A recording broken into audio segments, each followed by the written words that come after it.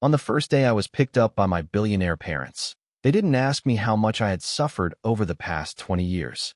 Instead, they warned me not to compete with the spoiled brat they had raised. My two older sisters were even more direct, treating me, the true heir to the Gu family, as a jinx who had come begging for food. But what they don't know is that I'm no longer the pitiful wretch in the original book who longed for family affection, was eventually kicked out of his home, and died tragically on the street. I transmigrated into this novel about the real and fake young masters, and I'm also bound to a gossip-eating system. I can see the secrets and future of everyone in the Gu family in advance. So when the fake young master pretended to be innocent and pitiful, I remained silent on the surface, but in my heart I directly revealed the truth that he stole the family heirloom worth 80 million, emptied the Gu family's coffers, and caused the death of the whole family. The next second, everyone's expression changed. But I didn't know that, apart from the fake young master, the whole family could hear my thoughts. But all of this started the day Gu's parents found the orphanage. My name is Gu Yi. One second I was scrolling through short videos in the real world and ranking #1. The next second I was standing at the gate of an orphanage, clutching a paternity test in my hand. A well-dressed couple, their eyes red, said, "I am the Gu family's long-lost son, and they have finally found me." I only replied with an "oh," but in my heart I was cursing, because the Air Guzzi system suddenly popped up and told me that I had been thrown into a novel again. This time, my identity is that of the most tragic young master of the wealthy Gu family. As long as I follow the plot, I can return to my original world. But the first step of the plot is to go home with them and die. The system quickly released the original plot. I realized that something bad would happen to my family that day, and from then on, I would be constantly blamed, treated as a jinx by my entire family, and driven to the brink of despair by the fake young master. To gain so-called family affection, I would fawn over my parents, my sister, and everyone in the Gu family. But in the end, all I got was being kicked out of my home and dying on the street. Hearing this sent chills down my spine. This wasn't a family reunion. It was clearly someone arranging a death trap for me.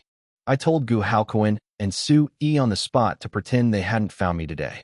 If they really felt indebted, they should just give me $90 million, and we'd be even.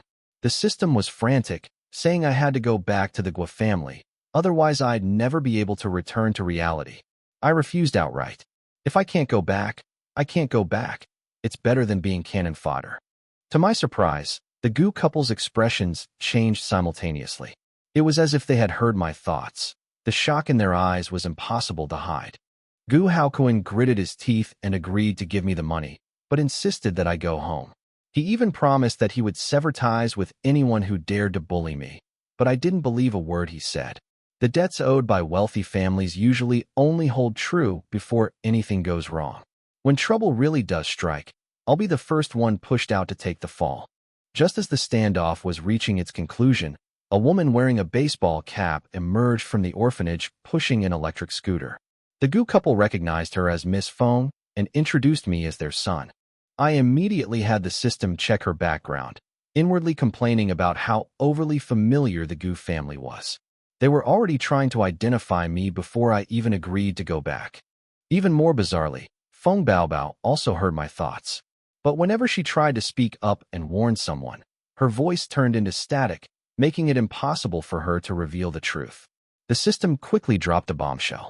The abandoned baby Feng Baobao rescued a month ago was actually her cousin's biological son, who had been secretly switched and sent to an orphanage. While I was still guessing the child's identity, Feng Baobao's face had already turned pale. She didn't completely freeze until the system continued to reveal the future.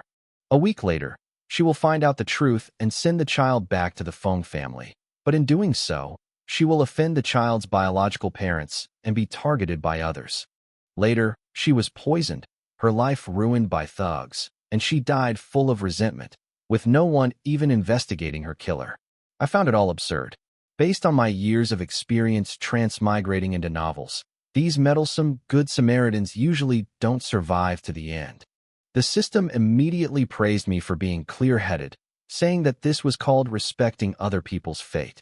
Feng Baobao, however, was already pale with fright, her mind filled with images of her own horrific death. After finishing this gossip, I turned to leave. But the Gu couple were still there. I could only reiterate that I didn't care about the money. I would never go back to the Gu family. But then the system suddenly warned me that Feng Baobao was being secretly watched. The more she investigated the truth, the closer she got to death. I casually remarked that people always seem to stir things up when they're about to die. Feng Baobao immediately became alert, secretly glancing around, and sure enough, she discovered someone was watching her. Seeing that I was wavering, Gu Haokuan immediately increased his offer. He said if I returned to the family, he'd give me a small goal first, and if I wanted to leave later, he'd give me another small goal. The system immediately exposed my earlier statement that I would never return, even if it meant death. I could only sigh inwardly. I didn't want to change my principles, but what he was offering was simply too much. Gu Haokuan, on the other hand, grinned from ear to ear, saying that my love of money was just like his. Feng Baobao rolled her eyes, as if she was meeting someone even more money-grubbing than herself for the first time. After getting on the bus, I immediately closed my eyes to rest. Feng Baobao, however, kept staring at her phone and hesitated. In the end, instead of contacting her best friend, she secretly sent a message to her older brother. After she finished sending the message, she kept staring at me. I couldn't help but ask the system if she had a crush on me, adding in my mind, she's probably after me, not me. The system remained silent. Feng Baobao nearly crushed her phone. Sui lowered her head, suppressing a laugh. She found my confidence, despite all I'd been through, increasingly resemble her son. I warned Feng Baobao to stop staring at me, or I'd make things difficult for her. She lowered her head for a short while, then secretly looked up again to observe me. The system suddenly warned her that although she had notified her older brother, if he took the Xiun Expressway, he could very well lose his life. Feng Baobao's face turned deathly pale, and she frantically sent messages to her brother. At this moment, she finally believed completely that she had truly heard the future. Half an hour later, the van stopped in front of the Gu family villa. The Feng family driver also arrived, and Feng Baobao picked up the electric scooter with one hand and got directly into her own nanny van. As I watched her retreating figure, I couldn't help but think to myself, this woman is incredibly strong. No wonder she's been single all this time. Who would dare to marry such a fierce wife? Feng Baobao almost jumped out of the car to confront me, but her older brother stopped her with a phone call. She could only grit her teeth and leave, and I officially stepped into the Gu family home. Sui immediately called the two girls over, smiling as she introduced me as their long-lost older brother, and told them to quickly call for help. I looked at the twins, one in a black dress and the other in a white dress. They looked almost identical, and I couldn't tell them apart without looking at their clothes. Their names are Gu Chuyao and Gu Chuhui, the most favored twins in the Gu family. But the way they looked at me was like they were looking at an outsider who had suddenly barged into their wealthy family. Only when Gu Haokuan's face darkened did they reluctantly call him Big Brother, and secretly roll their eyes at him as they turned away. I wasn't angry, I just responded politely. But in my mind, I wondered the system. They dislike me this much on our first meeting? Are they out of their minds? The system immediately added insult to injury. Don't doubt it. They just look down on you, and they're both completely blind to reality. The twins froze instantly. They hadn't seen me speak, yet they had clearly heard my thoughts. Gu Haokuan gently shook his head, signaling them to keep quiet. Sui quickly pulled me down to sit, gently asking what I wanted to eat and if I had any dietary restrictions. I casually said anything was fine, but I was increasingly puzzled. In the script, shouldn't I be disliked by the whole family? Why am I being treated so differently now? Sui went to the kitchen, and the twins quickly brought over fruit and water. Their attitude noticeably changed. Gu Haokuan deliberately asked them why they had come home early today. Gu Chui said her best friend Rugio was sick and hospitalized, and she was going to visit her. I sneered inwardly. What illness? She was clearly pregnant, and she'd completely fooled everyone. The Gu father and daughter froze. Gu Chui wanted to retort, but Gu Haokuan had already realized things weren't so simple. I urged the system to continue. Suddenly, the system dropped a bombshell, saying that the twins actually shared the same boyfriend. Gu Chuyao and Gu Chuhui exploded on the spot, standing up angrily and glaring at me as if I had ruined their reputations. but I hadn't said a word. They wanted to reveal their true feelings, but found they simply couldn't bring themselves to say them. The system continues to reveal more details.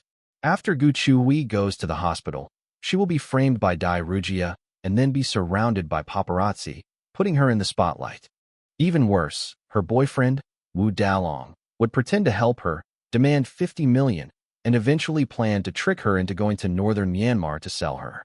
Gu Chuyao was completely stunned, because Wu Dalong was also her boyfriend. The system continued to reveal that Wu Dalong and Dai Rugia were originally in cahoots. They not only wanted to swindle money, but had also calculated the price of Gu Chuhui's organs in advance.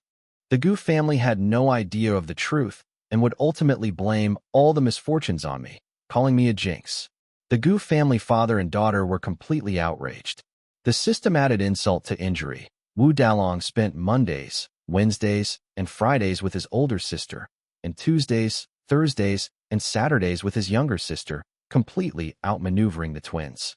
Just then, Gu Chiao's phone rang. Wu Dalong immediately ordered a meal worth hundreds of thousands of yuan, his tone as practiced, as if he were ordering a servant around. Immediately afterward, Gu Chuhui's phone rang. It was Wu Dalong again. He called out Yao Yao's name and Hui's name at the same time, making me so sickeningly sweet that I almost threw up my fruit. Gu Haokuan finally snapped, and the twins were so frightened that they knelt down and cried, admitting that they had been deceived. I almost burst out laughing while sitting next to her. Just a moment ago she was looking down on me, but now she's being played like this by a gigolo. It's really ironic. Gu Haokuan quickly calmed down, realizing that Wu Dalong must have someone behind him, otherwise he would never dare to target the Gu family.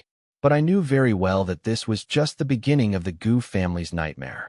The real mastermind was still hiding within the Gu family, waiting for everyone to fall into the trap step by step. Gu Chuyao and Gu Chui finally lowered their proud heads and cried as they begged me for help, hoping I would save them and prevent them from suffering the fate the system had predicted. Gu Chuyao crawled on her knees to me and stuffed 3 million yuan of pocket money into my hand. Gu Haokuan also offered 10 million yuan, begging me to find a way to save his two daughters. I appeared calm on the surface, but inwardly I was rolling my eyes. Doesn't the Gu family own an entertainment company? This is simple. Just expose that scumbag couple live. If I just let a team into the hospital and broadcast it live online, they wouldn't have a chance to turn the tables, even if they wanted to argue. But I didn't say a word and continued to play the aloof card.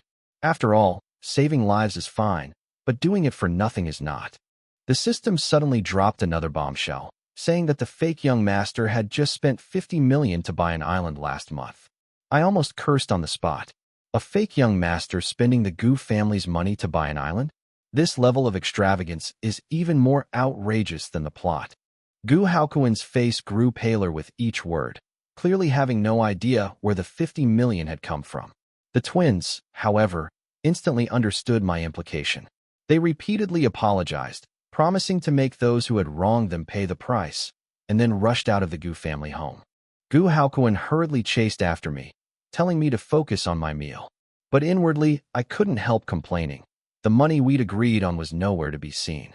The system comforted me, saying that rich people are stingy and that I should focus on getting my money's worth first. I nodded, figuring that after this meal, I might be completely even with the Gu family. Not long after, Sui came downstairs and found that I was the only one left in the living room. She quickly asked Gu Haokuan and the twins where they had gone. I casually said I didn't know, but I knew perfectly well that those two love-struck fools had gone to the hospital to settle scores with Dai Rugia. To act recklessly without thinking isn't revenge, it's suicide. Sui panicked immediately upon hearing the voice.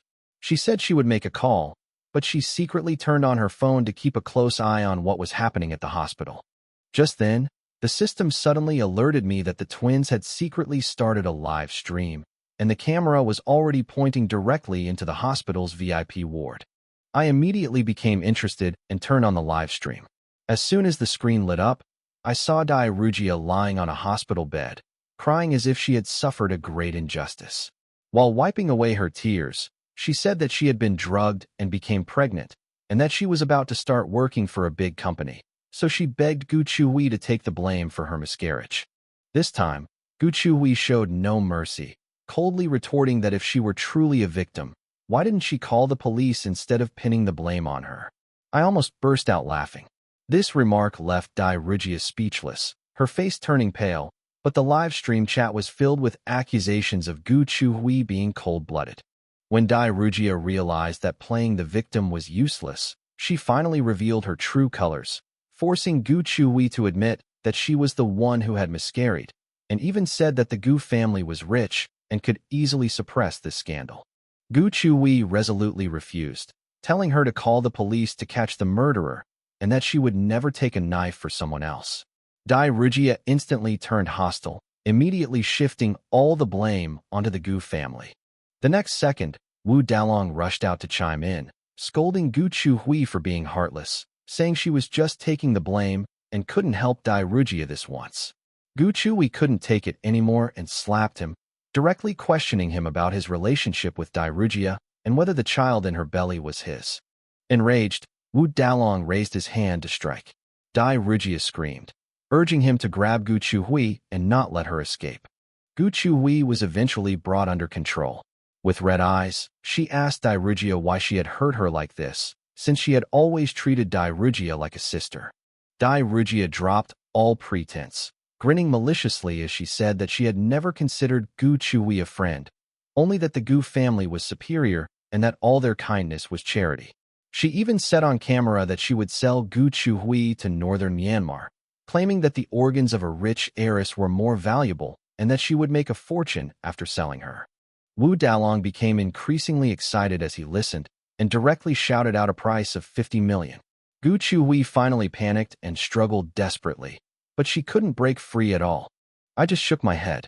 To get caught despite having martial arts skills is really pathetic.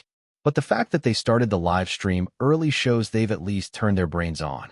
Just when things were at their most dangerous, the war door was suddenly kicked open, and Gu Chuyao rushed in, kicking Wu Dalong to the ground without saying a word. She threw the medical report at him in public, revealing the truth. Wu Dalong picked it up, and his face instantly turned green. The report clearly stated that he was completely infertile. I almost burst out laughing. The child wasn't his, yet he was keeping someone else's money under wraps, thinking he was about to swindle 50 million. The number of viewers in the live stream instantly surged to hundreds of thousands, and the tide completely turned. Those who were just criticizing Gu Chuhui all started vehemently attacking Wu Dalong and Dai Rugia. Seeing that her scheme had been exposed, Dai Rugia went completely mad and suggested selling the two Gu sisters together to raise 100 million yuan and flee far away. Wu Dalong was truly persuaded and laughed excitedly, as if he could become a billionaire in the next second. But then the live stream suddenly went black. My heart tightened, and I immediately asked the system what had happened. The system replied that the platform had only temporarily banned the live stream, and nothing had happened to the person. Su-yi breathed a sigh of relief, but the anger on her face was barely contained. She never imagined that someone the Gu family had truly cared for would try to ruin her two daughters. Shortly after, the live stream resumed. It turned out that the police had arrived at the scene, arrested Wu Dalong and Dai Rugia on the spot, and also dismantled a human trafficking gang. The Gu family father and daughter not only cleared their names, but also transformed from victims into heroes by cooperating with the police operation. The more I watched, the more confused I became. The plot had completely gone off track. Everyone who was supposed to be unlucky had turned the tables, which was completely different from the script the system had given me.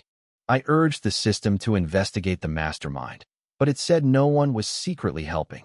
It was just that the Gu family suddenly became clever and turned a seemingly hopeless situation into a counterattack. The system also said the Gu family had escaped their first calamity, and my life should be much easier from now on. I didn't care at all. After all, they had money but didn't share it with me. Just as I was complaining about how the fake young master could casually spend 50 million to buy an island, Su-yi's expression suddenly changed. Clearly, this was also the first time she had heard about it. The next second, Guze led Gu Chubbing into the villa. As soon as Guze entered, his eyes reddened as he spoke up for Dai Rugia and kept making excuses for her. Gu Chubbing stared coldly at me and questioned my parents on the spot, why they brought me back. She also claimed that all the troubles the Gu family was caused by me, the jinx. She insisted that the police not be called, saying that making a scene would ruin her two younger sisters' reputations, and that as long as I didn't go back to the Gu family, none of this would happen. I was already annoyed, the situation was already in chaos, and now she's giving me a dressing down. I can't control my temper anymore. I stared at her coldly and directly called her blind. The press conference was over, and she was still spouting nonsense. She really wasn't thinking straight. I asked the system who this woman was, and if she had any big secrets. I had only been back at the Gu family for less than 2 hours when the third sister started targeting me. The system told me that her name was Gu Chubbing, the third daughter of the Gu family, a ski instructor by profession, with a personality as cold as ice, but a temper hotter than fire. I glanced at Gu Chubbing indifferently, my hopes completely dashed. The Gu family members were all outrageous. They didn't seem like a family at all. Gu Chubbing was about to scold me, but found that she couldn't say the words. She froze on the spot, her face turning pale and then red. I sat back down on the sofa, too lazy to pay attention to her, and just complained in my heart that Su Yixing's daughters were all like shrewish women. Enraged, Gu Chubbing rushed over to attack, but Su Yi stopped her. Su Yi coldly reminded her that the one who should apologize was Gu Chubbing. Gu Chubbing refused to admit her mistake, saying that she only had one younger brother, Gu Zhe, and that someone like me, who had been living away from home, was not worthy of returning to the Gu family. Su Yi was furious. She publicly announced that I was the biological son of the Gu family and her only younger brother, and ordered Gu Chubbing to apologize immediately. Gu Chubbing only uttered 2 words, no. Gu Zhe immediately stepped in and pretended to be pitiful, saying that if anyone wanted to hit someone, they should hit him, and implying that I didn't respect my sister. Gu Chubbing was indeed swayed again, turning around to protect Gu Zhe and calling me a jinx, as if all the troubles the Gu family was caused by me. I leaned back on the sofa and sneered. Gu Chubbing had been completely fooled by Gu Zhe's few words, and she even dared to rush up to me and question me. I didn't even bother to lift my eyelids, and simply replied, "You're not worthy to speak to me." Gu Zhe immediately jumped in, pretending to be the good guy and urging me to apologize to my sister. I took a step back and told him in front of everyone that I just didn't like him.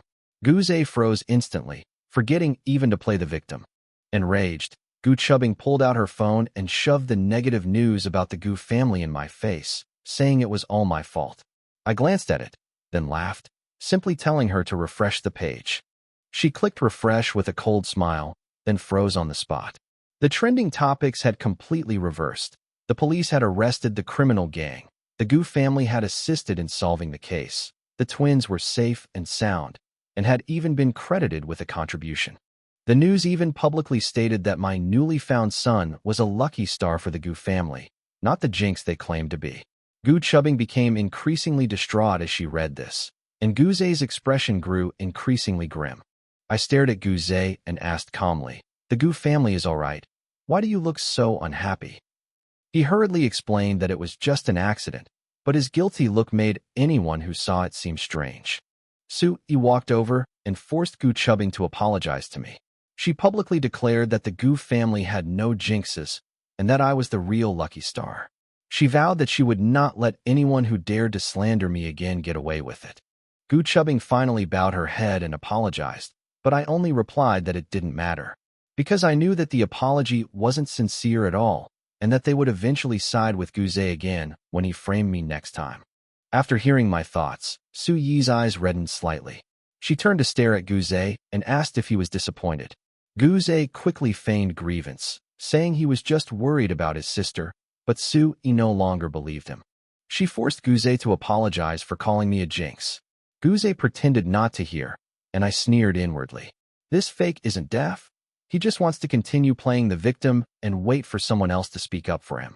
But this time, no one wanted to take his role. Gu Zhe could only lower his head and admit his mistake, saying he was too worried about his family, and that's why he said the wrong thing. I immediately told him he was talking nonsense. If he were really worried about his family, he would have called to check on them already. Gu Chubbing then remembered that Gu Zhe had been implying she was a jinx all the way, but she herself hadn't contacted her father or 2 younger sisters. She subconsciously looked at Gu Zhe, but he looked down and pretended not to see her. She finally realized that she had been led by Guze the whole time. I added insult to injury. She wasn't worried about her family at all. She was clearly in a hurry to come back and pin the blame on me. Su-yi was furious and scolded Gu Chubbing on the spot, saying that she had no judgment and was being used as a pawn without even realizing it. Gu Chubbing was so aggrieved that she burst into tears, while Guze began to panic. He immediately stepped forward to play the good guy, saying it was all his fault and had nothing to do with Gu Chubbing. I almost burst out laughing. He pretended to be blind earlier, but now he knows to come out and ask for favors. This green tea's acting skills are really not low. Guze burst into tears at the drop of a hat, pleadingly saying he was willing to leave the Gu family and return my parents to me, only asking for my forgiveness. I stepped back and coldly told him, "Don't put on an act in front of me." According to the original plot, as soon as he cried, Su-yi would definitely soften her heart, and I would be the one who suffered in the end. But this time, Su-yi didn't comfort him, but coldly told him to wipe away his tears and stop pretending to be wronged all the time. Guze froze completely, because this was the first time no one from the Gu family was on his side. I almost burst out laughing. He definitely couldn't understand why his tactic of winning by crying in the past had suddenly stopped working today. The next second, Su-yi took my hand and led me directly to the restaurant for dinner. Guze stood there dumbfounded. She used to dislike me for growing up outside, but now she was taking the initiative to let me sit next to her. That position had always belonged to Guze, and no one in the Gu family dared to touch it.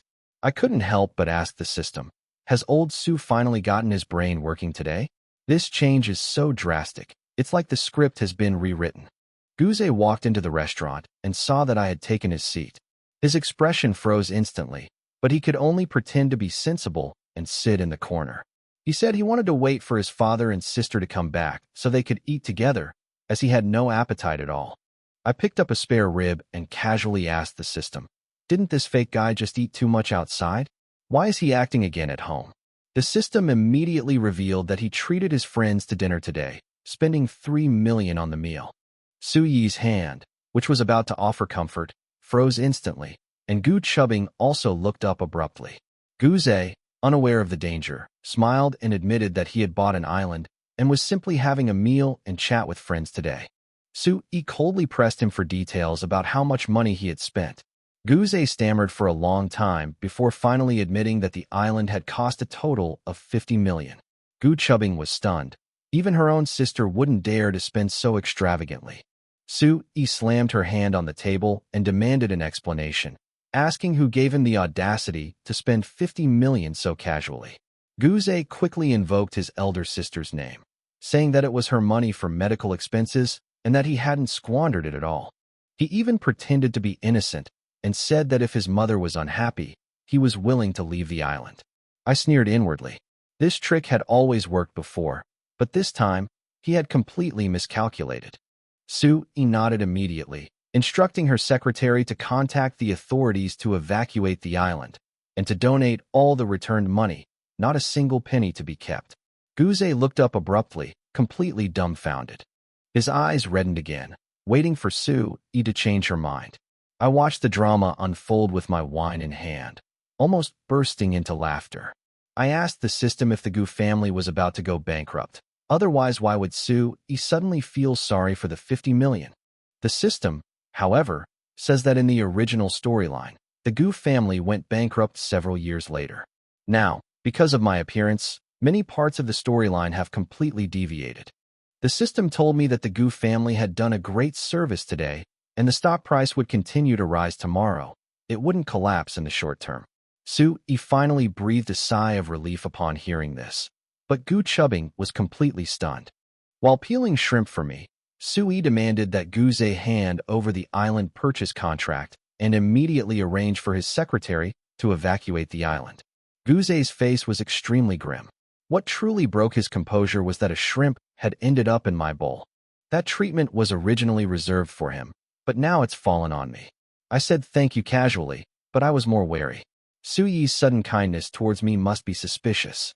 Guze immediately feigned concern, saying that I had suffered too much in the past and that eating too much would hurt my stomach and even brought up the Gu family rules to pressure me. I directly called him a sissy and told him to stop talking nonsense here. I sneered inwardly. What rules did the Gu family have? Guze pretended to have a small appetite during the day, then sneaked into the kitchen at night to add extra food, and the whole family thought it was cute. Suyi's face darkened instantly when she heard this. She coldly questioned Guze, asking when the Gu family had adopted such a rule. Guze was about to explain when Su-yi told him to go outside and wait, saying that the Gu family's real rule was that meals must be enjoyed. Guze was completely stunned, never expecting to be kicked off the table because of me. I was also somewhat surprised, but my wariness deepened. Su-yi's inexplicable bias towards me was definitely not normal. Just then, the system reminded me that, according to the original plot, Guze would soon frame me for stealing Su-yi's 80 million pearl necklace. I immediately perked up. I had finally gotten my chance to leave the Gu family. After dinner, Gu Chubbing offered to escort me back to my room. Guze insisted on following, but he didn't even know which room I was staying in, and his face froze in surprise. Su-yi gave me the largest room on the 3rd floor. Guze could barely conceal the jealousy in his eyes. He lived on the 2nd floor. I lived on the 3rd floor. This was his crisis. I lay in bed, waiting for the wrongful conviction to surface so I could sever all ties with the Gu family. The next second, Guze pretended to draw the curtains, and the box on the bedside table suddenly fell to the ground, spilling out a string of pearl necklaces. He immediately exclaimed that this was Su-yi's favorite necklace, his tone more shocked than anyone else's. Gu Chubbing's expression changed, but she didn't scold me like in the original story. Seeing that she didn't move, Guze immediately pretended to be a good person, saying that I just hadn't seen good things before and didn't necessarily want to steal them. His words sounded like he was trying to explain myself, but every sentence implied that I was the thief. I couldn't be bothered to play along, so I told him to call Su-yi over directly. Gu Chubbing, however, whispered that she believed me. Not long after, Su-yi arrived with the maid. Guze cried all the way, saying he believed me, but every word he said was an accusation against me. I calmly said I didn't steal anything, secretly hoping she would kick me out. But Gu Chubbing suddenly stood up to testify for me, saying that the necklace must have been deliberately placed there, and even suggested checking the surveillance footage immediately. Guze turned pale and almost rushed forward to stop her. The more flustered he became, the more I wanted to laugh, because I already knew that this so-called 80 million yuan family heirloom wasn't the original at all. Guze had secretly switched the real necklace long ago. What's laid out before everyone now is nothing more than a cheap counterfeit he bought for 9.9 yuan. Su-yi heard my thoughts, and her eyes instantly turned cold. It was her grandmother's keepsake. She couldn't hold back any longer. She immediately asked Zhang Ma to check the surveillance footage. The big screen lit up, showing a new maid sneaking into Su-yi's room, taking the pearl necklace, and then turning around and stuffing it into my bedside table. Even more interestingly, she then messaged Guze to report the incident, and Guze casually transferred her a 520 yuan red envelope. The evidence was crystal clear, and the living room instantly became eerily quiet. I stared at Guze and asked coldly, "Why did the maid contact you? Why did you send her a red envelope? Are you deliberately framing me?" Guze stared intently at the screen, his face turning completely pale. He quickly started crying again, saying that the maid had acted on her own initiative and that he knew nothing about it. At the crucial moment, he didn't hesitate to push the maid out as a scapegoat. Gu Chubbing was the first to explode, yelling that he treated everyone like fools. Gu Chuhui and Gu Chuyao also stood behind me, saying that I was their real brother and that Guze didn't deserve to stay in the Gu family. Sui walked to my side and whispered that she believed me. Gu Haokuan also sincerely apologized to me, saying he would never let me suffer again. I was completely stunned. The whole situation had fallen apart. Seeing the situation spiraling out of control, Guze suddenly screamed and collapsed to the ground, feigning unconsciousness. I sneered inwardly. This fake was out of options. A bucket of ice water would surely wake him up immediately. Without a word, Gu Chuhui rushed into the kitchen, returned with a bucket of ice water, and poured it all over Guze in front of everyone. Guze was jolted awake by the cold water, jumped up, and started cursing. The whole room fell silent instantly. He then realized that his act of fainting had been exposed, and he could no longer continue. Gu Chui angrily demanded that he apologize to her, while Gu Chuyao questioned him about why he had framed her time and time again.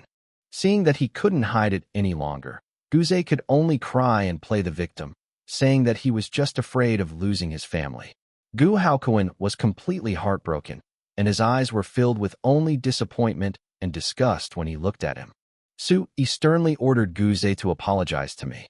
Guze panicked completely, but still refused to admit his mistake, crying and shouting that he was the victim, and ran out covering his face. He was about to chase after me, but I sneered inwardly. An apology was meaningless. The only thing truly valuable was tangible compensation. He stopped abruptly, her eyes red, and apologized to me. I simply replied with an "oh" in a calm tone, but in my heart I was thinking that it would be more practical to just give them money than to say such nice things. Gu Haokuan seemed to understand what I was thinking and immediately handed me a bank card with a full 50 million yuan in it, and even told me to drive his family's luxury car whenever I wanted.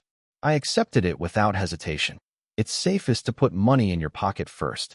I was just about to go back to my room when I suddenly thought of the maid. I worried that if the Gu family let things go unchecked, something serious would happen sooner or later. Gu Haokuan's face darkened, but the system suddenly reminded me that Gu Chubbing had even more secrets.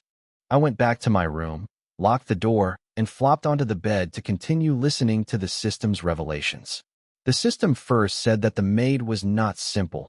She was a relative of Gu Ze's biological mother and had long been planted within the Gu family. What's even more ruthless is that when the Gu family gets into trouble again, she'll actively climb into Gu Haokuan's bed. The entire family of 5 outside the door are eavesdropping. Gu Haokuan is furious, his face turning ashen, and Su-yi clenches her fists. The system also said that Gu Chubbing would be choosing her personal disciples in a few days, but they would get her drunk and take photos, completely ruining her reputation and career. As soon as I heard that, I guessed that Gu Ze was probably behind it all. Gu Chubbing felt a chill run down her spine. All these years, she had genuinely protected Gu Ze, only to be met with the most vicious revenge. The system said that even without her, Gu Ze would have gradually destroyed the entire Gu family. The people outside finally understood that Gu Ze was not just targeting me, but the entire Gu family. Su-yi suppressed her anger and decided not to fire the maid yet, but to investigate the truth behind the scenes. In the living room, Su-yi clutched the fake necklace, her face chillingly cold. She demanded that Wang Manman kneel down and explain herself. If she didn't tell the truth, she would immediately call the police. Wang Manman panicked completely, kowtowing and admitting that she was only following orders and that Gu Ze had arranged for the necklace to be switched. Gu Haokuan pretended not to believe her and forced her to produce real evidence. Wang Manman could no longer hold back and confessed everything about how Gu Ze had instructed her to switch the necklace a month ago. The maid, sensing something was wrong, quietly went upstairs to inform Gu Ze. At this moment, Gu Ze was smashing things in his room, my name on his mind. He was convinced that as long as I died outside, the Gu family would still revolve around him, and all their affection would remain unchanged. Upon hearing that Su-yi was going to call the police to arrest Wang Manman, Gu Ze panicked instantly. He knew that the 80 million yuan necklace had been exposed, and if Wang Manman were to speak up again, his position in the Gu family would be completely ruined. I was standing at the top of the stairs when I saw Gu Ze rushing down. Tears welled up in his eyes, and he immediately took all the blame upon himself, crying and begging his parents to let Wang Manman go. He wanted to throw himself into Su-yi's arms as he always had, hoping to soften her heart with tears. But this time, Su-yi simply turned aside, and he missed his target, falling awkwardly in front of the sofa. Su-yi coldly told him that Wang Manman had already implicated him. Gu Haokuan added insult to injury, saying that the person who switched the necklace was Gu Ze himself. Gu Ze stared at Wang Manman, his eyes full of threat, yet his face feigned innocence. I leaned against the stairs, almost bursting out laughing. This guy was putting on an act again. But what they didn't know was that the real family heirloom necklace hadn't been lost at all. Right now, that necklace was openly hanging around Gu Ze's own neck. This time, Wang Man went all out, admitting to switching the necklace twice and offering to hand over evidence of Guzei's coercion and enticement, refusing to take the blame for him any longer. Hearing my thoughts, Su Yi's anger exploded completely. I sneered inwardly. The real necklace had been hanging around Guzei's neck all along, yet he still dared to feign innocence. Guzei knelt on the ground and cried, saying that he was too kind and that's why he was taken advantage of by the servants. Gu Haokuan was almost swayed by his years of feelings again, but my heartfelt words pulled him back to reality. The next second, he suddenly reached out and yanked the necklace out of Guzei's collar. The sapphire was exposed to everyone's eyes, and Guzei was completely stunned, his voice trembling. Sui recognized it at a glance. It was her family heirloom, and immediately snatched the necklace back. She had searched the entire Gu family home, but couldn't find it. It had been hanging around Guzei's neck all along. Guzei tried to argue that it wasn't Su Yi's necklace. Su Yi pointed to the name on the back of the sapphire and angrily questioned, "It's engraved with my name, Su Yi. Do you still dare to lie to me?" Guzei panicked completely and shifted all the blame onto Wang Man, even claiming that she had a crush on him and stole the necklace just to please him. I chuckled to myself. This counterfeiter is quick to shift the blame. As soon as they realized they couldn't hide it anymore, they threw out a pawn to deflect the attack, even daring to bring up calling the police and arresting people. Guzei suddenly changed his mind, saying that we shouldn't make a big fuss, lest it affect the Gu family and also implicate me, who had just returned home. He said he was thinking of me, but actually he wanted to pin the blame on me again. Su Yi's face turned pale as she finally understood how much she had hurt her own son by repeatedly trusting Guzei. Gu Haokuan stared coldly at Guzei and declared on the spot, "I, Gu Yi, am the true young master of the Gu family and also the lucky star of the Gu family. Anyone who dares to slander me again will not be let off lightly." Gu Haokuan fired the maid on the spot, confiscated everything the Gu family had given her, and kicked her out of the Gu family that very night. Guzei lowered his head and shed tears, but his heart was burning with hatred. He always felt that I was only related to him by blood, and that my education, connections, and abilities were all inferior to his, so I had no right to replace him. I couldn't be bothered with him, and I just hoped that Lao Gu wouldn't go back on his word this time. The system warned me that the maid would definitely seek revenge on Guzei after she left. I casually replied, provided she's still alive by then. Su Yi and her husband immediately sent people to secretly keep an eye on her. Guzei barely slept that night.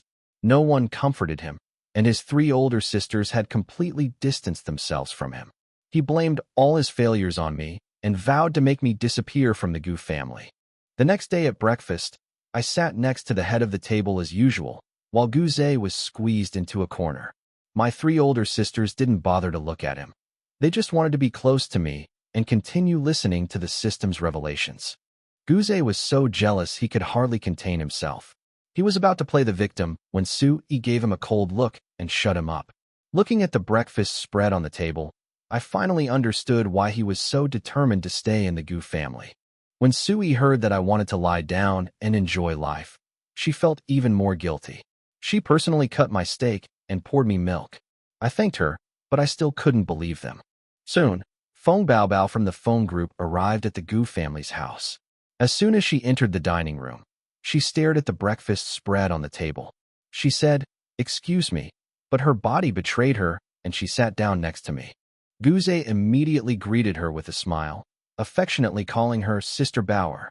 Feng Bauer gave him a cold glance and immediately said that the two were not familiar at all and told him to stop trying to get close to her. As I ate, I asked the system, shouldn't Feng Baobao be getting revenge on her cousin's family? How come nothing happened to her? The system immediately revealed that she had turned the tables and sent her cousin's entire family to the police station. While Feng Baobao pretended to eat, her ears were secretly perked up, and she deliberately moved closer to me. Guzei's expression instantly turned even more unpleasant when he saw her taking the initiative to get closer to me. I sneered inwardly. Guzei clearly looked down on Feng Baobao, yet he couldn't stand her sitting next to me. Following his usual pattern, he'd definitely pretend to apologize next, then push me into the hot soup. Sure enough, Guzei forced a smile, apologizing as he moved closer to me, deliberately losing his balance.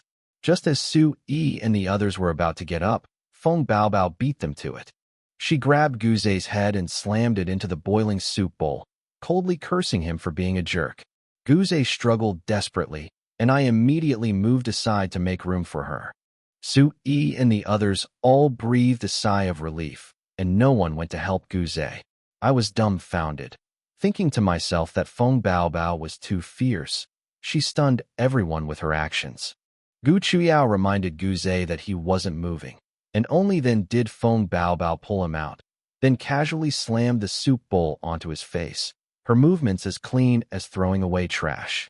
Guzai scrambled to his feet, barely managing to utter a curse before Feng Baobao's question, "Want to try being buried alive?" terrified him, turning deathly pale. He dared not confront her directly and could only continue crying, pleading for help from his parents. He even tried to pin the blame on me, saying I would never retaliate against him in this way. I ignored him and continued eating, waiting for Gu Jia to turn on me so I could sever ties. Su Yi simply had the maid help Guzai up, saying that it was just children playing around and there was no need to make a fuss. Gu Haokuan was even more direct, telling him to go back to his room to reflect on his actions and not to go out today. Guzai was completely dumbfounded. In the past, whenever he shed tears, his whole family would comfort him. But today, when he was almost pushed into the soup, his parents didn't even offer a word of comfort. Just as I sensed something was wrong, Gu Haokuan transferred 50 million to me, saying it was affecting my dining mood and that I could spend it however I wanted. Adding that to the money I had before, my assets instantly exceeded 100 million. Gu Chuyao and Gu Chuhui each transferred 8 million, only asking me not to mention leaving the Gu family again. Guzai stood in the distance, watching the money flow into my account. His face completely collapsed. I was overjoyed. I never imagined that just after returning to the Gu family, I would so easily become a billionaire. Gu Haokuan and Su Yi heard my thoughts and decided to take back all of Guzai's power within the Gu family. I thanked them briefly and urged everyone to continue eating. Gu Chuyao suddenly suggested going to the ski resort to see Gu Chubbing's recruitment drive. I also wanted to see who those 5 people were who would ruin her future. Su Yi changed into her professional ski gear, preparing to personally serve as a judge. The system reminded me that she had been a world skiing champion in her youth, and Gu Chubbing's talent was inherited from her. I couldn't help but mentally rant. So what if he's so capable? He still lost his own son and was deceived by Guzai for so many years. Su Yi heard my thoughts and felt as if she'd been doused with cold water. She had been investigating the truth behind my disappearance for so many years, but to no avail, while Guzai was growing increasingly reckless in the shadows. As the convoy left the Gu family's residence, Guzai stood on the second-floor balcony, staring intently at us with eyes full of resentment. He smashed a multi-million-dollar vase, but no one knew that he had already replaced it with a fake. Afterwards, he made a phone call to have someone deal with Wang Manman first, and then set his sights on Feng Baobao. No one spoke the whole way. Everyone was waiting for my thoughts, but I fell asleep as soon as I got in the car and didn't wake up until we reached the ski resort. Gu Chubbing greeted me with a smile, saying the selection competition was about to begin. As soon as I got out of the car, I mentally asked the system, Guzai suffered such a huge loss. He certainly won't do nothing. The system immediately announced that Guzai had made his move, this time targeting my life, and specifically warned everyone to be wary of Feng Baobao. Feng Baobao immediately contacted her brother, preparing to give Guzai a surprise first. Gu Chubbing brought over several sets of student information, hoping everyone could help her select 5 key candidates for training. Su Yi handed me the information, saying I was the Gu family's lucky star with the best eye for talent. I wanted to refuse, but the system reminded me that there was a person named Li Bo who had bullied the original owner in the orphanage for 5 years and even almost crippled one of the original owner's hands. I snatched the documents instantly, saying I was just taking a look, but in my heart, I was already plotting to kill. None of those who had wronged the original owner would escape. Today was the perfect day to settle both old and new scores. The system continued to reveal that Li Bo later turned his life around by winning the lottery with his grandfather, and that his aunt also illegally operated a beauty salon, disfiguring thousands of people over the years, and even involving dozens of lives. I slammed the document shut and headed straight for the ski resort. The system reminded me again that Li Bo was one of the 5 geniuses Gu Chubing had chosen, and that he had a close relationship with Gu Zhe. Once inside the ski area, I quickly located Li Bo and, using my speed, rammed him hard, knocking him over. He screamed in pain, clutching his right hand, and immediately ordered his henchmen to surround me. Li Bo removed his protective gear and cursed me as a filthy beggar, saying he should have crippled my right hand back then. I looked at his face and sneered. It turned out he was an old acquaintance. He ordered his 5 henchmen to work together, first breaking my right hand, then crushing both my hands. I stood still, silently urging the system to give me a life-saving reward. The system finally distributed the newbie gift pack, rewarding the palm lightning skill, which only lasts for 5 minutes. I almost complained that it was too short, but it was enough to deal with this bunch of trash in front of me. 5 people pounced at once, while Li Bo stood by, grinning like a viper.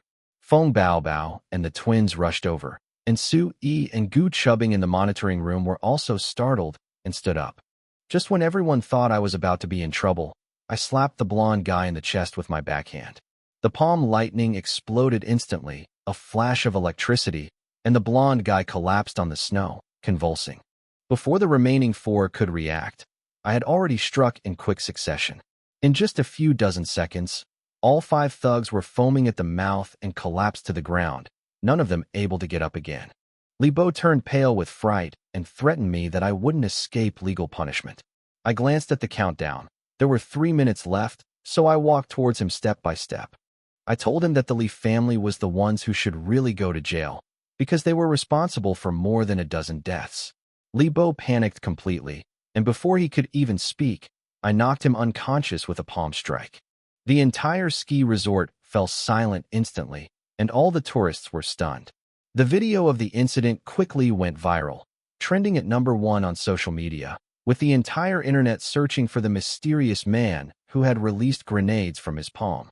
After I was surrounded, I just smiled and told everyone to believe in science, saying it was the latest self-defense technology.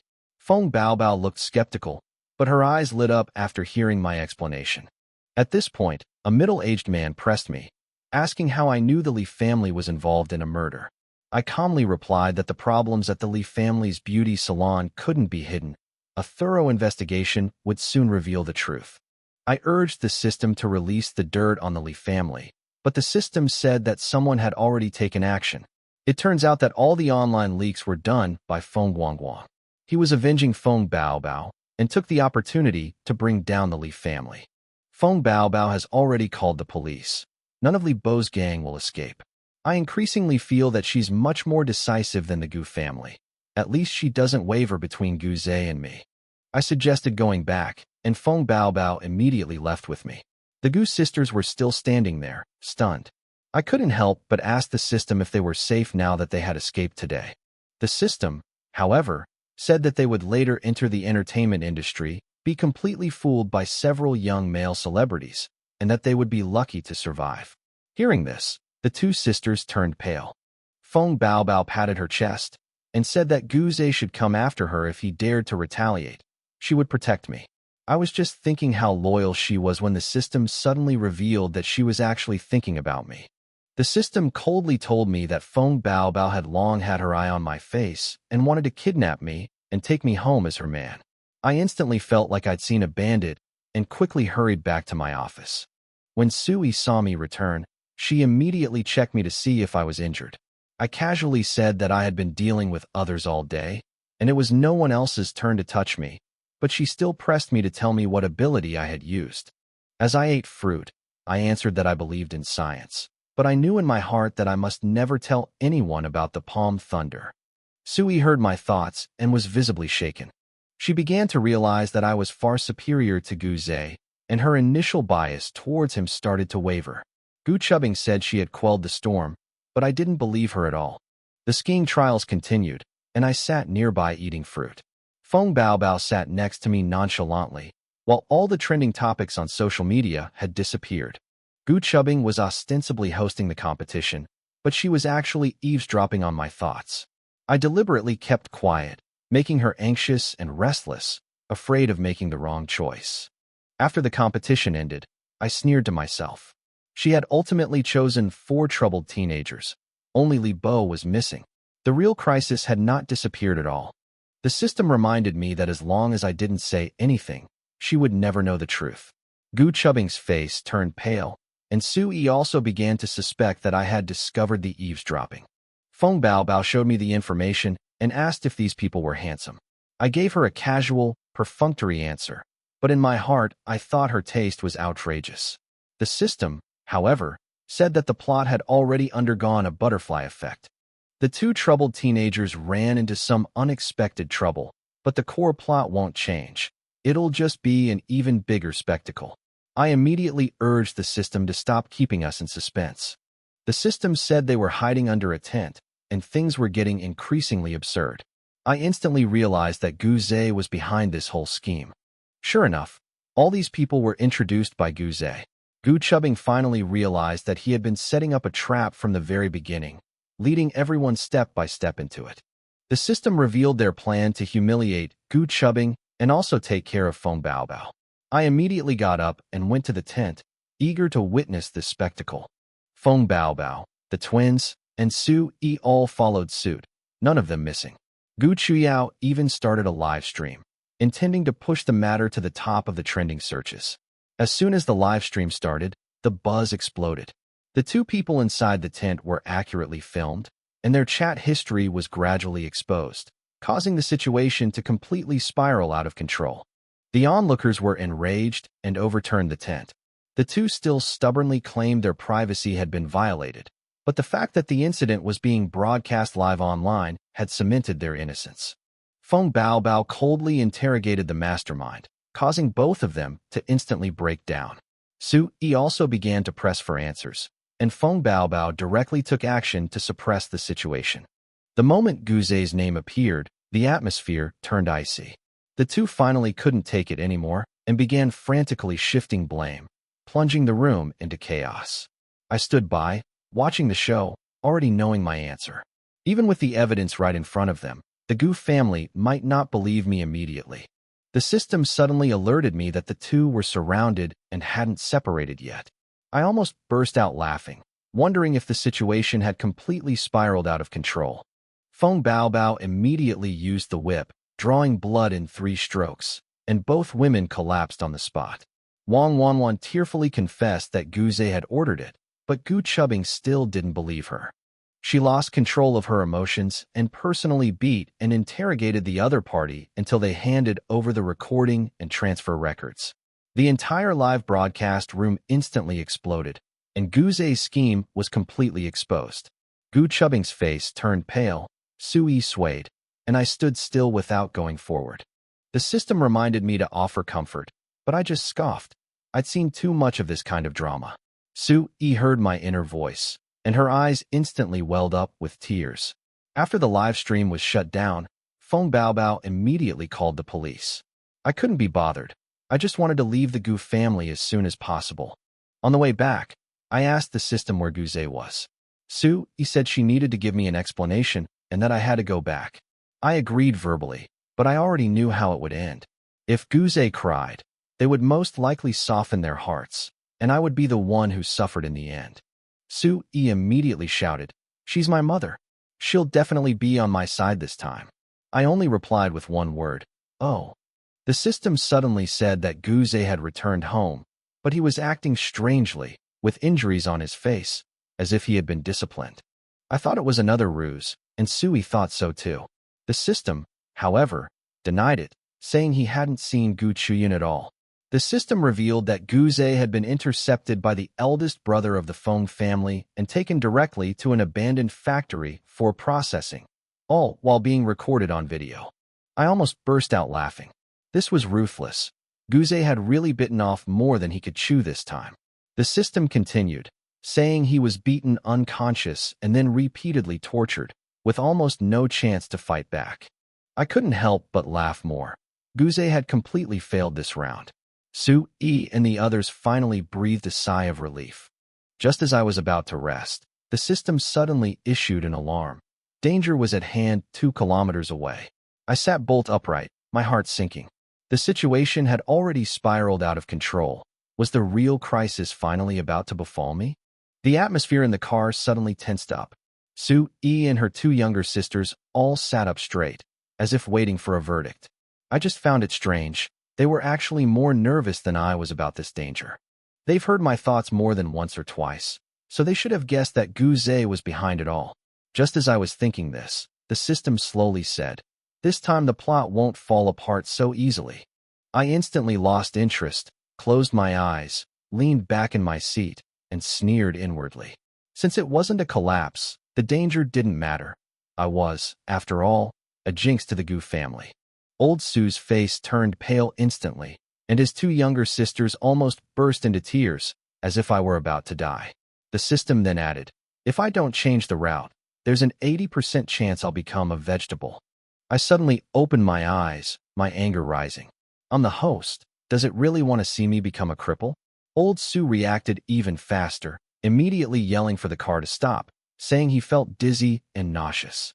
Gu Chuyao burst into tears on the spot, while Gu Chuhui went even further, declaring the road unlucky and telling the driver to turn around. The car suddenly stopped, leaving me stunned. The system said stopping wouldn't help.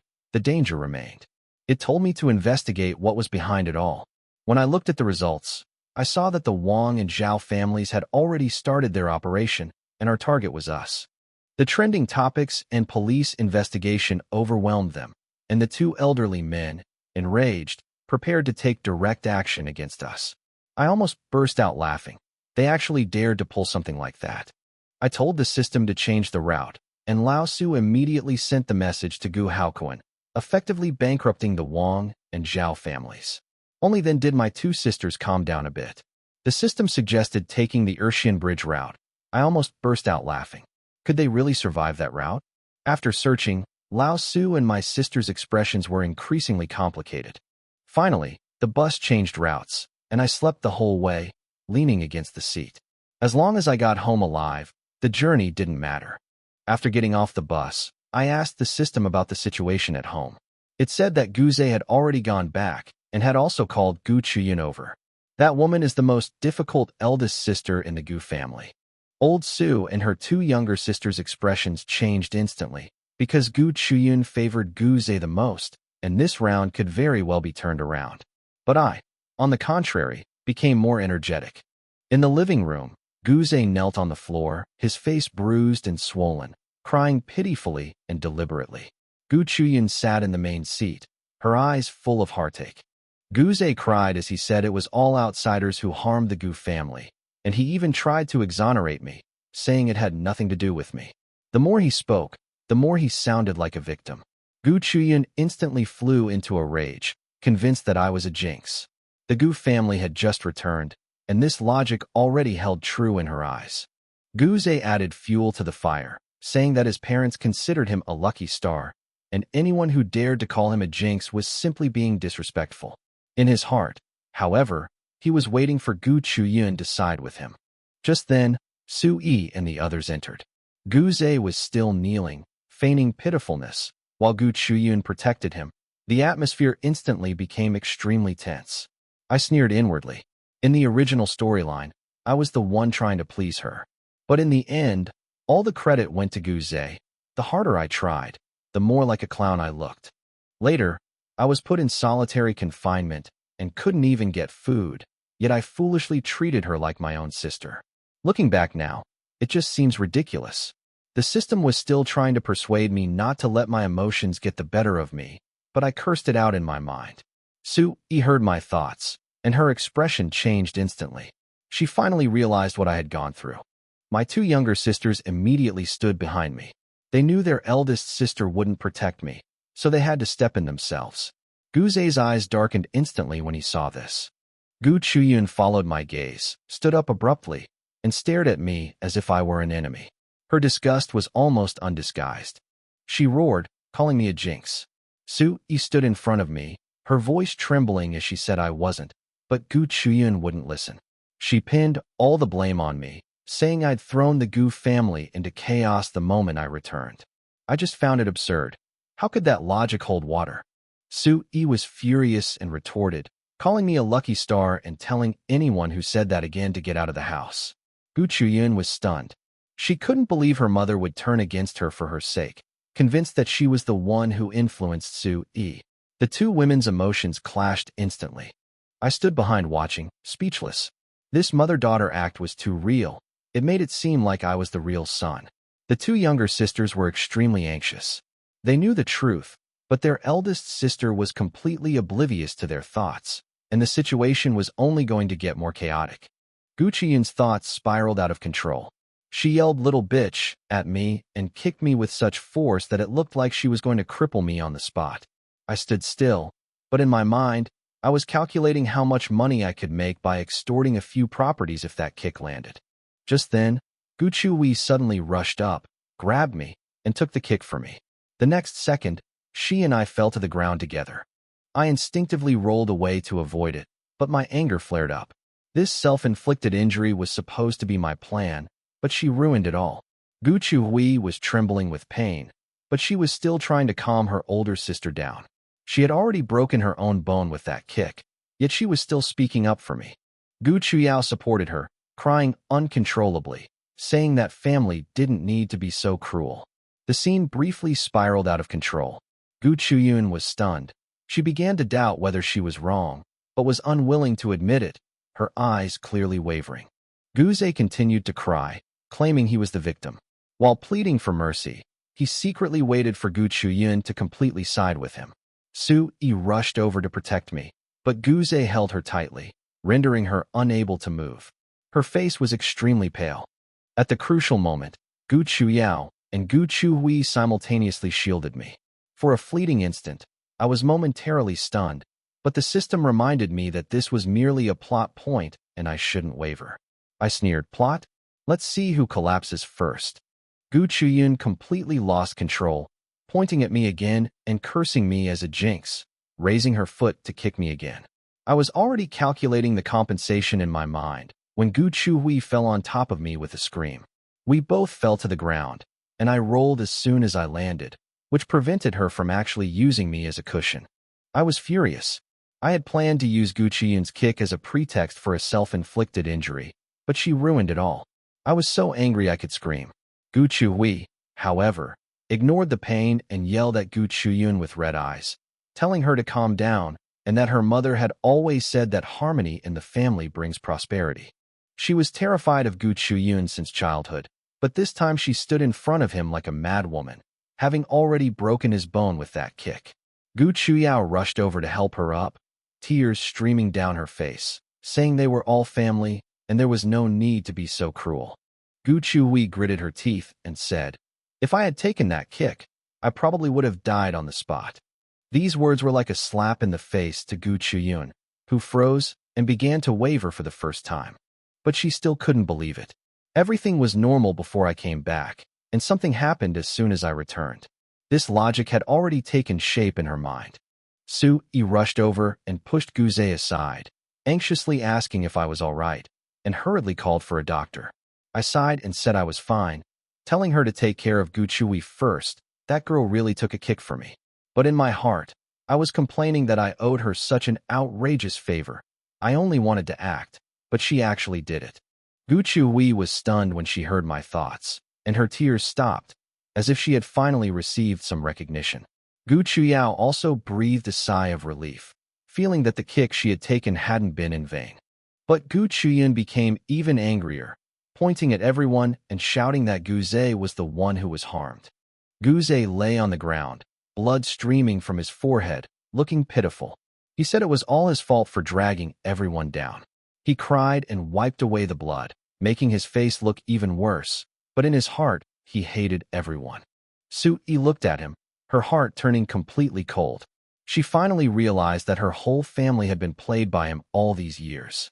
I stood up, dusted myself off, looked at Gu Chuyun, and asked her coldly if she was sure she knew the truth. In my mind, however, I was telling the system to investigate her. This woman wasn't simple either. She was bound to get into trouble sooner or later.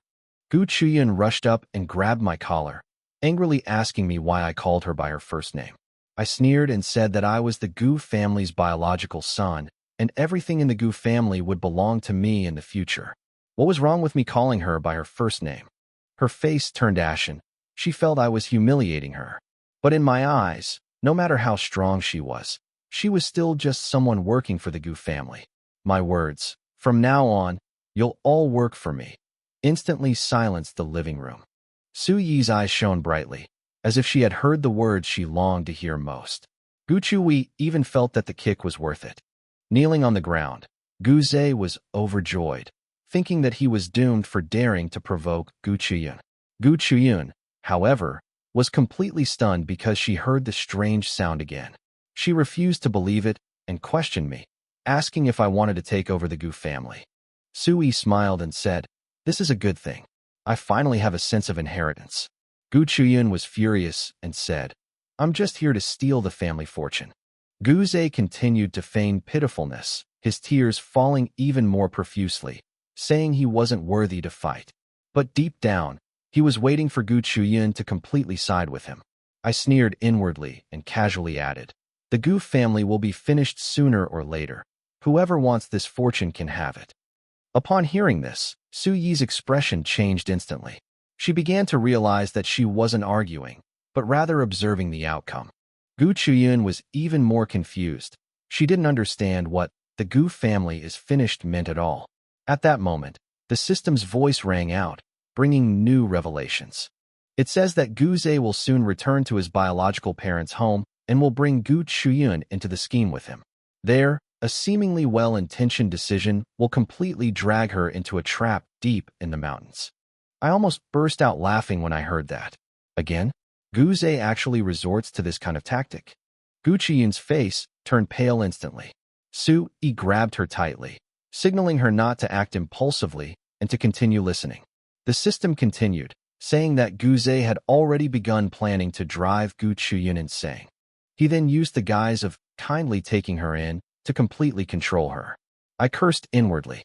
This Gu Zhe is truly something else. He can even disguise his crimes as acts of kindness and taking her in. Gu Chuyun froze completely. For the first time, she began to doubt what this younger brother she had always protected really was. The moment I finished speaking, Gu Chuyun exploded like a lit firecracker, yelling at me. Her eyes were cold and ruthless, as if she had finally caught me red-handed. She heard my thoughts and also discovered that Su Yi and my two younger sisters could hear them. Therefore, she concluded that the Gu family's sudden shift in their allegiance to me was all my doing. In her eyes, I was a jinx who pretended to be pitiful, played the victim, and tried to gain sympathy. To soften her heart, I even made up a tragic ending for her. I watched her go crazy, took a half-step back, picked at my ear, and looked utterly speechless. I hadn't said a word, but she acted like I'd stepped on her tail. I replied directly, "I didn't say anything, did I? Are you crazy?" I remained calm on the surface, but I couldn't help but sneer inwardly. This is what a domineering female CEO is like when she goes crazy. I thought to myself, thankfully I won't be her simp like in the original story, and I certainly won't warn her about the terrible trouble that's about to happen. Within a week, she'll go completely insane. Blood ties, siblings, none of that matters to me. The original owner treated them like family, only to be met with humiliation and abandonment. Sometimes, people have to be a little selfish. Hearing this, Gu Chuyun's face grew increasingly grim, as if she had been struck by a hammer. She refused to believe she would go mad, and she refused to believe her heart's desire would come true. She gritted her teeth and said, "You just wait," before turning to hug Gu Zhe. In front of everyone, she held Gu Zhe protectively in her arms, as if I were a heinous villain. She said they wouldn't take care of Gu Zhe, but she would. This house was better left unattended. With that, she picked up Gu Zhe and left, and Su Yi hurriedly chased after her. I smiled inwardly. What else could Su Yi say if she chased after him? She could only tell Gu Chuyun that they had put on an act together just to keep me in the Gu family and save face for the Gu family. That idiot Gu Chuyun had better go and take care of her good brother. The more she protects Gu Zhe, the sooner she'll taste the bitterness of falling from heaven to hell. Su Yi heard my thoughts and abruptly stopped in her tracks. She knew her eldest daughter wasn't listening to her right now, and chasing after her would only make things more complicated and arouse my suspicion. Having finally eased the tension a little, she didn't dare to ruin it again. So she turned back and gently told me to rest first, saying that the kitchen would be cooking soon. She then instructed the eighth child that the family doctor would be arriving soon and that she should keep a close eye on the ninth child. After making these arrangements, she hurried to the kitchen, as if she were hiding from something. I didn't leave. Instead, I sat down on the sofa and looked at Gu Chuhui, whose face was deathly pale. She lay there, as if she had lost her soul from fright. Even her breathing was cautious. I called out to her, "Hui Hui, you're such a fool with no brains. Don't flatter yourself. Your little schemes won't work on me, understand?" Gu Chuhui's eyes initially lit up with a hint of surprise when I spoke to her. But the next second, as I mentioned the family doctor in my mind, her expression froze. What family doctor? Isn't that just a perverted sleazy guy? I really don't understand how the Gu family, with all their wealth, could be so blind to something so obvious. Gu Chuhui nearly fainted when she heard the words, perverted man. She wanted to ask what it meant, but dared not speak, and could only stare intently at the doorway. Gu Chuyao reacted the fastest, immediately running from the living room to the kitchen, making an excuse that she wanted to eat braised pork. Of course, she wasn't after the food. She was there to tell Sui about it. The living room fell silent. A young girl lay on the floor as if waiting to die, while a handsome young man leaned back on the sofa with his eyes closed, as if nothing had happened. I closed my eyes and called out "Air Guzi" in my mind. Where did Gu Chuyin and Guze go? Let me have some fun. And Feng Baobao, she'll definitely give me a surprise, right? Gu Chuhui suddenly opened her eyes, her heart pounding. She knew that Feng Baobao was not someone to be trifled with. Guze had offended the little princess of the Feng family, and logically speaking, he was definitely going to be in trouble this time. She immediately checked her phone for news, but the webpage was completely empty. Even the news about her third sister's skiing accident was gone. She instantly realized that it was her second sister who had suppressed the trending topics. I leaned back on the sofa, listening to the system's juicy gossip, and learned that Gu Chuyun had called Gu Chiyu to cover up Gu Ze's scandalous affair. Gu Ze really couldn't bear to give up the Gu family's livelihood. The system then said that Feng Baobao didn't suffer any loss at all. She deliberately let the Gu sisters spend money to settle things, and she made 50 million yuan in one go. I almost laughed out loud. This woman is really destined for wealth. Gu Chuhui lay on the ground sighing, feeling that she had taken that kick for nothing. Just then, four maids carried Gu Ze back, and I only glanced at them indifferently. This guy is like an unkillable cockroach. He was tortured like that, beaten and bleeding, but he still managed to come back and act. His protagonist aura is ridiculously strong. Gu Ze stared intently at me, his eyes filled with resentment. He had the servants carry him to me, and I started counting down in my head, thinking the whiny guy was about to start his performance. Sure enough, he spoke with red eyes, saying that he was incompetent and failed to protect himself, causing me to be implicated. He also said that when Dad came back, he would explain for me and ask me to forgive him.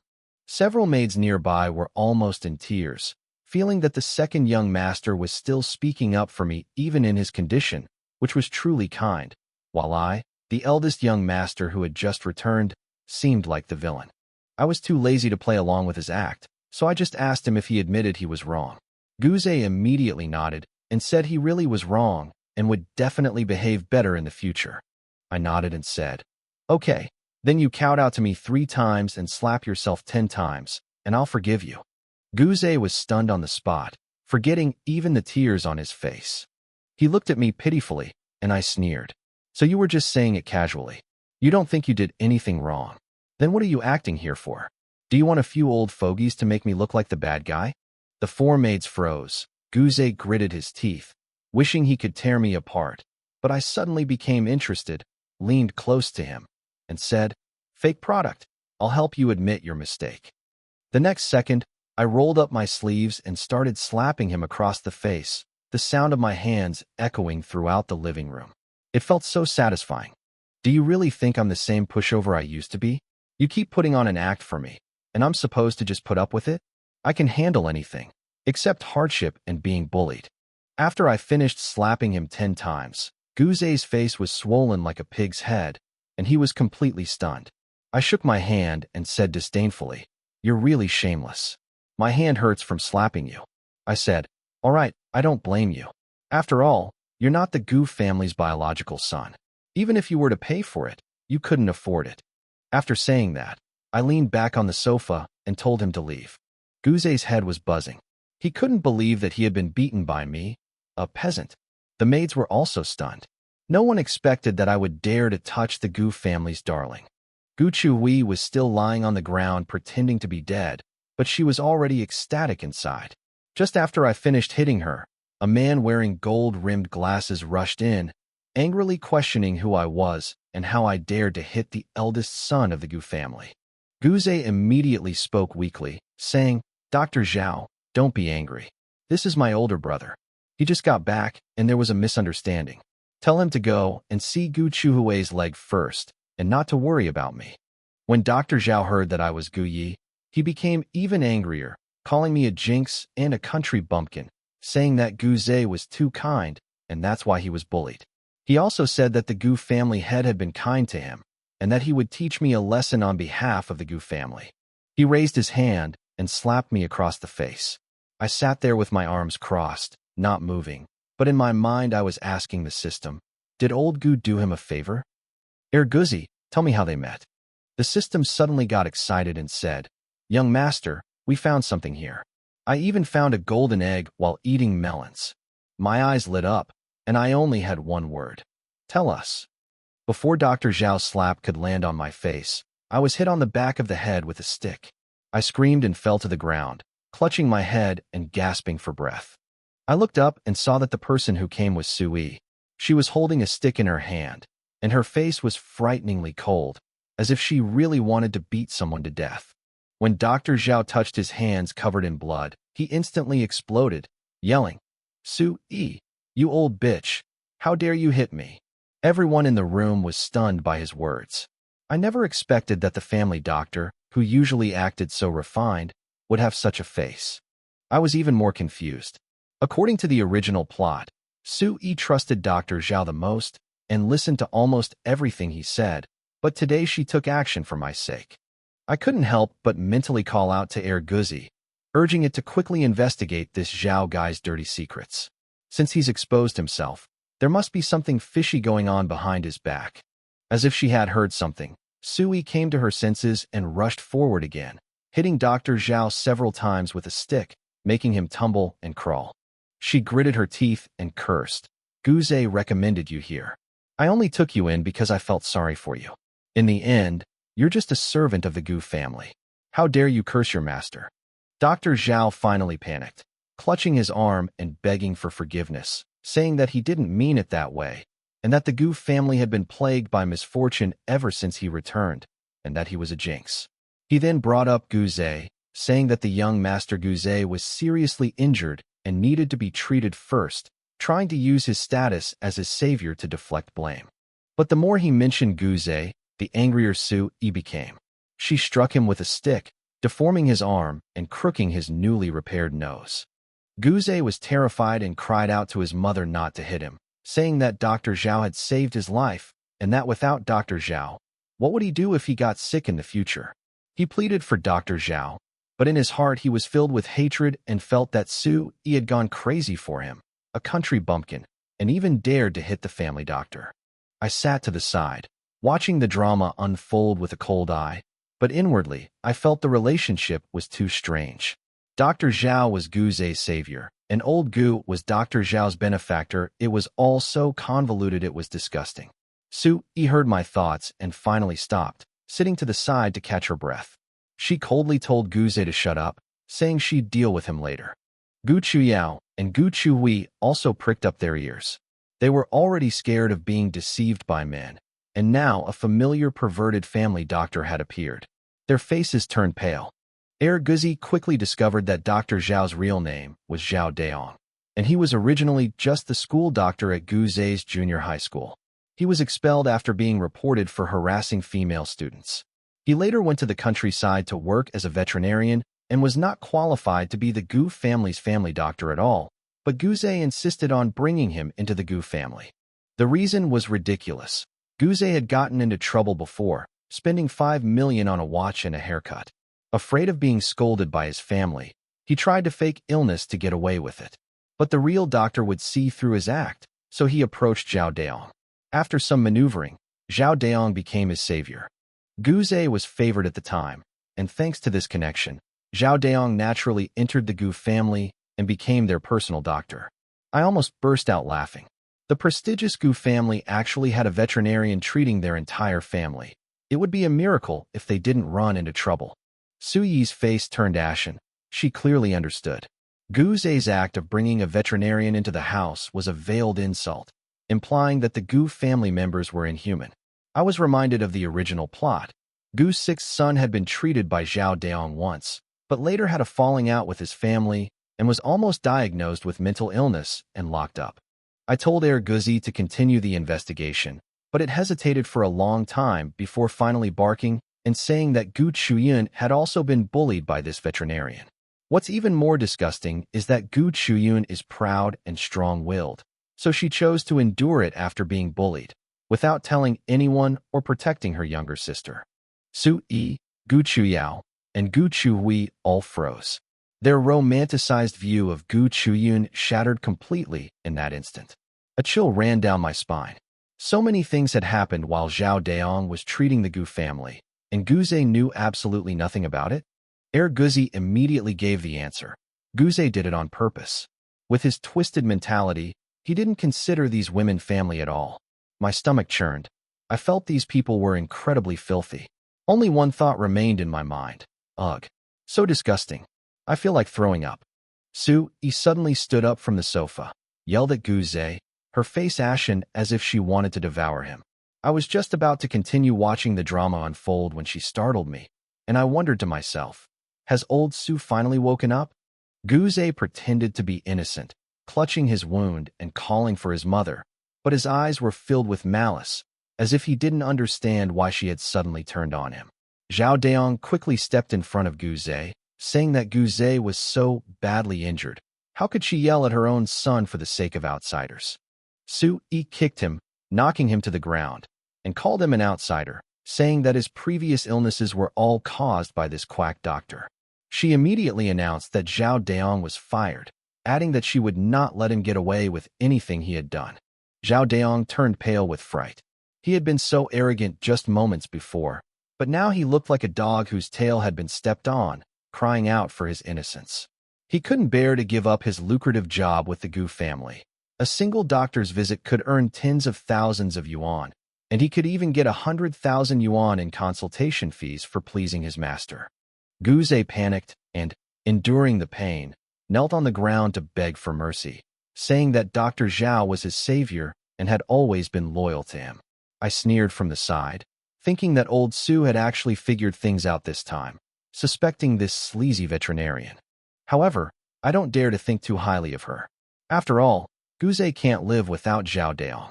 The two of them even swapped the bronze antique that Lao Gu liked the most. That thing was worth a small fortune. It was originally a birthday gift that old Gu had prepared for his mother-in-law, but despite all his precautions, he couldn't keep out a thief in his own home. Hearing this, Su Yi seemed to add fuel to the fire, interrupting Gu Zhe and ordering Zhao Daong to be thrown out. She even changed her mind and told someone to call the police. Zhao Daong was completely dumbfounded, shouting that he hadn't stolen anything and that Madame Gu couldn't frame him so easily. Gu Zhe also panicked and yelled on the spot, "No one is allowed to touch Dr. Zhao." I almost burst out laughing. Is he finally giving up on being a fake? Does he want to take charge now?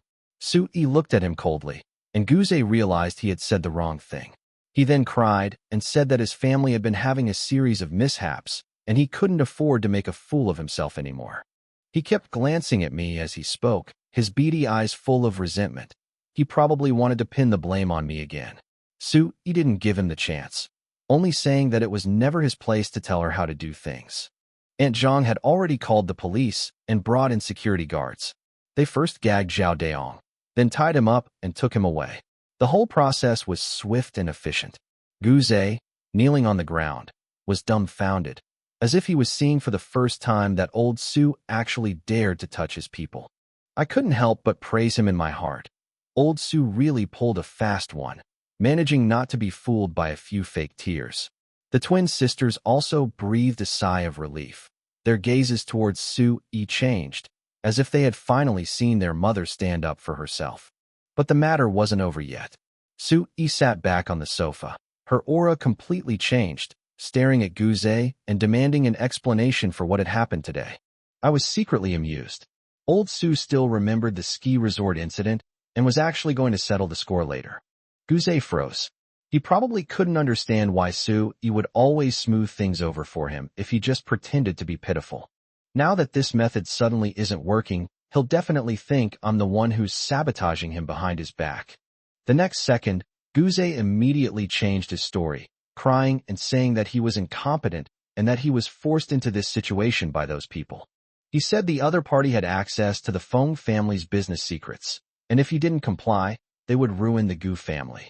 He also said that I hadn't come back then because he was afraid that I would suffer as soon as I found a home, and that my third sister was capable and wouldn't be really bullied.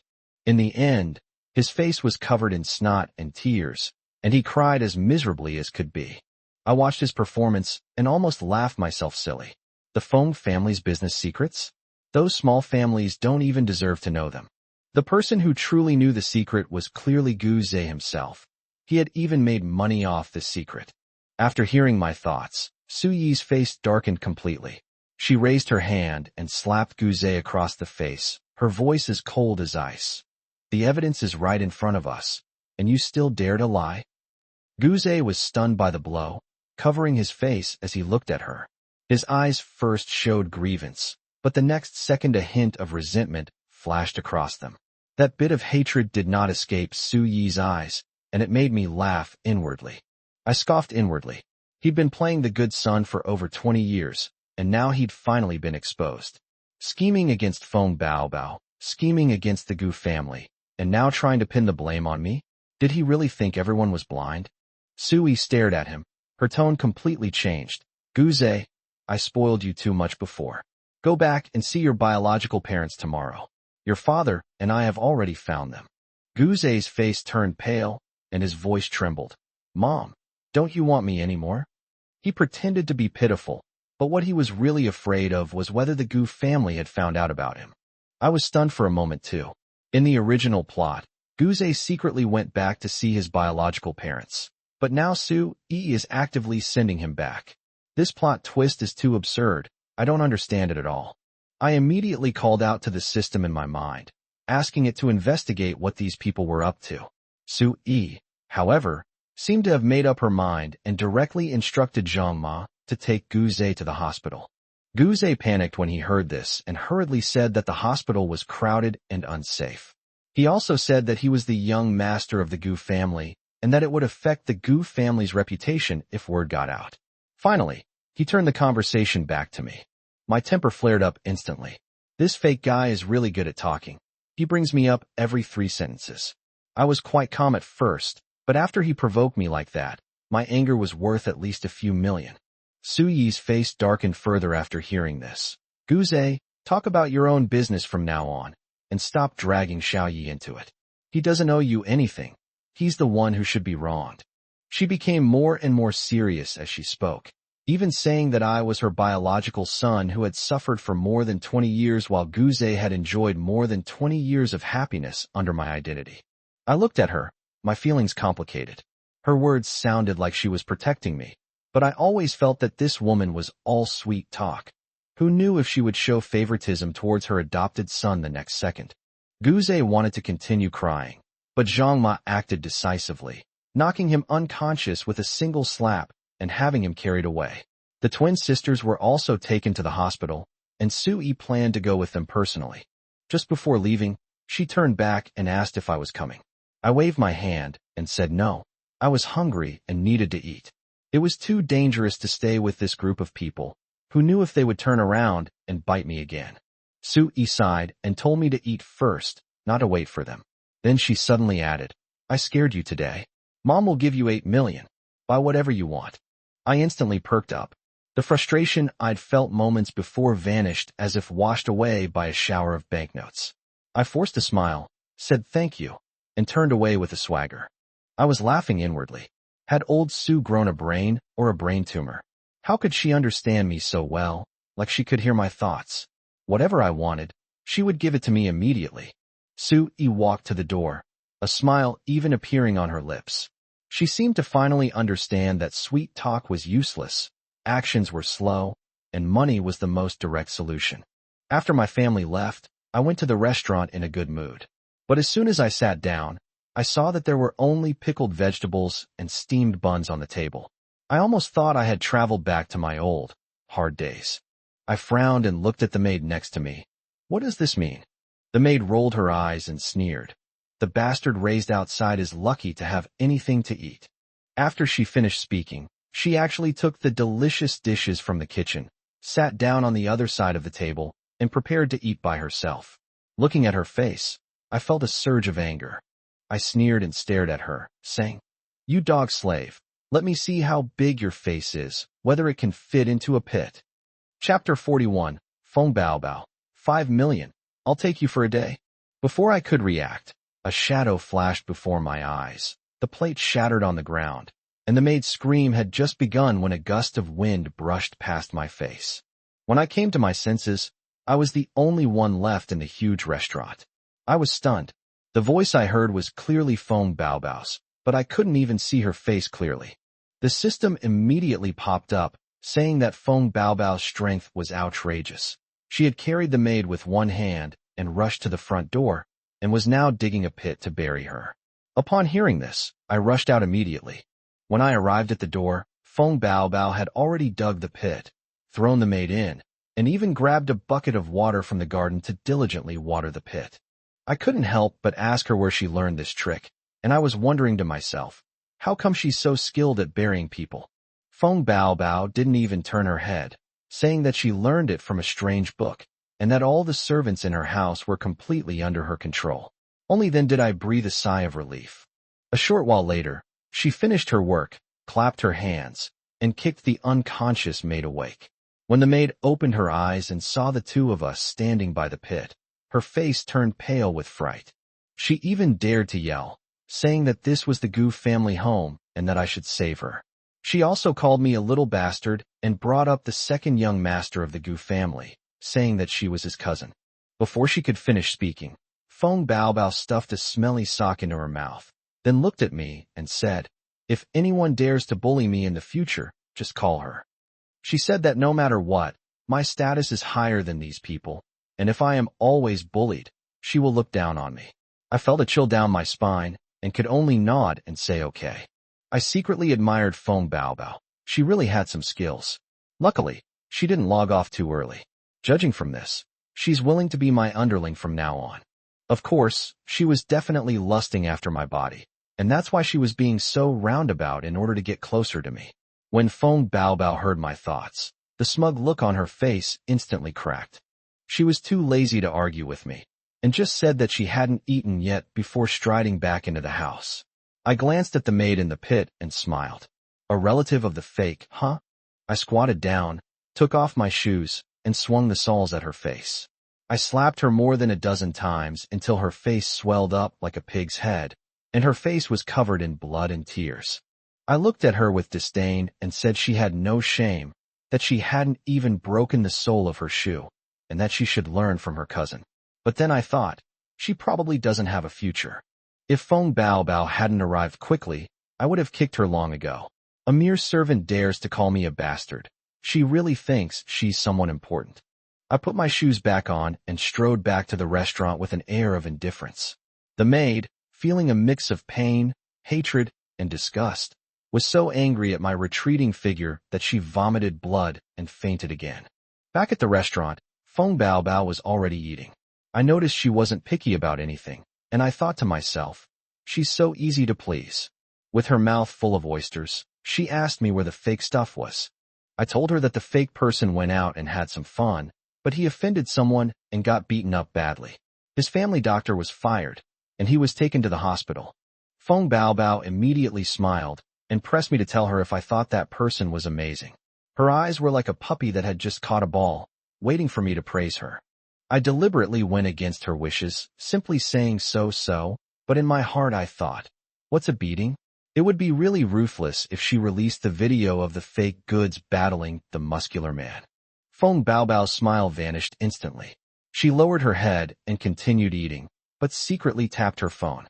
I knew she was indignant, but I didn't expect her to actually go for such a big gamble. After I finished my meal, the system suddenly reminded me to check the trending topics. When I opened my phone, I almost burst out laughing. The screen was full of ridiculous videos about counterfeit goods. Feng Baobao actually came up with a way to edit those scenes into a version that went viral across the internet. No matter how well Gu Lao could suppress the trending topics, he couldn't withstand her spending so much money to generate traffic. Hearing me praise her in my heart as a talented person, Feng Baobao proudly crossed her legs, her little feet swinging back and forth, her expression as if to say, "Now you know how amazing I am." She took the opportunity to ask me if I had any plans for tomorrow and wanted to invite me out shopping. I was still browsing trending topics, so I casually replied that it would cost a different price. Feng Baobao was stunned, seemingly not expecting me to talk to her about money, but she reacted quickly, directly opening her phone and asking for 5 million to hire me for a day. As I watched the bank notification that my money had arrived, I mechanically turned to stare at her, reminding her that I was a law-abiding citizen and didn't offer those kinds of sexual services, while in my mind I was already calculating the price. The next second, another million was deposited into her account. Feng Baobao stood up and said that she was also a law-abiding citizen. This was just a deposit, and she would double it if she provided good service. I maintained a cold expression, telling her to keep her word, but in my heart I was already kneeling before her. "Sister Bauer, please accept my deepest respect. It's my pleasure to serve you." Feng Baobao was speechless for a moment. I may look aloof, but I'm actually incredibly flirtatious inside. Just then, the system suddenly reminded me that I probably won't be able to go out with her tomorrow. Gu Haokuan rushed home with his third sister. Before they even entered the door, his voice boomed. "Xiao Yi, you're really Dad's lucky star." I was completely bewildered. When he told me that he had just been invited to the police station for tea, I almost thought that the Gu family was in trouble again. As a result, the third sister didn't handle the ski resort matter properly and also called old Gu over. Last time, the Gu family had performed meritorious service, and this time the bureau chief personally received them. Following the clues from the ski resort, they actually solved a serial murder case. The leader was pleased and immediately promised to help the Gu family secure a real estate investment project. As long as the project was secured, money was a minor issue. The Gu family's position among the 8 prominent families could even be elevated. I was speechless after hearing that. I hadn't done anything, yet the credit had fallen on my head. Thinking back to how the original owner used to be a sycophant to the Gu family and was bullied to death by counterfeiters, I realized that by not following the usual path, things were going better and better for me. I sneered inwardly. The original owner's luck had most likely been drained by Gu Zhe. Gu Haokuan couldn't hear what I was saying, but as if he had been enlightened, his gaze towards me became even more loving. I looked up at him and asked, "Old Gu, do you really think this is all my doing?" He nodded rapidly, saying I was his own son, the lucky star of the Gu family. Sounds nice, but all I wanted to do was roll my eyes. All you do is talk the talk. Why don't you give me the money? If it were Gu Zhe who did the good deed today, this old bastard would probably give away half of the Gu family's empire. Gu Haokuan's face stiffened, and he immediately took out his phone to transfer money to me. He also said that he was short of money recently and could only give me 20 million first, and would make up the remaining 50 million within 3 days. He told me that if I liked the islands, I could buy a few to play with. I forced a smile and said, "Old Gu, you're too kind." But in my mind, I was calculating that I'd made 34 million today. It's true what they say, you can't be too greedy. The harder you work, the less likely you are to make money. Sometimes, you're just lying around and getting pleasantly surprised. Gu Haokuan was stunned by the number, and his third sister pretended not to know. Feng Baobao, who was standing next to him, stared wide-eyed. Her daily allowance was less than 1 million, and she suddenly felt that I was better at making money than her. Then my third sister said that Su Yi had just messaged me, saying she wanted to take me out tomorrow. Gu Zhe was going back to see his biological parents, and Su Yi said she wanted to take me out to clear my head. I was about to say no when my third sister immediately added, 9 million in pocket money. My refusal, which was on the tip of my tongue, instantly changed. But it's nothing serious, so let's go. Of course, I'm a normal person. Why would I turn down money? Su Yi's move was indeed spot on. Feng Baobao became interested upon hearing this, saying she was free tomorrow and wanted to go along for a stroll. I didn't mind. The client had already paid, and she wasn't afraid of going to some poor mountain village. So, I joined in to watch the fun. The next morning, I changed into casual clothes and got into Gu's nanny van. Su Yi was beside me. As usual, I closed my eyes to rest, sleeping from the moment I got in the car until we were almost there. On the way, I suddenly thought of Gu Chuyi. She took a kick for me, and I wonder how she is now. But I will never ask her, otherwise it will seem like I still care about the Gu family, like a sycophant. Su Yi seemed to have guessed what I was thinking and offered to tell me that Gu Chuyi was all right and would be discharged in a month, and that she would take me to see her when she got back. I didn't even open my eyes, just waved my hand and said, as long as she's alive, that's fine. I knew in my heart that she was just cannon fodder who should have been killed off at the beginning, and the fact that she's still alive is a miracle. You want me to go see her? Don't be ridiculous. I don't want to be seen as a sycophantic, family-obsessed guy. Feng Baobao looked out the window and asked if Gu Zhe and Gu Chuyun were in the car ahead. Upon hearing Gu Zhe's name, Su Yi's face immediately turned cold. Clearly, the thought of that impostor used to fawn over her daughters made her sick. Last night, she discussed it with Gu Haokuan and decided that they couldn't kick Gu Zhe out for the time being. Keeping the troublemaker under their noses makes it easier to keep an eye on him, and besides, I can anticipate the plot developments, so they can take precautions. I glanced at the cars ahead, then put my hands behind my head and swung my legs. Gu Zhe had suffered setbacks in both his mind and reputation. This time, the situation was likely to be even worse than before. Gu Chuyun, that big fool. The storm was about to break. Su Yi nervously gripped the hem of her clothes, while Feng Baobao kept her head down, her eyes filled with anticipation. She had long disliked Gu Chuyun, and now that she could see her suffer, she was quite happy. She had to admit, she and she were pretty compatible. Chapter 43. Is this what they call simple and kind rural people? As the car approached Dade Village, the system reminded me that the destination was 3,000 meters ahead. The village was surrounded by mountains, and there was only one dirt road leading out of the village. It also told me that Gu Zhe didn't sleep all night and made dozens of phone calls. He originally had designs on Gu Chuyun, but now he's even targeting me. On the surface, I was wearing a baseball cap and had a calm and collected expression, like a fearless big shot. But in my heart, I was cursing the system to the bone. I thought the matter of tens of millions was big enough, but I didn't expect the real trouble to be waiting here. Unfortunately, I can't log off, so I have no choice but to bite the bullet and jump into the pit. Upon hearing my thoughts, Su Yi turned pale and quickly lowered her head to send a distress message to Lao Gu, her fingers trembling so much she could barely type. She regretted it now, thinking that she had been too soft-hearted to let Gu Zhe stay. She never expected that the fake would turn around and try to drag the entire Gu family down with her. Feng Baobao was quite excited. She had brought a shovel, and although she had originally come to play, her eyes lit up when she heard that it might come in handy. The system tried to comfort me, but I just started cursing in my mind. It's been with me for so many years, and it doesn't even have a decent skill. The pomegranate's duration isn't even enough to show off for half a minute. The system was silenced by my cursing. All I could say was that it was rummaging through its drawers, trying to find me a decent skill. All I could do was sneer. The car stopped at the foot of the mountain. Su Yi was the first to get out for some fresh air. Feng Baobao looked at the dilapidated courtyard not far away and immediately asked if this was the home of Gu Zhe's biological parents.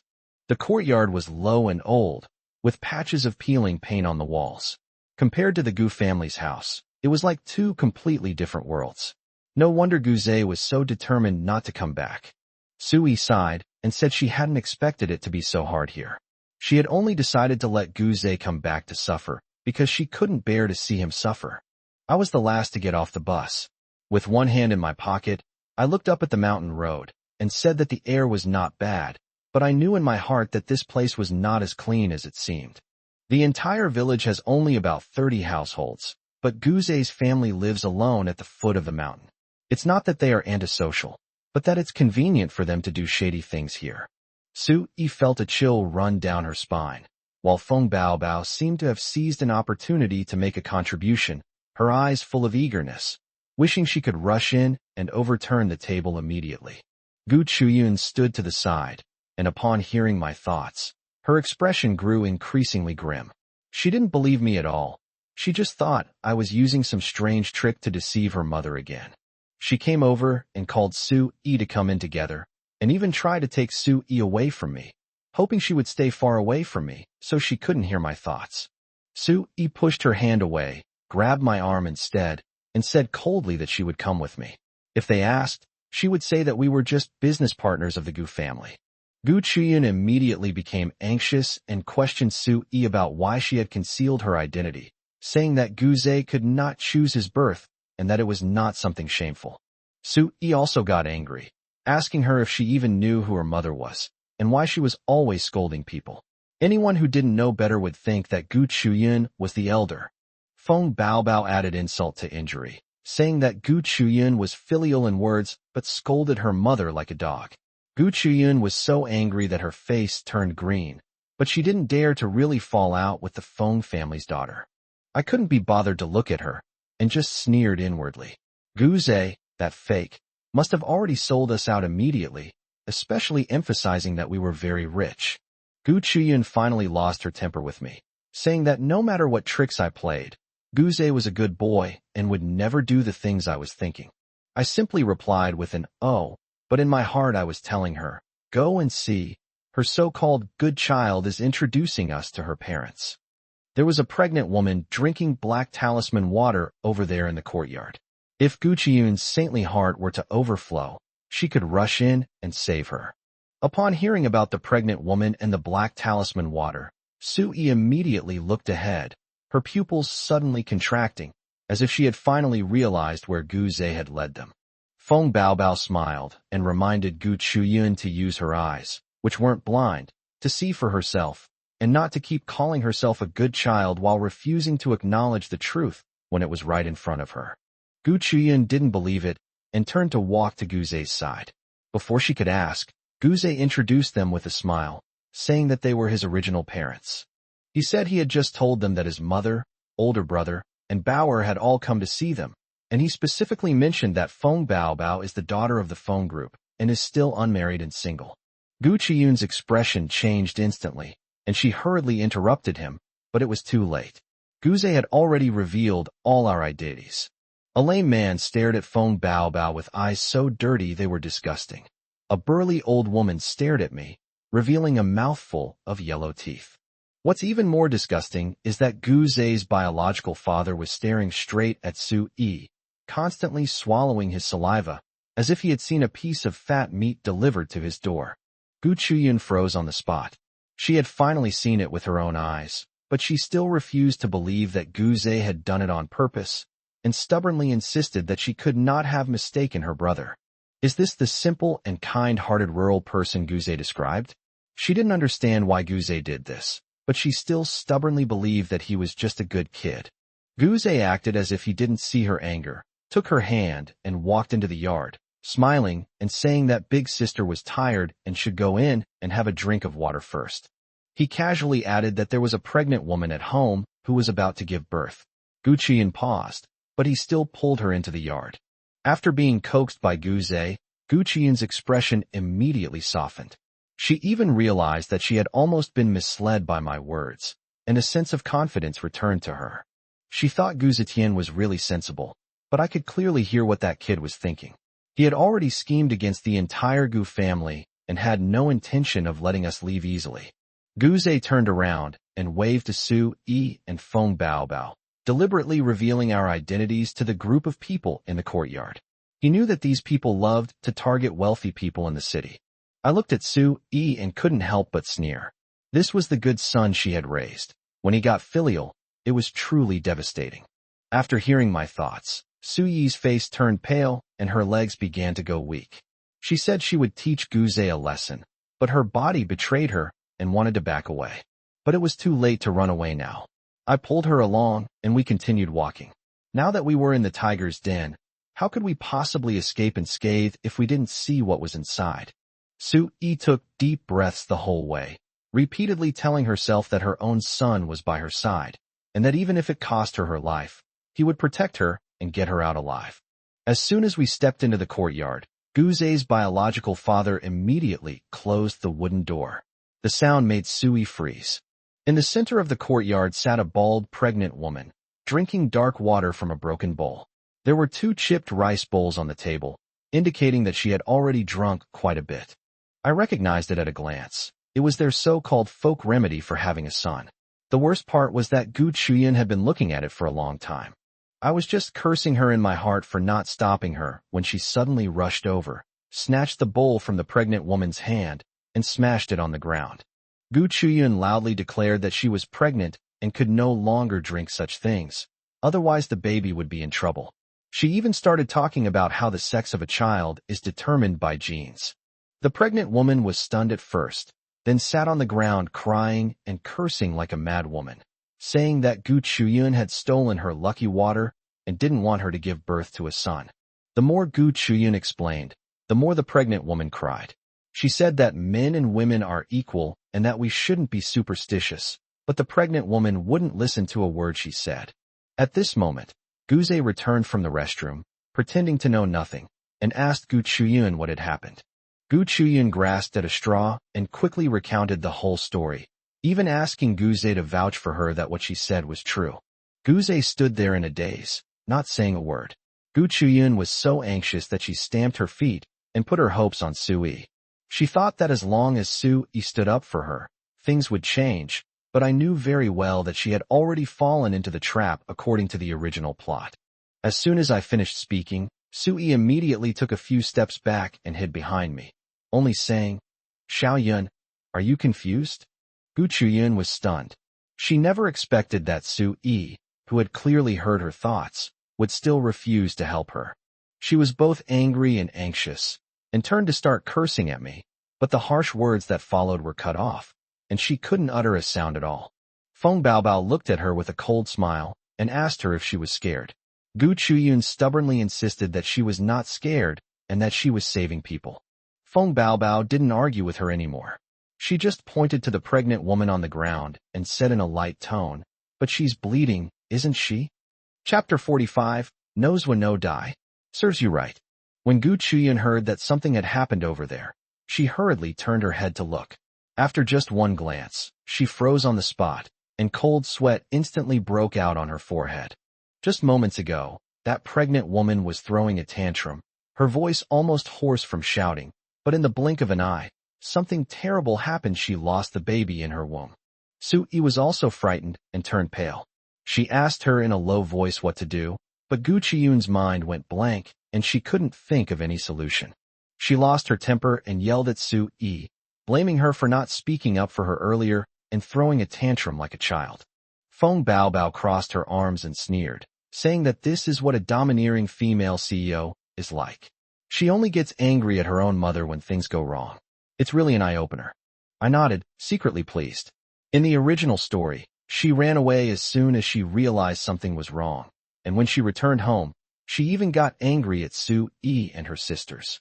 Sui initially thought she was under a lot of pressure and tried to comfort her, but now everyone has heard my true feelings, and her little fig leaf has completely disappeared.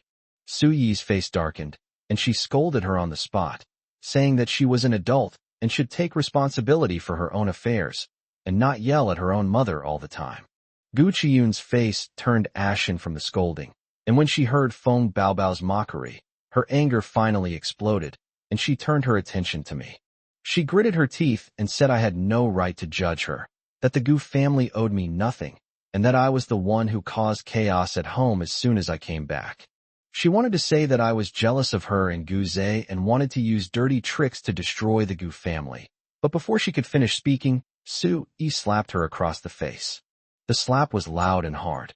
Sui coldly told her to shut up, saying that if she had the guts, she should bear the consequences herself and not try to smear me. I was shocked. Old Su's acting skills have improved again. This time, he fought so convincingly that even I couldn't see a single flaw. Gu Chuyun covered her face, her ears ringing, her eyes filled with hatred, and she said that Su-yi would definitely regret it, and that she would prove everyone wrong. Just then, Guze rushed over to protect her, his eyes red, and said, "Don't hit your older sister. If you're unhappy, take it out on me." Gu Chuyun was instantly moved, feeling that this was the younger brother she had doted on, much better than her, a little beast who only knew how to manipulate thoughts. Su-yi completely ignored Guze. She was listening intently for my inner air Guzi to speak, and Feng Baobao's eyes were shining with excitement.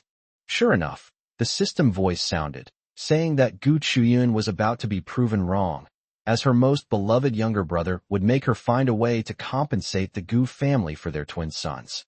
I was stunned. What kind of outrageous operation was this? Did I not read enough books and not react for a moment? Gu Chuyun heard it too, and instantly got angry. She pointed at me, wanting to curse, but she couldn't utter a single word about her true feelings. I shrugged and said I hadn't said anything. She was so angry her face twisted, but she could only pull Guze away. She thought that as long as she left my side, everything would go back to normal, but Guze stood still and pulled her back. Gu Chuyun was stunned and asked him why he couldn't leave, but her right eyelid twitched wildly, and she subconsciously looked towards Guze's biological parents.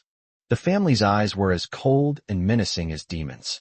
She felt a chill run down her spine the moment she met their gaze. The next second, Guze pitifully spoke up. He said the pregnant woman was actually his stepmother, and she was carrying twins. Now both children are gone, and his biological parents will not let him go. They had already reprimanded him and made him figure out how to compensate his two sons, so he begged the older sister for help. Before he could finish speaking, he knelt down. Guze knelt before Gu Chuyun, weeping bitterly like a puppy drenched in a downpour, but Gu Chuyun froze as if struck by lightning. She asked Guze in disbelief what he was talking about, saying that she hadn't pushed the pregnant woman at all, and that the woman had ruined her own life by losing the baby. But the facts are clear. Her beloved younger brother, just as I had in mind, shifted the blame onto her. I clapped my hands in my heart. Gu Chuyun was still pretending to be stupid. If she hadn't stolen someone else's magic water, would the pregnant woman have been so excited that she threw a tantrum? She probably can't figure out how to compensate those two sons right now, but then it suddenly occurred to me. Give them. Chapter 46, Becoming a Second Wife to the Counterfeit Father. When I heard Guze's plan, I almost burst out laughing. Good heavens, his so-called compensation was to make Gu Chuyun his father's concubine and have twin sons with him. The thought made my stomach churn, but I had to maintain a calm facade. I knew that Gu Chuyun was most susceptible to Guze's charms. The moment he cried, her mind would go completely blank. The system still thought this was unlikely to succeed, saying that Gu Chuyun's earlier rebuttal showed she had some sense. I sneered inwardly. If she really had any brains, she wouldn't have spoiled counterfeit goods like they were her lifeblood until now. Sure enough, Guze, kneeling on the ground, cried until his eyes were red and his voice was hoarse. He gave his biological parents a look, and the elderly couple immediately rushed over, yelling and making a scene. They insisted that Gu Chuyun was responsible for the deaths of their two sons. They even claimed that a fortune teller had predicted that the baby would definitely be twin boys who would become high-ranking officials and amass great wealth. Upon hearing this, Su-yi's face turned deathly pale. She hadn't understood what compensating her two sons meant before, but now that she finally understood, she almost lost her balance. No matter how much she hated Gu Chuyun's foolishness, she was still her mother. Seeing her daughter about to be schemed against by such a person, her eyes were filled with barely suppressed anger and heartbreak. Feng Baobao covered her mouth, but her eyes shone with barely concealed laughter. She probably never imagined that Gu Chuyun would be in this situation, that Guze alone could vent her brother's anger. Gu Chuyun froze, as if struck by lightning. She couldn't believe Guze would treat her like this. She preferred to believe he simply couldn't face his biological parents. The next second, the elderly couple began to drag Guze into the house. Guze cried and struggled, saying that they had never raised him and did not deserve to be his parents, and kept calling for Gu Chuyun to save him. Gu Chuyun panicked and grabbed Guze's other arm tightly, yelling at them to let go. She said Guze was her own brother, and no one could take him away from her. She even offered to pay compensation, saying she'd pay as much as I wanted. At that moment, she thought I was wrong, believing that since Guze hadn't made her his concubine, the matter could be resolved with money. But she quickly turned to Su-yi and asked her mother for help. She thought Su-yi loved Guze the most and would never stand by and watch her adopted son be taken away by his biological parents. To everyone's surprise, Su-yi stood there, sighed softly, and said only one sentence. "Xiao Yun, let go." Gu Chuyun was stunned on the spot, wondering if she had misheard. Su-yi looked grave and said that this was Guze's real home, and those two people were his biological parents. Even if it went to the police station and the court, her son would eventually have to be returned to them. I was speechless. Experience truly matters. Old Su told Guze to go back, but in his heart, he was pushing him to lose his composure, since there were still a lot of things to be done with this fake. Guze was stunned. He had calculated that Su-yi wouldn't want to part with him, but who knew she would actually give in? If he were really taken back, and he didn't get anything from the Gu family, his whole family would be ruined. So he immediately changed tactics, crying even more miserably, saying that he had only come back to visit once, and that it had caused his biological parents to lose their beloved twin sons. He said this couldn't be measured by money, and that Gu Chuyun didn't understand the suffering of the poor. In the end, he took all the blame upon himself, shouting that life was meaningless, and suddenly slammed his head against the wooden door. Just as Gu Chuyun was about to rush over to stop him, Su-yi rushed out first, pulled Gu Chuyun to her side, and even protected her behind her. Gu Chuyun had just uttered the name, Xiao Zhe, when her head suddenly throbbed with pain. The next moment, she turned and ran towards her car. I was stunned. Was she going back to get the cash? Gu Chuyun suddenly turned and ran, leaving me stunned. She was wearing 18-centimeter high heels and ran like she was being chased by a ghost, not even daring to look back. Everyone was stunned. Guze no longer cared about pretending to crash into the wall and watched as she rushed into the car, slammed the door shut, and locked it. The next second, her desperate scream came from inside the car. "Turn around. Go home. Quickly." The driver was so scared that his hands were shaking, but he still immediately started the car. I thought she was going back to her car to get cash or something valuable to appease Guze, but then she swerved and drove off. Even more outrageous, Gu Chuyun glanced at me through the car window, raised her hand, and slapped herself twice hard, as if she had finally come to her senses. My mind went blank, and I was completely confused. Had she realized that Guze was trying to trick her? Or had she suddenly remembered that I was her younger brother? Su-yi was also stunned. She originally thought that her eldest daughter would compensate Guze, but she didn't expect that he would run away faster than anyone else and not linger at all. Feng Baobao narrowed her eyes, her face chillingly cold, and muttered under her breath, "Coward." Gu Chuyun, who usually protected Guze the most, ran away first when things really went wrong. Guze's act of hitting the wall was just an act. When he saw Gu Chuyun running back, he deliberately slowed down, waiting for her to come back with the black card to coax him. But after the car sped away, kicking up dust, he was completely dumbfounded. The money was gone, the person was gone, and even his plan to have Gu Chuyun have a child for his biological father was shattered. His biological parents initially tried to stop him, but they were stunned by Gu Chuyun's actions.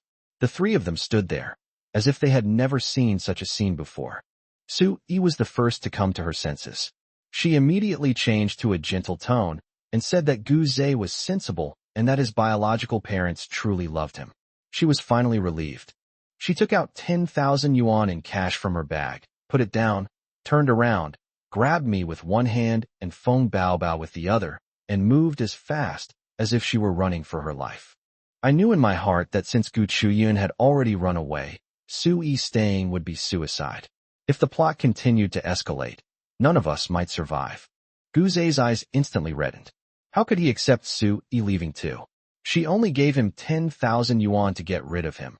In his eyes, it was an insult. Before anyone could react, Guze forgot all about his injuries and pounced on me like a madman. He tried to hug Su-yi, but he used too much force and ended up kneeling in front of me. He clung tightly to my leg, tears streaming down his face, crying pitifully, "Big brother, can you stay a little longer?" Guze then turned to his biological parents and said that the food was ready and asked them to bring it out quickly so that they could eat before leaving. He cried and told Sue-yi that this was his heartfelt gift, and if we left without eating, it meant we hadn't forgiven him yet, and he wouldn't have the face to see us again. I looked down at his tear-streaked face, and a chill ran through me. Now that we were on his turf, he had no intention of letting us leave easily. Guze hugged her tighter, but a ruthless glint was hidden in his eyes. The Gu family was his, and he didn't want to let either of us, Feng Baobao, escape. Chapter 48. This is a show of bravado. Without a second thought, Sui shook off Guze and coldly told him to let go. She had already heard my thoughts and knew there was definitely something wrong with this meal. Forget about eating. I might not even be able to leave this dilapidated courtyard today, let alone drink a sip of water. I kicked Guze away and rolled up my trouser leg to show them. His long fingernails had scratched a deep gash on my leg, and blood was flowing down my calf. I immediately yelled, "You fake. You want to cut my flesh and stew it." When Sui saw the wound, her eyes instantly reddened, and she forced Guze to apologize to me. She was both angry and heartbroken.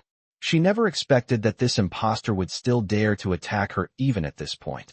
No matter how pitiful he pretended to be, he couldn't hide his malice. Guze covered his mouth and cried, saying he didn't mean it, that he was just afraid we would leave, and kept calling me Big Brother and begging me to stay for dinner to apologize. But the excitement in his eyes showed that he was already calculating his next move. I looked at his whiny, pathetic act and sneered inwardly. He thinks he can keep us all here with a dirty meal? Fine, then set the table.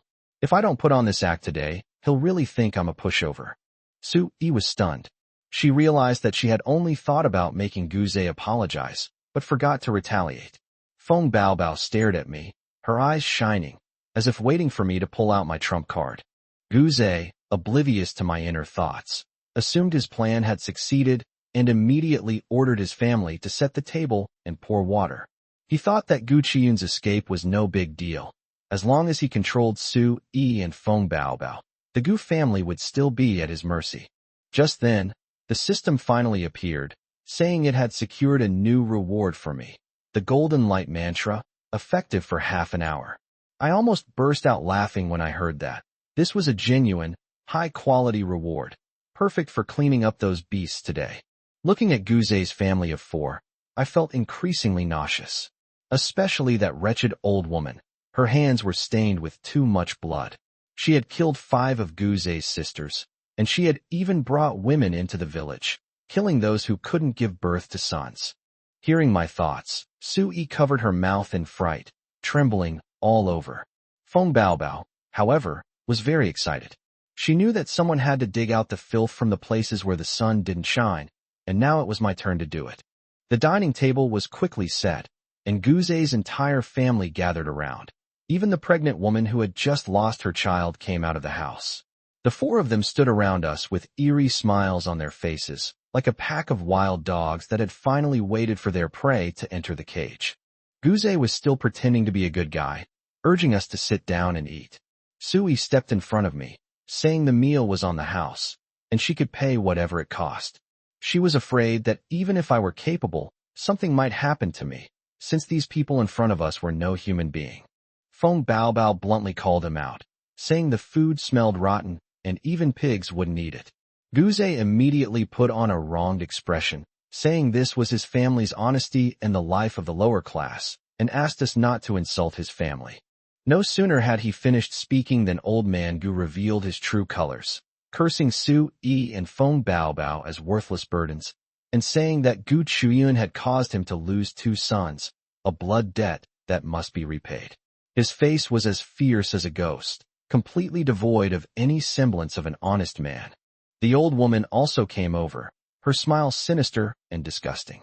She set her sights on me, saying that I was a good young man and that I should stay and keep her company. She also wanted to give 2 more uncles to Gu Zixing, and then she also gave Sue-yi and Feng Baobao away. She laughed as she reached out and touched my face. Sue-yi felt disgusted and tried to stop her, but Feng Baobao pulled her behind her, calmly reminding her, "Aunt Sue, you're blocking Gu Ye's way." I stood still, watching the filthy hand draw ever closer, a slow smile creeping onto my lips. The next second, I murmured, The profound origin of heaven and earth, the root of all chi, cultivate for countless eons, and prove my divine powers. As soon as I finished speaking, golden light exploded from my body, enveloping me like a layer of flames that blinded everyone. The old woman's hand had just reached out in front of me when it was violently flung away by a force, crashing to the ground with a scream before becoming immobile. Her meridians were shattered, and she was only clinging to life with a wisp of ghostly energy. The way she looked at me was as if she had seen a man-eating monster from the mountains. Guze froze on the spot, his face deathly pale. He couldn't understand how someone he was used to trampling on could be radiating golden light. Su-yi was also stunned, but Feng Baobao's eyes lit up as she stared at the golden light spell on my body, wishing I would teach her a couple of moves immediately. Guze reacted quickly and yelled at me, "Guyi, you hurt my grandma. Take off that high-tech stuff on you right now." I almost burst out laughing. He treated the golden light mantra like some kind of high-tech magic, and even brought up the ski resort incident, convinced that I was using some fancy trick to deceive people again. Feng Baobao laughed so hard she bent over, mocking him for being incredibly stupid. She said that fake is fake. How could it compare to the real thing? Guze was met with her rebuke, his eyes filled with resentment, but he still had to maintain his persona, pretending to be a kind reminder, saying that city people can also be deceived. I couldn't be bothered to listen to his act, so I simply said, "You're right. We should trust science. Since you're so knowledgeable, come and try my high-tech stuff." Before Guze dared to move, his biological father had already led more than a dozen village thugs over, each of them burly and carrying weapons. Some people called me a fake from the city, saying that I harmed an old woman with a light-up stun gun, and that I had my eye on Su-yi and Feng Baobao. They were spouting disgusting things. Feng Baobao pulled Su-yi back a few steps and shouted at me, "Guyi, let's get him." Guze collapsed to the ground, covering his mouth and crying his heart out. He begged them not to hurt him, but his eyes held a secret glee as he waited for Guze to suffer. A dozen burly men swarmed me, smashing me with machetes, axes, iron bars, and hammers. If it were an ordinary person, they would have been bleeding from a head wound long ago. But the next second, the sound of breaking rang out one after another, and all the things in their hands turned into scrap metal. I stood still, not even the hem of my clothes was ruffled. The ferocity on those people's faces instantly turned into fear, cold sweat dripped down their faces, and someone asked me, trembling, whether I was a human or a mountain spirit. I smiled and looked at them. "You guys are done? Then it's my turn." The golden light suddenly surged, illuminating the entire open space. Su-yi raised her hand to shield her eyes, and Feng Baobao lowered her head. Then, screams erupted one after another. A dozen strong men were blasted away by the golden light, crashing to the ground like broken sacks, shaking the earth, and unable to get up again. Guze was completely dumbfounded, his lips trembling. He finally realized that this was not black technology at all, but more like a supernatural power that he could never understand. I walked up to him step by step, looking down at him. "Fake, it's your turn." Guze suddenly looked up and begged for mercy repeatedly. He had been acting all tearful just now, but now he was filled with fear and couldn't even utter a complete sentence. I stepped on his leg, right where he had just injured me. The sound of bones cracking rang out, and his screams instantly ripped through the entire village entrance. I looked down at him and said softly, "So all you're good for is being stubborn. But that's not enough. If things had gone the way they should have, I would have been the one with the comminuted fracture 3 days later. Now I'm just giving him a taste of his own medicine." I stepped on his other leg and ground it down a little harder. Guze screamed like a pig being slaughtered, his voice so strange it made me want to laugh. He kept calling me Big Brother so affectionately, so I had to give him something in return. So golden light shone again, blasting him straight into the air. Guze nearly stood shoulder to shoulder with the sun, and then crashed heavily through the 3 thatched huts, leaving a large Y-shaped crater on the ground. I looked at the trembling Gu family of 3, smiled slightly, and continued walking towards them. A family should be together all the time, don't you think? Chapter 50. Be confident, she is. A scream rang out, and Guze and those 3 old idiots were blasted into the air by me. When they landed, they were piled up in a heap, and the courtyard became eerily quiet for a moment. I clapped my hands, and the golden light on my body slowly dissipated. I just found it funny. They wanted to use me as a scapegoat with just a basket of monkeys? The only people still standing were Sue-yi and Feng Baobao. They were both dumbfounded. They never expected that I could take down 17 or 18 people all by myself. It took Sue-yi a while to recover before she answered Gu Haokuen's call with trembling hands. She could barely speak and could only tell him to bring people over as soon as possible. She walked up to me, her face full of concern, and asked if I was hurt. I casually replied that I wasn't, but inwardly I sneered. Shouldn't she be concerned about Guze first? After all, Guze was the precious treasure she used to cherish, her own son whom she couldn't bear to leave the Gu family. Why is she asking me now? Sue-yi seemed not to hear my thoughts, and pulled me away, saying that Gu Haokuen had brought the police, and that we should leave this to them. I was stunned. She's just leaving? I almost crippled Guze, and she's really not going to do anything about it? I've caused such a huge mess, and she's not even scolding me? I thought she would say she had the worst luck in 8 lifetimes, and that she should have strangled me back then, and that she should have given me some money to get out of the Gu family. As a result, Sue-yi's face turned cold, and she said that Guze had already found his biological parents, and that it was his family who had tried to harm them just now, so there was nothing to do with it. The driver had already fainted from fright. Feng Baobao kicked him awake. Sue-yi gave him a cold look, clearly ready to go home and fire him. The car drove away quickly, ignoring the group of people behind it. Guze struggled to climb out of the ditch, only to see the taillights of the Gu family's car disappear at the intersection. Enraged, he lay on the ground cursing Sue-yi, saying she dared to abandon him, and punched the ground repeatedly until his hands bled. Guze couldn't understand. Sue-yi used to cherish him like the apple of her eye, afraid that he would suffer when he returned to his biological parents' home. How could she just abandon him now? What he hated even more was me. He was convinced that someone must have been guiding me behind the scenes. Otherwise, a bastard child who had been found could never have such abilities. Just then his phone rang. As soon as he answered, an angry roar came from the other end, calling him a good-for-nothing and telling him not to act like a woman and be jealous. The man ordered him to immediately return to his home and finish the task he was supposed to complete. Guze was so frightened that he repeatedly agreed, and didn't even dare to breathe loudly when he hung up the phone. Before long, more than a dozen police cars arrived and took everyone away from the scene. Guze saw Gu Haokuen calling out to him desperately, but Gu Haokuen was only focused on making a phone call and didn't even glance at him. Finally, Guze couldn't take it anymore and fainted from the pain. This time, he wasn't faking it. He was genuinely beaten to the point where he couldn't take it anymore. On my way home, I watched the scenery rushing past the window, feeling incredibly happy. I casually asked the system in my mind, "Is this all there is to the plot upgrade?" The system was also dumbfounded, saying it didn't expect Gu Chuyun to suddenly have a brain. She has now escaped back to the Gu family and even had her things moved back. My lips twitched when I heard this. Wasn't Gu Chuyun supposed to be a strong woman who moved out at 18? Now that she's living in the Gu family home, how will Guze get rid of her online in the future? The more I thought about it, the more uneasy I felt. Suddenly, a thought popped into my head. Could it be that she was planning to team up with Guze to come back and harm me? The system paused for a second, then earnestly reminded me. Be confident, she is. I didn't care.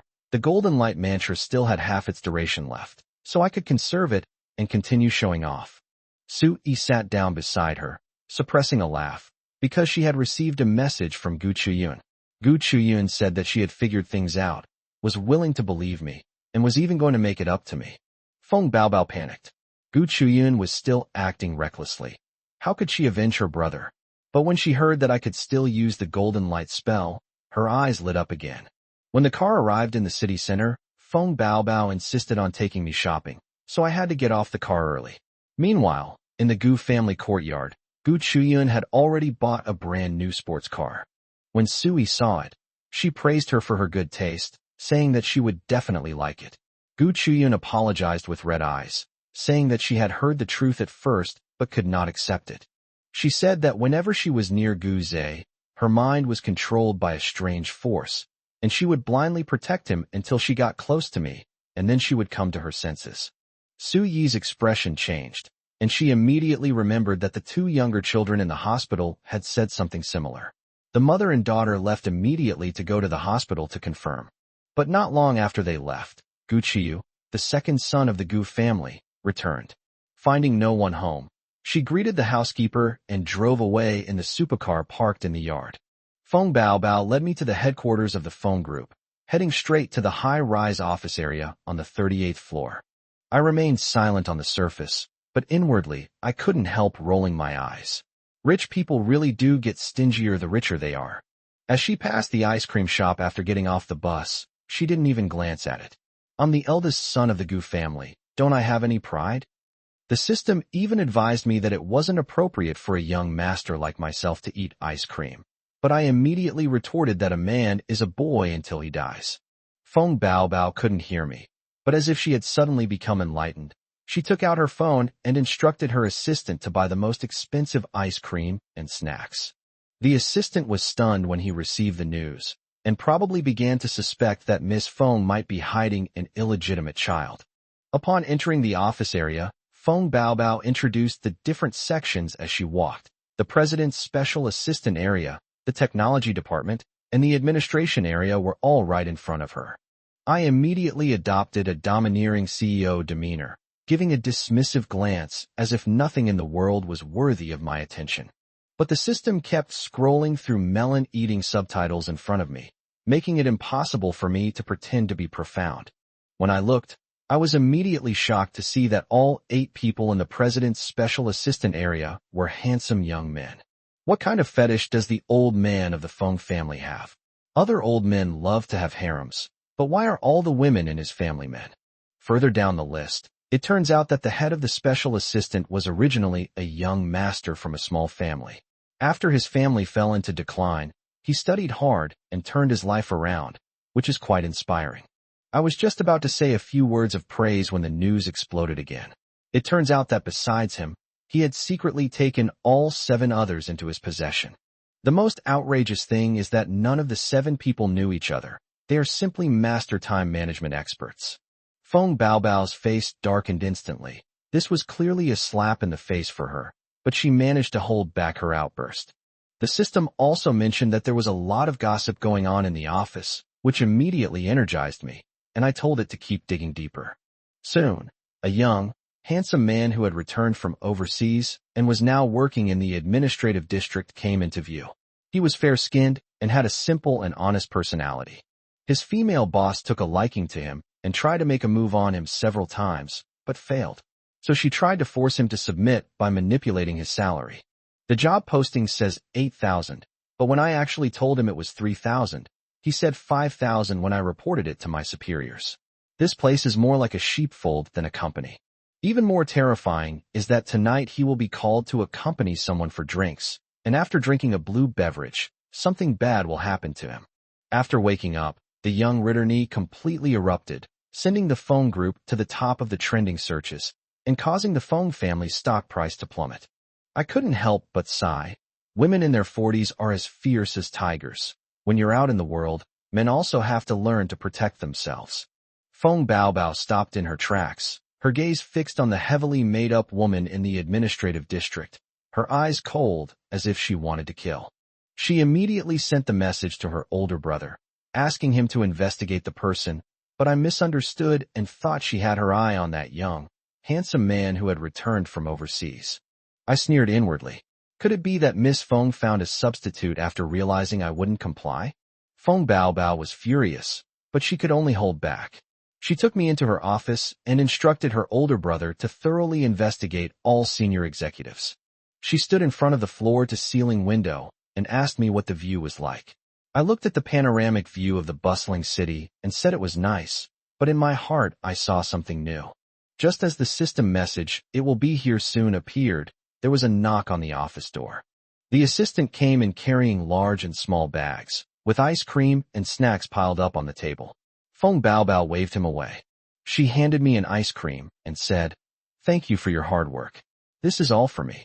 I accepted it without hesitation and took a bite, but I became wary.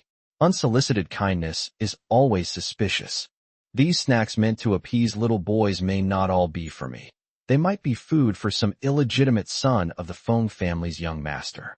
I was just about to have the system dig up some gossip about the young masters of the Feng family when it warned me that trouble was brewing. I thought it was Guze who chased me here from the hospital, but the system said that the person who came was Gu Lao Air, Gu Qiyu. No sooner had I finished speaking than someone rushed in from outside the door, and Gu Qiyu lunged at me like a madwoman. She immediately called me a little bastard, saying I had ruined Guze's life, and raised her hand to slap me. I sneered inwardly. The best way to deal with idiots is to take action instead of wasting words. I was just about to kick when Feng Baobao was faster than me. She swung a shovel and knocked Gu Qiyu to the ground. Gu Qiyu screamed and pressed her face to the floor, blood gushing from her nose. Feng Baobao stepped on her back with one foot and grabbed her hair with the other, coldly asking her where this crazy woman came from. When Gu Qiyu saw that it was Feng Baobao, she trembled with fright, only then realizing that she had trespassed on the Feng family's territory. She quickly begged Feng Baobao to let her go, saying she was willing to exchange an important message. I originally wanted to use the Golden Light mantra to show off, but unfortunately, I missed the opportunity and will have to wait until next time.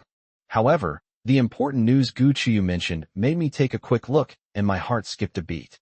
This is fucking interesting. The office fell into a deathly silence. Even breathing seemed amplified. Feng Baobao stared intently at Gu Qiyu. I could tell too. The so-called news this woman brought was definitely shady.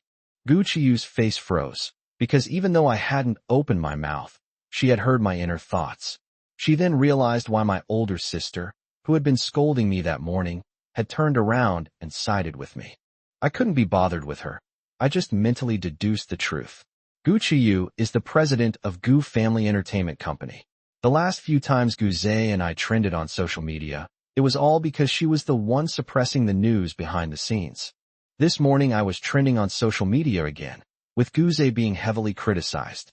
Unfortunately, she had no money, and Gu Haokuan wouldn't give her any. Unable to control the controversy, she could only come to me to settle scores. What's even more interesting is that she had planted a spy within the Feng group, none other than Li Defa, the president's special assistant from earlier. Upon hearing this, Feng Baobao's eyes instantly turned cold. My territory has actually been infiltrated by the Gu family.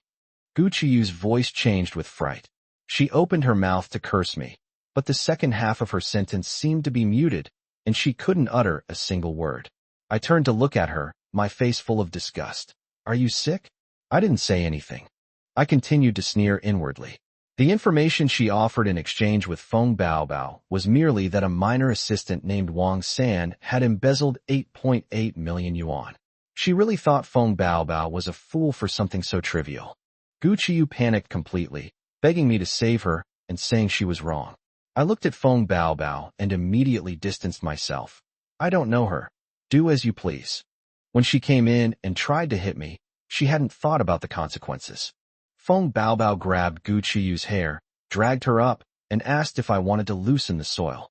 My eyes lit up. Didn't this mean planting people? I love watching these kinds of shows. Gu Qiyu screamed the whole way, and Feng Baobao grabbed something to gag her, coldly telling her to shut up if she couldn't speak properly.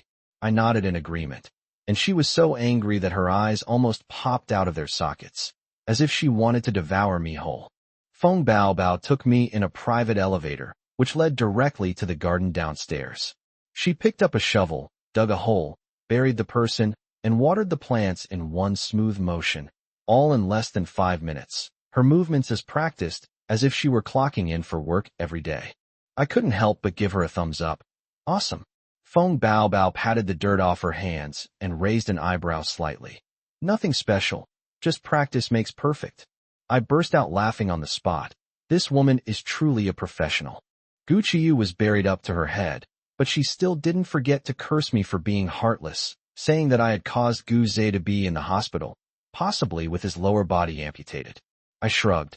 Your Xiao Zhe only lost his lower body, but I lost my family. I cursed her in my heart for being stupid, still thinking about that fake product at a time like this. She's going to marry Li Defa tomorrow, get beaten for 20 hours on her wedding night, and spend the rest of her life hanging out of a manure bag. Li Defa would take over her company, torture her until she was practically dead, and then create a persona of a devoted husband for her live streaming sales. In less than 6 months, she would suffer a mental breakdown, and after finally escaping, she would be taken in by so-called kind-hearted people. Mai, her fate was exactly the same as her kind older sisters. Both were taken in by kind people. Upon hearing this, Feng Baobao's smile vanished instantly, replaced by a cold glint. Chapter 53. What kind of unparalleled divine doctor? Mysterious power is something else. Gu Qiyu was locked in that empty building and was on the verge of a breakdown. She didn't believe a single word I said, and she couldn't believe that she would be betrayed by the man she loved. She kept calling me a bastard and screaming for help, but there wasn't a soul in sight. Her voice grew hoarse, but no one came to her rescue. As soon as Feng Baobao and I stepped out of the office building, we saw Gu Zhe sitting in a sports car. I frowned on the spot. Wasn't this guy beaten so badly that he almost had his limbs amputated? Feng Baobao was also stunned, staring at Gu Zhe as if she had seen a ghost. I sneered inwardly. The power of the plot is really outrageous. He can't be killed or crippled. When Gu Zhe saw me, he immediately got out of the car and walked over. His steps were quite light, and he immediately called me Big Brother, acting as if nothing had happened. I asked him directly why he hadn't had his leg amputated yet, and he immediately put on a victim's act, saying that I almost crippled him, but he didn't blame me. He said he met a miracle doctor in the hospital. The doctor had extraordinary medical skills and managed to cure him. The doctor also introduced him to important figures. Gu Zhe became more and more smug as he spoke, as if the Gu family was about to rise to prominence and become the most powerful family in Fanqing. I just find it laughable. What kind of unparalleled divine doctor is he? To be honest, it's just the plot that's artificially propping him up. It's disgusting that a fake like him can make a comeback. Gu Zhe started pretending to be a good person again, asking Feng Baobao if she had seen Gu Qiyu, and saying that Gu Qiyu was his older sister and that he should not hurt her. Feng Baobao coldly told him that Gu Qiyu was suspected of stealing confidential documents from the phone group and had been arrested. Gu Zhe immediately retorted, saying there must be some misunderstanding, and implied that Feng Baobao was deliberately targeting Gu Qiyu to avenge me. I couldn't be bothered to listen to his act any longer, so I kicked him to his knees.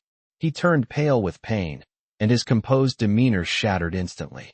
Fearing I would hit him again, Gu Zhe scrambled into the car, saying that the sports car was a gift from his older sister, who had originally intended to take me home. The car sped away, and Feng Baobao couldn't help but ask me if Gu Qiyu was out of her mind, giving Gu Zhe a car even after seeing the truth.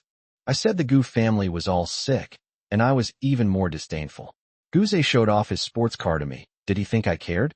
Feng Baobao still had company matters to attend to, so she asked the driver to take me back to the Gu family home. As soon as I entered, I saw Gu Qiyu wearing an apron to greet me. She looked at me with a fawning expression and said she would cook for me herself. Since she didn't know what I liked to eat, she made a little extra of everything. I gave a nonchalant reply, immediately understanding that she had just given Gu Zhe a sports car and was now cooking for me. She was trying to win me over with familial affection. Gu Qiyu froze upon hearing my thoughts and rushed to the yard to check, only to discover that her sports car was indeed gone. She called the housekeeper over to question him, and the housekeeper said that Gu Qiyu had driven the car away. Gu Qiyu was so angry that her face turned pale, because that car was originally bought for me. She quickly tried to call Gu Zhe, but couldn't get through. She was so angry that she gritted her teeth and cursed. Then she suddenly remembered that Gu Zhe was waiting for amputation at the hospital. As I came downstairs, she immediately explained that the sports car was a gift for me, but Gu Qiyu didn't know the situation and drove it away by mistake. She also said that she heard Gu Zhe was driving that car, and that she would definitely get it back for me when it came back. I looked at her like she was an idiot. I don't need that car at all, and I don't believe her sweet words. I suspect that she might have tampered with the car before buying it for me. Gu Qiyu hurriedly explained that she had already realized she had been deceived by Gu Zhe while in the mountain village, and that buying the car was just to apologize to me. She said that she went to the hospital to visit him later, which led to this misunderstanding, and she promised that she would teach Gu Zhe a lesson when he came back. I replied to her expressionlessly. No need to explain, I don't care. You think you can coax me into being a lapdog with a few nice words? Gu Chuyun really dares to dream. I asked the system in my mind where Guze was now, and the system immediately replied that the fake product was fine and that he had gone to Gu Chuyun's office to get the materials. That document was the most crucial document for Gu's bidding this time.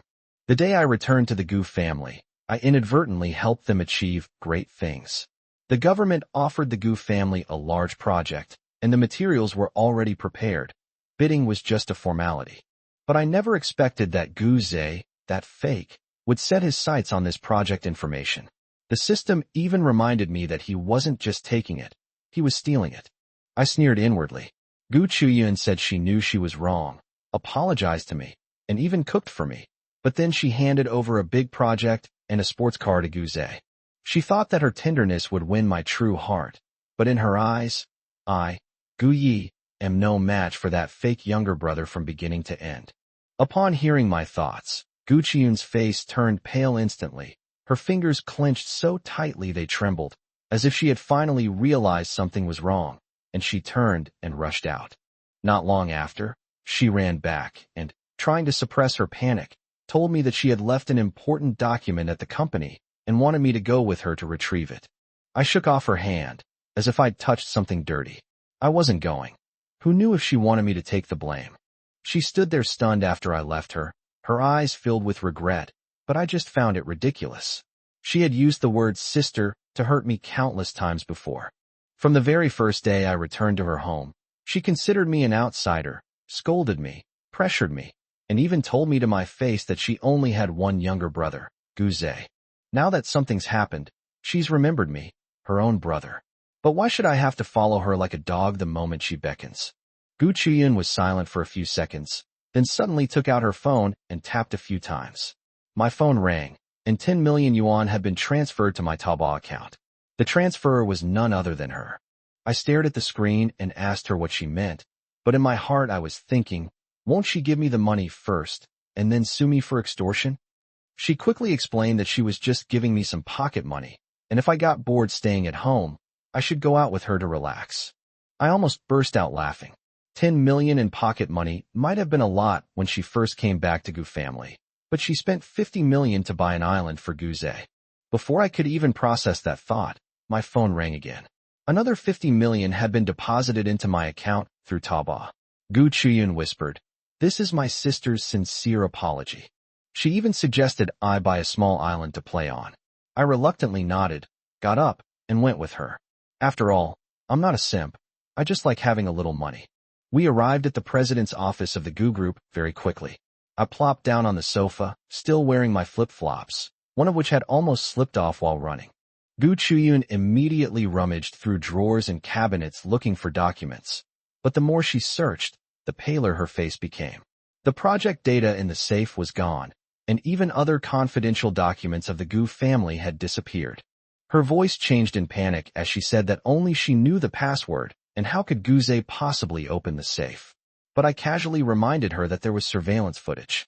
The secretary quickly retrieved the surveillance footage, but unfortunately, there had been a power outage, and all the crucial footage was missing. Gu Chuyun slumped into her chair, feeling completely drained. I asked the system in my mind where the item was. The system paused for a long time before replying that Guze was hiding in the small darkroom next to the office. I almost laughed. A darkroom? Gu Chuyun prepared such a place in her office. Does she have some strange fetish?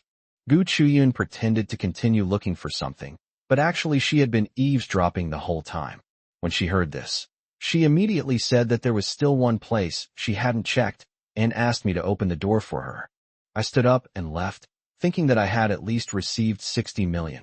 So what did it matter if it was a big deal or not? It was just a matter of kicking me. The door looked unremarkable, but when I kicked it, the entire door shattered, and a scream immediately came from inside. Guze rushed out, clutching his head, still clutching something tightly to his chest. He tried to run away, but I kicked him so hard he fell flat on his face. Gu Chuyun recognized his face, exclaimed his name in shock, and asked him why he was there. I sneered inwardly. Of course he was here to steal. Guze lay on the ground with blood streaming from his nose. Several of his front teeth had fallen out, and he cried out for his older sister, saying that his teeth hurt so much. This time, however, Gu Chuyun did not soften her heart. She pulled him up and immediately hid behind me, sternly questioning him about what he had come for.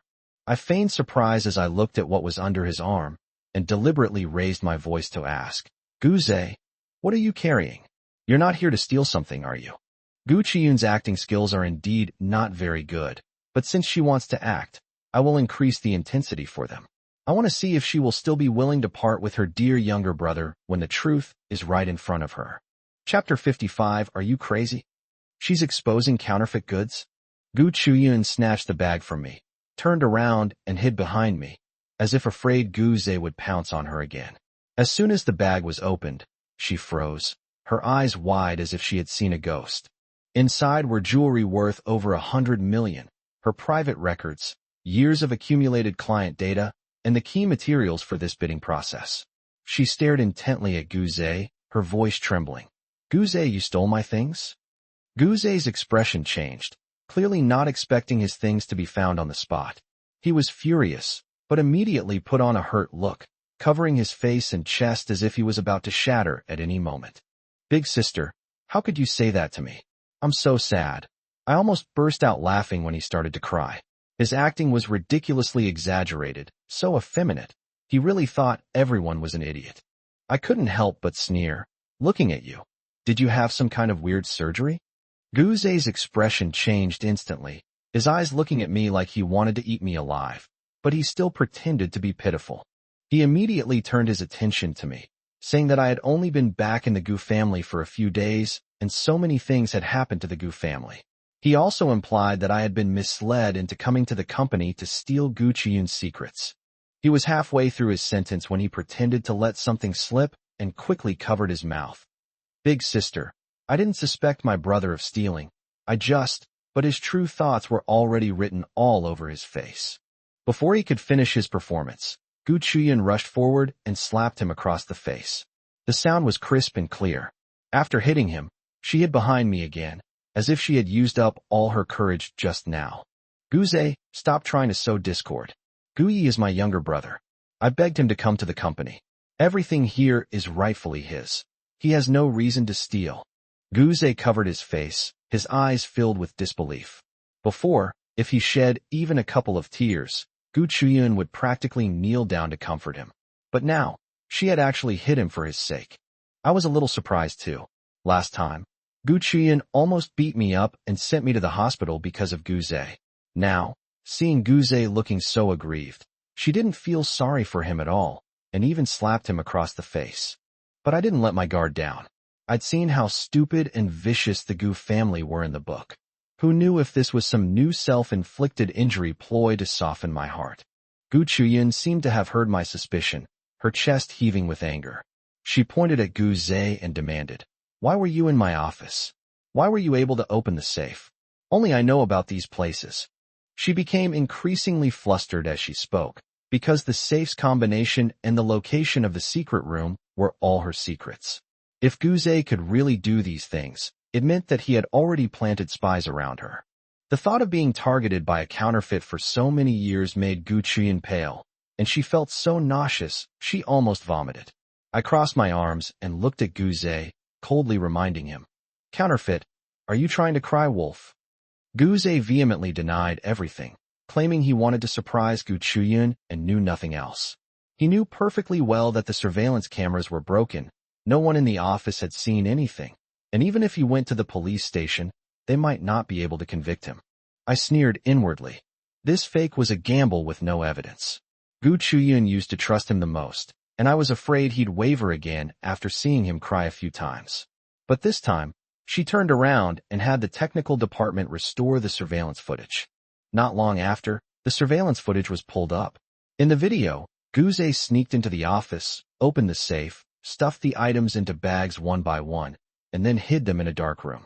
Guze was struck dumb, his eyes nearly popping out of their sockets, but he still stubbornly denied it.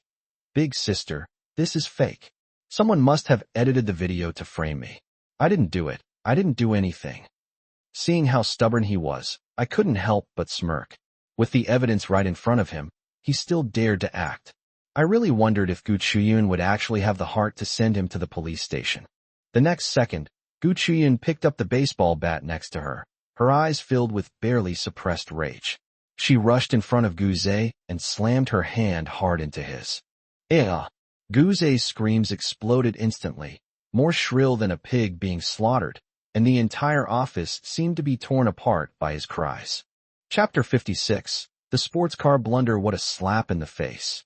Gu Zhe was still lying on the ground, crying as if he had suffered a great injustice, when Gu Chuyun smashed his wrist with a stick.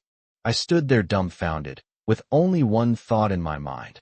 When a female CO really goes crazy, she's even capable of harming the fake younger brother she raised. Gu Zhe was writhing on the ground in pain, crying out that he was wronged, but in his heart he was filled with hatred. He felt that Gu Chuyun had not coaxed him or given him money, and had even slapped him in the face in public. Gu Chuyun looked at him without feeling any pity. Instead, she seemed to have finally come to her senses, picked up her phone and called the police, telling him to talk to the police if he had anything to say. I almost applauded her. After all, she used to be ridiculously biased, but now she's suddenly become normal. This reversal is more exciting than a TV drama. I may have been touched, but I wasn't going to fall for their act. Who knows if the siblings were just putting on a show? Anyway, I've already got the money. When Gu Chuyun heard my thoughts, the joy on her face instantly froze. She had just thought that I acknowledged her as my older sister, but the next second I poured cold water on her enthusiasm. Gu Zhe lay on the ground, still unconvinced, gritting his teeth and cursing me for sowing discord, saying that his parents both said we were a family, and asked me why I couldn't tolerate him. I retorted directly, "I'm the real young master, and he's just a fake, a thief. Whose family with him? What are you daydreaming about?" Gu Chuyun also rushed up to add insult to injury, saying that Gu Zhe had also stolen the sports car she bought for him. Upon hearing this, Gu Zhe was completely dumbfounded. He said that it was clearly a gift from Gu Chuyun, and his second sister even sent him a message telling him to go downstairs at the phone group building and drive the car away. Gu Chuyun immediately scolded him for talking nonsense, saying that the sports car was a gift she bought for me when we met, but it was driven away by the second son and ended up in Gu Zhe's hands. I was also stunned for a moment. It turned out that the sports car really was for me. The female CO was quite generous. It's a pity that it had already been touched by a fake. Gu Chuyun quickly took out the invoice and greeting card as proof, looking at me with a flattering expression, and said that the car was indeed bought for me. But there was a misunderstanding in the middle. I glanced at it, and there was indeed my name on the item, but I still refused it outright. I find counterfeit goods and used items dirty, so I don't want them. Who knows if Gu Zhe tampered with the car? My life is quite valuable. I can't just log off like that. Gu Chuyun immediately said, "Then return the car and let me buy one myself. Buy whatever you like, don't worry about spending money. Her money is my money." I originally wanted to give him the money directly, but when I saw that Gu Zhe was so angry that his eyes were about to pop out, I simply nodded and agreed, letting him continue to suffer. Gu Chuyun was overjoyed, feeling that my acceptance of her gift was the first step in our sibling relationship, and she almost burst out laughing on the spot. Gu Zhe completely broke down, crying as he asked Gu Chuyun why she treated him this way, adding that she had clearly said before that he was her only real brother. Before he could finish speaking, Gu Chuyun slapped him again with the stick, telling him to shut up and that all the things he said before were because he wasn't thinking straight. I sneered inwardly. When a female CEO gets ruthless, counterfeit goods are no match for her. But I remember that phrase, only younger brother, very clearly. Gu Chuyun hurriedly explained to me that she had her reasons and told me not to listen to Gu Zhe's provocations. I waved my hand, indicating that I didn't care and was too lazy to listen anymore. I left the mess here to Gu Chuyun to handle. She had the driver take me back to the Gu family home. As soon as I got to the door, I heard Gu Lao crying and cursing from inside. She cried and said that Feng Bao and I conspired to harm her and buried her alive. If it weren't for Li Defa saving her, she would have been dead long ago. Su Yi and Gu Haokuan sat beside me, their faces looking increasingly grim. When they saw me return, they hurriedly got up to greet me and asked if I was tired. As soon as Gu Chiyu saw me, she stood up instantly, glared at me angrily, and said that I was her own brother, yet I had conspired with outsiders to kill her, and asked me if I had any conscience. Immediately afterwards, She announced in public that Li Defa had saved her life, that she wanted to marry Li Defa, and that I was not allowed to stop her. She stared intently at me, as if waiting to hear what I was thinking. Su Yi and Gu Haokuan were also secretly watching her, seemingly trying to confirm whether she could hear me or not. I crossed my arms and looked at Gu Qiyu as if she were a complete idiot. She trespassed into the phone group and even tried to beat me up on Feng Baobao's turf. Only to be buried alive, she brought it on herself. The fact that she wasn't sent to the police station is already a sign of leniency from the Feng family. As for who she wants to marry, that's her freedom. Don't try to pressure me with your status as her older sister, and I have no interest in stopping her from jumping into a fire pit. Gu Qiyu stared intently at me, then suddenly realized she couldn't hear my thoughts anymore. She looked at her parents and, seeing their shocked expressions, immediately concluded that I was afraid and thought I only dared to make moves within the phone group. She pointed her finger at me and called me cold-blooded, saying she hit me for my own good, and that I didn't protect my own sister, but instead helped outsiders bully her. In the end, she insisted that I was just pretending to be magnanimous and that she would definitely cause trouble at her wedding. I didn't bother with any words, so I went straight up and slapped her twice. Gu Qiyu was stunned by the slaps, fell to the ground, covered her face and screamed as if she had suffered a great injustice. I looked down at her and said slowly, "What's wrong with hitting you? Do you have to pick a day for this? I'm your own brother. I'm hitting you for your own good, so you won't embarrass the Gu family like a shrew." Actually, if Feng Baobao hadn't spoken first, I would have already made my move. Since they won't let me leave quietly, I'll just have to create my own opportunity. If I can act, I shouldn't waste words. She even fantasized that I would cause trouble at her wedding. What a pipe dream. Li Defa has already been fired by Feng Baobao. His messy debts could pile up to 2.8 meters high. In the end, he knelt down and begged for mercy, handing over all his assets to save himself from going to jail. As for him and Gu Qiyu, they'll definitely get married. But forget about the wedding. Once that guy's down on his luck, his true nature will only be revealed faster. He'll live off her, cheat on her, be abusive, and indulge in gambling, drugs, and prostitution. Gu Haokuan's face turned pale instantly. He had always thought that his second daughter, having been in the entertainment industry for many years and seen too many men, would never be love-struck, but now he realized how wrong he was. His face immediately darkened, and he said he did not agree to the marriage. Su Yi was also frightened and burst into tears, advising Gu Qiyu not to be foolish, saying that the man was completely unreliable. Gu Qiyu panicked, covered her face, and cried out, saying that her parents had been deceived by her. She said that Li Defa was her savior, that she had known him for many years, and that she knew him better than anyone else what kind of person he was. She didn't want a dowry, that she owned her own company, and that she could support herself. The more she talked, the more aggrieved she felt. She was convinced that I was an outsider who had only recently returned to the Gu family, and that I had used these emotional manipulations to deceive her parents, and even that Gu Zhe's fall from favor was my doing. I sneered inwardly. She and Li Defa had known each other for 12 years. Years ago, she was cornered in an alley by thugs, and Li Defa rushed out to save her. But she would never know until her death that the entire heroic rescue was orchestrated by Li Defa. Similar things happened several times afterward, all orchestrated by that scumbag. Her parents are now preventing her from marrying him, and she'll likely face retaliation from Li Defa in the future. She's probably already exhausted the good karma of the Gu family ancestors. Gu Qiyu got up from the ground, her eyes filled with anger. She cursed me, saying that people like me should live in a stinking ditch for the rest of their lives, and that her son Defa was ambitious, unlike me who only knew how to sponge off his parents. I nodded in agreement, saying, yes, you're absolutely right. But in my heart, I thought, ambitious? Living off a woman, freeloading off young men, and with a host of diseases, I certainly can't compare to that. Upon hearing this, Sui could no longer hold back and slapped Gu Qiyu across the face. With red eyes, she said that if she didn't like Xiao Yi, she could keep it to herself. Xiao Yi was her own son, the lucky star of the Gu family, and she was not allowed to humiliate him like this. Su Yi told her to marry whomever she wanted and to get out now. She had given birth to so many daughters, and she couldn't bear to part with any of them. But if someone really wanted to die, no one could stop them. Gu Haokoen also spoke coldly, saying, I am the heir of the Gu family. Even if I'm sponging off my parents, I have the right to do so. The eldest son of the Gu family is not comparable to any random nobody outside. He told Gu Qiyu that since she insisted on marrying that kind of person, then let her go ahead and marry him, and she would have to bear all the consequences herself.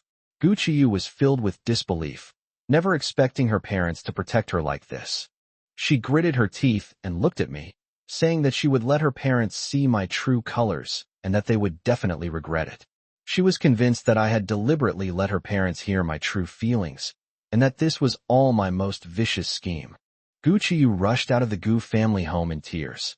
Just as she got into her car, her secretary called, telling her to check the trending topics immediately.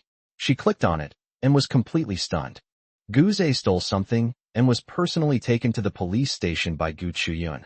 This incident has already become a trending topic. Gu Chiyu's eyes were red, and her first reaction wasn't to suspect Gu Zhe, but rather to think that her older sister had gone mad. Just then, Gu Chuyun returned, and Gu Qiyu immediately got out of the car to stop her, questioning why she had framed Gu Zhe.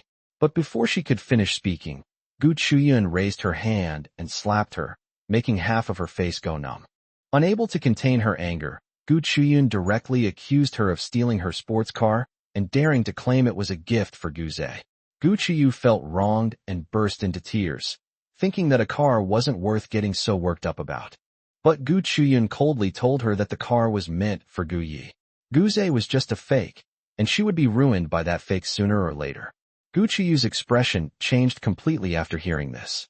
She didn't believe Gu Yi was a member of the Gu family, only recognizing Gu Zhe as her younger brother, and even called me a jinx. In response, Gu Chuyun slapped her several times, told her to get out, and said that I was the Gu family's lucky star. Gu Qiyu was stunned by the beating and finally realized that her older sister and parents shared the same attitude. She suspected that they had all been brainwashed by her, so she gritted her teeth, drove away, and immediately contacted the paparazzi, Dahe.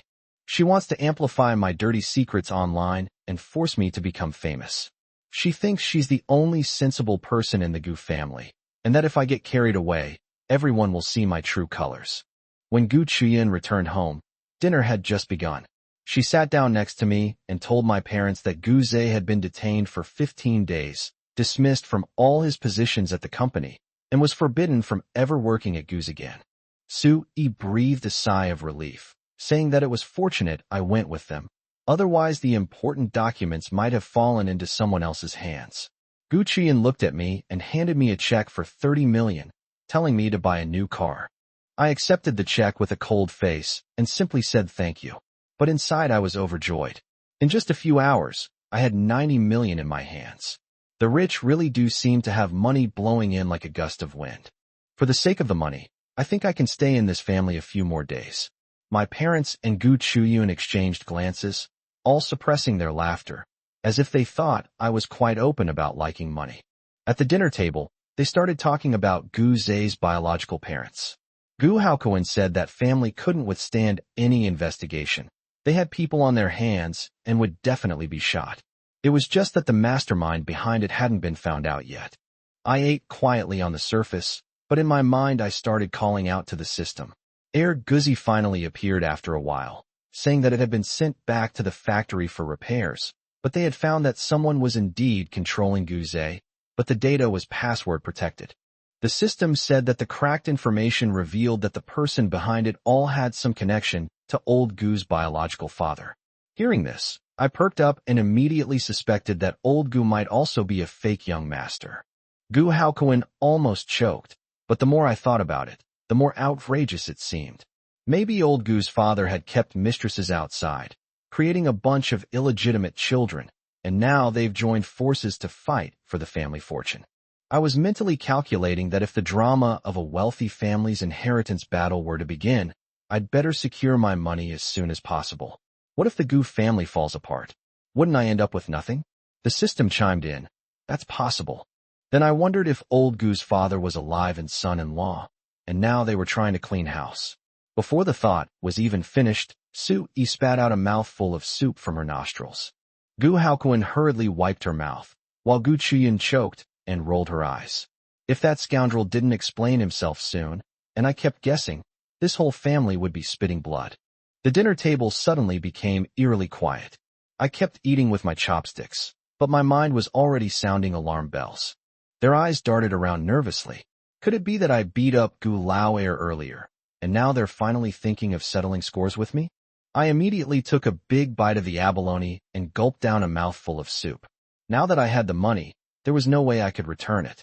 If they really dare to kick me out, I'll grab my bag and run away right now, without looking back. Anyone who looks back is a dog.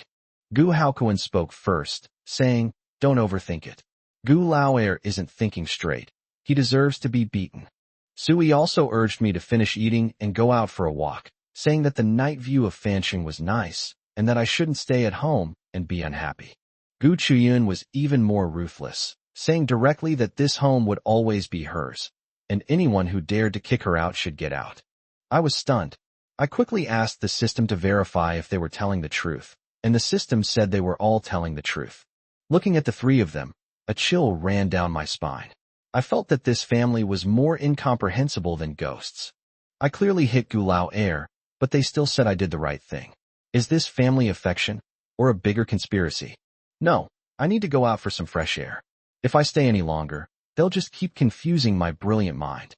They all breathed a sigh of relief when they saw that I was willing to go out, and they even gave me another 80,000 yuan in pocket money so I could buy some snacks. I got into the driver's car, and our first stop was the 4S store. I had only one thought in my mind, to buy the escape vehicle first. If they ever reveal their true colors, I won't even have a car to escape to. That would be truly embarrassing. I've always been a low-key person. Supercars are too flashy, so I'll just buy a more understated G-Class for now. The system fell silent, probably stunned by my low-key approach, considering that even the top-of-the-line version of this thing costs nearly 10 million. After getting the car, I drove it around town and also bought the latest top-of-the-line mobile phone, which only cost me 38,000 yuan.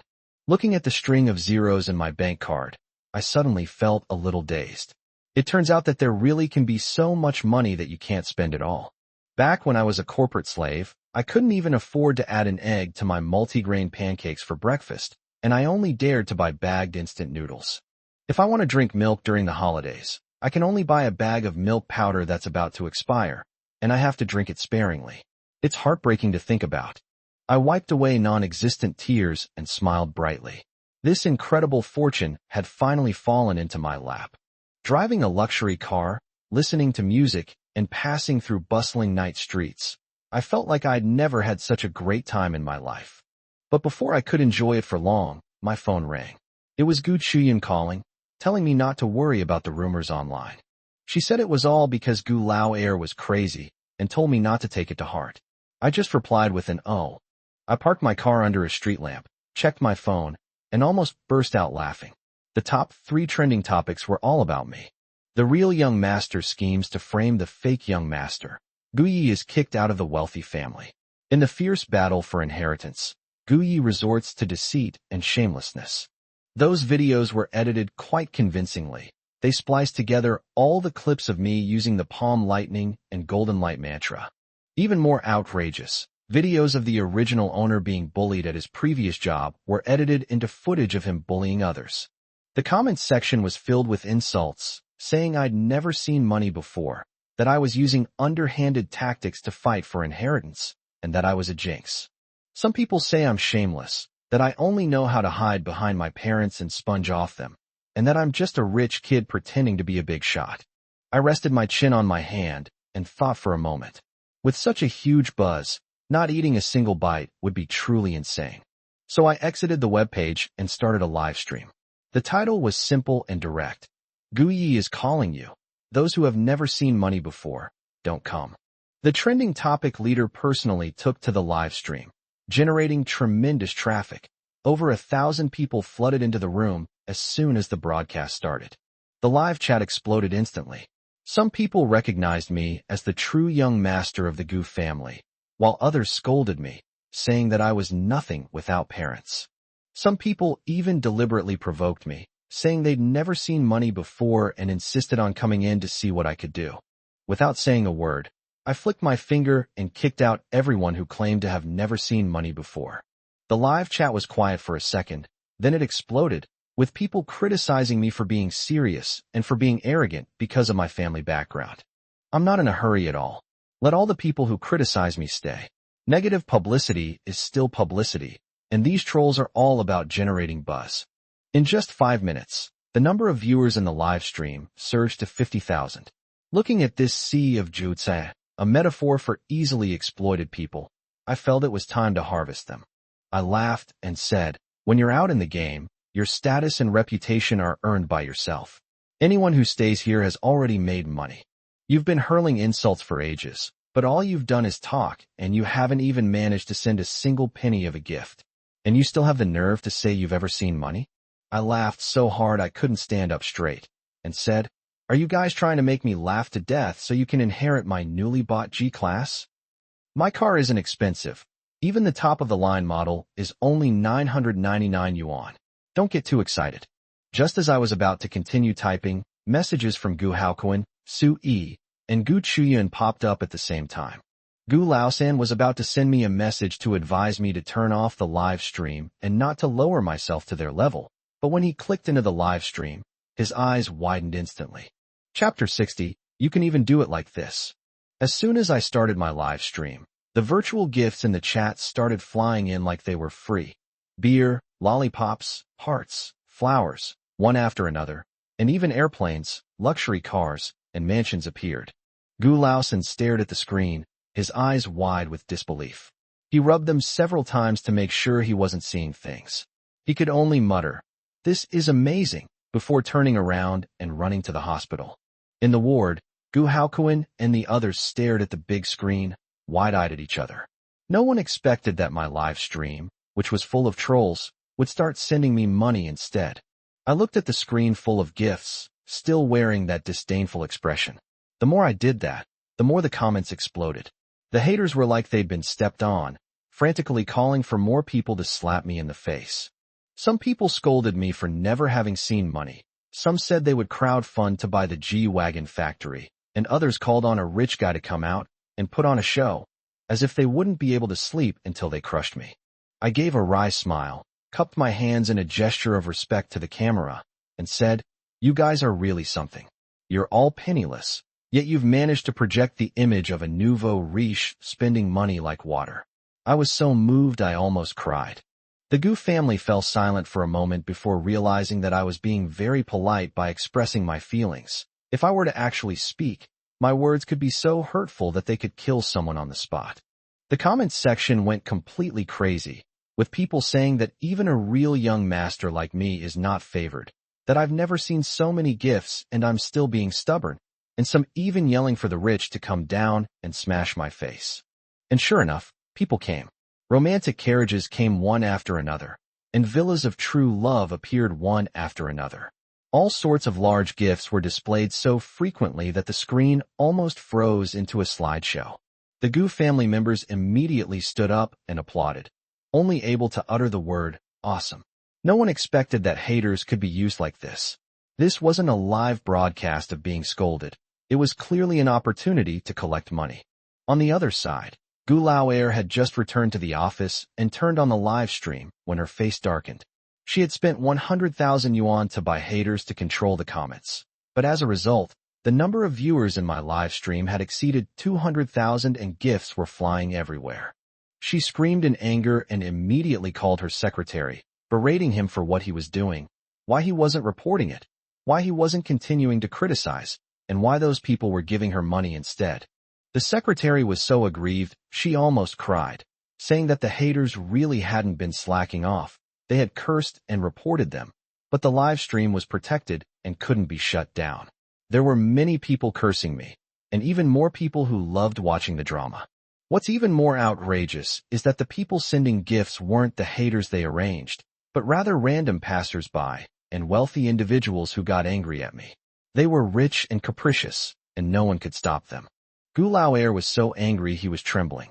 He cursed a bunch of useless people and then had his secretary contact a Hay to continue digging up dirt on me. He also wanted to arrange for a troll to connect with me online and confront me on the spot, to beat me to a pulp. She thinks I have some tricks up my sleeve, first deceiving my family into believing I'm biased, and now deceiving netizens. But she's been in the entertainment industry for so many years, she's seen all sorts of weirdos. She's not afraid of me at all. My secretary looked at the earnings from my live stream and secretly wiped away a tear. She was probably devastated, since the earnings from this one live stream were almost equivalent to her annual salary. Looking at the screen full of lavish gifts, I whistled and smiled as I thanked all the brothers, sisters, aunties, and uncles, casually reminding them to light up, and follow. This wave of leaks, a metaphor for retail investors, is indeed growing well. It's not difficult to make 100,000 or 200,000 yuan from one harvest. But I'm currently taking care of my family, and my allowance starts at tens of millions of yuan. This amount is just a drop in the ocean for me. Just then, the live stream chat suddenly started flooded with comments, and the haters started stirring things up again, saying that the big brother had just sent so many gifts, and I was still charging extra, which was petty and a disgrace to Gujia.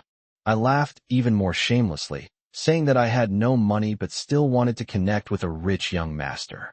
As soon as I finished speaking, 50 rockets exploded on the screen, and the top-ranked fan instantly made up the price. I immediately turned on my microphone, already knowing that Gu Lao Air was getting desperate. She had arranged for someone to confront me again, trying to take me off the trending topics list. But I was free at the moment, so I didn't mind playing along. As soon as the call connected, the person on the other end was a middle-aged man with a hoarse voice, who seemed to be a heavy drinker.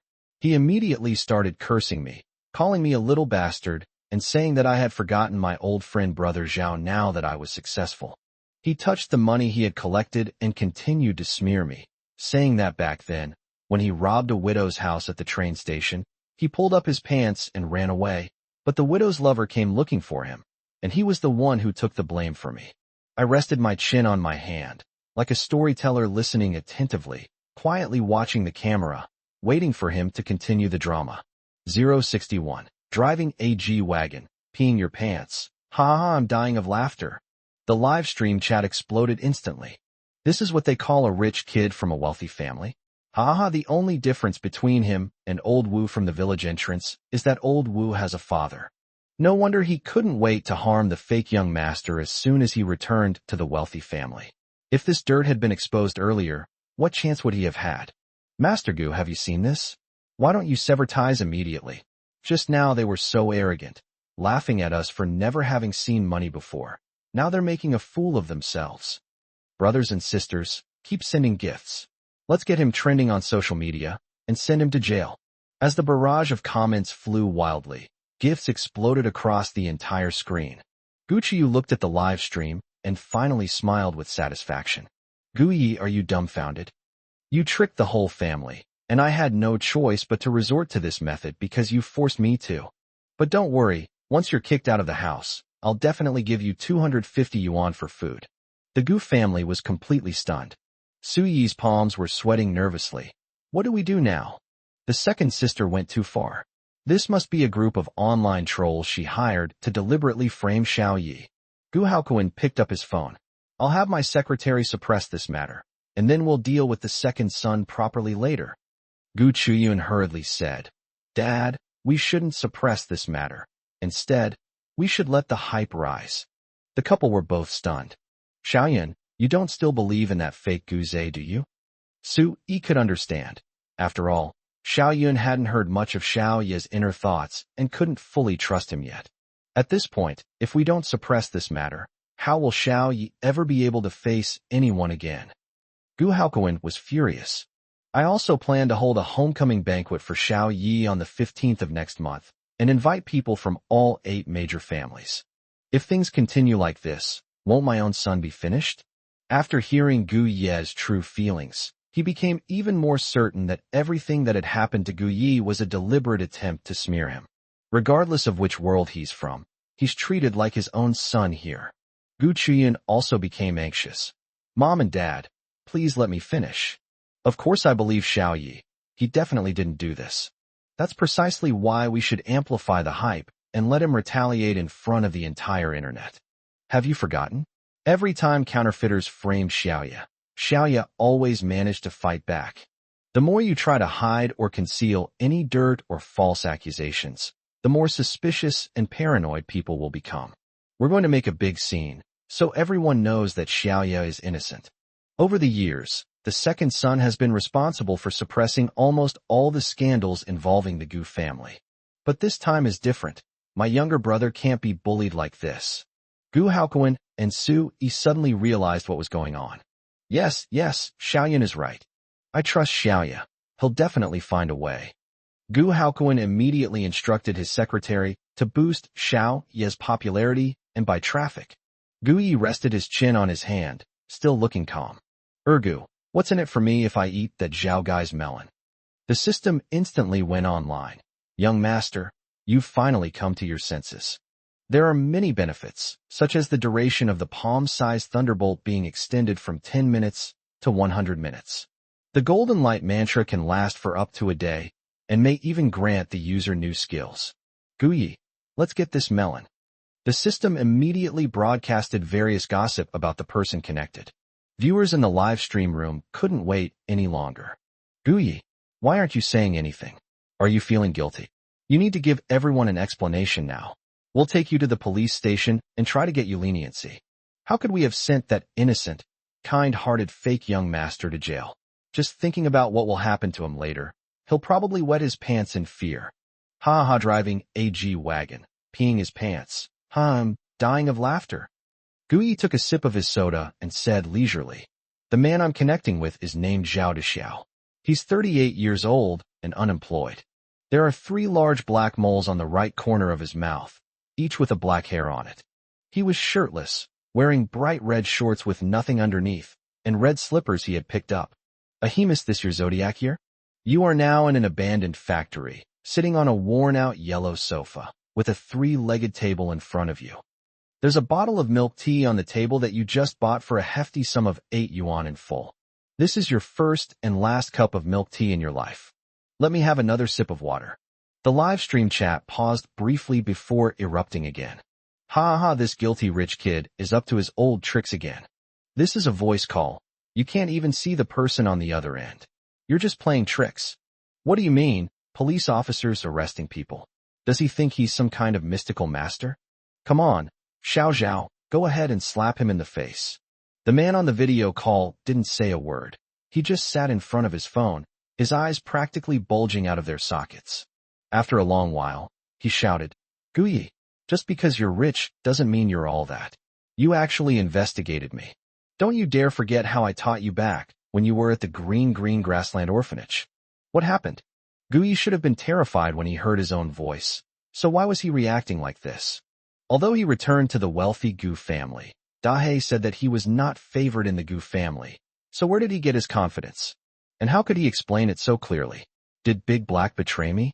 Guyi put down his soda and continued. This is my fault.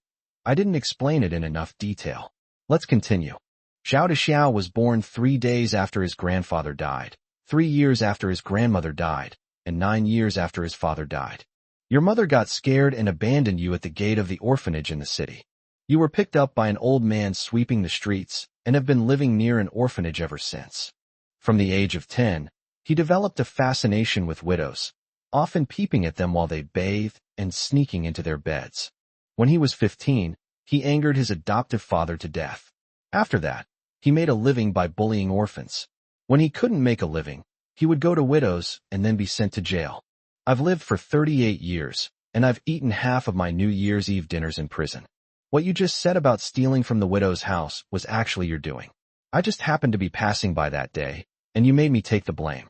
Your 3rd toe on your right foot has also developed onychomycosis, fungal nail infection, which has spread to its neighboring toes on both sides. You have 30,000 yuan in cash in your pocket now. This is a deposit from a paparazzi named Dahei. After you successfully frame me, you will receive another 20,000 yuan. If you've helped me, I can tell you absolutely won't get it. Because you're about to be arrested by the police and forced to confess to your crimes over the years. Tomorrow you'll be shot and scared out of your wits. As soon as he finished speaking, police sirens came from the other end of the line. 062. Guyi is a big shot in the Shinmin sect. Almost simultaneously, Zhao Dexiao hurriedly got up and looked back. Sure enough, he saw several police cars downstairs, and some officers were even about to come up and arrest him. I panicked. In all his years on the run, he had never been so panicked. Gu Yi, you're my god. I beg you, please help me. I'll kowtow to you. I'll tell you a big secret, and I'll give you 100,000 yuan, okay? I admit that it was me who stole from the widow's house, not you. I was paid by someone else to frame you. Is this all right? Please help me, please help me. Zhao Dexiao knelt on the ground, kowtowing repeatedly until his forehead bled. He now deeply regrets it. Gu Yi must be a man of great destiny, not just a wealthy young master from the Gu family, but also a reclusive master. Damn it! How could I have offended such an important person for just a few tens of thousands of yuan? If he can foresee his own troubles, then he must have a way to help himself out of them. The chat in the live stream paused briefly before erupting again. My goodness, Gu Yi seems to have some skills. Damn it, damn it, damn it. Forgive my lack of education, I only know one phrase. Damn it. Does this mean everything Gu Yi said earlier was true? He didn't even see the person's face, yet he got everything right? I have a friend who lives near that factory. I just called him, and he said the police really did go and arrest people. My goodness, this isn't some rich young master. This is a celestial master descended from the mountain. So all that lightning cannon stuff he used before, and the way he was radiating golden light, wasn't fake at all. He had real skill. Master, please accept my humble bow. I wish to have my fortune told. Master, please cast a divination for me too. As many carnivals as you like. The barrage of comments that was just a moment ago has completely changed direction. Aside from kneeling in worship, people are showering the site with gifts. The entire Gu family stood up once again, their eyes wide, and they all gasped in shock. Gu Haokuan's voice trembled. My own son is incredibly awesome. What he just said was all true.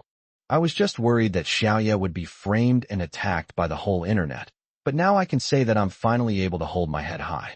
Su Yi burst into tears of joy. I knew it. My son is just like me, not the kind of coward who would be bullied by anyone. That guy surnamed Zhao, he was still defiant and stubborn just now, but now he's a complete idiot. The second sister found this thing. What was she thinking? Did she have to make it known to everyone? I'm going to give her a good talking to later. Gu Chuyun nodded slightly. Mom and Dad, what did I tell you? Xiao Yi will definitely have a way to fight back, right? With this wave of popularity, the people of the 8 great families won't dare offend our Xiao Yi anymore. They'll have to curry favor with him. Isn't a younger brother much better than that fake? I was blind and foolish back then, actually looking down on my own younger brother for that kind of person. What an idiot. The second child must be furious right now. She's gone to such lengths, only to have it backfire. However, there was nothing she could do. The whole family was trying to persuade the second child, but she insisted on courting death. Gu Haokuan's phone rang. He looked at Su Yi and said, My father-in-law is calling. He probably wants to ask about Xiao Yi. Su Yi, I'll say it with you. If Dad doesn't acknowledge this grandson, I'll sever all ties with him. Gu Qian's phone rang too. It was Lao Lu calling. Xiao Yi has become famous, and now the whole family has taken notice.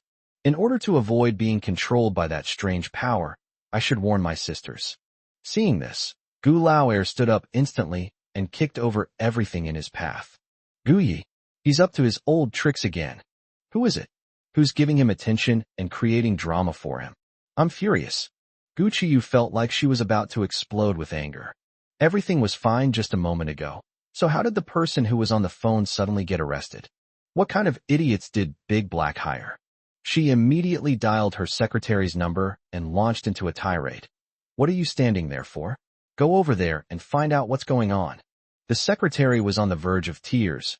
President Gu, that Gu Yi seems to be quite capable. He has already discovered us. Look at the live stream. Gu Laoer felt a sudden jolt of unease, a sense of foreboding washing over him. But she felt it was unlikely. How could things be like this? Live broadcast room. Gu Yi continued to laugh with a crooked mouth. Zhao Dexiao, you have committed many evils. You have 8 murder cases on your hands, and you have also trafficked 5 orphans. His crimes are heinous, and he's getting his comeuppance. I won't save this scum. There's something else I haven't finished saying. Behind that big black thing, There's a mysterious woman. As for the woman's name, I won't say it directly. You could pass on the message. Oh, you didn't get a chance to. Perhaps that woman is watching the live stream right now, so I'll take this opportunity to tell her. You old idiot, if you have a brain tumor, go see a doctor. You'd better see a psychiatrist. Don't try to mess with me like that. I wouldn't even bother to deal with you. Because you'll be getting married in less than 3 days, and that will be your retribution. Gu Laoer stared intently at the live stream, roaring in fury. Eh, yeah? Gu Yi, you little bastard, so you knew all this all along. You were just deliberately going against me, deliberately trying to embarrass me. You heartless bastard. I'm your own sister. How could you treat me like this? Who do you think you are, looking down on my defa? I'll show you that my taste in men is the best in the world. Just as Gu Yi finished speaking, Zhao Dexiao heard the voice of the police officer. He had been arrested. Gu Yi cupped his hands in greeting to the screen. Officer, you've worked hard. Don't let this kind of scum get away with it. The police officer's voice rang out. Comrade Gu Yi, we thank you on behalf of the vast majority of the people. Gu Yi offered a few words of modesty, then hung up the phone. Now that the truth is out, everyone can go back to their own homes and find their own mothers. Before the live stream ended, the chat exploded with excitement. Young Master Gu received praise from the police. Mai, young Master Gu has done a great job. Congratulations, young Master Gu. Young Master Gu, when are you going to log on again? I want a child. Young Master Gu, I want to have your baby. Gu Yi couldn't stand it anymore, so he waved his hand and turned off the live stream. After checking the data in the back end, I couldn't help but exclaim, this thing makes money really fast. In just this short time, they've made 1.68 million. He was still carefully reviewing the data when he received a call from Gu Chubbing. Xiao Yi, it's your third sister. Go home now, and don't stop for anyone you see on the way. Hurry up and go. With the second son's temper, he would never let this go easily. 063, Grandma Gu has some big gossip to share. An hour later, Gu Ye's car came to a steady stop in the Gu family's garage. After hanging up Gu Laosan's call, Gu Yi instructed the system to select the best route, and they returned without any obstacles. Gu Haokuan, along with his wife, daughter, and a dozen servants, came out to greet them. Xiao Yi, you're back. The third brother called you, didn't he? Sure enough, the second brother sent people to stop your car. Don't worry, I'll definitely teach that rebellious girl a lesson. Gu Laoer was given a severe dressing down. The servants lined up in 2 rows. As Gu Yi walked over, they bowed respectfully and shouted in unison, Welcome home, young master. Gu Yi strode forward with his long legs. His cool and arrogant steps were incredibly impressive. His handsome face was full of an expression of looking down on the world, and his aura of dominance was overwhelming. Hey Guzi, how's it going? Do I have the aura of a returning war god? The system, ever the sycophant, gave a thumbs up. I'm awesome. Gu Yi was very satisfied and smiled subtly. Old Gu, old Su. I'm fine, don't worry. As he approached them, Gu Yi spoke. Watching his son show off, Gu Haokuan thought through all the unhappy things before he managed not to burst out laughing. It's good that you're all right. It's good that you're all right. Su Yi, Xiao Yi, we've watched all your live streams.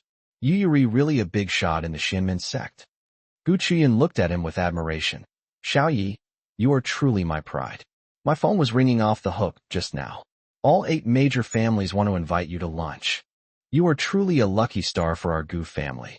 Since you came back, our family has become the most sought-after family among the 8 great families. Gu Yi gave another crooked, Dragon King Prince smile. You should believe in science. All those so-called mystical masters are just feudal superstition. Gu Haokuan and the others remained silent. Which eye of yours saw that we would believe it? They strained their ears, all waiting for his thoughts. Really? Gu Yi, ha ha ha ha, what the hell do you believe in science? The end of science is metaphysics. What kind of Xinmen master are you? In this world, I am the patriarch of the Xinmen. The 8 prominent families want to invite me to lunch. I can only eat a few bites, and how much will it cost? Su Yi covered her mouth with one hand, trying hard to suppress her laughter. Su Yi, he still loves money so much, just like me in that respect. He truly is my dear son. Gu Haokuan cleared his throat and said, Xiao Yi is right. We should believe in science and not engage in feudal superstition. Xiaoyi, you've worked hard. Go back and rest now. Gu Yi raised his hand and patted Gu Haokuin on the shoulder. Old Gu, you're the most sensible one. He's so easily fooled. No wonder his mother could so easily trick him into donating money. Gu Haokuin's eyes suddenly widened. What donation? I actually got caught up in my own gossip? Su Yi was also stunned. What donation? Xiaoyi, why don't you explain? Gu Qian looked at the two elders and shook her head slightly. Xiaoyi is obviously tired. It's unrealistic to let him eat melons at this time. It would be better to do it tomorrow morning. When Gu Yi returned to his room, Gu Haokuin and the other two all looked very serious. Su Yi, your mother must be senile. When the child was lost, she kept scolding me for being useless. Over the years, she has been urging me to find the child every now and then. Now that the child has been found, she hasn't said a word, and instead blames me for sending the counterfeit goods to the police station. She was furious just thinking about the phone call she had just received from her mother-in-law. Gu Haokuin quickly said, You know my mom has never liked me. She was just putting on an act before, and I guess she still is. The most urgent thing right now is to hear Xiaoya's thoughts and find out what he means by this donation. I know my own mother well. Xiaoyi just came back and immediately became a trending topic. I've already told her about it. But she didn't say a word, probably because she was holding back some big move. Gu Qian frowned. Whatever it means, the old lady can't possibly trick us again. I think she'll come knocking on our door tomorrow morning. I've disliked this grandmother since I was a child. However, she didn't care what she did to herself, but if she dared to do anything to Xiaoyi, she would never allow it. The three reached a consensus and made up their minds to protect Gu Yi with all their might. Meanwhile, the person they were talking about was fast asleep in bed. He suffered enough in his past life, so he can't bear any more suffering in this life. He just happens to be a rich kid, and he wants to be idle and get rich without working. At 8 o'clock in the morning, Gu Yi was eating breakfast, his eyes almost closed. That old hag, what's she doing here so early? She's ruined my chance to go back to sleep. Guzi, show me the juicy gossip about her, the bigger the better. 10 minutes ago, Su Yi came over to wake him up because Grandma Gu was coming over. Gu Yi, who is always grumpy in the morning and always sleeps until he's calmed down before getting up, almost exploded on the spot. Su Yi understood him best and gave him 5 million in pocket money, which barely made him get up. Now that they had heard Gu Ye's thoughts, the group sat up straight again. An old lady's melon. Gu Haokuin was extremely curious. However, they didn't get the big surprise until the old lady arrived. Grandma Gu was dressed in a tang suit. Her hair was tied up. Her face was full of wrinkles. She looked at people through her nostrils, and her triangular eyes seemed to be unable to open. Gu Yi was the furthest away from her, his head slightly lowered as if he were looking at his phone, but in reality he was already asleep. After exchanging a few words with Gu Haokuin and scolding Su Yi, old Mrs. Gu kept glancing at Gu Yi. But after waiting for a long time, he still didn't come to greet me. This is outrageous. Have you two completely forgotten all the rules of the Gu family? The old lady slammed her hand on the table, nearly knocking the teacup to the ground. Gu Yi was sleeping soundly when he was woken up by the noise, and his morning grumpiness instantly returned. That old hag is asking for it. Who does she think she is, yelling and shouting in my house, disturbing my peaceful sleep? That old green tea bitch, she cheated on the old man with 8 men, and she still has the nerve to call herself the matriarch of the Gu family. Is thesis this real? Gu Haokuin was so excited that he jumped to his feet, his face full of disbelief. He has 9 siblings, and the old lady cheated on the old man with 8 of them? So what about myself? Could it be that I am not my biological father's child? This is outrageous. If this matter is exposed, wouldn't the Gu family become a laughingstock among powerful clans? Su Yi hadn't slept well to begin with, and had been thinking about the old lady's melon all night. Hearing these heartfelt words, her eyes widened, and she was instantly wide awake. That old hag isn't a good person herself, yet she has the nerve to lecture me? Gu Chuyin rested her chin on her hand. So, which one is the true son of heaven? 064, shocking. Grandma Gu put 8 green hats on the old man, each one different. Seeing her youngest son's family completely terrified, old Mrs. Gu felt quite satisfied. Of her 9 children, the 6th one was the easiest to control. He would get scared whenever she lost her temper. 6th brother, you're getting on in years, and your children are all grown up. How could you send a child you've raised for so many years to the police station just because of someone you supposedly have your own biological child?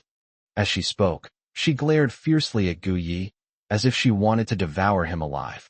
Gu Yi sneered. You old hag, are you here to support counterfeit goods? Although Lao Gu wasn't blindly filial, he still respected his mother quite a bit. Now that the old man has spoken, he can't pretend anymore. He's bound to scold me. Or they might come up with some kind of family discipline, making me kneel down or something. Gu Haokuan heard Gu Ye's thoughts and quickly sat up straight, saying, Mom, what are you saying? Xiao Yi is my real son. He's been away from home for so many years and suffered so much. Of course I have to favor him. Besides, Guze made such a big mistake. I'm only doing this for his own good, sending him to jail to teach him a lesson so he won't cause even bigger trouble and bring shame to our Gu family in the future. Hee hee. Xiao Yi, you wouldn't believe it, would you? Not only will I not punish you, but I'll also side with you. You'll find out later. As my son, you've had incredibly good luck. Su Yi added, Mom, don't you always say that we've spoiled Guze? We admit that we were wrong, terribly wrong. So now, we're letting him go in and suffer a bit, just because we listened to you. Old prostitute. After doing so many shameless things, why are you still pretending to be a fool in front of us? Xiao Yi is my own son, and no one can lay a finger on him. Gu Chuyun. Grandma, Guze stole so many things from me. If it weren't for Xiao Yi helping me, our Gu group would be finished. Xiao Yi is our lucky star. Xiao Yi, hurry up and keep breaking the news. Let the older sister hear how that old woman did it. She managed to cuckold that old man so many times. She's a real genius. Grandma Gu glanced at the 3 of them and immediately flew into a rage. How dare you? You are all incredibly insolent. I only said 1 sentence, and you all prepared 100 or 80 sentences just for me. You are truly filial sons. Gu Yi, old Gu and old Su are really brave this time. After all these decades, they still dare to talk like this. The old woman acted quite well. By using her anger as a pretext, she forced old Gu to back down, and once she asked him to donate money, he agreed. Back in the day, she used this trick on her wedding night with the old man. Then the old man drugged her, found a prostitute, and she spent the night with another man. TSK. Gu Haokuan. Xiao Yi has a good eye. Over the years, the old lady has always used this trick to get money from him. According to Xiao Yi, the old lady's first illegitimate child was actually her eldest brother. The older brother he admired most, the one who controlled the company's finances, wasn't actually his father's son. Su Yi's pupils dilated in shock. The old lady had some clever tricks up her sleeve. She did just that on her wedding night. But how come the old man, who was so shrewd, never noticed? This doesn't make sense. Gu Chuyun felt as if her worldview had been shattered, and her hands were trembling. My uncle isn't my grandfather's biological son, yet he controls the company's finances? She had wanted to fire him for a long time, but because of this relationship, she had no way to do so. Now it's all right. He's not one of our own, so why should we be afraid of him? Gu Haokuan took a deep breath and said, Mom, you're in your 70s or 80s. If you get angry over something so trivial and it makes you sick, you'll only suffer the consequences.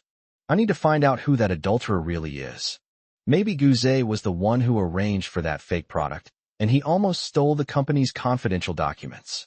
Su Yi. Mom, it's so early in the morning, please don't get angry. It's nothing. I'll have someone take you home. Gu Chuyun remained silent, which was taken as tacit approval of her parents' actions. Gu Yi. What? Old Gu and old Su didn't back down. They're even telling us to get out. My goodness, those 2 are amazing. That old hag. Let's see how she handles this time. Grandma Gu was immediately taken aback. She had thought that she had lost her temper and frightened them all. The grandson they just found was a worthless scoundrel. He was so scared when he saw them that he didn't dare utter a single word. Now it seems that's not the case at all. Gu Haokuan. Sui, you 2 are really something. Actually trying to kick me out. And that Gu Yi, are you mute? I'm your own grandmother, not some old monster. Can't you even say a word to me? Gu Yi suddenly looked up, forcing a smile that looked more like a grimace. It is indeed quite terrifying. So I have seen the old monster? Ha ha ha, she actually admitted she's an old monster. She's quite self-aware. If she weren't some kind of monster, who could be so amazing as to cuckold so many of her men, and not the same one twice? Ha ha ha. Gu Haokuin felt his blood pressure rise, and for a moment, his head was buzzing. 8 green hats, each one different. How could the old lady dare? How dare she? If the old man finds out about this, then... Su-yi looked at old Madame Gu with fear in her eyes. How could the old man have fallen for someone so ugly and so promiscuous? We must find out exactly which of the 8 people is wearing a green hat. Wrong. What if your man isn't a family-oriented person? That's easy to solve. Just kick the other 8 out, and none of them will be able to take a single penny of the family fortune. Gu Chuyun looked at her mother. At this moment, mother and daughter were of one mind, sharing the same thoughts. The Gu group only started to improve after her father took over. Now that it has grown and become one of the 8 major families, that is all thanks to its own efforts. If Dad isn't a true dragon emperor who cares about the family, then things could get a bit complicated. But there's no need to worry, because Xiao Yi is here for us. No matter what happens, I can handle it. Grandma Gu flew into a rage, grabbing a teacup and hurling it at Gu Yi. You little bastard. You're a good-for-nothing who lacks a father and mother. I'll teach you a lesson today. As soon as he came back, he started doing some crooked and evil tricks. One minute he was using some kind of lightning cannon. The next he was making a golden light all over his body, and he even did a live stream pretending to be a metaphysical master. Want everything a family can have. That bastard is dreaming. 065. What method should be used to beat up an old prostitute? When the teacup was almost within reach, Gu Yi slightly turned his body to avoid it. At the same time, he rushed to the old woman and started punching and kicking her. You old geezer, who are you calling a fatherless and motherless person? My parents are right here. You dare to insult me on my turf and even try to hit me? Who gave you the audacity? If I don't show my power, you'll think I'm a pushover. To deal with an old man in his 70s or 80s, Gu Yi was unwilling to waste the duration of the Golden Light mantra. He could easily defeat this old man with his bare fists. Sui. Xiao Yi hit my unreasonable, domineering, and tyrannical old mother-in-law. Here you go. Especially that kick, which was so clear and distinct. The shoe print on the old man's face is still there. Gu Haokuin. Could Xiao Yi have actually learned it on some mountain? The moves are simple, but the way he executes them is extraordinary. Gu Chuyun. The brat has finally stopped playing the victim. I thought he was going to pull the same old trick again. Grandma Gu never expected that Gu Yi would have the audacity to beat her up and even curse her entire family lineage. She was clutching her head with both hands, writhing on the ground in pain. Gu Haokuin, are you dead? Your son hit me. He's hitting me. Are you blind? You little bastard, make him stop right now, hurry up. I'm going to die. Ouch, my front tooth. The old woman wailed and cried, her anger towards Gu Yi burning so fiercely it could have set the entire Gu family villa ablaze for 3 days and 3 nights. Gu Yi went even further, kicking her in the buttocks until it broke and punching her nose, which she had just done, until it was crooked. Ha ha ha, this old hag is 78 years old. Besides having a fake face, she also got a fake butt. She claims to the public that she has never had plastic surgery and that she is a natural beauty who has now reversed the aging process. Old Gu and old Su must be completely dumbfounded. They never expected me to pull something like this. I beat that old hag so badly that besides breaking her bones, she'll need new parts removed, and even her 9 children might not recognize her then. In wealthy and powerful families, this would be considered a grave offense, a heinous act of rebellion, enough to warrant being struck by lightning. Even if they genuinely mean well for me, forgive me, and refuse to kick me out, Grandma Gu still won't agree. Since they want to get rid of me, then they should do the math. This little bit of money is practically in their hands now. None of the Gu family's 8 children are the old man's biological children. The battle for the family fortune is far from over, and in the end, they might end up with nothing. Let's make a quick buck while we can and escape. I'm here to enjoy life. I can't stand the hardship of being broke. Upon hearing these thoughts, Gu Haokuin and his two companions exchanged bewildered glances, unsure whether to remain silent or try to stop him. The old lady has done a lot of projects, and everyone knows that. They were unaware that they had undertaken so many projects. It was as if they had magically transformed themselves. Thanks to Xiao Yi, this time the old lady was brought back to reality. Only, he didn't need to resort to the self-inflicted injury tactic, but his initiative certainly caught them off guard. What an amazing plan. They never imagined that leaving the Gu family could be done in such a way. Su Yi and Gu Chuyun both looked at Gu Haokuin. He was the head of the family, so they should wait for him to make the decision. Gu Haokuin originally wanted to make a move, but he took a small step back and even covered his face with one hand to shield himself from view. Maybe I'm not even a family man, and all of this is the work of that old hag. Anyway, she doesn't like me, and I've suffered so much injustice in silence, so I have no way to get back at her. Now that his own son can take action for him, why not? Gu Chuyin. My dad seems to have finally developed a brain. Sui. That old bastard has finally learned to be smart. Gu Yi had been hitting for almost 5 minutes, but no one came to stop him, which puzzled him. Could it be that I triggered a hidden storyline? Why isn't anyone stopping me? Hey Guzi, look quick. Did I fall into a pit? Gu Haokuin. You're overthinking it. Sui. My dear son, you've worked hard. Mom will give you your payment later. Gu Chuyin. My good little brother, well done. I'll send you a red envelope later. Before the system's voice could even ring, a woman rushed in, shouting, Stop. Stop right now.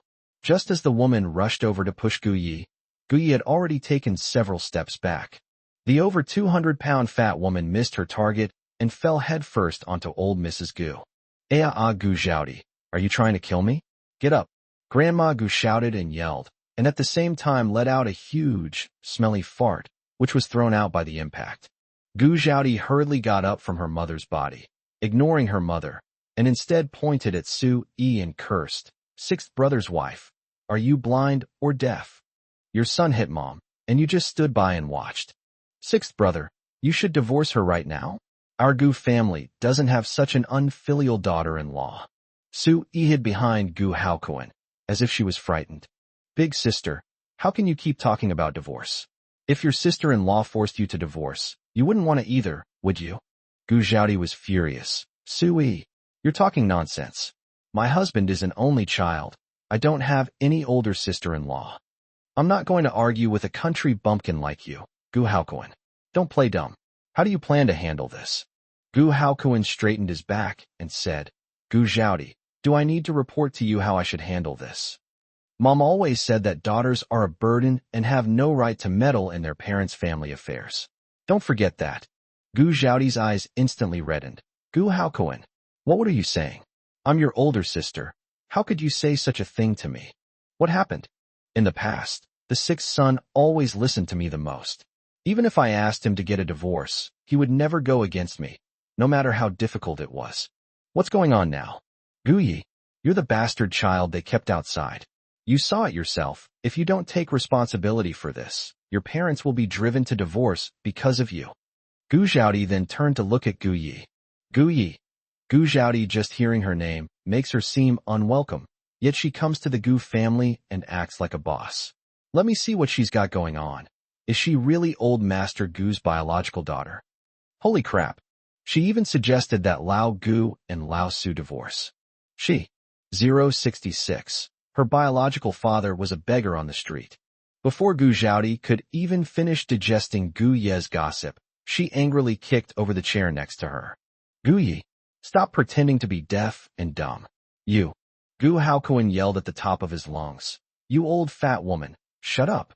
Just when we were getting to the crucial moment of this drama, she ruined everything.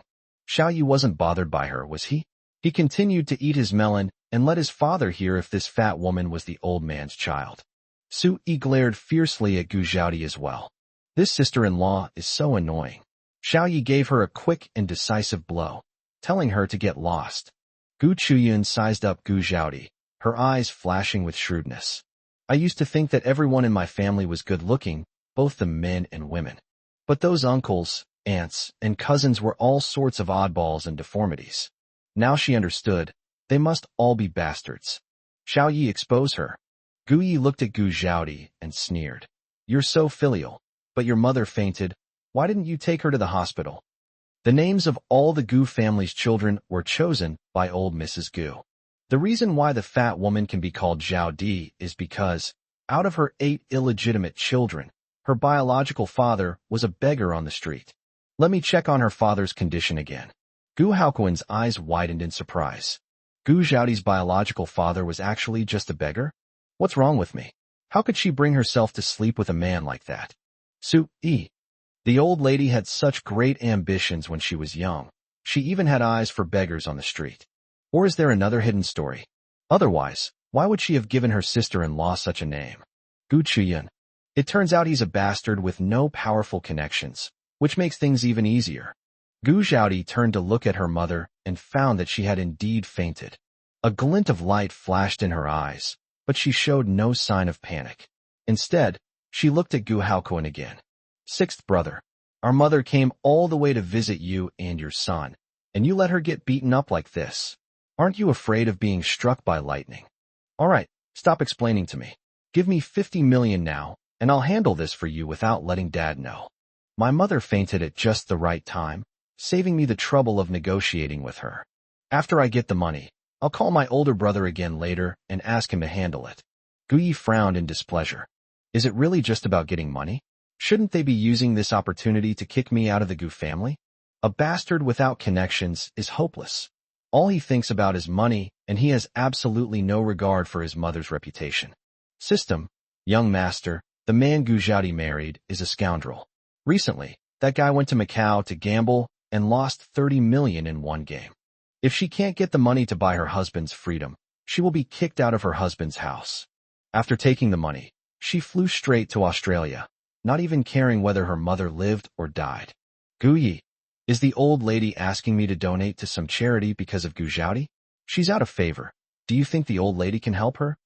Gu Haokuan felt his mind was a little sluggish, and it took him several deep breaths to clear his head a little. The old lady came over today asking me to make a donation, but actually she wanted to give the money to Gu Zhaodi. However, Gu Zhaodi was not favored, so the old lady would never give her money. It's a contradiction. Sui. The old lady could dig up so many melons at once. Sui. Guzi, tell me quickly, what exactly happened? Gu Zhaodi couldn't wait any longer and said fiercely, Sixth brother, what do you mean? Are you just going to watch Mom faint and die? Hurry up and give me the money. What are you still standing there for?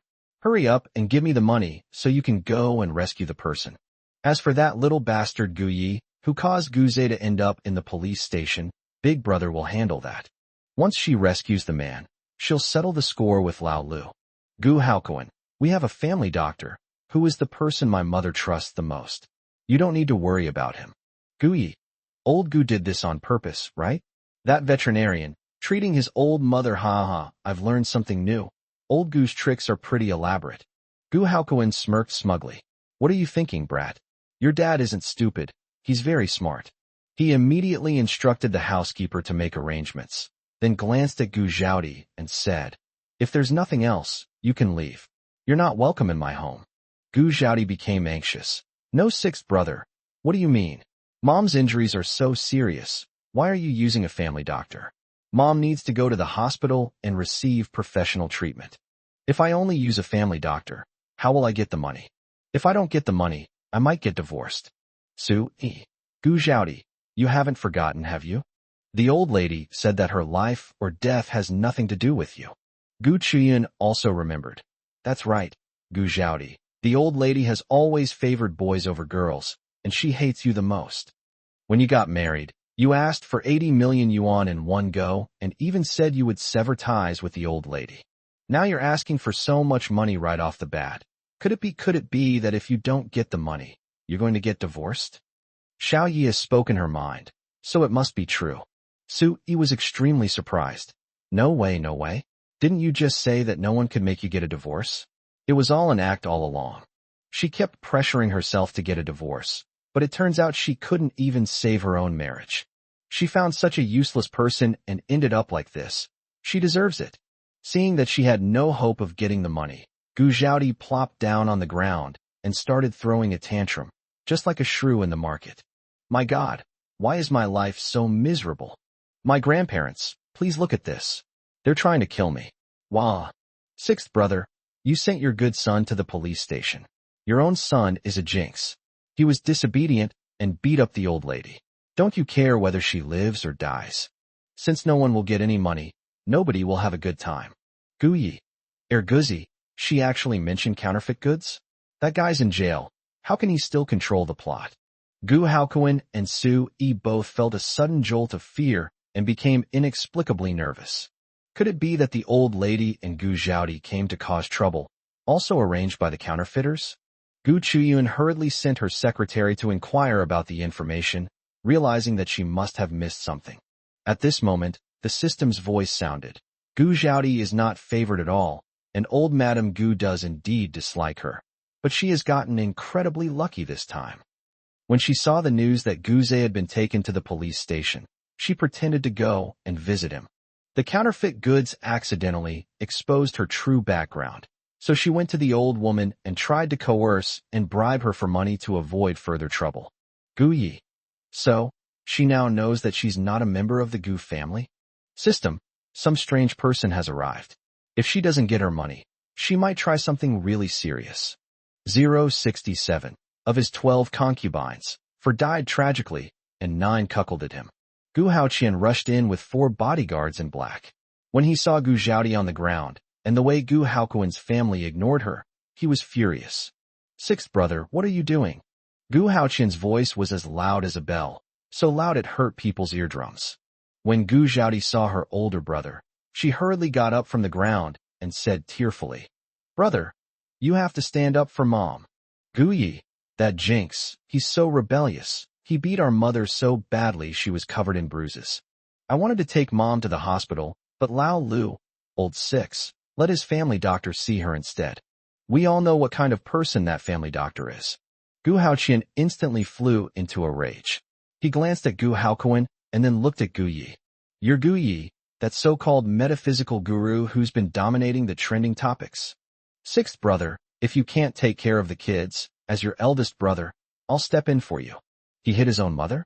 That little scoundrel, he's really got some nerve. Gu Yi looked directly at Gu Haoqian, a smirk playing on his lips. What kind of bullshit metaphysical master? You're not convinced, are you? Gu Haoqian is 60 years old this year, but he takes good care of himself and looks like he is 50. However, he was a scumbag who brought misfortune to his wives and children. His first wife died after giving birth to twins. His eldest daughter died at just 3 months old, and fearing that his son would also die, he sent him to live with the old lady. Without the constraints of his children, he was ready to go all out. He changes wives every few years, and has now had 12. However, due to his fate, he has no illegitimate children. Gu Haoqian wanted to reprimand Gu Yi, but his expression suddenly changed drastically. Gu Yi didn't speak, but she could hear his voice. Could it be? Gu Haokuin, Su Yi, and Gu Chuyun were all taken aback. How so? Gu Haoqian actually heard Gu Ye's thoughts too? They had been watching closely, but neither Grandma Gu nor Gu Zhaodi could hear Gu Ye's thoughts. Now Gu Haoqian can actually hear it? Sixth brother. Yi just said beep. Like everyone else, he could hear, but he couldn't speak a single word. Gu Haokuin walked over and said, Brother, you don't know this, but the bloodline of the Gu family's direct descendants is just so extraordinary. If someone is just mediocre, then they certainly don't belong to the Gu family lineage. Gu Haoqian was stunned, staring at his sixth brother, his mind a complete mess. What did he mean by that? Gu Yi is his biological son, so how could he pull off such a shady scheme as the heartfelt voice? So, if your son isn't your biological son, how can he have such talent? Nonsense. Sixth brother, you were useless back then, losing your son, and now you're letting him get involved in all sorts of crooked and evil things. In short, you can't discipline him at all. Let me do it. The words Gu Yi just spoke in his mind must have been told to him by Gu Haokuin. Even if that's not the case, you can easily find out most of it by spending a few dollars and hiring a few paparazzi to search. After all, he wasn't afraid of such so-called rumors at all. With the status of the eldest patriarch of the Gu family, he had nothing to fear. Gu Yi laughed. Then come on, let me see what kind of mediocre skills you have. This old man, half buried in the ground, still believes he'll live to 99, creating a miracle of longevity. System. Haha, this guy is actually quite funny. His latest bombshell is absolutely explosive, even in the entertainment industry. Gu Haokuan, hurry up and release it. Su-e, just how explosive is it? Let me see for myself. Gu Chuyun, my uncle had 12 concubines, but several of them are dead, right? How can there be gossip if they're dead? Gu Haoqian's eyes widened. Gu Yi, you better shut up. You believe I'll. Gu Yi was speechless. Haven't I been keeping quiet the whole time? This old man must have late-stage Alzheimer's.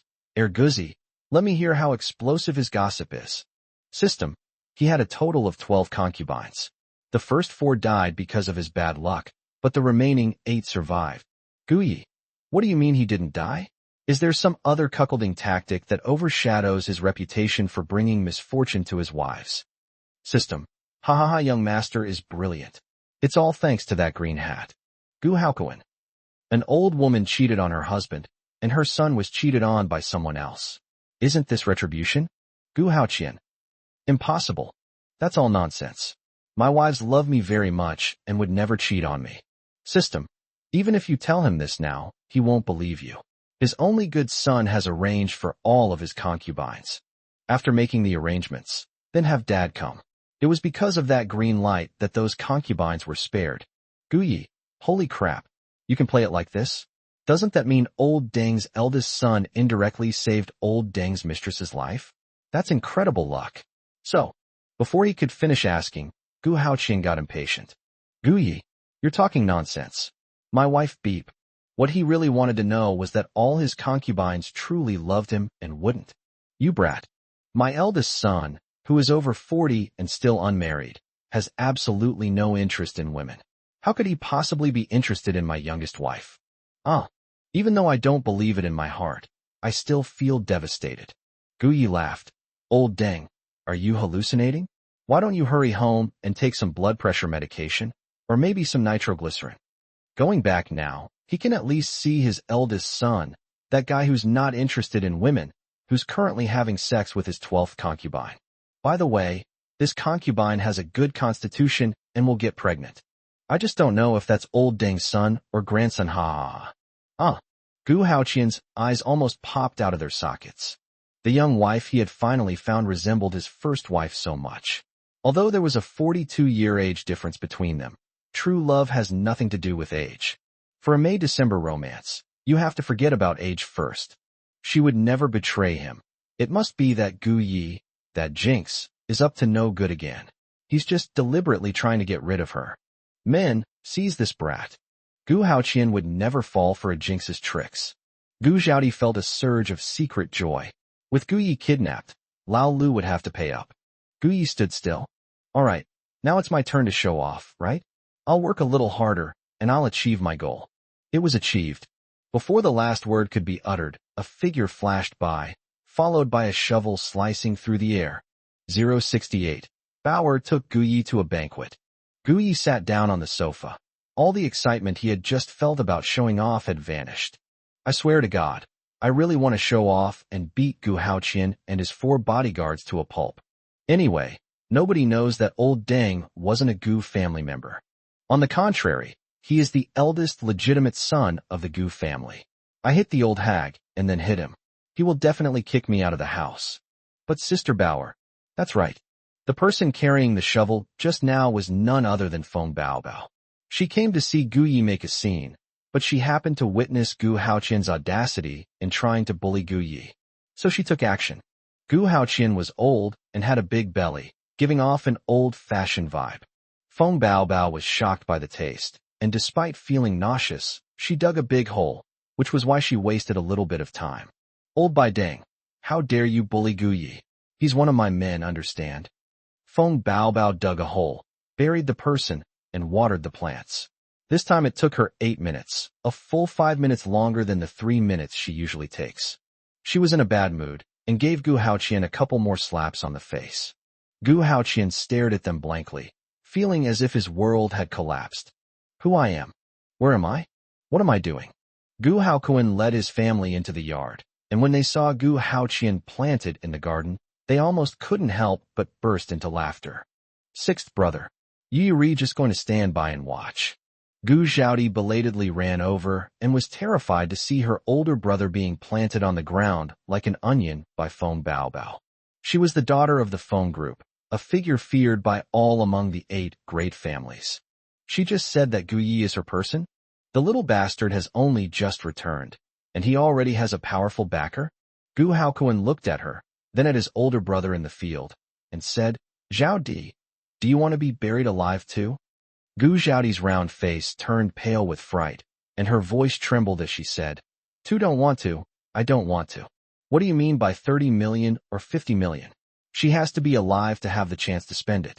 She was not a family-oriented child at all, and if Lao Lu found out, he might kick her out of the house. First, stay alive. Only when you're alive can good things happen. Gu Xiaodi seemed to have figured it out, turned around, and ran away. She scrambled and stumbled, losing one of her shoes in the process, but she didn't care about getting it back. Gu Yi watched Gu Xiaodi run away and sighed helplessly. Sigh, wasn't she truly in love with that gambling addict? She just ran away like that. But wasn't she just swearing she'd be a dutiful daughter, and now she's neglecting her elderly mother? Don't run. If you run that fast, she might be reincarnated. Gu Haokuan. Reincarnation? Is Zhao Di going to die? Gu Haoqian snapped out of his daze and shouted, Sixth brother, release him right now. Before Gu Haokuan could even speak, Feng Baobao kicked him again. Stop talking nonsense. Were you the one who tried to bully Gu Yi just now? You're asking for death, don't you understand? After saying that, Feng Baobao came to Gu Ye's side and put her arm around his shoulder. Gu Yi, I'm Baoer. If anyone bullies you in the future, just say my name, okay? Gu Yi felt a strange sensation as she held him in her arms. Good. It's not that I can't beat Feng Baobao. After all, I'm a super powerful character who can kill everything with a single golden light spell. It's just that a good man doesn't fight with a woman. System. Young master is brilliant. Eat 3 more melons, and I guarantee I'll give you a super generous gift. Feng Baobao pretended to be calm and let go of his arm, but she was actually looking forward to his new skill. Gu Haokuan and Su Yi exchanged a glance, and neither of them could help but laugh. Baby, thank you so much. You saved Xiaoya's life again. Su Yi expressed her sincere gratitude. If Feng Baobao hadn't appeared in time, and Xiao Yi hadn't successfully shown off, he probably would have left the family. Gu Haokuan smiled broadly. Baby, come inside and sit down. You must be exhausted. Gu Haoqian. Am I blind, or are they deaf? I'm Lao Lu's older brother. I was bullied by Feng Baobao, and they didn't care at all. Instead, they praised Feng Baobao as if she had done a great service. Feng Baobao. No need. I came here to go out and play with Gu Yi. Your second son, Gu, is getting married today. It's a grand wedding. But if you go now, you probably won't be able to attend. Gu Yi. Gu Lao got married? And had a wedding? A grand wedding. Ha ha ha, this is really something. The bigger the stage, the bigger the embarrassment. Hey Guzi, any new juicy gossip over there? Gu Haokuan. The second brother really brought this upon himself. He clearly heard Xiao Ye's thoughts, yet he still went and jumped into the fire. Sui. She'll regret it someday. Gu Chuyan. Within 3 days at most, the second son will definitely come back on his knees, begging Gu Yi to forgive him, and even begging Gu Yi to save her. She already regretted it enough, yet she didn't learn her lesson at all. Feng Baobao. New melon? It's good to have some new gossip to share, so I don't have to make the trip myself. At that moment, the system's voice sounded. The latest gossip won't be updated until midnight tonight. Gu Yi. Useless piece of trash. Gu Haoqian didn't want to hear any gossip. He just felt like he couldn't catch his breath. Sixth brother, pull it out for me right now, hurry up. Do you want to watch your own brother die? And what about Mom? How is she? I need to see Mom. Gu Haoqian now wants to go home. Perhaps it's because he's been buried, but he feels his mind is clearer now. He wants to go back and see his concubine. Just in case. He meant, what if what Gu Yi said was true? Gu Yi smiled. What kind of older brother is he? Old Madame Gu's first illegitimate child was Gu Haoqian. What kind of older brother is he? Ha ha ha. Guzi, tell me, if Lao Gu knew that this Lao Deng wasn't his biological older brother, what would his expression be? And what about old Deng? If he knew he wasn't Gu's biological son, wouldn't he be terrified? Gu Haoqian. What? What bastard? What do you mean by first bastard? Gu Yi. You beat Gu Haoqian. You better control your son. What is he saying? Gu Haoqian panicked. Although he didn't know why, he just felt his heart pounding in his throat. Everything I have now is thanks to the Gu family.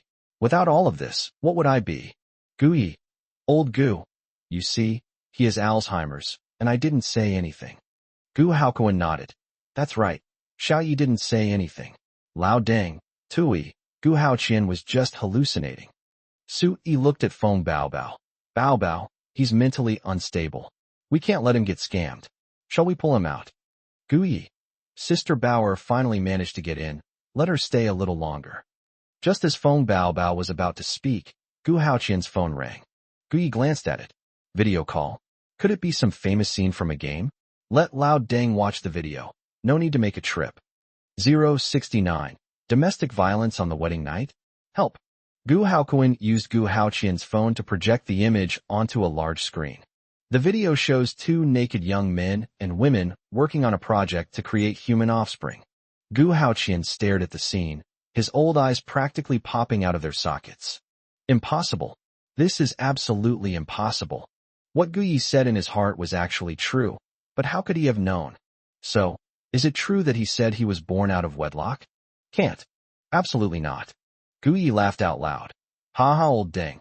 Who are those two people? They look like your eldest son and your concubine. Am I seeing things? Which cutie sent this video? It's practically a live stream. Well done. Gu Chuyun. Xiao Yi, you're not mistaken. It's the two of them. Uncle, didn't you say that Xiaoyan truly loves you? That she doesn't care about your money or your fame, but only about you? Old Biden. He was just yelling and trying to teach Xiao Yi a lesson, but he can't even raise his own son properly. How dare he presume to teach other people's children? Gu Haoqian said coldly. You've completely disgraced the Gu family. Eldest brother, your precious eldest son was raised by the old lady, and this is what he turned out like. Gu Haoqian isn't even a member of the Gu family, so there's no need for me to be polite to him. Su Yi gave a mocking laugh. Big brother, you really have a lot of free time. Your own son stole Xiaoma, and you still swear to help us raise our son. You have quite the nerve. This brother-in-law, back in the day, the way he looked at me made me feel disgusted. However, out of respect for Lao Gu, he avoided the situation whenever possible. But now, Xiao Yi said that Gu Haoqian is not a member of the Gu family, so she will no longer give him any face. Looking at Gu Haoqian's family, Gu Haoqian instantly understood everything. It turns out they all heard Gu Ye's thoughts too. Or rather, all the benefits Gu Haoqian has recently gained are because he heard Gu Ye's inner thoughts. On what grounds? Why is it that the sixth son has such a fine eldest son who can bring immense wealth to the family, while his own son? Sixth brother, eldest brother was wrong, eldest brother was really wrong. Pull me out quickly, I need to go back and deal with that adulterous couple. Sixth brother, don't worry, from now on, all of Big Brother's property will belong to Xiao Yi. After all, he's an old fox who's lived a long life. When it comes down to it, he knows exactly which powerful figure to cling to. He's not a member of the Gu family. No one can know about this. If word gets out, and I'm already this old, wouldn't that be courting death? The only way to preserve wealth and status is to give away one's own property. To whom should it be given? Naturally, it's a gift to Gu Yi, this golden patron. He's a good judge of character. Everything the Gu family owns must belong to Gu Yi. Thinking about it this way, I felt secure in my position. Gu Haoqian and his family of three exchanged a glance, nodded slightly, and had him dragged out and taken away. Goodness, a world where only Gu Yi is speechless has been achieved. No, so old Deng just left like that? Just now, weren't you trying to lecture me and kick me out of the Gu family? How could he suddenly want to give me his property in the blink of an eye? I'm not even his son. Bauer's methods weren't quite up to par. Simply burying someone alive wouldn't work. They had to actually bury them. Feng Baobao narrowed her eyes. Gu Haoqian was indeed an old fox. In order to preserve the Gu family's wealth and status, he did not hesitate to sacrifice his own son. Gu Yi, that guy, is only thinking about running away. Little does he know that he can live off a fortune if he stays here. Not long after, Grandma Gu was also sent back to her old house, and the family doctor was taken with her. Gu Haokuin and Su Yi went back with him. They wanted to give Gu Yi a fair judgment and make sure no one bullied him. Gu Chuyun returned to the company to deal with Gu Haoqian's matter. The once grand Gu family home is now empty except for Gu Yi and Feng Baobao. Gu Yi, let's go out for a feast. Feng Baobao wanted to go out for a stroll. Gu Yi was too lazy to move. I want to sleep. Do whatever you want. Eating banquets is so boring.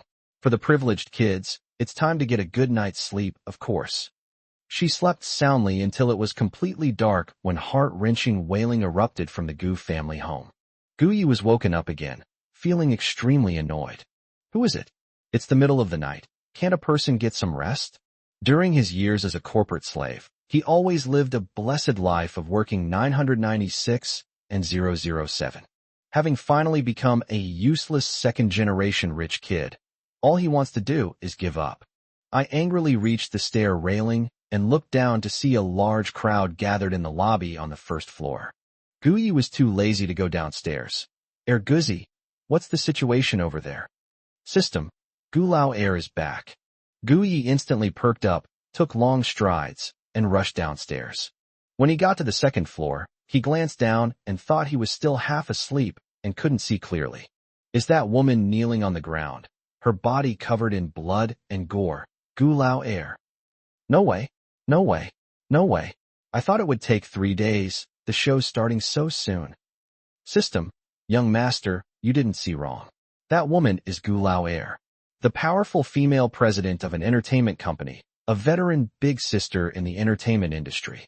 Gu Yi couldn't help but smile, almost bursting out laughing with schadenfreude. In the lobby, Gu Chiyu knelt on the ground, wailing, "Wah, daddy, mommy, big sister, you have to avenge me." Sui was shocked. Xiao Yu, what would happen to you?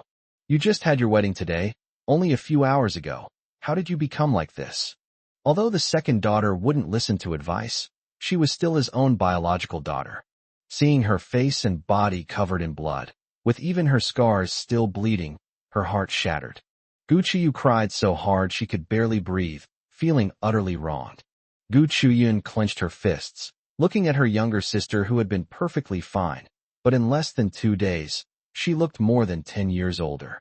Her heart was breaking, but at the same time she felt a sense of relief at surviving a disaster. Almost there. I was just a little short, and I would have ended up the same way. Wrong. According to Xiao Ye's inner thoughts, her fate would be to become a mad woman, taken in by a kind-hearted person in the mountains, and eventually bear their children. In comparison, my fate was even worse than that of the second son. Mom, this was done by that bastardly Defa. He made a mistake and got fired. Now he's penniless. He has nothing left. I didn't mind him, and I still married him, but he blamed all the mistakes on me. He hit me. He told me to die. He even wanted me to give him the company. Mom, eldest sister, I want a divorce from him, right now. 070. Gu Lao Air regretted it and begged for forgiveness on his knees. Gu Chiyu tearfully accused her new husband of atrocities. Due to her extreme agitation, her wounds reopened, and blood was gushing from her body. Gu Haokuin flew into a rage. Second brother, what did we tell you back then, and what did you say? Now that you've been beaten, you have the nerve to come back. She clearly heard Gu Ye's thoughts, and everyone was trying their best to persuade her. But what about her? She confidently declared that she would prove to everyone that her judgment of people was correct. Even, she still wants to hit Gu Yi. This is something only a smart and shrewd entertainment company president would do. Although Gu Haokuin felt heartbroken seeing his own daughter being tortured to such an extent, he also felt sorry for her. But the thought of how she was determined to marry that scumbag even at the cost of her life made him even angrier. Gu Chiyu's tears flowed even more uncontrollably. Dad, I didn't expect this either. We've known each other for over 10 years, and I think I know him better than anyone else. But I never expected that. Right after we got married, on our wedding night, he would already stop pretending. He beat me with all his might, like he wanted to kill me, like he didn't want me to live. If he hadn't received a phone call from a beautiful woman and rushed out, he wouldn't have been able to escape and would be a corpse by now. Gu Chuyun snorted coldly. You didn't expect this? What did you say back then? You said you had the best taste in men in the world, that he was your savior, and that you had to repay his kindness. Being blinded by love is indeed terrible, but we advised you so much, yet you still insisted on jumping into the fire. Thinking back to that time, she even put on an act as if she wanted to save everyone in the Gu family. Gu Chuyun felt utterly speechless. Gu Chiyu lay on the ground, just sobbing. Gu Yi walked over and stood on the periphery of the crowd. After seeing Gu Chiyu's miserable state, he maintained a cold expression on the surface, but inwardly he was overjoyed. He can still speak, complain, and cry, and he wasn't beaten badly. She used to yell at me, threatening to hit me, and even tried to morally blackmail me as her own sister. Where did that attitude go? Just because she was beaten once, this is all? From now on, this kind of thing will be a regular occurrence. System, young master, there's no chance of her doing it again. Li Defa bought her life insurance. If she dies, he can get 80 million in insurance money. Guyi, my God, I didn't realize this idiot was so valuable. But she chose him herself. Li Defa is her savior, and she's doing this to repay his kindness. The voice of one person unifying all reached the ears of the Gu family. At that moment, the whole family was stunned. That beastly Defa not only beat Gu Chiyu to death, but also bought insurance. He's not just a scumbag, he's worse than an animal. Gu Chiyu heard Gu Ye's inner thoughts once again. She had married into the ice cave, and her whole body felt cold from head to toe. The man she had loved for so many years actually wanted to trade her life for money. Xiao Yi, my dear brother, I know I was wrong. I really know I was wrong. I was ungrateful and let Xiao Yi down. Gu Chiyu suddenly got up, crawled on her knees to Gu Ye's side, hugged his legs tightly, and cried as if her heart was breaking. Where is the same fierce spirit that once made him want to beat up Gu Yi the moment he saw him? There was no aggressive, domineering attitude towards Gu Yi, nor any desire to thoroughly humiliate him. Xiao Yi, you said it, you're not the Gu family's jinx, you're actually the Gu family's lucky star. Second sister was blind and wronged you. That Li Defa is really no good. He doesn't just play around with women, he's bisexual. The Feng group only fired him because he gave away all his assets to settle the matter. Back then, he saved me, but that was all part of his plan. The day I was buried alive by Feng Bao, he appeared just in time, and that was also part of his plan. And the daytime wedding, that was all something he had prepared in advance. I was fooled. I was completely fooled. The thought that the first time she met Gu Yi was to beat him up made her feel uneasy. Gu Chiyu was filled with deep regret. The older sister is right. If she doesn't even want her own brother, why would she want a fake one? That fake Guze, he might be in cahoots with Li Defa. After all, they knew each other back then. No matter what, I must get a divorce. I absolutely cannot stay with someone like that. Xiao Yi knows that Li Defa is no good, so he must find a way to make him divorce her, right? Now I realize that Gu Yi was my savior. None of Gu Haokuan and the others spoke up for Gu Chiyu, nor did they want to. You can't reason with a damned devil. Despite their earnest attempts to dissuade her, she insisted on jumping into the fire herself. Are we going to send them to beg Gu Yi now? They can't bring themselves to say it. Gu Yi sighed. Second brother Gu, don't try to claim kinship with me. I'm not worthy of your name. You said back then that I was an illegitimate child raised outside, that I was a jinx, and that the Gu family would never have a good life again once I came back. You also said that Gu Ze was framed by me, and that's why he was sent to the police station. I'm such a jinx. I've ruined your man's career. In short, you only have eyes for Gu Ze, your own brother, and I am nothing to you. How you got bullied and beaten is your own choice. When you wanted to marry that man, you asked me not to stop you, and I didn't. We're all adults. We should be responsible for our own actions. Besides, haven't you two known each other for over 10 years? He's your savior, so you should naturally repay his kindness with your body. After saying this, Gu Yi kicked Gu Chiyu away and wiped his bathrobe with disgust. This is disgusting. My brand new bathrobe is ruined. She initially thought I would cause trouble at her wedding, so she even increased security at the wedding by more than 10 layers. I have no past, so why should I go to the past? A so-called older sister who wants to teach me a lesson before even meeting me. Whoever wants her can have her, but I certainly don't. Didn't she love that man to the bone, even to the point of dying for him? Then let her go for it. She can't just change her mind now and say it was just talk in the first place. Gu Qiyu was completely dumbfounded. Gu Yi knew everything. He had indeed strengthened security measures to guard against Gu Yi. Only, at that time, the scumbag was good at disguising himself. He was gentle and considerate to her, and she didn't know his true colors. 071. Entertainment company CEO? Is that me? The entire Gu family gasped in shock. No one expected that Gu Qiyu would increase security at the wedding, specifically to prevent Gu Yi from causing trouble. Gu Haokuan stared intently at his daughter, who was covered in wounds and blood, his whole body trembling with hatred. What a brainless idiot. She had already heard Xiao Ye's inner thoughts, yet she remained stubbornly unconvinced, refusing to believe him and even taking precautions against him. If Xiao Ye had attended her wedding, she wouldn't have ended up in this predicament. Su Yi was so angry that she cried until she had no tears left. How could I have given birth to such an idiot? Gu Chuyin was very puzzled. Gu Zhe, that fake, wasn't here, which meant that there was no strange force controlling Gu Qiyu. But why? Why is she still acting like she has no brains and doesn't believe Gu Yi at all? I was controlled by that strange force, which led me to act irrationally. Looking at her parents and sister, all of whom were filled with disappointment, Gu Qiyu felt her heart sink to the bottom. Oh no, I really went too far this time. My family is completely disappointed in me, and no one is willing to help me anymore. What to do? What can I do to get Gu Yi to help me? As the president of an entertainment company, if this gets out, not only will he lose face, but the entire Gu family will also suffer significant losses. Just then, the butler rushed over in a panic and said, Master, Madam, a man named Li Defa has arrived. He has also brought more than a dozen media reporters, saying that he wants to take his newlywed wife back. The person is right outside the villa. He said he only has 10 minutes. If we don't hand him over, he'll bring his men in. Gu Qiyu shouted almost hoarsely, I don't want to go with him. I don't want to go. He'll kill me. He wants me dead. Gu Haokuan sighed.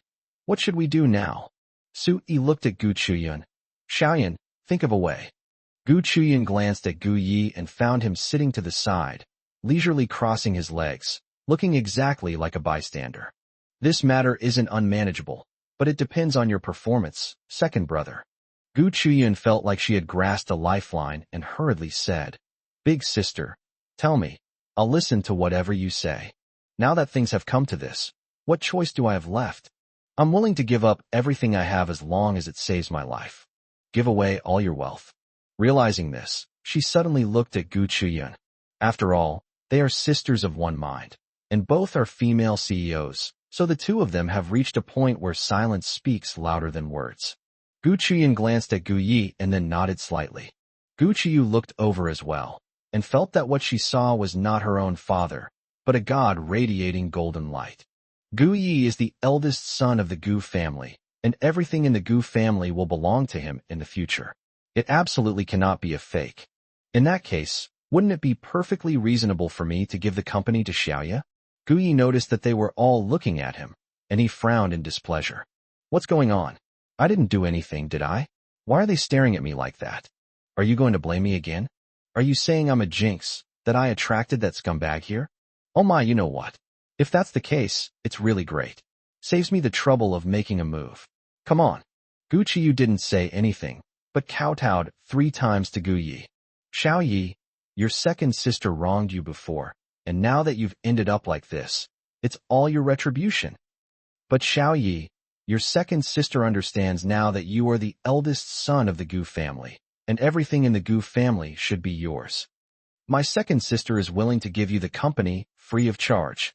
Gu Chuyin immediately brought over a contract and said, Second brother, words are meaningless without proof. Just sign it. Gu Qiyu signed the document without hesitation, making 2 copies and signing both. Gu Chuyin handed the documents to Gu Yi and said, Xiao Yi, summer entertainment is yours now. Gu Yi was caught completely off guard. He was momentarily stunned as he looked at the documents that had been shoved into his hand.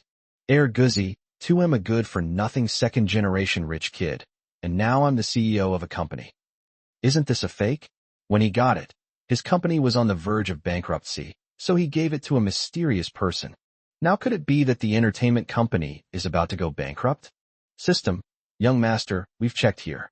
The company is operating well with no signs of trouble. You can accept it with confidence. Guyi, my goodness, can you really play like this? System, things have changed a lot since these people got their brains. But young master, I'm beholden to them.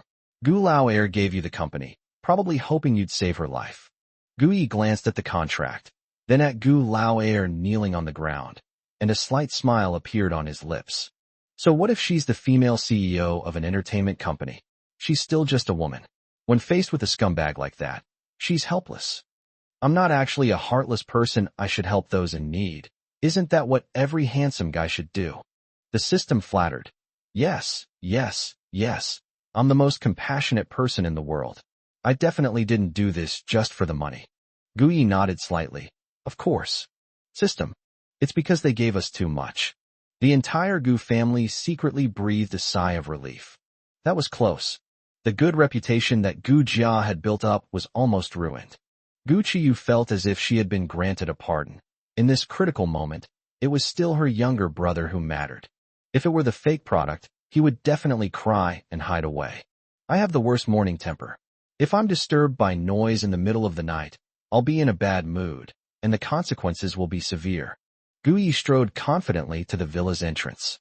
Li Defa saw Guyi alone, but not Gu Qiyu, and he immediately became furious. You bitch. Does she think that by hiding, he can't do anything to her? And the Gu family, they themselves are cowards, letting a bastard come out to deal with them. It's ridiculous. Guyi didn't give him a chance to finish speaking. He flashed in front of Li Defa, grabbed him by the neck with one hand, and lifted him up.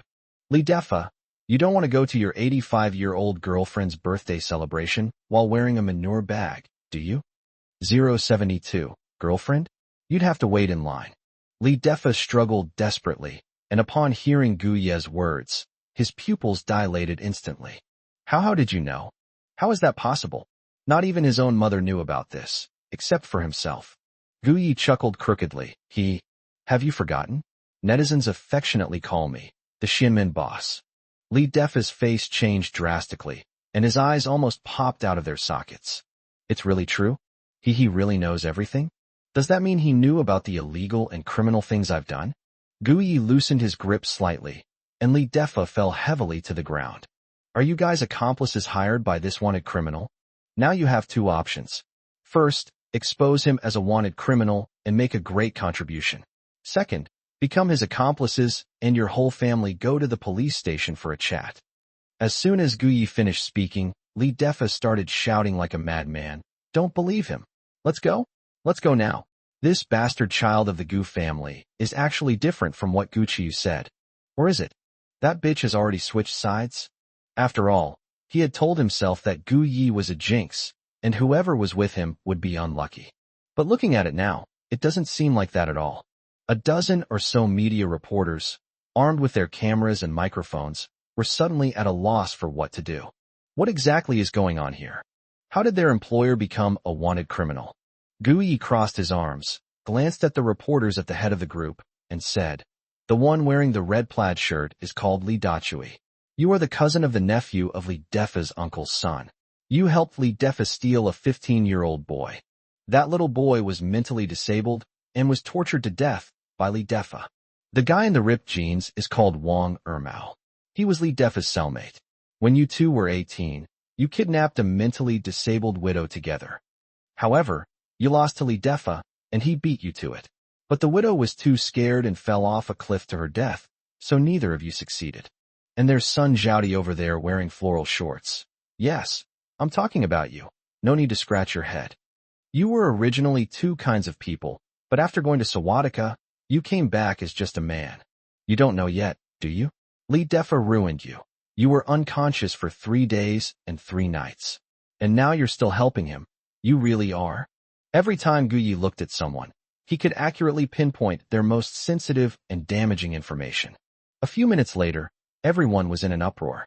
Li Defa tried to escape in the chaos, but was caught by angry media friends who were spreading gossip.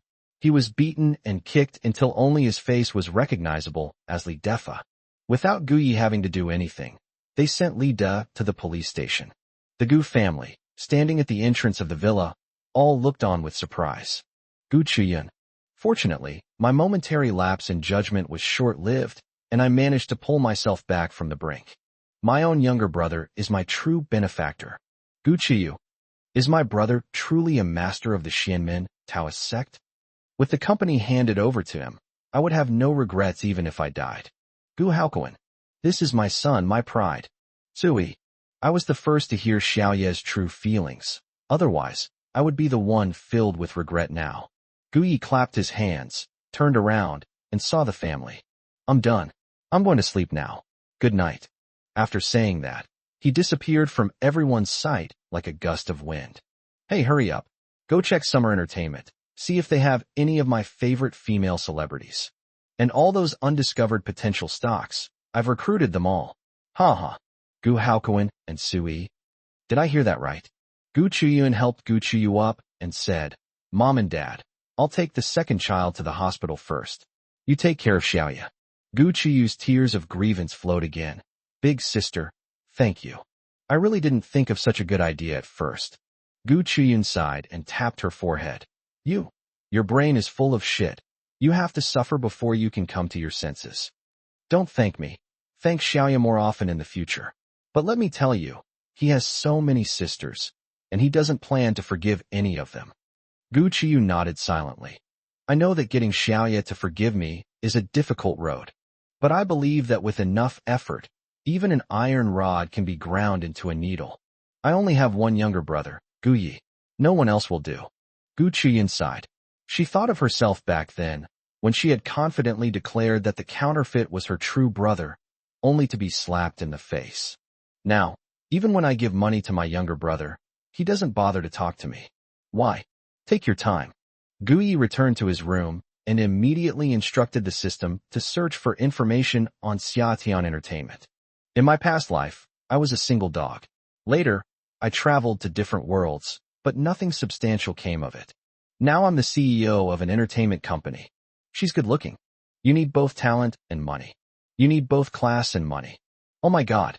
Isn't this just him picking any girlfriend he wants? The system followed the instructions and, incidentally, found their melons.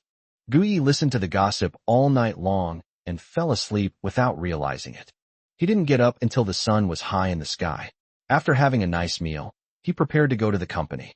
After all, a company cannot be without a leader for even a day. However, before we even set off, we saw something we didn't want to see. Mom and Dad, older sister and older brother, I miss you so much.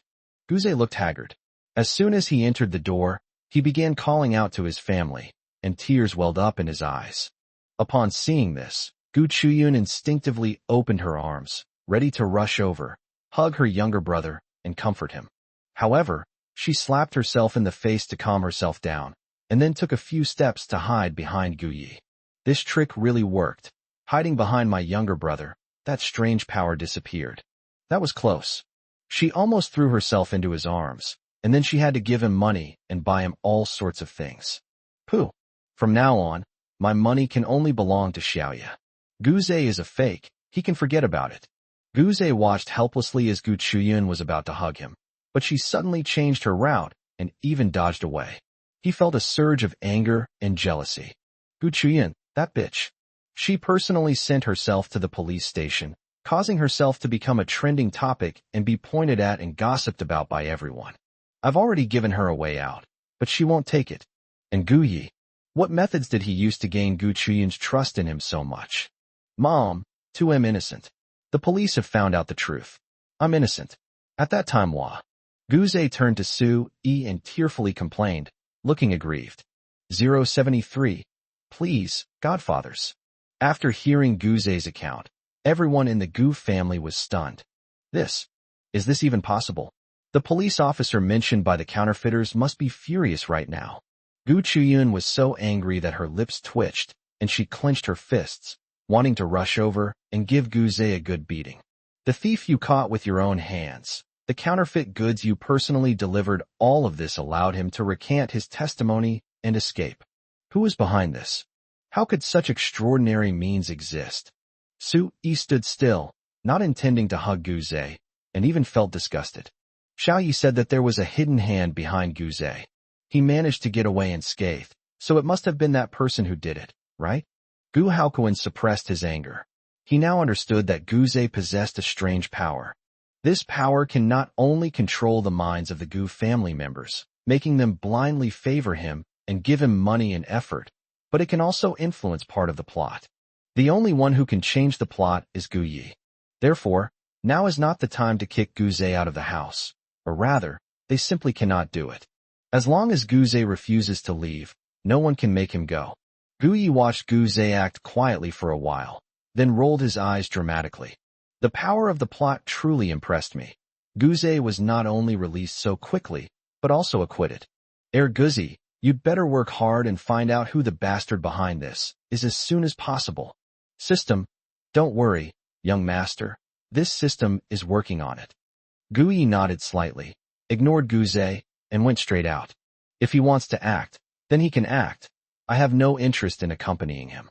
However, once Guze saw Gu Yi leave, he suddenly stopped crying and quickly said, "Big brother, where are you going? Can you take me with you? There are rumors circulating outside that we are not getting along. For the sake of our family, I think we should dispel these rumors." On the way back, I received a phone call. The next task is no longer to steal the Gu family's confidential documents. Instead, to follow Gu Yi. The higher-ups thought Gu Yi was very mysterious and wanted them to uncover his secrets. Without turning his head, Gu Yi said, "What rumors? That's the truth. Fake product, have some confidence. I never even looked down on you in the first place." He opened the car door, sat in the driver's seat, rested one hand on the window, and glanced at Guze. "And one last time, I'm reminding you, from now on, when you call me by my name, don't call me Big Brother, or I'll give you a lightning bolt." He started the car and immediately left the Gu family's house. Guze watched Gu Yi speed away and stomped his feet in anger. "You bitch." He couldn't even be bothered to pretend. Who gave him that confidence? He turned to look at Gu Chuyun, but the latter seemed to have seen a ghost and ran like the wind to the underground parking garage, quickly driving away from there. Oh my god, that was a miscalculation. I should have followed Xiaoya when he left. The strange power emanating from counterfeit goods is something I simply cannot resist. Su Yi and Gu Haokuan exchanged a glance. Perhaps they were the first to hear Gu Ye's true feelings and to believe them. The strange power of the plot seemed to have no effect on them. "Mom and Dad, I want to go see my second sister and ninth sister. Don't be too sad. My eldest brother just came back and happened to encounter this. He didn't mean to." After saying that, he turned and left. "If you fail to complete the task, you will be punished." He also wanted to see if Gu Yi was really the kind of mystical master that the rumors on the internet claimed. Su Yi was a little worried. "Old Gu, should we just ignore the counterfeit goods and let him go and cause trouble for Xiaoyi?" Gu Haokuan said, "You're overthinking it. That so-called power can't do anything to Xiaoyi at all. Just you wait and see. Counterfeiters will only bring shame upon themselves. We need to go back to the old house again. My older brother said he wants to draw up a new property transfer agreement." Su Yi, you mean Big Brother is really willing to give all his assets to our Xiaoyi? Gu Haokuan nodded heavily. Big Brother is an old fox, and he's also quite old. He might be buried at any time. To ensure a comfortable retirement in his final years, spending a small amount of money was a worthwhile investment for him. Summer entertainment. When Gu Yi arrived, he saw Gu Chiyu, who was in a wheelchair, come to greet him personally. Gu Lao Air's blood pack is amazing. When I saw her last night, I thought she wasn't going to live much longer. Looking so radiant now, could it be a final burst of energy before death? Gu Chiyu. What a last gasp. I'm just a lucky person who's blessed by heaven. System. Young master, Gu Lao Air's internal organs were not damaged. She has truly escaped death. And although he looks presentable now, his body is actually covered in bandaged wounds. Gu Yi pouted. Then why did you come to the company? Could it be that you've changed your mind and want to take the company back? I knew it. Why would she be so kind as to give me something that's counterfeit? Before the system could speak, Gu Chiyu quickly put on a big smile and said, Xiaoyi, I heard from Mom and Dad that you came to the company, so I waited for you here in advance. Don't worry, I'm not going back to the company. I'm here to support you. Since you just arrived, Many of the older employees might not be convinced. The older sister was right after all. Xiaoyi didn't have a good impression of any member of the Gu family. I'm barely managing to be decent to my parents. It's passable. I came here to support him, but he misunderstood. You can't blame him. After all, his whole family is biased towards counterfeit goods. However, I had already informed my younger sisters in advance, and they should not repeat the mistakes I and my eldest sister made when they returned in a few days. Guyi nodded slightly. Oh, the long-term employees aren't happy? Then just fire them. I'm supposed to be grateful to the people who work for me? I didn't make them do 007. They should thank my ancestors for 8 generations. Gu Qiyu. How imposing. As expected of the eldest son of the Gu family, he has more courage than I do. The company quickly convened a high-level meeting, where Gu Qiyu introduced Gu Yi to everyone. The 28 executives' expressions changed drastically in an instant, and some were even whispering among themselves. The Gu family's young master has returned and taken over Xia Tian Entertainment. I heard before that this company was going to be taken over by Gu Zhe. How can a fake young master be compared to a real young master? That's all in the past. But the fake young master graduated from university, while the real young master was said to be just a good-for-nothing, wasn't he? Gu Yi sat in the main seat, his gaze sweeping over each and every executive. Seeing this, Gu Qiyu felt a pang of regret and fear. Will Xiaoya be unhappy? But that was my previous plan. Back then, wasn't I misled by counterfeit goods? At this moment, Gu Ye's inner voice resonated. Is the biggest and fattest one the vice president? Let me tell you some gossip about him. Vice President Li Guangming. 074. Who agrees? Who disagrees? Gu Qiyu heard Xiao Ye's thoughts and immediately looked at Li Guangming. He looked bewildered, glancing around as if trying to find out who was speaking. Gu Qiyu's heart skipped a beat. What's going on? He actually heard Xiao Ye's inner thoughts. Isn't it true that only people related to Xiao Ye by blood can hear it? Is Li Guangming also a member of the Gu family? She instinctively wanted to investigate, but then felt it wasn't necessary. With a big shot like Xiao Yi right beside you, why waste your time and energy? Gu Yi had already listened to the system's announcement, and when he looked at Li Guangming, his eyes were full of mockery. The vice president's name is Li Guangming. He comes from a rural background and is considered an honest and down-to-earth man. He is 53 years old this year and has only one wife and 2 daughters. Gu Qiyu secretly breathed a sigh of relief. Vice President Li is all right. There are no other shocking scandals. Li Guangming looked towards Gu Yi in the direction of the voice. The only possibility for such a voice among those present was that it was intentional. But he sat there, staring at a document on the table, without saying a word. So all I could hear was his innermost thoughts. Goodness. No wonder President Gu took the initiative to hand over the company to the real young master. That guy has some skills. Is he using his inner thoughts to criticize himself? But Li Guangming took a sip of water to calm his nerves. But when he glanced at the others out of the corner of his eye, he choked on his own water. What? Why are they all staring at me? Did they all hear it too? Gu Ye's inner thoughts continued. As the saying goes, nothing tastes better than dumplings, and nothing is worse than your sister-in-law. Li Guangming, that seemingly romantic guy, secretly stole his sister-in-law. They were infertile, and their 2 daughters were abandoned babies that his wife had found. The relatives of the 2 daughters are coming to their door. They couldn't bear to part with their daughter and were willing to support her for the rest of their lives. But those 2 ungrateful wretches, along with their closest relatives, pushed the couple overboard on a dark and stormy night. TSK, this is hard to judge. One stole someone else's wife, the other abandoned his childhood sweetheart. They thought they were doing a good deed by taking in a child, but it turned out to be a tragic love affair. Gu Qiyu, can't we really call this retribution?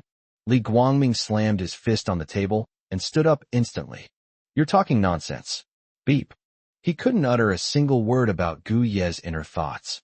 The other 20-odd people present were all shocked. Vice President Li was right. The young master of the Gu family is quite capable. He really is the metaphysical master that people talk about online. He knows all this stuff, and he can say it in this way, preventing others from saying it. He's really got some skills. Almost everyone has this thought in their heart. In the blink of an eye, they no longer dared to look down on Gu Yi as they had before. Gu Yi, You fatso, what do you mean? What did I say? Instead of spouting nonsense here, why don't you go home and see that this ingrate has already brought his biological parents while he and his wife are away. The next step is to drug them both to make things easier. Li Guangming's eyes widened. President Gu, my house is on fire. I need to go back and check it out. Before he finished speaking, he turned and ran. When they reached the door, their legs went weak and they knelt down on the ground. Just then, Guze opened the door and saw this scene. Vice President Li? I can't accept such a grand gesture from you. Get up quickly, let me help you up. Guze thought Li Guangming was kneeling before him, and he was extremely pleased with himself. He also secretly glanced at Gu Yi. So what if he's a real young master? Half of the executives here are his people.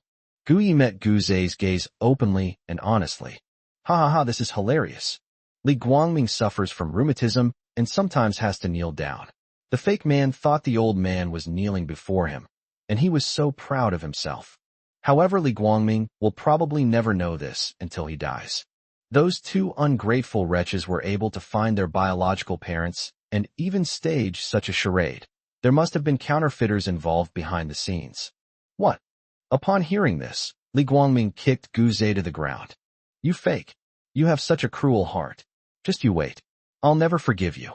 After delivering 3 more hard kicks, Li Guangming hurriedly left. She had served Guze like a slave for years, yet he secretly betrayed her. Once this is resolved today, I'm determined to kill him. Guze was kicked 4 times for no reason, and he was in so much pain that he was covered in cold sweat. Second sister, what's wrong with him? It hurts so much, my stomach hurts so much. He was really in pain. Li Guangming, who had always been his lapdog, actually dared to hit him. He never expected that. Gu Qiyu sat next to Gu Yi, keeping her older sister's words in mind. Do not leave Gu Ye's side, otherwise she would be controlled by a strange force. The security guards took Gu Ze to the hospital. What are counterfeiters doing here in this situation? They're just making things worse. Gu Ze suddenly stood up and said, Second sister, I'm fine. I don't want to go to the hospital. If my brother is here, I want to be here too. I came to see my brother. You should go back to the hospital. You're already so badly injured. Gu Qiyu gritted her teeth in hatred. The counterfeit must have done it on purpose, exposing her wounds in front of so many people. Gu Yi, then please sit wherever you like. If the counterfeiter doesn't want to leave, then don't leave. The more he stays, the better the show will be. Gu Qiyu heard Gu Ye's thoughts and therefore did not drive Guze away. She repeated, as I just said, from today onwards, Gu Yi will serve as the president of Xiatian Entertainment. Gu Yi added, who agrees and who disagrees? 8 supporters of counterfeit goods, raise your hands now. After you raise your hands, I won't bother with all the gossip anymore. I'll fire you first, then send you to the police station for a chat. If I do the math, I should be good enough for a second-class merit award, right? Gu Qiyu. Second-class merit. What an honor this is. No wonder Mom and Dad say Xiaoye is a lucky star for the family. They really weren't exaggerating. Guze was completely stunned.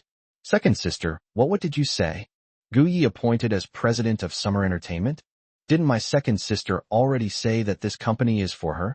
I only left for 1 night, but it feels like so much has happened. Gu Yi, he must have used some kind of wicked and crooked method to completely fool Gu Laoer. He is truly despicable and shameless. They just got back, and they're already taking everything away from me. Gu Qiyu looked at him, her face full of impatience. Guze, you clearly heard it. Why are you pretending not to understand? I'm the company president. It was only a matter of time before I handed the company over to my younger brother. What's the big deal? 075, having funding problems? That's easy to solve. Hiss. The entire conference room was filled with gasps of shock, and everyone's face was filled with astonishment. Gu Qiyu, the second young lady of the Gu family and president of Summer Entertainment, has been around for so many years, it's almost as if it's written in black and white. The company will be handed over to Gu Ze in the future. As a result, half of these senior executives, being seasoned veterans, had long since defected to Gu Ze and regarded him as the company's heir apparent. Who would have thought? If a real young master suddenly appears in the Gu family, then Gu Ze is just a fake. Just before today, President Gu was still confident that she only had one younger brother, Gu Ze. Gu Yi? Who is that? They've only seen them trending on social media. Gu Qiyu hasn't mentioned a single word about them. But today, Gu Qiyu has changed her mind. However, these people are not fools. Those who can sit in senior management positions are all shrewd and capable. Gu Qiyu held her wedding banquet yesterday, and today she's in a wheelchair. With heavy makeup on her face and dressed completely covered up, she even changed her previous attitude of favoring the fake young master and announced once again that she would give the company to Gu Yi. There's definitely something fishy going on here. Gu Zhe was struck dumb, completely stunned. Gu Yi was indeed skilled. He managed to trick Gu Qiyu into giving him a severe scolding in front of so many people. Over the years, she has never had such an attitude towards this. Compared to her older sister's domineering and powerful female CEO demeanor, Gu Qiyu was like spring rain, her love for him nourishing him silently. But now, all of this is gone, and it seems that it will no longer belong to me. No, I will never allow such a thing to happen. Everything belonging to the Gu family should rightfully belong to them. No one should be allowed to take it away from them. Second sister, don't be angry, I know. He continued to feign pitifulness and try to play the victim, intending to use the same old tricks. If Gu Qiyu feels sorry for her, she will treat her well and change her mind. However, this time, Gu Qiyu didn't give him that chance at all. Now begin the vote by raising your hands. Who's in favor and who's against? Gu Qiyu interrupted Gu Zhe sharply, her gaze sweeping over everyone. She had already discovered it. They had all heard Gu Ye's thoughts. So, they should know what will happen if they disagree. Gu Yi looked at Gu Zhe, his eyes filled with undisguised smugness. You idiot, keep playing the victim and getting your pitiful look over there. Look at your dear second sister. How much does she still resemble her former self? It seems like Gu Lao Air has lost his mind. He's speaking on my behalf in front of so many people, insisting on giving the company to me. But what was she trying to do by having them raise their hands to vote? They were clearly disobeying Gu Lao Air.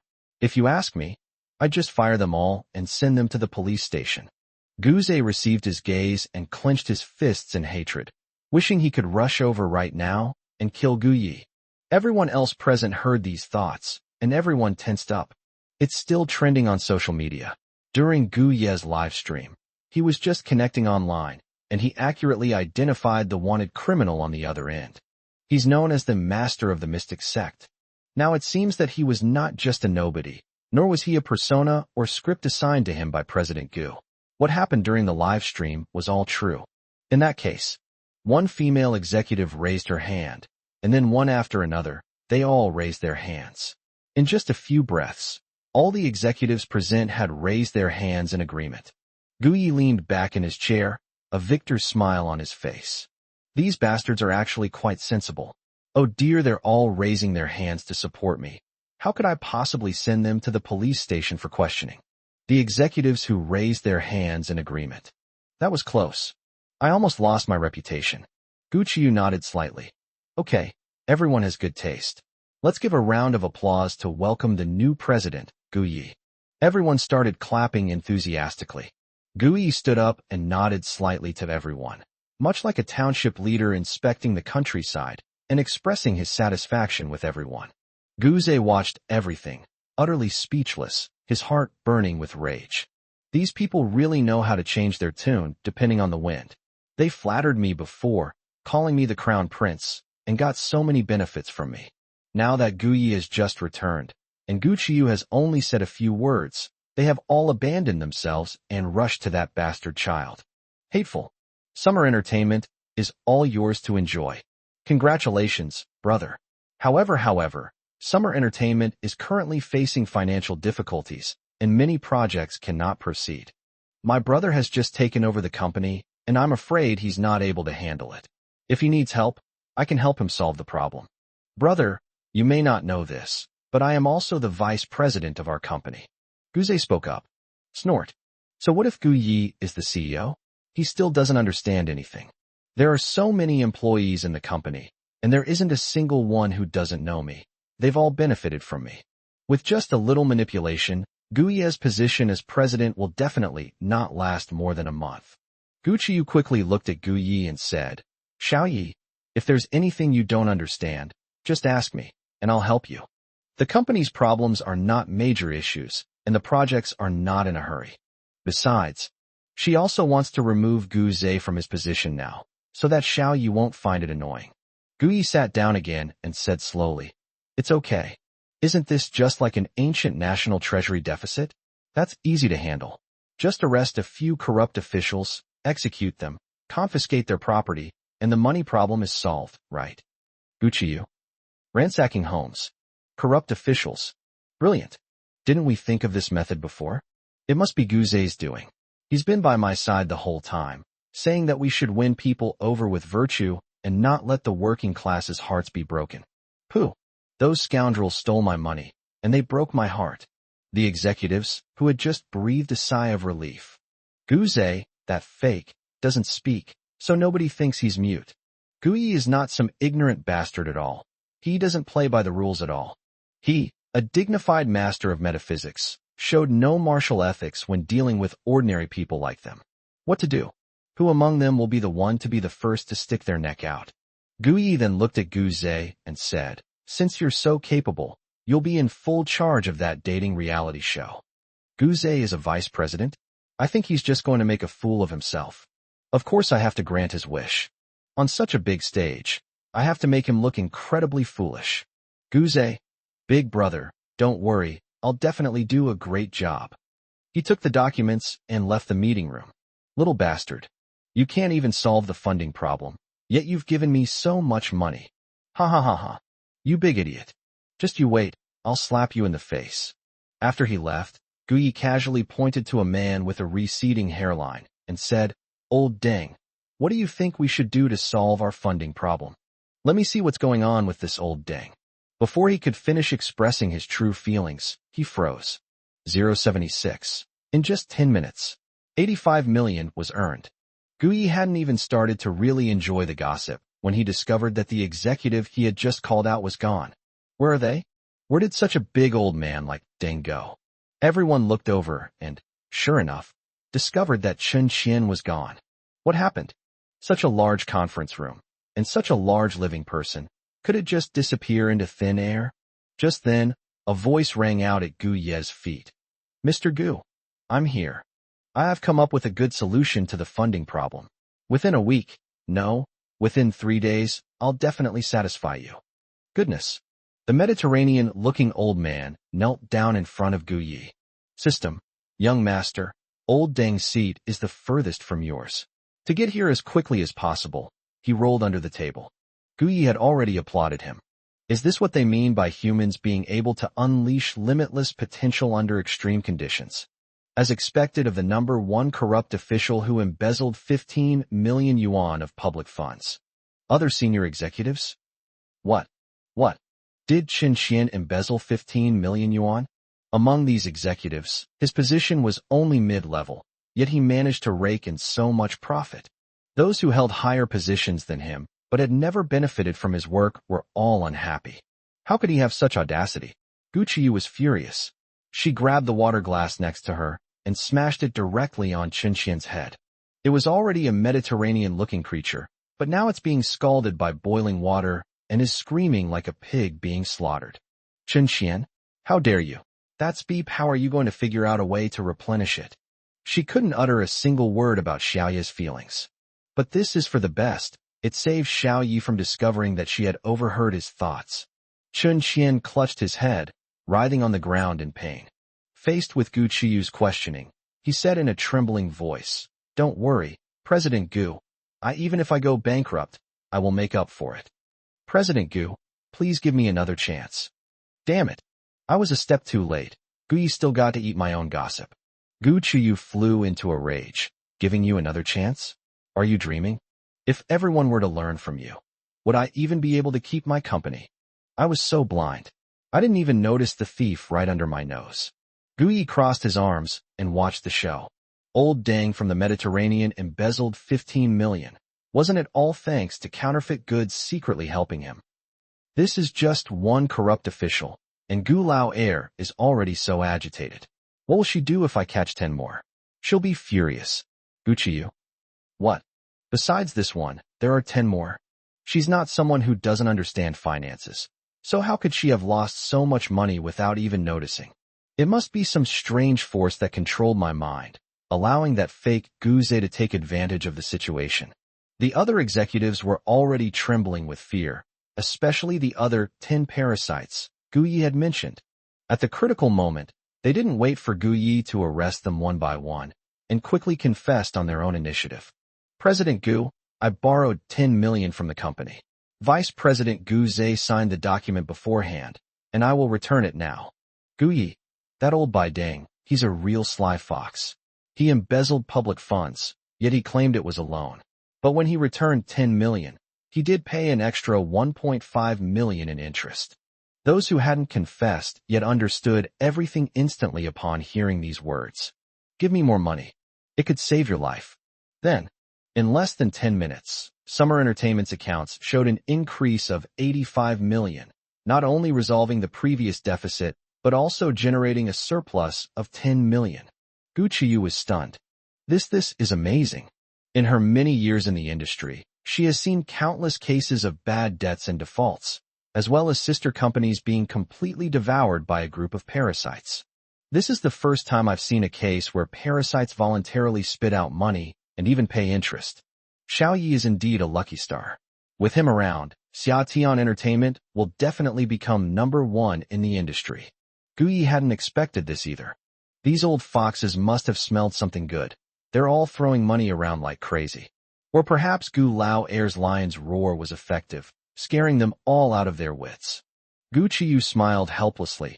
My silly little brother, even if I made a dolphin sound, it wouldn't have this effect.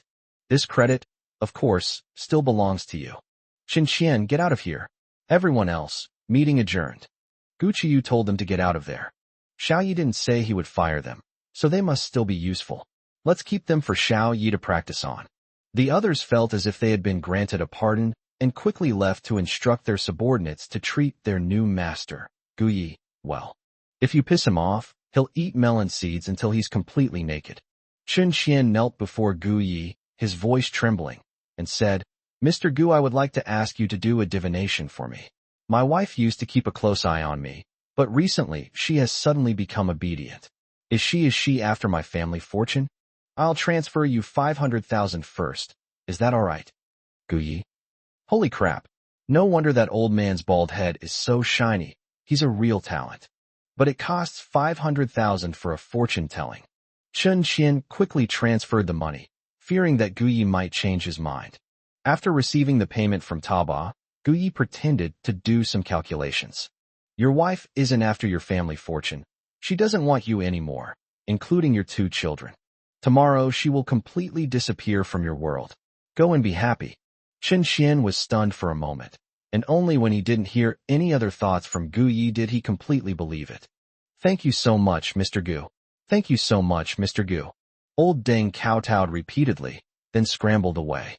Gu Qiyu was skeptical and asked, Xiao Yi, is what you just said true? Gu Yi, yes, it's the real deal. Of course it's true. His wife was originally an orphan and was old Deng's first wife. Now that she has money and lives a good life, her whole family despises her. They'll get divorced soon, and old Deng's children will completely sever ties with that woman. However, the Deng family was filled with regret because she was the granddaughter of a foreign tycoon and went straight home to enjoy a life of luxury. Gu Qiyu. Old Shin spent 500,000 yuan to buy just 2 sentences, and then regretted it for the rest of his life. He deserved it. Xiao Yi is such a clever little devil. Just as the siblings were showing their affection for each other, Gu Zhe came again. Big brother, I've already made arrangements for the dating reality show project. However, we are currently missing a male guest, as our company does not have any suitable candidates. 2 need your help, brother, in this emergency. Is that all right? Don't those naive people who've never seen the world love to show off? What's so special about a mere live stream? I made him famous all over the internet. 077. Let's completely break off relations. Instead of answering Gu Zhe directly, Gu Yi tapped the table with one hand. The fake seller thought I couldn't understand it. He just thought I was naive and wanted me to embarrass myself by going to a variety show. Then I'll use public pressure to force me to leave the Gu family. He was determined to seize the Gu family's enormous fortune. Gu Qiyu heard Gu Ye's thoughts, and her anger flared up instantly. Gu Ze, Xiao Yi just joined the company. He doesn't know the situation here. Do you think I don't know? The company has so many new employees, why don't you just assign a few to them? Xiao Yi is our company's new president. You're sending a dignified president to play some kind of dating reality show with a bunch of newbies? You're slapping the Gu family in the face, don't you understand? I'm so angry about this fake product. I was blind to his true nature before, treating him so well, yet he conspired with the company's corrupt officials to harm me. Now that his own younger brother is in charge, he actually lets Xiao Yi participate in the show? Xiao Yi isn't a company employee. He's here to enjoy himself. Why should he have to suffer? Gu Ze hadn't expected that Gu Qiyu would already feel sorry for him before Gu Yi could even speak. Why should I? She had mentioned before that she wanted to participate in a dating reality show, but Gu Qiyu wasn't this caring and even suggested that she go and get some experience. Now that it's Gu Ye's turn, she feels sorry for him. What a money loser. She's a good-for-nothing woman whose mind is filled with nothing but men. She's somehow developed a brain. Second sister, don't be angry. I didn't mean it. I had no choice. Our company is short of funds, and it would cost a lot of money to arrange for those newcomers to participate in dating reality shows. I figured my older brother must be excellent in every way to be a CEO, so he definitely wouldn't be afraid of this kind of show. Second sister, it's all my fault. Don't blame eldest brother. He's never seen anything like this before. I forgot. I'll go find some new people right now. Even if I have to use my own pocket money, I'll get them in. Gu Ze is resorting to his old trick of feigning retreat to advance again. Whenever he said something like that before, the whole family would feel heartbroken. Gu Qiyu would hug him, coax him softly, and give him some money so he could go out and have fun. But Gu Qiyu is no longer the Gu Qiyu she used to be. Don't give me that crap. You think I can't tell? You're just making fun of Xiao Yi for being so naive. Gu Ze, how dare you talk to Xiao Yi like that?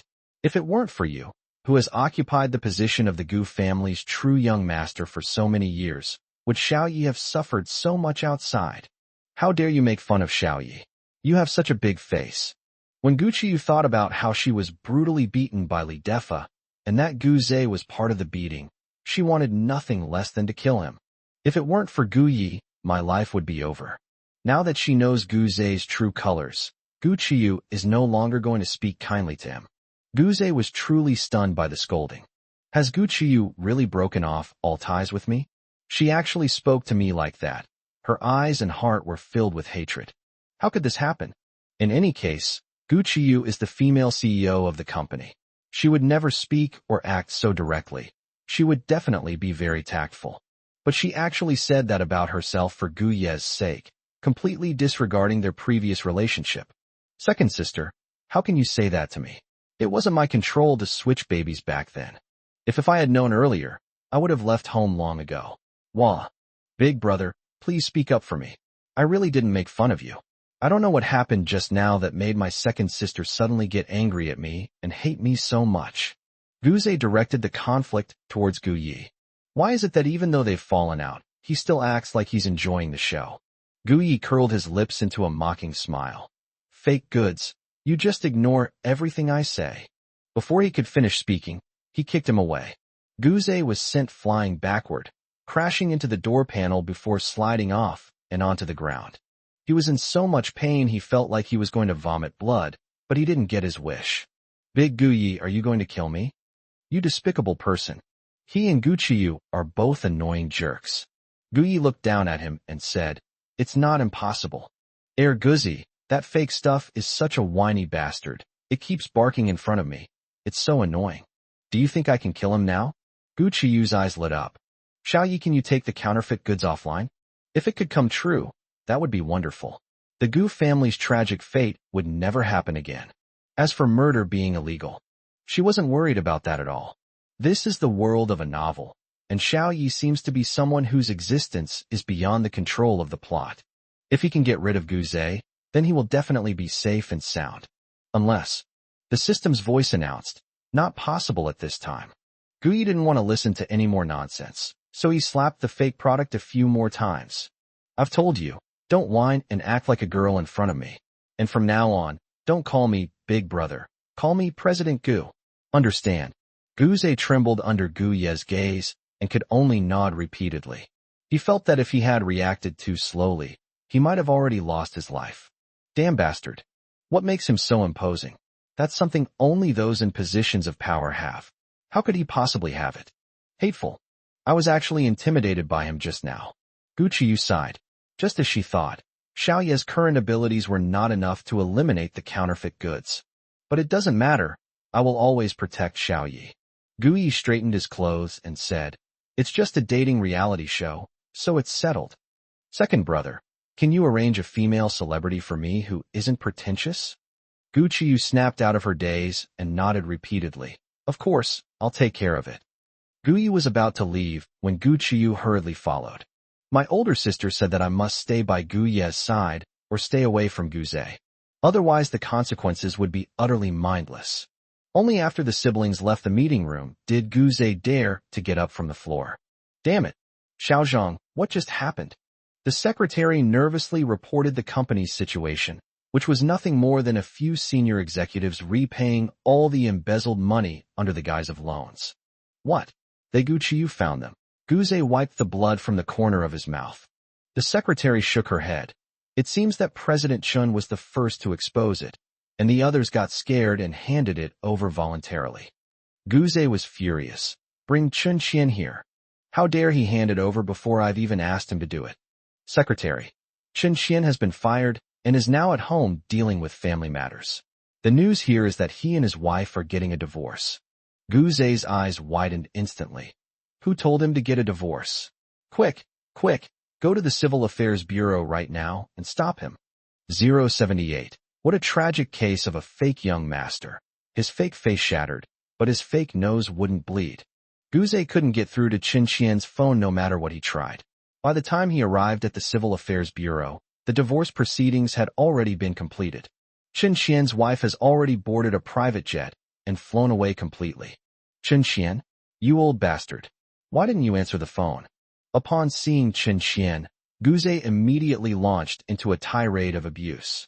He had already discovered that Chun Qian's wife was not an orphan at all.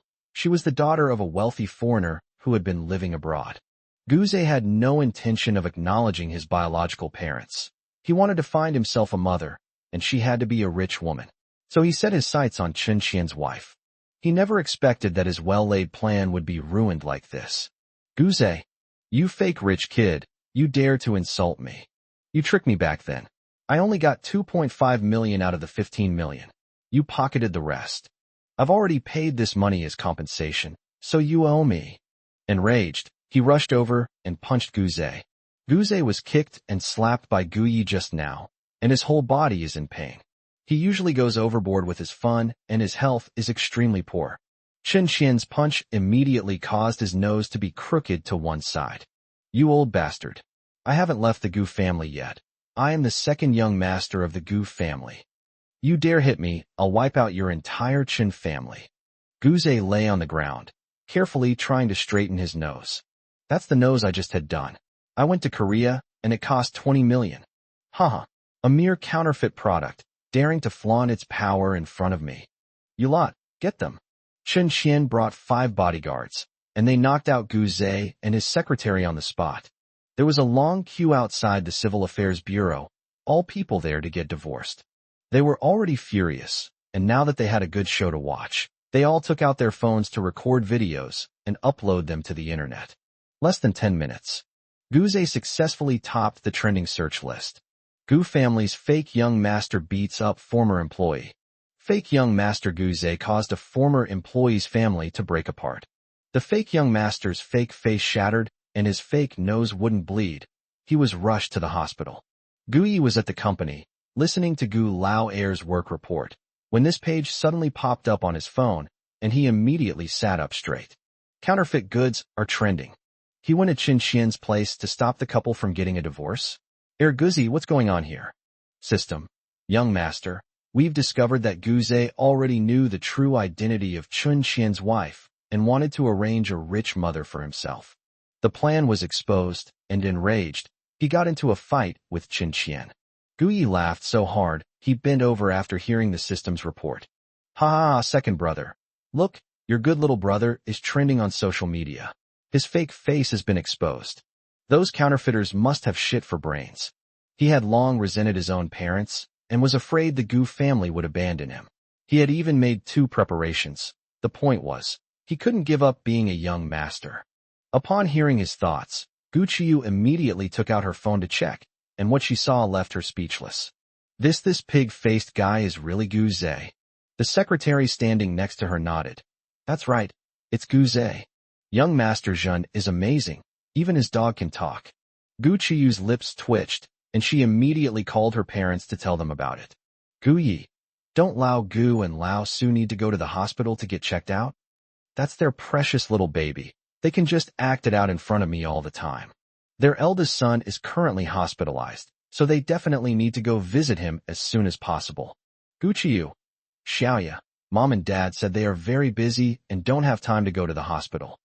They asked if you wanted to go to the hospital. If you did, they would give you $1 million for the trip. Gu Yi, $1 million delivery fee? Only a fool wouldn't go. But I still need to read the script, and I'm going to participate in a variety show tomorrow. He was secretly overjoyed, but he had to pretend otherwise. Gu Qiyu, no problem, Xiaoya. You're so smart, you can just look at it from the car. If you forget your lines on set, you can use a teleprompter. Before Gu Yi could say anything more, he saw that 1 million yuan had been deposited into his Taobao account. All right, how can a hardworking young man like me just give up and lie down?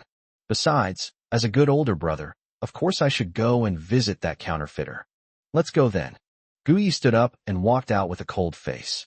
Gu Qiyu, sitting in her wheelchair, quickly followed, her eyes filled with relief as she looked at her younger brother's upright figure. My younger brother is different. He was willing to talk to me, and not just one word, but several words in a row. Very nice. I need to keep working hard, earn more money, and give it all to Xiaoya. Hospital. Gu Zhe's face was wrapped in thick gauze, revealing only one eye and mouth. He had many tubes attached to his body, some containing blood and others containing fluids. Gu Yi crossed his arms and looked down at him condescendingly. TSK fake. I know your identity is fake. But I didn't know that your whole face was fake. I admire you. How ugly must the counterfeit product have been before, to the point that its entire face was fake? Hey Guzi, do you have any pictures? Send me a few to look at. System, please wait. Gu Qiyu hid next to Gu Yi, peeked out, and looked at Gu Zhe with a face full of disgust. Gu Zhe, you are absolutely disgusting. Chen Qian embezzled 15 million, of which you took 12.5 million. You still say you're not after the Gu family's money? You're a thief to the Gu family. Xiao Yi is right. Gu Zhe was really ugly when he was little. Even though the Gu family spent so much money on him, he was still ugly. When he was 12 years old, he secretly went abroad and had surgery. However, at that time it was only done on the eyes, and it wasn't done in a big way. His family felt sorry for him at the time, but knowing that he loved beauty, they let him be. Unable to speak, Gu Zhe could only watch Gu Yi and Gu Qiyu's mockery. His grief and indignation intensified, and tears streamed down his face uncontrollably. Damn it! Gu Yi is the one who deserves to die the most. If he doesn't come back, she will still be the Gu family's only precious child. And then there's Gu Qiyu. She's really not pretending at all. She actually talks to me like that. Just wait and see. Last time, I managed to escape danger and my leg was even set back to its original position without any lasting effects.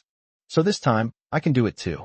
Counterfeit goods can't speak, they just shed tears, and they look disgusting. Take good care of yourself. I'm going to participate in a variety show tomorrow. You can watch the live broadcast. Gu Yi found it pointless and turned to leave. Gu Zhe clenched his fists tightly. Damn Gu Yi. Even after I'm like this, he still wants to show off. He'll definitely beg me on his knees. The next day, the dating reality show Only You Have Feelings has premiered. The production team has only released 2 guests. The other guests will remain a secret for now. Like other programs, it is broadcast live in real time, and netizens can send bullet comments in real time. 079 Aren't men human? The show became very popular as soon as it started airing. I'm number 1. I heard there are 8 guests invited.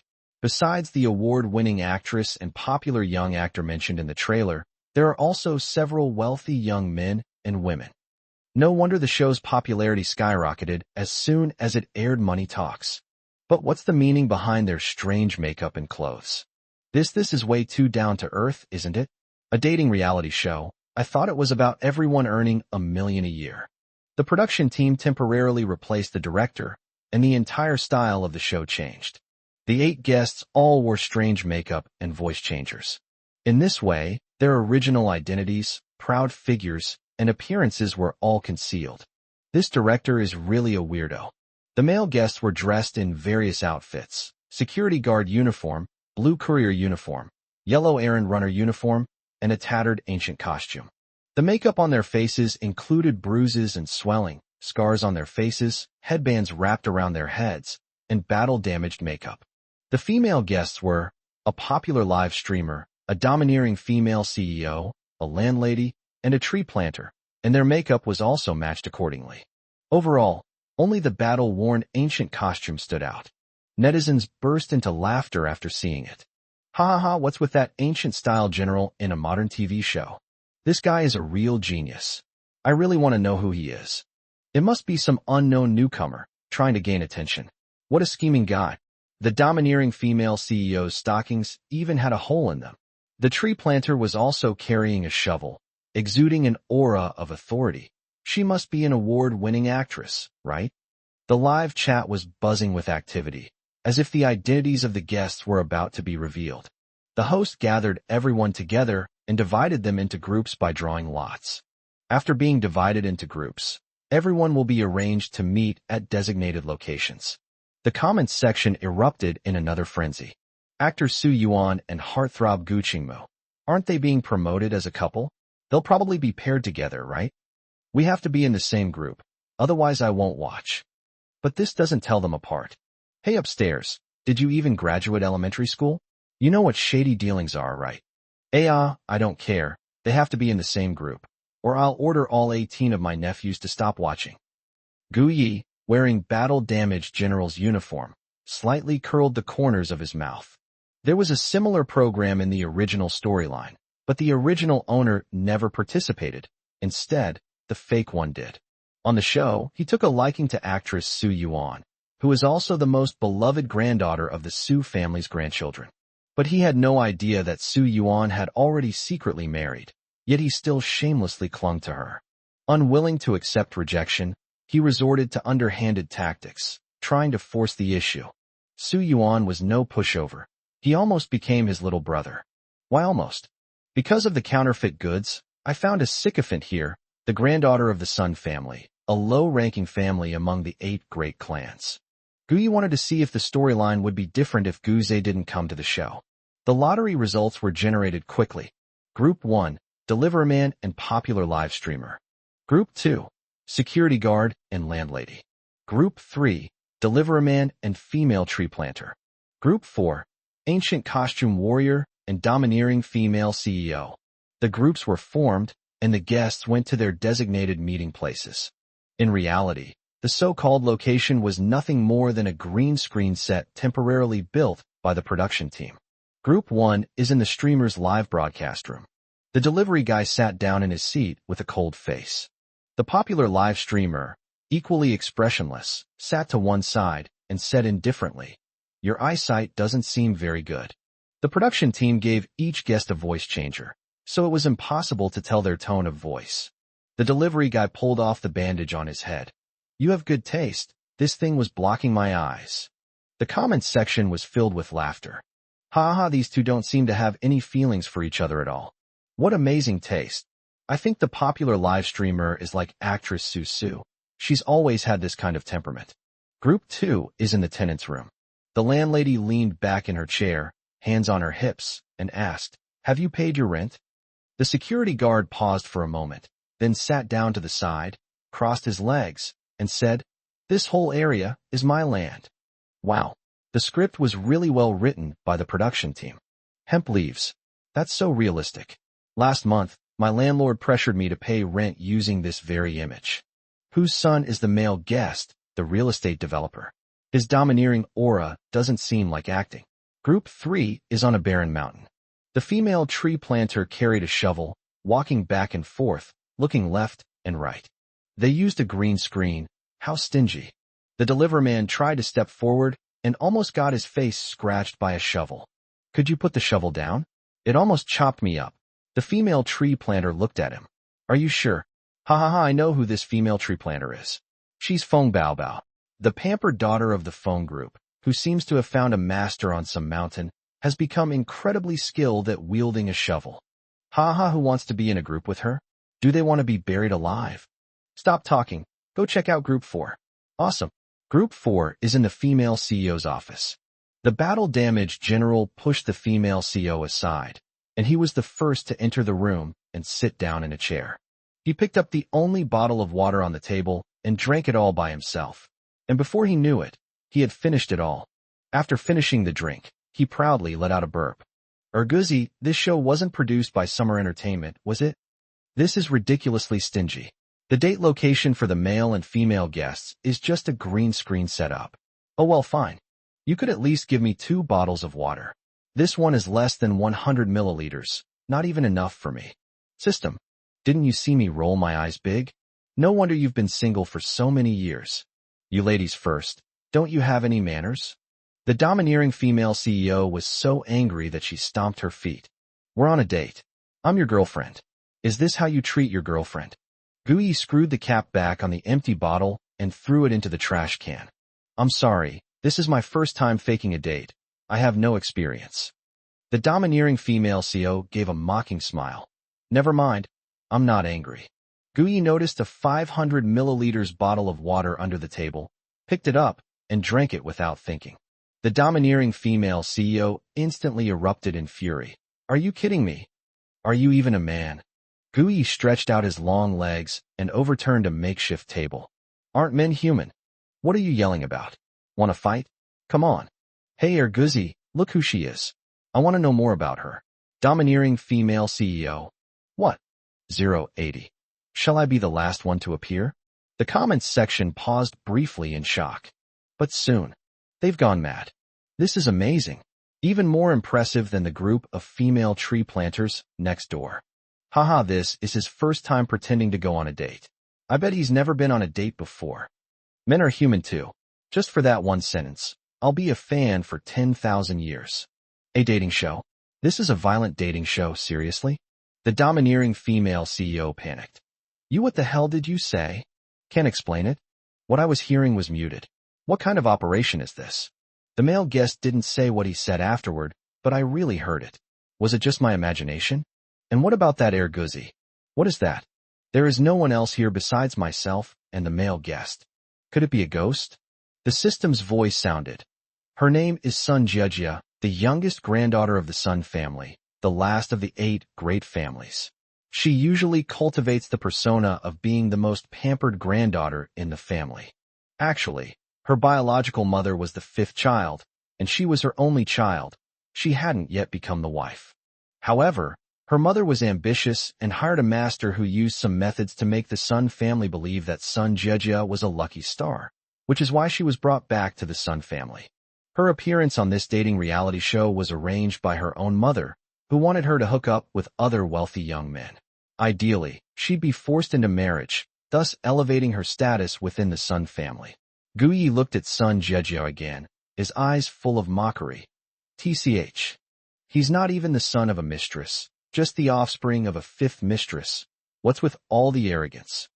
It's a pity the counterfeit goods didn't arrive, otherwise, they would truly be a match made in heaven. Sun Jiejia.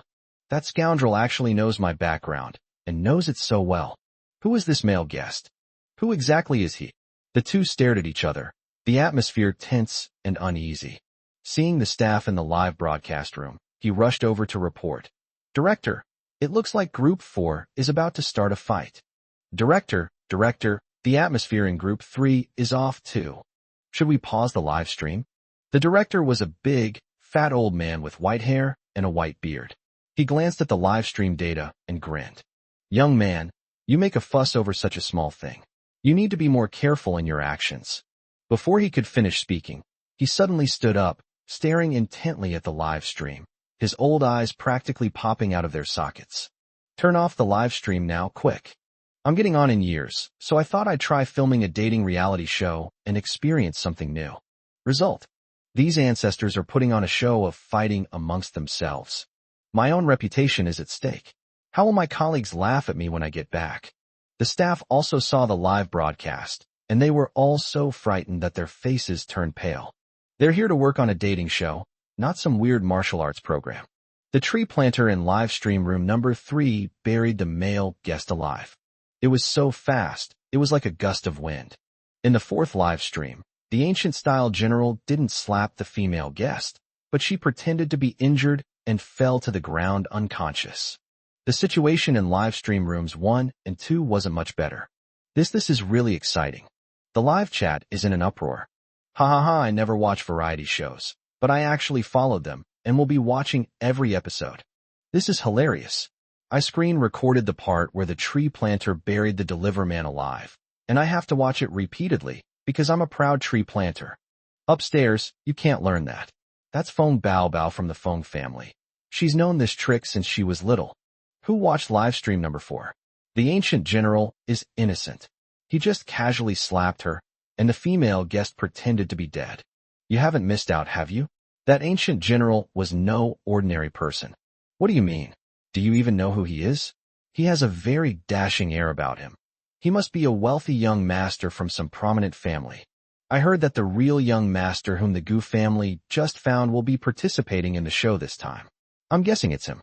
Is the real young master of the Gu family the same one mentioned online, the one with the supposed mystical abilities? Gu Yi and Feng Bao Bao are both trending on social media. Feng Bao Bao was ridiculed online as the heiress who is the hardest to marry. Gu Yi, on the contrary, wanted to know whether the ancient general did it on purpose. If it was Gu Yi, then what kind of skill did he use to slap someone from a distance?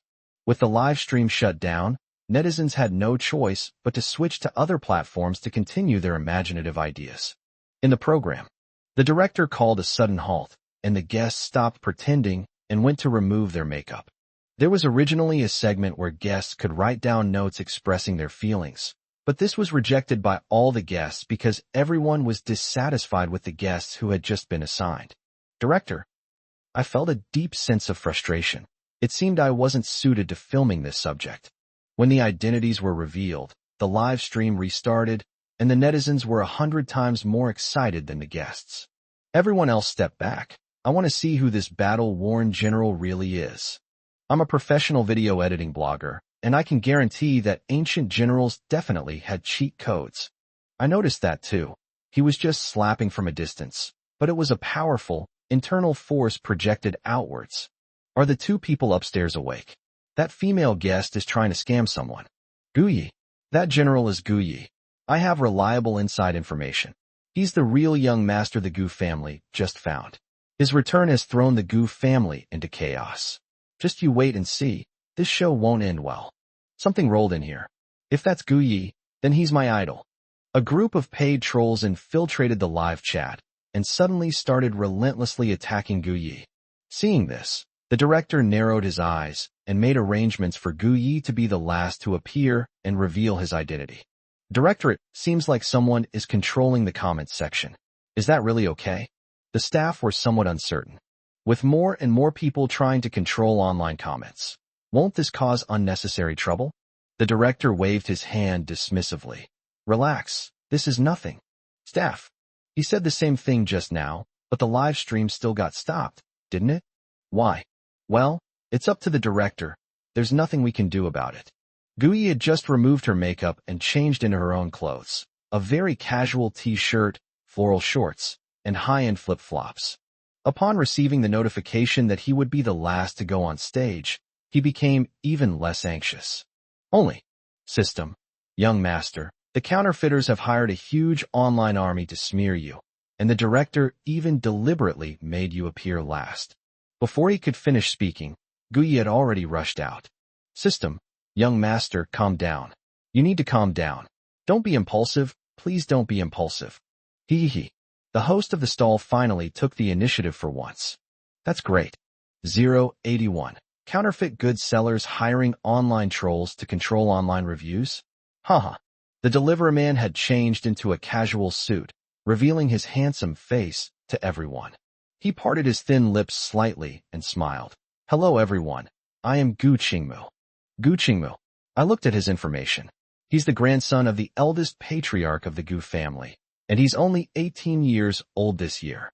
He is a man of great learning and talent, a graduate of a prestigious foreign university, and holds 2 doctoral degrees.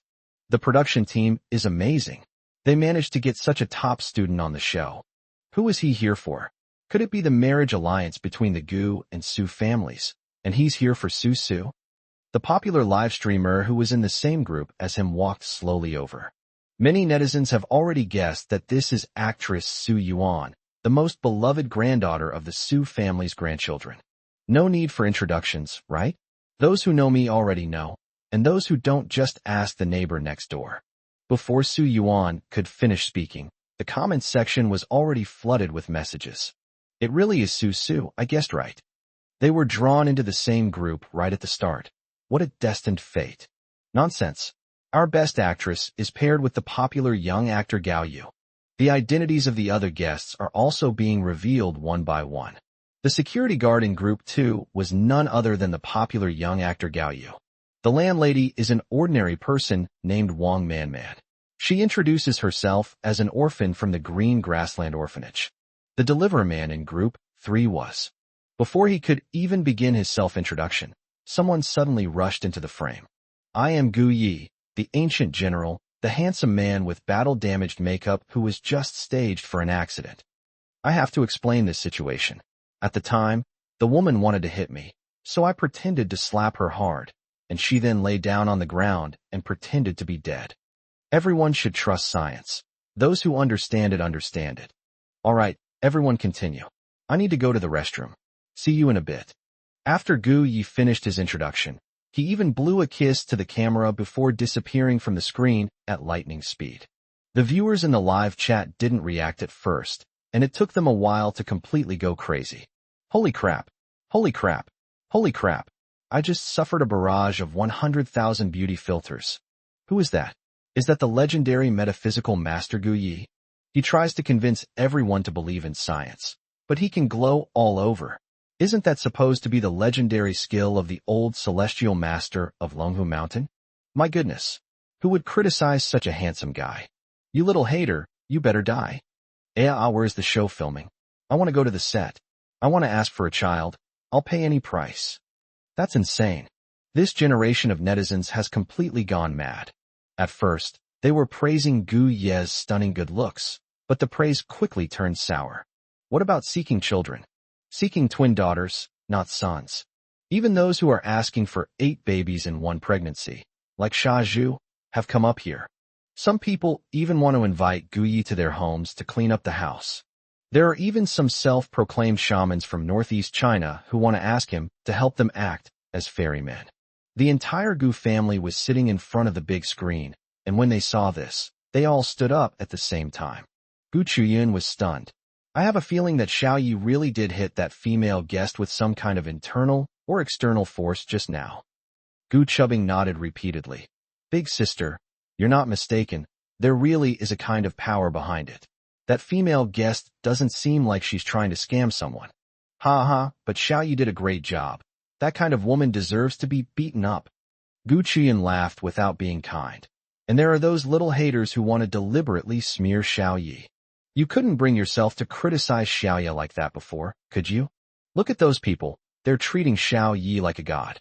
I bet a lot of them are kneeling down and worshipping him in front of their screens. The 2 sisters burst into laughter, feeling very honored to see their younger brother's performance on the show. As for Gu Zhe, that fake, they didn't even have a shred of memory for him. Gu Haokuan. Someone was deliberately trying to smear Xiao Yi just now, but Xiao Yi has come out to clarify things herself. Investigate who that woman is, who sent her, and what her purpose is. Su Yi dialed the phone. Second brother, go and find out who is bribing online trolls to deliberately smear Xiao Yi. And that female guest who was in the same group as Xiao Yi, who is she? What gives her the right to try and take advantage of Xiao Yi? They must seek justice for Xiao Yi and cannot stand idly by.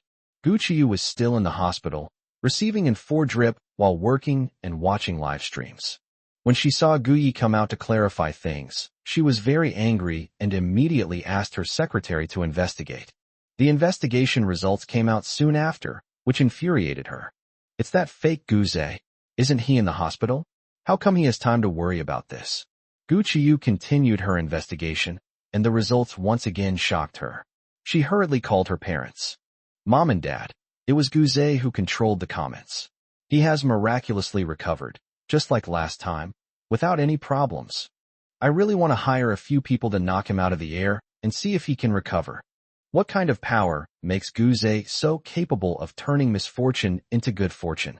The entire Gu family was stunned when they heard the news. Send this message to Xiao Yi and see what his instructions are. The family refrained from making any further rash moves. They weren't afraid of what Guze might do, but they were worried about causing Gu Yi even more trouble. In the program, after Gu Yi left, the remaining guests, although introduced, saw a significant drop in popularity. The male guest in Group 3 is Kim Young-suk, the only son of the Kim family and the representative of a South Korean automobile group. The female tree planter is Fong Baobao, the beloved daughter of the Fong group. The remaining female guest in Group 4 is a domineering female CEO. She is Sun Jejia, the beloved granddaughter of the Sun group. Because of Gu Ye's sudden intrusion and his explanation of the situation, Sun Jejia was now speechless and could only say pitifully, I wasn't trying to scam you. I was just dizzy, and then I collapsed. I was so angry, I almost vomited blood. Gu Ye's slap didn't land on his face, but he was definitely knocked unconscious by the slap. Who exactly is he? He seems to know some weird and unorthodox methods. The hundreds of comments about them paled in comparison to the overwhelming barrage of comments about Gu Yi. The director slapped his shiny forehead with one hand, his head buzzing. This is the first time I've ever seen a living Yama. That so-called metaphysical master. Ugh, the real young master that the Gu family found. Why doesn't he play by the rules? But despite being angry, the show still had to continue recording. In the next segment, the production team will divide the guests into groups, with the 4 groups of guests split into 2 groups. Let's all work together to come up with a solution for today's lunch. The winner will have priority in choosing their accommodation for tonight. When Gu Yi returned, he noticed that everyone was looking at him strangely. Gu Yi? Why are you looking at me? I just came out of the bathroom, but I washed my hands. 082. Was it drugged by its owner? To ensure fairness, the director used a random grouping method. Gu Yi, Gu Qingmu, Sun Jejia, and Wang Manman formed a group. Group 2, Jin Zhongshua, Feng Baobao, Su Yuan, and Gao Yue. The production team only gave each group 40 yuan as startup capital, and everyone was free to do whatever they wanted. How well they solved the lunch problem would directly determine their accommodation conditions for the next 3 days. Feng Baobao was unhappy that she wasn't assigned to the same group as Gu Yi. Sun Jejia, Wang Manman, which of you will switch with me? She went directly to the 2 female guests and said, if you agree, I will give you a thank you gift after the show ends. She made an unprecedented move to participate in this so-called dating reality show, and she came specifically for Gu Yi. She couldn't be assigned to a group, so she tried to find one. Wang Manman twisted the hem of her clothes hesitantly. Sister Feng, it's not that I don't want to change, but it's live now. I'm afraid it will affect the fairness of the program. She didn't care about any thank you gift. As an ordinary person with nothing, she had already received a sum of money for participating in such a program. Moreover, being assigned to the same group as Gu Yi was one of her tasks. Feng Baobao is the daughter of the Feng group, so she naturally can't afford to offend her. But not wanting to see her smug, she simply comes up with some green tea-like quotes. Sun Jejia glanced at Wang Manman and said, I think the same way as her. Feng Baobao is the beloved daughter of the Feng group, a true darling of the group. It's not like I'm really like that. It's just a persona I've created. But since I'm in the same group as Gu Yi, I want to see what big secret he has. Why should I give it to Feng Baobao? So what if she's rich? Anyway, this is a live broadcast. What can she do to herself? Feng Baobao glanced at the 2 of them and said, Are you sure? They won't listen to reason, so they'll have to suffer the consequences. I've really given them too much face. I might as well bury them all alive. There's another hill over there, in a pretty good location too.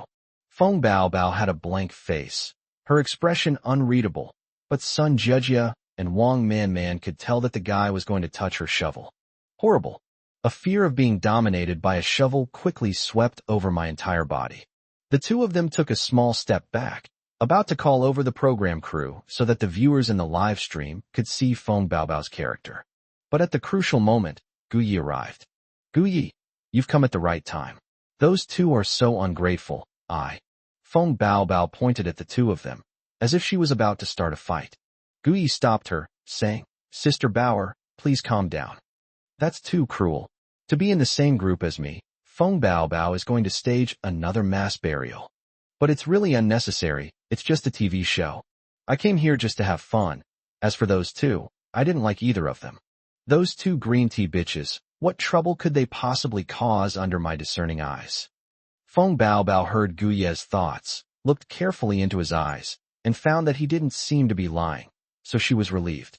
She put her arm around Gu Ye's shoulder and said, Gu Yi, I'll let them off the hook this time for your sake. If you get bullied, call me anytime. I'm available whenever you need me, understand? Gu Yi nodded. No problem, no problem. Bauer is a woman of principle. My pride is worth a lot. Sun Jejia and Wang Manman, standing not far away. Gu Yi was actually cursing at the two of them? Is he still a man? He doesn't understand them. So why does he have the right to criticize them? The two groups split into two groups, with Gu Ye's group heading east. The production team specially selected a small mountain village, where the people are simple and honest and the scenery is beautiful. The villagers living here all have smiles on their faces, clearly indicating that they are living a good life. Live broadcast room. The production team really knows how to choose locations. This must be the legendary Shangri-La. This is definitely a great place for a date. Couples going on a date here will feel like they're dreaming, increasing their success rate by 50%. Gu Ye's group consisted of 4 people, and 2 women were following behind him. What does that mean? Isn't Gu Qingmu a man? On the set of the program, Gu Yi completely ignored the 3 people slowly following behind him, and there was practically no communication between them the entire time. After so many years of being a corporate slave, when have I ever had such a carefree trip? Why waste time chatting with them when you could be enjoying the scenery? He strolled leisurely along the country cement road, one hand in his pocket, seemingly wanting to hum a little tune. I saw a man in the distance, holding a big yellow dog, running for a while, and then stopping. He greeted every villager he met, saying that Big Yellow had diarrhea again, and that he was going to take Big Yellow to the doctor. As she passed by Gu Yi, she saw the production crew's cameras and smiled politely. The poor, big yellow dog weakly barked at the camera. Woof, woof, woof, woof, woof, woof. Gu Yi smiled. Guzzi, your fellow creature has diarrhea, huh? Big Yellow's head instantly turned towards Gu Yi, and it barked at him a few times. Woof, woof, woof, woof. Gu Yi, Guzzi, is it talking to me? Translate this for me. System. Poor Da Huang, it didn't get diarrhea from eating something wrong. Its owner poisoned it. Gu Yi was shocked. What does that mean? That man wants to eat dog meat. Sun Jejia lowered her head and silently rolled her eyes. That little devil, Guzzi, is the same kind as Da Huang. He can understand dog speech. No, Gu Yi must be out of his mind. He doesn't care about people, so why would he care about a dog? Wang Manman stared at the big yellow dog and couldn't help but drool several times. She loves eating dog meat. When she was desperately poor, she even stole a puppy from her neighbor and stewed it. System, it's not about eating dog meat. The vet and that man are having an affair. To be able to take the dog to the vet every day, the man feeds the dog croton oil to make it have diarrhea. The conversation, which was supposed to be a one-person show, was completely interrupted by Da Huang. Its tears fell in a steady stream, and it made a whimpering sound.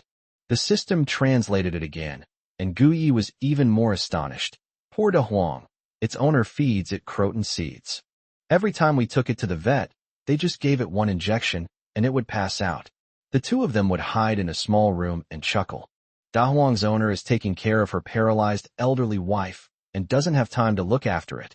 So by the time the owner returns, Da Huang will probably be dead. Just then, a fat woman suddenly appeared, grabbed the man's hair with one hand, and slapped him hard across the face with the other. You damn scumbag. You feed my rhubarb croton oil, and you and that female veterinarian get into bed together. You heartless bastard. I take care of your mother, and you go take care of other men's women. 083. A huge sum of 50 yuan. Guyi. Big Yellow, I want to attend a banquet, can you lead the way? The couple got into a fight, but unfortunately, the man had become as thin as a lightning bolt, while the woman had become a huge, 200-pound lump. Given the vast differences between men and women, it's obvious without even thinking that the woman would be the winner. The fat woman had just heard Guye's thoughts. She didn't even notice whether Guye had said anything, but she had heard it anyway. She had already suspected her man, and now that someone had confirmed it, what was she waiting for? She beat him to a pulp. Taking advantage of the chaos, De Huang broke free from the man's embrace, clung to Guye's leg, and refused to let go, while also making whimpering noises. Guye also liked puppies, so he picked up De Huang right away. Big Yellow, don't cry. Your owner is back, and he will heal you. Hey Guzi, check De Huang's body. Can he still be saved? De Huang was being held by Guyi, its little head resting against him, looking just like a little girl. System, De Huang's health is worrying. That damn scumbag. He didn't feed him croton oil at first. He fed him moldy leftovers and sprouted potatoes. Those are all highly poisonous. Da Huang only has 10 minutes left to live. Wah, poor Da Huang. Rhubarb. Am I going to die? Wah. To have met such a big shot before I die, I know I died a worthy death. When Guyi heard this, he was truly enraged. That scumbag. The female warrior smashed his brother. You should leave this kind of person as soon as possible and divorce him. On the other side, the fat woman, having overheard Guye's thoughts, began to strike downwards. A woo! The man let out a piercing scream that echoed throughout the entire village. When netizens saw this, the live chat exploded with comments. What's going on here? What was Guyi doing? Why is he holding someone else's puppy? Ha ha ha, did the person upstairs just arrive? Didn't you see? That fat woman is catching her husband cheating on her. This is hilarious. I just came to watch a dating reality show, and I unexpectedly stumbled upon a huge, juicy tidbit. What exactly is this big scandal? Can someone explain it to me? I didn't graduate from elementary school and didn't understand. That man took his dog, Da Huang, to the vet, but actually he was just having an affair with the female vet. His wife takes care of his paralyzed elderly mother-in-law, and he takes care of the female vet. Holy crap, that's awesome. Let's fuck his crotch. Just now, some people were dissatisfied because the male and female guests didn't interact, but now the tide has completely turned, and everyone is here to watch the drama unfold. Guyi. TSK, the female war goddess, is really something. What a scumbag. He cheated on his girlfriend and almost got Da Huang killed. System, young master has done a good deed, rewarded with a pet rejuvenation pill. Should I feed it to Big Yellow immediately? Guyi, here you go. As his voice fell, the great rejuvenating pill transformed into a beam of light and entered Big Yellow's mouth. Big Yellow was already out of breath. After swallowing something, it immediately felt relaxed and full of energy. It even licked Guye's face. Guyi ha ha ha simp. Guzi, is it better yet? System, that's right. I saved Big Yellow's life, earning 1 merit point. Accumulating rewards. That side. After beating the man, the fat woman felt refreshed and invigorated. When she heard Guyi tell the system that her dog, Da Huang, was going to die, tears welled up in her eyes. Hearing that Guyi had saved Da Huang, she felt as if her collapsed sky had risen again. Little brother, thank you for saving my Big Yellow. I'm not in a good condition to keep Big Yellow anymore. Can I give Big Yellow to you? I know you're here to record a show. Here's 50 yuan for you. I'm going to divorce that scumbag now. When I get back, I'll treat you to dinner. Thank you for letting me know the true colors of my scoundrel.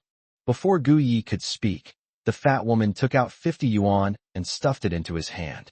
She patted Da Huang's head again, reluctant to leave, but finally made up her mind, turned around, grabbed the man, and walked back. Following that big star is much better than following yourself.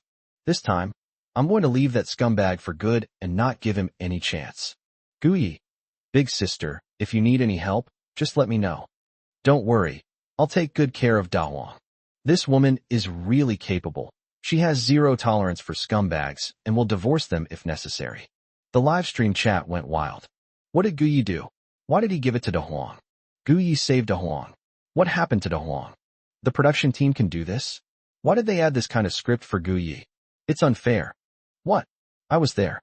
I heard that Da Huang was about to die, but Guyi cured it. Moreover, Da Huang spoke to Guyi, and Guyi knew that Da Huang's male owner was a scumbag. When the female owner learned the truth, she naturally wanted to beat the scumbag up. He rescued both the dog and the vulnerable woman. He's a good person. Upstairs, what nonsense are you spouting?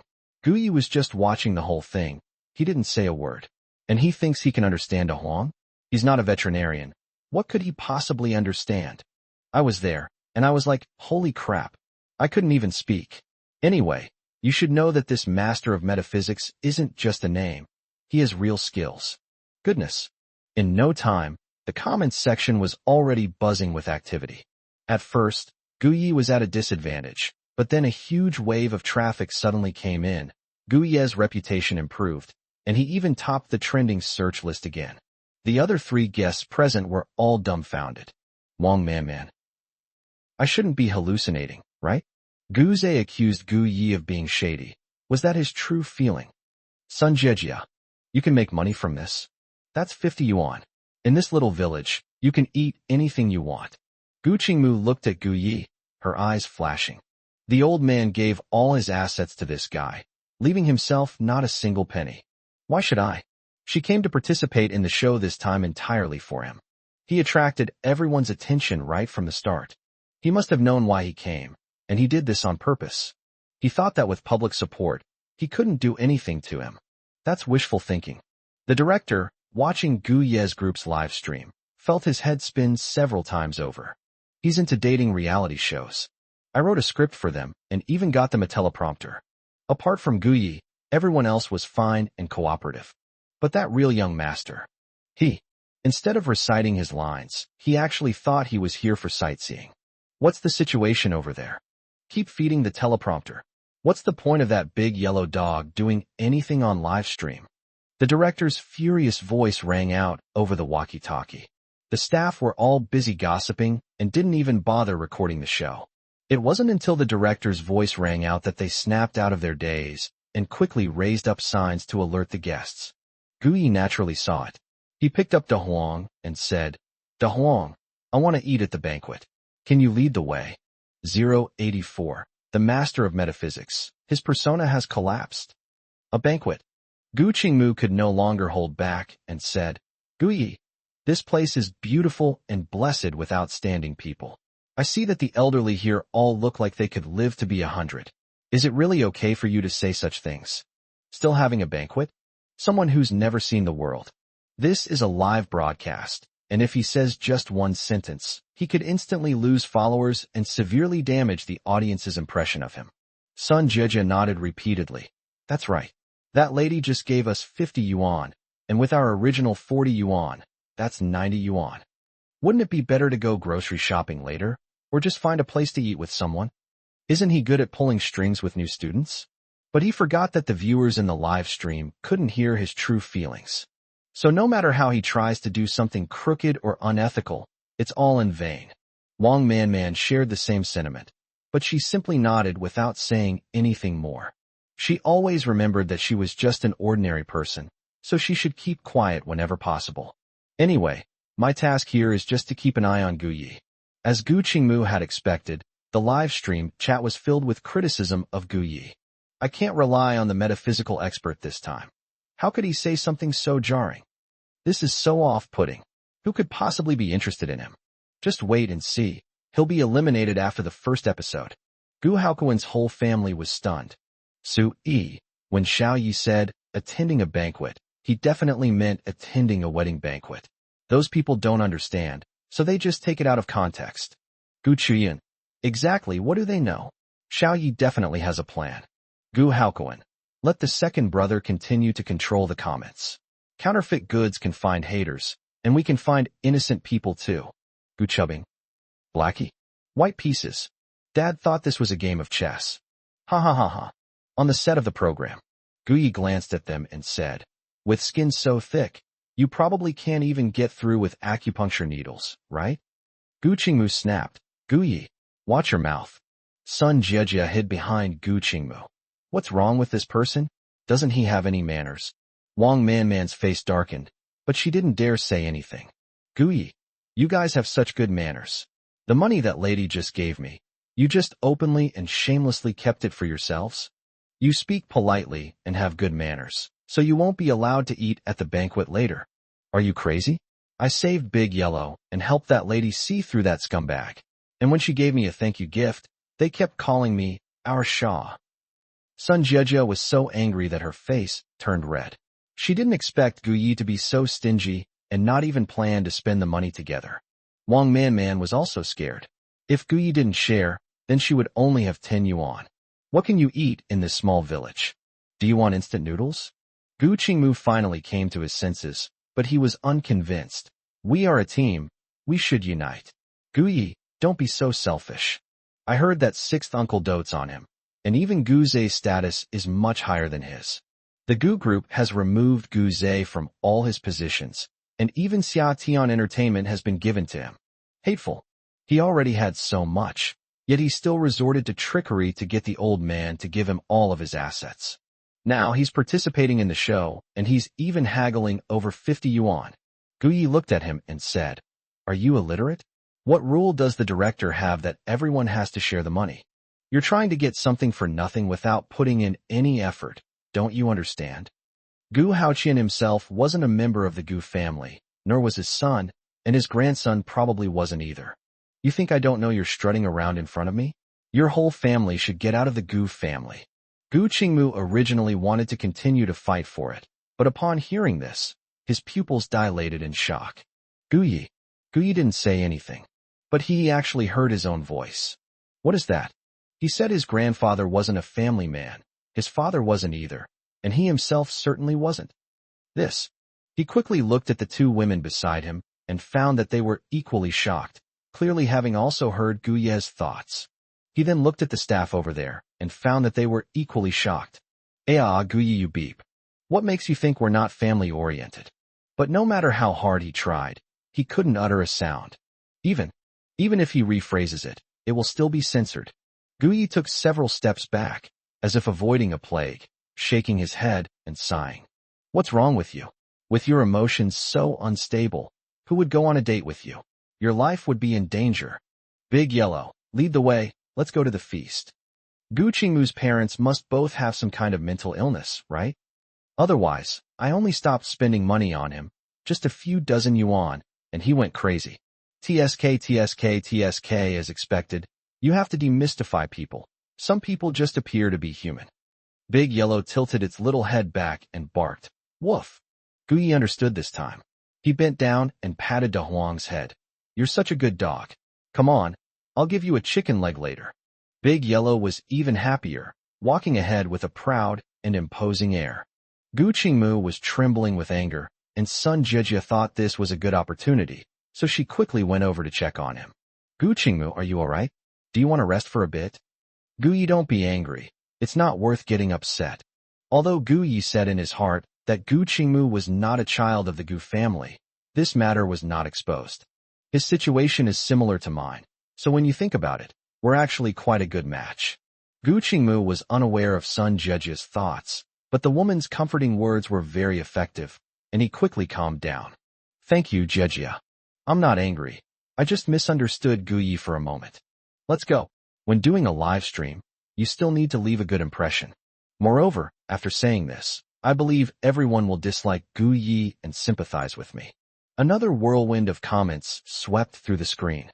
Holy crap, does Gu Yi have to be so selfish? Since we're in groups, we should naturally work together to earn money and use it together. But Gu Yi wasn't wrong, was he? Why should Sun Jiejia have the right to keep the money that woman gave him? Gu Yi is a master of metaphysics. If he says we'll attend a banquet, we will. If Gu Qingmu doesn't like it, she shouldn't follow along. Why be so pushy? And that's Sun Jiejia. I think they're a match made in heaven. They should stick together forever. You green tea bitch. Stop arguing. Look, Gu Yi is stopped in front of a house, but they're not having a banquet. This is going to crash and burn. It's absolutely going to crash and burn. What kind of mystical master is this? His persona has collapsed. 085. Was the reclusive master who appeared in my father's dream really him? Guyi had already walked into the courtyard, and Dahuang obediently followed behind him. Sun Jejia and her two companions stopped at the main gate, each with a rather complicated expression on their face. Wang Man. I just heard from the villagers that this is the village chief's house. His old lady just has a cold, and it's not a serious illness that can't be cured. But if I don't go in, what will I do if Guyi is really allowed to eat at the banquet later? Are we just going to stand here and watch, unable to eat anything? Sun Jejia pouted. Just wait and see. Guyi will be kicked out in a little while. Some people are just born into privilege, but they think they are the center of the world. What kind of so-called metaphysical guru is he? He's just making a big fuss to gain attention. Gu Qingmu, let's go in together. Although Guyi looks down on us, we're still a team. What if something happens to him? Being able to rise to power by stepping on Guyi will also let Dad see that Uncle Lu's bastard is nothing at all. He made a huge mistake by leaving all the family property to him. The viewers in the live stream weren't fools. In fact, many of them were quite perceptive. She clearly wanted to join the banquet, but she's being stubborn. I'm rooting for the psychic expert this time. If he says it's a feast, then it definitely is. I'm sure I'll reach the recording location before dark. I need to have a child. I must ask a master to tell my fortune. Gu Haokuan stared at the comments and saw that the Baizi they had found was doing his best to help Guyi, which put him in a good mood. Everyone else leaned back comfortably on the sofa, completely free of their earlier worries. When Xiaoyi makes a move, it's sure to impress everyone. There's nothing to be afraid of. The production team. When Guyi arrived in the courtyard, an old man with a large belly hurriedly came over to greet him. A TV crew from the city came to the village, and the whole village knew about it. Now that big stars and prominent figures in the city have come to my home, I have to treat them well. Guyi cut to the chase. Don't blame me for being blunt, but your old lady's lifespan has come to an end. You should hurry up and buy her funeral clothes and coffin.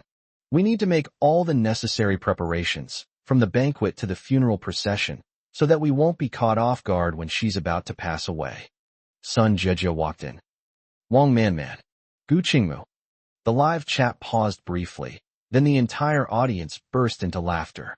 Haha, our metaphysical master is actually quite straightforward. The old man gave him a warm welcome, and this guy just blurted out. Seeing a coffin brings wealth? Ha ha ha, I'm dying of laughter. What kind of script is this? The dialogue is amazing. Hee hee. Where did all these paid trolls come from? Even Guyi's shit smells good, right? Those who are sensible are all called metaphysical masters. Don't blame the master for checking the comments later and giving you a free divination via the internet. Holy crap. Who's this big shot? Isn't it someone whose fate is uncertain? Guze was also watching the live stream. He was still lying in the hospital bed, but he was actually fine. He miraculously recovered when the nurse went to call the doctor. However, in order to gain the affection and tenderness of the Gu family, he pretended to be sick while lying in the hospital. As soon as the show Guyi participated in started airing, the online trolls he hired began to appear. However, the effect was not very good, as the comments were controlled by Gu Laoer's people. Seeing this scene, he narrowed his eyes. Old dog Gu has really gone all out, bribing even more powerful online trolls to go all out in praising that bastard Guyi. Ha ha, but it doesn't matter. No matter how powerful Guyi is, he's just a cripple who's about to kick the bucket. He has already prepared for two scenarios. If the online trolls can't smear him, then he'll pull off a big one. Isn't Guyi prone to resorting to underhanded tactics? I'd like to see if his crooked methods can save his life at this crucial moment. The production team. The old man who greeted Guyi was named Su Erfu. He was 56 years old and already had 3 grandsons. The person who was smiling suddenly broke into a wide grin. You? Su Erfu immediately lost his temper. I kindly invited them in for tea and a meal, but they said their mother was dying. Who could stand that? Guyi seemed not to hear him and picked at his ear. Su Erfu is quite old. How come he can't even tell the difference between the 12 earthly branches? Dungo. I might be a bit too straightforward, but I really meant well for him. His mother was misdiagnosed. In reality, she was terminally ill, and it wasn't just a headache, cold, or fever. So I let him ramble on for a bit longer. It'll only be 3 to 5 minutes. System. Young master, why don't you explain yourself? After all, if that old lady could get your help, she could suffer less in her passing. Guyi shook his head slightly. With my current status and position, how could I bring up such things? Don't I have any pride? Besides, what do you want me to say? That he should think about whether his father appeared to him in a dream? A young man came and told him how to arrange the old lady's funeral. If I were allowed to attend the banquet, and even if it were a special class banquet, I would be willing to see the old lady off. May she ascend to heaven early, so she won't be reborn as a pig in her next life? If you told people this, even Big Yellow wouldn't believe you, would he? Big Yellow, sitting at Guye's feet, looked up at him and barked, "Woof woof." Guye understood again, and he raised an eyebrow and smiled at him. Da Huang, you understand me best. Su Erfa looked at Guye and heard his thoughts, and was instantly stunned. This young master, without saying a word, but he subtly hinted at something to me. Moreover, he said that what his father said in a dream was actually all true. Could it be? Is he the reclusive master that Dad mentioned in his dream? Just then, Gu Qingmu walked over, her face full of earnestness. Guyi, how could you be so rude? We've already heard that the old lady just has a cold. That's not it. Before he could finish speaking, Su Erfu suddenly roared. Shut up, Guyi. I didn't say a single word. Gu Qingmu smiled. Sir, don't worry, this is my friend. He has some issues, but I'll talk to him for you. Su Erfu glared at Gu Qingmu, his tone filled with murderous intent. I'll tell you to shut up. Gu Qingmu was dumbfounded. You want me to shut up? Does this old man have dementia? How can he shut himself up? Isn't it supposed to be Guyi? But Guyi only said one sentence and didn't say anything else after that. 086. I may be old, but I'm not stupid. Sun Jiejia rushed over in one stride, protecting Gu Qingmu like a mother hen. Grandpa, how come you can't tell the difference between good and bad people? We're speaking up for you. How can you be so rude? Wang Manman echoed. Grandpa, our teammates were rude to you, and we tried to help you. How did that become our fault? After speaking, she glanced at Guyi. That counterfeit product is a jinx. Wherever it goes, problems arise. Back when he was at the Gu family's house, he must have used some kind of mind-reading technique, which is why he was mistaken for a thief and arrested. Young Master Guze promised to find me, but I'm being watched and can only hide in the urban village, too afraid to go out. Su Erfu glared at them fiercely and said, I may be old, but I'm not stupid. You lot are the real scum. After she finished speaking, she turned to look at Guyi with a broad smile on her face. Young master, I was so senile just now. I was blind and didn't recognize your greatness. Come with me to see my mother. She's in a lot of pain right now. He's quite old, and he's seen quite a few wise and virtuous people. But this young master in front of me is someone I've never seen before. Just as I expected. The more skilled a person is, the more sophisticated their methods.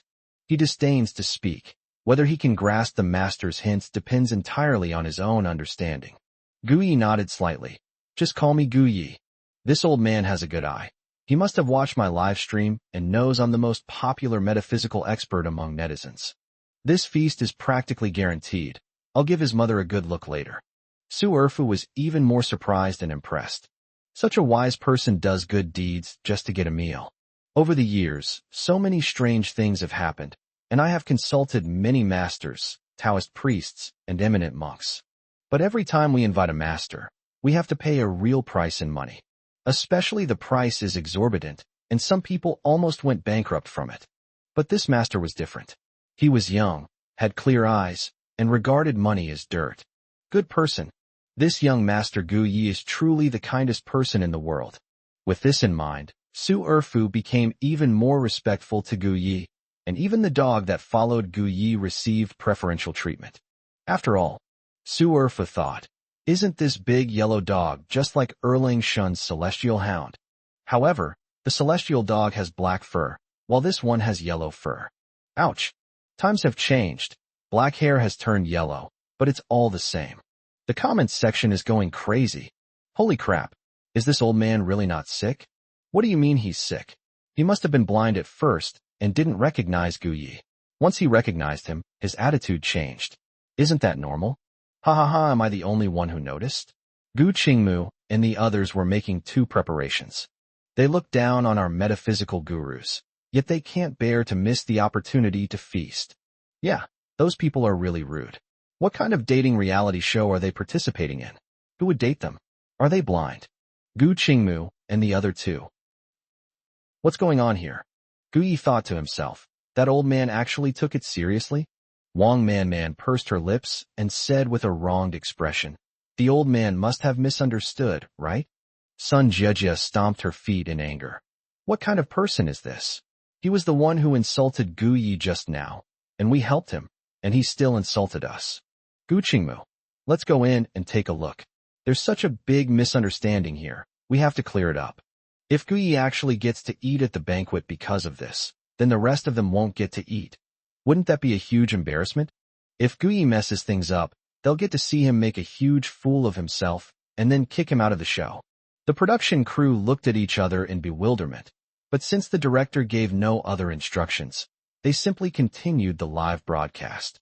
Inside the house, Gu Yi met Grandma Su. The old lady was wearing ordinary pajamas, her eyes were closed, and her breathing was even, as if she were asleep. Su Erfu brought Gu Yi in, and all the dozen or so people in the room looked over. Everyone, step aside. This is a master of metaphysics. Our old lady has a special connection with him. That's why we have this kind of fate. He showered Gu Yi with praise, and in his words he also mentioned the old man's dream visitation. Surrounding the old lady were all her favorite children, including her great-grandson. But now everyone is looking at Gu Yi with disbelief and confusion on their faces. A master of metaphysics? Such a young master of metaphysics?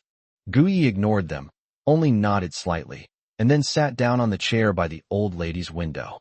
He took her pulse with one hand, muttering, Old Mrs. Su. Old Mrs. Su, whose real name is Zhang Dahua, fell in love with old Mr. Su when she was 16. Unfortunately, old Mr. Su had a fiancé at the time and didn't reciprocate her feelings at all. Old Mrs. Su is a very assertive person. Once she sets her sights on a man, she'll do anything to get him, even if it means pulling down his pants. So, on that dark and stormy night, old Mrs. Su succeeded, and afterwards, she smoothly married and had children over the years. Despite her constant vigilance, she had managed to protect herself quite well. Su Erfu, what's going on? My parents said they were childhood sweethearts. How did this become robbery and theft? Everyone else. Is this even possible? Grandma was really adventurous when she was young. Comments. Taking a pulse? I've heard that medicine and divination are inseparable. It seems that's true. Master, I have neurodermatitis, can you treat it? Upstairs, can you please just say it all at once? I even thought you'd gone crazy. Ha ha ha. Gu Yi can even treat illnesses? I'd better fly there tonight. My dad has Alzheimer's. And then there's me, with a 20-year-old, unspeakable illness. What illness can't be said? Tell us quickly, let's all have a laugh. Inside the Su family's house, Gu Yi closed his eyes and continued taking the pulse. The room was quiet, except for Gu Ye's inner thoughts continuing to circulate. But even now, old Mrs. Su couldn't have imagined it. Her husband was far more wary than she was. Forced relationships may quench thirst, but they're never truly sweet. When old man Su was alive, she already had cancer, but he stubbornly didn't tell her, or even his whole family. They even consulted every doctor who knew the facts, so the whole family assumed the old lady had just caught a bad cold. Just a month ago, old man Su specifically sought out the old Taoist priest at Qingyan Temple, gave him some money, and told him to come over after the old lady died to handle her funeral arrangements. Actually, 087. The white moonlight sold him for a huge sum of 5,000 yuan. Just as Gu Yi was getting to this point in his gossip, old Mrs. Su, who had been keeping her eyes closed, suddenly sat up. Mom, grandmother, great-grandmother. The descendants of the Su family were all startled and exclaimed in surprise. When Gu Qingmu and the other two entered, they happened to witness this scene. Sun Jiejie pouted and muttered, Gu Yi is really just making a fuss. The old lady is perfectly fine. Wang Man nodded. Guze thought Gu Yi had some great abilities, but it turns out he's just like that. Gu Qingmu covered her mouth and laughed unkindly. Hee hee. That bastard raised outside for so many years only has this little bit of skill. He wants to eat at a banquet? He'd be better off eating at his own banquet. I really overestimated him. The live stream chat exploded with comments. My goodness. The master's skill is evident from the first touch. Absolutely amazing. Absolutely amazing. Absolutely amazing. He was just taking her pulse, and the seriously ill old lady was so shocked that she sat up in fright. A miracle doctor. I'm kneeling before him. Hey guys upstairs, you shills should at least have some standards. This is so perfunctory, we all noticed, you've been exposed. The Gu family members stared wide-eyed at this sight. Gu Haokuan. Xiao Yi also knows medicine? Sui exclaimed with pride. My son is indeed a prodigy. Gu Chuyun and Gu Chubbing exchanged a glance, both of them trying not to laugh. My parents are so funny. Xiao Yi has his own destiny. What does it have to do with them? Gu Chuyu, who was in the hospital, was also watching the live stream. When she saw this part, she smiled with relief. Xiao Yi is really great. I'm so proud to have such a younger brother.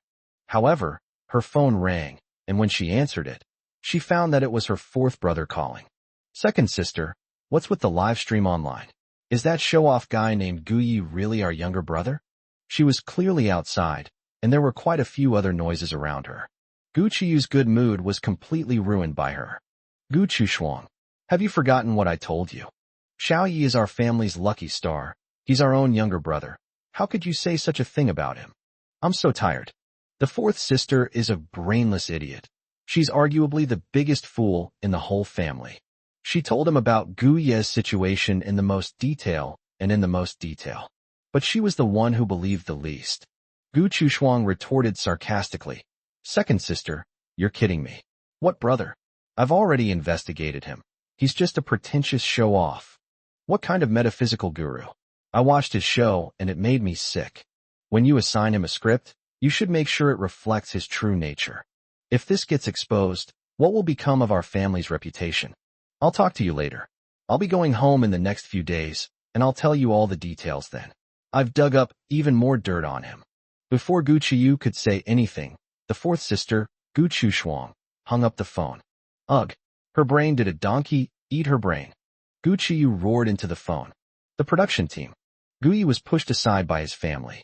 My goodness, if I weren't faster, they would have sent me flying into the air. System. This is a final burst of energy from old Mrs. Su before she dies. It's understandable that they want to talk to her. Guyi also thought it was a good idea, so he sat down on the other side and waited. After giving her punishment, old Mrs. Su pushed aside her relatives and went straight to Guyi. Before Guyi could say anything, the old lady kowtowed to him. Master, I beg you, tell me the truth. I don't have a cold. I have cancer, don't I? My old man. He really hid it from the whole family, just wanting to torment me to the point of wishing I were dead. She had her eyes closed and didn't know what Guyi was thinking. She just assumed that Guyi had said it directly. Guyi nodded. Sigh, Grandma, take it easy. In your next life, you'll have to work on your taste in men. He had the Taoist priest perform a ritual to send old Madame Su's soul to the animal realm, where she would never be reborn. Before Grandma Su passed away, he would come over and mock her, saying that she was the reason he and his first love couldn't be together, a regret he would carry for the rest of his life. Grandma Su kept staring at Gu Yi and finally understood that he was a true master. She had heard his inner thoughts. Su Chao, when have I, Zhang Dahua, ever harmed your beloved? I was able to get you so easily back then because your white moonlight created the conditions for me. She even extorted 5,000 yuan from me. After selling you to me, she ran off to meet another man. Haha, it was so blind. Grandma Su looked up at the void, as if she could see her old man, Su Chao. At that moment, the old lady was filled with deep regret. If I could do it all over again, I would never look for such an ungrateful person again. I treated him with all my heart, and even raised all 8 of his younger brothers and 5 of his younger sisters to adulthood. Turns out he hates me. They even want to reduce themselves to the animal realm. Brute. Su Chao is the real beast. Grandma Su knelt on the ground, rambling on, recounting all the hardships and toil she had endured over the years, and all the good she had done for her husband. After she finished speaking, tears streamed down her face. Guyi was completely speechless. So there was a hidden plot twist. TSK tisk the old lady is really pitiful. Since ancient times, there have been many heartless men who are affectionate, and this is the ending that the old lady got after working like a slave. What is love in this world? With no man in my heart, I naturally draw my sword like a god. The whole family was stunned. They had no idea that old Mrs. Sue and old Mr. Sue had such a complicated love-hate relationship when they were young. Mom, UUV, suffered so much. Su Erfu held his elderly mother and wept bitterly. The others also burst into tears. They could hear Gu Ye's inner thoughts and knew that old man Su owed the old lady a great debt. At this moment, they all felt that old man Su didn't deserve it. The live stream chat was buzzing with excitement. The old lady was so pitiful, she only learned the truth when she was dying. Her man is such a heartless man. No matter what, he shouldn't have treated the old lady like that. The old lady was diagnosed with cancer, but her whole family was kept in the dark, thinking she just had a cold, which caused her immense suffering.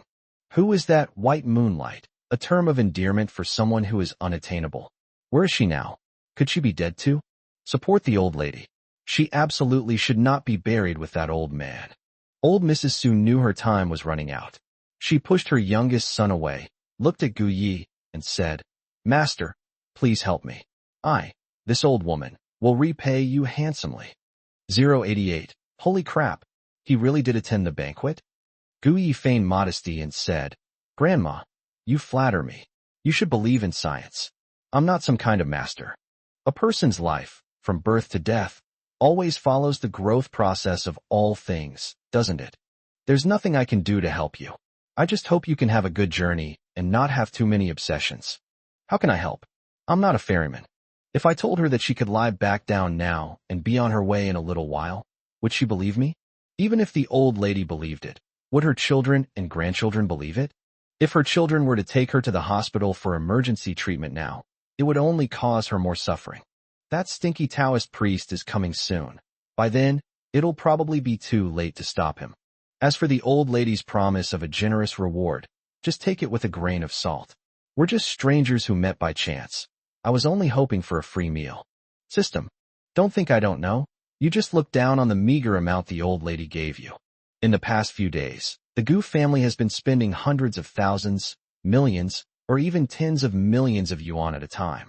How much more can the old lady give? 10 or 20,000 is the maximum.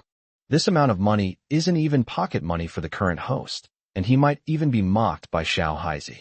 Grandma Su looked at Gu Yi and heard all his thoughts. She was immediately stunned.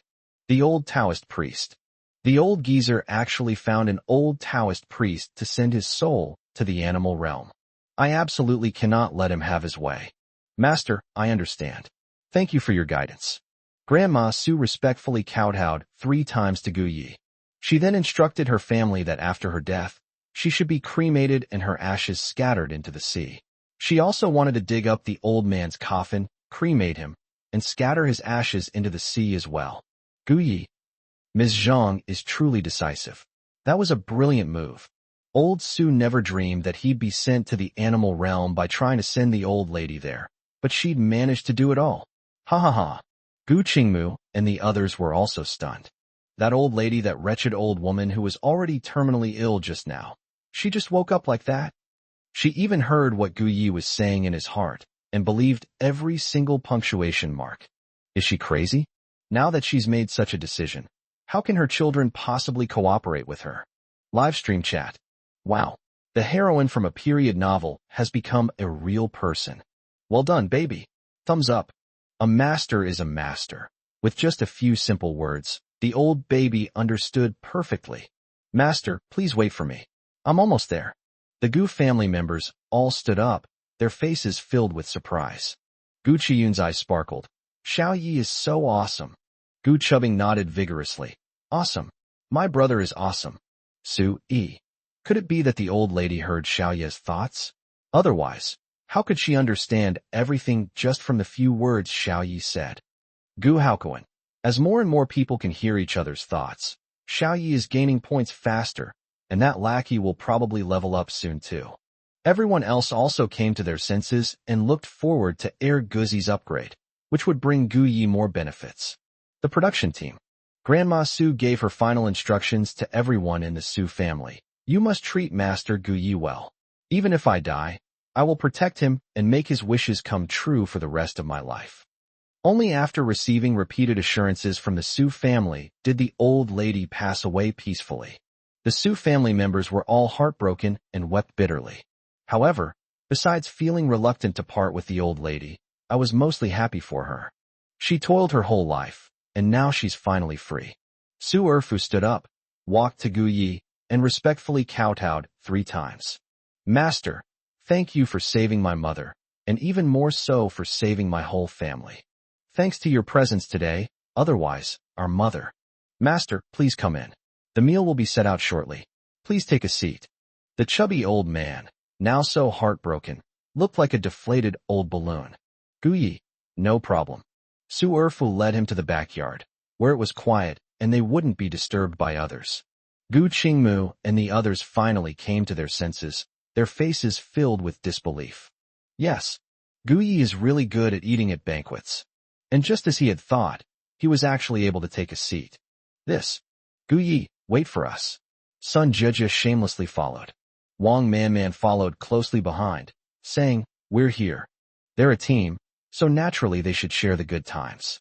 The Su family members are all villagers in this village, and they should all know that the 4 of them are big stars who appear on TV shows. They certainly wouldn't dare offend the influential figures in the city. Gu Yi paused, glanced at the 3 of them, and said, I didn't call you. You don't need to come. You have hands and feet. Go and earn your own food. You'll definitely enjoy your meals even more. What were you rambling on about just now? Saying I was cursing that old lady to die, that my actions were immoral. So many viewers were watching the live stream. I'm sure I got a lot of flack just now. Now that they see I can eat face wash, they're all coming over again. They're really shameless. Wang Manman instantly burst into tears, looking wronged. Gu Yi, you can't. Gu Yi interrupted her. I can. If I remember correctly, you went to the orphanage when you were 6 years old. At that time, you said that you had been begging outside before. Skills you learn from childhood are things you'll never forget. You thought I didn't recognize her? She's the thief who stole old Sue's 80 million yuan necklace. When the truth came out, the counterfeiters wanted to kill her, but she had incredible luck. Not only did she survive, she was also able to participate in a TV program to clear her name. What a piece of idiot. They're probably being used by counterfeiters again. Wang Manman stared intently at Gu Yi, listening to his innermost thoughts, and she felt as if she had been struck by lightning. At first, did Guze want to kill me back then? How could that be? Young Master Guze is the true young master of the Gu family. He has always liked her very much, and even said that he wants to marry her. How could this be? Gu Qingmu seized the opportunity and quickly walked over. Gu Yi, how could you? Gu Yi, as always, showed him no mercy. What can I do? You all dared to insult me before, and now you have the nerve to come begging for food. Am I supposed to give you a friendly attitude? We are all adults. We are here to find a partner, not to find parents who are not related to us by blood. A bastard's offspring, a bastard's child, dares to reason with me, the true heir? Huh. 089. What a terrible show. He's not recording it anymore. Gu Qingmu's face turned bright red with anger. Gu Yi, you beep. He couldn't utter a single word after that. She was so angry she wanted to tear Gu Yi apart right then and there. Su Erfu also heard Gu Ye's thoughts and understood the general idea. These 4 celebrity guests who are recording the show are in the same group, and they all have to find their own way to make a living. Master Gu Yi accurately predicted that there was a funeral in his family, which is why he was able to attend the banquet. His teammates all looked down on him, yet they pretended to be nice guys. Now that Master Gu Yi can attend banquets, his teammates are shamelessly clinging to him again. Snort. My mother said on her deathbed that I must treat Master Gu Yi well. And if it weren't for Master Gu Ye's arrival, my mother would already be. Anyway, Gu Yi is the savior of the entire Su family. As for everyone else, they all have to step aside. All right, you shameless bunch, get out of here right now. Our Su family only welcomes Master Gu Yi. We have no respect for any other 4-legged beasts who seek to gain without effort. With a wave of his hand, His sons and nephews all rushed over and chased the three of them out. This was the first time in Gu Qingmu's life that she had been treated so rudely. "Let go of us. What gives you the right to talk to us like that?" Sun Jiejie even shouted, "We're not just ordinary program guests. You'll regret treating us like this." Wang Manman didn't speak, but her eyes were red as she stared intently at Gu Yi. But the other party didn't even glance at them and just left. Cut. They look down on the villagers, yet they want to eat the food the villagers cook. In fact, the villagers have to beg them to eat. Shameless. When Su Erfa's family heard this, they were all furious. Besides kicking them out, they also gave them a good scolding. Gu Qingmu and the other two felt ashamed when their true thoughts were exposed. Sun Jiejie burst into tears, while Gu Yi went too far. How could he? When it came to expressing his true feelings, Gu Yi couldn't utter a single word. He was practically spitting blood with anger. Feeling humiliated, Gu Qingmu simply turned around and went back to his base camp. He wasn't going to record this lousy show anymore. Gu Yi has gone too far. I must make him pay the price. Wang Manman also went back, and Gu Yi exposed her true colors in front of so many people. But she couldn't not record the show. She needed to earn money, and she also had tasks that Gu Zhe hadn't yet completed. Now she had her own selfish motives. She wanted to know whether what Gu Yi said was true or false. Does Gu Zhe really want him to die? If that's the case, then why should I risk my life for him? At this time, live stream chat. Gu Qingmu and the other two are truly shameless. At first they laughed at Gu Yi, but now that he's actually attending banquets, they're all fawning over him. Huh. I told you long ago, if Gu Yi says he can attend the banquet, then he definitely can. Those trolls from earlier, come here and kneel down before me. The Gu family was also very angry. Su Yi.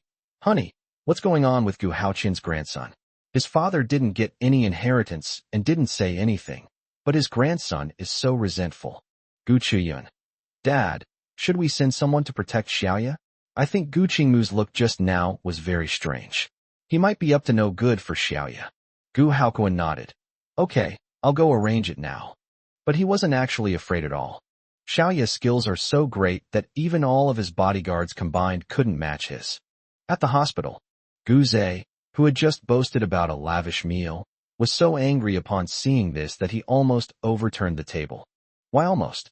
Because he hadn't eaten such good food for several days, and the Gu family hadn't come to see him. He was afraid that if he overturned the food, he wouldn't have anything to eat. Damn Gu Yi. He really knows how to pull stunts. He must have spent a lot of money to create this persona of a metaphysical guru. Growing angrier by the thought, Gu Zhe dialed a number. Fourth sister, you saw it, didn't you? Gu Yi went too far. He has completely disgraced our family. Fortunately, there's this Gu Laosi. Gu Zhe initially thought that Gu Lao heir was easy to fool, and that he had a large company that he could leave to him. But after that bitch went crazy, she completely disregarded herself. Her eyes and heart were only for that bastard Gu Yi. Therefore, as a second best option, he could only find Gu Laosi. This is the Gu family's absolute idiot. She could guarantee that even if Gu Yi tried to use some trick on her, she wouldn't fall for it. When Gu Chushuang heard Gu Zhe's aggrieved voice, her heart clenched instantly. Xiao Zhe, don't be sad. Your fourth sister knows what's going on with you. Just you wait. Fourth sister will definitely not let the family's reputation be disgraced. That damned Gu Yi, I don't know what kind of spell he cast on the whole family that made Gu Zhe suffer such a great injustice. With Gu Chushuang's assurance, Gu Zhe finally showed a satisfied smile. Although Gu Laosi doesn't have much money, she's really stupid. Besides, she'll be out of a job soon after completing this mission. Even if the Gu family discovers something, it won't concern her. Those three sisters of Gu Chuyun are all out of their minds. I will definitely find a way to make them act like they're lapdogs to me again. With a smug look on his face, Gu Zhe continued to leisurely enjoy his sweet drink. The production team. The director saw this, and everyone stood up. This Gu Yi, how can he have such a lack of team spirit? Sigh, if I had known it would be like this, I definitely wouldn't have let him participate in the show. What do we do now? Gu Qingmu is leaving the show, so we need to bring in a replacement guest. Where am I supposed to find one? The director was as anxious as an ant on a hot pan. The assistant director next to him didn't say anything, but just stared at Gu Yi. thinking to himself that he would go to him later to have his fortune told. As for the director, he seems determined to court death, so let him be. After he stepped down, he became a director himself. Guyi didn't care about anything. He was thoroughly enjoying his meal. Moreover, his table was filled with elderly men and women of the highest generation in the Su family. Everyone treated him with utmost respect, giving him the best of everything first. Guyi ate and laughed, feeling incredibly happy inside. These old folks are so nice to be around. They really do bring me delicious food. Guzi, do they have any juicy gossip? Let me know. Elderly people. Eating melon seeds? They're all in their 80s or 90s. If he really eats their melon, will they even survive? But I'm just watching other people's drama. That's not bad either. 090. Is she trying to stage an accident to extort money? The elderly men and women exchanged glances and quickly tried to find a topic to talk about in order to avoid being gossiped about. After a lot of effort, they finally managed to coax Guyi away from getting any of their gossip. The neighboring group's results were only so-so. Feng Baobao didn't want to beg for food, but she wanted to eat well, so she went up the mountain and hunted pheasants and rabbits. Su Yuan can cook, so they get along well. The two female guests didn't care about their image at all, and instead ate with their mouths full of oil. Then look at those two male guests. They look so pathetic. Jin Zhongshua ate the bread he bought for 3 yuan and the mineral water he bought for 1 yuan from the convenience store, and he still had 6 yuan left. Gao Yu ate a bowl of instant noodles for 3.5 yuan, a premium ham sausage for 2 yuan, and added a braised egg set meal for 1.5 yuan, leaving him with 3 yuan. The two were eating miserably when they saw Gu Qingmu and the other two return with dark faces. Teacher Gu, why are you back so early? Gao Yu took a sip of instant noodle soup, and before he could swallow it, he asked a question. Gu Qingmu didn't say anything, picked up her suitcase and left. Suddenly, all 4 guests in Group 2 were stunned. When Sun Jejia returned, she didn't say anything and walked out with her suitcase. Brother Gu, wait for me, I'll go with you. She's not recording anymore. Her mother sent her here to find a rich husband, but she already knew that these young masters from real aristocratic families wouldn't even look at her. But things are different now. Gu Qingmu isn't a child of the Gu family, but this matter can't possibly be made public. Wouldn't it be perfect for me to marry Gu Qingmu in this way? I had no choice, and he wasn't much better than me anyway. Wang Manman pursed her lips, looking at Feng Baobao and Su Yuan with teary eyes. The 2 male guests ate junk food bought from a convenience store, but Feng Baobao and Su Yuan actually ate wild chicken. She was very familiar with this thing. She had stolen it when she was little. She was very hungry and wanted to eat, but she knew that she was of lowly status and that even if she asked, they wouldn't give her anything. So this was the only way she could do it. I feel so pathetic, they must pity me, right? However, Feng Baobao looked at Gu Qingmu and Sun Jejia and said, if you're not going to record, don't forget to pay the penalty for breach of contract. Su Yuan nodded. Sister Bauer, don't worry, they're not stupid, they definitely know the rules. Gu Qingmu had just reached the door when she heard their words, which made her even angrier. Don't you want to know why we left here? Feng Baobao buried her head in her chicken leg and said, I don't want to. Su Yuan downed the chicken soup in one gulp. I didn't even like you, so if you don't want to record, then don't record. After finishing her chicken leg, Feng Baobao added insult to injury. What are you dawdling about? If you're not going to record anymore, then get out of here. Gu Qingmu was utterly shocked by what the two of them said. Yuri rude. There were 4 female guests in total, and he knew that the 2 in his group were not suitable. Unexpectedly, the 2 from the next group were even more of a concern in terms of quality. Sun Jejia said angrily, you guys are so rude. Even a little politeness is necessary. Feng Baobao shook her head. No need. Feng Baobao, never need to be polite to people I dislike. She came to this show for Guyi. Everyone else was just another face in the crowd, and she didn't care about anyone else. Su Yuan wiped her mouth and said, Sun Jejia, do you think I'm a very good-tempered person, so you talk to me like a senior? She has a notoriously fiery temper, like a grenade that explodes at the slightest provocation. Has Sun Jejia taken the wrong medicine? How dare she talk to me like that? After a few words, Sun Jejia was utterly humiliated and even lost her courage. You humph. Brother Gu, let's go. Sun Jejia pulled Gu Qingmu away. Feng Bao Bao. A simp, will end up with nothing. Su Yuan laughed. Sister Bauer, that's a very insightful comment. The two chatted and laughed as they cleared the table, then leisurely went for a walk. From beginning to end, Wang Manman was ignored completely, as if she were invisible. Wang Manman couldn't hold back any longer. Looking at Jin Zhongxua and Gao Yu, tears streamed down her face, as if she had suffered the greatest injustice. Jin Zhongxua hid next to Gao Yu. Is she trying to stage an accident to extort money? Gao Yu, holding her instant noodles, moved even further away. She's probably eyeing my instant noodles. I'm starving. I've finished all the soup. I'd better get out of here. The two of them fled like the wind. Okay. The world where only Wang Man was injured was achieved. The live stream chat was twitching. Haha, what kind of art style is this? What happened to the promise of chivalry and consideration for women? Isn't Wang Man a girl? She's such a hypocrite, isn't she? She has money but doesn't use it to buy food. Instead, she tries to extort money from Su Yuan and Bauer. I've seen through it all. That's right. It's just a pity that our Bauer and Susu didn't notice and ate it all. Upon seeing this, the director felt another surge of anger. They don't even look at my cue. They're just improvising. All right. My dating reality show has absolutely no romance in it, but its murderous aura has already reached the 3rd level of chi refining. Assistant director. I told you long ago that you weren't suited for it, but you insisted on showing off. If it weren't for Guyi, this show would have been a complete failure long ago. Wasteful director. Guyi came out of the Su family's house, carrying 2 large black plastic bags. Each one contained numerous plastic bags, all filled with pre-packaged meals. What was supposed to be leftovers was actually a good meal prepared for him by Su Erfu. Guyi walked away with a smile. The old men and women stood at the door watching his back until he was out of sight before they went back. Good heavens, our ancestor is finally gone. It was so close. Just a tiny bit more, and I would have ruined my reputation in my later years. Each of them had a feeling of having survived a disaster. Guyi hummed a little tune as he walked along the village path.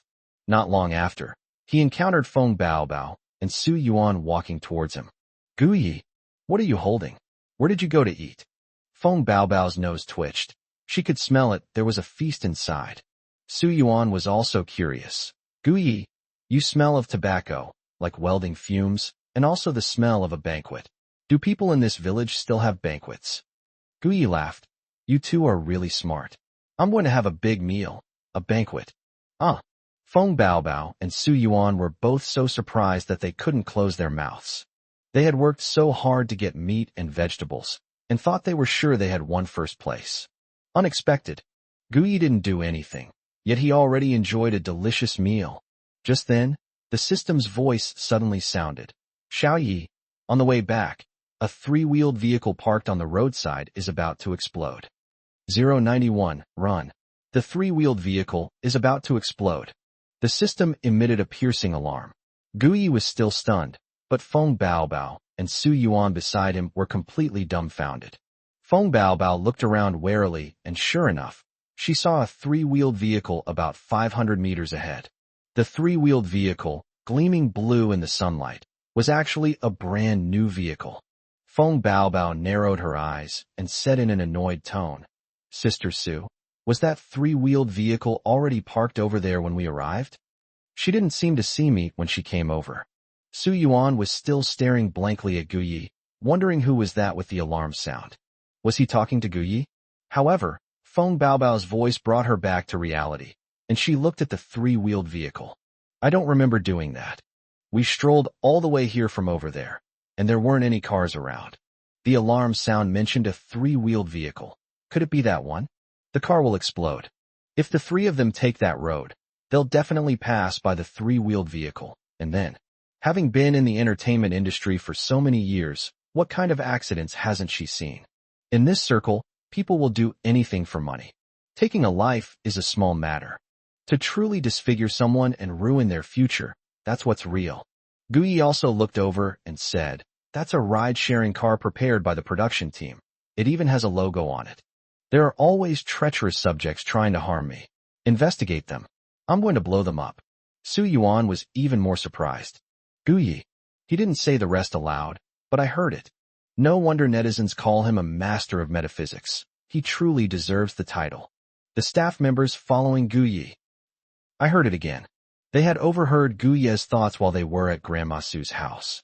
But there were many people at that time, and they hadn't made a decision yet.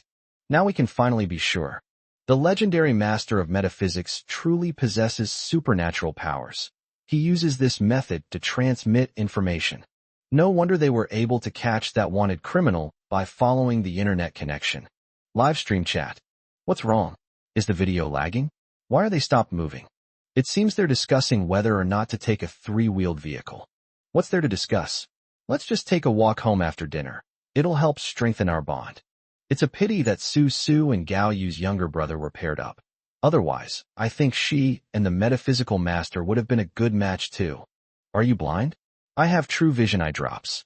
Bauer and Guyi are clearly a better match. Okay. The live stream chat erupted into a heated argument over the issue of pairing couples. The director finally smiled when he saw this. He immediately gave the order. Have them come back in a three-wheeled vehicle and see how to divide the two women and one man. Get the background music ready. Let's create a romantic atmosphere. Upon receiving the task, the staff immediately held the teleprompter high so that Guyi, who was 185 centimeters tall, could see it. Guyi saw it. In fact, it was impossible for him not to see it. Only, damn it, is the director out of his mind? They even made us take a three-wheeled motorcycle back, but that three-wheeled motorcycle is explosive. Does he want to blow up the three of us? Which one is he even good enough for? Guzi, investigate that old director. Is he a fake sent by someone? System. Investigating, please wait. Upon hearing this, the staff were all so frightened that their legs went weak. Can three-wheeled motorcycles explode? Like in the movies, where it blows people up with a bang. Report this to the director right away. The director also received their message, but he didn't believe it at all and even got furious. A bunch of useless good-for-nothings. You can't even drive a three-wheeled vehicle, just admit it honestly, instead of talking about an explosion. This is a variety show, not a foreign blockbuster explosion scene. Make them obey me right now, or I'll fire them all. He lost his temper. The director was so enraged that he jumped around so much that his wig fell off. The assistant director had his eyes glued to the monitor, pretending not to see it, but inside he was overjoyed. Ha ha ha ha. You stupid piece of crap. The master of metaphysics must have already discovered the trick. He's not far from being kicked out of the show. Guze was also watching the live stream. His face was full of malicious laughter. Iguyi, you bastard. So what if you're good at shady dealings? This time, I see you won't be able to escape even if you grow wings. Since he got Guyi on the show, he must have put in a lot of effort. He wants to be famous? I'll just give him a huge burst of fame and make him famous all over the world. On the set of the program, before the system's voice could even come through, Guyi had already looked at the staff and said, "There's something wrong with that three-wheeled vehicle. Call the fire department immediately." System. Xiao Yi, the mastermind behind this, hasn't been found yet, but an explosion is definitely going to happen here in 10 seconds. Guyi grabbed one woman with each hand and ran away. Run! The three-wheeled vehicle is about to explode. The staff also heard the system's voice and quickly followed Guyi as they ran. A fat man who used to be out of breath even if he walked a little faster can now walk with incredible speed. Feng Baobao initially followed Guyi, but later realized that Su Yuan couldn't keep up, so she picked her up with one hand and still ran very fast. To her surprise, she found that she couldn't outrun Guyi this time. In the blink of an eye, Guyi had already run 100 meters away, put down the 2 large bags of food he had brought back, and then ran back to carry the slowest staff member over. After going back and forth 5 or 6 times, they finally carried everyone to a safe location. Feng Baobao. Guyi, was he running? It's like he teleported. Damn, that's some really awesome kung fu. Live broadcast room. What's going on? Did I hear something wrong? Did I hear an explosion? I get it all too well. This is a hidden segment arranged by the production team. Oh, I see. I thought there was some danger involved. Ha ha, these shows are really getting more and more shameless these days. they'll use any means necessary to become popular. That side. 10-second countdown is over. Bang! Just now, the three-wheeled vehicle made a deafening noise, and then a pile of firewood within a 3-meter radius caught fire. At that moment, flames soared into the sky, and thick smoke billowed out instantly. Gu Yi and his group had already reached a distance of 100 meters, and there were no casualties. Gu Yi took the staff member's phone and dialed the fire department. Yes, yes, yes, there was an explosion in the village where the show was being filmed. A 3-wheeled vehicle suddenly exploded. Hurry up and come.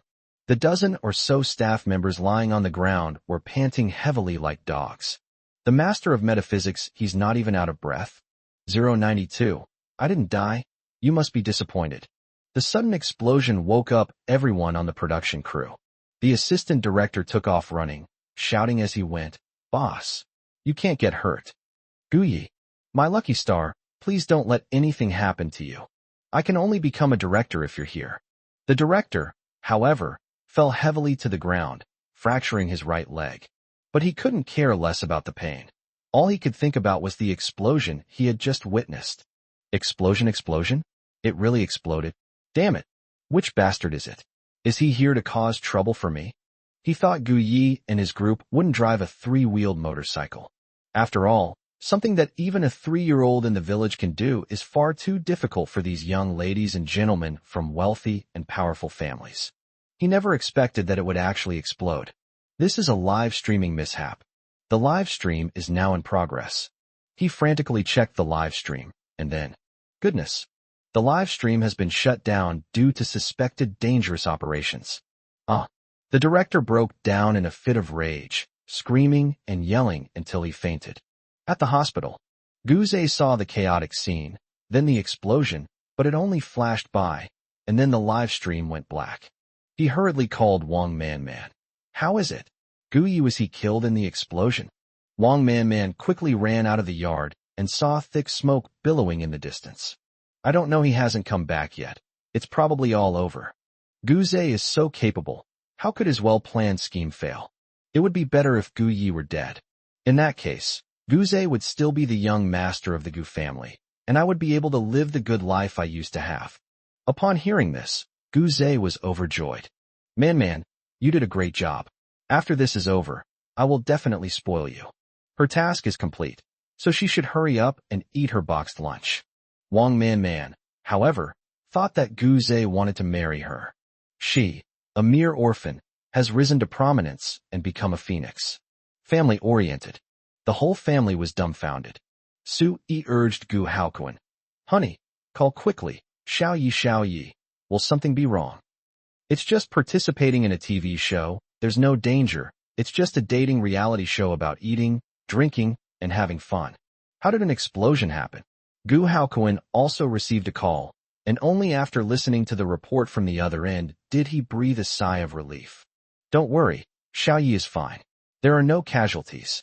Upon hearing this good news, Su Yi and her daughters were all relieved and were finally able to sit down, their hearts finally at ease.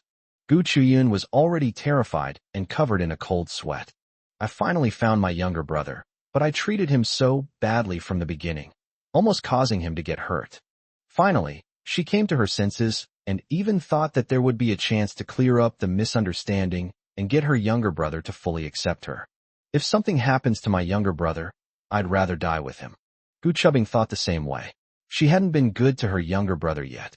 He had suffered so much in the past, and she hadn't been able to make it up to him properly. He absolutely couldn't be in any danger. Just then, Su Yi's phone rang. It was Gu Chuyu calling. Mom, what's the situation with Xiaoya? The live stream suddenly stopped, and I still can't get in touch with the staff there. If Xiao Yi dies, I will avenge him even at the cost of my own life, find the mastermind behind it all, and tear him to pieces. Su Yi reassured her, saying, Don't worry, your father has received reliable information that Xiao Yi is fine. Our people are already investigating the truth, so don't worry. Hearing these words, Gu Qiyu finally felt relieved, but she still couldn't help but cry out in fear. Wow, Mom, I'm so scared. Xiao Yi saved my life. I only gave him the company because I thought he was in bad shape. Participating in TV shows is too dangerous.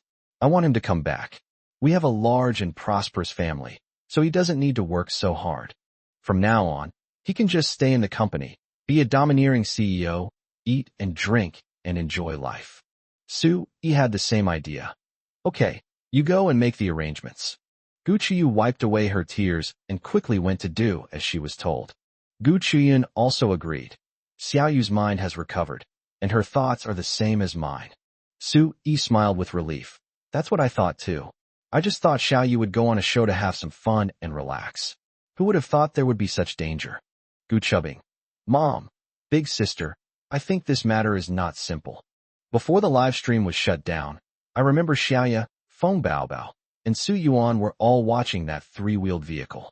I guess Xiaoya had already noticed something fishy at that time. Gu Chuyan nodded. That's right. At that time, Xiaoya's expression was not good. He must have discovered something. Sui also noticed this and asked, So, who do you think did this? Gu Chuyun and Gu Chubbing exchanged a glance and said in unison, That's a fake. At the hospital, Gu Zhe ate and drank his fill, but none of his family members came. The hospital was not as comfortable as home. If he runs into an acquaintance, he feels he can't bear the embarrassment. Then, he asked the driver to take him home. Gu Yi is dead. I am the only eldest young master of the Gu family. Without that bastard child causing trouble, they'll definitely remember how good I was.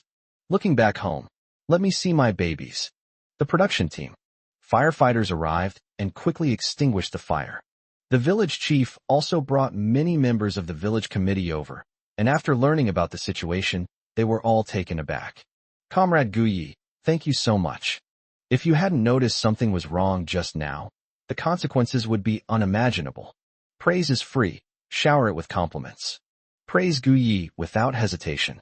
Gu Yi smiled modestly, but he did not refuse their suggestion to present him with a banner and award him a certificate for outstanding youth. Feng Baobao, I want to learn Gu Ye's Kung Fu. Why don't I become his apprentice? Su Yuan, if I hadn't done it on purpose, I would be dead as can be. How can I repay this life-saving grace? After dealing with the matter here, Gu Yi and the others returned to the courtyard. When Wang Man saw Gu Yi, her eyes nearly popped out of their sockets.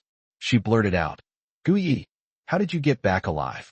Wasn't there just a rumor that Gu Yi, Feng Baobao, and Su Yuan are all dead? Gu Yi, you're disappointed that I didn't die, aren't you? Guzi, the truth has come out on its own. 093, he said he would marry her. Wang Man heard Gu Ye's inner thoughts and realized that she had said the wrong thing. She quickly explained, Gu Yi, don't misunderstand, that's not what I meant. I just heard from people outside that there was an accident over there. Damn it. Gu Ze's plan was so good, yet Gu Yi still survived. He's incredibly lucky to be alive. But I just told Gu Ze that Gu Yi is dead. Gu Yi is not dead at all. If Gu Ze finds out, will he think that he was lying to him? If he gets angry, will he still be willing to marry me? That damn Gu Yi. It's all his fault. If he just obediently died, then there wouldn't be any problems. Gu Yi sneered. Wang Man, I still don't understand. Even if I die, what does it have to do with you? You used to work as a nanny for the Gu family. You stole things from your employers, but they were kind-hearted and didn't send you to jail or sentence you. But no one could have imagined that the host's act of repaying evil with kindness would result in such a consequence. When Wang Man left the Gu family, I thought she'd been killed by the fake goods and was already dead. Who would have thought that old Gu sent people to protect her? Otherwise she wouldn't have died. And what happened? This guy actually tried to sabotage me from the bottom of his own hands, almost leaving me with nothing but bones. She's incredibly bold. Wang Man could hardly believe her ears. It was actually Master Gu who arranged for people to protect her, which was why she didn't die. She had always thought she was safe and never imagined that Gu Ze would want her to die. Gu Yi, you blew your tongue. Wang Man wanted to question Gu Yi, but she couldn't bring herself to say a word. The live stream hasn't resumed yet. Right now, it's just a few of them and the staff here. Gu Yi felt it was a pity that he hadn't exposed Wang Man's true colors in front of netizens. Should you tell me yourself, or should I take you inside to tell me? Gu Yi's good temper ran out, and he kicked Wang Man, sending her crashing to her knees. I'll be a good Samaritan to the end. I'll speak up for you. That three-wheeled vehicle was tampered with and planted with explosives. If I had been driving that vehicle or passing by, I would be blown to pieces by now. And you are the one who did all of this, Wang Manman. Everyone gasped in shock. Gao Yu was utterly shocked. Wang Manman, you Yuri actually a murderer. Why did you do that? Gu Yi has done nothing to you. Jin Zhongshua was also dumbfounded. This woman was just wailing and crying her heart out, trying to stage an accident, all because we didn't give her food. What if, in a few days, she pulls some trick and poisons us all too? This show is terrifying. It doesn't get much attention, but it's deadly. Feng Baobao stretched her limbs, already thinking about which mass grave to bury Wang Manman in. Su Yuan stared at Wang Manman, her eyes filled with murderous intent. You can't judge a book by its cover. He didn't look impressive at all, but he was so vicious. Wang Manman panicked completely, enduring the stomach pain, and quickly tried to defend herself. Listen to me. It wasn't me. It really wasn't me. How could I, a weak woman, do such a thing? She was truly terrified. Tears and snot streamed down her face, a gruesome sight indeed. Guze did all of this. He had arranged everything long ago. I only said one wrong thing. Why are they treating me like this? You've gone too far. You're all-powerful and influential, yet you bully an ordinary person like me. Don't you have any conscience? If I became Guze's woman, I would be the young mistress of the Gu family. Would they still dare to treat me like this? And all of this is Gu Ye's fault. Why did he come back? Wasn't he perfectly fine eating meager meals outside? High society doesn't belong to him at all. He's just a bastard. Besides, Gu Yi is perfectly fine now. He's not injured or crippled, so why is he still chasing after me? Su Yuan raised her hand and slapped her several times, causing Wang Manman's mouth to bleed. You're using such petty tricks to morally blackmail me. If you won't tell us, then we'll call the police and make you talk to the officers. Having been in the entertainment industry for so many years, I've seen all kinds of despicable people. Wang Manman is not even 1/10,000th as good as those despicable people, yet she dares to spread rumors and slander in front of me. Why you hit me, you bullied me you. Wang Manman was not convinced. Even if her mouth was full of blood, she would still denounce these high and mighty young ladies and gentlemen. Gu Yi, even after all this, she still won't expose the counterfeit goods. It seems she really loves counterfeit products. Guzi, check it out. What kind of reward are you planning to give her for selling counterfeit goods? Everyone else. The fake is that fake young Master Guze. He and Wang Manman were having an affair. Wang Manman heard Gu Ye's thoughts and, not wanting him to continue, was about to speak up to stop him. But Feng Baobao was quick-witted and picked up a smelly shoe from a corner and stuffed it into her mouth.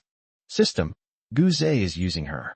He sent her to this program as an undercover agent to monitor your every move.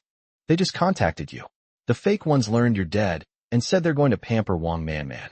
Actually, the counterfeiters wanted to send Wang Manman to the mountains to be a child bride, but their original intention was to have her eat takeout and disappear from the production line. It's just that the fake product seller felt Wang Manman should contribute to the birth rate, so she did it. Feng Baobao. Guze, that bastard, he's a real piece of trash. Although Wang Manman is truly evil, the traffickers who abduct women are even more utterly wicked. Su Yuan was taken aback. Guze, she had met the previous young master of the Gu family before. I've never had a good impression of him, but I never imagined he would be that kind of person. Gao Yu. They're human traffickers. The fake young master of the Gu family was actually a human trafficker. Kim Young-suk. That Guze contacted me before, wanting to treat my sister and me to dinner, but I didn't have time, so I declined. That's terrifying. If he takes a fancy to my sister, wouldn't he sell her too? Wang Manman was completely dumbfounded, her eyes wide open like saucers. Guze actually wanted to kidnap her? He clearly said that she was the person he loved most, and that he would never marry anyone else in his life except her. And after this, he also said he would send her to study abroad. After a few years, he will arrange for her to be a rich heiress, and then marry her in a grand and glorious ceremony. What gives Gu Yi the right to say that about Guze? He must be trying to sow discord. Guze is not that kind of person. Impossible. Absolutely impossible. 094. The The fake young master's brain has gone haywire. He's not dead. Wang Man was taken away by the police, and the production team also canceled her eligibility to continue recording the show. Gui glanced at his phone and exclaimed, "The show wasn't popular before, but now it is. I only have feelings for you." Amateur guest suspected of arson. The value of accident insurance is still increasing. Gui is incredibly insightful, a true master of metaphysics. It's really outrageous. They dominated the trending topics on major media platforms. As soon as the live stream resumed, the chat went wild. "This is hilarious. I've never seen anything like it before. This show is absolutely amazing. There must have been no proper pre-launch ritual. That's why accidents keep happening. They're all so talented. A rich girl and a young master quit, and an ordinary person turned out to be an arsonist. This show is really good at catching thieves. Haha, our metaphysical master has done a great job. He even got a banner and a certificate. This is the first time I've ever seen someone eat at a banquet and then take the leftovers home. Huh. He really doesn't see himself as a public figure at all. He has absolutely no idle baggage. Down to earth, I like this kind of wealthy tycoon." Gui put 2 large bags of good food into the refrigerator and then chose the room with the best location. The rooms had just been assigned when the assistant director discovered that one guest was missing. Kim Young-suk panicked and ran away with his suitcase. Now only Gui, Feng Baobao, Su Yuan, and Gao Yu remain. Director, only half of the 8 guests are left. What are we going to do? The assistant director didn't care about the director's life or death. He just wanted to annoy him. The director is still in the hospital. His leg is in a cast. 4. How could that be? It hurts so much. What are you standing there for? Hurry up and go find someone. In his excitement, he fell off the hospital bed and screamed in pain. The assistant director was waiting for this very sentence. Then I'll make the decision. The director spat at him. Stop talking nonsense. I'm giving you 1 hour. If you don't finish the task, you're fired. After hanging up the phone, the director received a call from his boss and was scolded again, which left him feeling very depressed. Why am I so unlucky? My face. How am I supposed to ever work in this industry again? Could it be that Gui is really a big shot? But I didn't offend him. The production team. Half an hour later, the 2 male guests and the 2 female guests arrived. Gui had just spoken to his family on the phone, and both his parents, Lao Gu and Lao Su, advised him to go home and rest and not to work so hard. Gui himself was speechless. Just participating in a show, eating, drinking, and having fun, without being subjected to unspoken rules or having to drink and serve rich women, and you can get hundreds of thousands of dollars. Is that what you call suffering? Really? Poverty has limited my imagination. However, Gui was tempted when he heard that they would give him 5 million in pocket money. He's not some saint who doesn't have to work and still has money. Anyone who refuses him would be a fool. But at that moment, the system gave him a prompt, and he could only refuse with tears in his eyes. I want to finish recording this episode and be a person who sees things through to the end. Guzi, you better level up and give me a huge reward. Otherwise, I'm not following any more of this drama. System. This system guarantees that the rewards will be absolutely worth more than you pay for. Family-oriented. Gui's inspiring words moved Gu Haokuan's entire family to tears. Gu Chuyun. Xiao Yi is so responsible. It's just a small program, but he takes it so seriously. If it were the counterfeit Gu Zhe, he would definitely complain that the pocket money they gave him was too little. Gu Chubbing. Xiao Yi is truly a child of the Gu family. With such spirit, he will definitely achieve great things in the future. Only with an heir like Xiao Yi can the Gu family ensure its continued prosperity. Gu Haokuan and Su Yi were equally gratified. Their own son was definitely better than that fake one. Just as the family was thinking about it, Gu Zhe returned. Seeing that they were all wiping away tears, Gu Zhe's expression changed instantly, and he started crying along with them. Mom and Dad, my older sister and my third older sister, too know everything. Don't be too sad. If our elder brother is watching from heaven, he will be sad to see you all so heartbroken. I never expected that just participating in a TV show would lead to such an accident. If I had known it would turn out like this, I would never have let my older brother suffer like this, even if it meant my death. Mom and Dad, it's all my fault. Please hit me. Wah. With tears streaming down his face, Guze knelt down in front of Gu Haoquan and Su Yi, crying so hard that it was heartbreaking. Ha ha ha ha. Gu Yi, you bastard, you're finally dead. Aren't they all biased towards the illegitimate child? They're biased, aren't they? In the future, even if they want to give this huge family fortune to Gu Yi, they can only give him paper products. Paper house, paper money, luxury cars, and beautiful women. Guze was destined to be the master of all this. The counterfeiter was laughing hysterically inside, even thinking that the entire Gu family was already his. However, he cried for a long time, but no one else responded. His eyes were red as he looked at them. What happened? Something doesn't seem right. Shouldn't they be crying their eyes out like me? Gu Yi is already dead. Aren't they sad or heartbroken? Or is it? They no longer favor Gu Yi. They've completely figured it out and are starting to pamper themselves again. Gu Qian got up, grabbed Gu Chubbing, and ran away. He only dared to stop when he reached the top of the stairs on the second floor. Turning his head to look downstairs, he said, Guze, you really have no shame. Xiao Yi is alive and well, and you actually cursed him to die. Gu Chubbing was furious. Guze, this is your true colors.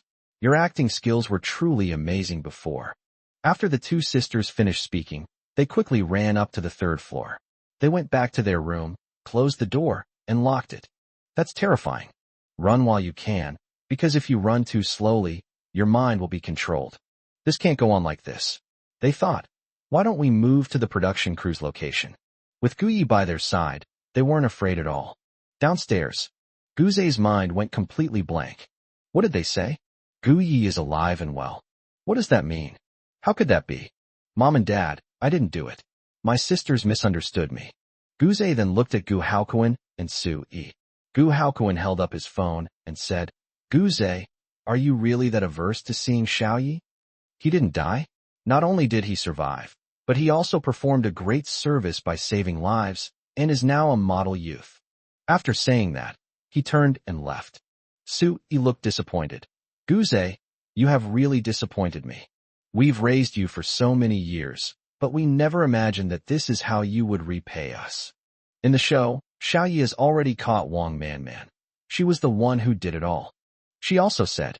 Guze's eyes widened instantly, and he said viciously, that bitch Wang Manman. She's framing me. 095. Guze was kicked out of the Gu family. Guze, you actually schemed against Xiao Yi. Gu Haoquan took a few steps out, but upon hearing this, he immediately turned around and came back. Guze realized he had said the wrong thing and quickly explained, No, that's not how it is, Dad. You have to believe me, I really didn't. Damn it. I've actually fallen into the trap, Su Yi said. He thought Wang Manman had said bad things about him, but it seems that wasn't the case. Gu Haoquan's eyes widened, and flames of anger erupted from them. He wouldn't listen to anything Guze was saying and slapped him hard across the face. Smack! The crisp sound of a slap echoed throughout the entire hall. Su Yi stared intently at Guze, trembling with anger. She just wanted to say that what Wang Manman said on the show wasn't meant to set a trap for Guze. But who would have thought that he himself would fall for the fake product? Having raised him for so many years, how could the couple not understand him? He was so eager to defend himself that he was clearly just making excuses. Unexpected. Neither of them expected that Guze would want Gu Yi dead, and even had the audacity to orchestrate an accident on the show. How dare he? How dare he do that? Guze's head was buzzing from the blow, and half of his face swelled up like a steamed bun. The handprint was clearly imprinted on his face. His head was tilted to one side, his mind filled with anger, resentment, and grievance. On what grounds? From childhood to adulthood, Gu Haoquan had never been willing to lay a finger on him. No matter how big a mess he made, he never blamed himself. Even each time, he would laugh and comfort himself. He would also tell himself that he was the young master of the Gu family, and that apart from the legitimate children of the four major families, the Gu family did not care about anyone else. Therefore, I don't need to be afraid of anyone, no matter who I meet. Gu Jia will take responsibility for all the consequences. But everything changed after Gu Yi returned. Isn't he the person in charge of the Gu family? How can he go back on his word? Gu Yi. Even if I designed him, so what? So what if he is the Gu family's biological son? A bastard raised outside for so many years can't compare to me at all. Dad, it really wasn't me who did it. It was Wang Man. She hates my older brother. After her older brother came back, she was caught stealing. She harbored resentment and wanted to find an opportunity to take revenge on her older brother. My elder brother has been away from you for many years. I am here to stay by your side in his place. You can't not trust me. Guze suppressed his anger, tears streaming down his face, looking just like a child who had been greatly wronged. Gu Haokuan looked at him, listened to his excuses, and kicked him hard. Guards, lock the second young master in the backyard. He is not to come out without my order. I will have the second brother remove you from all your positions at the entertainment company. I will find out who did this. You don't need to put on an act for me. This time, Gu Haokuan didn't give Guze a single glance and turned to go to the study. If the investigation reveals that Guze was responsible, I will expel him from the Gu family, sever all ties, and show no leniency. He looked at Guze, equally filled with resentment. Guze, you have no conscience. Think about it carefully yourself. The butler arrived with several bodyguards and immediately took Guze to the backyard. The backyard is several kilometers away from the main villa, where there are 3 low-rise houses. When Guze was little, only his older sisters who made mistakes were sent there. He never went there himself. He never dreamed that he would be sent there when he grew up. I heard that it's like the legendary cold palace. There's nothing there. Going there is worse than begging on the street. I'm not going. I don't want to go there. Mom and Dad, please listen to me. I'm really innocent. Guze shouted desperately, but it was no use. No one listened to his nonsense. When Guze was locked in the cold little room, he felt like his world had collapsed. You can't treat me like this. I'm the young master of the Gu family. Let me out. Guze squatted on the ground, hugging his shoulders, and cried uncontrollably. Guyi. Guyi is to blame for all of this, and I will never let him get away with it. The production team. Guyi and the other 8 guests stood together again, and the assistant director became the temporary director, first introducing the new guests. Female guests, rising star My Lily and the youngest Best Actress winner Wu Xiaofeng. Male guests, film emperor Yun Chengxian and child star, singer Wei Luoxi. Everyone applauded and welcomed. The live chat exploded with comments. Wow, even the Best Actor award winner is here. The production team really went all out. Is this celebrity, a perennial single, about to personally enter the dating scene? How naive. Didn't you know that the Best Actor and the youngest Best Actress star collaborated on a film? They're here to promote it. Yun Chengxian and Wu Xiaofeng's new movie is already in the promotional period. Those two haven't shown their faces in a while, so they're just coming out to get some recognition. Of the original 4 guests, 3 were staring at Guyi. Especially the staff nearby. Every one of them had a gossipy look on their faces. Big shot. Wow. Hurry up and gossip a bit. Everyone's waiting to see what happens. The assistant director, unaware of all this, had already begun assigning tasks to everyone. Next, we will proceed with the matchmaking process, where participants will be randomly grouped by drawing lots. The production team also prepared cutting-edge technology that can accurately determine the level of mutual attraction between the 2 parties on the blind date. Guyi stood at the very edge, completely ignoring the rules the director mentioned. However, the 4 new guests gradually realized that something was wrong. Why is everyone on the field looking at Guyi? They were just there temporarily to participate in the show, and only had a general understanding of the guests. Especially for Guyi, they had only seen the trending topics a few times before, and they didn't know the details. Everyone seems to be watching him now. Could it be that he? Who is this mysterious behind-the-scenes mastermind? With this in mind, everyone secretly glanced at Guyi. Especially My Lily, who practically had her eyes glued to Guyi. Having been in the entertainment industry for so many years, what kind of handsome men hasn't she seen? But Guyi's type is really different.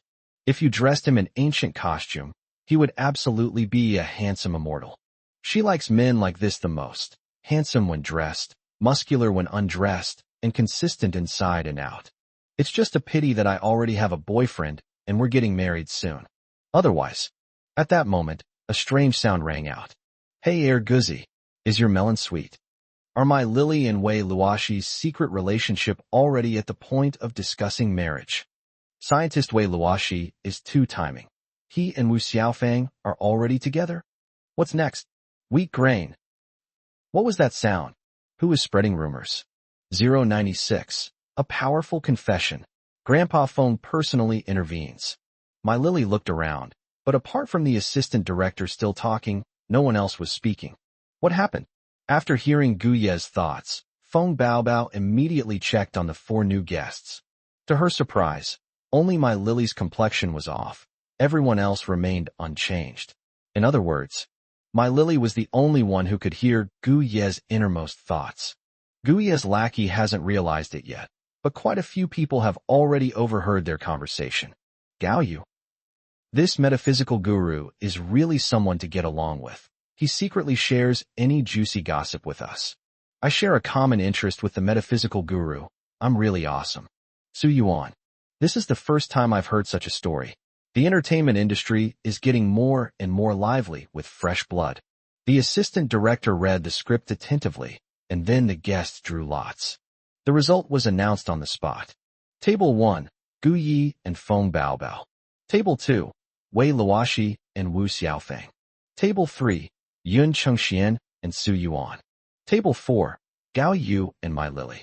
Upon seeing this grouping, the new guests all immersed themselves in their own scripts, while the veteran guests seemed less interested. They were all waiting for Gu Yi to continue the gossip, but there was silence for a while. The chat room was filled with excitement. Wow, our metaphysical master is on a blind date with a female tree planter. I think they're a good match.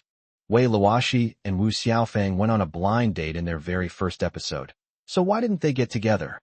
One kiss, one kiss, one kiss. Hey upstairs, can you be a little more reserved? This is a TV show, not a marriage proposal. Su and Gao Yu have broken up, but I think they look pretty good together even after they've separated. Why do I feel like my Lily's gaze is off? Why is she keeping glancing at Wei Luoxi? Are you blind? He's looking at Bauer. The guests got into the car, and there was a tea shop nearby. After entering, the guests chose their seats at their leisure. However, the production team had made arrangements in advance, and the distance between each group was not close, so everyone could choose their seats freely. After sitting down, Gu Yi first took a sip of tea. Goji berries? What does it mean when a tea shop gives goji berry tea to a male guest? However, before he could get an answer, Feng Baobao sat down opposite him. Gu Yi, what are your hobbies? She also took a sip of tea, which was rose tea, a type of tea she didn't like. Very good. The production team knows how to make themselves dislike it. Gu Yi, I like to be idle. Feng Baobao. I was completely stunned. How was I supposed to respond to that? This is a TV show recording. Buddy, do you have to be honest? At least pretend a little. Live stream chat. I was drinking water when I suddenly sprayed it all over my partner's face. What should I do? Master of metaphysics. Aren't you going to take responsibility? Ha ha ha, what the hell is this? Just loafing around aimlessly. Such a straightforward guy, not pretending at all. After years of hardship, now that he's back in a wealthy family, he's definitely going to enjoy life to the fullest. If I had that kind of background, I wouldn't participate in any shows and suffer like this. To ease the awkwardness, Feng Baobao took another sip and asked, I won't go into the details of our family situations. Anyway, I think if we get married in the future, you can truly live a life of leisure. Gu Yi was stunned for a moment. Really? Is Bauer really serious? With her thought process, she can actually like someone? Feng Baobao. What kind of thought process is that? I just don't follow the usual path, but I'm not stupid. Gu Yi is such a talented person, good-looking, from a good family, and with good conditions. Am I blind to see that? Besides, feelings can be cultivated over time, and I'm open to the path of marriage first, love later. It's real, more real than real gold. Feng Baobao nodded emphatically, her gaze fixed on Gu Yi, her eyes filled with genuine emotion. Gu Yi's heart pounded wildly as he watched. The live stream chat was filled with pink hearts. What kind of amazing variety show is this? The first couple formed right at the start of the first episode. Wow. Wow. I love this couple. My metaphysical master already has a partner so quickly. Wah? Family-oriented. Gu Haokuan had just returned from outside when he saw this scene on the big screen. and his eyes widened in disbelief. Honey, what's going on? Is the youngest daughter of the Feng family really interested in our Xiaoyi? That's so straightforward. Who can withstand this? Sui was both surprised and delighted. It seems so, but before she could finish speaking, her phone rang. The two looked over together, and their expressions instantly changed. It was a call from old Master Zhao. This matter has already alarmed old Master Zhao. Gu Haokuan made a gesture of touching his beard, but unfortunately, he didn't have a beard at all. Sui was also a little unsure. What do we do now? What should I say? Gu Haokuan. What else can I say but to tell the truth? With old Master Zhao personally involved, we can't handle this. If Xiao Yi can win over his grandfather's favor, his future is secure. In the program, Gu Yi looked at Feng Baobao, but did not answer. In my heart. Guzi, quickly test if he's sincere. The system responded instantly. Young master, really, Feng Baobao is truly sincere towards you. Gu Yi. My goodness, I'm experiencing both financial and romantic luck at the same time. Just as I was about to say something, I heard my Lily, who was not far away, suddenly stand up and put one foot on the chair. I'm not some rich heiress, but I'm a follower of the future Oscar statuette. Based on this alone, my dowry for the wedding will be at least 5 million. What did you just say, kid? 88,000 for a wedding dowry? Forget about it. Gu Yi almost spat out his goji berry water. My Lily, a dowry of 5 million yuan. Could she have believed that scumbag's lines? System, young master, you're right. That scumbag promised her that when they get married, he'd give her a 5 million yuan dowry, along with a luxury house, a luxury car, and all sorts of extravagant gifts. Gu Yi, I just saw that the scumbag was wearing all designer brands, all sponsored. Where did he get so much money to marry a wife? Could it be Feng Baobao? What is that? While my Lily was still spouting grand words, she heard Gu Ye's inner thoughts, and her heart instantly leaped into her throat. Gu Ye's voice. But he's currently on a blind date with Feng Baobao, which means he has no chance of talking to himself. So what I heard was Gu Ye's inner thoughts. He just said that Cici is a scumbag and that he's having an affair with Wu Xiaofeng. Now they're saying Cici is a poor wretch. That's impossible. The person he loves most is himself.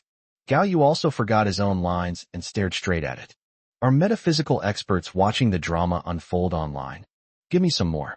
I'm a country bumpkin, but I love listening to this. 097. Forget about any investigation, just kick them out. The staff on site. What methods did Wei Luoshi use? Please explain in detail. Livestream chat. What's going on? Is the video lagging? Are they playing a game of red light, green light? Why are they all standing still? You must be opening it incorrectly. Try again. The assistant director was also stunned and shouted into the walkie-talkie. What's going on with live streams number 1 and 4? Why aren't they moving? Where are the staff? What are you doing? The staff members only snapped out of their daze when they heard the assistant director's voice and hurriedly waved their teleprompters. They were so engrossed in gossiping and waiting for Gu Ye's thoughts that they completely forgot about their job. My Lily quickly sat back down and continued reading from the teleprompter. However, his performance style is no longer as exaggerated as before. He's more like a machine reciting lines. Gao Yu was the same. He was even more focused on eavesdropping on Gu Ye's inner thoughts. Livestream chat. Is the favorability rating fake? The group with the mystical experts, where it's supposed to be easy for a woman to pursue a man, yet Feng Baobao's favorability rating for Gu Yi is only 70. And Nanfang's is even lower, only 60. They're probably planning to get married first and fall in love later. The group with my Lily is fine, but their favorability rating is a pitiful 10. Haha, could this be some kind of advanced American technology?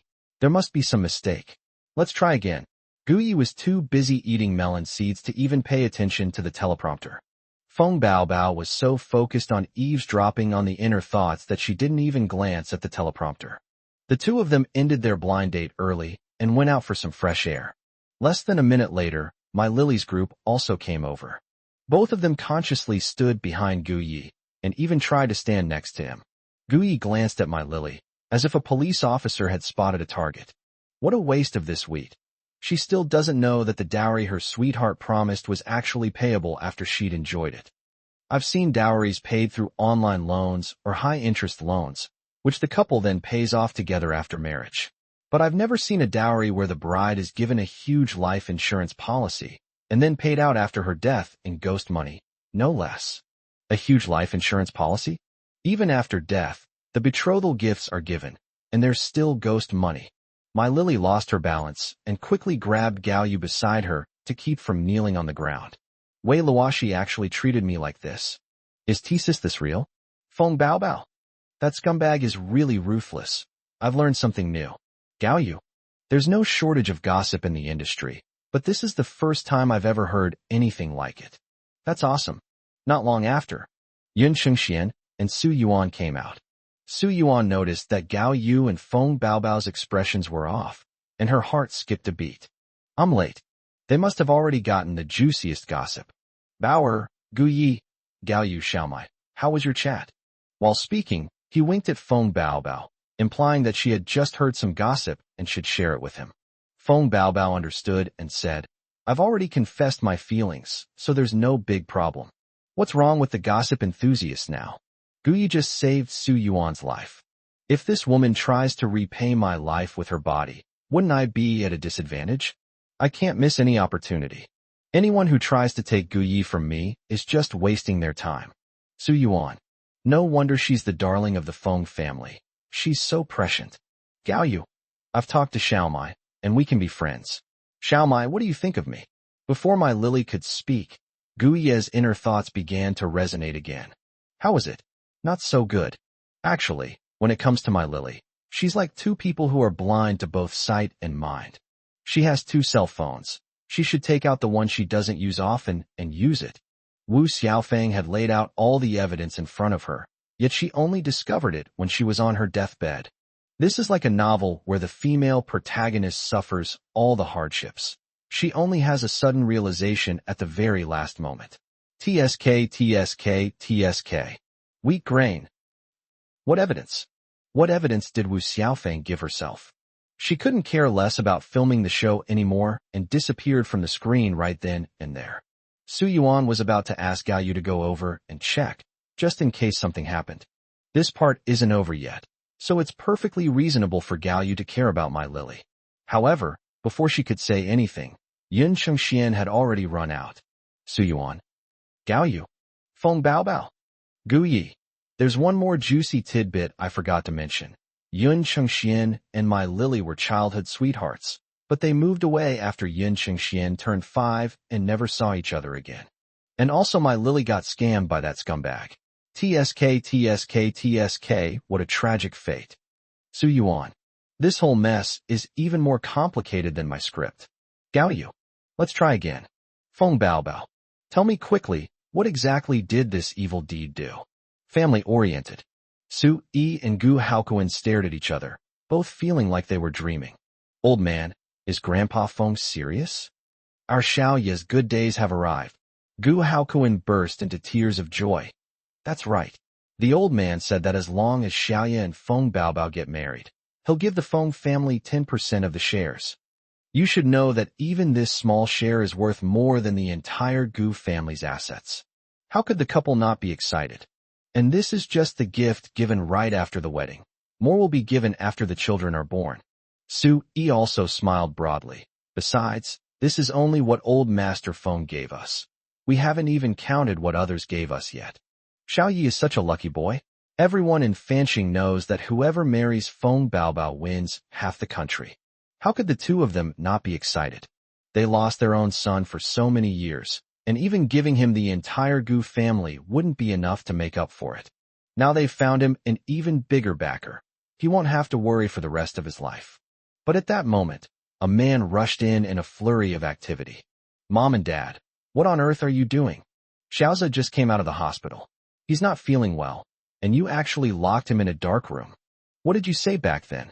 Even if we find our biological son, we will not abandon Xiaoza, and we will never treat him badly.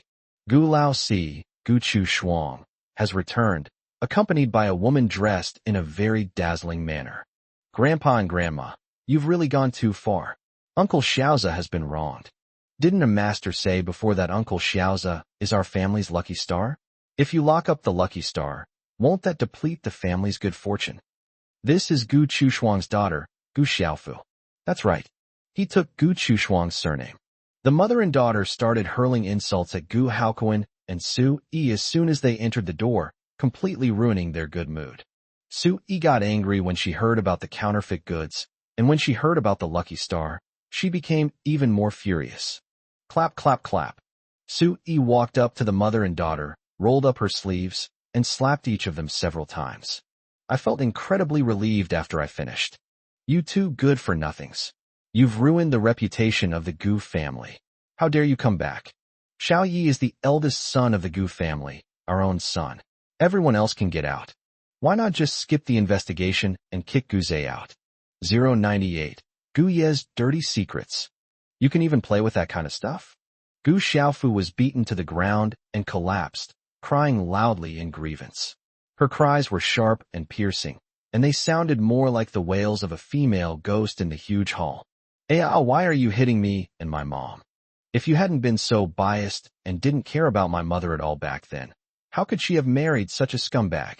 Now you're complaining that my mom is a disgrace, saying she's brought shame to the Gu family? Do you even deserve to be called parents? My uncle has been completely framed.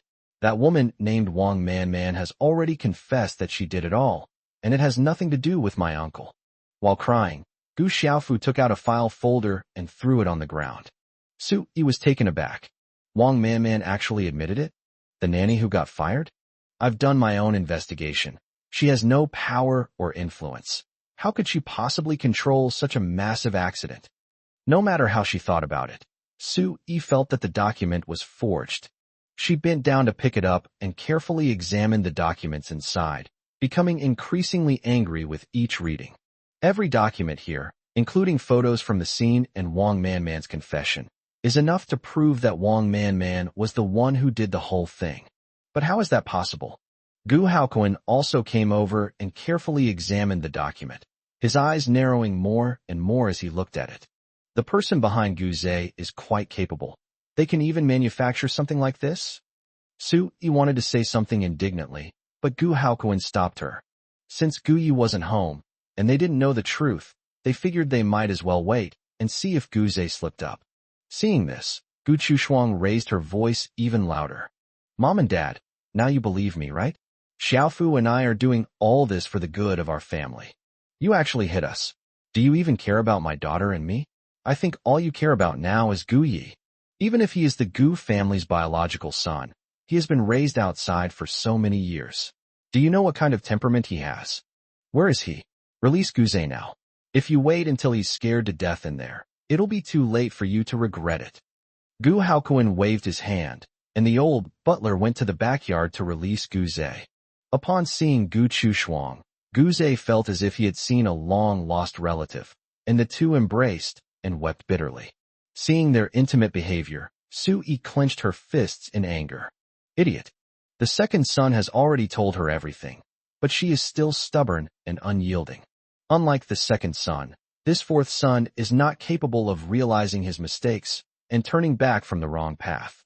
Back then, Su Yi knew that she was the stupidest person in the entire family, because she could sever ties with her family for a man.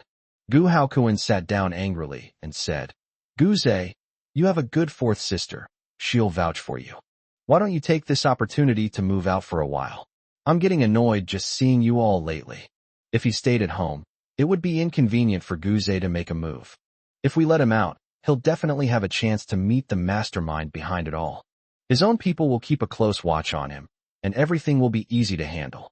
Gu Zhe shook his head vigorously. No, Dad, I'm not going anywhere. I want to stay home and stay with you. What a load of bull. This so-called temporary departure just means they won't let me come back later. They want to kick me out and give the entire Gu family to Gu Yi? No way. Su Yi stopped playing the loving mother and sneered, saying, let's forget about it. Even if we agree, your dear fourth sister won't. Really? Gu Chushuang seized the opportunity to say, Mom, if you don't like Xiaoza, you can just say so. Why resort to such scheming? Xiaoza, you see? They don't like you at all. Everything they said to you back then was a lie. Gu Xiaofu seized the opportunity to sow discord. Uncle, Grandpa and Grandma really don't want you anymore. Don't call them Mom and Dad anymore. But my mother and I consider you family, so please come with us. Guze's tears fell like beads from a broken string as he stammered, Mom and Dad, it's not like that. You will always be my mom and dad. Gu Chushuang and her daughter are just two idiots, one big and one small. They've already severed ties with the Gu family and won't get any benefits, yet they still want to drag me away too? Are those two idiots? Gu Haokuin was furious. Enough. I'm not dead yet. What are you all crying about? Get out of here. Get out, all of you. Get out of here. Su Yi sent the old steward over with a few people, and they kicked all three of them out. Guze was so angry he almost vomited blood, but Gu Chushuang held his hand tightly and said, Xiaoze, don't worry. I've already thought of a good solution. That bastard Gu Yi, he framed you as soon as he came back. I know all about it. If he dares to do the first thing, we can do the 15th. Guze was stunned for a moment, wiped away his tears, looked at her, and asked, Fourth sister, you shouldn't say that. Brother didn't mean it. What an idiot. She seems to have actually come up with a solution. Gu Chushuang was furious. Xiaoze, you're just too kind.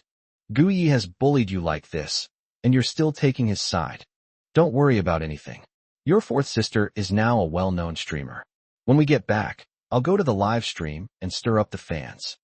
Gu Yi still wants to gain fans by appearing on variety shows and use his popularity to win everyone's sympathy? He's dreaming. Guze, a moderately famous live streamer. Gu Chushuang earned millions by selling her image as a female mentor, and she even goes out to play games with the top male fan. Why would I need her help with something so lowly? But since she's willing, why should I stop her? Guze followed them, but he still shed tears from time to time, like a male version of Lin Daiyu. They returned to a small villa, which was nothing like the Gu family home. However, when Gu Chushuang got married, she severed ties with the Gu family for that man. Su Yi and Gu Haokuin still couldn't bear to part with their daughter, so they gave her a dowry of 50 million yuan, which included this villa. Guze followed him into the villa, but to his surprise, he was taken to a temporary 50-square-meter resettlement house in the backyard of the villa. Before he could even speak, Gu Chushuang had already started her live stream. Seeing this, Guze quickly hid to the side to avoid being caught in the cross-border traffic. As usual, Gu Chushuang started chatting with netizens, and soon successfully steered the conversation to Gu Yi. That's right, Gu Yi is my younger brother. He was raised outside for more than 20 years and suffered so much. I feel sorry for him. I really never imagined that he would actually make money by selling chickens, ducks, and geese. Those poor sisters. Guze's eyes widened instantly. Gu Chushuang is quite clever. I never expected this. 099. Exciting. The whole internet is watching as a woman is caught being raped. The production team of Only You Have Feelings. Wu Xiaofeng and Wei Luoxi also appeared, and the two were the most outstanding couple in the blind date segment, igniting the hearts of countless young girls. The comments were exploding like crazy, and gifts were flooding the screen like they were free. When the assistant director saw the live stream data, he grinned so wide his mouth stretched to the back of his head. However, once the two of them came out, it was a completely different story. Feng Baobao and the others took a small step back in unison, and then all looked at Gu Yi. Wu Xiaofeng. Did I offend them? Wei Luoxi. So this is how small groups start forming? Gu Yi was equally bewildered. What's wrong? Why are they all staring at me like that? It's like employees are waiting for their boss to speak. Su Yuan immediately smoothed things over. It's just what are your thoughts? Where are we going now? She realized that Gu Yi was unaware that his thoughts were being overheard by a group of people. We need to put on a good show this time, and not let anything slip. Gao Yu nodded repeatedly. Yes, the dating show is over now. How about we go eat some melon seeds first? Those childhood sweethearts just ran away. Hurry up and catch up. Feng Baobao. Why don't we go back and prepare a meal? He just brought back 2 big bags of food. She could smell the aroma. Ouch. No, that's not right. We should go eat some melons first. My Lily hasn't finished eating her melons yet. Gu Yi. We'll have to wait for the assistant director to arrange that. The results aren't out yet. Why are we already talking about dinner? Feng Baobao only knows how to eat, and she has a huge appetite. But a wife like that is easy to take care of, so it's not bad. Feng Bao Bao. It feels like fireworks are about to go off in my heart. Su Yuan. Then let's go wait over there, but... Gao Yu picked up the conversation, saying, but my Lily and Yun Chengxian haven't returned yet. He and Su Yuan exchanged a glance and smiled knowingly. When it comes to enjoying gossip, the two of them are becoming more and more in sync. Before she could even speak, Wei Luoxi shouted, "Where did my Lily go?" His tone, his attitude, his manner, it was like a husband catching his wife cheating. Gu Yi looked up at the sky. I don't know. Gao Yu, why are you so agitated? Do you two know each other? There is virtually no information about the two of them in the industry. Su Yuan, do you have feelings for my Mai? Wu Xiaofeng also looked at Wei Luoxi, her eyes full of gossip. In fact, damn scumbag. Didn't he say he was already tired of wheat grains? Why is he so nervous now that he hears she's with another man? Wei Luoxi sensed something was wrong and quickly said, I don't know her. How could I know her? I just find it strange that we were divided into groups earlier, but it didn't seem like we divided them into groups like that. Hateful. Last night, my Lily kept saying that she only participated in this program for her own sake. While she was still putting on a great performance, she had already gone on a date with the movie star. I haven't been paying much attention to her lately, so what kind of playing hard to get game is she playing on me? That's just wishful thinking. Gu Yi strode out, saying, I'll go check it out. There might be something going on. That scumbag Wei Luoxi, he thought my Lily was playing hard to get with him. If I were my Lily, I would have kicked him into the pool long ago, to fill his brain with more water. Feng Bao Bao and the others followed one after another, with all sorts of reasons. Why do I need to get a drink of water? I need to go outside for some fresh air. I need to go back and get a special wet wipe. They were really going all out to watch the drama unfold. Wei Luoxi didn't care about any of that. He wanted to go and see what my Lily and Yun Chengxian were up to. Xiaofeng, let's go too. But this was a statement of fact, and after saying it, he didn't care about Wu Xiaofeng's reaction and ran over directly. Wu Xiaofeng was so angry that she stomped her feet, but she still followed them. When the assistant director came out, he saw that none of the guests who were supposed to be waiting there were there. What's going on? Where are they? The 8 guests we finally managed to gather. How come there's not a single one left now? He looked around and was surprised to find that more than half of the staff were gone. The counselor was so angry that she started pulling her hair out. Following Air Guzi's navigation system, Gu Yi quickly arrived at the entrance of the courtyard and saw my Lily and Yun Chengxian. The handsome man and beautiful woman looked at each other, as if confirming something. Feng Bao Bao stood behind Gu Yi, peeked out, and asked, What's going on? Our dating show is really lucky. For couples come, and one of them becomes a couple. Then 2 more couples come, and they become a couple again. Su Yuan watched Feng Bao Bao's retreating figure, hesitant to speak. What she said didn't seem to be wrong. Gu Yi and Feng Bao Bao are a perfect match. As for myself, I just want to repay a debt of gratitude. But is that really the case?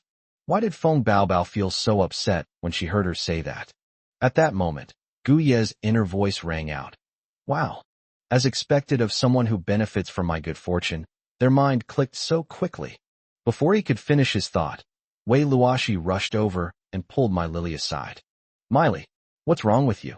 Yun Chengxian was about to make a move when my Lily stopped him, saying, I'll do it myself. Seeing this, Wei Luoxi became even more furious. Wheat grains. I'm very angry right now, you can tell. Wu Xiaofeng followed, took Wei Luoxi's arm, and gently comforted her. Cici, what's wrong?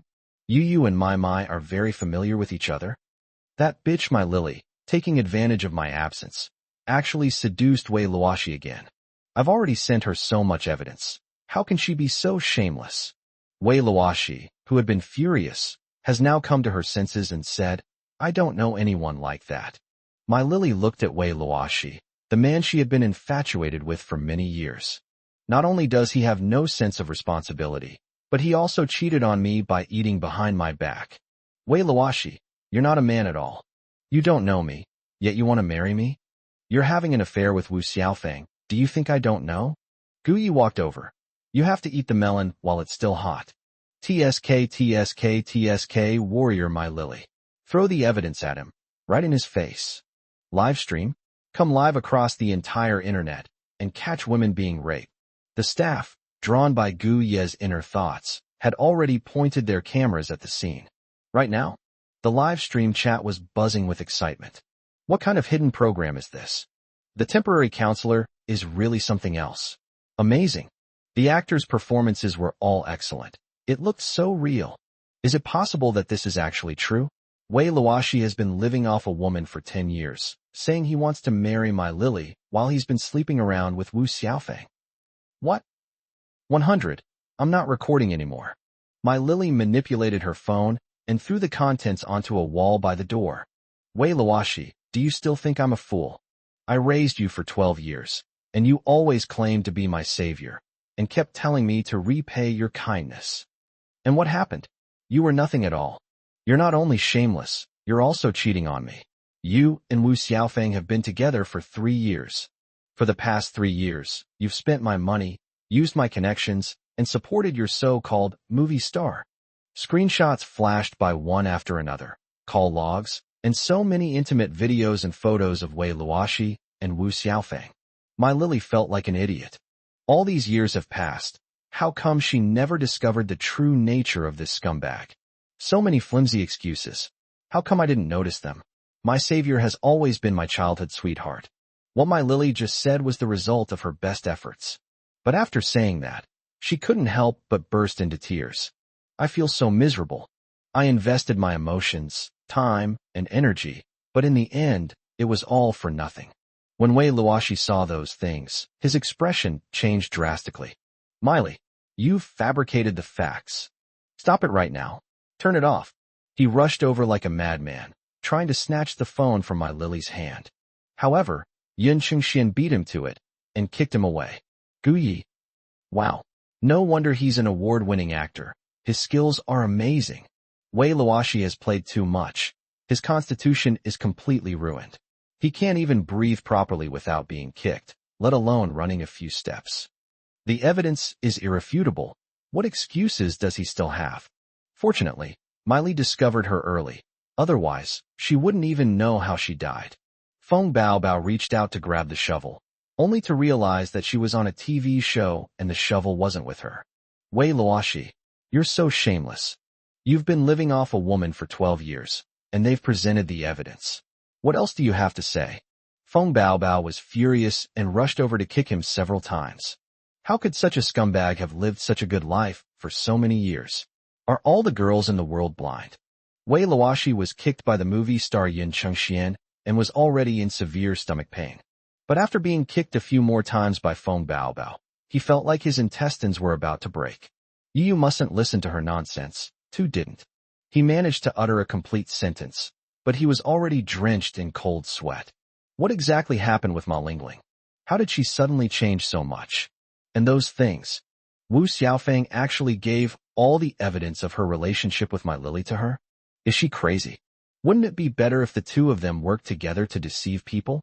They will inherit all her property once she passes away. Gu Yi sneered. He must be thinking that Wu Xiaofeng is an idiot, and if this hadn't happened, the two of them would have made a fortune. Wheat grain. Still trying to make money. She was so angry that she rushed over and slapped Wei Luoshi 3 times across the face. Wei Luoshi, I'm breaking up with you. You have to pay me back all the money I spent on you before. Wei Luoshi was shocked. Miley, why are you breaking up with me? We're getting married. Su Yuan clapped her hands. That's really funny. Just now you said you didn't know each other, and now you're saying you're getting married. And Wu Xiaofeng, don't you two have anything to say? Wu Xiaofeng hid to one side, not wanting to say anything, just constantly shedding tears. I didn't interfere in their relationship. When I was with Wei Luoshi, he always said he was single. Better to die for your fellow Taoist than for this one. Even negative publicity is still publicity. I must capitalize on this wave of popularity. Wei Luoshi was stunned. You Wu Xiaofeng, what nonsense are you talking about? You gave so much evidence to my Lily, and you say you didn't know? How could I have been so blind as to help something like this rise to power? Wu Xiaofeng, what are you saying? I don't understand anything. My Lily rushed over and slapped Wu Xiaofeng again. You think you're innocent? Wei Luoshi is a piece of trash. You're not even a piece of trash. The evidence is right in front of you. You're clearly guilty of being a traitor. Wu Xiaofeng was actually hit. She was furious and tried to fight back, but Yun Qingxian rushed over again and kicked her out again. I've already called the police. You two are suspected of fraud and will be going to jail. I am my Lily's savior and her childhood sweetheart. What kind of poison did you two give my Lily to make her forget me? I will not let you get away with this. This move even stunned Gu Yi. Is that so? Guzi, is the intelligence wrong? System, let me dig a little deeper. The number of viewers in the live stream chat has exceeded 1 million. What did I just say? Wei Luoshi is two-timing. Actually, that's not the case. He's been on many different boats. I have a friend who sells insurance, and he said that Wei Luoshi bought a huge insurance policy for my Lily. Her intentions are despicable. All this is terrifying. This kind of person is so scary. The best actor and my Lily are childhood sweethearts. Did the best actor come to the show just for my Lily? Wow. This show is addictive, but it's also really good. It makes every couple a perfect match. The assistant director saw the live stream and rushed over. But when he arrived, the police also arrived. Goodness. The live stream has been temporarily suspended. Assistant director. Why? Why am I the only one who gets hurt? Gu Yi looked at the assistant director's bald patch and finally laughed. The assistant director must be heartbroken. They'd finally gotten the ratings up, and then the 4 new guests were taken away by the police. They wiped out the whole family. System, young master, what the movie star just said is new plot content. It wasn't originally there. Gu Yi, oh, that's pointless. System, young master, here's some bad news. Gu Laosi is smearing you as a brothel madam in his live stream. Gu Yi, what? What did you say? At first, no one could react. Had Gu Chushuang gone mad? Feng Baobao and the others got angry and ran into the house to get their phones to go online. However, Gu Yi was faster and had already retrieved his suitcase. The assistant director rushed over and stopped him. Gu Yi, what's going on? Really? Without a psychic expert like him lending his expertise, what's the point of the show? 101. Smear him mercilessly. Gu Yi, a rat crossing the street. Gu Yi, I'm not recording anymore. You guys should find someone else. What a bizarre show. Every member's scandals are outrageous. Besides, I need to go back and deal with the counterfeit goods. I can just do a live stream myself. Why bother with a TV show? Ignoring what the assistant director said, Gu Yi got into the car, floored the gas pedal, and sped away. When Feng Baobao heard the noise and came out, she saw that Gu Yi's car had disappeared completely. I'm not recording anymore. She carried the things, even taking the 2 bags of leftover food that Gu Yi had brought back from the refrigerator. Her nanny van arrived, and the driver drove off. The assistant director stood still, looking up at the sky. It felt like rows of crows were flying by. The show was going so well, but now only 2 people are left. We will continue recording. Yes, don't worry. Su Yuan and Gao Yu naturally had to stay. They had signed a contract. If they leave halfway through, the penalty for breach of contract is too high, and neither of them can afford it. The assistant director wiped away his cold sweat, quickly put on a smile, and continued filming. Su Yuan looked in the direction Gu Yi and Feng Baobao had gone, her eyes filled with disappointment. Feng Baobao could chase after Gu Yi, but she couldn't. Gao Yu sighed. It's such a pity we can't enjoy the melon anymore. The same goes for the staff. If the esoteric master were around, they could find an opportunity to have him tell their fortunes. But now, everything is gone. Gu Yi was still in the car, but he had already instructed the system to investigate. At the same time, he opened a live stream to watch the situation with the counterfeit goods and Gu Chushuang. You wouldn't believe it until you see it. It's truly astonishing. In Gu Chushuang's live stream, that idiot was acting really well. Someone asked a question in the live chat. Your younger brother's information has been updated online. It says he previously lived in an orphanage and had a very difficult life. How could he become a brothel madam? Furthermore, there are rumors that after he returned, it was actually that so-called fake young master who was bullying people. Yeah, are you even Gu Ye's biological sister? Do you even know him? How can you smear him like this? Because of the popularity of the show, only you have feelings. Many people have become fans of Gu Yi. When they heard more negative things about him, their first reaction was disbelief. When Gu Chushuang saw the comment, She felt her pent-up anger intensify. A group of ignorant netizens actually sided with Gu Yi. Just as Gu Zhe said, Gu Yi was up to some strange tricks, even deceiving these people who didn't know anything about him.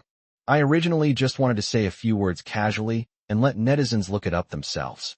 Then I'll figure out a way to completely ruin Gu Ye's reputation. But now, Gu Chushuang changed her mind. The number of viewers in my live stream has reached 500,000, which is the highest I've seen in so many days. Since that's the case, I have to make sure I smear Gu Yi properly. Although I'm not a public figure, I'm a minor internet celebrity. There are quite a few of his die-hard fans among them, and they will believe anything he says. Then she thought about how her parents were biased towards that bastard child and had even hit her. I haven't been home more than a few times in many years, and when they see me, they show no warmth whatsoever, only disgust and anger. This debt should naturally be attributed to Gu Yi. When Gu Zhe was home before, he would speak well of her and make her parents like her. But now, I'm not as good as I used to be. Having figured this out, Gu Chushuang lowered her head slightly and smiled mysteriously. When she looked up again, her face was covered in tears. I've had the same doubts as everyone else. I am indeed Gu Ye's older sister, and he is my younger brother. No matter what, we are blood relatives. If possible, I also hope that my younger brother will not go astray. As Gu Ye's sister, I failed to protect him and let him suffer outside. It's my fault. He was not allowed to become a good person, and he harmed so many innocent women. On his behalf, I apologize to the innocent victims and their families. As she spoke, she stood up and bowed deeply to the camera. This series of actions left Gu Zhe, who was standing to the side, completely dumbfounded. Gu Laosi is pretty good. He never imagined it could be done this way. I used to underestimate Gu Laosi, but now it seems I really underestimated her. In some ways, such as smearing Gu Yi, she's truly a talent. Gu Ye's own sister, would anyone not believe what she says? Well done. With Gu Ye's downfall, Gu Haokuan and Su Yi, for the sake of the bigger picture and for the sake of the Gu family, will also sever ties with Gu Yi. Gu Yi has become a rat that everyone on the internet is hating. In that case, Feng Baobao would no longer be interested in him, and he would have another chance. Gu Yi is just a bastard who has never seen the world. He would definitely panic if he encountered something like this.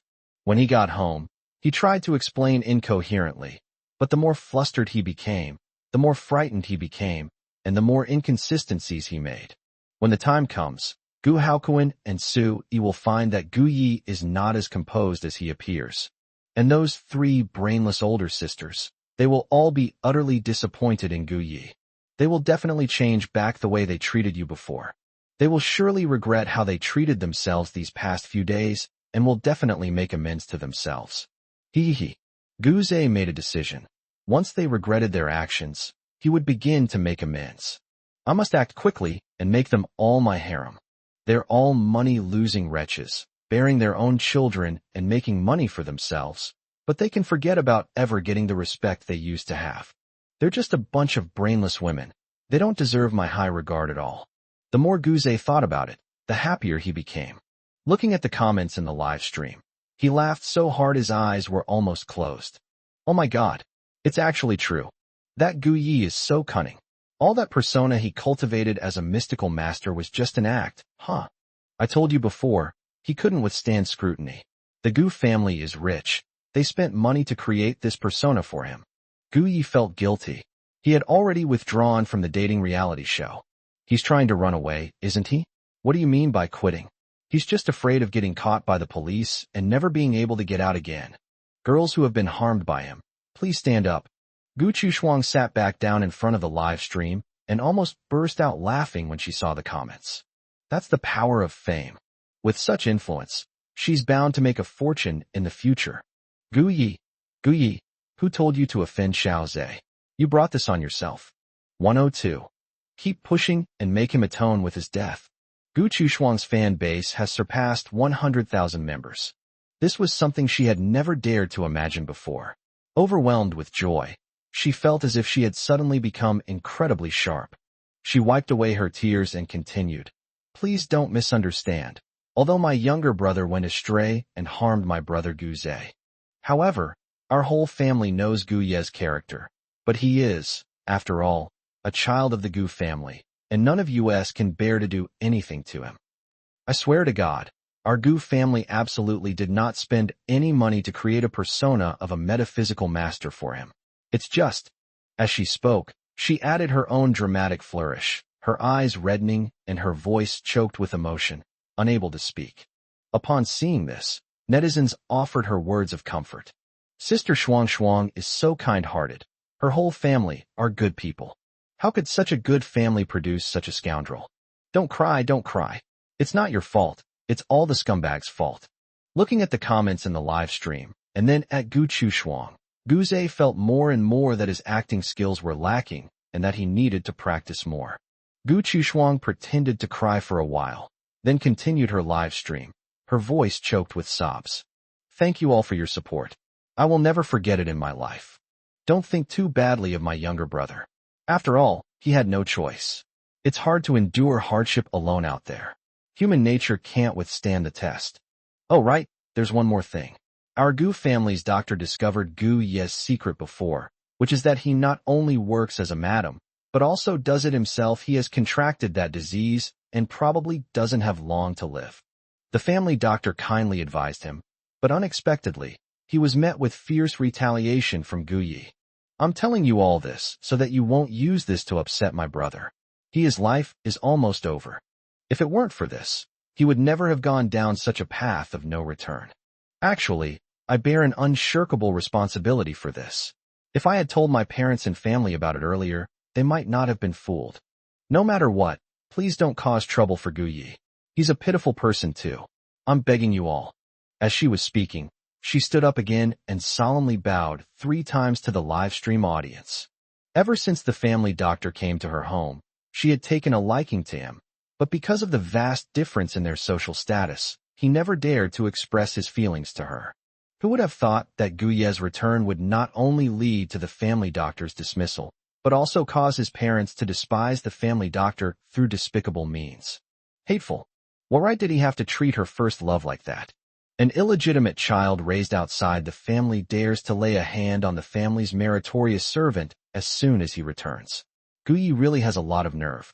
Gu Chu Shuang felt that with her actions, Gu Yi was doomed and could only atone for his sins with his death.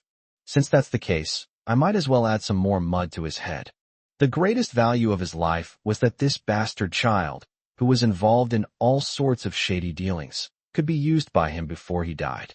Guze sat to the side, looking at Gu Chu Shuang, and gave her a thumbs up for the first time. You're amazing, you idiot.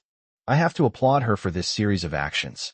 Gu Chu Shuang received Guze's praise, which made her even more elated, but she also put in even more effort in her performance. At this moment, the comments in the live stream became polarized. Sister Shuang Shuang, why are you being so kind? That beastly wretch doesn't deserve your kindness at all. He was a wandering laborer, terminally ill, and about to die. That was his retribution. Oh dear, that poor family doctor. There were rumors before that he was just a veterinarian. Rumors are truly more dangerous than tigers. A bunch of idiots, you all believed it just because Gu Chu Shuang was putting on an act. Gu Chu Shuang, you dare call me? I want to confront you. Gu Yi is a master of metaphysics. I witnessed him arrest a wanted criminal online that day. He's definitely not that kind of person. As Gu Ye's own sister, I don't know what kind of garbage is in your head to slander your own brother like this. Aren't you afraid of being struck by lightning? The netizen named Old Black Dog of Wudong Mountain was furious and even wanted to rush over to find Gu Chu Shuang and confront her face to face. Gu Chu Shuang first saw the netizens who supported her, and her heart was filled with schadenfreude. Hee. Gu Yi, when you saw this big gift I gave you, you were already powerless to fight back. Don't you know how to create a persona for yourself? Did you foresee that you would face such a calamity? Even the kind where there's no way to escape it. However, her schadenfreude didn't last long before she saw the netizen who had questioned her. She hadn't intended to pay attention, but he swayed her, and more netizens came forward to question her words. It's even showing signs of going viral.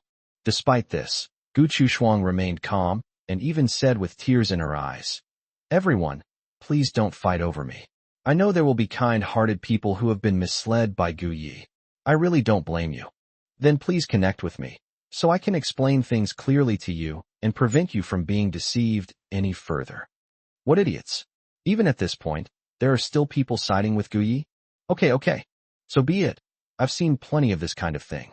Guze watched from the side, and at this moment, he suddenly felt a strange sense of tension. He had been humiliated by Guyi so many times before, and had even made it to the trending topics and become the center of controversy. So now, Gu Chushuang noticed Guze's unease. She patted his hand, her eyes full of comfort. Xiaoza, don't worry, your fourth sister is here for you. Guze seemed greatly encouraged and responded with a wry smile. Idiot. She fell in love at the age of 10, and later even developed disgusted feelings towards herself. If I hadn't been pretending to be stupid all this time, she would have succeeded long ago. Of all the sisters in his family, Guze hated this idiot the most and didn't want to touch her at all. If she weren't useful to me right now, I wouldn't have come with her. The connection with the old black dog from Wudong Mountain was successful. Before Gu Chushuang could even speak, she received a barrage of questions from the other party. Gu Chushuang, as a moderately famous internet celebrity, you must read the trending news, right? Gu Chushuang looked aggrieved. Brother, you're joking. Of course I'll read it. The old black dog from Wudong Mountain sneered. Hee, don't call me big brother. I'm older than your great-grandfather. If you insist on claiming kinship, you can call me grandpa. Gu Chushuang. 103. A woman's tears. Just a few words were enough to set the live stream room ablaze. Wow. A 100-year-old internet user. That old black dog from Wudong Mountain. He's really good at hiding. Ha ha ha, with the old man personally vouching for Guyi. Guyi has no choice but to kowtow to you a few times. Sister Shuang, don't be afraid. This old geezer is just talking nonsense. Sister Anchor, be careful. If you anger the old man to death, you'll have to pay compensation. A con artist trying to scam people on Wudong Mountain. Gu Chushuang was originally planning to get angry and scold the netizen for being rude. But when she saw things like staged accidents and demands for compensation, she felt her mind come back to normal. Maybe this netizen was sent by Guyi to test me. They're really good at playing dirty tricks. Sure, I'll have a good talk with him. The old black dog from Wudong Mountain continued. All right, you bunch of brats. What kind of jokes are you making with our ancestors? You don't even deserve to. Gu Chushuang, you make this up right now. Let me hear your ability to fabricate and distort the facts. When Guyi was first found, he was trending on social media. One reason was that he was a jinx who almost caused his two younger sisters to suffer. Not long after, the Gu family came out to clarify, saying that Guyi was their lucky star, and that things would have been terrible without him. Next, Guyi was on the trending topics list one after another. Every time, it was Guyi who appeared and helped the Gu family resolve the crisis without doing anything. Moreover, Old Master Gu himself gave an interview to prove that Guyi is a lucky star. Guyi was even presented with a banner as a reward by the police. He is a genuine people's hero who caught a wanted criminal. How come when it comes to you, you can easily portray Guyi as an utterly wicked villain with just a few words? The more I talked about it, the angrier I got. He drove thousands of kilometers to Gu Ye's filming location, intending to ask a powerful figure for a son. And what was the result? It was all because of that bitch Gu Chushuang that the big boss went on strike, and I had to turn back halfway. How could I not be angry? Gu Chushuang lowered her head, staring intently at the icon of the old black dog from Wudong Mountain, wishing she could grit her teeth in hatred. I thought this guy was someone Guyi had sent to test me, but now I realize he's just a die-hard fan of Guyi. During the time Guyi was back, he investigated everything that happened in the Gu family thoroughly.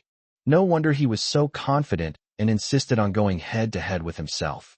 Out of the corner of her eye, she caught sight of Gu Ze sitting to the side. He had his head down, looking like a child who had done something wrong, his hands clasped together in a wronged manner, and he was even shedding tears. This made Gu Chushuang even more heartbroken, and the anger in her heart burned even more fiercely. Guyi, he's gone too far. This netizen, what you just said is all content from the trending topics. I don't deny it. After all, netizens all over the country can see it. But you don't know yet. There's more to this than meets the eye. These things, it's not just you. Our entire Gu family has been deceived by Guyi. I'm telling the truth. I only found out yesterday. I told my parents and family, but no one believed me. How am I supposed to talk to you? Do you expect me to present the evidence and show it to netizens across the country? You just said you're about the same age as my great-grandfather. I don't know if that's true or not. But if that's really the case, think about it. If I did that, would I still have a conscience? No matter what, Guyi is still my younger brother. I can't possibly let my younger brother Tears streamed down her face again, and she began to sob uncontrollably, eventually breaking into a wail. You're free to ask. Go ahead and ask. She was a weak woman who had been deceived by her own younger brother. Playing the victim and acting weak are her strengths. You know what? You really shouldn't say that. The woman's tears instantly won the hearts of a large number of netizens. You old, damn dog, what more do you want? Are you trying to drive me to my death? Sister Shuang Shuang is so pitiful. She only revealed her scars for the sake of the netizens. Why are you siding with Guyi? Did Guyi pay you to come here and be so aggressive? He's clearly a middle-aged man, and a middle-aged man who lost his son, yet he's here pretending to be an ancestor shameless. Just now, Wudong Mountain Old Black Dog led a group of netizens to flood the screen, but now the situation is reversed, and he is being countered by netizens. Gu Shuang seized the opportunity to say, Everyone, please don't do this. I've already said that this man is a kind person. He's just too kind, which is why he was deceived. Brother, don't be fooled, Before she could finish speaking, the other party had already hung up. After logging off, the middle-aged man was so angry that he pounded his chest and stamped his feet. At his age, he was filled with resentment and tears streamed down his face. Such a good young man, a master of metaphysics, was actually hurt like this by his own sister. Is there no law anymore? Is there no justice left? That bitch Gu Shuang deserves to die a horrible death. He cursed at the sky for more than half an hour. Then he started to mobilize his network of contacts to find a solution. Gu Shuang was unaware of these things, and even if she had, she wouldn't have cared at all. She chatted with her online friends for a bit longer before logging off. Guze secretly breathed a sigh of relief. He thought he was about to mess things up, but he didn't expect that a woman's tears would be so effective, much more effective than his own tears as a man. But after thinking about it for a moment, he still looked innocent and asked, Fourth sister, what you just said, was it all true? Is my brother really that kind of person? I didn't know. Gu Shuang hugged Guze tightly, and her groping hands went straight for his private parts. My poor little brother Xiaoza, you're a kind little white rabbit, while Guyi is a big bad wolf pretending to be a pig to eat the tiger. How could a little white rabbit like you possibly see what he looks like? You don't need to worry about this. Sister Shen will definitely get justice for you. No matter how much you've suffered before, I'll get revenge for you. Why? They are not related by blood, and this is my favorite. Unfortunately, I now have found true love. However, Guyi, he looked even better than Guze, with fair and delicate skin. If he takes the initiative to find me and apologize, I might forgive him. Guze was held in her arms, suppressing the urge to vomit, and let the fat old woman bully him. However, thinking about how Guyi would not have a good life and how the Gu family would kneel before him and beg for his forgiveness, Guze felt that this little grievance was nothing. Just as Gu Shuang was about to take things further, her phone rang. She frowned unhappily after just one glance. Do you know you were wrong? Are you going to apologize to me? Without a small goal, there's no point in talking. 104? Slap, slap, slap, what a slap in the face. Guze asked, Fourth sister, whose phone was that? Gu Shuang let go of him, showed him her phone, and said with a smug smile, It's those two old folks at home. They must have watched my live stream, learned Guye's true colors, and realized they had wronged you and me, so they called to apologize. Guze didn't speak, but his brows furrowed even deeper. Apologize? Will your parents believe you? Previously, my older sister and second older sister also disliked Guyi. At first, they only recognized me as their younger brother. But in the end, didn't they all believe Guyi? Gu Shuang took his hand and said, Xiaoza, don't worry, your parents will believe me once they know the truth. My eldest sister and second sister were also blinded by Guyi. From childhood to adulthood, my eldest and second eldest sisters have always been the pride of the family. and they never paid any attention to me. This time I have done a great service, and they will definitely look at me with new respect. Gu Zhe's eyes widened as he asked, "Fourth sister, what about you? Will you end up believing Gu Yi like they did?" Based on my years of observation, Gu Chushuang doesn't have the brains. She's a fool who's stubborn and will keep going down a dead end, even if it means hitting a brick wall. However, Gu Zhe still wanted to confirm it. Gu Chushuang became anxious the moment she heard him say that. "Xiao Zhe, how could you think of your fourth sister like that? Of all the sisters in our family, only fourth sister is truly sincere towards you. Can't you see that? No matter what, I will never believe Gu Yi. He's just a bastard raised outside the family." Gu Zhe wanted to hear those words from her. "Fourth sister, don't get excited. I believe you. Gu Haokuan and Su Yi need to apologize to her. She will never forgive them easily." Gu Chushuang had already answered the phone. She had prepared a speech.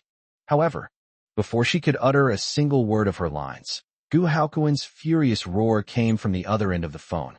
"Gu Chushuang, have you lost your mind? If you don't want that brain, you might as well remove it. What kind of nonsense were you talking about during your live stream? Gu Yi is your own brother, and you actually spread rumors about him. One minute it's a madam, the next it's some kind of disease. Are you even human? You go live right now and clarify things for everyone, saying that you wronged Xiaoya." Gu Haokuan had just returned to his study and finished dealing with things at the old house, when he turned around and the sky fell down. He now wished he could rush through the phone line and kill Gu Chushuang. I should have worn it back then, otherwise a fool like her would have been born. After all, he was quite old. After getting so angry, he was out of breath and couldn't get up from the sofa for a long time. Su Yi took the phone and continued to roar, "Gu Chushuang, don't play dead with me. Go and clarify everything right now. I'm so angry at my stupid daughter."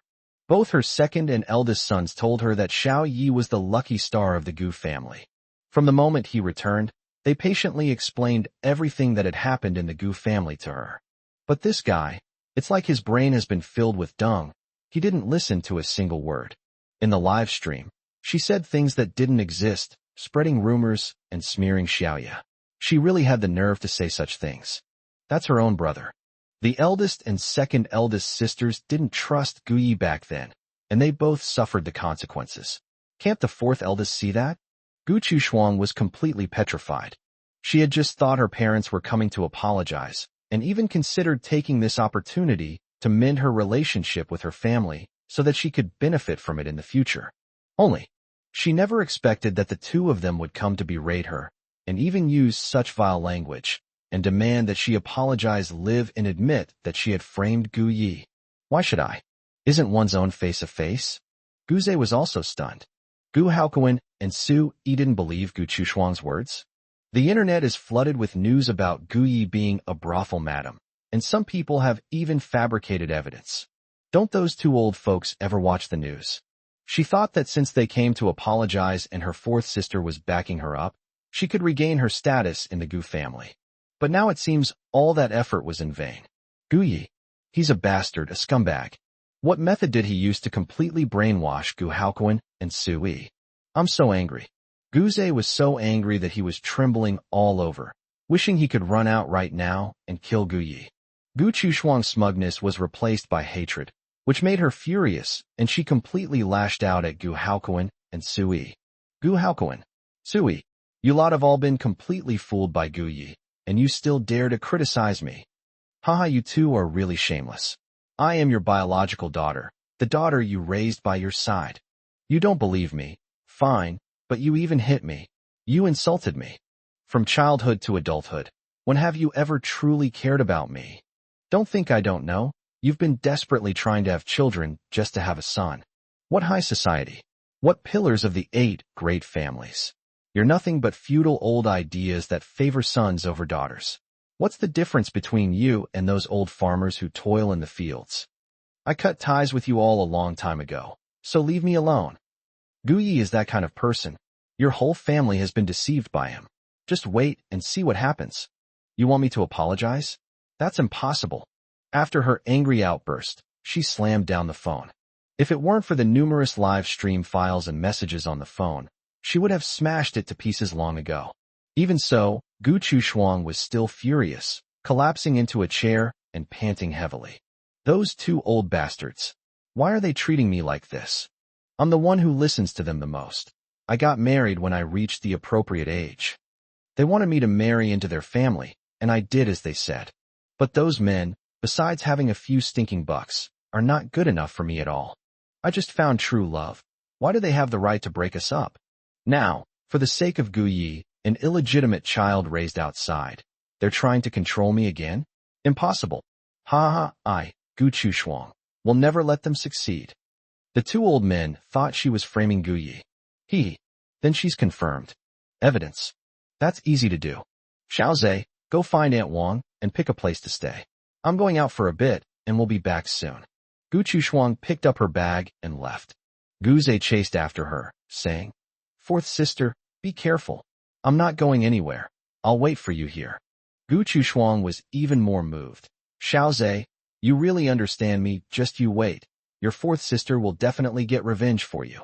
After being married for so many years, I've always followed the saying, marry a chicken, follow the chicken, marry a dog, follow the dog. My husband may not have any other skills, but when it comes to distorting the truth, when it comes to presenting evidence, he's absolutely top-notch. Little Gu Yi. He's still hiding behind the Gu family, acting like a coward. They're probably terrified. 105. He was so hungry that he could eat anything. Gu Haokuan and Su Yi, the elderly couple, were staring at each other in disbelief for a long time. Gu Chushuang, that brainless, idiotic fourth daughter they had. They actually called them by their first names and even cursed at them. Gu Haokuan pinched himself hard, wincing in pain, before finally realizing he wasn't dreaming. You unfilial son, Gu Chushuang, that brainless idiot. Is she trying to drive me crazy so she can help that fake Gu Zhe inherit my fortune? Gu Haokuan flew into a rage, becoming so angry that he could hardly breathe. Su Yi was furious and flew into a rage. What an outrageous thing. 9 daughters. When I was pregnant with her, I suffered the most. Even so, I never thought of getting rid of her. Now I really regret it. If I had known it would turn out like this, I should have accidentally let her go back to be reincarnated. The couple were furious. They admitted that they had lacked discipline and care for their daughter, but they really couldn't bear to see her being fooled by that fake Gu Zhe. Harmony in the family brings prosperity in all things. They didn't want an outsider to cause trouble in their home. What do we do now? Are we just going to watch Lao Si be used as a pawn by Gu Zhe? After her initial anger subsided, Su Yi was still heartbroken and shed tears. Gu Haokuan slammed his fist on the table in anger. We've done our best. She asked for it, so let her die. Even if she regrets it later, realizes her mistake, and kneels down to beg for our forgiveness, I will never forgive her. Didn't she just say that she cut ties with us a long time ago and told us to leave her alone? All right, then so be it. He said that no one, no matter who they are, should let Xiaoya down. Since Gu Chushuang has brought this upon herself, let her do as she pleases. Su Yi wiped away her tears and finally made up her mind. Okay, let's do it that way. Based on their understanding of Gu Chushuang, they knew she wouldn't let it go and would solidify the evidence. She would stop at nothing to prove she was right. Why? You reap what you sow. As a mother, there's nothing I can do. Gu Yi drove back home, intending to go straight back to his family and then live-stream the online battle. He passed by one of the Gu family's estates and decided to stay there, planning to resolve the matter first. Unexpectedly, a woman dressed in a pure and innocent style ran across the street. Gu Ye's younger brother? The woman's voice was clear and melodious, but when it reached Gu Ye's ears, it made him feel inexplicably nauseous. Erguzi, who's that? Could it be someone the original owner knew? System, young master, this woman's name is Wang Yinyan. She and Wang Manman are from the same hometown. Unlike Wang Manman, she had known the original owner of this body for much longer. In fact, the original owner was raised by Wang Yinyan. They were childhood sweethearts. Gu Yi. This woman looks more than 3 years older than me, and we're childhood sweethearts? Could we be engaged? System, young master, she is 7 years older than you. The original owner was sent there as soon as he was born, and she was the one who took care of you. The original owner had very special feelings for her. He treated her like an older sister, but also like his fiancée. As for the engagement, the two of them did talk about it verbally. As the woman drew closer, Guyi felt increasingly nauseous. Stop talking and show me the written version, otherwise I think I'll throw up. What kind of taste did the original owner have? Girls 5 years older than mothers, and now a 7-year-old. That's some really heavy taste. Could he be so hungry that he can eat anything? The system silently rolled its eyes and sent a large block of text, enlarged and bolded, to Guyi. After reading it, Guyi felt even more nauseous. At this moment, the woman walked over, looking displeased. Guyi, is it really you? The woman had triangular eyes, was under 30 centimeters tall, had an oval face, and had undergone cosmetic procedures on the rest of her face. A large, fake face, heavily made up. However, he was dressed in designer brands and had a strange perfume smell. Guyi couldn't help but take several steps back to avoid being overwhelmed by the strong visual and gustatory sensations and vomiting again. Guyi covered his mouth and nose, giving a dismissive, one-word reply. Seeing this, Wang Yinyan immediately put her hands on her hips and said angrily, Guyi, you found your biological parents and suddenly become a rich young master. But you don't even recognize your own sister Yinyan anymore. Is that it? I've seen what's going on online. You've really disappointed me. How could you do this? I don't remember you being like this at all. Goodness. Before Guyi could say anything, the woman had already rattled off more than 20 sentences. Every sentence was a reprimand of Guyi, saying that he had become arrogant, that he had forgotten to be grateful now that he had money, and even that he had caused Wang Man to go to jail. Blah blah blah. It was all Guyi's fault anyway. There wasn't a single good thing about him. Guyi watched her show off until she finished, then crossed his arms and asked, Have you said enough? Wang Yinyan was stunned for a moment, then nodded. Yes, no, what do you mean? Guyi picked at his ear and said, What you're saying is, do you have Alzheimer's? It's so annoying. I don't need anyone to tell me what to do. If you have nothing else to say, then get lost. Seeing that he was about to leave, Wang Yinyan ran over and blocked Guyi's way. Guyi, you can't leave yet. Go live right now and apologize to the netizens. You're a rich young master now. You did so many things before, hurting so many girls. You have to make it up to them. She opened her arms, staring at Guyi with eyes full of determination. I didn't know he had such a distinguished background before.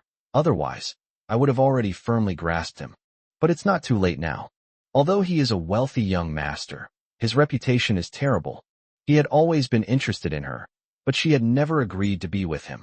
Now, under these circumstances, if she were to choose him, his family's ancestral graves would be emitting auspicious smoke.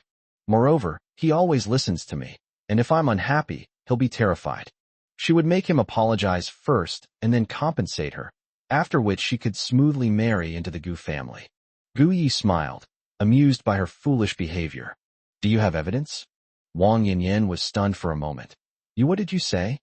Guyi shoved her aside, not even glancing at her, and walked straight into the manor. So you just heard rumors and came here pretending to be a saint? Wang Yinyan, I advise you to look in the mirror and see what you're really made of. Wang Yinyan snapped out of her daze and was instantly furious. Guyi, how dare you talk to me like that? I'm doing this for your own good. You stop right there. 106. The whole family expressed their determination. Wang Yinyan relentlessly pursued him, even employing all her skills in portraying herself as a pure and innocent woman. Feeling utterly frustrated, Guyi abandoned the manor, got into the car, and sped back to the Gu family home. Wang Yinyan held the door tightly, trying to stop Guyi. Unexpectedly, Guyi turned around and ran away. Watching the luxury car speeding past, Wang Yinyan could hardly believe her eyes. Guyi? He actually didn't listen to me? She had even tried her best to persuade him, tears streaming down her face, but he didn't care at all. Hateful. He would never have treated himself like this before. Really, men become bad when they get rich. As Guyi drove, he went through the details of Wang Yinyan's interactions with the original owner of the body again in his mind, and discovered many clues. The original owner's life in the orphanage was not bad, mainly because of Wang Yinyan's protection. But starting when he was 10 years old, this protection changed. When the original owner was bullied for the first time, Wang Yinyan did not appear. Instead, When the original owner went to the dean to complain, Wang Yinyan appeared. However, instead of protecting the original owner of the body, she acted as a peacemaker. She said the original owner was already a big kid and shouldn't cause trouble for the dean over every little thing. He even made a promise in front of the dean that he would take good care of the original owner in the future. At the time, the original owner didn't understand what taking good care of meant. But he soon understood. Every time she was bullied, every time she was beaten, even when her limbs were broken, Wang Yinyan would stand by and watch. After they had finished fighting and the original owner was on the verge of death, she stepped forward, first criticizing the original owner for not exercising hard enough, and then criticizing him for lacking courage, saying that he would not amount to anything when he grew up.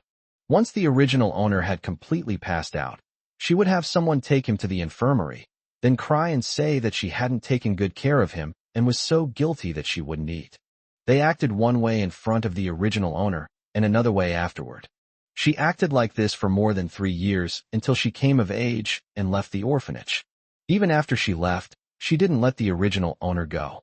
After she left, the original owner continued to be bullied, but one time, he overheard them talking. They said that every time the original owner was bullied, it was Wang Yinyan's idea, because he followed Wang Yinyan around like a dog, which annoyed her. At the time, the original owner did not believe it and thought that they must be trying to sow discord. But later, Wang Yinyan left the orphanage and did not continue her studies. Driven by vanity, she went to work as a bar worker in order to make money quickly. At first, she pretended to be pitiful and played the victim, and her life was pretty good. But eventually, her act was exposed, and she was beaten up by several female gang leaders. With nowhere else to turn, she ran back to the orphanage and found the original owner of the body. At that time, the original owner was only 15 or 16 years old. Although he was already 1.8 meters tall, he suffered from malnutrition for many years and was very weak. Wang Yinyan didn't care about any of that.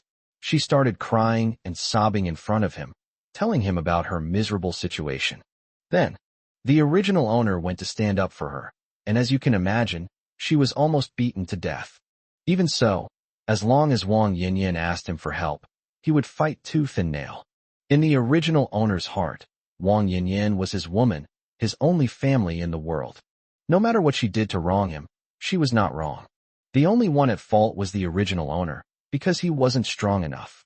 It wasn't until the original owner left the orphanage and went to seek refuge with Wang Yinyan that she was abandoned by her, who played the victim and acted pitiful. The original owner was foolish and thought that he needed to become bigger and stronger so that he would have the face to see Wang Yinyan. You stupid piece of trash, you got sold out and you're still counting the money for them. That bitch Wang Yinyan, seeing that I have money, she wants to come back and get a share of it? If it were the original owner, she would definitely be reluctant to part with her now, and might even feel sorry for her. It's just a pity that I'm not the original owner of this body. I not only won't forgive that idiot Wang Yinyan, but I'll also take revenge on her severely. The car drove all the way back home. As soon as he got out of the car, Gu Haokuan came over to greet him and asked with concern, "Xiao Yi, how are you? Dad is telling you, don't pay attention to what those people say on the internet. They're just jealous of you. No matter what happens, Dad believes in you. You're a good boy, you didn't do those things." He was particularly afraid that Gu Yi wouldn't be able to handle such a blow. Although Gu Yi was quite capable, he was still just a young man.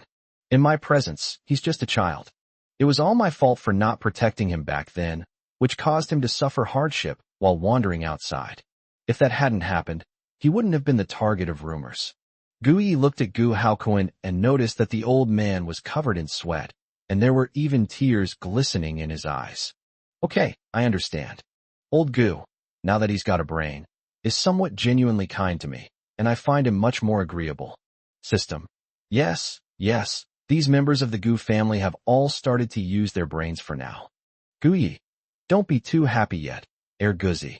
You know, old habits die hard. Who knows, one day they might grow a brain and then lose it again. System. Gu Haokuan. Impossible. Now that I know the whole truth, I won't act the same way as before. If that day really comes, I'll just end it all. Gu Yi strode into the house. Gu Haokuan quickly chased after him again. Xiao Yi, You have to believe what your father says. Your father really believes in you. You have to show your loyalty at all times, lest Xiaoyi dislike you. In the living room, the two Gu sisters were sitting on the sofa. When they saw Gu Yi return, they both stood up. Gu Chuyun, Xiaoyi, have you thought about how to solve this? Big sister is on your side. Gu Chubing, Xiaoyi, the fourth sister has long since severed ties with our family. Don't treat her like your own sister. She's spreading rumors about you. That's wrong of her. Whatever you want, we'll help you. The second sister is still in the hospital, but she just said that she has sent someone to keep an eye on the fourth sister. If she dares to spread any rumors, she should be taken offline immediately. Su Yi came out of the kitchen and said, Xiaoyi, would you like to eat something first? You must be exhausted from driving all that way. Seeing them like this, and then looking at Gu Haokoen who had run back, Gu Yi felt a little touched for no reason. Only, if I hadn't transmigrated here and stopped being their sycophants, they would have been completely different. Some people are just like that, they just act like idiots. Let's talk while we eat. Gu Yi went to the restaurant, washed his hands, and ate. The whole family followed, without saying much, afraid of missing any heartfelt words. Erguzi, how far has Gu Laosi gone? Just as they picked up their rice bowls, they heard Gu Ye's thoughts, and the whole family perked up their ears to listen. 107. Your metaphysical master is back. Gu Haokoen took a sip of hot soup, wiped his sweat, and felt not the slightest bit uneasy, but rather extremely excited. Here it comes. Xiao Yi and his lackey are finally going to make their move. He glanced at his other family members and found that they were all in similar situations to him. The enormous crystal chandelier cast a soft light, illuminating Gu Ye's handsome face. He sat at one end of the long table, slowly sipping his soup. The interface that Guzi had created appeared in his mind. It was a virtual screen that only he could see. A lot of intelligence information was displayed on the blue screen. Guzi, after you leveled up, this is all you got? System. Young master, the system upgrade needs to be done late at night, right? Only a tiny bit has been upgraded so far. Although it can collect any intelligence, whether it's trade secrets or personal privacy, it can do so with just one command from its host. The problem was that the host wasn't cooperating before, and he was dirt poor. Now that it's suddenly become so high-end, even it's a little hard to adapt to. I'm not used to it yet. Is there a voice broadcast function? Gu Yi thought to himself. System. Arranged. Gu Haokoen and the others. That lackey got promoted? It can even broadcast audio. That's great. Now we can enjoy all the gossip to our heart's content. Almost simultaneously, the system's voice announcement sounded. Gu Chushuang thought her parents were calling to apologize and beg her to make up. Unexpectedly, she received a severe scolding from old Gu and old Su instead. In a fit of rage, she stormed out of the villa to confirm the rumors. Gu Chushuang has now located the Lu family, the lowest of the 8 great families. With their combined strength, they will soon spread the evidence online. Up to now, they will go live again in an hour and release this evidence in the live stream to completely ruin your reputation. The sound stopped there.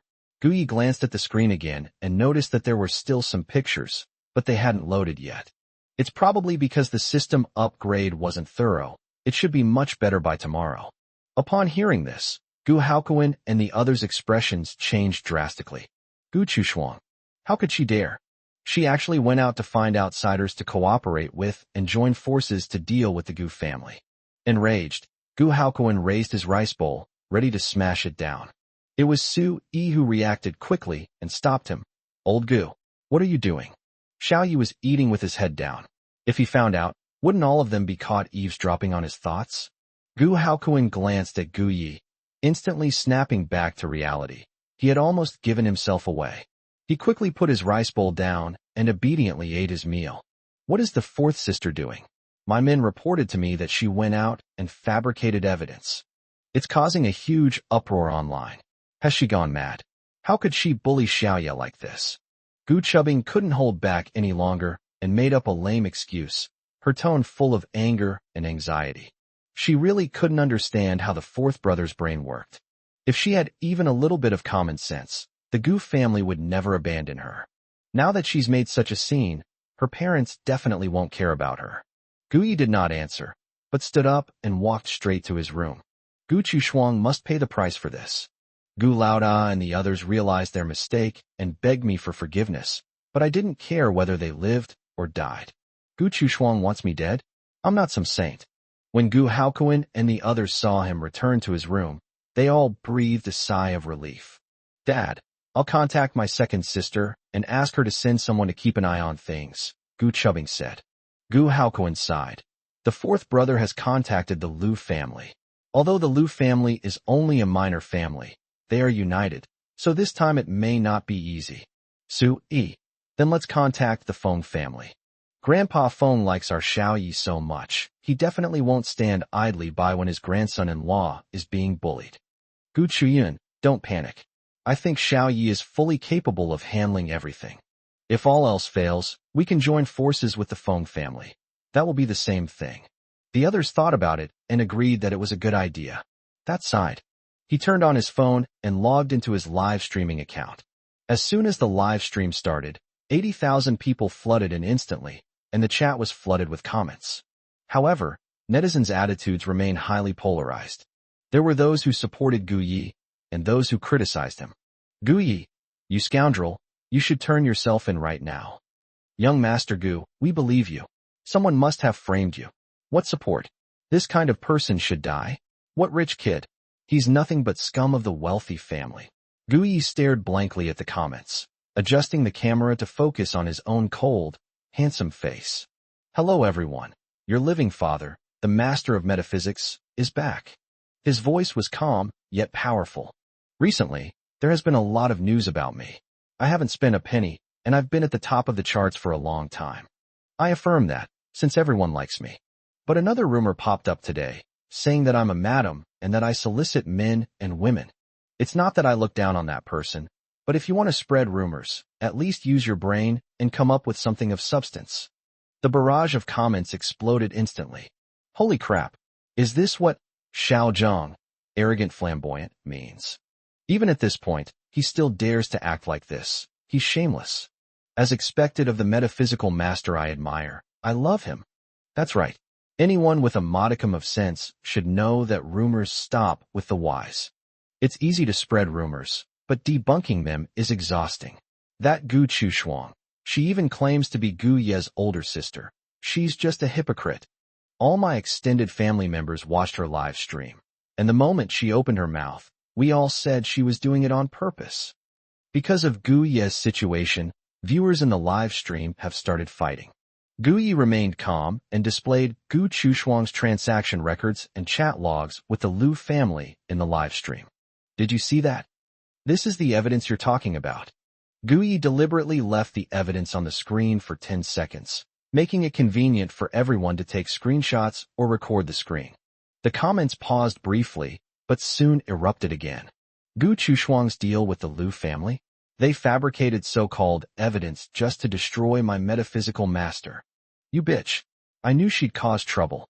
Yuri all hired trolls by Gu Yi. Do you think we're fools? These are the things Gu Yi fabricated. He's really going all out to clear his name. Gu Yi, whatever you say goes. We are rational human beings, not ignorant fools. Gu Yi looked at the comments and a slight smile appeared on his lips. Foolish humans. Just then, a netizen with the ID Moonless Night suddenly initiated a connection request.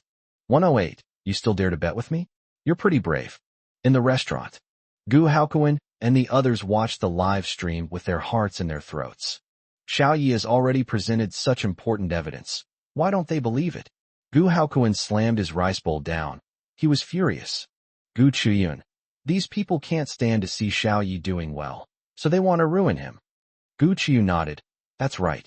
They're not doing well themselves, and they're jealous of Xiaoyi, who went from a poor, ordinary person to a rich young master.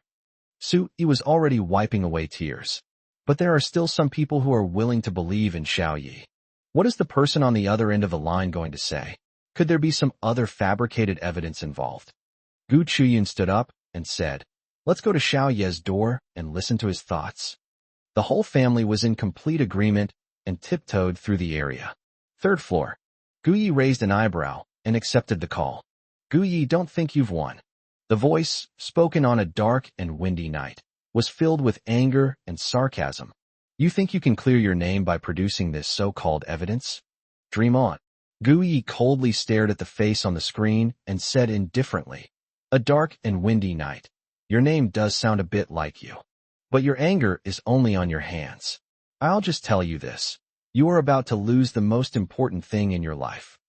Guzi, has your intelligence been updated?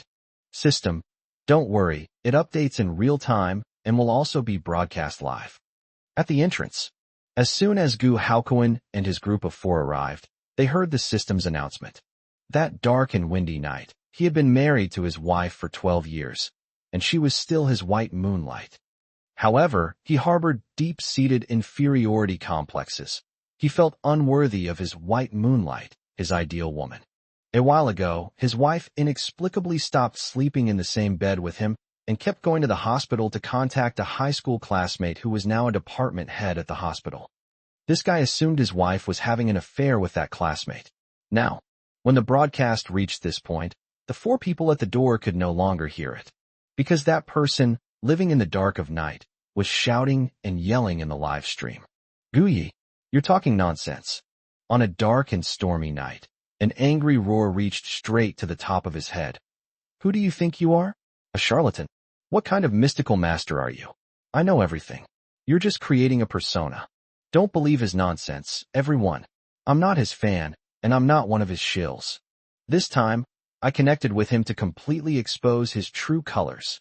His words seemed to give a shot of adrenaline to the netizens, causing the live chat to explode. Yes, I know that guy from the dark and stormy night. He's a car blogger with a lot of cars at home. He's also a philanthropist, and his specialty is dismantling fake online celebrity personas. I believe him too. Guyi still wants to use the same old methods to slap netizens in the face? He's digging his own grave.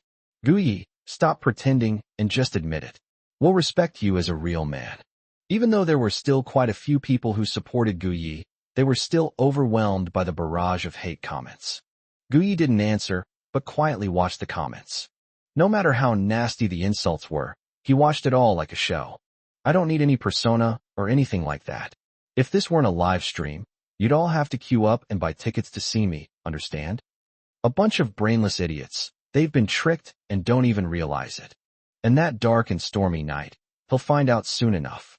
On a dark and windy night, still wanting to continue his roar, his phone suddenly rang. Everyone saw it, right? Guyi has panicked. I'll take the call right now in front of everyone and see what he has to say. Guyi, do you dare to make a bet with me? He was about to answer the phone when he suddenly remembered something and changed the subject. Guyi smiled and said, "Okay, whatever you want to bet, it's up to you. At a time like this, you still have time to make bets with me? Come on, let me see what you're really capable of."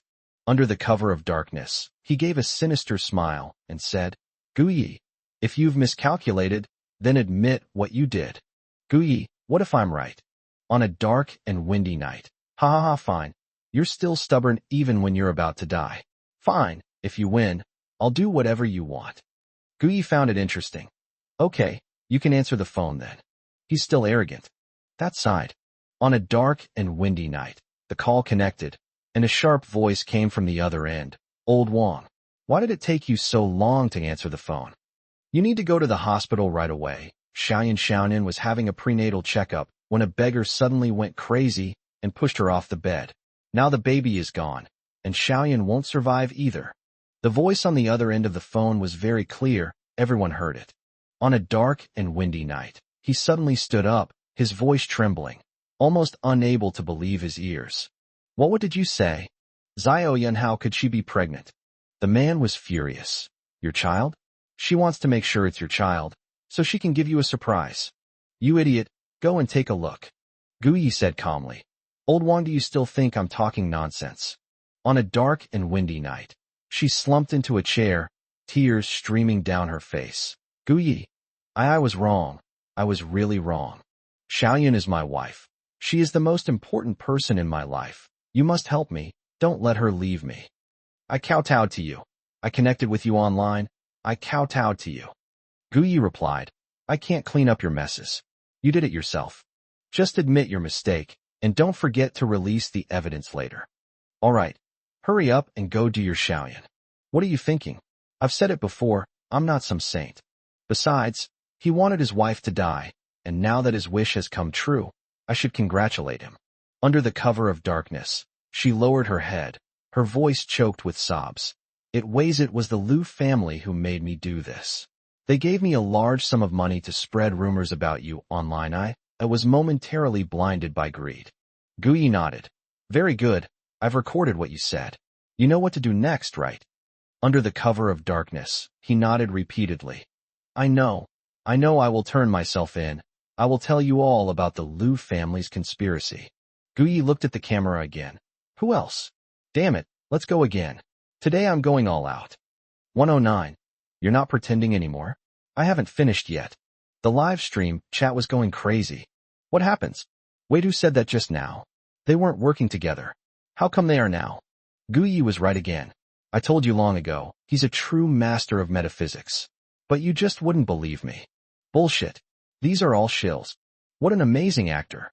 That whole wife's pregnant prenatal checkup, and then a beggar nearly killing her thing, it's all scripted. Yes, this must be a script. And this script isn't even good. It's so melodramatic, I don't believe a single word of it. Although I heard it with my own ears, most of the comments on the screen still said it was scripted, that there were shills, and that Guyi had orchestrated everything. Those who were just waiting to see Guyi make a fool of himself, including the online trolls hired by the Liu family, are now completely humiliated. They never imagined that Lao Wang, a blogger with 500,000 followers, would admit it so easily. He also claimed to have been sent by the Liu family, and that he had just said he wasn't a fan of Guyi, but he was determined to humiliate Guyi. And what was the result? He not only got humiliated by Guyi, but he also ended up in a miserable state. Who could believe that? Their biggest belief is that money can make the devil turn the millstone, but in the end, money doesn't work anymore. On a dark and windy night, he finally said, Everyone, stop arguing. Guyi is truly innocent. This isn't scripted. I'll say it again, I was sent by the Liu family. I will post all the screenshots the Liu family sent me online. And then there's my wife, she's my white moonlight, the most important person in my life. I'd rather die myself than have anything happen to her. At this point, his internet connection dropped. Actually, it was Guyi who kicked him out. If you don't believe me about Lao Wang, fine, it'll be in the news soon anyway. Let me say it again, he's not just going to jail for deliberately framing me. He's also suspected of attempted murder. His wife, he always said she was the most important person to him, but she died because of him. Just you wait and see. As soon as he finished speaking, the live chat exploded again. Many people have already started going out to investigate Lao Wang's matter. They didn't want to miss out on this huge wave of traffic, and they also wanted to see if what Guyi said was true. However, most of the online trolls were slandering Guyi. Those who have received money are naturally obligated to do favors for others. At the entrance, Gu Haokuan and the others were stunned. They whispered, What's going on? The Liu family has actually gone this far. That's outrageous. They have such audacity. You're amazing, young master. You got it right away. I still don't understand. What's going on with that old Wang? Gu Chuyun. I sent a message to the second sister and asked her to check it out. Inside the room, Guyi looked completely unconcerned. You're all still not convinced. Then let's move on to the next one. I have money. I don't need your tips. Whoever is willing to bet with me, let's go. Even old Wang admitted he was sent by the Liu family, and you still don't believe him. Well then, send another one from the Liu family. Only you have the guts. Whoever it is, I will pursue this to the end. As for Gu Chushuang, who framed me, she'd better step forward herself. Otherwise, she'll be crying without even knowing how. Erguzi, look what she's doing. System. Young master, Gu Chushuang will be live streaming in half an hour, and she'll be inviting a very important guest. Guyi. Wait. How heavy is it? 200 pounds. System. Gu Haokuan. At a time like this, to still be in the mood for jokes is commendable, just like me. Sui. My son is so brave. He can remain calm even when facing immense pressure. Live broadcast room. The live chat exploded again, with most of the opposing team's trolls cursing Guyi for being too arrogant and insisting on acting as a righteous judge today. A whole bunch of things went on, and many people were eager to connect. However, there is another group of people, Gu Ye's die-hard fans. They all praised Gu Ye's domineering counterattack. Young Master Gu is so handsome.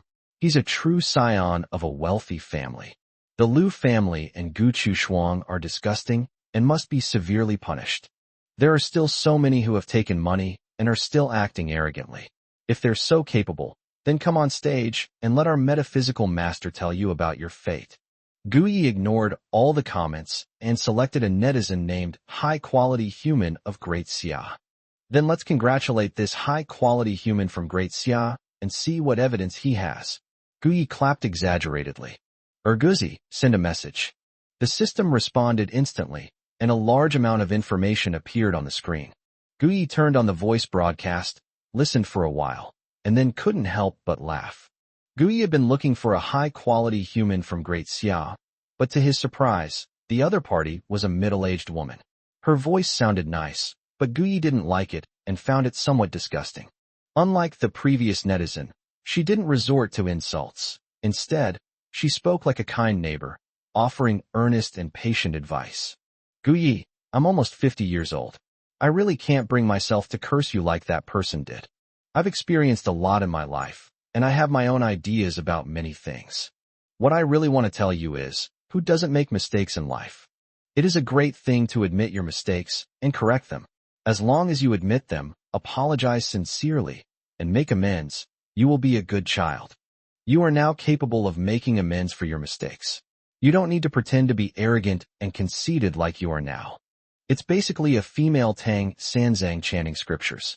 Gu Yi ignored her and said, Zhao Zuohua, 45 years old this year, 170 centimeters tall, 50 kilograms, measurements well, that's your privacy, so I won't say. You didn't take money from the Liu family because you're not short of money right now. You're not short of money not because you can earn it yourself, but because you have a lover who has given you a lot. But the other party has family matters to attend to. Gu Yi had just finished speaking when the high-quality human from Great Xia went berserk and blurted out. How do you know all this? You actually investigated me. Believe it or not, with just one phone call, you'll disappear from Fanching. He spoke tough on the surface, but inside he was already panicking. She never expected that Gu Yi would actually go to such lengths. She had always thought that everything Gu Yi did on his live stream and everything that went viral was scripted. But now it seems that things are not as I thought. But how could that be? How could a bastard raised outside for so many years have such abilities? Gu Yi laughed. What? You're not pretending anymore. I haven't said the most important thing yet. In 10 seconds, you will receive a call from the police. You risked murdering your lover. 110. Are you going to give Gu Yi a good slap in the face? Come on, let's see. Suspected of murdering his lover. Upon hearing these words, Zhao Zuohua's panic vanished completely, and she even burst into laughter. Haha, after all, he's just a young and impetuous kid. I only said that on purpose.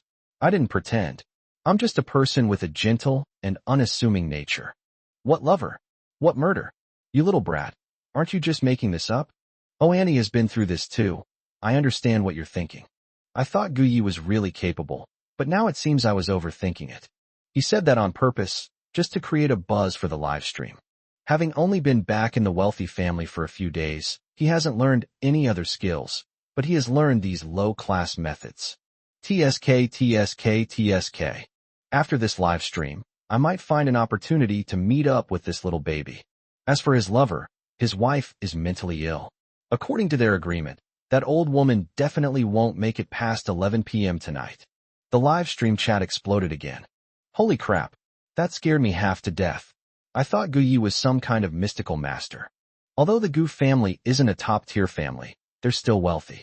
Investigating someone is a simple matter of a phone call. The information mentioned earlier was probably obtained by skilled hackers hired by the Gu family. Auntie, you've really worked hard.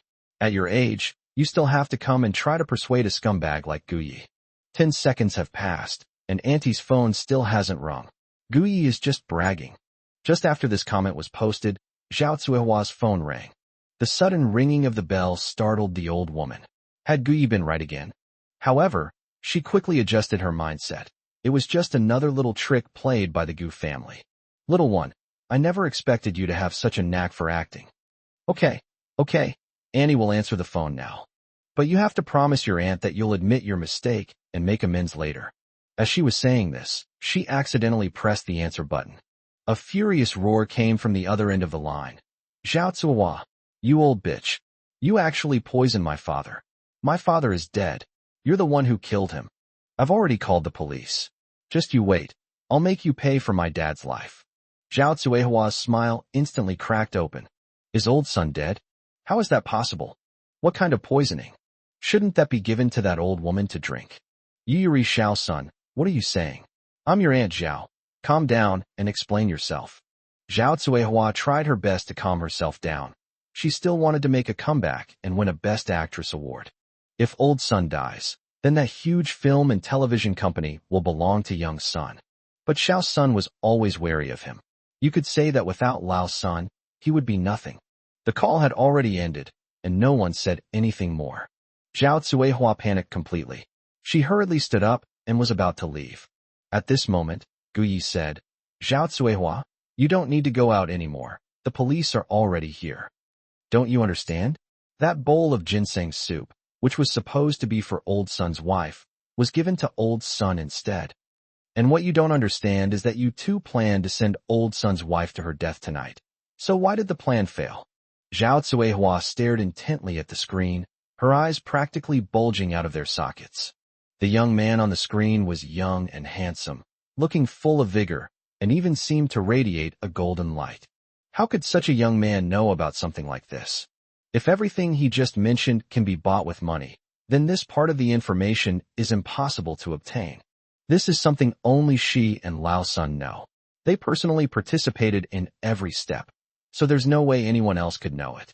Could it be that Gu Yi, a wealthy young master, is he really a master of metaphysics? No, that's absolutely impossible. He didn't receive any kickbacks from anyone, yet he was willing to get involved in this mess just to show off and pave the way for his future endeavors. But at this time, the live stream chat was practically exploding with comments. My goodness, I was caught off guard, and I've stumbled upon another juicy piece of gossip. What is going on? This old lady is a murderer. It's another script, yet another script. Script those idiots who talk about scripts. Open your eyes and take a good look. Use your brains. Murderers write their own scripts, just to become famous? Oh my god, I was so determined to smear Gu Yi, but now I think I might become a fan. This is terrifying. Gu Yi is terrifying. He seems to know everything. What should I do, Lu family? Shouldn't you send me some money? I can't hold on much longer. Gu Yi continued. Not going to say anything? Let me see, you must be a complete idiot right now. Your eyes are wide open like saucers. Just now you looked down on me and doubted me, but now you know that what I said was true. Ha ha ha ha, I'm embarrassed to brag in front of 500,000 people. But there's no other way. My abilities don't allow me to keep a low profile. Grandma, you were a child star before you were 10 years old. With the money you earned, your father was killed for gambling, and your dream of becoming a star was shattered. But when you turned 30, you acted in some small productions, and you became a hit with one of your films. Unfortunately, you broke your leg and strained your back halfway through, and you also lost a few children. Well, those were children you voluntarily aborted. Because of health reasons, you didn't meet Lao Sun, an old guy who is 20 years older than you, until 3 years ago. You want to use him to make you famous and win the Best Actress award. TSK, it's a pity that man proposes, God disposes. You were never destined to be an award-winning actress. Zhao Zuohua flew into a rage. Gu Yi, you're talking nonsense. What you're saying is all false. I didn't do it. That wasn't me. I never did anything like that. The defenses have been breached. Zhao Zuohua, clutching her phone, rushed out, still insisting. Gu Yi, you're a big liar. I'm going to the Gu family to find you right now. I want netizens to see how this rich young master manipulates public opinion to harm an innocent citizen.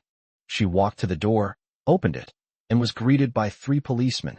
Comrade Zhao Zuohua, you are suspected of murdering Sunda, the president of Sun's Entertainment Company.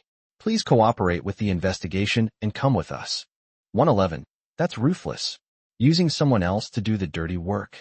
In an instant, Zhao Zuohua was so frightened that her old face turned completely pale and her legs went weak. If the two policewomen hadn't been supporting her, she would have already knelt on the ground. You must have made a mistake. I didn't. I don't know the people I'm talking about at all. I didn't. He said this, but his voice was trembling, and towards the end he was incoherent. How could this happen? Was everything Guyi said true? The dead person was actually Old Sun, not his mentally unstable wife. What about my dream of becoming a movie queen? Ah! Zhao Hohot broke down. She desperately wanted to roar in anger. But a sliver of reason remained, which prevented her from doing so, and she didn't even shut down the live stream. Because she wants to use public opinion to clear her name. If she shuts down the live stream, it means she's guilty, which will make things even harder for her in the future. This entire scene was captured on Gu Ye's live stream. The live chat exploded. Holy crap! What's going on? Murder? Really? This plot is so exciting. Wasn't this old lady just now excitedly saying she didn't do it, and that she's a good person? How come she's contradicting herself now? She said she was going to prove Guyi wrong, and that she was right. But before she even left the house, her face was slapped all over. Haha, I've been saying all along that this woman is no good. Putting everything else aside, what kind of decent person would use a username like that? High-quality human of great xia. Shell. Ha, upstairs, you're right. The moment she connected to the live stream, I thought, this person must be out of their mind. Only a man would be so shameless. This wave of comments, no matter how many paid trolls there are, cannot stop the will of the people.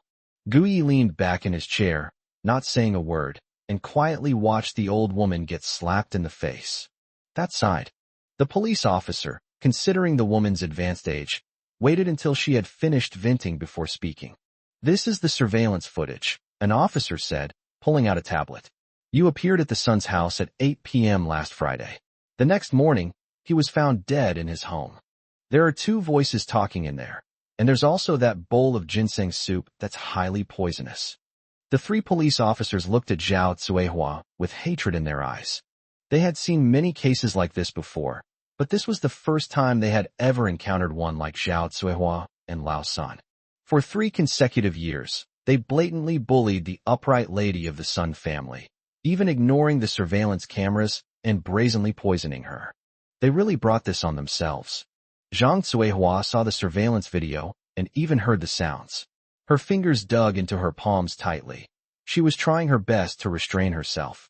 Suddenly, she looked up sharply at the camera, her eyes flashing with a fierce intensity. I didn't. You're framing me. This video is fabricated. We are innocent, completely innocent. How could this happen? Old Sun had told me that he had already removed the surveillance cameras from his house, so there was no need for them to hide what they did. Why are surveillance cameras suddenly appearing now? And, moreover, the picture quality is clear, and even the sound is incredibly clear. Could it be Xiao Sun? Did Xiao Sun orchestrate all of this? Guyi curled the corners of his lips into a wicked smile. The facts are right in front of you, yet you still refuse to admit it? However, from her perspective, it's understandable. After all, everything was prepared so well. How could things suddenly go wrong at the crucial moment?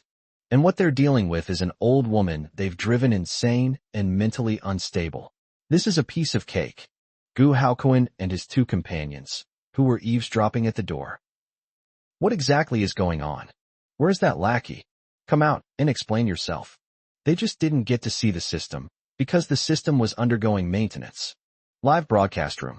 At this point, the comments section began to polarize. Although I couldn't see the video, I heard it. The old woman on the other end of the line conspired with Old Sun to kill the wife. The result was a complete mishap. Not only did they fail, but Old Sun died, and he was even killed by Gao Shi and Zhao Zuohua. You can know a person's face, but not their heart. Maybe she really did it. Old Sun also said that the security cameras in his house had been removed. I reasonably suspect that Old Sun is using this as a pretext to kill someone else. Holy crap. If that's the case, then Old Sun is really ruthless. Oh dear, poor Sun. Things have escalated to this point. The Sun Group's stock has plummeted. How are they going to survive now? After reading through the barrage of comments, Guyi said, Zhao Zuehua, confess and you'll be treated leniently. Resist, and you'll be punished severely.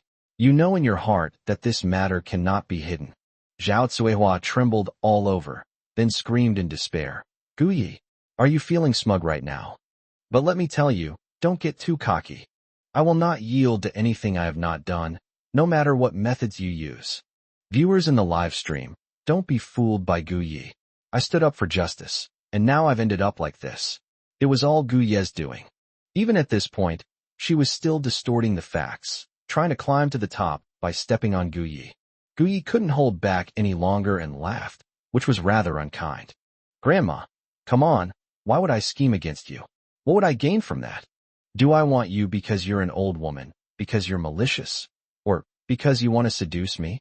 I know all your little schemes. All right, you can go now. Goodbye and don't come back.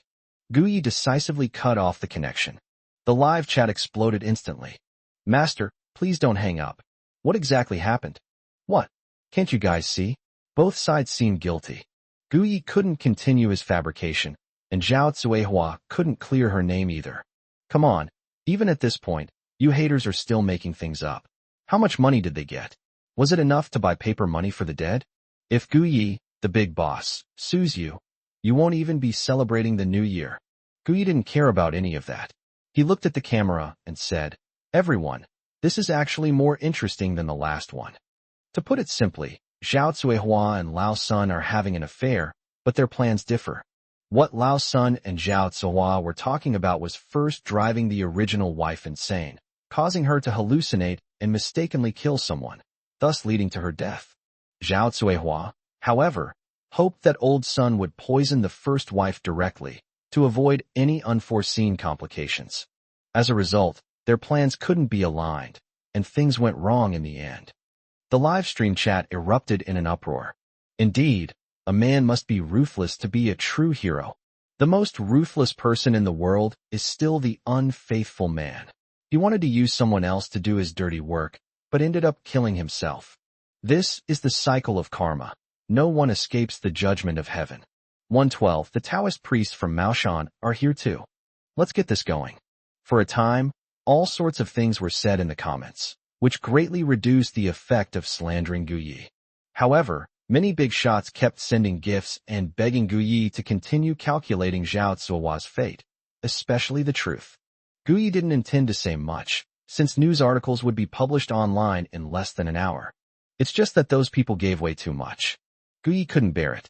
Thank you all for the generous donations. Since I'm such a kind person, I'll go all the way and reveal a little more. Zhao Cuihua will definitely be sentenced to death, but before she dies, she will definitely know the real truth. I can't say more. I'll just say a few words that everyone can understand. As the saying goes, the mantis stalks the cicada, unaware of the oriole behind. The true hunter often appears as the prey. Goodness. His few words immediately set the live chat ablaze. This is karma. This metaphysical master is amazing. I'm in awe. I've been a shaman for over 50 years, but this is the first time I've ever witnessed such power. Awesome. I'm bowing down in complete submission. The mantis stalks the cicada, unaware of the oriole behind? What does this mean? Is there a mastermind behind all this? Oh my God, who could it be? Could it be Xiao Sun?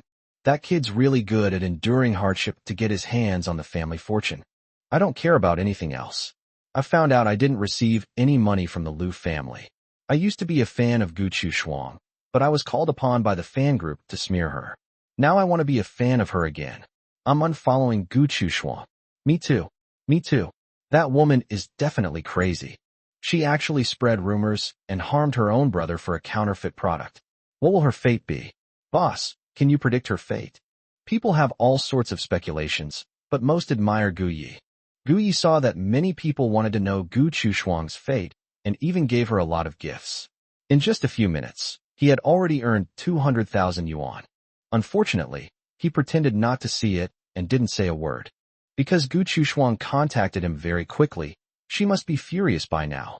The Gu family members eavesdropping at the door. Gu Chuyun. I think the mastermind behind this is the original wife. Su Yi. Could it be like that? Wasn't she already mentally unstable?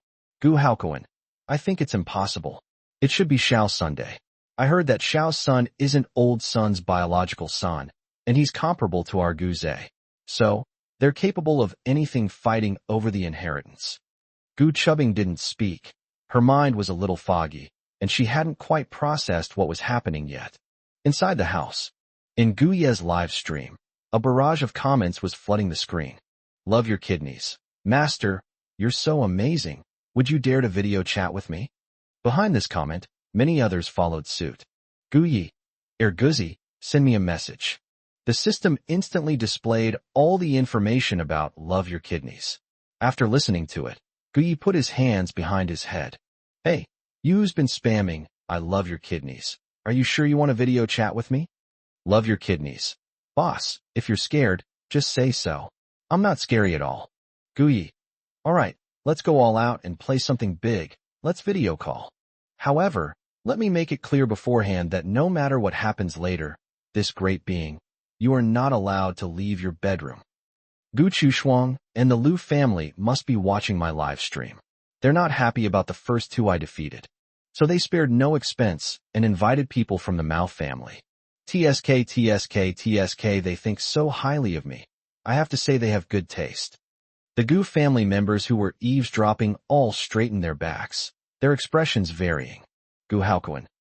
Who is that person? Gu Chuyun lowered her voice. That's a family from the south, famous in the underworld, known for slaying demons and monsters I don't really understand. But my maternal grandparents' family seems to have hired a powerful figure to transport corpses before. Su, how did you know? I had no idea. Gu Chuyun immediately shut up. She had said too much in her excitement. Oops. Gu Chubbing. Stop talking, we're live streaming right now. Live broadcast room. Love your kidneys. Great. Netizens are my witnesses. If the big boss makes a mistake later, he'll have to kowtow to me 3 times and sever all ties with the Gu family. Little Baiga, you're not even fully grown yet, and you dare to go against the Mao family? Your fate is in grave danger. Gu Yi smiled. As long as you're not afraid. The comments section started buzzing again. The master has stopped smiling. Could it be that he's afraid? It might be another script. Who can write me a script like this? Come on, come on. Who exactly is Love Your Kidneys? Judging from the background image on their homepage, it seems to be some kind of conglomerate in southern China. What kind of corporation? That's a national corporation. Holy crap. This guy's background is impressive. Master, you'd better think this through. Bullshit. Our master has never been afraid of anyone. Let him come at us. Gu Yi looked at the comments and was about to connect. At this point, a lot of comments flooded the screen again. Holy crap. Holy crap. The results from the last interview are in. It was such a dark and stormy night. No wonder he turned himself in. He really got what he deserved. I saw it too. He suspected his wife of cheating and, using some bizarre coincidences, planned to kill her. In the end, it turned out his wife hadn't cheated on him at all. Instead, she was killed by the beggar he hired. What's most infuriating is that the beggar had already run away and still got 5 million. Think back to how confidently that guy swore he wasn't a shill and that he'd exposed the big boss's true colors. The result wasn't just a slap in the face. He also lost the lives of his entire family. TSK, I was just saying. Who dares to show off their limited skills in front of a master like this? Come on. I want to become a fan of this big shot. Mystical Master, I love you. I want to have your babies. After the live stream exploded, a large number of female fans of Gu Yi flooded the screen. There are an exceptionally large number of babies born to monkeys. Gu Yi cleared his throat. Everyone, calm down and be rational when following celebrities. And one more thing, I want to reiterate. Please trust science. The screen was flooded with comments again.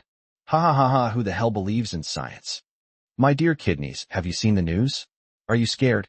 You can still exit the video call now. Don't miss this opportunity. This guy's skills are unfathomable, yet he's so humble. I'm a fan of his, a fan for eternity. Love Your Kidneys also saw the news, but he wasn't flustered at all. In fact, his face was even more sarcastic. He once again went viral. As long as the big shot is willing to connect, I can take responsibility for all the consequences. 113. In 10 seconds, you will encounter the 99th weasel begging for a title. Seeing the barrage of "love you kidneys" messages flooding the chat again, the viewers in the live stream were also extremely excited. "Boss, he's courting death. Take him down. You bunch of capitalist lackeys. Guyi is rich, he's a rich young master. But what does that have to do with you? He just got lucky and said a few things right, and you guys are all slavishing yourselves on him." That guy on the other side, the one with the kidney-shaped haircut, is from a mysterious organization affiliated with the country. "Aren't you afraid?" "Wow, I'm so scared." "Come on, let him show me. Scar me to death." Guyi, since this legendary expert from a certain organization has the audacity to contact me, I'll grant his request. He clicked on the connection and called "Love Your Kidneys." Upon opening the video link, a man dressed as a Taoist priest from Maoshan appeared. The man had a fake mustache on his nose and a fake beard on his chin. At first glance, this attire makes him appear to be a highly accomplished Taoist priest in his 50s or 60s, but in reality, upon seeing the Taoist priest in person, another wave of comments erupted in the live chat. "Oh dear, I thought he was an old Taoist priest with white hair and a youthful face, but he's actually young. He's still relatively young, but with his unshaven face, he doesn't look like a good person. Are all your pixelated images from decades ago? I can tell they're fake, props. Don't judge a book by its cover. These are people of the country, serving the people. Naturally, they need to dress up a bit. Is Guyi, that so-called master of metaphysics, scared now? Look at him. He doesn't even dare to look at this Taoist priest." Guyi didn't even look at the comments. He felt it was a waste of his energy. "Master, would you like to introduce yourself?" Guyi asked casually. The other party was extremely arrogant. "I don't need to introduce myself. Do you know who I am?" Guyi took a sip of his soda, without even looking up, and said, "Li Xianqing, the Maoshan Taoist who's been making waves in the metaphysical circles lately. I'm 25 this year, my zodiac year, and I wore 3 pairs of red underwear. Oh, by the way, the place you are in now is a large villa in a southern water town. It's just a pity that it's a haunted house. For more than 30 years, no one has ever come out of it alive. How about we be more specific?" Li Xianqing kept her eyes fixed on Guyi and noticed that he was only looking at Guyi's soft, slender hands, without even glancing at her. However, not a single word he uttered was false. Li Xianqing's heart skipped a beat. After all, he was a young man, and his expression changed accordingly. How could he know so much detail? But how is that possible? Only my master knew that I had come down the mountain this time. But only I knew I came to this haunted house. The Gu family of Fanqing is not a top-tier family, so it's impossible for him to have investigated himself in such detail in such a short time. Most importantly, I have already set up a protective array in this haunted house, so no one can investigate me. Could it be that? Is this Guyi really something? Upon seeing Li Xianqing's appearance, the live chat exploded with comments and netizens cheering him on. "Ha ha ha ha, little black guys. Old black guys, did you see that? Your Taoist priest is feeling guilty. What kind of Maoshan Taoist priest is this? He's probably just trying to ride the wave of popularity, isn't he? Life isn't easy for monks these days either. Given the current economic situation, it's understandable that they're trying to survive. I just said the stuff on his face was props. Now you believe me, right? 25 years old. An old Taoist priest? Ha ha ha ha, I'm dying of laughter. You were all so confident during that video call, but you were proven wrong right from the start. Taoist master, are you still going to practice?" A haunted house. A Taoist priest comes to a haunted house alone? Is this a matter of courage? This is real skill. You haven't even seen the Taoist priest's skills yet, so what are you spouting nonsense for? That's right, Taoist priest, show him your special skill. Doesn't Longhu Mountain have the golden light mantra? Which mountain are you from? Show Guyi something even more advanced, something that will blind his eyes. Screw him. That's insane. As the barrage of comments progressed, the two sides began a major battle. Li Xianqing saw the comments on the screen. He came to his senses, cleared his throat, and said, "Guyi, you really have impressed me. What you said just now was all correct. Dear netizens online, please surf the internet peacefully, lest the live stream be shut down and you miss out on the show." His attitude was good. He seemed to be able to keep his composure.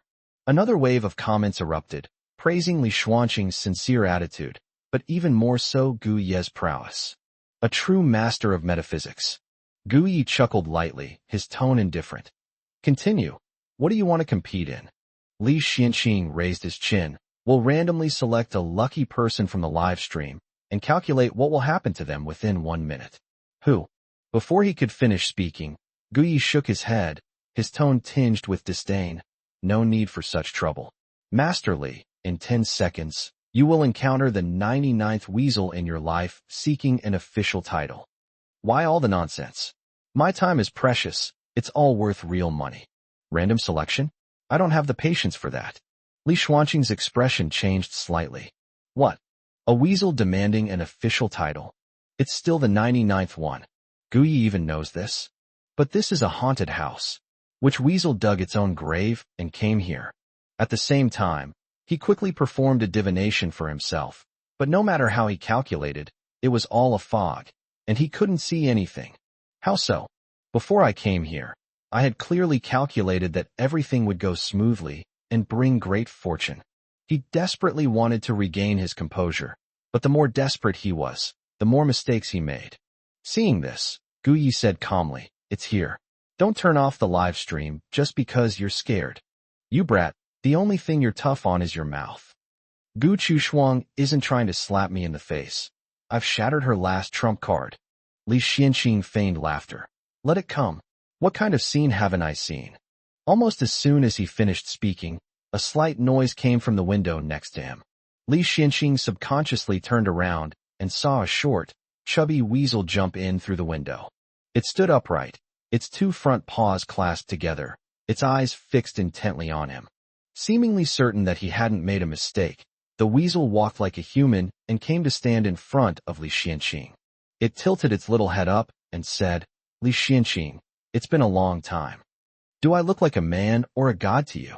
The weasel spoke, its voice high-pitched and eerie. He tilts his head from time to time, like a simple and kind child meeting an old friend. 114. Little yellow skin seems dissatisfied. Oh no. I've been proven wrong again. Li Xianqing looked down at the tiny weasel in front of him, his face instantly turning pale, and fine beads of sweat appeared on his forehead. How could it bite that? Seeing this, the chat room was filled with people breaking out in a cold sweat. Strength speaks for itself. The master of metaphysics is right again. Who dares to challenge him? My God, did I really witness a real-life version of a weasel begging for a title? Ha ha ha, am I the only one who noticed? This Taoist priest is scared. This is the important member of a major national organization that the haters are talking about. Even the gatekeeper is 100 times better than him. This is hilarious. That little weasel even said, we meet again. Gu Yi just said that this is the 99th weasel that Li Xianqing has encountered demanding an official title. Could it be that the previous 98 were all the same one?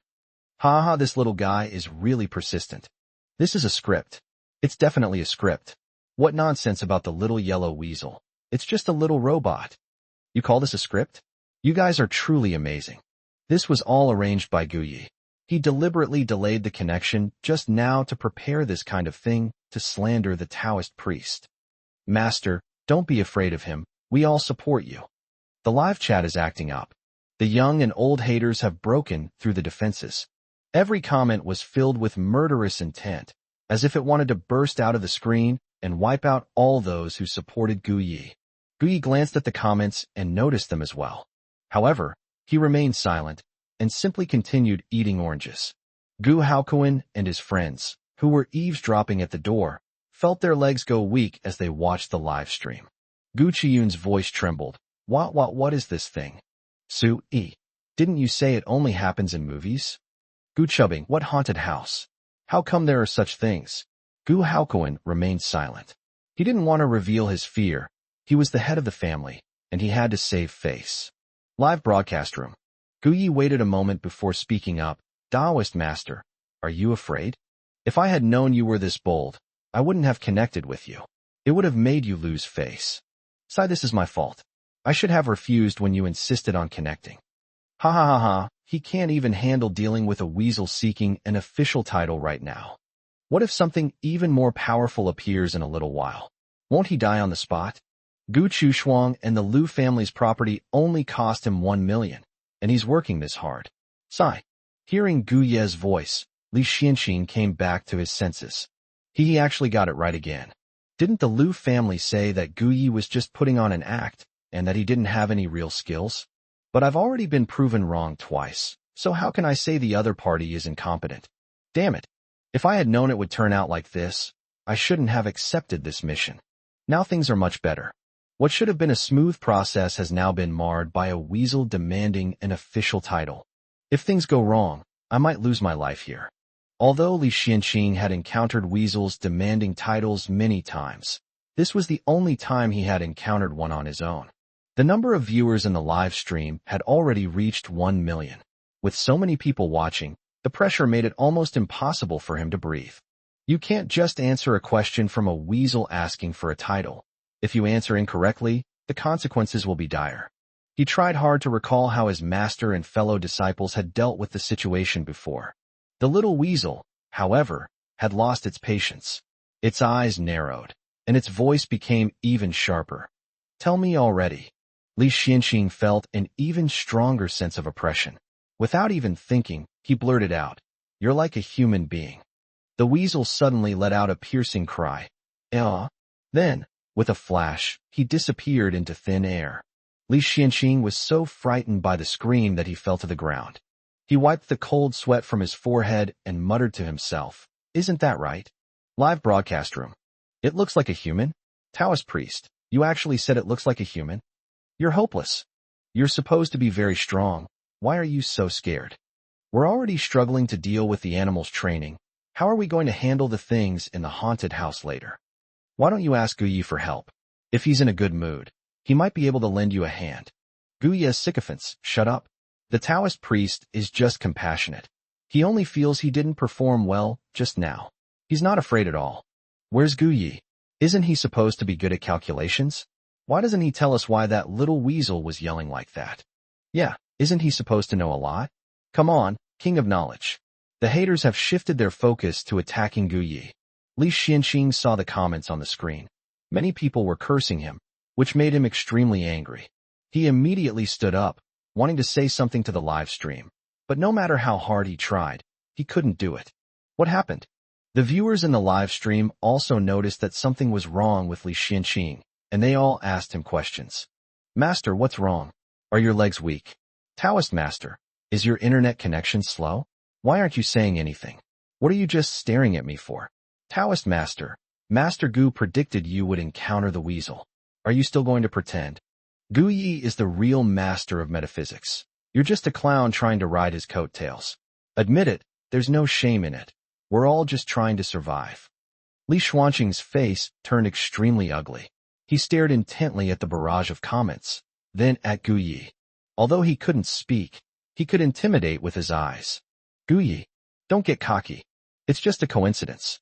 Gu Yi chuckled, a hint of mockery in his voice. "Taoist Master, it's no small matter for the weasel to request an official title. It seems your answer just now didn't satisfy it. But why are you glaring at me? All right, a big shot like me naturally won't bother with someone as shallow as you. Let's leave it at that. I'll hang up now." Li Xuanqing's heart tightened. He sensed something at the doorway. Oops. I must be controlled by that thing. It's an evil spirit that's been around for decades, and its cultivation is even higher than mine. Gu Yi had already reached for the button. Li Xianxing suddenly realized that Gu Yi was really capable, and if he could help her, perhaps she could survive. But I can't move at all right now. What to do? We can't die. I don't want to die here. So, we'll have to resort to secret techniques. He silently recited a spell in his mind, and suddenly spat out a mouthful of blood. Wait a moment. 1:15. Guze panicked. Gu Yi really has some skills? The sudden turn of events left netizens stunned. What kind of magic is this? He's vomiting blood. Who said this was a script? Anyone with sharp eyes, take a look. Isn't what the Taoist priest spat out tomato sauce? Huh. How can you still laugh? No wonder you're Gu Ye's simps. The Taoist priest truly has real skills. He genuinely coughed up blood. You're still laughing at the Taoist priest? Don't you have any conscience? It's ridiculous that all these self-righteous moral paragons and saintly figures have emerged. Despite the frenzied comments, Gu Yi ignored them and said nothing more. He simply pulled his hand back after disconnecting the connection. He hadn't expected that Li Xianqing would use a secret technique, their incantation, which, once used, would shorten one's lifespan by 10 years. Master, you wouldn't be admitting that you're inferior to me, would you? That would be such a slap in the face. Someone as talented as you from what department would not do that, would you?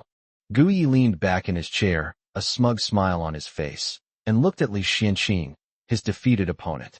Judging from the time, Gu Zhe, the counterfeiter, should be getting impatient by now. This guy is still reluctant to log off. Does he not want to earn that million? Li Xianqing looked back and found nothing there, so he breathed a sigh of relief. When he turned back, he didn't bother to wipe the blood from the corner of his mouth. He respectfully kowtowed 3 times to Gu Yi. The live stream went wild in an instant. My eyes. My eyes. Someone tell me, have I gone blind? Why did I see the Taoist priest kowtowing to Gu Yi? Damn it. Are you blind? The Taoist priest is just kowtowing. What's the big deal? The Taoist priest is a respectable man.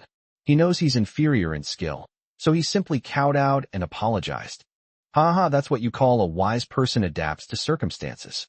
The Taoist priest is kowtowing now because he needs something from our metaphysical master. He was slapped in the face right from the start.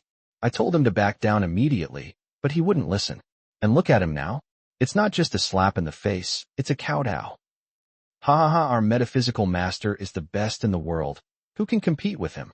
Gu Yi was delighted by this shower of compliments. As for Li Xianqing, Taoist master, someone as talented as you actually kowtows to me? Aren't you trying to shorten my lifespan? You lost, just admit it.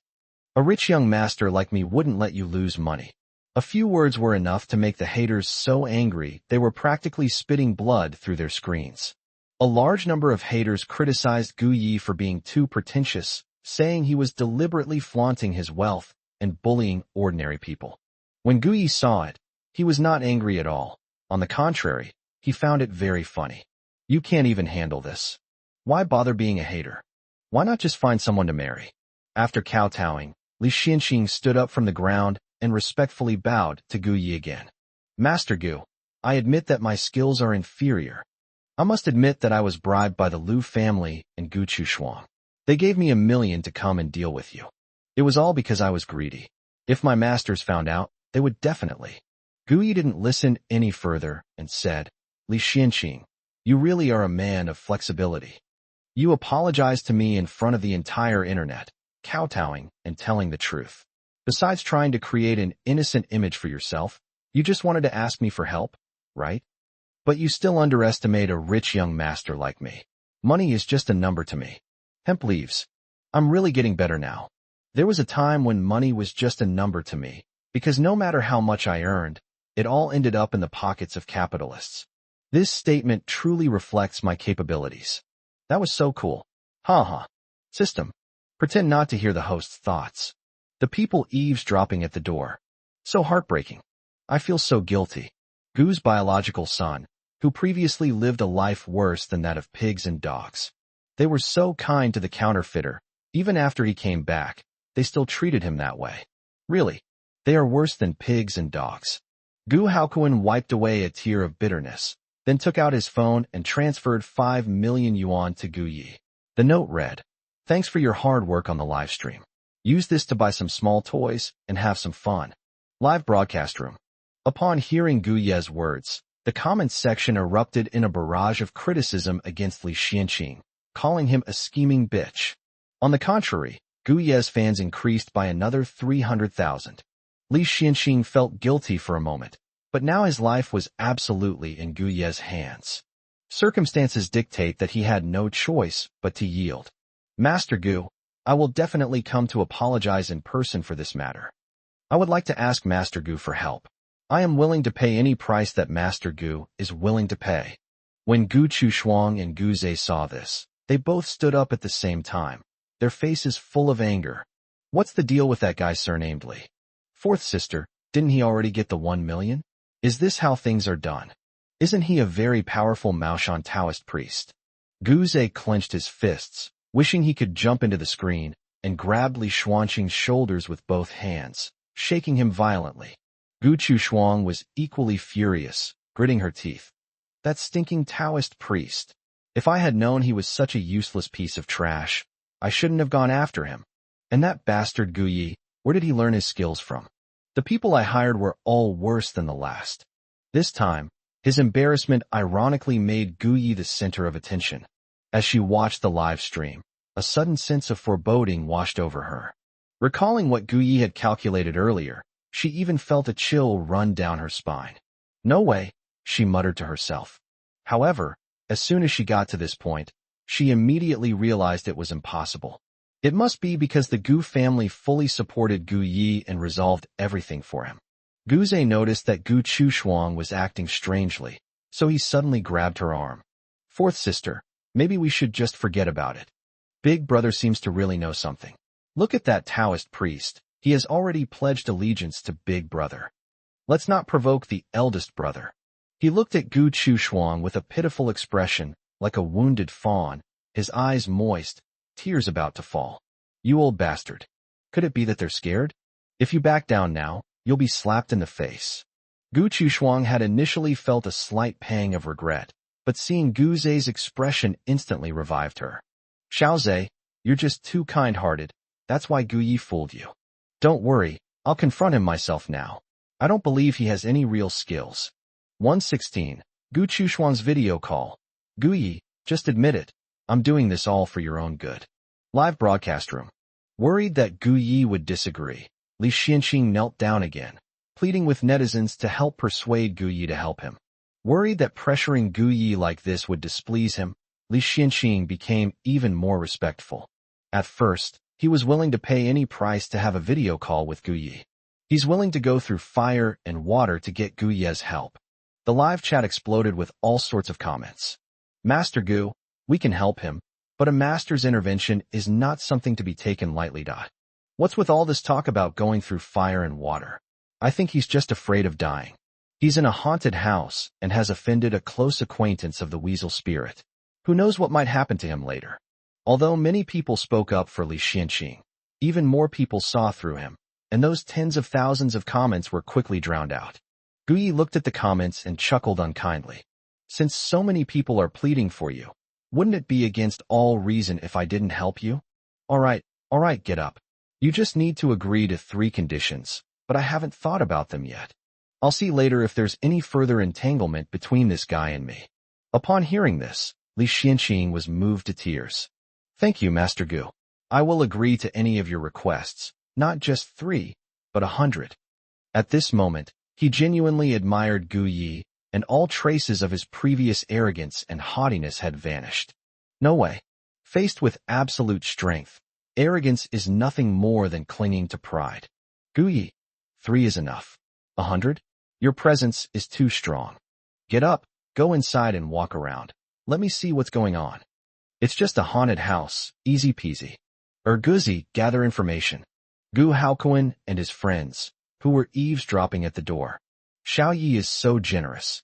He agreed to help without asking for any money. That Taoist priest, whose face was swollen from being beaten by him, was still willing to help. What a good kid. Gu Chuyun silently took out her phone and transferred another 1 million yuan to Gu Yi, with the note, sending you a giant rocket. Gu Yi looked at the 1 million yuan that had been deposited into his Taobao account, and he was speechless. What's wrong with Lao Gu and Gu Chuyun? They keep sending me money. Could it be that they're trying to get something out of me again? TSK, unsolicited kindness is always suspicious. But once money comes to me, there's no reason to take it back. Those who overheard their thoughts. This is a huge misunderstanding. They simply wanted to make him happy. It's too difficult. They're having such a hard time. Live broadcast room. Li Xianqing wiped away her tears, held up her phone, and left the room. He first went to the courtyard and showed it to Gu Yi. Gu Yi was listening to information about the haunted house when Gu Chushuang called in. The viewers in the live chat were all taken aback. That scared the hell out of me. In such a tense situation, who would want to call in? This is a haunted house live stream. Who's blind? Gu Chushuang. Gu Chushuang actually called via video. She's really brave. Quick, expert. Connect with her on voice chat and go head-to-head. You bitch, she dares to come here again. A large number of people are cursing Gu Chushuang. Gu Chushuang was furious when she saw those comments. A bunch of ignorant sycophants, how dare they insult me? And those trolls who took my money, they've really gone too far. That bastard Gu Yi, he's really something. He's so disrespectful to his own sister. Doesn't he fear divine retribution? Gu Zhe was also angry, but he still tried to reason with her. Fourth sister, isn't this a bad thing for us? My parents and sisters are probably watching the live stream too. Before he could finish speaking, Gu Chushuang said, Xiaoza, don't worry. I have severed ties with the Gu family, and they can't control me. No one will protect you, but your fourth sister will protect you for life. Gu Zhe's face was full of emotion, and tears fell down his face. Fourth sister, Xiao Zhe will protect you too. You old bastard. Hurry up and connect. Let me see your skills. Gu Chushuang was so moved by Gu Zhe that she wished she could give him her heart. At this moment, Gu Yi had already connected with her. Gu Zhe instantly jumped out of the frame. He could use sweet words to deceive Gu Chushuang. However, he cannot appear on camera, and he cannot allow himself to be tainted. Gu Chushuang was stunned for a moment, but she quickly realized that Xiaoza was just shy. Unlike Gu Yi, he didn't abandon all shame just to show off. As soon as the connection was established, Gu Chushuang immediately launched into a furious tirade. Gu Yi, you've done so many shameless things, and the Gu family hasn't severed ties with you. How dare you even do a live stream? You think you can trick innocent netizens into sending you money by doing something in the live stream? You want to make a big profit and then run away, right? The wicked accuse first, and the thief cries, stop thief. Gu Chushuang was very skilled at this move. She had been doing it since she was a child, and her skill was unparalleled. Gu Zhe stared at Gu Yi, a smug smile on his face. Gu Yi, even if you have a lot of skills, so what? Gu Chushuang personally intervened. She had already prepared the evidence. How could you deny it this time? Gu Yi remained calm, glanced at Li Xianqing, and said, Old Li, wait a moment. Li Xianqing, we're not that far apart in age. Is it really okay for you to say that about me? Never mind. Whatever the big shot says goes. Gu Yi then looked at Gu Chushuang and said, Gu Chushuang, who has been expelled from the Gu family, you're quite adept at turning the tables. The people you bribed have all been exposed by me and have turned against me. I've almost finished off this wave of haters. Could this be considered a case of borrowing arrows with straw boats? You're just eager to come here and spout nonsense. Do you think you're stronger than them? Their ability to spread rumors has certainly improved. They've even fabricated all the evidence. Okay, let me see how to make the live stream as fun as possible. Gu Chushuang slammed her hand on the table and glared at him angrily. Gu Yi, I don't understand any of the nonsense you're spouting. I always do things based on evidence. I didn't spread rumors about you. I have evidence to back it up. You're just saying that to cover up your guilty conscience.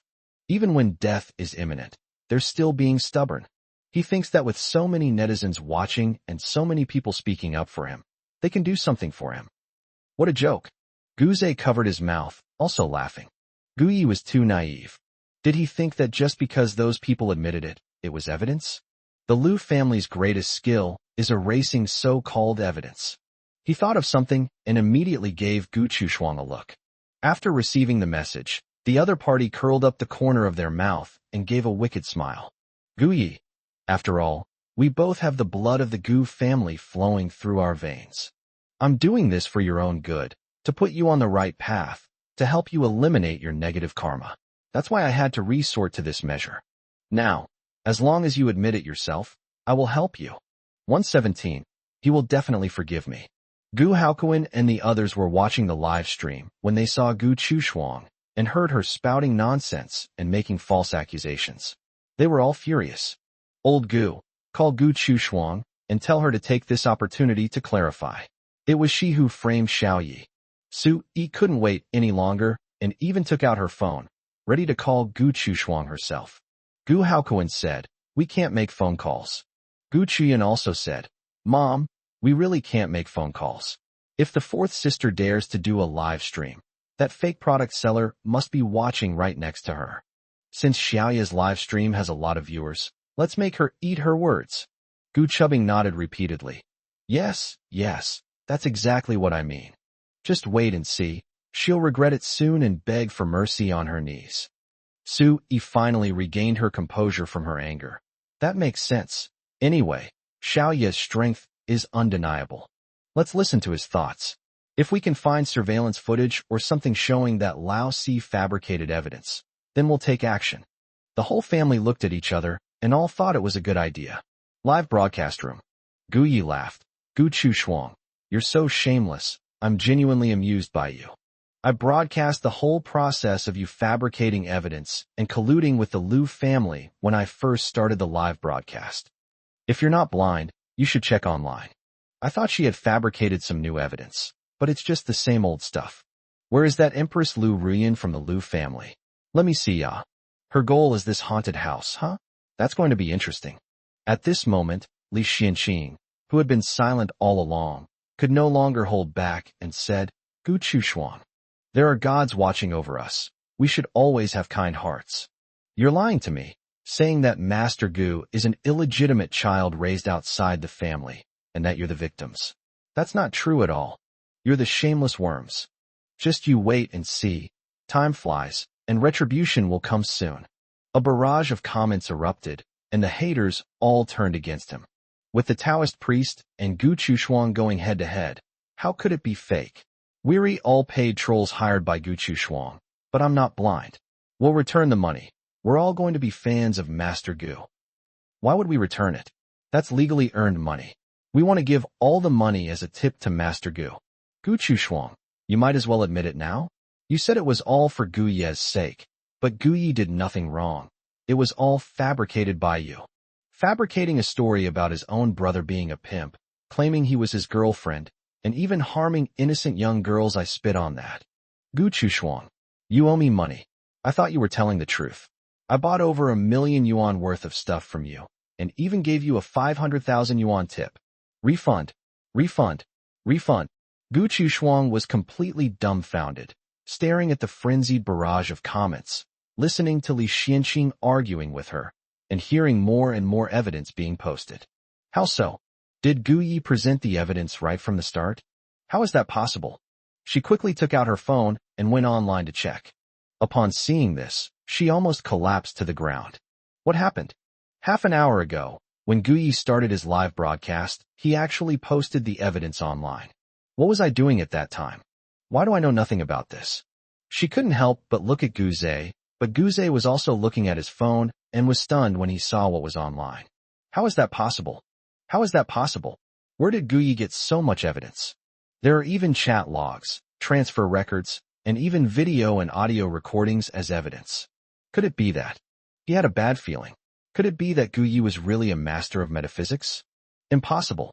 That's absolutely impossible. Someone like Gu Yi only deserves to be a bastard. He couldn't possibly be that awesome. Seeing Gu Chushuang's bewildered expression, Gu Yi curled the corners of his lips and said, How is it? Are you scared now?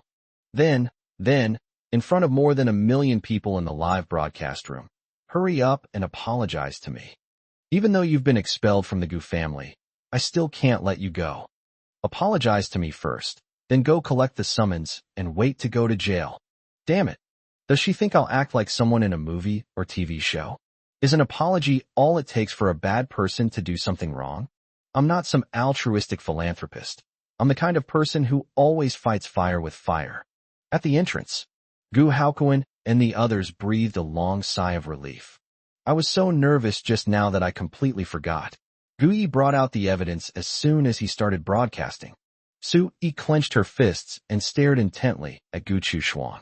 This is all fourth brother's retribution. You can't reason with a damned ghost. None of us should help her. If she doesn't apologize to Xiaoya and doesn't admit it, then release her from prison for everything she's done before and let her spend the rest of her life in jail. Gu Haokuan conveyed the same message. Our Gu family puts Xiaoyi first in everything. Fourth brother, don't try to use the Gu family's reputation to morally blackmail us. Gu Chuyun and Gu Chubbing gasped, their thoughts mirroring their parents. They were both terrified afterward, but thankfully they were smart enough to realize they had gone astray and turned back.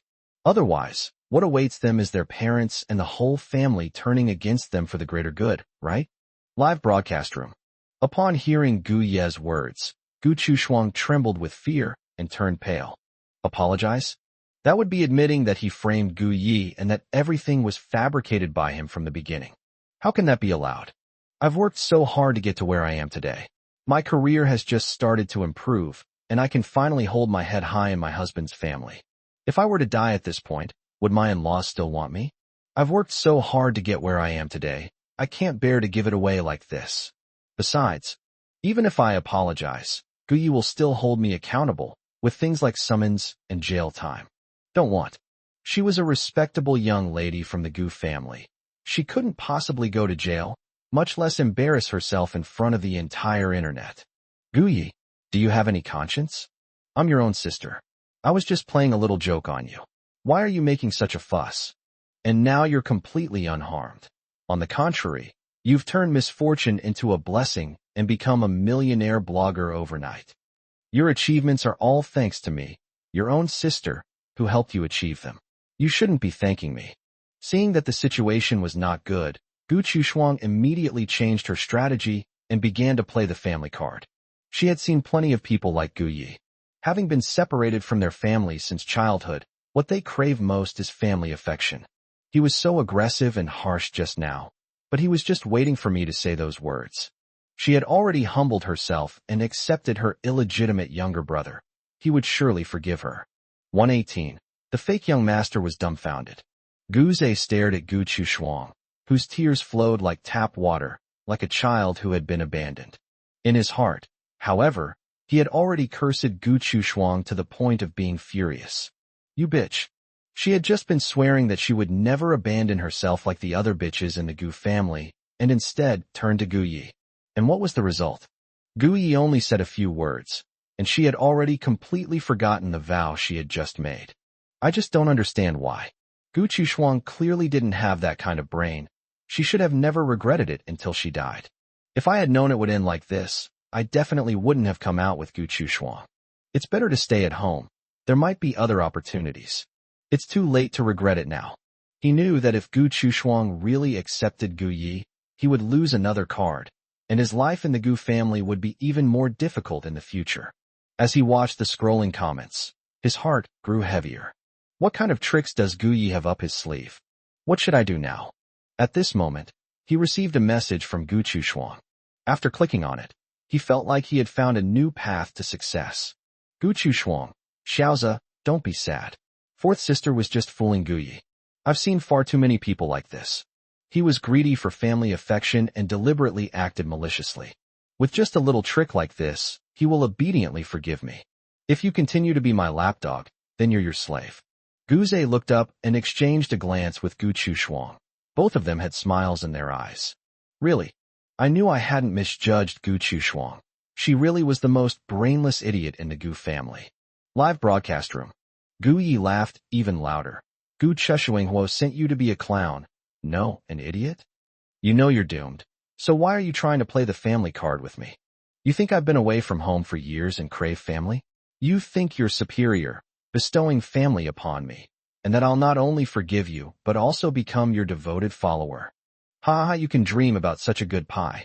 You can have anything in your dreams. It doesn't matter if you don't apologize. Anyway, you have to go to this jail. At your age, why are you still so naive? I'm not the original owner of this body, a love-starved idiot who is also extremely susceptible to manipulation. What is that? I'll make sure you go to jail. The system, which had been offline for a while, suddenly came back online. Young master, Gu Chushuang is rich. Even if she gets arrested, she can settle things with money. I think we should chat privately and have her give you that money to. Gu Yi. Only children make choices. I'm an adult, Guzi. System. It's so dark. When will the host betray him? At this time, the live stream chat was in an uproar. That scared me to death. I thought our master Gu would really forgive Gu Chushuang for the sake of so-called family ties. How could that be? Our master Gu is not a moral saint. To be honest, I was quite frightened just now. After all, many pitiful people like Master Gu would usually choose to forgive for the sake of family ties. Master Gu, I support you. Your insight is truly remarkable. Gu Chushuang, get out. Go to jail. Spreading rumors about your own brother has reached an outrageous level. and you even claim it was a joke. If Master Gu were to make this joke with you, would you forgive him? Scumbag. If Master Gu hadn't had the evidence, she would still be so aggressive. Master Gu wants to become a million-follower blogger. He doesn't need you to help him. You're the one who's just here to ride his coattails. Almost everyone was cursing Gu Chushuang. Even if a few morally hypocritical people do emerge, they are drowned out by a large number of comments. Gu Chushuang was completely flustered. She never expected that Gu Yi was so intelligent that he had already guessed her thoughts. But why won't he agree? Why doesn't he crave family affection anymore? How is that possible? Gu Yi, stop being so stubborn. Think about it carefully. Gu Chushuang wanted to continue applying pressure based on family ties. Gu Yi was too lazy to listen anymore, so he manually kicked her out of the live stream. Gu Chushuang was still talking when she realized she had fallen out of the frame, and she immediately flew into a rage. Gu Yi, you lowly bastard, you can't do this to me. How dare you treat me like this? I will not admit my mistake, and I will not go to jail. The defenses have been completely breached. She went berserk and started smashing things. Gu Zhe rushed over and comforted her. Fourth sister, don't be angry. It hurts me to see you upset. I've said it before, my older brother has no family affection at all. When he was at home, his parents would give him money and nice things, but he would ignore them and act like a debt collector the whole time. But what do we do now? Should we contact the Liu family? What I just saw, the evidence that my brother took out, included some of the Liu family's evidence. Gu Chushuang briefly came to her senses and said, Xiaoza, you've been wronged. Gu Yi stole everything that belonged to you, and you still call him Big Brother. Your parents don't know. You are the lucky star of the Gu family, and Gu Yi is a jinx. Gu Zhe smiled wryly. Fourth sister, don't say that. I'm not some lucky star. My eldest brother said that I stole everything from him. Gu Chushuang hugged him. Xiaoza, don't say anything more. Your fourth sister will definitely get justice for you. The Liu family, I'll call them. She left the room and went next door to make a phone call. Gu Zhe looked out the window. It was now completely dark, and the streetlights in the distance were flickering. He took out his phone, edited a message, and sent it to a mysterious number. Gu Yi, you're still too naive. What do you know about the things in the world of the wealthy? Do you think this will make Gu Chushuang successful? Live broadcast room. The live stream chat went wild, with everyone praising Gu Yi for doing a great job and saying that Gu Chushuang, that bitch, should be kicked out of the live stream. Gu Yi took a sip of water to moisten his throat. Suddenly, the phone screen vibrated. Gu Yi looked at Li Xianxing and asked, Old Li, what's the situation over there? Li Xianxing felt his legs trembling and the hairs on his body standing on end. Master, I think I saw someone, their eyes glowing green, and mainly they had hair on their body. Gu Yi, what hair? Li Xianxing. It's not fur, it's that it has grown hair. The live stream went crazy. What the heck is this? You must have misread it. A haunted house. No wonder no one has dared to come here for decades. Could this thing have escaped from an ancient tomb? 119. This he seems to be more than just a master of metaphysics. A ferocious beast guarding the house. Master, can it be dealt with remotely? The master should go there in person, but it's thousands of miles away. That's not realistic.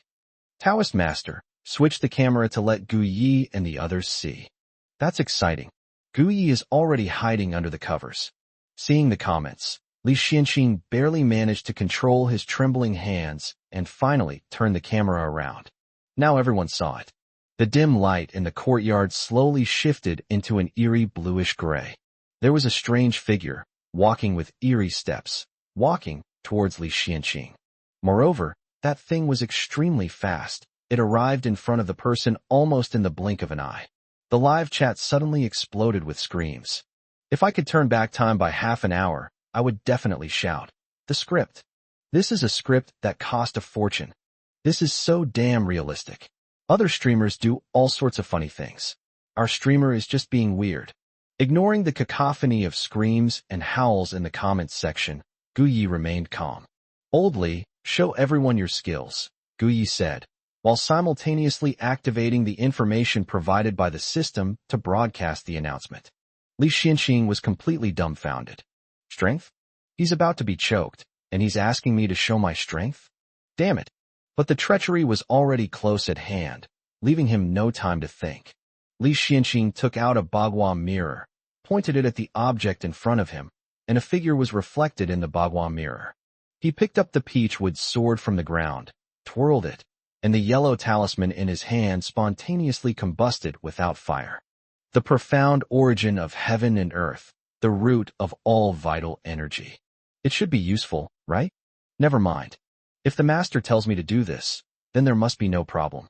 Guyi stared at the screen, his eyes narrowing slightly. According to the information provided by Guzi, the figure reflected in the mirror, covered in green hair, is not a woman in a red wedding dress at all. Quite the opposite. It was a man. Gu Haokuan and his companions, who were eavesdropping at the door, all shuddered. Gu Chuyan, how can a person grow hair? And green hair at that? Gu Chubbing, a little out of her mind, blurted out. I've only ever heard of green-haired turtles. The whole family looked at her. You've ruined the strange atmosphere all of a sudden. I really don't know whether to praise you or scold you. Inside the house. Gu Yi, Golden Light Mantra, you recited it wrong. It's useless. Drop that incense burner you picked up and enter the house within 7 steps. If his master knew that his good disciple had found him a cursed incense burner, he would praise him as a filial son. Li Xianxing quickly obeyed and did as instructed. Taking advantage of the moment when the green-haired monster was still, he quickly dropped the incense burner. When he took the 6th step, the man rushed into the house. It was from this very back view that Guyi saw a blue handprint on his back, just as the news had said. The chat room was buzzing with excitement. No. The tense atmosphere was completely ruined by the Taoist priests, wild geese descending on the sand move. Wild geese swooping on the sand move. That's what I was thinking too. I just couldn't hold it in and burst out laughing. I was just finding that green-haired guy scary, and the Taoist priest couldn't even finish 7 steps. But suddenly I wasn't afraid anymore. Even Master Gu said he mispronounced the incantation. With such limited skill, how can he be lurking in haunted houses? What was he thinking? Li Xianxing got up from the ground, used a move to pick up the phone stand, saw the comments in the live stream, and his face turned red.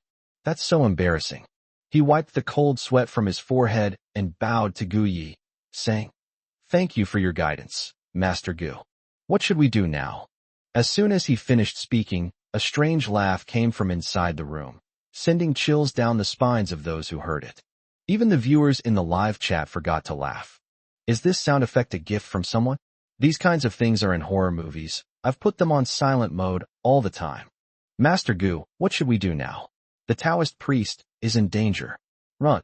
Seeing these comments, Li Xianxing became even more frightened, and large beads of cold sweat dripped from his forehead. But out of pride, he dared not say anything and could only wait. Gu Yi, get out of the way, let me handle this. Li Xianxing put his phone away and then disappeared in a flash. Gu Yi was drawing talismans with his bare hands while looking at the phone screen. He simply raised one hand, and ripples appeared in the void, with a faint blue light flashing faintly. What kind of demon are you? Quickly offer yourself.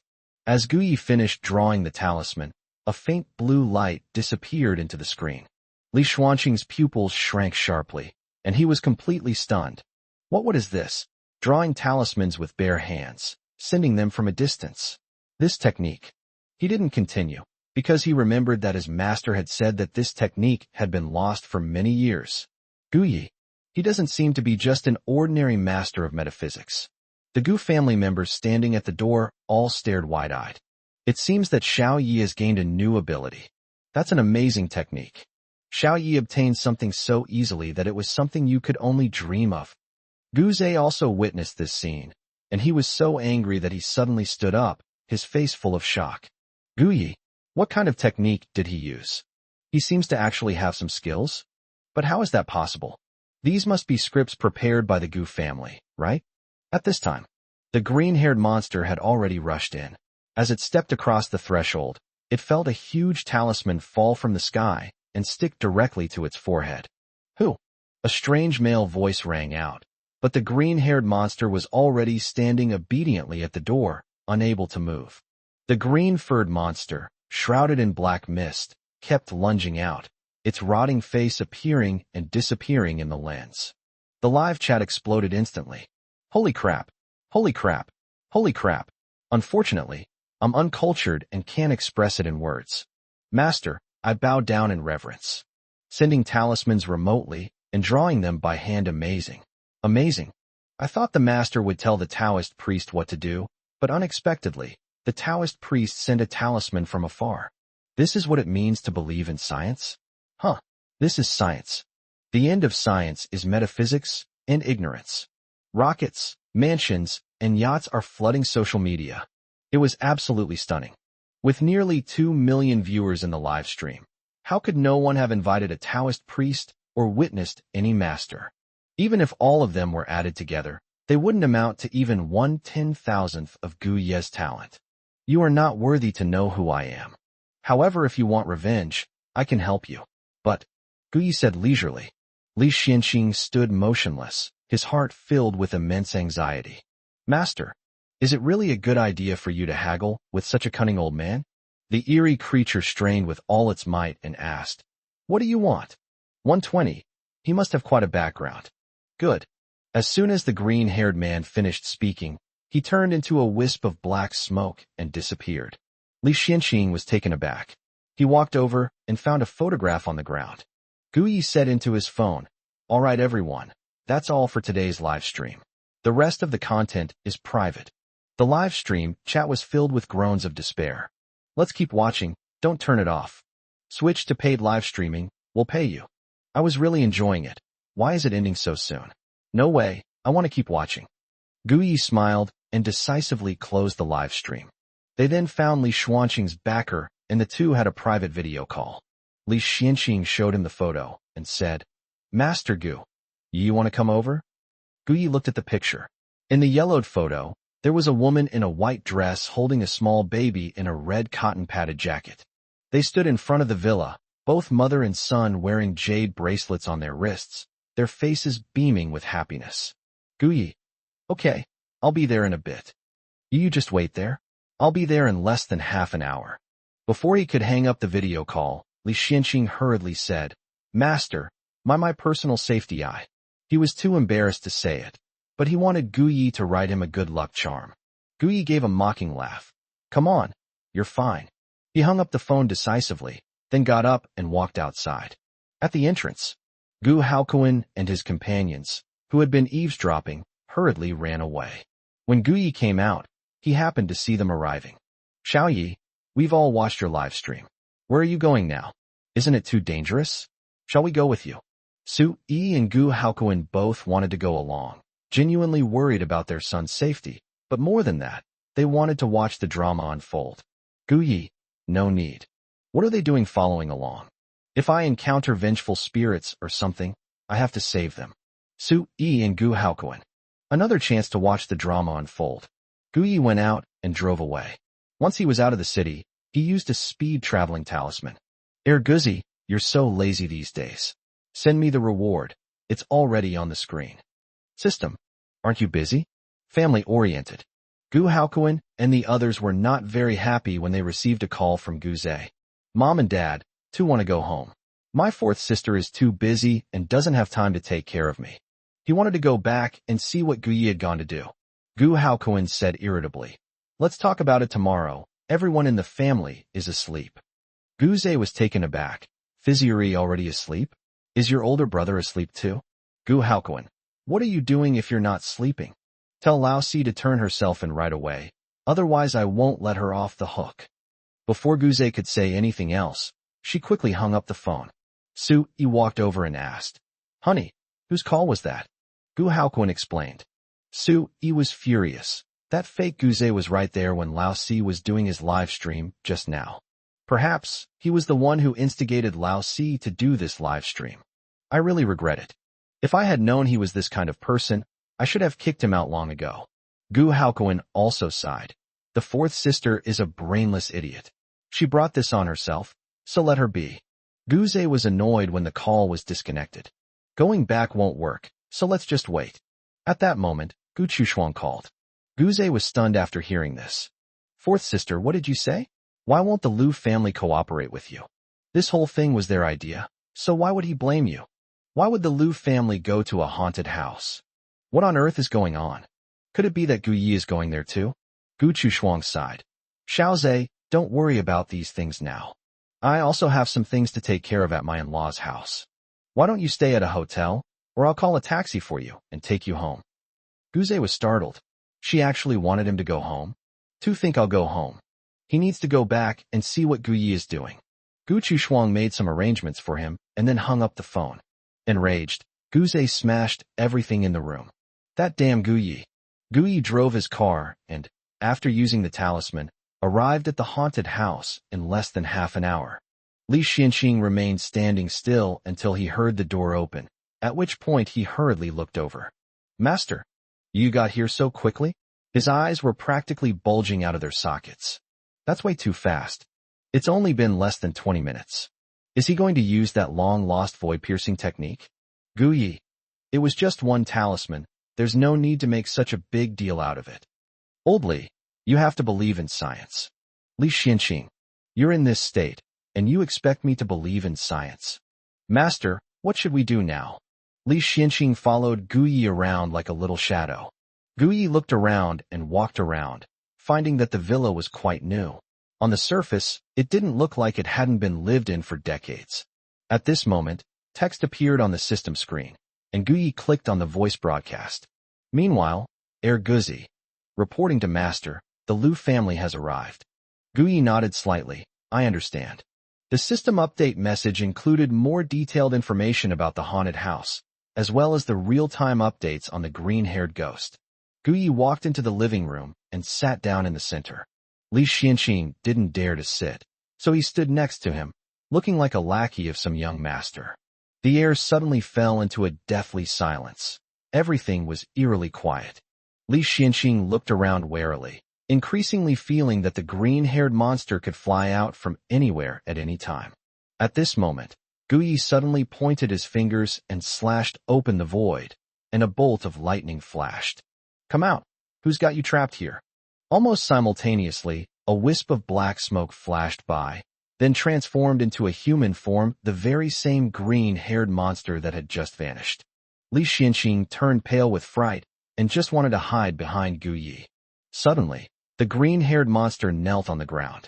He was dressed in women's clothing, but it was still clear that he was a man. He suddenly let out a shrill wail, and blood-red chains appeared in his mind. With a series of clanging sounds, all the chains snapped. The entire manor began to shake, and Gu Yi stared at the blood-red talisman that had suddenly appeared on the ground. That was a soul-suppressing incantation written with ashes mixed with cinnabar. Guzi had mentioned it in his message, but there was no picture, so he didn't realize it at the time. Now I understand, so that's how it is. He rested his chin on his hand and asked, No wonder you couldn't leave and couldn't tell the truth. It was at this moment that the door opened once again. You audacious scoundrel, how dare you run wild in my Liu family? 121. Emperor Rian has arrived. The Liu family is here. Li Xuanqing's brows furrowed even more. How could they have arrived so quickly? Could it be that they've also invited some kind of master? Master Gu has the ability to draw talismans with his bare hands, and also possesses the magic to break through the void. The Liu family followed closely behind. Could it be that they would also come? Gu Yi slightly raised his hand, and the green-haired monster looked at itself in surprise, realizing that it had been made invisible. That's a really impressive technique. He looked at Gu Yi again and kowtowed to him several times. The Liu family, consisting of 7 people, hurried over. When they saw Gu Yi sitting in the head seat, they were all furious. Gu Yi, what right do you have to act so arrogantly on our Liu family's territory? If you know what's good for you, get down here right now. A fat old man standing next to him pointed at Gu Yi and said loudly. Gu Yi leaned back in his chair, not only not leaving, but also crossing his legs. Your entire family is about to be wiped out, and you still have time to spout nonsense. I, the eldest son of the Gu family, truly admire you. Go ahead and beep. Do whatever you want. Annihilation of the entire family. Everyone in the Liu family stared wide-eyed, their faces showing anger, but even more so, terror. Gu Yi, how did he know? Could this illegitimate child that the Gu family just found really have some skills? Standing at the very back of the group, Liu Ruyan clenched the handkerchief in her hand. Since Gu Yi already knows, Let him be the scapegoat. Li Xianqing narrowed his eyes. Goodness. It turns out the Lu family knew all along, and by sending him here, they were actually sending him to his death. Wrong. To be precise, they made themselves scapegoats. No wonder, for the past 100 years, your Lu family has only been able to remain at the bottom of the 8 great families, and has been unable to move forward no matter what. You beasts with human faces and beast hearts deserve to die 10,000 times over. Li Xianqing couldn't help but curse. If they hadn't tricked me into doing this, how could I have embarrassed myself online? Master will know by tomorrow. I'm sure I'll be punished and won't be able to go down the mountain for the next year. The thought of being punished made Li Xuanqing's face look worse than if he were crying. The old master of the Lu family stepped forward, completely ignoring Li Xianqing, and instead looked at Gu Yi. Young Master Gu, how did you find out? Gu Yi showed no mercy. How I figured it out is none of your business. I'm just telling you that your Lu family has always liked to find scapegoats. It's a pity that after tonight, your Lu family will cease to exist in this prosperous city. The words were spoken. He stood up to leave. Don't chase me away. I'm here to see Old Li. Your territory? I don't really care. Seeing this, Li Xianqing hurriedly followed him, intending to leave as well. Lu Rian stepped forward in time and said, Young Master Gu, please wait. Gu Yi glanced at her. She was just average looking, but she did live up to her name. Emperor Rian. What's going on with her? Erguzi, send a message. As soon as she finished speaking, all of Lu Rian's information was displayed in real time. Gu Yi stared into the void, no longer paying attention to Lu Rian. Lu Rian, however, thought he was giving her face, since she had gained many benefits from her looks since childhood. Young Master Gu, I beg you to help me get rid of the evil spirits in this haunted house. You can have anything you want, as long as you agree. The way she looked at Gu Yi was enough to steal a person's soul. Gu Yi sneered. Lu Rian is 23 years old this year. She has been in the business for more than 10 years and has seen countless people. But what I hate most is the white-bone demon. You have nothing, so I really can't stand looking at you. Lu Rian never expected that her seductive tricks would backfire on Gu Yi. But before she could react, she heard Gu Ye's voice. By the way, Lu Rian and the old lady of the Lu family are truly birds of a feather. That old codger who spends his days eating vegetarian food and chanting Buddhist prayers is actually a good influence. She was someone who should have died long ago, yet she borrowed someone else's life. Lu Rian was also someone who should have died, but thanks to the old lady's advice, she also borrowed a life. No wonder they came knocking on their door, wanting to wipe out their entire family. I support this move. The rest of the Lu family were staring at Gu Yi, their eyes practically popping out of their sockets in shock. The eldest son of the Gu family did not speak, but they could still hear his voice. In other words, his inner thoughts. Are they using their inner thoughts to convey a message? Li Xianqing was also taken aback, and he was completely flustered. Who exactly is this person? What kind of telepathic technique is he using? Quick! He wanted to tell his master this news. Gu Yi ignored them and strode away. This time, however, the old master of the Lu family rushed over and knelt down on the ground without saying a word. Young Master Gu, I was blind just now. It was all my fault. Please wait here. Seeing that even the eldest master of the Lu family respected Gu Yi so much, the others immediately knelt down in front of Gu Yi one after another. They begged Gu Yi to help them exorcise the evil spirits and protect the Lu family. Looking down at them from his high vantage point, Gu Yi found it all utterly ridiculous. I am powerless to help you. You will have to bear the consequences of your own actions.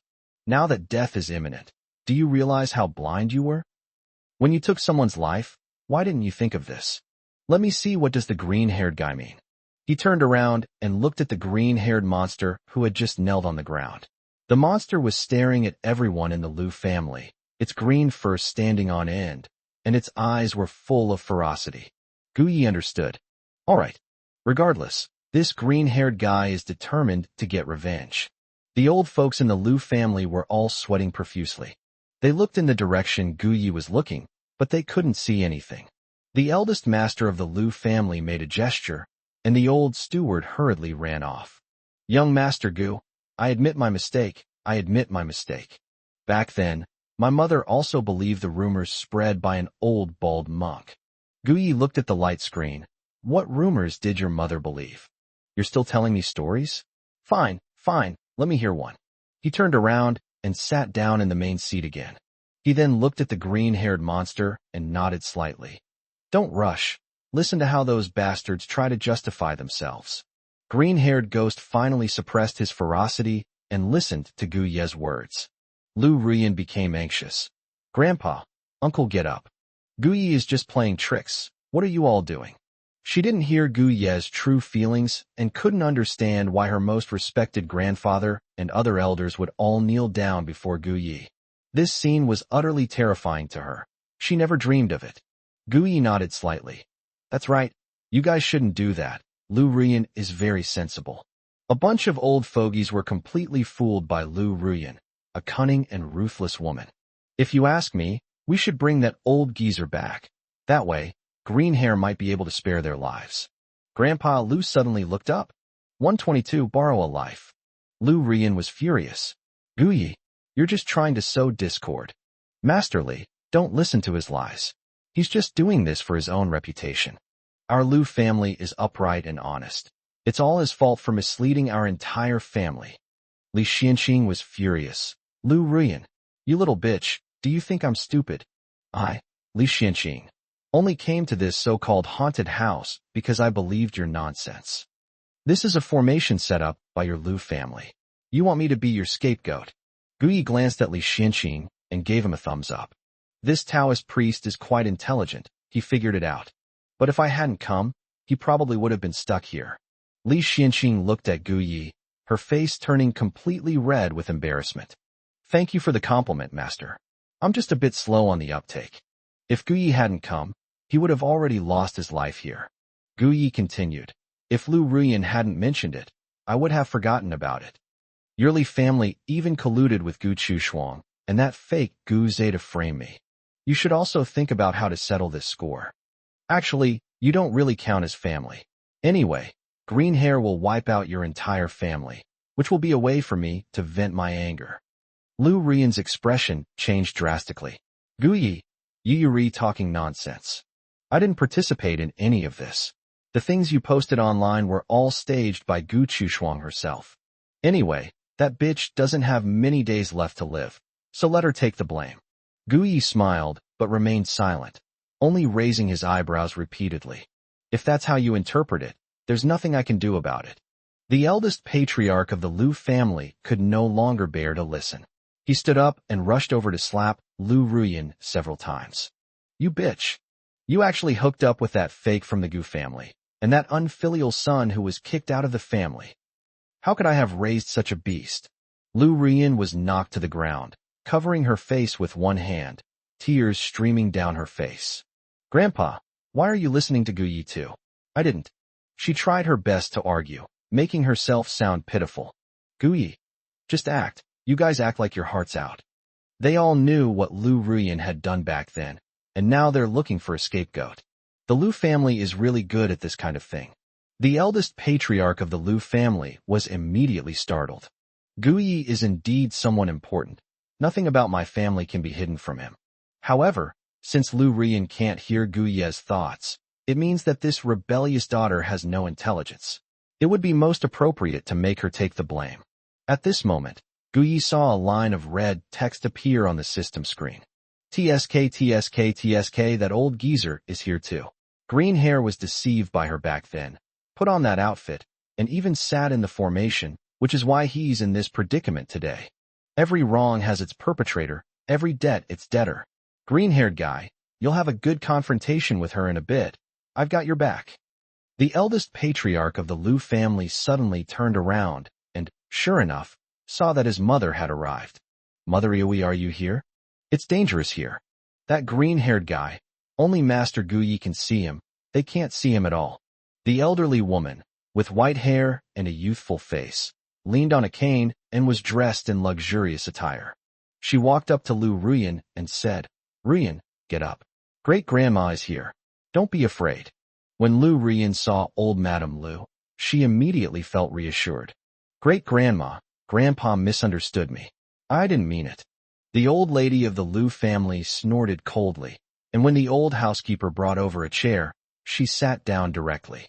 You brat who hasn't even grown a full beard yet. How dare you show off your skills in front of my Liu family? Gu Yi, you old codger who should have died 50 years ago. You still dare to act tough in front of me. Green hair, was it this old man, Biden, who deceived you back then? He raised you like a daughter since you were little, and then used you to take your life? The old lady of the Liu family was suddenly startled. She witnessed Gu Yi scolding her. But having witnessed it firsthand, he didn't say anything more. That means we heard what he truly felt. He actually knew about what happened back then. What other green hair is there? What does that mean? The other men in the Liu family also heard it. They all looked at the old lady of the Liu family and found that her usually icy face was now full of panic and fear. This time, everyone felt a jolt of surprise. Oops. Everything Gu Yi said was actually true. In other words, the old lady's most beloved daughter back then turned out to be a son. Moreover, she was able to live until now only because she borrowed that child's life. Otherwise, she would have died long ago. And that child is still alive. Now he's turned into some kind of green-haired guy. What is that green hair? Those kinds of zombies? While everyone was still puzzled, Gu Yi's inner thoughts rang out once again. What? Green hair? You're saying that all these descendants of the Liu family present, except for one who is a true member of the Liu family, are illegitimate children? In other words, this old geezer cheated on the patriarch of the Liu family with so many green hats. Wow, that's incredibly impressive. But I'm really curious, which one is the real crown prince? Grandma Liu could no longer remain calm, and she slammed her cane hard into the ground. Presumptuous. Don't talk nonsense. Liu Rian was shocked. Her great-grandmother was actually angry? She always had the same icy expression, and she even taught me this trick. Suddenly, she felt a surge of joy. Gu Yi was finished. He had offended his great-grandmother, and his life was over. Gu Yi laughed. You old codger, do you dare to confront green hair? The old lady of the Liu family looked visibly panicked. To put himself in a standoff with the green-haired guy? In other words, he has to confront that old ghost who has been dead for decades. Impossible. How is that possible? I clearly invited a master to personally suppress him here, but every year for so many years, a scapegoat is sent to him. Judging by the timeline, he could have been gone by now. Liu Ruyan understood the gist of it. She wanted to say something, but seeing her great-grandmother's appearance, she immediately dared not say anything. Could it be that he really didn't die? But what will happen to the Liu family if he doesn't die? You don't dare to? Gu Yi pressed. Grandma Liu regained her composure and said, You little brat, you dare to play tricks on me? You can just say what you want. Although my Liu family is not as prestigious as your Gu family, we are not without anything. In her opinion, Gu Yi's actions were nothing more than him coveting some precious treasure of the Liu family. She was willing to give anything to achieve immortality. Gu Yi waved his hand dismissively. The Liu family is about to be wiped out. I have no interest in anything you have. Green hair, show yourself. Almost simultaneously, eerie footsteps echoed throughout the hall, accompanied by the clanging of chains. 123. She is the only one. Liu Rian was about to give Gu Yi a stern scolding, telling him to stop playing tricks, and that the Liu family would never be frightened by such petty schemes. Before she could even speak, she saw that her great-grandmother, who had been so calm just moments before, was now completely stunned. Even while sitting in a chair, the person had already straightened their back and their whole body was tense. She stared intently in the direction in front of Gu Yi, her old eyes suddenly widening in terror. Every pore on their body seemed to be expressing their fear. Liu Rian was taken aback before she could even turn her head to see what was happening in front of Gu Yi. She was surprised to find that every elder in the Liu family looked even more terrified than the old lady of the Liu family. Some were even so frightened that they knelt on the ground. Throughout her many years in the Liu family, these elders had always been arrogant and disdainful of everyone. If they are out and about, they will flatter and fawn. To put it bluntly, they're nothing but a bunch of petty, opportunistic people. But this kind of fear, the kind of fear that feels like seeing the king of hell, is something she has never experienced before. What happened? Every elder here knows something about the Liu family secret. But why did they seem to have seen something utterly terrifying? The usually composed Lu Rian mechanically turned her head to look at Gu Yi. What exactly is it? What kind of terrifying being was this green-haired guy he just mentioned that terrified all the elders of the Lu family? Oh, upon seeing that thing, Lu Rian couldn't help but scream in terror. Although I had prepared for it, seeing it with my own eyes was a completely different experience. Her face turned deathly pale instantly, and she was covered in cold sweat. What is that? At the same time, the old lady of the Lu family stared wide-eyed at her dim, yellowed eyes. Impossible. She couldn't sit still any longer and stood up abruptly, trying to use her crutch, but in her panic she lost her grip and ended up kneeling on the ground. He scrambled and crawled to hide behind the chair again. Impossible. He's been dead for decades. How could he possibly still be alive? It must be an illusion. This must be an illusion. Towards the end, she even pulled out a string of Buddhist prayer beads from around her neck, closed her eyes tightly, and began chanting some scriptures. Lu Rian. Has he been dead for decades? That thing covered in green fur and with glowing red eyes, is that the one whose life was taken by great-grandma? That happened more than 60 years ago. After all these years, he should be a corpse by now. When the rest of the Lu family saw the old lady's expression, they all realized that they hadn't been mistaken. That green-haired guy, that thing that had been dead for decades, the one that blessed the Lu family with good fortune and lasting wealth, really hadn't died. And the most terrifying thing is that he actually sided with Gu Yi. Did they reach some kind of deal? At this moment, every member of the Lu family was filled with fear, completely ignoring what Gu Yi had just said about the real and fake Lu family crown prince. Gu Yi looked at their performance and slightly curled the corners of his mouth. Green hair, do whatever you want to say or do. The entire haunted house the entire Lu family estate has been locked up by me. Not even a fly can get out of here. Ha ha ha ha, that old hag. Still using self-hypnosis? She's scared to death. And those old fogies from the Lu family, some of them must be so scared they've wet themselves by now.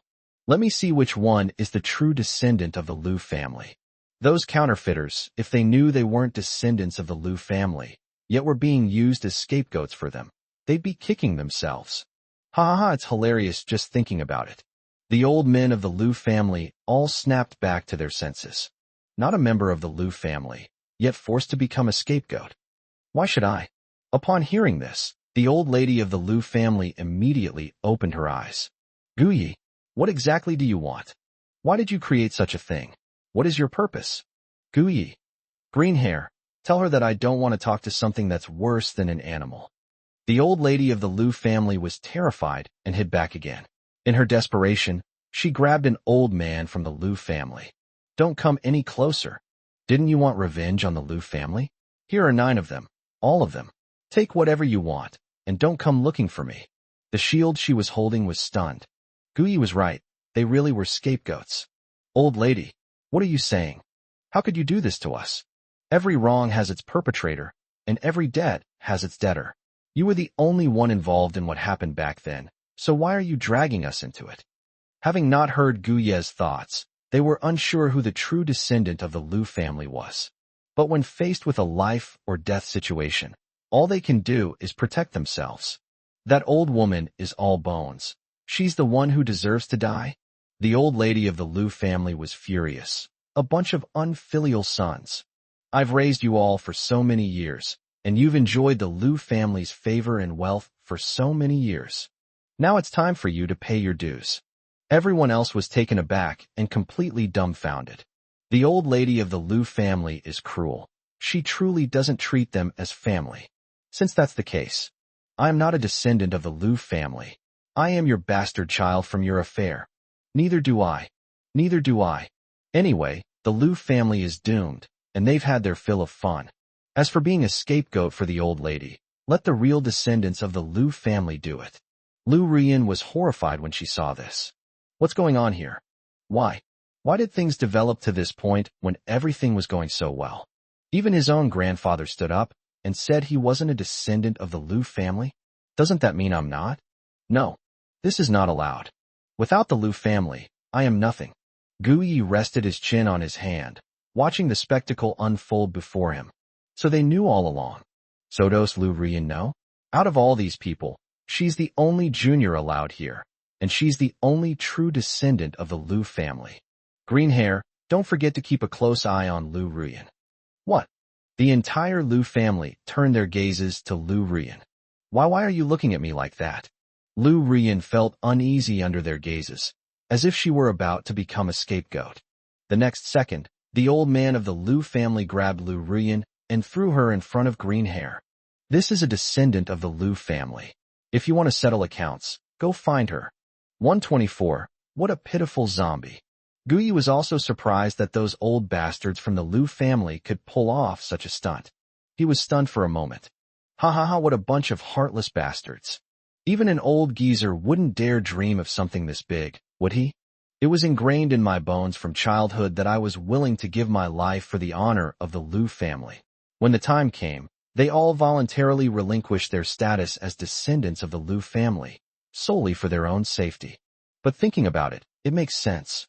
These old fogies have had enough of life. When it's time to die, let others go. When the old lady of the Lu family heard these words, she was so angry that she almost vomited blood. You bunch of unfilial children, you unfilial children. What? You're not descendants of the Lu family? You're all descendants of the Lu family. Now is the time when the Lu family needs you.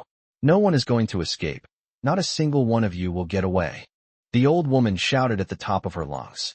At the same time, she looked in one direction, and something flashed by in that direction. Guyi simply pretended not to see it. In any case, he had made thorough preparations, and none of them would be able to escape. Roar! Just then, Green hair roared to the sky and stomped on Lu Ruyan's head. Damn it! You all deserve to die. His voice had an eerie tone, sounding like a eunuch, but a little more weathered than a eunuch. Before Lu Ruyan could recover, her face was stepped on. Lu Ruyan struggled desperately, feeling as if her face was on fire. My face, great-grandmother, save me, my face. Before he could finish speaking, he was stomped unconscious by the green-haired guy. If she could wake up and look in the mirror, she would be in unbearable pain.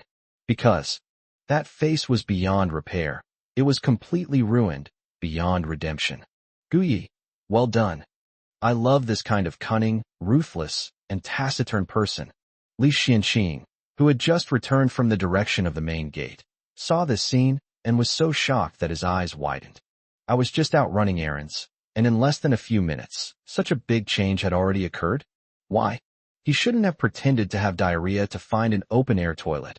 It made things worse. However, my master will be here soon.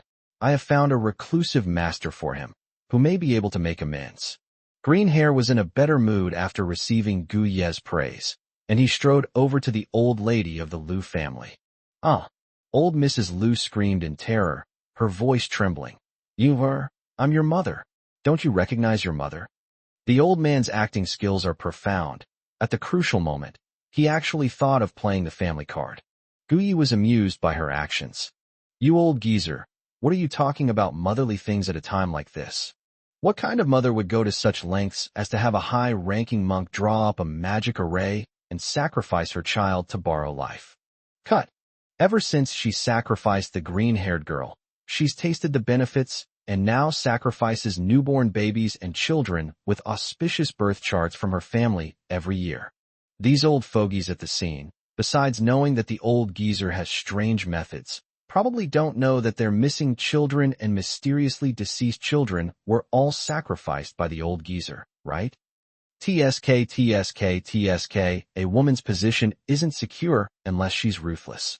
This old woman, she's really gone to great lengths for her own immortality. The old men of the Lu family were all stunned when they heard these words. They are taught from a young age that family honor is above all else. Their descendants also receive this kind of education. They never imagined that their child, the Lu family they were so proud of, would bring ruin upon their own child. The old lady of the Lu family wished she could kill Guyi. You? Hua, don't listen to other people's nonsense. Your mother would never lie to you. Mother had her reasons. It was that old bald monk who fooled her all those years ago. If your mother hadn't listened to him, you wouldn't have been left here, and you wouldn't be in this state. Hua, Mom will definitely bring you delicious food. Mom will find a high monk again and will definitely save you. Guyi, bullshit. That high monk was one of her lovers. And that flower thing, well, that name actually refers to a pig that old geezer raised. Raising pigs is obviously for slaughtering and eating meat. Who raises pigs like they're raising children? Poor green-haired guy. After being manipulated for so many years, could it be that he doesn't want revenge anymore? Or is he just after maternal love? TSK, TSK, TSK, even zombies have more conscience than those old fogies. The old lady of the Liu family was so angry that she was trembling all over. That Guyi, he just can't stand seeing himself doing well. If he hadn't kept using the new student tactic to confuse Huahua's judgment, she would have already completely fooled this idiot. Lu Zhangshi, are you still lying to me? I've been dead for 69 years. For the sake of your Liu family, I've been trapped here for 69 years. I am tormented day and night. I want to die, but I am neither alive nor dead, neither human nor ghost. I don't want to die, I want to live. But I can't live. You old hag, you keep saying you're my mother? What kind of mother have you ever been? Green Hair let out a strange laugh, which reached the ears of everyone in the Liu family like a vengeful ghost, scaring them all so much that they knelt on the ground, not daring to look at Green Hair at all. That's terrifying. They felt like their souls were about to fly away from them. Guyi nodded slightly. The green-haired guy didn't disappoint me. Not bad. Oh, poor green-haired guy. According to my records, he was born into a very wealthy family. Old Mrs. Liu, having taken a liking to his destiny, orchestrated a fire that burned his entire family of 58 to death. They deliberately abandoned him among beggars, waiting until he felt hopeless before rescuing him, making him so grateful to the old man that he would be willing to risk his life to repay the favor. Upon hearing this, the green-haired zombie's red eyes widened, seemingly emitting a deathly light. Lu Zhangshi, the old lady of the Liu family, was so frightened that she was half dead. Guyi, you beep. She couldn't express any of her innermost thoughts. Damn it. How could he know so much? No one knew about that except me. And how did he find the information after so many years? Li Xianxing was also trying to remain calm, but in reality, he was completely taken aback. That green-haired zombie. What did he do to deserve this? He should have been a pampered young master from a wealthy family, but instead, why? Heaven is unjust. Heaven is unjust. The old men of the Liu family were all startled at this moment, as if they had seen their real great-grandmother. 125. Evolve into a red-eyed zombie. The old lady of the Liu family felt her heart sink to the bottom. In order to survive, she knelt down on the ground. I confess, I've told you everything, please spare me. Back then, I had just married that old bastard Lao Lu, but he ran off with a singing woman. I'm pregnant. For myself, for the Liu family, and for my child, I have to live. I found a high monk who pointed out a bright path for me, saying that you are a celestial child descended to earth, and if I can be your mother, you will surely become very rich and powerful. But how can I, a weak woman, be worthy of being your mother? And Solitaire. Later, she wiped out the entire Wang family, leaving only Green Hair alive. When she went to find the high monk with the green hair in her arms, the high monk had already passed away. She met Chen Kuan, the high monk's last disciple. Chen Kuan consulted ancient books and said there was a way to ensure the Liu family's prosperity for 100 years. That is to use forbidden techniques to raise the green-haired girl as a baby girl and finally trap her here. Who would have thought that green hair didn't die, but instead became an immortal zombie? Upon receiving the news, Chen Kuan calculated that he was doomed. He then devised a plan to have Lu Zhangshi send over a dozen people with unusual birth charts every year in order to continue suppressing the green hair. After Madame Liu did as instructed, the Liu family's situation indeed improved, and her husband, who had lost the woman who sang, returned home. Over the years, she has tasted the sweetness of this trick and has become increasingly complacent about doing it. Hua, you can't blame your mother. Hasn't your mother treated you well? When you were in the Wang family, you were not even 2 years old, but you had to study day and night. If you don't study well, you won't get any food. But when you come to your mother, she never forces you to learn anything. She lets you grow up freely, and even dresses you in pretty dresses. You are so happy. No matter what, your mother hasn't burdened you or left you to wander the streets. Don't you even know how to repay your mother? Don't you understand the principle that the kindness of raising someone is greater than the kindness of giving birth to them? When Lu Zhangshi saw that Green Hair's fierce aura seemed to have subsided, she cried uncontrollably, becoming so engrossed in her performance that she was completely absorbed in the role. Gu Yi pursed his lips. No wonder the Lu family could produce an Emperor Ruyan. Old Bai Dang's acting skills are superb. Back in the day, she slept with that old bald monk, but he hadn't had sex in years, and he overdid it, which is why she died. She was unwilling to lose the master as her backer, so she slept with the young monk. Unfortunately, the young monk was young and only lasted one night before he grew tired of her. She's crying and pleading now, seemingly admitting her mistake, but actually she's just scared. What's Green Hair doing? After being a zombie for so many years and taking out these old guys here, he should be able to evolve into a red-eyed zombie. That's a red-eyed zombie. That's practically the patriarch of the zombie world. Let me see, maybe he can find a purple-eyed zombie later. Ha ha.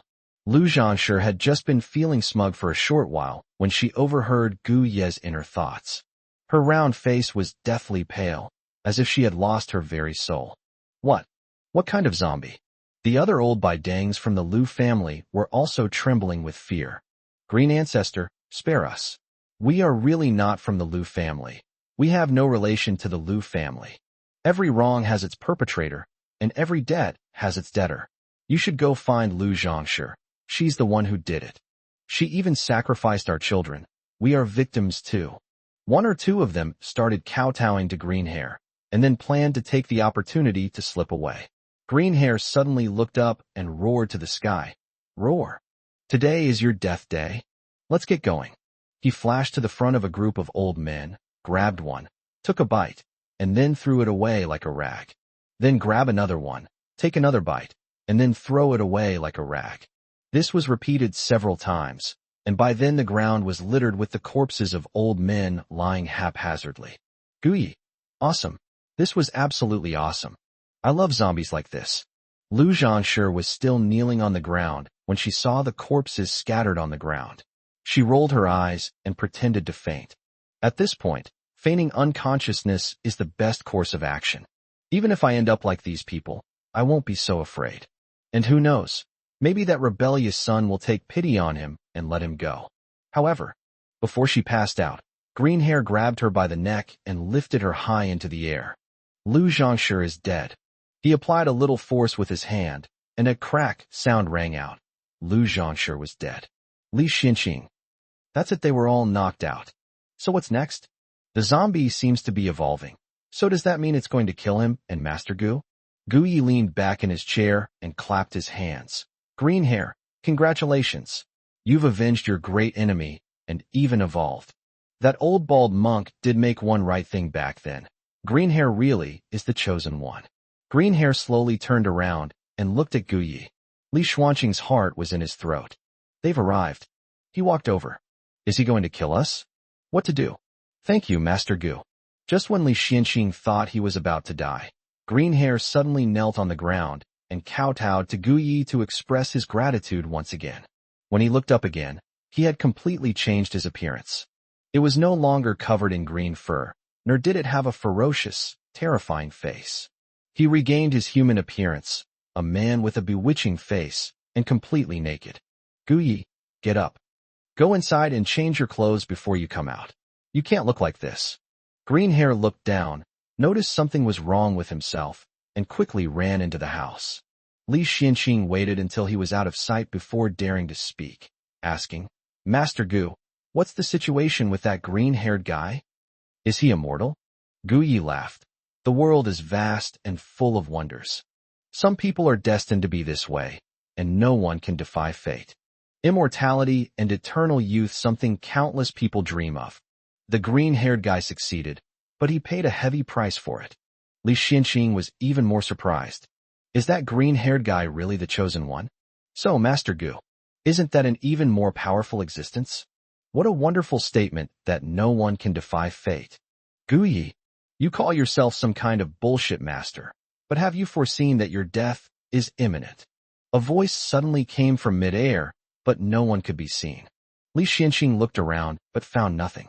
He hurriedly looked at Gu Yi, but Gu Yi remained seated, calm and composed. A petty thief like you dares to discuss fate with this master? Are you so arrogant because you already foresaw that you would soon be burned to ashes by the Samadhi true fire?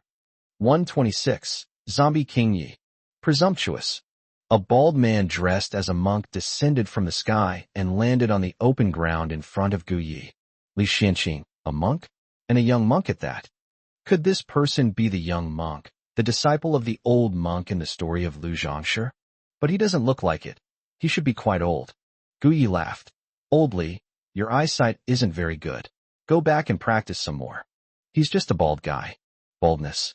Li Xianxing looked over again and, sure enough, found that there was no mark of a monk on the shiny head. Ha ha, so he's a bald guy who doesn't grow hair. It's a pity that Madame Lu died young. If she saw this bald man now, she would definitely slap herself a few times.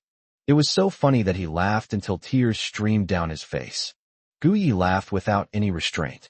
He glanced around and said to the few Lu family members he had just killed, "Pfft, those old ghosts from the Lu family.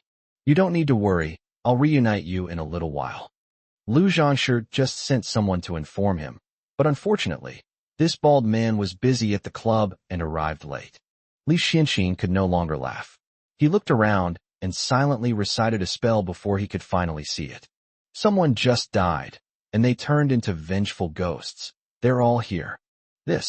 He wasn't afraid of ghosts, but there were so many, it was really a bit difficult to deal with. The bald man was furious, yelling, "Gu Yi, you are a murderer.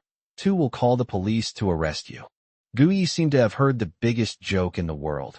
Bald man, not pretending to be a virtuous monk anymore. Call the police to arrest me? Ha ha ha ha, you know what? You really have to admit, this trick is pretty good. I've delivered so many murderers and fraudsters to the police. Am I worthy of a second-class merit award? The Lu family is a bunch of beasts. None of them have clean hands. If I take them there, the police will definitely reward me. The bald man's expression darkened further. Could the Gu family's newly found young master be an idiot? Even after he said that, he wasn't afraid. Could it be? Does he really have any skills? Gu Yi, prepare to die. Without another word, the bald man clenched his fist and charged at Gu Yi. He had been paid, and he was determined to take Gu Ye's life. Then I can leave this place and fly far away. Gu Yi remained seated, not even glancing at the bald man, pretending not to know anything. Li Xianxing wanted to make a move, but Gu Yi stopped him. In the blink of an eye, a gust of wind blew by, and a figure in white flashed by. You bald geezer. You're the one who ruined me. The green-haired guy is here. He grabbed the bald man by the neck with one hand and lifted him up, as if he were toasting the moon, or rather, toasting the bald man. The bald man stared at the green-haired man, momentarily stunned. Is this the little brat from the Wang family back then? This is what he looked like when he was suppressed here by himself. But decades have passed, and he hasn't changed at all. Wrong. Shouldn't he be neither human nor ghost? Die. Green-haired didn't give him a chance to speak, and with a forceful movement, the bald man was killed. Even if the thing that caused me to fall into such a state were reduced to ashes, I would never forget it. At this moment, Gu Yi stood up, took out a torch, and threw it on the pile of corpses. A raging fire broke out, and in no time they were reduced to ashes. Master Gu, I don't remember my name. Please give me a name, Master Gu. Green hair had changed into a pure white ancient-style shirt, and had his long hair draped over his shoulders. Looking at his otherworldly appearance, Gu Yi thought for a moment, and said, Lu Zhangshi said your family name is Wang, so you will be called Wang Yi. I can call you Xiao Wang from now on. Wang Yi. Green hair thought the name was really good. No wonder it was given by Master Gu, and he thanked him again. However, Gu Ye's inner thoughts were heard. The information shows that he was originally named Wang Yi, and his parents hoped he could grow wildly like weeds, unstoppable by fire and reborn with the spring breeze. Green hair. Thanks to the master for having the information and remembering my name. Li Xianxing. Master, you're putting on a good act, so don't reveal your true feelings. With everything done, Gu Yi waved his hand and said, All right, You guys can rest now. I have to go home. Wang Yi saw him to the door, cupped his hands in greeting, and said, Master Gu, there is still one thing I haven't finished taking care of. After I finish it, may I come to see you, Master Gu? I have no home here, and I feel an instant connection with the Master. Gu Yi, no need for that. You'll have a family soon. We'll meet in Fanqing then. Wang Yi, I still have family. How is that possible? But not hearing Gu Ye's thoughts, he didn't press the matter further. In short, as long as I can continue to see Gu Yi, that's good. Li Xianqing wanted to leave with Gu Yi, but Gu Yi refused. Old Li, your matter with old Huang hasn't been resolved yet, so you can't go anywhere. It will keep asking you for a title, so why don't you just say that she looks like your wife? That would solve the problem, wouldn't it? You need to know how to use your young mind. Before he could say anything more, Gu Yi had already gotten into the car and disappeared in a flash. Li Xianqing mechanically turned his head to look at Green Hair and asked, Green Wang Yi, did you understand what the master said? Wang Yi, he said you're going to have a wife. Congratulations, Master Li. Li Xianqing broke down immediately and hurriedly followed behind Wang Yi. Wang Yi, we depend on each other for survival, so I'm going to sleep in the same room with you tonight. Men and women should not touch each other. Wang Yi, we're brothers. Are you sure? Wang Yi. That evening, Li Xianqing sat alone in the living room, in the same spot where Gu Yi had just been sitting. He firmly believed it. Gu Ye's presence is still here. The little weasel won't come. Wang Yi tidied up and left through the back door of the old house. I will treat Lu Zhangshi the way she treated me back then. Gu Yi drove back, using another teleportation talisman, and arrived home in half an hour. He was stunned when he entered the room and saw his whole family in the living room. What time is it? Aren't you all asleep? He checked his phone. It was already 1:30 a.m. Gu Haoquan hurried over and asked, Xiao Yi, are you hurt anywhere? How are the Lu family members? Su Yi and her daughters also came over and stood behind him, their eyes full of nervousness. Gu Yi, how could I be injured? The Lu family's affairs are their own business. I don't need to concern myself with them. If they want to wipe out an entire family, then they should wipe them out. How could I possibly hinder Greenhair's plans? Annihilation of the entire family. The Gu family was completely stunned. At this moment, Guze returned from outside and saw his whole family. He was overjoyed, thinking they were all waiting for him. The fake is back? I just bribed that old bald guy to kill me. He must be so disappointed to see me back. 127. Counterfeiters were kicked out of the Gu family. All ties were severed. Upon hearing Gu Ye's thoughts, Gu Haoquan and the others were immediately filled with anger. Guze, that fake, how dare he? In a little while, she'll join that brainless Gu Chushuang in spreading rumors about Xiao Yi. When one plan failed, another was devised, and they actually tried to kill Xiao Yi. Su Yi stared intently at Guze, trembling with anger. I can't bear it anymore. She couldn't bear it any longer. Such a beast must not be allowed to remain in the Gu family. Mom and Dad, sisters, I'm home. It's all my fault. I made everyone worry. Guze noticed that everyone was looking at him and assumed they had come to their senses and were concerned about him. He wiped away non-existent tears and ran over like the wind, wanting to throw himself into his family's arms. However, everyone dodged aside, and he missed his target. Guze. What's the meaning? Gu Yi, standing to the side, almost burst out laughing. Idiot. Which I of his saw that everyone was worried about him. Gu Chushuang deliberately spread rumors about me, and he just cheered her on from the sidelines. The Gu family has finally developed some sense. If they still acted like before, they'd be brainless. Gu Haoquan heard Gu Ye's heartfelt words and was immediately gratified, tears streaming down his face. After putting in so much effort over such a long period of time, there has finally been some reward. Guze, you've been with the Gu family for so many years. What have I ever done to wrong you?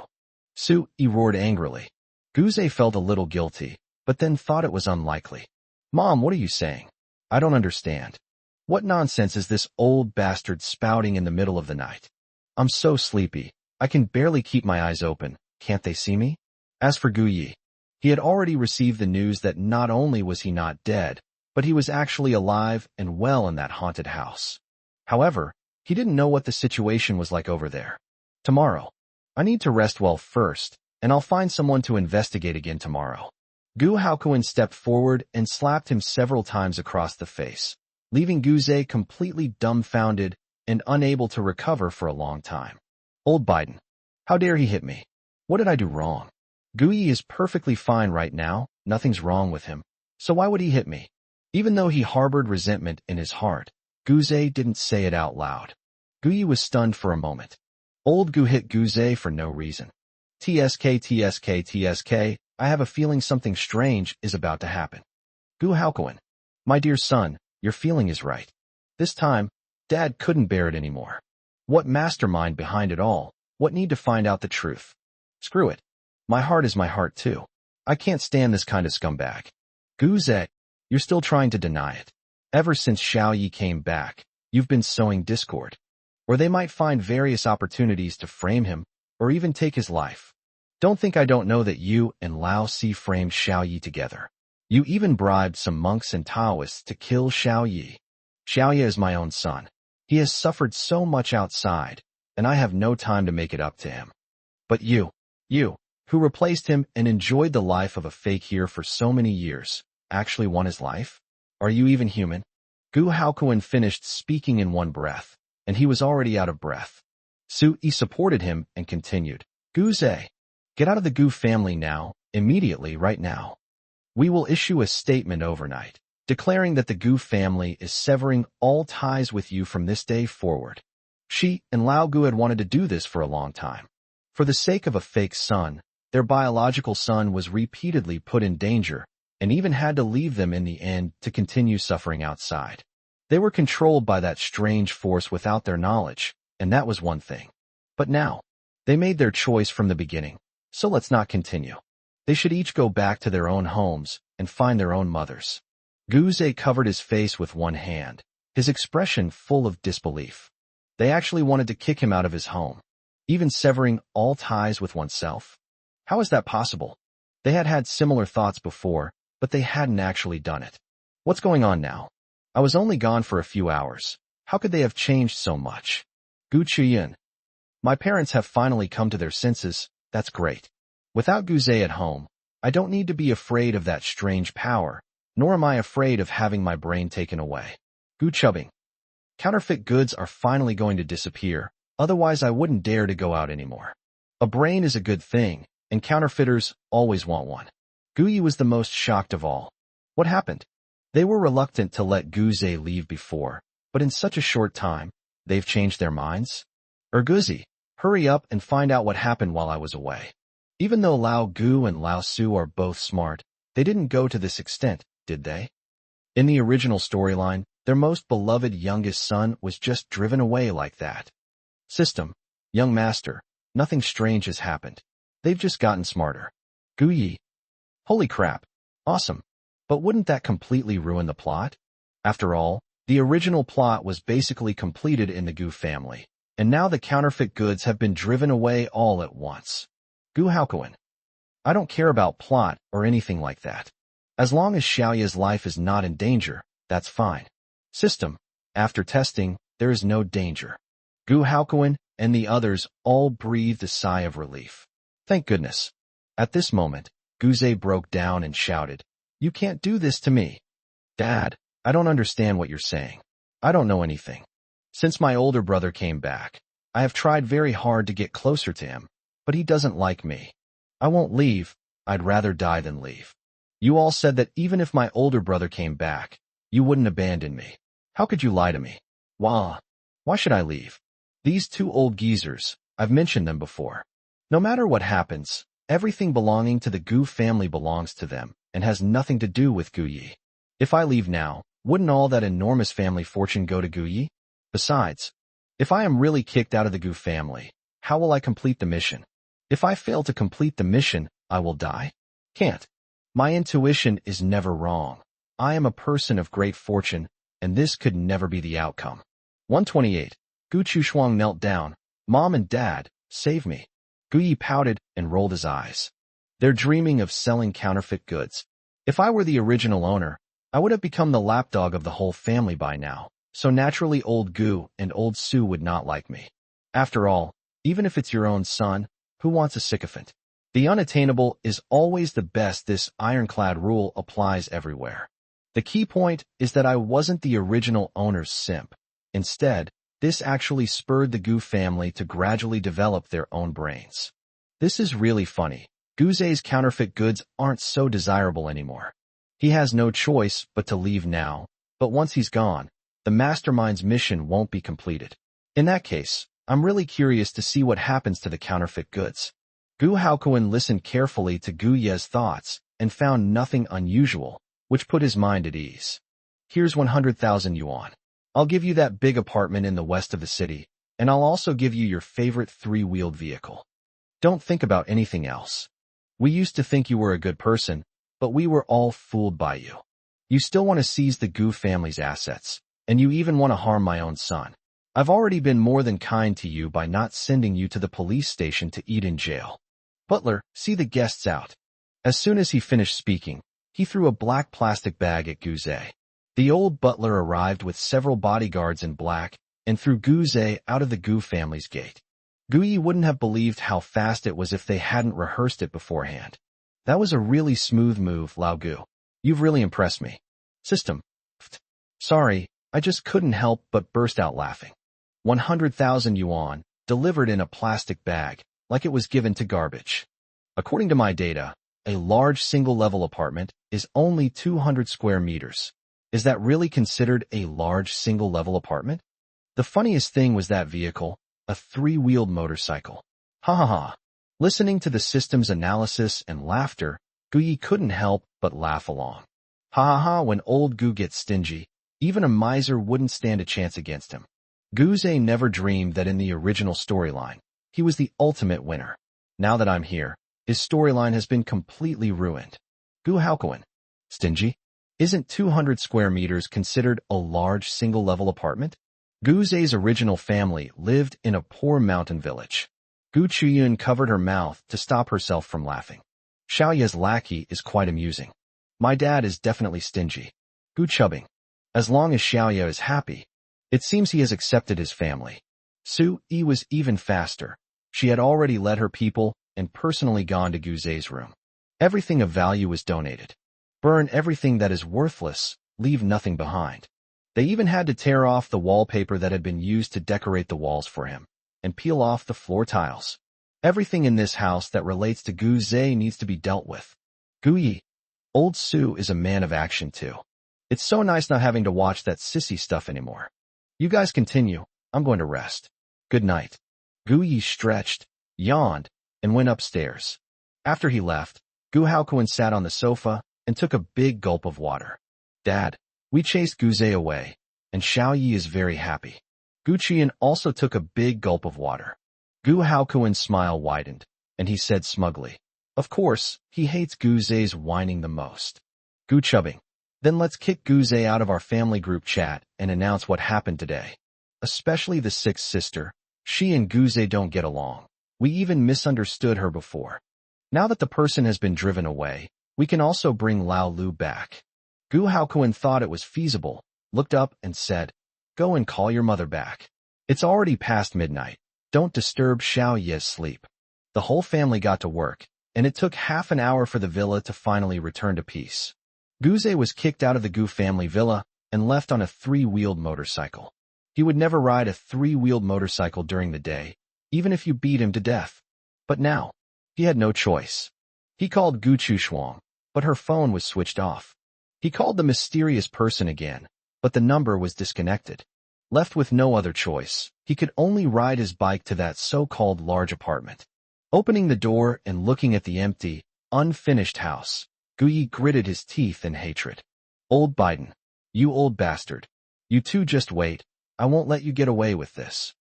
And you? Guyi, why did you come back? If you had died out there, I wouldn't be in this state now. Guze cursed angrily, but he was so hungry that there wasn't a single shop open nearby. He could only endure the hunger and cold, huddled in a corner, and make do for the night. The sky was bright. Guyi got up, washed up, and went downstairs to have breakfast. The whole family had smiles on their faces, and without Guze's whiny behavior, everyone was in an exceptionally good mood during the meal. Gu Chubbing asked, Xiaoyi, have you seen the news? Our dad has already issued a statement that the Gu family is severing ties with Guze. Gu Yi lowered his head and drank his soup. I didn't look. Guzi, look at this. What are these counterfeiters doing now? They've already issued a statement. Do you think they'll just let it go? The whole family was waiting for his thoughts, and upon hearing this, they held their breath and waited for the system to announce it. After a while, the system's voice came through. Young master, we found out that Guze was so cold and hungry last night that he fainted from hunger. He tried to contact the mastermind, but the number was disconnected. Further actions are pending. Guyi, he can't stand living in a small, single-level apartment. When the original owner first returned to the old house, they were still living in a doghouse. Cut. One should live the life appropriate to one's status. Guze should also experience the hardships the original owner endured. The entire Gu family. Kennel. Would they really treat the Gu family's own child like that? At that moment, several people rushed in noisily. Master, madam, I don't know either. How did Gu Chushuang get in? The old housekeeper looked worried, followed by a disheveled woman. If you didn't look closely, you wouldn't be able to tell that she was Gu Chushuang. Mom and Dad, you have to save me. Gu Chushuang rushed in and knelt down directly in front of her parents. Gu Haokuan flew into a rage. Who are your parents? We've cut ties with each other long ago. Su Yi was even more furious. Gu Chushuang, when you framed and slandered Xiao Yi, I told you that you would regret it. Now you're scared, but it's too late. If it weren't for Xiao Yi's abilities, she would have been badly hurt by the rumors by now. I dare not think about it. Su Yi dared not imagine the pain of losing her own son. Gu Yi, Guzi, check how far Gu Chushuang has progressed. Regret? Does she really regret it? 129. The ex-husband who fakes his death. 129. Gu Chushuang's sudden appearance infuriated everyone in the Gu family. However, after hearing Gu Ye's thoughts, everyone's attention was once again drawn to him.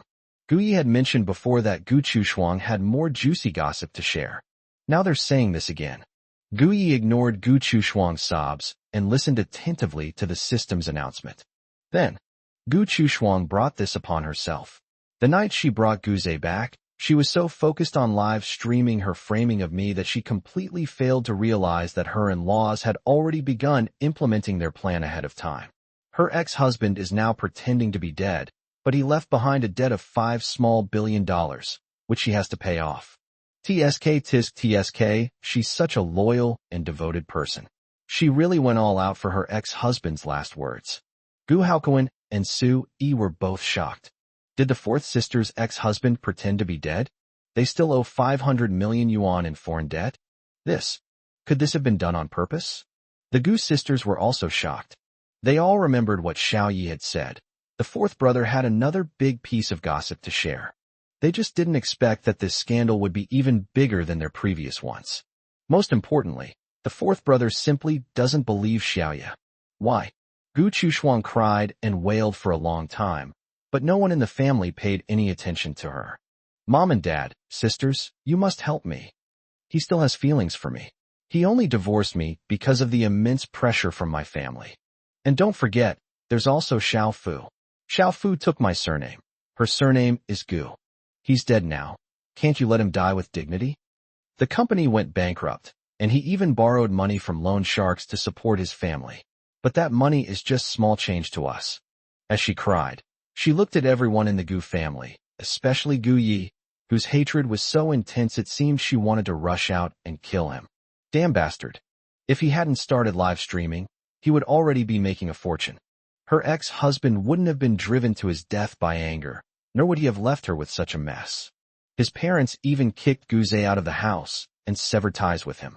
Otherwise, the entire Gu family would belong to Guze. She had been so good to Guze, he would give her half of his family fortune. What do I not have? Is it really necessary to kneel down and beg for mercy like this? Gu Yi met Gu Chushuang's gaze openly, his eyes full of mockery. She must hate me to the core.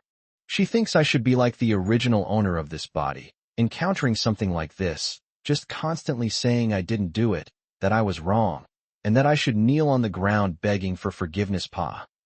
What is this? 5 small goals worth of debt, plus 80 million in high-interest loans. Small change. You'll have to take it yourself.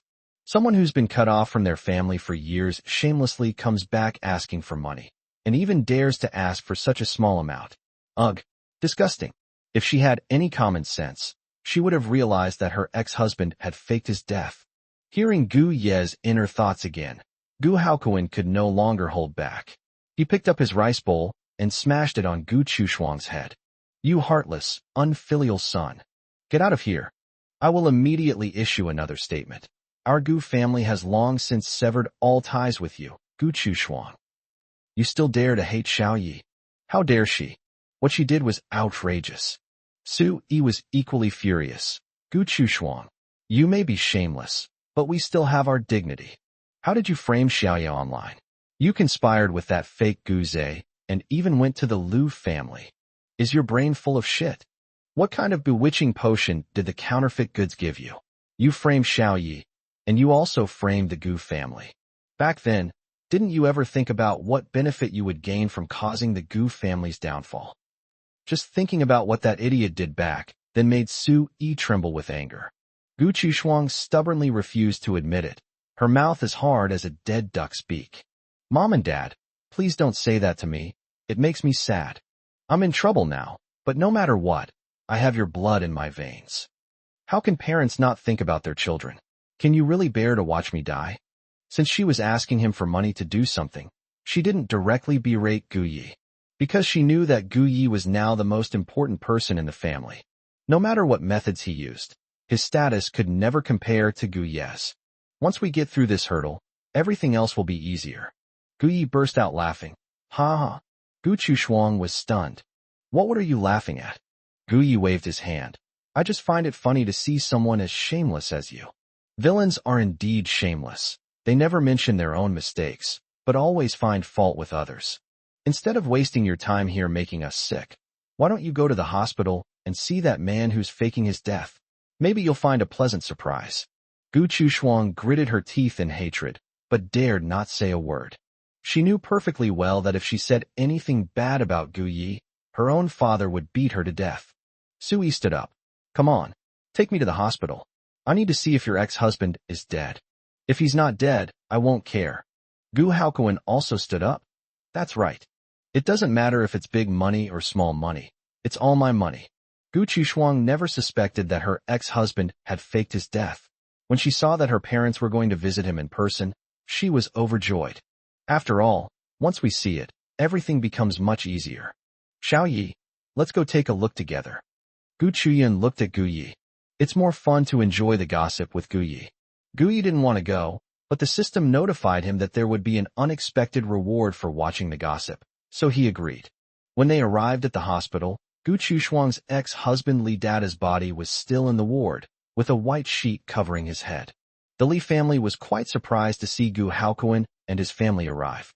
Gu Chushuang hurriedly explained to her in-laws, Mom and Dad, sisters, my parents heard about Lao Li's situation and came here specifically to see him one last time.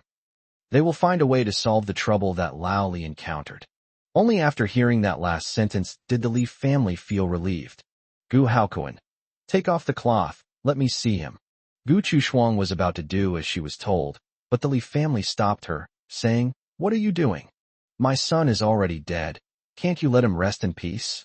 Gu Chuyan took the initiative and tore off the entire white cloth. What's wrong with looking at it? Is your son faking his death, deliberately making his ex-wife a sucker to pay off his debts?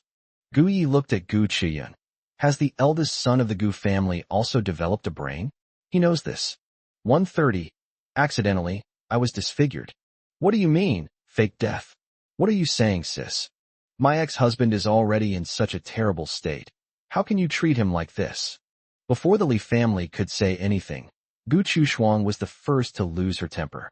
She rushed over like a madwoman, shoved Gu Chuyan aside, and threw herself onto Li Datu.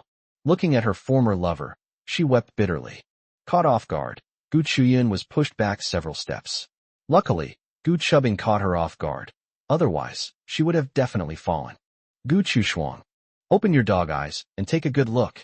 Gu Chuyan wanted to reveal the truth about Li Dada's fake death, but she swallowed the words back down her throat. Why should I tell her? Let this brainless idiot regret it himself.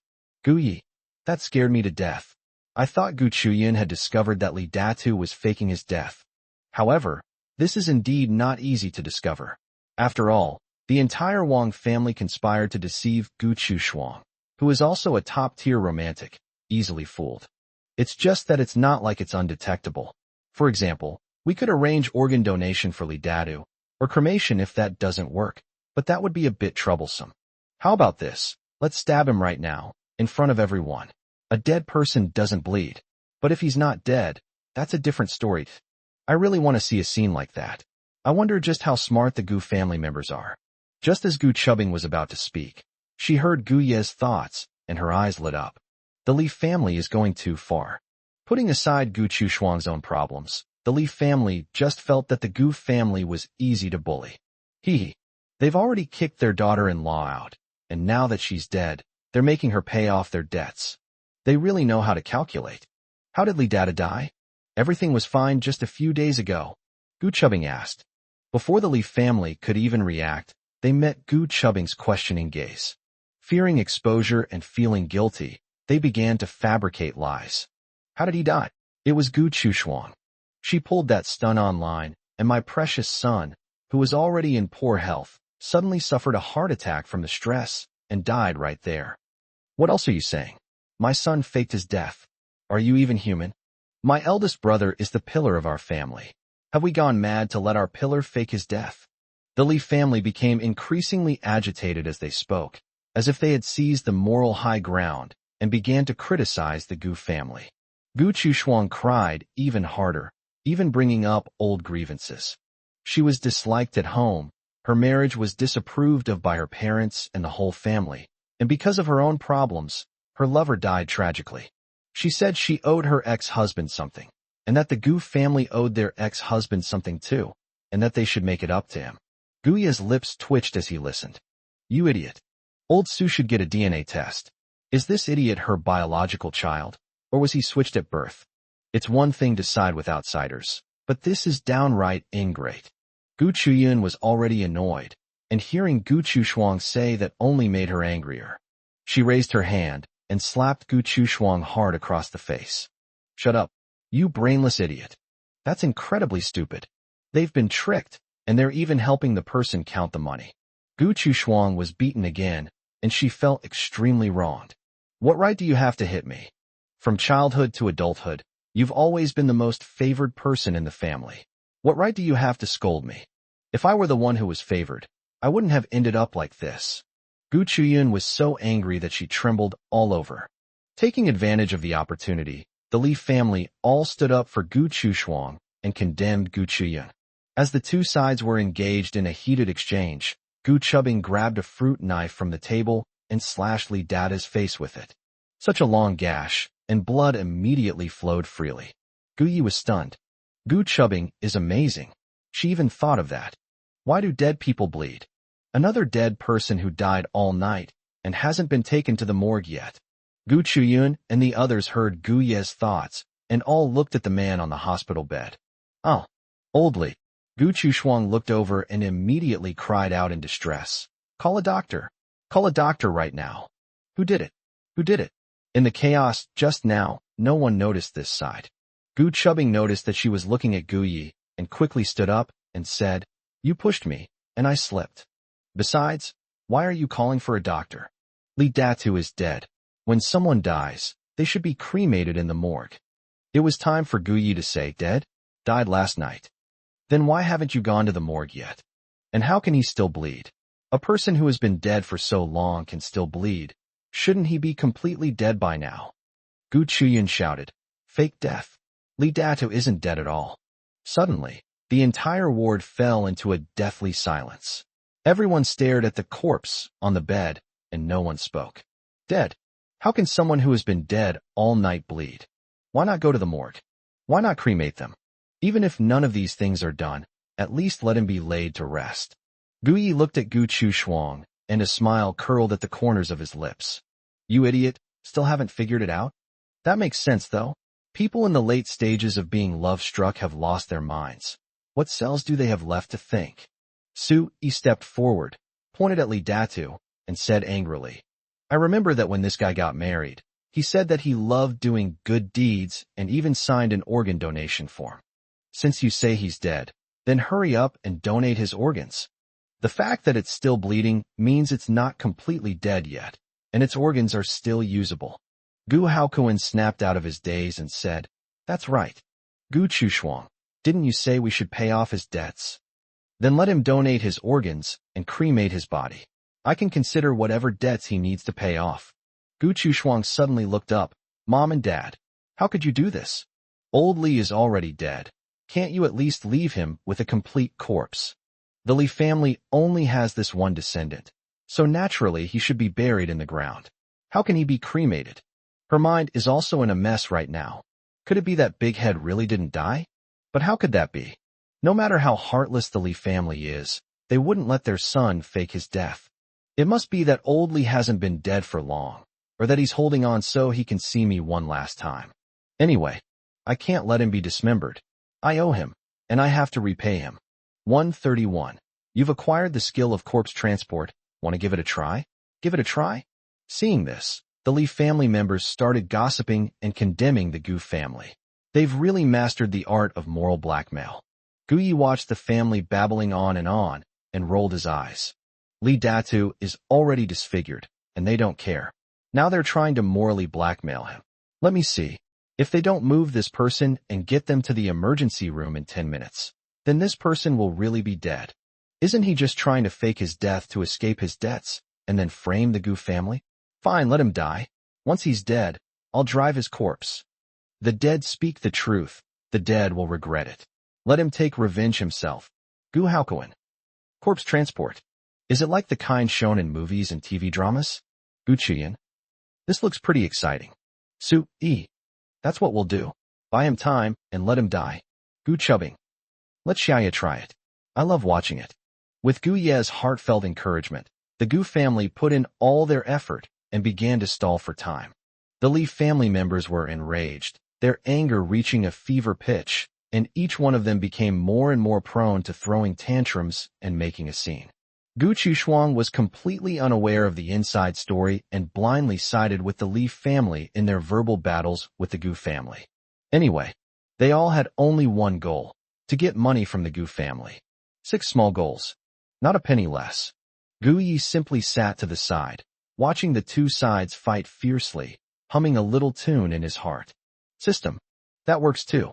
Very nice. Time passed by minute. 10 minutes. That's just watching a few short videos. Gu Chuyun checked the time. A full 15 minutes passed before she finally sat down in the chair. Since we can't reach an agreement, let's just forget about it. Gu Chushuang has long severed ties with our Gu family. We will not interfere in her affairs with her ex-husband. Gu Haokuan made the final decision. Sui nodded. That's right. Gu Chushuang, you and your ex-husband are loyal and affectionate. It's none of our business. You keep saying you owe your ex-husband something.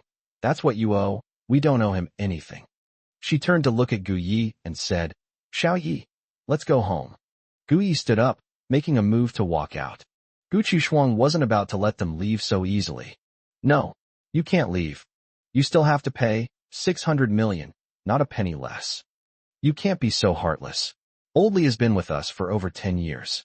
Now that he's dead, you can't just abandon him. The Li family members finally came to their senses, looking at the people on the hospital beds, each one more insane than the last. Call a doctor immediately. My son isn't dead. He's not dead. If my son dies, your whole family will be murderers. The younger generation has already gone to call the doctor. Gu Chushuang was completely stunned. Mom and Dad, what are you saying? Old Li is dead. Didn't he die last night? Could it really be a case of faking death? But why? Is it all just to pay off my debts? Impossible. Old Li isn't that kind of person. How could he possibly be dead and then trick me? Old Mrs. Li felt annoyed whenever she saw her, and she was already annoyed by her. He was even angrier now, so he raised his hand and slapped her hard across the face. You bitch. If it weren't for you, would my son be living such a hard life? If it weren't for you being a jinx to my husband, would my son have gone bankrupt and been drowning in debt? If it weren't for you causing trouble online, would he have had to pretend to be dead to avoid his debts? Beep, beep, beep, beep. She blurted everything out. The old woman felt a pang of regret. If I had known, I wouldn't have used such methods. I was so focused on the argument that I completely forgot about the crucial time for my son's rescue. Just in case. What if my son doesn't survive this? Gu Chushuang was knocked to the ground by the slap and stared blankly at the Li family. He didn't die? Fake death to escape debts? She naturally recognized these characters. But when you put them all together, she gets completely confused. What happened? What exactly happened? After hearing the old man tell the truth, the Gu family members were filled with righteous indignation and stood at the door, shouting at the top of their lungs. Especially Gu Chuyun, the domineering female CEO, went all out, disregarding everything, just to let everyone know. In a short time, the entrance to the ward was surrounded by people. When the doctor came to examine him, the Li family explained what had happened, but the doctor ultimately told them that Li Dadu was beyond saving and that they had missed their chance to save him. Gu Yi, the Li family are all murderers. They killed Li Datu. However, that brainless Gu Chushuang definitely won't call the police. Actually, calling the police won't necessarily lead to them being sentenced to death or anything like that. However, if I were to give old Li a corpse transporting service, that would be a different story. Gu Chuyun and Gu Chubing exchanged a glance, both sisters showing great interest. Their ultimate goal was to make Gu Chushuang pay the price. Gu Chushuang. Now you know, right? This is the good ex-husband you keep talking about. Don't you owe him? Now you should pay back your debt to him. He faked his death to avoid his debts, all to swindle you and our Gu family. You don't know everything about this, do you? Then you're just like them. You're all the murderers who killed old Li. Taking advantage of the situation, Su Yi and her daughters began to fight back. Gu Chushuang desperately tried to explain. I didn't. I really don't know. I don't know. Although he wanted to swindle money from the Gu family, he really didn't participate in Li Dada's fake death. But no matter what she said, the Gu family didn't believe her and left with Gu Yi. Fearing the police would be called, the Li family could only quickly move Li Dada's body out, saying they were going to hold a grand funeral for him. Anyway, when someone dies, they should be buried as soon as possible to ensure their peace. Cremation and organ donation are out of the question. It was the middle of the night. Gu Yi drove off. I just acquired the skill of corpse driving. I need to try it out. Gu Chushuang is there too, isn't she? That idiot. Didn't she say she owed her ex-husband something? Come on, I'll arrange for them to meet today and have a good talk. Gu Haokuan's family quickly followed in their car, but fearing being discovered by Gu Yi, they went directly to the Li family's house. In the pitch-black night, everyone in the Li family, along with Gu Chushuang and Gu Xiaofu, were at home, their eyes swollen from crying. They had just had a heated argument because of Li Dada's tragic death, because he faked his death to avoid debts. The fighting had just stopped when we heard a strange knocking sound at the door. Gu Chushuang, go and take a look. Old Mrs. Li instructed her. Gu Chushuang knelt in the center of the living room, then got up as if resigned to her fate and walked to the door. Open the door. Ah. 132. A zombie has risen from the dead. The whole family was killed by a corpse. Gu Chushuang's screams echoed throughout the entire villa. Fortunately, the location is very remote. They are the only family in this villa complex. Otherwise, all the residents in the community would come and complain about him. Old Mrs. Li was furious. Gu Chushuang, what are you yelling about? My son has just been buried. His body is barely cold. What are you trying to do? The rest of the Li family also looked at Gu Chushuang. If looks could kill, Gu Chushuang would have died hundreds of times over. No, Mom, old Li is back. Gu Chushuang scrambled back into the living room and hid behind the sofa, her eyes fixed on the doorway. Old Mrs. Li was furious when she saw this. Gu Chushuang, are you even human? My son has just been laid to rest. What are you saying? You? Gu Chushuang's ancestors for 18 generations were all insulted. The rest of the Li family were also furious, and no one looked in the direction of the door. They just stared at Gu Chushuang with resentment. They completely forgot that if it weren't for Gu Chushuang's love-struck insistence on marrying into the Li family, their Li family would still be living in poverty in some remote, impoverished area. After a few years of good life, they treated the wealthy Gu Chushuang like an old nanny. Later, Gu Chushuang severed ties with her family. They felt she had no more use to them, and divorced her directly. After the divorce, they discovered that she could make money through live streaming. So they adopted a conciliatory approach, allowing her to remain in the same household despite the divorce. A man who mistreats his wife will never accumulate wealth. The value of this statement has been rising rapidly within the Lee family. The Lee family declined and even incurred huge debts in just a few years. But this family, with their wolfish ambitions, ultimately tricked Gu Chushuang. Lee Dada even faked his death to avoid his debts. Goodness! Those who commit many unrighteous acts will surely perish. The attempt to fake death failed, and he died for real. Lee Datu, who had been transported back by the corpse, had his soul temporarily residing in the corpse. Looking at his closest relatives present, he felt an overwhelming surge of energy. "Give me back my life." Lee Dada hopped and skipped to the center of the living room, making a terrifying sound. Old Mrs. Lee was still viciously cursing Gu Chushuang, and when she heard this, she didn't take it seriously. Instead, he kicked Gu Xiaofu, who was kneeling to one side, away. "Little bitch, you actually try to scream like a ghost? Do you think I'd believe you?" Gu Xiaofu took the opportunity to hide behind her mother, looking behind old Mrs. Lee, her voice trembling with fear. "Grandma, Dad's back. He's really back. How is he still alive?" Grandma Lee still didn't believe it and was about to start cursing when she realized that her whole family was looking behind her, and their faces were filled with terror. At this moment, Mrs. Lee's heart skipped a beat, and cold sweat broke out on her back. What's the meaning? Her eldest son is dead. Could he really have come back? She hurriedly turned around to look, and ended up looking right into Lee Dada's eyes. Aoawa. Old Mrs. Lee let out a shrill scream and collapsed heavily to the ground. She saw her eldest son, who should have died. His face was deathly pale, and he was still wearing his burial clothes. What happened? Isn't my son dead? I saw him buried with my own eyes. She was trembling all over, muttering to herself incessantly, her heart pounding with fear. Gu Chushuang was so frightened that she couldn't even scream. What happened? Why are people who are already dead, people who have already been buried in the grave, coming back? The rest of the Lee family members were also huddled together, unable to move at all. Dead? How can a dead person, already buried in the ground, come back to life? You deserve to die. You all deserve to die. Why should I fake my death? Why don't you all fake your own deaths? I'm really going to die now, and you all have to come with me. Lee Dada suddenly uttered a string of words, then grabbed old lady Lee's neck with both hands and held on tightly. The old lady was already terrified, and when she saw her son so close, she died without Lee Dada even having to exert any effort. You scared yourself to death. Mom. Lee Datu, that's our mom. You murderer.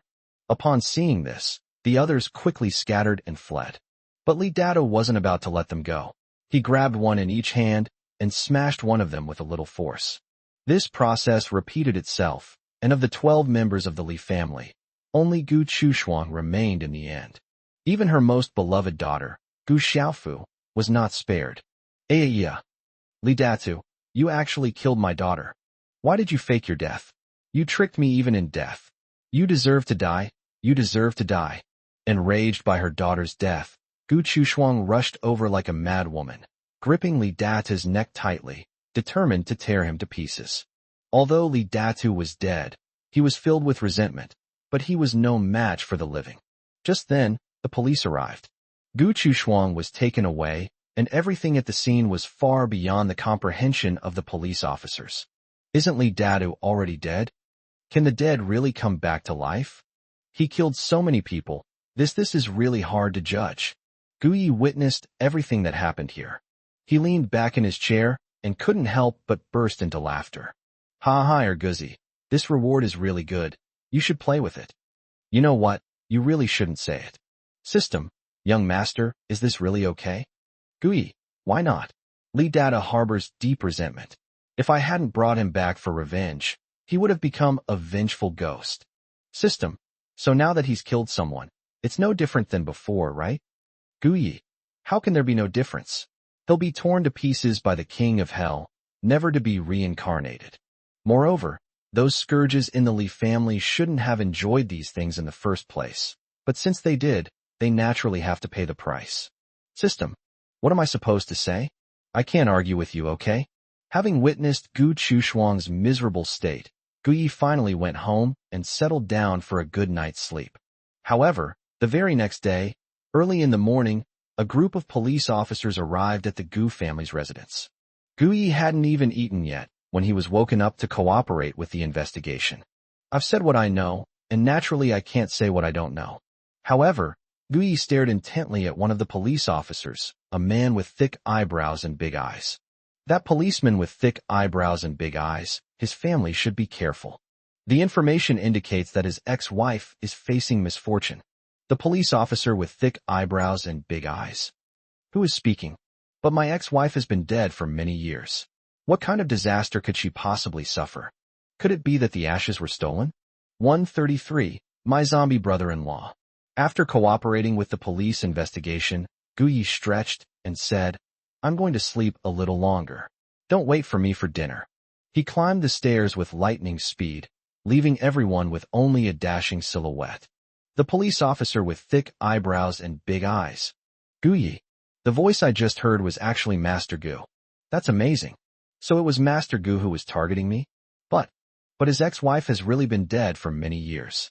Completely baffled, after all the other police officers had left, this man finally found Gu Haokuan. Mr. Gu, you beep. When it came to Gu Ye's inner thoughts, he couldn't utter a single word. He was nervous, surprised, and at a loss. Gu Haokuan, like a caring old man, patted his hand. I understand. What you heard is true. Go back and be careful. Police officer. But my ex-wife has really been dead for many years. Gu Haokuan. This is beyond my understanding. I don't get it. The rest of the Gu family. We don't understand either. No one understood, so the police officer had to leave. He needed to check on his ex-wife's ashes. They might really have been stolen. After breakfast, the Gu family sat together in the living room watching the news. It's not that they have nothing better to do. They're just more interested in gossiping, or rather, reading the news. It's much more cost-effective. Dad, thank goodness you released a statement that we have nothing to do with Gu Chushuang anymore. Otherwise we would have been dragged down by her again this time. At the crucial moment, we were so grateful to Xiaoya. A freshly made corpse has such power? This world has gone mad. That idiot Gu Chushuang deserves her retribution. The Lu family has really been wiped out. The news can no longer be contained. What Xiaoya said is all true. Anyone who doesn't believe him is a fool.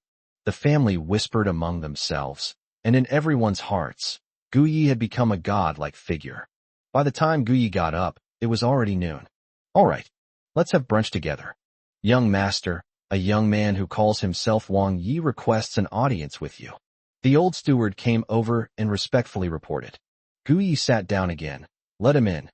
The old butler went out and brought the person back.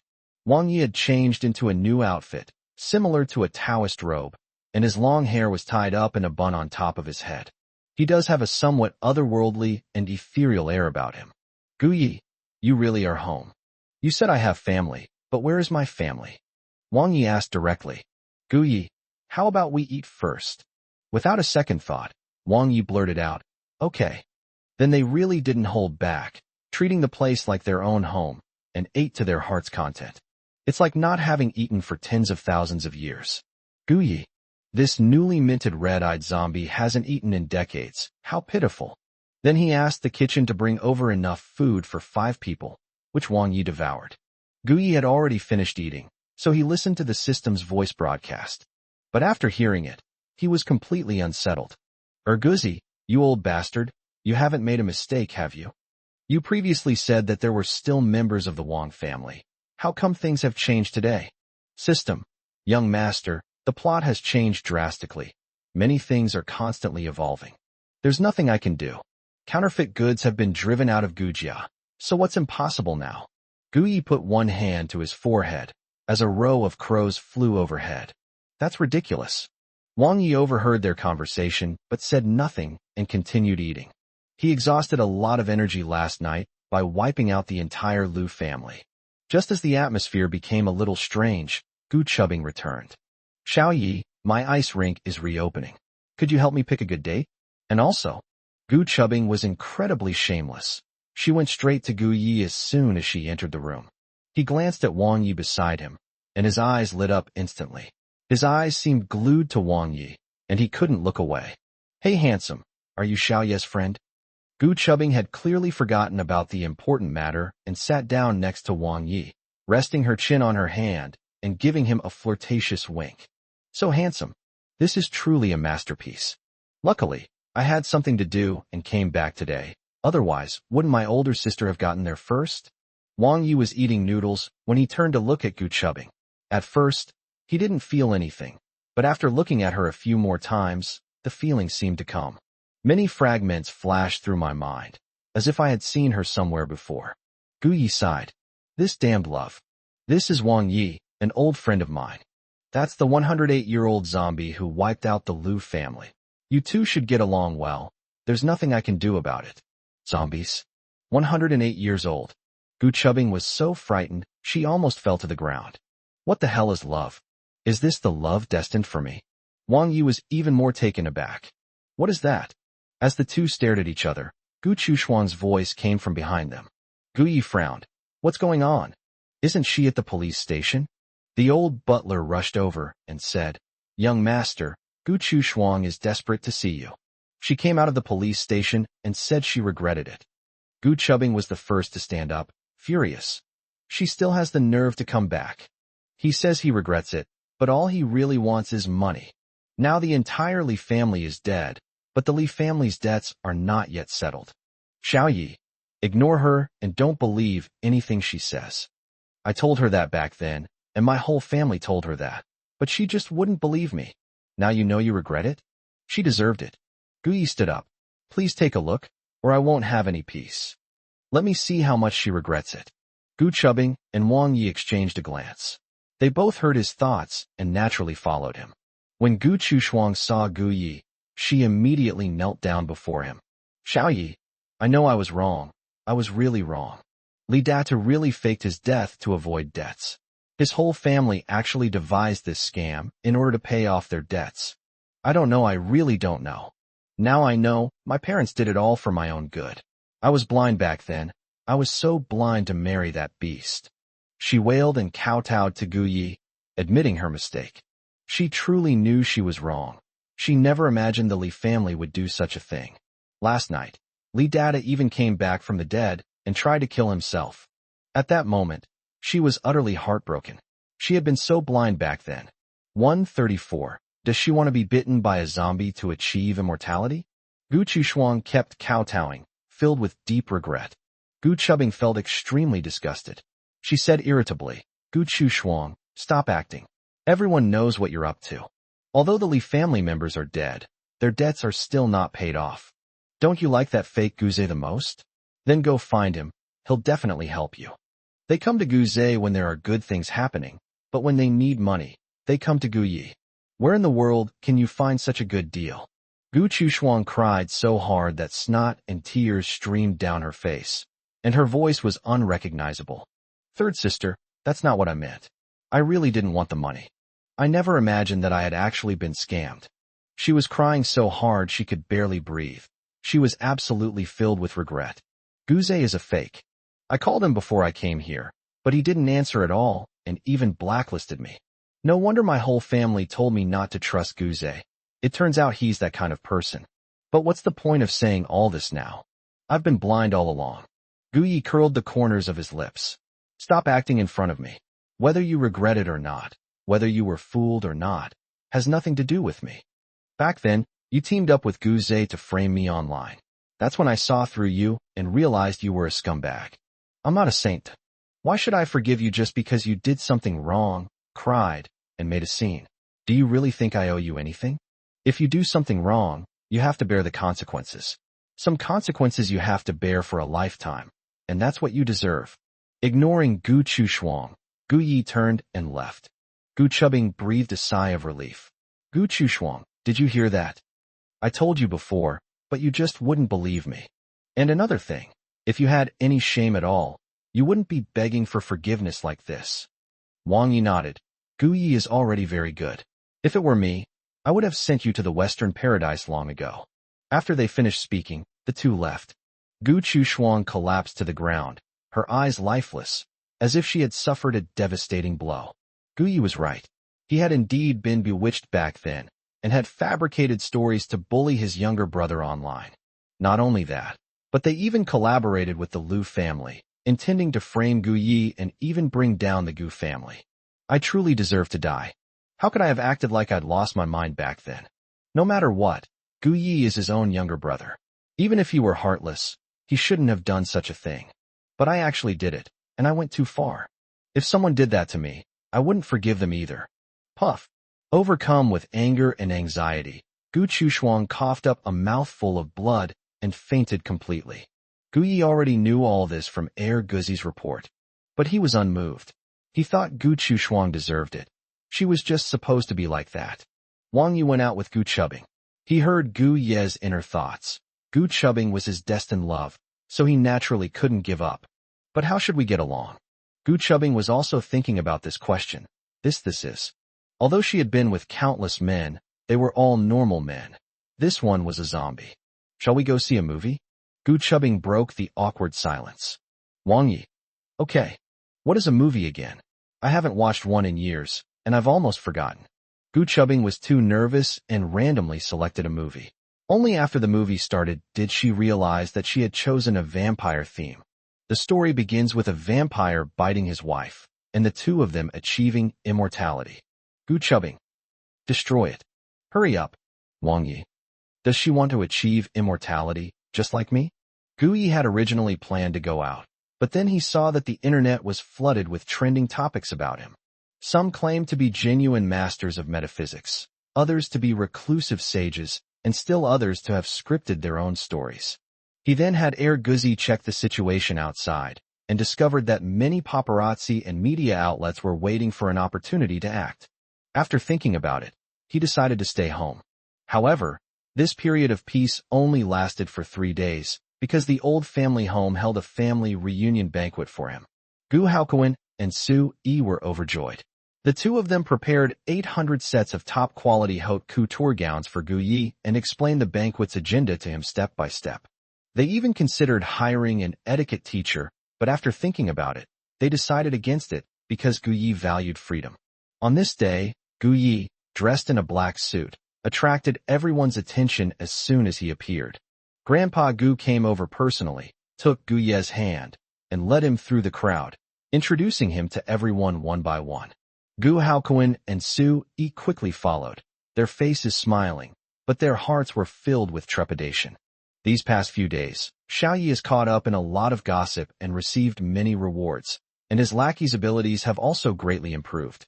They didn't know if Xiao Yi's true feelings would be heard by everyone. Fortunately, they heard what was on their minds, but they still couldn't say it aloud. That much remained unchanged. Gu Yi was oblivious to this. Having chosen to come, he naturally had to deal with it. Old Gu and Old Su had told him that if he made an appearance today and gave a casual performance, he would be given 10 million when he got home. The old man told him to greet them, so he obediently did. We're all just working people. Why should we be so hard on money? You can also enjoy some melon seeds while you're at it. This is the granddaughter-in-law of the old lady's second aunt. Whilst pregnant with triplets, congratulations. Well, none of these 3 are her children. Rich people, they really know how to have fun. Of course she wouldn't believe it, but a DNA test would solve everything. The pregnant woman who heard his thoughts. The baby in my belly isn't even my child. What does that mean? Gu Yi continued to observe the situation. The guy wearing the same suit as me was actually an illegitimate son from a collateral branch of the Gu family? Oh dear, although the Qing dynasty is long gone, there's nothing we can do. Rich people always have so many children born out of wedlock. This illegitimate son has been pretending to be the eldest legitimate son for so many years. However, his good days are coming to an end tonight. The man he called out. Am I the child of a mistress? How is that possible? Who's spreading rumors?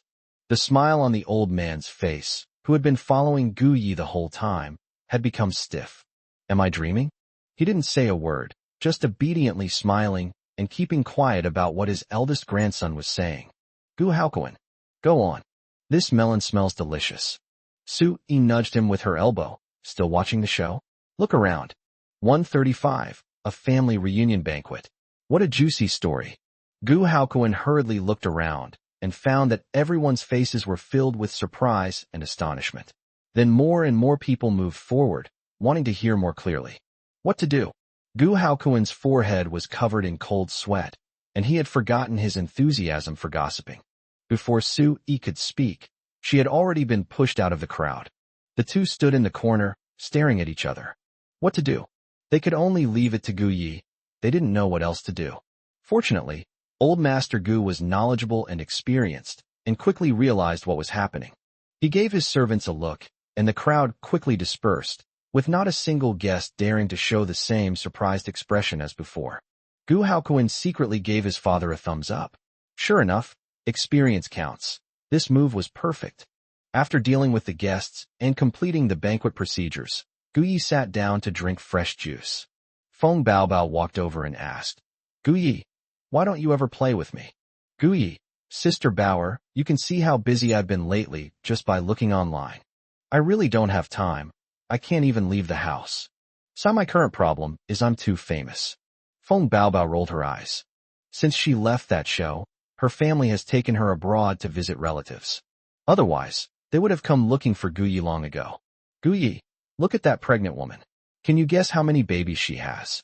Feng Baobao also heard about that gossip earlier, and it really piqued her interest. Since no one else dared to approach Gu Yi, he had no choice but to go himself. Gu Yi finished his juice, rested his chin on his hand, and said, Your belly is quite big. It must be at least twins, right? How could I possibly tell Feng Baobao that the pregnant woman was carrying triplets? And none of them were the pregnant woman's own children. No one would ever guess that the pregnant woman's man was quite the player. Feng Baobao, how exactly does it work? During my trip abroad, I heard something that was particularly interesting. It's just that there's advanced technology abroad that allows pregnant women to carry children that have no relation to the pregnant woman. How about it? Isn't it novel? Gu Yi nodded. It really is novel. What's so new about it? We've had that in China for ages. That pregnant woman, her husband, and his mistresses prepared in advance to have sex with her, and then injected themselves into his wife's body. He had already fabricated a medical record for his wife, claiming she was infertile and needed artificial insemination. This devoted woman suffered terribly for that scumbag, enduring hundreds of injections to conceive triplets, but none of them were her children. Oh, what is love in this world? Feng Baobao felt like her brain couldn't keep up. This is even more outrageous than the one I just made up. Who is that scumbag? He's disgusting, absolutely disgusting. At this time, the pregnant woman in the center of the gossip circle clenched her fists and glared fiercely at the man beside her. This was the first time in their 10 years of marriage that he had agreed to bring her out in public, and the first time they had attended a banquet together. It was also an important banquet marking the return of the true young master of the Gu family. As a result, none of the children were his own. I'm nothing more than a scumbag's free womb. So many people around heard it, and their eyes all fell on the woman. How pitiful. How can there be such a scumbag man in the world? This is terrible. It's simply outrageous. They were all cursing the man. They were practically pointing fingers at him. The man looked at Gu Yi and heard his thoughts, and felt a surge of anger. That damn Gu Yi. I was already giving him a lot of face by attending his banquet, and he actually undermined me like this. Wife, don't listen to his nonsense. He couldn't express his true feelings. But he doesn't dare to provoke Gu Yi yet, so he can only keep his wife calm. This is the only uterus he chose from among many women. We can't live without her now, but once the baby is born, she can just die.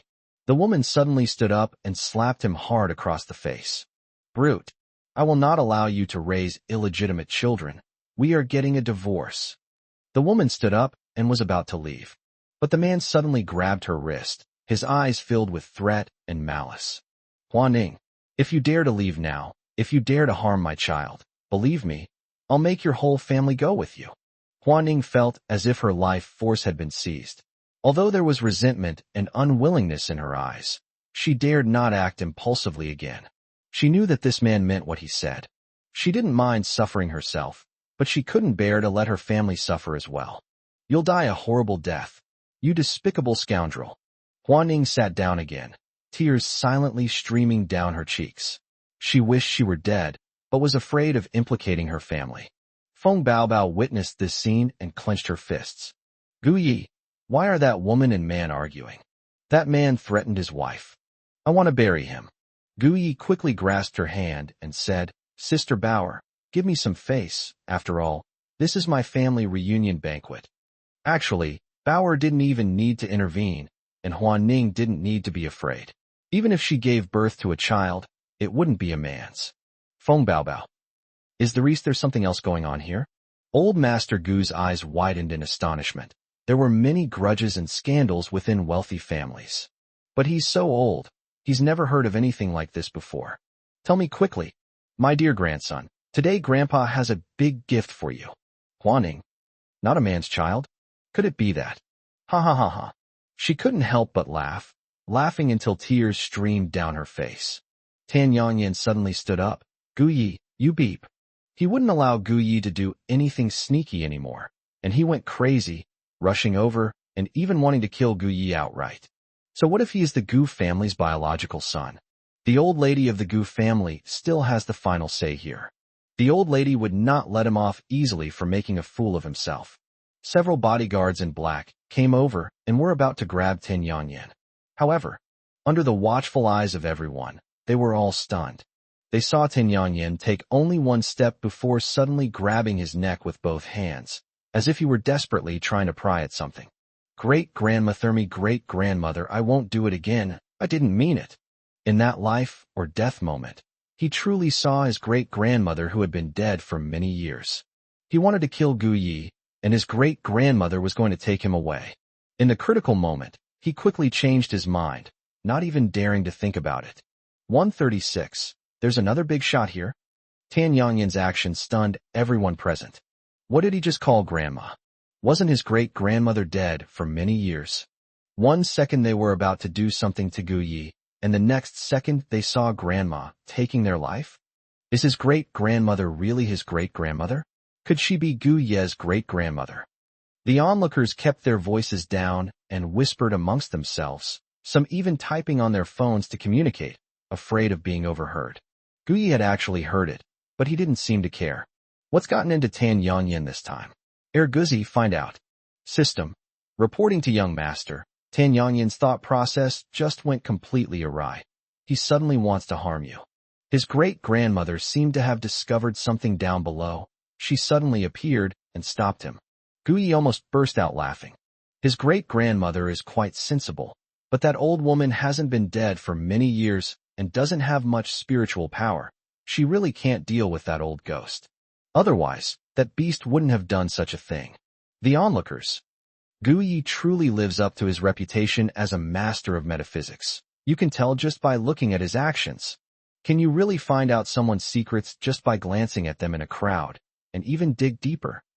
They've dug all the way to the underworld. No wonder old Master Gu personally came out to support Gu Yi. If a family had a grandson like that, wouldn't they treat him like an ancestor? Grandpa Gu and Gu Haokuan's group. Is there more to this story? Could it be that? Is something strange or incredible happening over there? Huan Ning, sitting next to Tan Yanyan, completely lost her mind. Could it be that? Is her man possessed by some kind of evil spirit, which is why he did such a thing? But what about myself? Feng Baobao was speechless for a moment. Gu Yi, look at Tan Yanyan's character. He did something shameless himself, and then he blames others. Could it be that he wasn't that kind of person before, and was instead possessed by some old ghost? She also wanted to know whether Tan Yanyan's betrayal of Huan Ning was truly his intention. Gu Yi, that's just the kind of person he is. All those crooked and evil ways are just excuses he makes for himself. That old devil asked for it himself. How can he blame anyone else? To get Huan Ning to be his free womb, he took his mistress to Sawadika's country, where they obtained some kind of peace charm. That thing was carrying an old ghost, a foreign one at that. So the old lady of the Tan family couldn't handle it at all. Feng Baobao. So that's how it is. That guy surnamed Tan brought this on himself. He deserved it. Huan Ning. I thought my partner had some hidden difficulties, but it turns out they're nothing special. Damn it. Why doesn't he just die? But what am I supposed to do now? Should I just continue like this? I'm not reconciled. Grandpa Gu and Gu Haokuen's group exchanged glances, their expressions a mixture of surprise and worry. If Tan Yanyan is really controlled by Lao Gui, then after a long time, will Lao Gui turn against his own family? At this point, the onlookers who had come to their senses also shared the same thought. The Tan family's sole heir has been controlled by a foreign devil. If that's the case, will he lose his humanity and do something to them in the future? Everyone's face grew even uglier. We were just observing the drama a moment ago, but now everyone is thinking about protecting themselves. Feng Baobao also came to her senses and asked, Guyi, that guy seems really weird. It looks like he's going to kill us. At this moment, Gu Chubbing also arrived and said, Xiaoyi, Mom and Dad just said that there was something eerie about Tan Yanyan. Could it be that there's something ghostly around him? Gu Yi ate some melon seeds, glanced at Tan Yanyan again, and frowned slightly. His strange appearance is really abnormal. Feng Baobao and Gu Chubbing exchanged a glance, a hint of surprise flashing across their faces. Xiaoyi is about to make a move. This time, there's no need to worry anymore. However, Gu Yi added, but I don't need to lift a finger. Huan Ning is there too. Huan Ning. Feng Baobao didn't understand. Huan Ning is pregnant, and she seems to be a bit love-struck, so what can she do? Gu Chubbing nodded repeatedly. That's right. It seems like she was threatened by Tan Yanyan. During the argument just now, he got her under his control with just one sentence. If it weren't for Wang Yi, his younger brother wouldn't have paid any attention to him.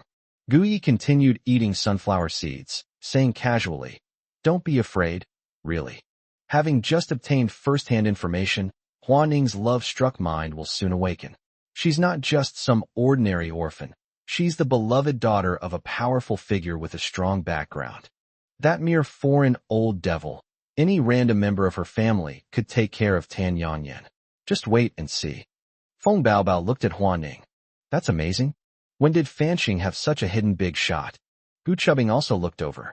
What's more, this seemingly ordinary pregnant woman has a hidden past. But her family is so powerful. Could they be even more powerful than Xiaoye's? Everyone else also looked at Huan Ning, and they all had similar thoughts. That orphan, does she really have a powerful background? Huan Ning herself was stunned. I'm not an orphan. She also has a family of her own. Gu Yi, if I find my biological parents, I must thank them properly. However, some people simply did not believe Gu Ye's words, thinking that he was just faking it. Tan Yanyan was one of them. Huan Ning, don't be so smug. If I hadn't saved you back then, you would be a skeleton by now. With your abilities, what family do you have left? You're coming home with me, and you're never allowed to leave again. Tan Yanyan grabbed Huan Ning's wrist and pulled her outside. As long as he hides well, no one will come looking for that bastard. I won't let the sacred womb I finally found run away so easily. Feng Baobao was furious and couldn't hold back any longer, so she rushed over. Tan Yanyan, you scum, let go of Sister Huan Ning. She kicked Tan Yanyan so hard that he fell to the ground. Taking advantage of her pregnancy, Huan Ning slammed her pregnant belly against a stone table, causing blood to gush from her leg.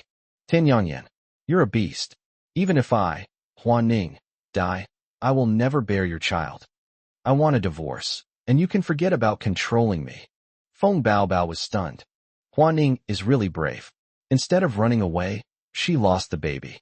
Gu Chubbing rushed over and quickly helped Huan Ning up, saying, Huan Ning, I'll take you to the hospital. At this time, Tan Yanyan, who was lying on the ground, suddenly rose into the air and floated in mid-air, his body emitting endless black smoke. Don't leave. You killed my child, and I will make you pay with your life. His voice was very strange, and it didn't sound like the person who had spoken just now at all. 137. Master eating. Uncle Master. The onlookers at the scene were instantly outraged. Who is that? What happened? How did he suddenly fly into the sky? His voice sounds weird. Could he have been haunted? Some people wanted to speak Gu Ye's mind, but their words were all silenced. Almost everyone, while talking, slowly hid behind Gu Yi. At this point, of course we need to rely on the big shots. Gu Yi, the hope of the whole village? Holy crap, what are they all doing? They all hid behind me all of a sudden. Aren't I afraid? System, what are you afraid of? The onlookers. No.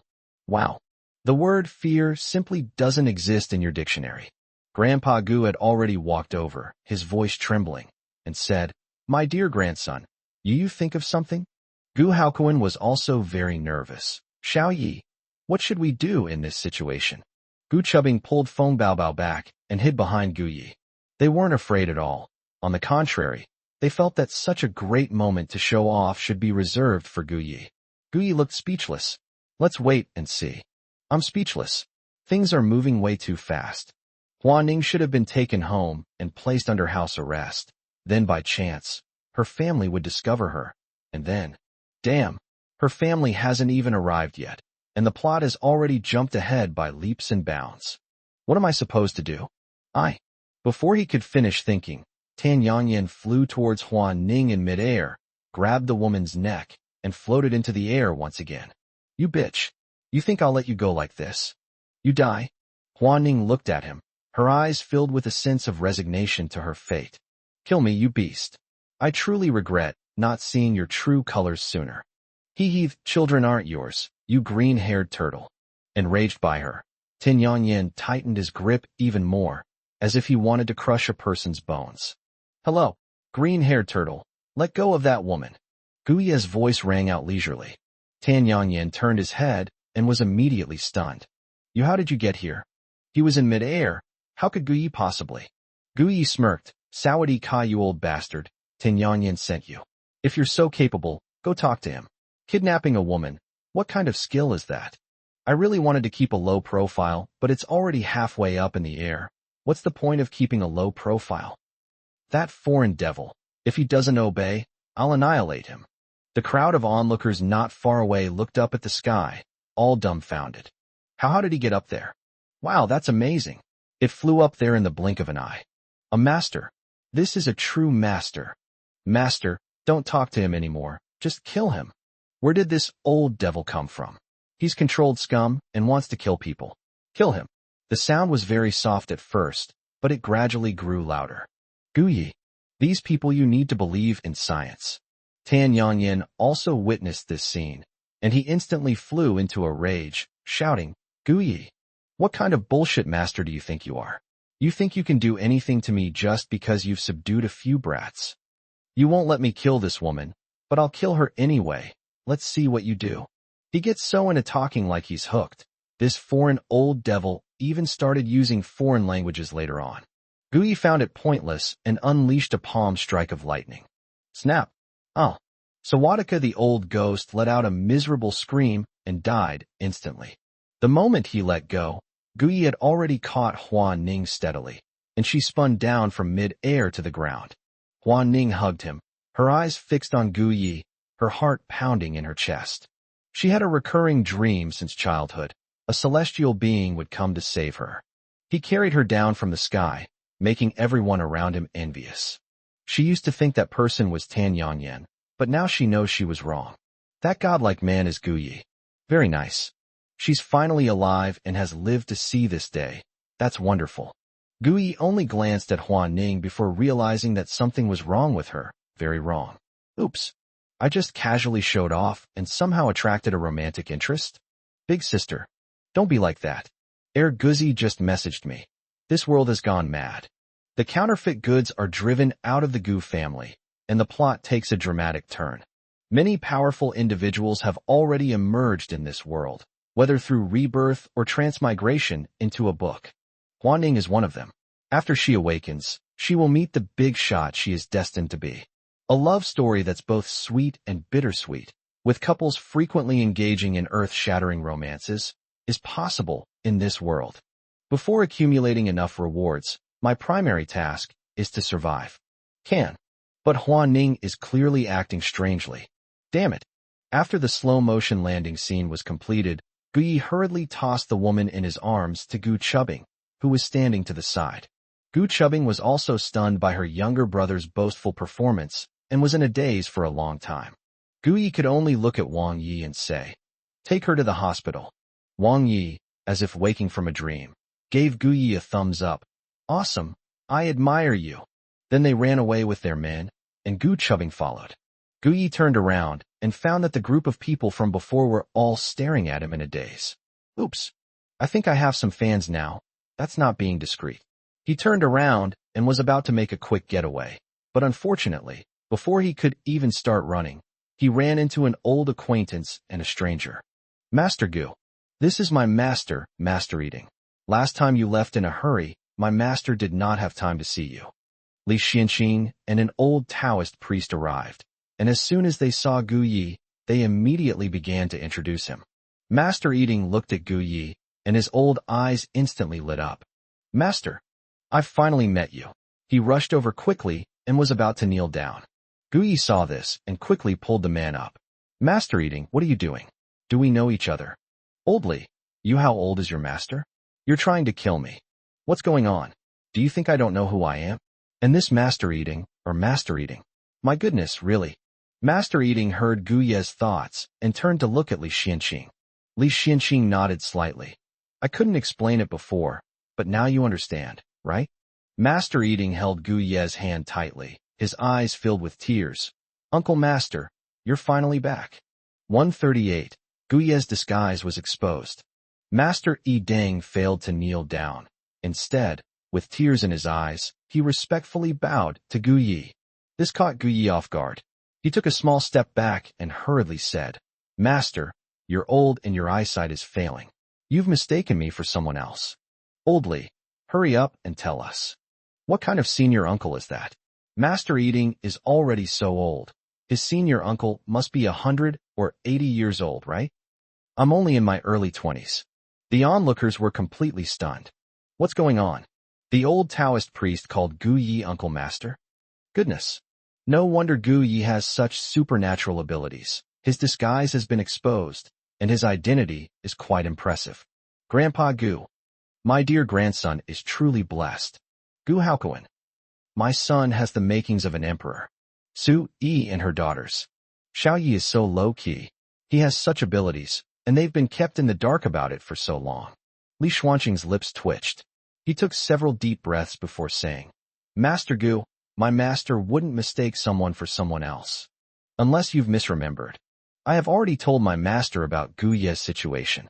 After listening to him, my master immediately said that Gu Yi is the senior uncle who has been traveling around for many years. That's definitely right. Otherwise, there would be no one else in the whole world who possesses so many supernatural powers. Gu Yi put one hand to his forehead, looking helpless. I'm truly exasperated with you two little devils. With so many people watching, and these two Taoist priests, one old and one young, not letting him go, Gu Yi had no choice but to take him to the backyard. Grandpa Gu instructed that the banquet should end here for today, and that they would meet again another day. The guests who came today are all prominent figures in Fanqing. They came specifically because they heard that Gu Yi would embarrass himself. As it turned out, not only did they avoid making a fool of themselves, but they also witnessed their extraordinary abilities. Although none of them wanted to leave, they all wanted to curry favor with this powerful figure. After all, who wouldn't believe in superstition if they were in that position? However, since old Master Gu had given the order to leave, no one felt comfortable forcing themselves to stay. He's too low-key. The real young master of the Gu family is too low-key. With such a true young master returning to the Gu family, they are bound to rise to prominence in the future. The Gu family will undoubtedly become the leading family in Fanqing.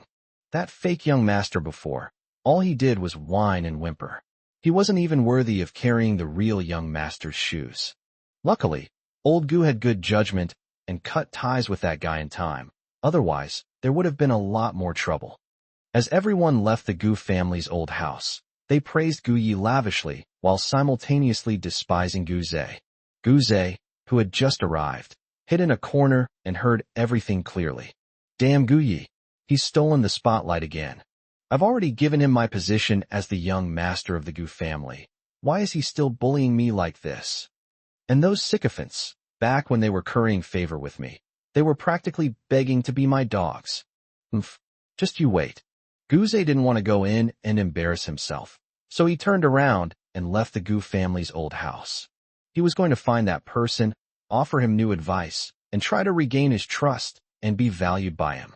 The Gu family's old house. It took Gu Yi a lot of persuasion to convince the old Taoist that he was not the wandering martial uncle. That was my fault for being so blind, Master Gu. Please forgive me. Master Eating stood up, bowed to Gu Yi, and then walked out. Li Xianxin quickly followed. Master, this can't be. Master Yiding paused, turned around, and said, That's right, this can't be. This humble Taoist priest would not misjudge a person. Perhaps Master Gu has lost his memory and cannot remember many things. I don't care. You are my grandmaster uncle. Gu Yi. All right. All that work was for nothing. My saliva was worthless. Only then could old Master Gu interject, saying, Xiao Yi, the master is already 80 years old this year. He has seen more ghosts than any of us have seen people. If Master Eating says it is you, then there's no mistake. You may have been away for many years, and there are some things you may not remember. It's understandable that you may have sealed your memories. Gu Yi. What's that smell again? Are you speaking human language? Grandpa Gu. Master Eating. Since we're all family, please stay for dinner. As a master of Qingshui Temple, if he says Xiaoye is his granduncle, then that's it. Anyway, our Gu family won't suffer any losses. Xiao Yi also has such a powerful backer, so he can do whatever he wants in Fancheng and even the world in the future. Gu Yi hadn't yet obtained Heir Guzi's information, so he was indeed not some grandmaster uncle. However, at this moment, Master Eating smiled and said, Thank you, Master Gu, but I have another request. Uncle Master, your favorite little disciple, 4.5-year-old Tuanchuan, has gone home. But last night, she appeared in my dream and said she was going to die and wanted to see you. Round and round. 4.5-year-old Tuanchuan. Gu Yi had a bad feeling. He was afraid that a cute little boss was going to be born. Tell me more information, and I'll see where she is. Heir Guzi, check this first. Master Yi Dang was overjoyed and quickly sat down next to Gu Yi, recounting in detail the story of 4.5-year-old Tuanchuan. While listening to the old Taoist priest, Gu Yi was also reading several long paragraphs of text that the system had sent him. The entire Gu family sat on the sidelines, watching the drama unfold, or rather, listening intently to Gu Ye's inner thoughts. Then, Tuanchuan, 4.5 years old, secretly goes down the mountain to find her family. She discovers that her scumbag father has deceived her mother and 4 older brothers, and through her own efforts, she changes her family's tragic fate. It's just because of a major plot hole in the world storyline that she's encountered something even more powerful. She's been locked in a dark room and is being tortured. She's about to die. Unable to resist her opponent, she died and became a vengeful ghost, devouring her scumbag father's entire family before vanishing into nothingness. Ergo, could it be that some powerful cultivator fell down and became an adorable baby? System, it seems that's correct. Master Eating. You brat, still denying you're not my martial uncle? In the whole world, only my martial uncle has such abilities. The Gu family. A cultivation master? Who are those important figures? Can they also cultivate immortality? Li Xianxin. Tuanchuan is a cultivation master. No wonder she knows so many strange things and can fly around in the sky. Since she had such a good relationship with her grandmaster, her cultivation skills must have been taught to her by her grandmaster, right? Uncle Master, have you found out? Let's go save Tuanchuan now, or it might be too late. Master Yiding thoughtfully gave Gu Yi face and didn't directly reveal his true feelings. Of course, he wanted to speak but couldn't. Gu Yi, it's all fate. Let's go. 139, that's a wild approach. It got completely dark. Gu Yi, accompanied by 2 Taoist priests, Old Master Gu and Gu Haokuan and his son, arrived at a suburban villa area. The location isn't remote, and there are quite a few people coming and going. At this moment, however, the surroundings were completely silent, and there was even a faint sense of gloom. This is the Tang residence. It's not a prestigious family. We're more like newly rich. Gu Haokuan gave an introduction. Gu Yi curled his lips into a smile. Newly rich? He doesn't even deserve it. As soon as Tuanchuan was born, this family sent her to a place with auspicious feng shui, and only then did they enjoy their wealth and prosperity. Tuanchuan returned on her own and discovered their treacherous plot. Fearing for their wealth and status, they devised another plan. the group of people who came with him. The Tang family's methods are unconventional. Li Xianxing stepped forward and knocked on the door, presenting Old Master Gu's visiting card, but the other party didn't even glance at it and simply threw it on the ground. We don't know any Gu, Zhang, or Li families, so get out. The young butler had a short temper. After speaking, he slammed the door shut. Li Xianxing was furious and pounded on the door. A bunch of beasts. Open the door and let Tuanshuan out. If you don't open the door, don't blame us for being impolite. Gu Yi slightly raised his hand. Old Li, don't be angry. I have a way. Then he led everyone to the side door, next to a dog hole. Everyone was dumbfounded. No. Are you suggesting we make them crawl through dog holes? They're all so old. Their arms and legs are too frail to fit through, right? Gu Yi smiled and said, Don't worry, this dog hole isn't for crawling through. With a kick, one side of the dog hole wall collapsed, kicking up a cloud of dust. Gu Yi put on a mask, took long strides, and walked inside. Others. Face mask. They wanted to. But seeing that Gu Yi ignored them, they finally gave up, covered their mouths and noses with their arms, and followed him inside. Li Xianxing was the last to go in. He felt it was disrespectful to do so, since Gu Yi was now a person of status. Why? Master Eating walked over and tapped his head. What are you still standing there for? My martial uncle doesn't care about details. Have you forgotten that? Li Xianxing covered his head with one hand and quickly followed him inside. Following Air Guzi's navigation, Gu Yi walked very fast and arrived at a dark little house in the blink of an eye. Before he could kick the door open, a thick cloud of black smoke suddenly rose up. Gu Yi paused, reaching out to stop the people behind him. Wait a minute. Let's see what kind of weird and unorthodox methods they are. Let him perform for a while.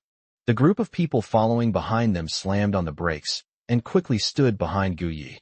They weren't afraid, since Gu Yi was protecting them, and they knew there would be no danger.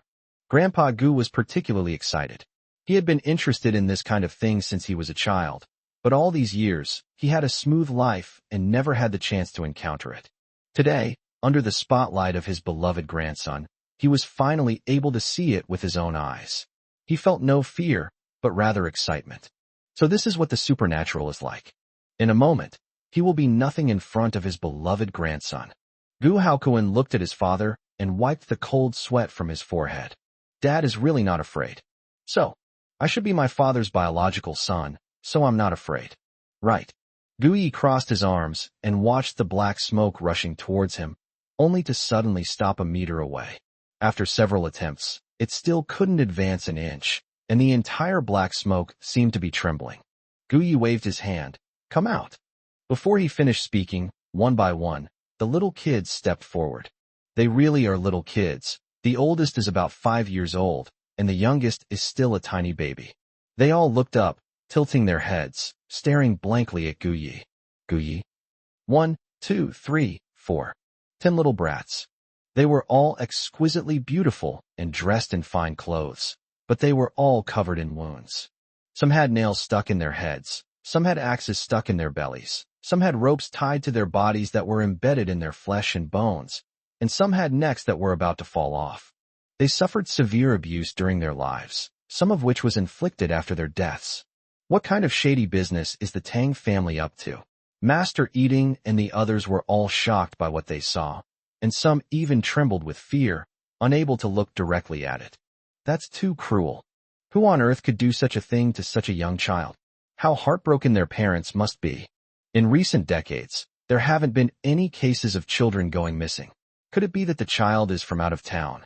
Grandpa Gu was horrified by what he saw, and tears welled up in his eyes. When he saw these children, he was reminded of Gu Yi when he was a child. He was stolen when he was so young. If he hadn't been lucky, he might have ended up like this. Master Eating also sighed repeatedly. That's so pitiful. Where are their Tuanshuan? Is he still alive? Gu Yi took a deep breath and asked, Do you know where Tuanshuan is? Lead the way. If you do a good job, I'll take you home.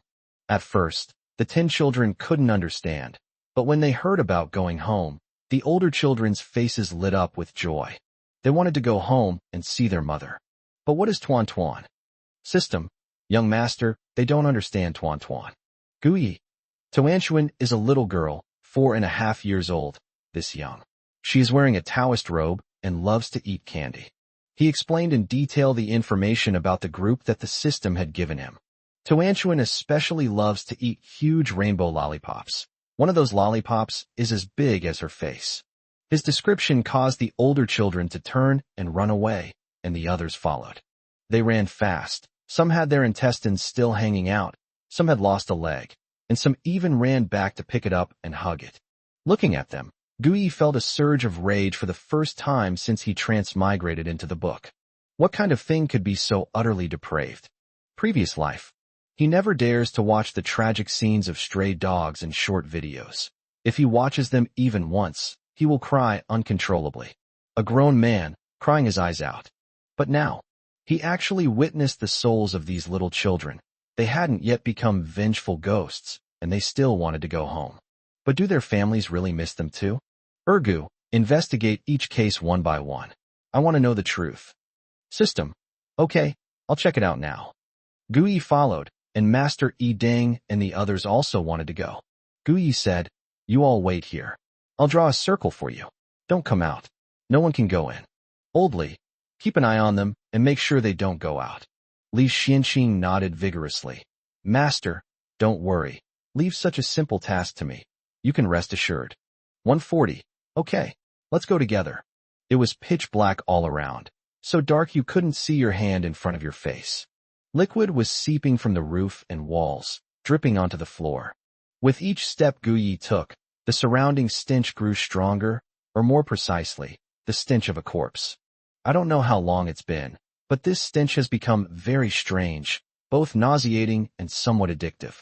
Ergu, check again, what's the current plot? This smell is too strange. I suspect someone is developing a new type of drug. System, young master, please watch the video. Guyi, you stupid dog, give me a voice broadcast. You useless, stinking dog. System.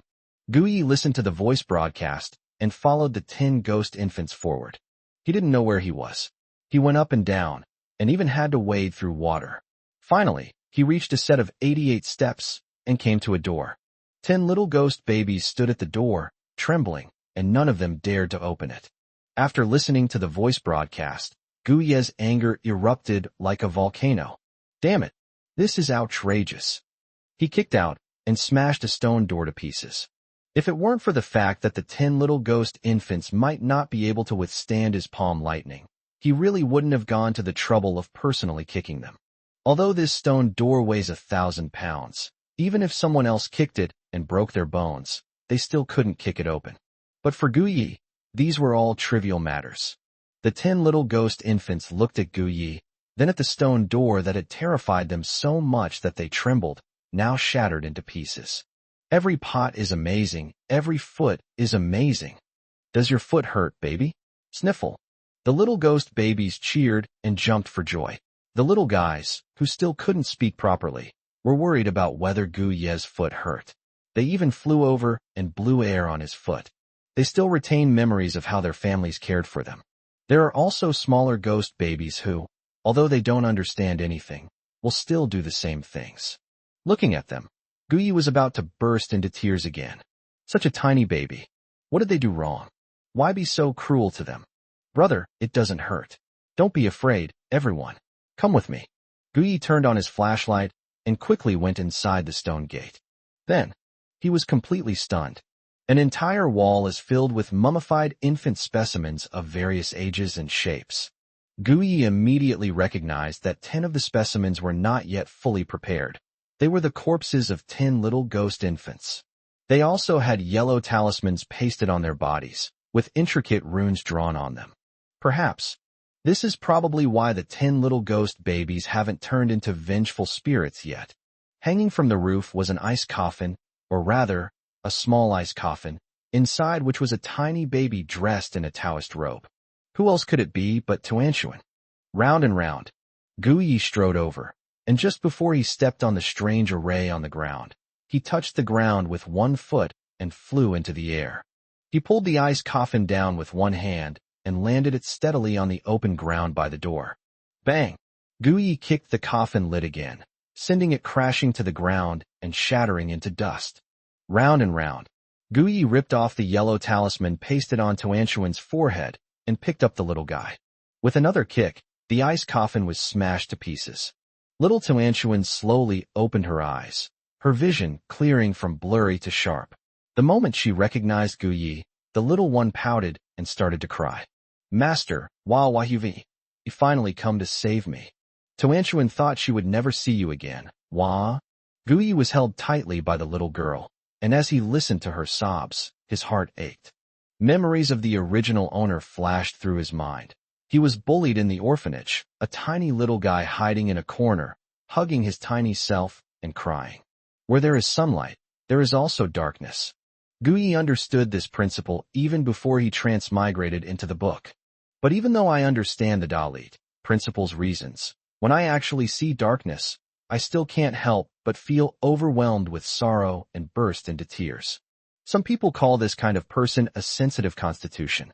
Guyi thought so too at the time, and even often felt that he was overly sensitive equals internal friction equals an abnormal person. But now, screw oversensitivity.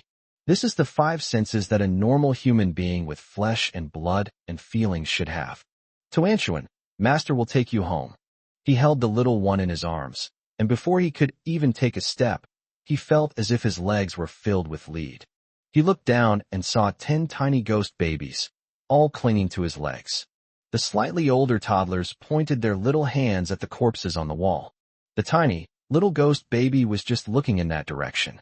Every look in their eyes was filled with longing, but they couldn't express it. Guyi understood. Okay, let's go together.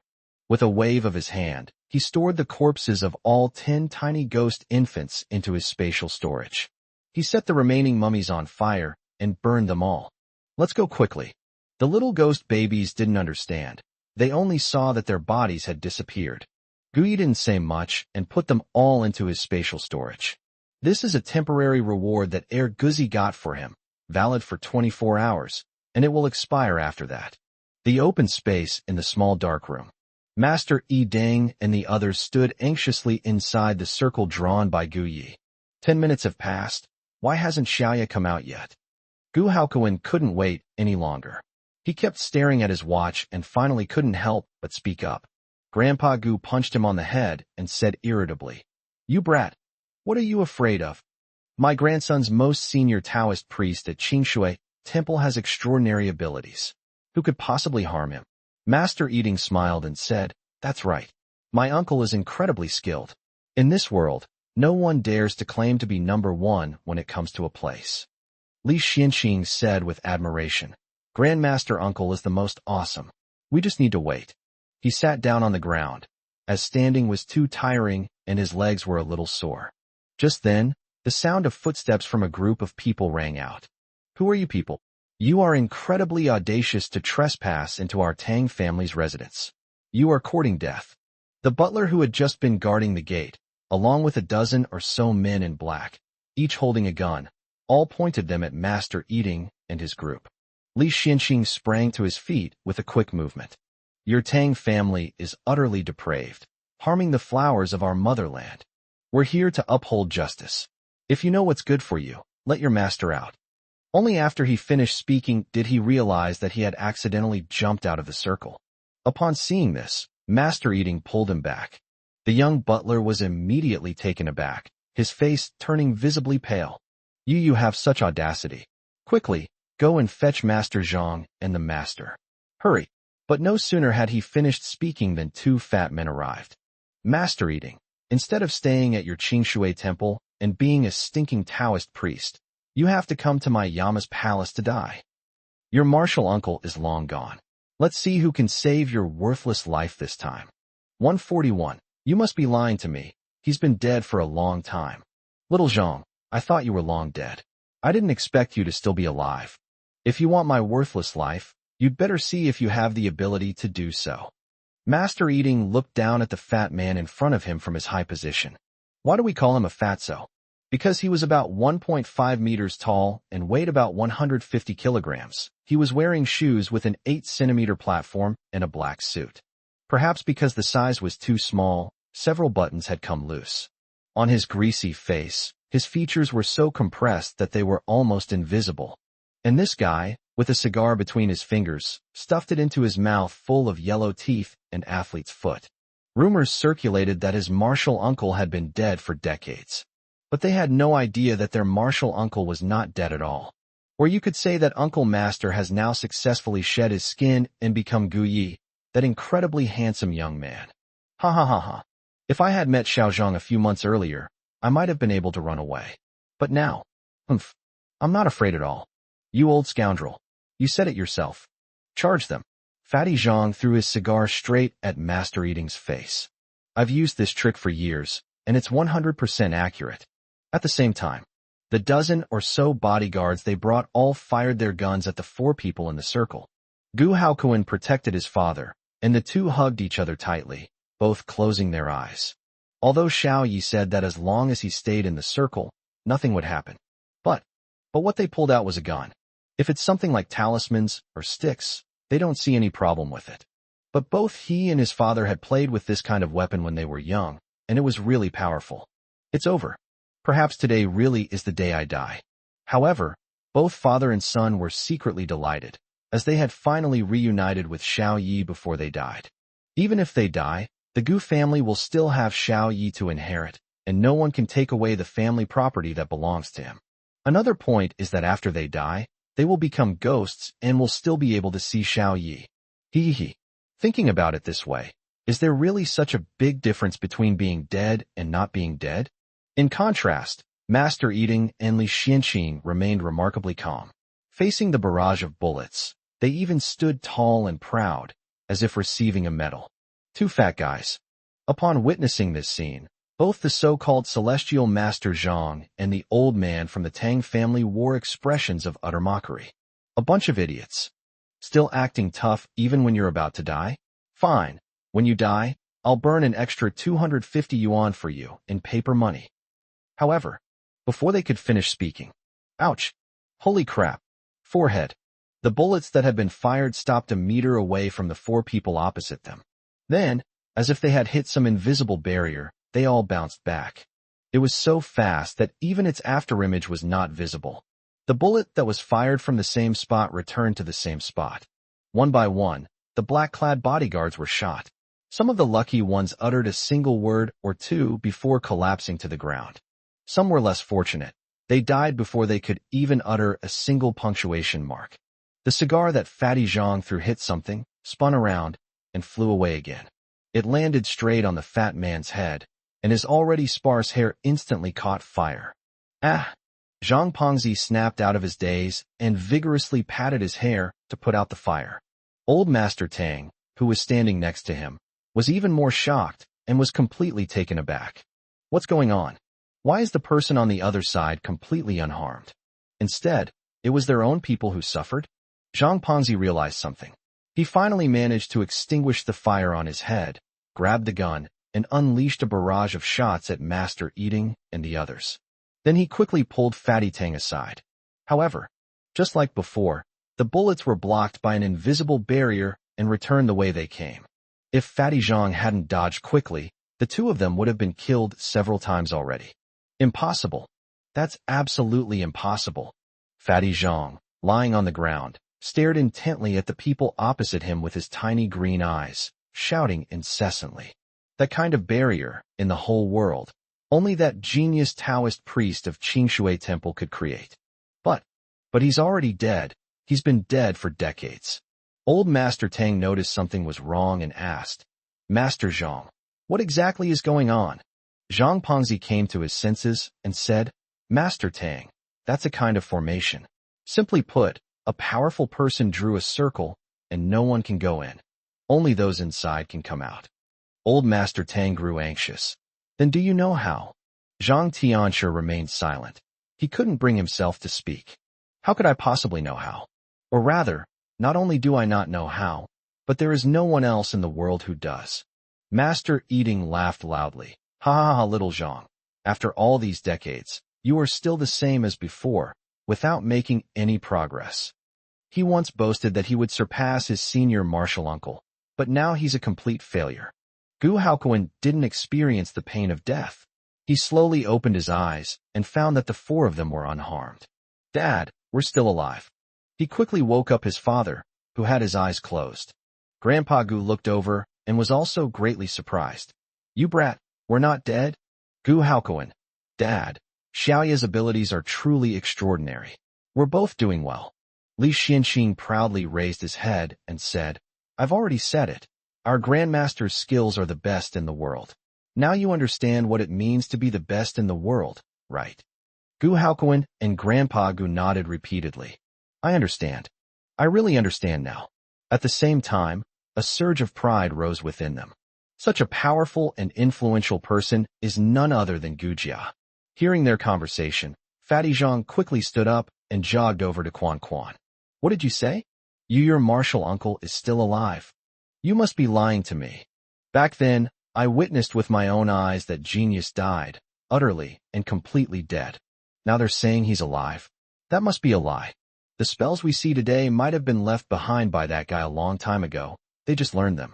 My martial uncle is still alive. You've done so many heinous things over the years. My martial uncle will definitely make you suffer a terrible death. After Master Eating finished speaking, he turned his head to look at the small dark room.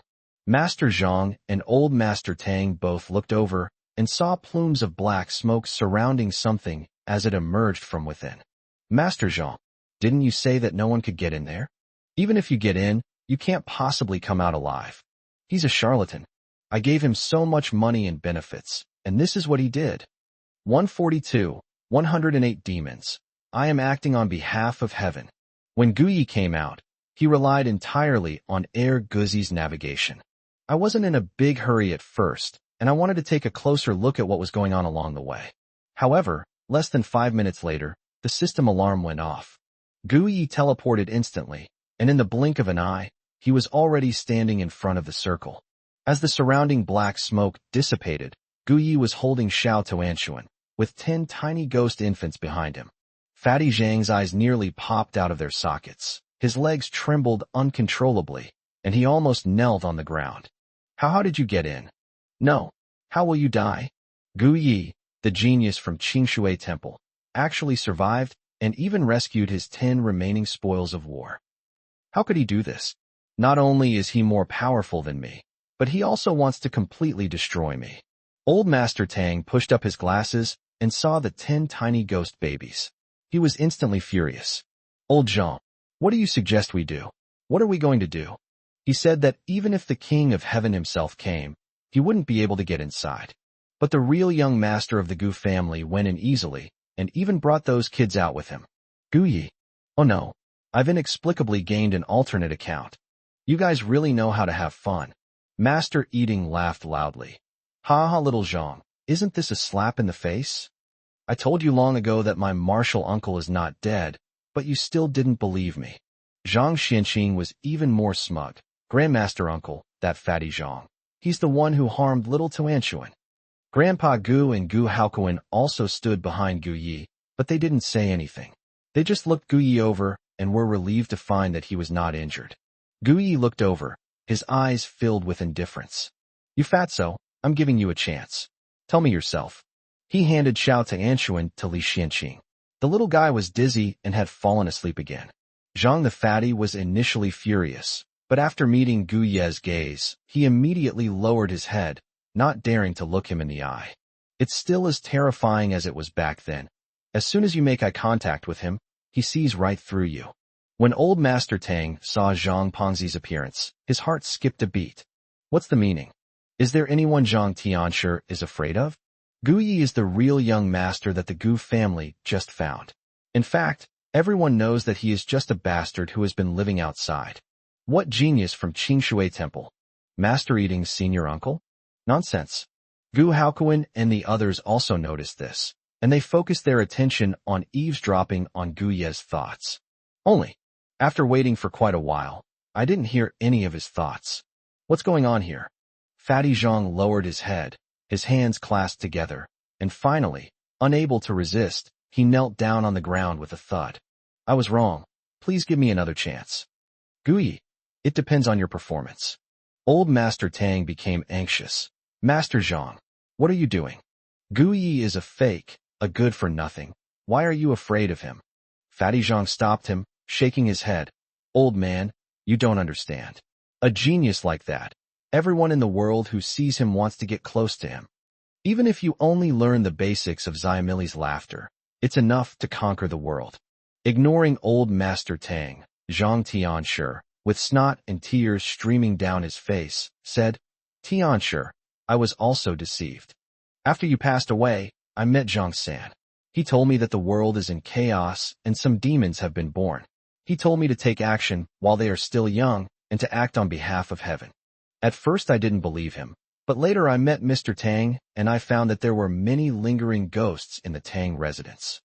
I investigated diligently and finally found those 108 demons. I used all my strength to finally subdue them. 108 demons? That entire wall of corpse specimens. Grandpa Gu. Does such a thing really exist in this world? Gu Haokuan. Something's not right. But something fell off, though I couldn't quite put my finger on it. Master Yi Deng. Which old bald monk is it? Make him show himself. Li Xianqing. We await the decision of our Grandmaster. Gu Yi. I think you're a demon too. You might as well just die. Fatty Zhang suddenly looked up, his eyes filled with disbelief. Master, everything I've said is the truth. You must believe me. Old Master Tang also recovered his senses and said, What Master Zhang said is true. Our Tang family has not been at peace for 100 years. Otherwise, we would not be inferior to some other families. If it weren't for Master Zhang's help, our Tang family would probably be extinct. His words truly came from the bottom of his heart. If he hadn't run into Fatty Zhang, he would have been dead by now. How could he still be talking here? Although Fatty Zhang did do some things that were not very ethical, they did not warrant death. And Fatty Zhang also has a secret method that allows him to live over 100 years. Only one little Taoist nun is needed. Once tonight is over, everything will be settled. Of all times, they have to cause trouble at this crucial moment. Oh right, that little Taoist nun. By the way, Master Gu, Zhang Tianshi also found out about that little Taoist nun. She is the leader of those demons. You should return her to Zhang Tianshi.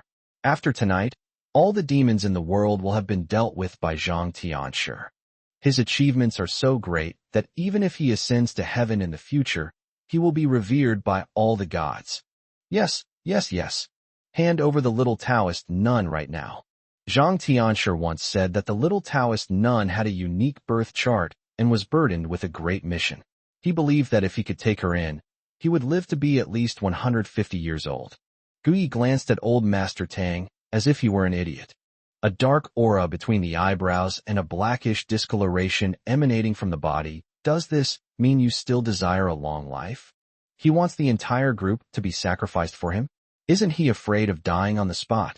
Li Xianqing and the others all breathed a sigh of relief. They thought Gu Yi had used some kind of magic, and that they couldn't hear his thoughts anymore. Now I've finally heard it. Is Grandpa Tang going to die? The group all stared at old Master Tang, noticing that he did indeed have a strange appearance. What do you say, Mr. Zhang? Gu Yi's patience was almost worn out, so he stretched his wrists. The opportunity was given, but you couldn't seize it. This beastly creature is still trying to act all high and mighty. There are countless demons and monsters in the world. We don't need someone like you. Zhang Tianshi trembled with fright and kowtowed 3 more times to Gu Yi. Master, spare me. I'll tell you everything. The little Taoist nun is not a demon. She was just an accident. I never intended to let her in. It was all sent by Grandpa Tang. Old Tang, tell the truth. Fatty Zhang pulled old Master Tang down and made him kneel down with him. But old Master Tang was already anxious. Master Zhang, Tuanshuan is a jinx. A master said that when she was born, and he was right. She just got back, and a major disaster has happened in our family. How am I supposed to put in a good word for her? 143. One who reaps what one sows will not live. After old Master Tang finished his rage, Gu Yi rushed over and kicked him to the ground. Old Deng, who are you calling a jinx? Your whole family are jinxes. Only Xiao Tuanshuan is a lucky star. If she hadn't returned in time, your whole family would be dead. Old Master Tang was kicked to the ground and coughed up a mouthful of blood. He was in so much pain that he couldn't breathe and lay on the ground panting. Yu. He had barely finished uttering those 2 words when he coughed up another mouthful of blood and was completely unable to say anything more. Grandpa Gu was also startled and couldn't help but look at Xiao Tuanshuan. The adorable little baby turned out to be the Tang family's lucky star. She and Xiao Yi have the same fate. No wonder she met Xiao Yi and he saved her. It's really fate. Gu Haokuan was extremely anxious and wanted to know what was going on. At that moment, Gu Ye's inner voice came through. Damn it! I'm so angry. This old man's son, Xiao Tang, had an affair and had 3 sons with another woman. Men who get arrogant after making a little money aren't uncommon. The most crucial point is that this young Tang actually found an older woman 20 years his senior, and they had 3 sons, more than 10 years older than Xiao Tuanshuan and her brothers. They're all adults now and will inherit the family fortune. When old Master Tang heard this, his eyes widened in shock. Guyi. Is Guyi really some kind of Taoist master?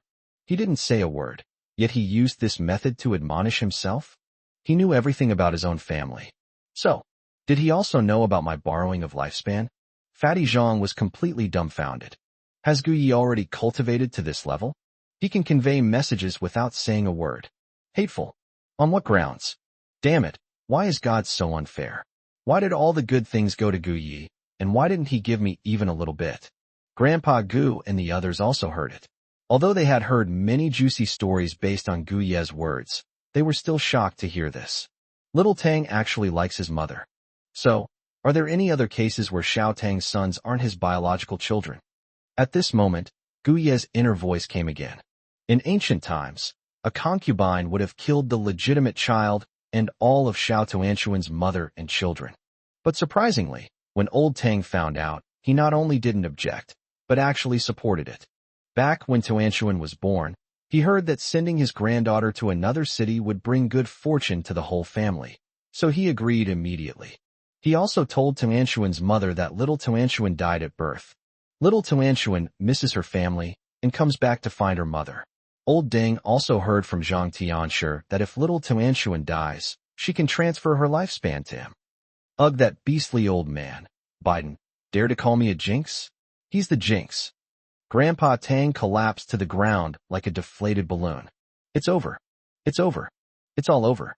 Guyi found out about all of their family's messy affairs. If even Zhang Tianshi is so afraid of someone, is he going to kill himself? At this moment, Zhang Tianshi was completely dumbfounded. Master, you many things aren't as they seem. There's still a misunderstanding, and beep. He couldn't express any of his true feelings. Oh no. Guyi also used such a formation, so that one could only hear but not speak. Ah, good heavens. Just how many amazing tricks does he have? Guyi glanced at him, then kicked him again, knocking out his front teeth. You are an utterly wicked person. I told you to tell the truth, and you're spouting nonsense. Do you think I'm easy to talk to? After saying that, he gave him another beating. He no longer bothered to use special powers and just beat him up with his bare hands. You fatso. You think I don't know anything? What demons and monsters? You're here to slay demons and monsters. In this whole world, you are the most disgusting demon. You are not even as good as a demon. The lives of 108 children were all lost at your hands. For what? To prolong the lives of the Tang family. But more than anything, it's to satisfy your vanity. What kind of cards are you going to make with these little devils? Selling them to people, so they'll be slaves to them even after they die. Ugh, I'm so angry, I'm so furious. Grandpa Gu and the others were all dumbfounded. No wonder Xiao Yi was so angry. That fat Zhang actually did such a thing. He's utterly depraved. So many children's lives were killed by various methods, and they can't even rest in peace or be reincarnated. They have to make money for this beast and work for him. Thinking about all this, Guyi couldn't control his fists. Master, spare me. Master, spare me. I was wrong. I was really wrong. Fatty Zhang was beaten so badly he rolled on the ground, crying and begging for mercy. Guyi wouldn't listen at all and only stopped when he had hit him enough. Fatty Zhang's face was swollen like a pig's head, but he still knelt down properly. Master, I was truly bewitched. Please give me a chance. He was genuinely scared. Guyi had only punched him, but it made him realize that his time was truly coming to an end. If Guyi doesn't help me, then I'm sure I'll die a horrible death. Guyi wiped his wrist, looking down at him with disdain. The opportunity is gone. Those who do evil will not live long. He strode away without even glancing at the two people on the ground. Li Xianqing and the others hurriedly followed. Fatty Zhang was terrified. Master Gu, please don't go. Please help me. Old Master Tang came to his senses and said, Master Zhang, he's just talking nonsense. Don't believe him. Let's just keep doing what we've been doing. Nothing's happened for so many years. What else can we do now? Fatty Zhang, however, abandoned his usual obsequious manner and suddenly flew into a rage. Old Tang, what do you know? Gu Yi is the real celestial master. I'm nothing compared to him. We're in deep trouble. Quick, get your family members who can leave to go to Qingshui Temple. Gu Yi was at Qingshui Temple, and they hid there, so those evil spirits didn't dare to go near. But old Master Tang simply refused to believe it. Fatty Zhang, don't exaggerate, I don't believe it. I didn't just hire you as a capable person. If you can't do it, they can. With great effort, Grandpa Tang stood up and stumbled away. Fatty Zhang stared at his retreating figure, his face filled with terror, and he was so scared that he wet himself. Run! Run, you dead leg! They're here. They're all here. 144. Karma comes quickly in this life. It was the dead of night. Gu Yi drove straight to a dilapidated building 500 miles away, where Tuan's mother and brothers lived. Xiao Anshuan has woken up and asked many questions, which Li Xianqing answered for her. The little guy looked out the car window, his tiny hands clenched tightly in anxiety. Master, will my mom and brothers believe us? She looked at Gu Yi beside her. Gu Yi didn't look at her, but simply said, I guess so. Little Tuanshuan pouted, about to burst into tears. At this moment, Gu Yi's inner voice rang out. I initially thought so too, but many things have changed now. Take Xiao Anshuan's mother, for example. She's not innocent at all. On the surface, she appears to be a weak, helpless woman who can only rely on her husband's family. But back then, she clearly overheard the Tang family elders' plan to send Tuanshuan away. She clearly had the ability to protect Tuanshuan immediately, but she didn't, because she also felt that only in that way could she also live a good life.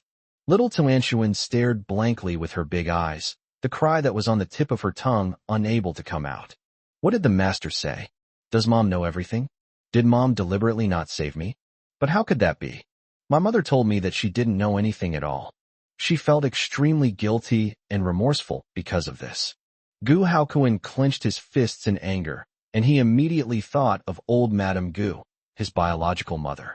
They use such tiny babies for their own wealth and glory. This kind of woman deserves to die. Master Yidang. Poor little Tuanshuan. If it weren't for her uncle's words, she would still be in the dark. Li Xianqing sighed. Sigh, little Tuanshuan, you'll know everything in a little while. There are many things that my grandmaster uncle cannot say aloud, but he can say them in his heart, so that everyone understands. And because no one could tell it, the secret was preserved. Gu Yi nodded. Yes, we'll find out soon enough. Even when Xiao Tuanshuan was still a baby, she knew all of the Tang family's plans. Now that Xiao Tuanshuan has found her way back, she also knows about the Tang family's other plans. Moreover, they've made contingency plans. What? Little Tuanshuan was so surprised she couldn't close her mouth. The Tang family schemed against her, an infant, on 2 separate occasions, and even her own mother knew. Could it be that Master made a mistake? Is this true? That's impossible, isn't it? And what is this two-pronged approach? This time, however, no one heard Gu Ye's thoughts, and he didn't continue. Instead, Li Xianqing, seeing puffs of black smoke flying past the car window, asked anxiously, Grandmaster Uncle, what will happen to the Tang family? Something doesn't seem quite right to me. Gu Yi naturally saw it too, and he smiled with a slight upturn of his lips. What else can we do? Didn't I say that those who reap what they sow? In today's world, retribution comes quickly, unlike in the past when it would take decades to take effect. That old man from the Tang family wants everything. He deserves to suffer a bloody disaster. And that so-called Zhang Tianshi, his fate was 100 times worse than Tang Laoding's. I've destroyed the formation Zhang the Fatty set up in the basement. All the vengeful spirits of the 98 people he sold will come back to claim their lives. Little Tuanshuan silently gave a thumbs up. Master is awesome. Li Xianqing was terrified and broke out in a cold sweat. Guiye's ability to summon back all those wronged souls is something I can never achieve in this life or the next. Master Eating raised his eyebrows smugly. As expected of his uncle, his move was earth-shattering. Grandpa Gu and his son exchanged a glance, a flash of fear crossing their eyes, followed by utter arrogance. The most awesome master in the world, Guiye. They're family-oriented. When they arrived at the dilapidated little building, Guiye got out of the car first. Little Tuanshuan followed him with her short legs, asking in a soft, sweet voice, "Master, will my mommy and brothers be in danger too?" Guiye looked down and glanced at her. No. What danger could they possibly be in? They still think little Tuanshuan is dead and are celebrating with a big meal. Poor little Tuanshuan. She was supposed to be a powerful cultivator, but after becoming a cute little baby, she's been blinded by these beasts. TSK tisk TSK. Little Tuanshuan's short legs were trembling as she took her first step, unsure whether she should take another one. Mom and her 4 older brothers were all celebrating? So what were her 2 plans? Li Xianxing felt nauseous, picked up Xiao Tuanshuan, and said, "Grandmaster Uncle, shall we go through the back door to take a look? I hear strange noises coming from inside. Could they be crying because they're overly worried about Xiao Tuanshuan? Even if you hear what's on someone's mind, you can't say it directly. You should use a roundabout approach." Guiye, no need for that. Just go through the main entrance. Still crying? If they had any conscience, they wouldn't be crying. Let them see little Tuanshuan who came back alive, and ask them if they were scared. Li Xianxing. What a scare. It would be best to scare them all to death. Little Tuanshuan kept her head down and played with twisting her fingers again. "Mother, I am a powerful cultivator, and I came to this world because of a kinship connection with someone I have." Who would have thought? What an amazing family connection. Am I really that stupid? I can't hide anything from my master. Will he still want me? I'm so stupid. He probably won't want me anymore. Guiye kicked open the door. Inside the 5-story building, the festive music stopped, and the group of people who were celebrating turned to look. In just a moment, the air became eerily quiet. The middle-aged woman in her elegant clothes saw Xiao Tuanshuan, and the smile on her face shattered into pieces. "Tuanshuan, you're back." The middle-aged woman spoke almost word by word. Didn't Fatty Zhang say that after tonight, little Tuanshuan would cease to exist in this world? What's wrong? Why did she come back? And with so many people with him? For boys, barely out of school, rushed over like a gust of wind. When they saw Xiao Tuanshuan, their smiles vanished, replaced by disgust. However, they were well educated by their mother, and this aversion was only fleeting and quickly disappeared. Round and round. "Little sister, you're finally back. We are all praying for you, asking God to send you back. God has smiled upon us and brought you back. Goodness." For teenage boys, their acting skills are so superb that they can lie through their teeth. Guiye couldn't stop laughing. What a group of actors. What is the youngest one holding in his hand? 145. Holy crap. A powerful cultivator is about to unleash a massacre. Little Tuanshuan was being held by Li Xianxing. When she saw her mother and brothers, she instinctively wanted to get closer. Upon hearing her master's words, she immediately stopped going. Especially her 4th brother, who is only 8 years old this year, with one hand behind his back, looking up at Xiao Tuanshuan. "Little sister, come down here. I've prepared a gift for you." Little Tuanshuan shook her head. "No need, I don't need a gift." The little brat immediately became agitated. "Little sister, what do you mean? Are you blaming us for not coming to find you? How could you think of us like that? We're family. How can you be so close to other people?" Guiye stared at him, his dangerous eyes narrowing. This little brat, holding a knife, is still spouting nonsense. Going to see Xiao Tuanshuan again? Huh. They've made preparations. If Xiao Tuanshuan manages to extend Grandpa Tang's lifespan, then they'll enjoy the blessings along with her. If Xiao Tuanshuan is lucky enough to survive, then they'll make a short video about her or do a live streaming sales event. No matter what, their mother has said it before. Xiao Tuanshuan is a money-losing burden. She lives only to earn money for them to get married, support their wives, children, and grandchildren. If Xiao Tuanshuan doesn't agree, they'll kill her. Little Tuanshuan's big, dark eyes were wide with astonishment. My mother and brothers actually want me to die? Even her best friend, her very best friend, was holding a knife and trying to kill her. Why do they want to? What does money losing goods mean? I came here to rescue them and lead them to a better life. How could they treat me like this? Li Xianqing was furious and kicked the 8-year-old child away. You little brat, trying to play tricks on me in front of your Taoist master. You're holding a knife, trying to kill our little Tuanshuan. Pa, you useless thing. You're the one who's a money loser. Your whole family is a money loser. He held Xiao Tuanshuan and took several steps back, simply hiding behind Gu Yi. This is the safest place. This is the safest place in the world. Ouch, you stinking Taoist priest. How dare you kick me? You're asking for it. Little Tuanshuan, what do you mean? You actually let a stranger beat up your own brother. You have no shame. He fell to the ground. The knife in his hand fell to the ground, and the little boy stopped pretending and started cursing at Xiao Tuanshuan. His 3 older brothers also ran over to help lift the little guy up.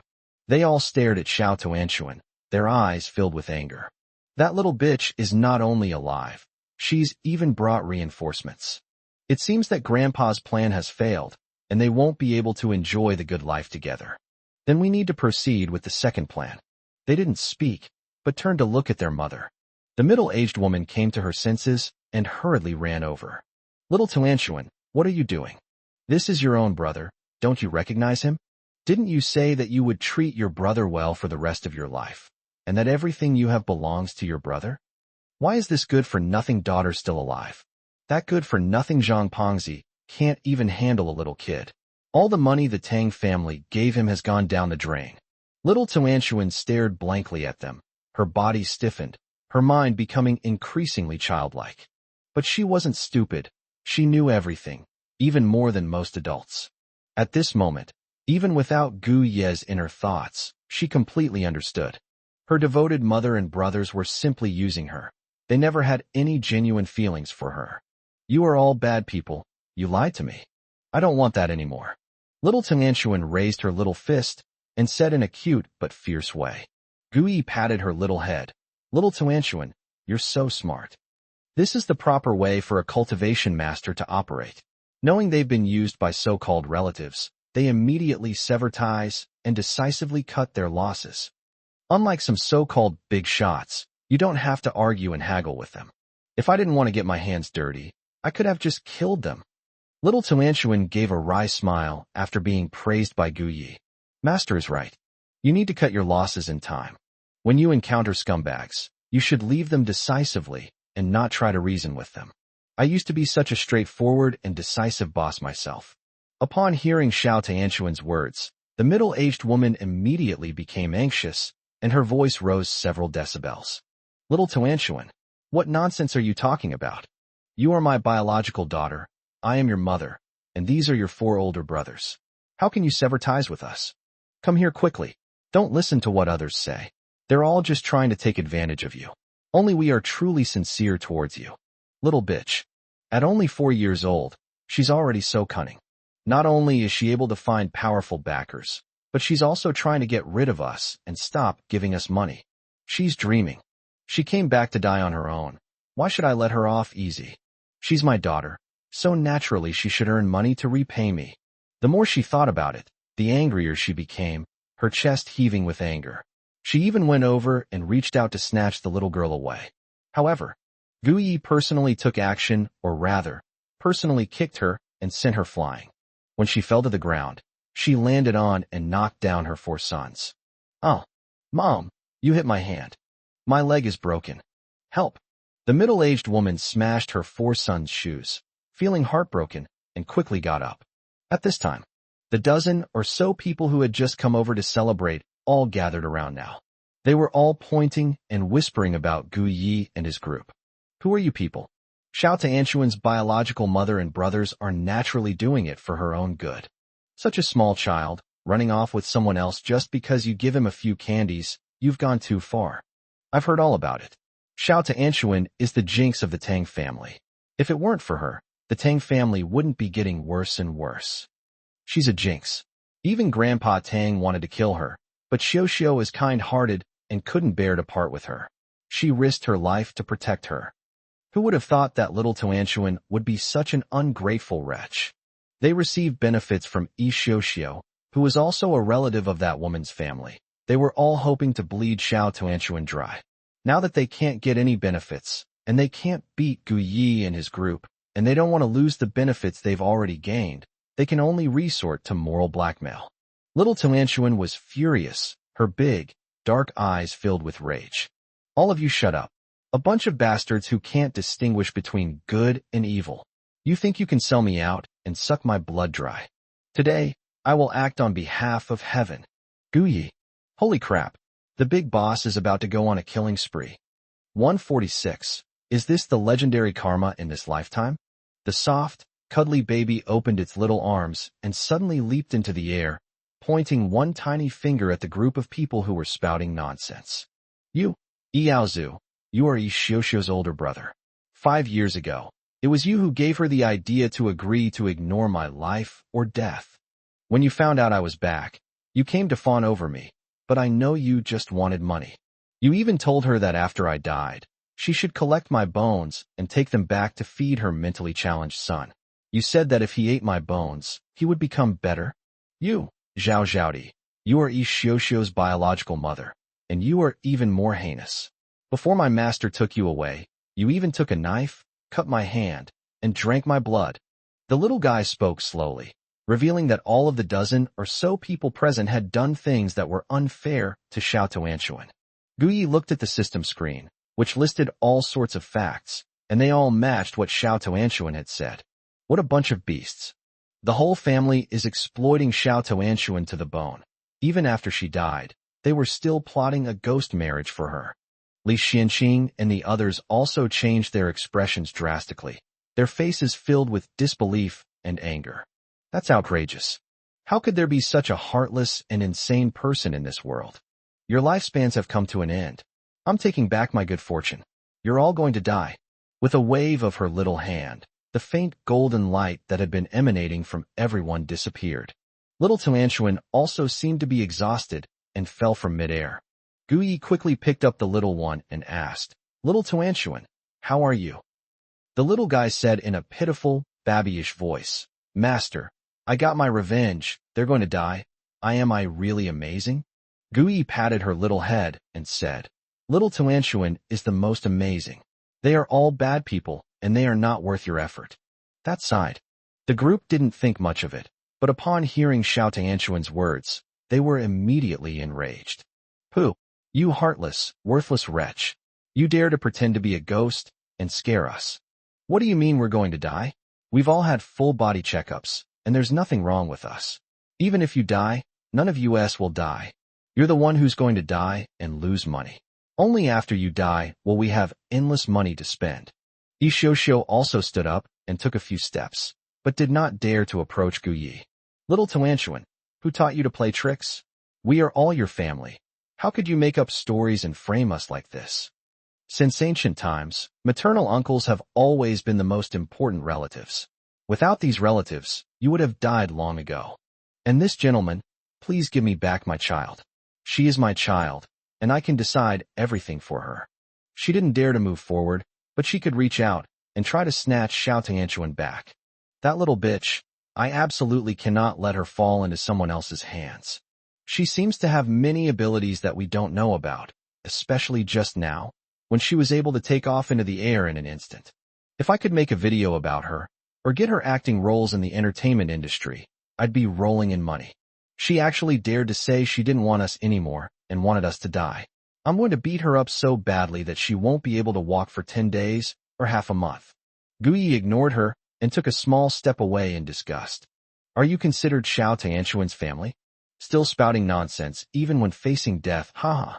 As soon as he finished speaking, the first person Xiao Tuanchuan pointed at collapsed to the ground, spitting out mouthfuls of black blood.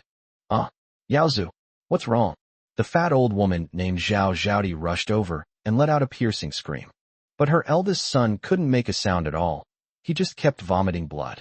Gu Yi, Little Tuanchuan is amazing. That so-called uncle, who was originally in the late stage of stomach cancer, was able to recover thanks to Little Tuanchuan's good fortune. Now that Xiao Tuanchuan has taken back her good fortune, that guy's stomach cancer has returned. A few more vomits of blood, and he'll be dead. Upon hearing Gu Ye's thoughts, Li Xianqing instantly understood everything. He put his hands on his hips and laughed triumphantly. Ha ha ha ha, your karma has come back to bite you. You little Tuanshuan are all jinxes. Do you understand now? If it weren't for the lucky star that Tuanshuan shines on you, you would have ended up like this long ago. Master Eating nodded slightly. That's right. You are enjoying Xiao Tuanshuan's good fortune. Xiao Tuanshuan knows everything, but she just doesn't hold it against you. I can't believe you still want to suck her blood. You've really gotten your just desserts. Grandpa Gu sighed. Alas, you are all so heartless to harm such a good child as Xiao Tuanshuan. Gu Haokuan clapped his hands and said, the next one should be that Zhao Di, right? Come, let us all broaden our horizons and see what real retribution is. Upon seeing this, Yi Xiuxiu and her 4 sons shook their heads, their faces filled with disbelief. Little Tuanshuan, how could you be so heartless? That's your maternal uncle. He even held you when you were just born. You little bitch, you better think of a way to save him. If your savior dies, I will never forgive you. Yi Xiuxiu has gone mad. That was her own older brother, the older brother she could rely on. If she's gone just like that, how will she live a good life in the future? Who will support her and be her protector? Little Tuanshuan didn't look at her, closed her eyes, and covered her ears. Gu Yi looked at her adorable little face and smiled with satisfaction. You are Xiao Tuanshuan's biological mother, and she has your blood in her veins. Instead of letting Xiao Tuanshuan save people, why don't you give them your blood to drink? Maybe that will cure them. Asking someone to open their heart and beg for blood is something she can easily do. Now let her give it herself and see if she's truly sincere towards her own brother. At their age, still resorting to outsourcing is shameless. Yi Xiuxiu was stunned and speechless for a long time. I need my own blood. That won't work. She still has 4 sons to raise, so she can't afford to have anything happen to herself. Before she could say anything, her mother, Zhao Zhaodi, suddenly let out a piercing scream. Ah! My face, my hair, my hands. Everyone looked over and were all taken aback. The old fat woman, Zhao Zhaodi, had her once smooth face now covered in burns and scalds, and her hair had turned completely white and was falling out in a cascade. Her right hand rotted away at a visible speed, like a rotten potato. Gu Yi laughed unkindly. Ha ha, fatty old woman. You were in such a state back then. It was all because of Xiao Tuanshuan's kind heart that you were able to recover. In the end, instead of being grateful, you schemed against her and caused her death. Now, if I let you go back to the way things were before, how would you feel? Would you be satisfied? And you guys behind me, what were you like before? Do you even remember? As soon as he finished speaking, all the members of the Yi family standing behind him turned deathly pale, their eyes filled with terror. Can't. Little Tuanshuan, you little bitch, you can't treat us like that. Yi Xiuxiu, kill her now, hurry. 147. Total wipeout. Those scumbags, terrified to the core, hadn't even uttered 10 words before they collapsed to the ground one after another. They were either coughing up large amounts of blood or missing limbs, being blind or deaf. The scene was truly shocking. Li Xianqing took Xiao Tuanshuan from him and hid to the side with the little one in his arms. This family is a terrible bunch. They've all become like this, but after being saved by Xiao Tuanshuan and becoming better, they still come back to harm their great benefactor. Little Tuanshuan, you did a great job. They deserved it. They deserved to die. Grandpa Gu and Gu Haokuan both turned their heads away, almost vomiting. The scene was so disgusting and nauseating. They had seen all sorts of inhuman things, but this was the first time they had ever seen anything like it.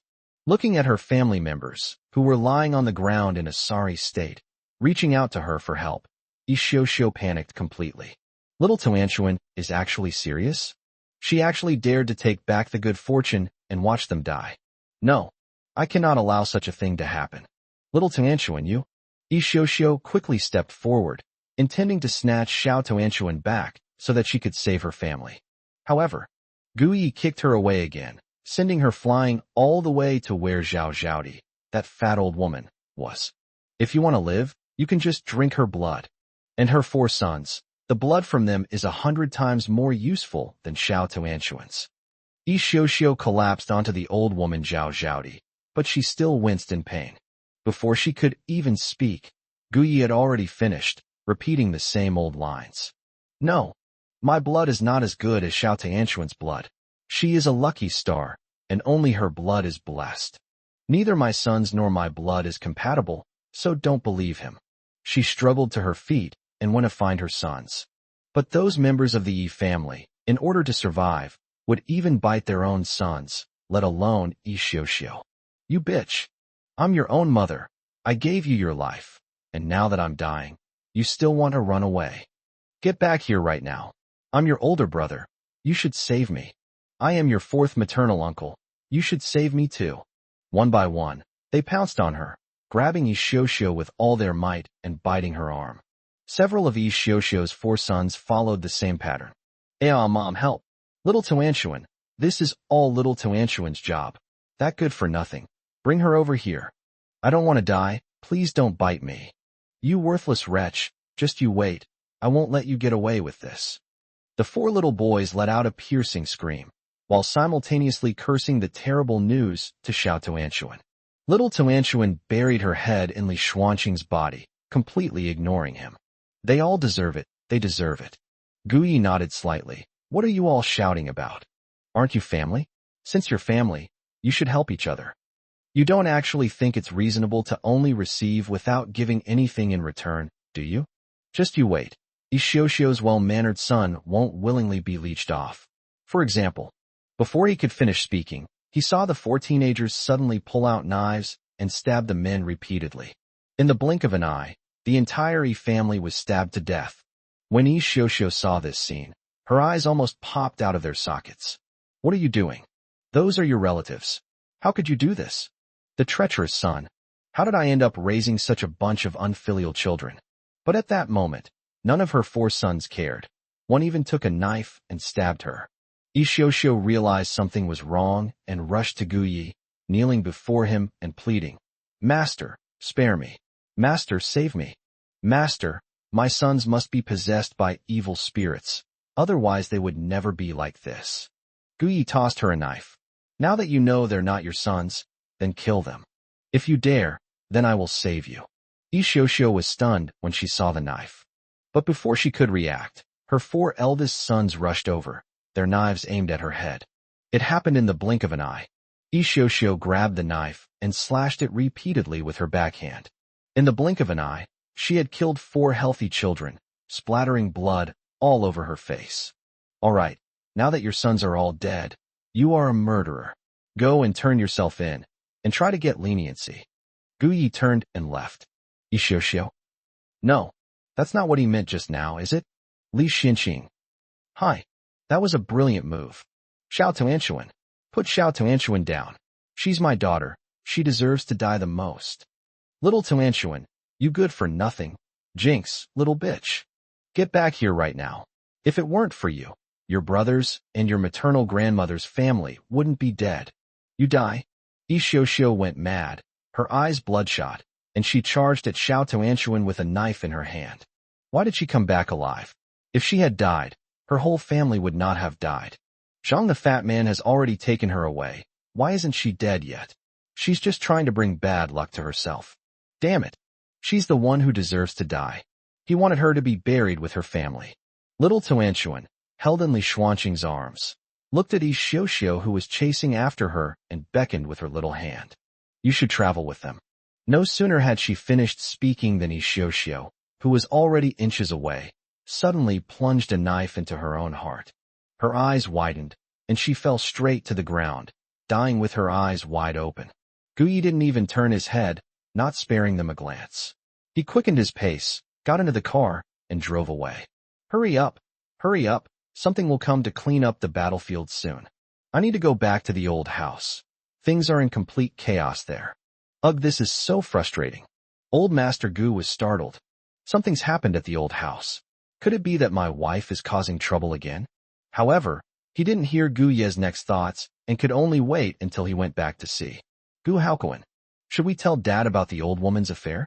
Let's wait for the old man to hear his own thoughts. If I were to say it out loud, he'd probably be furious. When the time comes to fight over the family fortune, it will be another fierce battle. After the car drove away, a person emerged from the corner, and a drone appeared in midair. Guyi, you think you're above the law? I'll let you know that if you trend on social media tomorrow, I'll see what you're going to do. This person is Guze. He learned of Gu Ye's whereabouts and waited here early, recording everything with a drone. Someone here is bullying Master Gu Yi. Kill him. Just then, a strange sound came from behind Guze, and it wasn't just one or two people, but more like a group. He suddenly turned around. 148. The first green hat is revealed. What are you things? Get out of here. Get out of here right now. Guze was so scared that he peed himself and lay on the ground trembling. What did he see? A bunch of strangely shaped babies. Oops. They were a bunch of strangely shaped little devils. They roared and charged at him as if they wanted to devour him. I actually saw a ghost. But just now, there wasn't a single ghost here. Why? Why did these brats appear as soon as Gu Yi left? Gu Yi must have put it here on purpose. He just wanted to trap me. Damn Gu Yi. Taking advantage of the moment when the little devil seemed lost, Guze quickly got up and scrambled out. Gu Yi first sent Daoist eating, Li Xianqing, and Xiao Tuanshuan to the Gu family. You can spend the night here. There's something really explosive going on tomorrow morning, and I need to deal with it to avoid having to go to them again. Li Xianqing. Do I still need to deal with this tomorrow? Wasn't it already completed? Master Yi Deng. Why? What was bound to happen has happened. Gu Yi put the person down, told Su Yi what was going on, and then, with old Master Gu and old Gu, he stepped on the gas and drove straight to the Gu family's old residence. When they arrived, the old house was brightly lit, and shouts of abuse could be heard from inside. As soon as Gu Yi and his group got out of the car, the old butler rushed over. Master, eldest master, young master, you're finally back. The old lady and the second master are arguing. As he was speaking, a burst of loud cursing came from inside. Grandpa Gu nodded. Let's go, open the door, and then prepare dinner. The old housekeeper was stunned. At this critical moment, how could he still eat? However, he didn't say anything and quickly went inside to prepare. Grandpa Gu looked at Gu Yi with loving eyes and asked, Xiao Yi, are you hungry? Eat well later, and leave the rest to your father and me. Gu Haokuan. Dad, I'm hungry too. Grandpa Gu rolled his eyes at him. You're hungry, you're hungry. Didn't you eat quite a lot just now? You can eat what Xiao Yi leaves later. She ignored him and left in a hurry. Gu Haokuan. Is this some kind of favoritism? Couldn't you have prepared more? Gu Yi laughed. Old Gu, you're not your dad's biological son, are you? Gu Haokuan quickly covered his mouth, looking guilty, and said mysteriously, Xiao Yi, you can't joke like that. Your dad and your grandpa look so alike. We must be related. Is Guzi his father's biological son? Gu Haokuan. System. Young master, don't worry. Your father is the only true love among those 9 children. Gu Haokuan breathed a sigh of relief. Luckily, he hadn't done a paternity test, otherwise the old woman might have noticed something amiss. Let's go. Xiao Yi, let's go inside and eat. Now that he's the chosen one, Gu Haokuan walks with an air of superiority, and when he enters the room and sees other people, he acts even more arrogantly. Gu Yi. When old Gu went back to the old house before, it wasn't like this, was it? He reacted like a mouse before a cat whenever he saw old Mrs. Gu. System. This is called psychological victory. He believes he is the Gu family's true love and completely believes it. Young master, to be honest, I think your dad's got some skills. He's really good at using this spiritual victory method. Gu Yi laughed. Guzi, you really overestimate him. If he were truly that smart, he wouldn't have been so easily fooled by counterfeit goods. System. That makes it difficult to evaluate. Gu Haokuan. I was controlled by the power of the plot, okay? If you had come sooner, I wouldn't be living such a miserable life. In the living room, Grandma Gu sat in the main seat. When she saw Gu Haokuan and Gu Yi come in, she raised her hand and threw another teacup out. Gu Haokuan immediately crouched down, dodging the teacup. Gu Yi slightly raised his hand and caught it steadily. You old geezer, I'm so young, and you want me to die? Then you'll need to practice your skills some more. As soon as he finished speaking, he increased the pressure on his hand, and a teacup was reduced to powder. Grandma Gu was about to scold Gu Yi, but upon seeing this scene, she turned even paler with fright. Gu Yi, that little brat, his kung fu is amazing. With just one hand, He crushed the teacup into powder. Everyone else saw it too, and they were all terrified, breaking out in a cold sweat. They immediately recalled the scene at the banquet where Gu Yi suddenly took to the air. Master.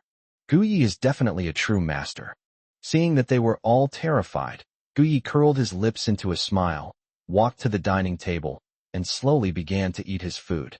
Gu Haokuin snapped out of his daze and followed along to start eating. Grandma Gu was about to go crazy at the sight. What were they doing? Do you think she's dead? Grandpa Gu, however, was filled with satisfaction. As expected of his beloved grandson, he had easily scared them half to death. The more he looked at him, the more he liked him. Old man, what do you mean by this? That brat has absolutely no manners. Aren't you going to do anything about him? Grandma Gu could only lash out at the old man. What kind of ill-mannered behavior is this? It's all your fault. The children just got back, and you're already acting crazy. And you, Gu Lao Air, what exactly are you trying to do? In the middle of the night, don't you want people to get any rest? He immediately started cursing at both the mother and the child. Grandma Gu was so angry that she leaned back on the sofa, panting heavily. Gu's second son was also startled. However, with Gu Haokuin and his son Gu Yi present, he was reluctant to speak, as it wasn't exactly something to be proud of. Gu Yi glanced at Gu Lao Air out of the corner of his eye, and his thoughts echoed. Gu Lao Air, isn't his father the old man from the Tang family? There are several wisps of black energy around him. Let me see what's going on. Gu Haokuin was stunned for a moment. Is the second son's biological father that fat old man from the Tang family? My own mother is really something else. She could actually do that to that old woman. She must have been really hungry back then. Wrong. Gu Haokuin hurriedly looked at his own father. The old man was so surprised that he couldn't close his mouth. Goodness. Xiao Ye's own father heard what he was thinking. Recently, Xiao Ye's lackey has been incompetent, making it unclear who can hear what's on their mind and who can't, or who can hear this part, but not that part. I originally thought that the old man couldn't hear my thoughts on this matter. Why? But this is just the appetizer. Just thinking about the 8 more green hats to come. Grandpa Gu looked at his second son, then at his wife beside him, and instantly flew into a rage, standing up abruptly. You unfilial son, you're not a beep. 149. Is the Gu family about to be wiped out? You old bitch. How dare you? Before Grandpa Gu could say anything, he slapped the old woman hard across the face. And you little brat, why don't you just die? He turned around and kicked Gu Lao Air away again. He hadn't heard much of Xiao Ye's thoughts, but he absolutely believed them. He never imagined that the wife he chose would be like this, cheating on him with a cuckold's horns. How dare she? Has she forgotten how she begged him to marry her back then? And there's the second one. No wonder he refused to get a paternity test with his children every time I asked him to. It turns out he was afraid of discovering something. Damn it. They all deserve to die? That wretched old woman. How dare she and that man's surname Tang bully me? She should die along with that group of ghosts. Old Master Gu's sudden outburst of rage stunned everyone in the hall. Grandma Gu covered half her face, staring blankly at her husband, unable to come to her senses for a long time. What was wrong with him? Could it be that he discovered what I had done? But that shouldn't be the case. For so long, he had never noticed even once among the 8 children. Gu Lao Air was also scared half to death, and dared not even breathe. That's impossible, isn't it? Did Dad find out? But seeing his mother's reaction, he realized it was impossible. That sighed. Gu Haokuin clapped silently. Well done, Dad. I thought he would forgive his mother, but it turns out my dad isn't a love-struck fool. Xiao Yi also witnessed this scene. What are his thoughts? At this moment, Gu Ye's inner voice rang out. What's wrong with the old man? Did he find out he's being cheated on? Given the current plot development, it's not impossible. Let me see what Gu Lao Air has come here for. Grandpa Gu heard Gu Ye's inner thoughts and felt very conflicted. He had embarrassed himself in front of his beloved grandson. Why? But if it weren't for my precious grandson, I wouldn't have discovered it. So what did Gu Lao Air come here for? Even with the Tang family in such a state, he still has black aura around him. Could it be? Did he encounter a ghost? So you came here to ask Grandma Gu for help? Before Gu Yi could even express his true feelings, Gu Lao Air cried out, Dad, why did you hit me? My whole family is sick now, and I came back to ask my mom to help me find a master to save them. How could you hit my mother? Have you forgotten that if it weren't for because of certain people, my mother wouldn't have had so many major surgeries? Her current physical condition simply cannot withstand your rage. What is going on? The old man has never treated me or my mother like this before. Old man Gu sneered and kicked him again, breaking his arm. You little brat, are you trying to teach me how to do things? Am I your father, or are you my father? And you old shrew, don't you know why you had the surgery? You've had so many surgeries yourself, and you still lied to me about reversing aging? Do you think I'm stupid? That old shrew. I really gave her too much credit. Mrs. Gu was so frightened that she trembled all over. In her more than 60 years of marriage, this was the first time she had ever seen her husband so furious. For a moment, she didn't know what to say. The main concern is that I'm worried I'll say something wrong as soon as I open my mouth. That sighed. Gu Ye's inner voice came once again. Gu Laoer just had a heated argument with the old woman, not about getting money to see any master. That's because he's of the Tang family bloodline, and he was a beneficiary of the Tang family's practice of borrowing lives. But just now, the Tang family was finished, their secret base collapsed. All the lives that were directly lent out have been taken back. Gu Laoer's 3 sons have all suffered. He came to find old Madame Gu, demanding she hand over the plaque. Old Madame Gu, of course, refused. She wasn't borrowing a life. She was raising a ghost, all for her beauty. Before Gu Laoer even mentioned the Tang family's plight, the old woman only assumed her second son was unfilial. It's truly ridiculous. Gu Haokuan. The second son's 3 sons all died in the line of duty. One is a singer in South Korea, one is a top male escort in Japan, and one runs an entertainment company that competes with the second largest company. Goodness. I thought the 3 of them were somewhat intelligent, but it turns out it's all because of those poor kids. Dad must have heard it too. He just beat up the second son, and he definitely won't let him off the hook now. And the old lady, no wonder she had so many cosmetic surgeries before, but she still looks pretty good, without such a serious sense of incongruity. It turns out she also has a pet, little G. Frenzied. They are truly depraved. Grandpa Gu naturally heard it, and he slumped onto the sofa, his mind a complete mess. The loud noise made him feel nauseous and wanted to vomit. I'm already so rich, and I've always treated my 9 children equally. None of them lack money. How could they be so depraved as to do something like this? Those tiny baby ghosts. When I saw it just now, I was heartbroken. But he never imagined that his wife could do such a thing besides cheating on him. Neither Mrs. Gu nor her son, Gu II, dared to say anything. They all stared blankly at Mr. Gu. They didn't understand what was wrong with him today. They were worried that the old man would find out about their affair, and if that happened, they would be in real trouble. Although the old man usually treated them well, the higher their position and power, the less they could accept such a thing. Guyi glanced at old Master Gu and raised an eyebrow slightly. The old man probably discovered something, right? But he cared so much about the old woman that even if she cheated on him, he wouldn't abandon her. However, if he leaves the 2 of them in the Gu family, then the Gu family will be wiped out. Eat quickly, then take old Gu home later. If the old man is willing, then he can come along. I can't control the others. Annihilation of the entire family. Gu Haokuan was taken aback. Is it that serious? He's right. Does that mean the Tang family will be wiped out? Grandpa Gu suddenly looked up, staring in Gu Ye's direction. Annihilation of the entire family? If we don't drive them away, our Gu family will be wiped out. Because of that old bitch, she did something wrong. Why should her whole family have to take the blame? All of you get out of here. Get out of here right now. Grandpa Gu kicked the old woman in the face. 150. The old man was devastated. 9 children, only one of whom was his biological son. At the old Master Gu's command, the old housekeeper threw all of the old woman's belongings out the door. Before the old woman and her son could react, the Gu family's front door had been slammed shut with a loud bang. Mom? What are we going to do? Gu Laoer clutched his arm, tears streaming down his face, feeling both pain and grievance. Grandma Gu was furious and slapped her son on the head. You useless idiot, I'm your mother. At a time like this, you're still asking me what to do. Don't you know what you've been up to lately? If it weren't for you, the old man would never have discovered anything. When has he ever dared to lay a hand on me? While saying this, they were actually still hoping for the best. The old man probably didn't discover his other sons. Otherwise, he wouldn't have only beaten the second son. Gu Lao covered his face and burst into tears.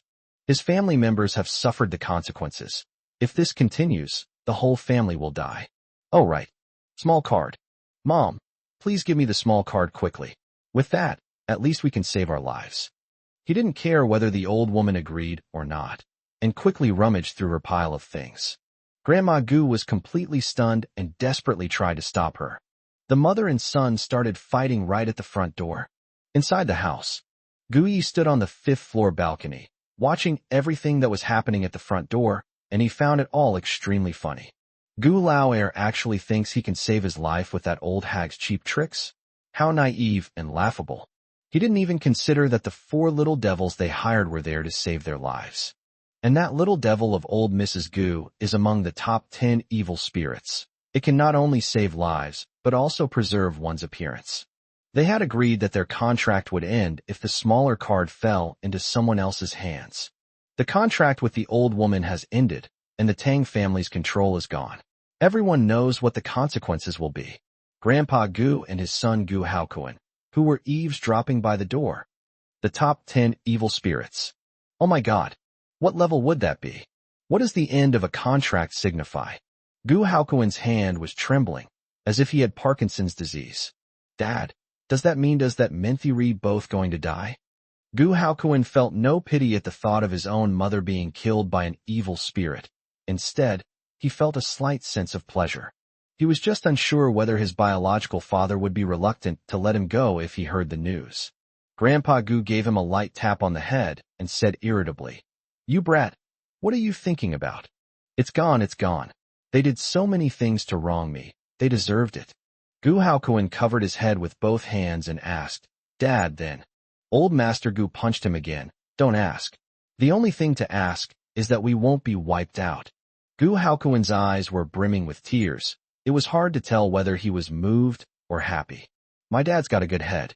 I thought he was just reluctant to part with my mom. But who would have thought he didn't care about any old woman's life or death?" Before he could ask anything else, Gu Ye's inner voice came through again. "Tonight's going to be lively. Those 100+ little devils, who've been holding back their resentment for decades, are finally letting it all out. Sigh, I wonder what my adoptive grandfather's expression would be if he knew that out of his 9 children, only old Gu was his biological son." With half his face pressed against the door, old Master Gu, who had been eavesdropping on his thoughts, suddenly sprang back. If Gu Haokuan hadn't been quick-witted and caught him, he probably would have fallen flat on his back. "Dad?" Gu Haokuan asked softly. Grandpa Gu mechanically turned his head to look at his son. He opened his mouth, as if to say something. Afraid that he would alert Gu Yi, Gu Haokuan quickly pulled him aside. Having finally gotten inside, and locking the door, old Master Gu could no longer contain himself. He said, "It's not beeping, it's only you beeping. What's going on? I'm so angry I could explode." Of her 9 children, only this one was her biological child? None of the remaining 8 are correct? How is that possible? How could that be? Every time he was with his wife, she used every trick in the book to please him. Even now, I can still remember some of the details. But what I just heard was Xiao Ye's inner thoughts. There's no doubt about that. Ah, green hat. He touched the top of his head and felt like he was wearing one big green hat after another. Gu Haokuan sat on the edge of the bed and sighed. "Dad, what he said is all true. I've already had someone investigate. It really is just me. The things that happened back then were all lies told to you by that old woman. Every time, she would find someone else to take her place." He shared the results of his investigation, but he still couldn't say anything about Gu Ye's true feelings. "I don't need to explain it in detail. Dad understands now." After listening attentively, old Master Gu could no longer sit still. "Damn it. She has such audacity. That old hag. She has such audacity. Is she treating me like a fool? How dare she?" Gu Haokuan watched his father roar angrily and listened to him utter so many foul words. He didn't think his father was rude. He just felt that he had finally gotten his revenge. "You and that old woman have had a paternity test done." After cursing for more than half an hour, the old man suddenly said this. Gu Haokuan was stunned. "Dad, what does this mean?" Grandpa Gu narrowed his eyes. "You silly boy, With your mother's character, do you really think she'd have a child for me? Gu Haokuin couldn't sit still any longer and jumped up. I'll go right now. I've never actually done this before, and after hearing Xiaoya's thoughts, I never doubted it. But Grandpa Gu stopped him, saying, You fool, doing a pamphlet is too much trouble. We still have a lot of juicy gossip to share. Gu Haokuin, then what should we do? Grandpa Gu glanced in the direction of Gu Ye's room and said, Isn't there another master there? Yes, there was another master. Grandma Gu still went to Gu Lao Air's house, taking all her belongings with her. Just as I was getting ready to rest, I suddenly felt the room lights flickering and the doors and windows moving on their own, even though there was no wind. Second brother, what's going on? Someone come here. Grandma Gu roared in dissatisfaction. Ever since she was beaten up by Gu Yi last time, and then suffered some haphazard treatment from that lousy family doctor from Lao Lu's family, her health has deteriorated further. She was even more furious after being beaten by that old man today.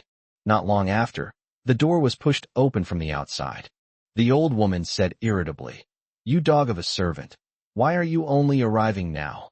Take care of it quickly. But after she finished speaking, no footsteps were heard, and even a strange child's voice came from behind. Madam, it's been a long time. Do you still recognize me? 151, he's the key. Grandma Gu was startled and turned her head to look, only to find that her old eyes couldn't take it all in. Who are you? Second brother? Someone come quick. The child was about 6 or 7 years old, dressed in tattered clothes, and his face was so thin that he was skin and bones, as if a gust of wind could blow him away. Ha ha! The little devil let out a terrifying laugh. You old hag, I've helped you maintain your youthful beauty for over 20 years. Every full moon night, you would worship me and offer me all kinds of delicious food and jewels. Have you forgotten all that? Grandma Gu finally understood that the strange and disgusting thing in front of her was actually her pet dog, Little G. How did you get out? What are you trying to do? Don't come any closer. Let me tell you, I have a great-grandson named Gu Yi. He's a very powerful master, and you. At the crucial moment, she forgot how she had scolded Gu Yi before, and instead used him as a shield. Ha ha ha, you old hag. Do you think I'm just an ordinary little G? No matter how capable Gu Yi is, he won't risk his life for you. Today is your death day. Suddenly, little G stretched out her blurry hands and lunged towards old Mrs. Gu. One night passed. Gu Yi enjoyed a delicious meal at the old house, then leaned back in his chair and let out a satisfied burp. Grandpa Gu glanced at his own son, Gu Haokuin, and gave him a meaningful look. What are you waiting for? Let's get down to business. Gu Haokuin quickly took a sip of tea and said, Xiaoyi, Dad has something to tell you. Don't get excited. Gu Yi glanced at him and said, Oh, why is old Gu so serious? Could it be that he has some kind of cancer and wants to leave his entire fortune to me? If that's the case, then when he dies, I'll have to kowtow to him a few times. After all, for the sake of the money, I'll have to do it. Gu Haokuin's forehead was covered in black lines. You are truly my good son. I thank you, and I thank your ancestors for 8 generations. Old Master Gu lowered his head, trying hard to hold back his laughter, otherwise he would have burst out laughing. Thank goodness I didn't bring it up, otherwise he would have imagined that I was the one with cancer. Gu Haokuin rolled his eyes at his father. How could he still laugh? He had forgotten that he was being cuckolded. Xiaoyi, there's nothing wrong with my health, don't worry about it. Gu Yi, you don't have cancer? Then let's talk about kowtowing later. Gu Haokuin, can't we just move on from the matter of us kowtowing? Xiaoyi, let me tell you, in the entire Gu family, I am your grandfather's biological son. None of the other children the old lady gave birth to are members of our Gu family. I've discussed it with your grandfather, and we've decided that all of the Gu family's assets will still go to you. Grandpa Gu finally spoke. Xiaoyi, your grandpa is being cheated on. I just wanted to tell you about this. After all, you are a master of Qingshui Temple. Do you have any good ideas on how to minimize Grandpa's losses? If this gets out, our Gu family stock will plummet. I'm an old man, so I'm not afraid of anything. I'm mainly afraid of affecting you. After the father and son finished speaking, they immediately embraced and wept bitterly. The old man lamented his miserable life, only to find out in his old age that he was covered in cuckoldry. The son cried because he had been so good to the old lady before, but she didn't like him. It turned out that he was the one who cared about the family. Guyi looked at the two of them, speechless. Your worries are unnecessary. Gu family stock, you're not even listed, so where would you get the stock? I won't look down on you either. You're still the heads of the Gu family. The old man's resilience is impressive. Even after all this, he hasn't had a stroke or been hospitalized. Old Gu is all right. He's quite honest with me. Sigh, but what can I say now that it's already like this? Should I tell them that old Gu's biological mother is still alive? That he was almost switched at birth when he was little? They should investigate themselves. It's not that difficult if they use their brains a little. Grandpa Gu. There's more to this than meets the eye. Gu Haokuin. What a wretched old woman.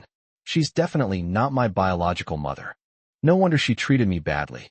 When I was little, she wouldn't feed me. Only my older brothers. And they even bullied me. My biological mother is still alive. I must find her and bring her back to enjoy a better life. The father and son wanted to ask something more, but at that moment, the old butler arrived, bringing with him 3 police officers. Guyi. Here it comes. The Tang family has been wiped out, hasn't they? The Gu family father and son were mentally prepared, but they still found it hard to accept when they heard Gu Ye's true feelings. Officer, what's going on? Gu Haokuin asked. The tall, thin policeman explained the situation. The Tang family was wiped out last night. The scene was extremely tragic. We have learned that you have been to the Tang family. Please cooperate with our investigation. One of the police officers played a video showing Gu Yi and his group leaving the Tang family home, followed by footage of the scene at the Tang family home. All of the dozens of members of the Tang family died tragically, and that fat Zhang was even more pitiful. Gu Yi sat to the side, glanced at the scene, and then couldn't be bothered to look at it again. Air Guzi hasn't leveled up yet, so there are no on-site images or videos, but through the text, he can already see the horrific scene. Grandpa Gu and Gu Haokuin recounted the events of that time without any concealment. After all, Gu Yi was a master, and they spoke with pride as they described what had happened. It was all thanks to Gu Yi. They were showing off on his behalf. The chubby policeman didn't take a statement. Instead, he was looking at Gu Yi, hesitant about whether or not to say anything about that matter. Gu Yi crossed his legs and leisurely sipped his tea.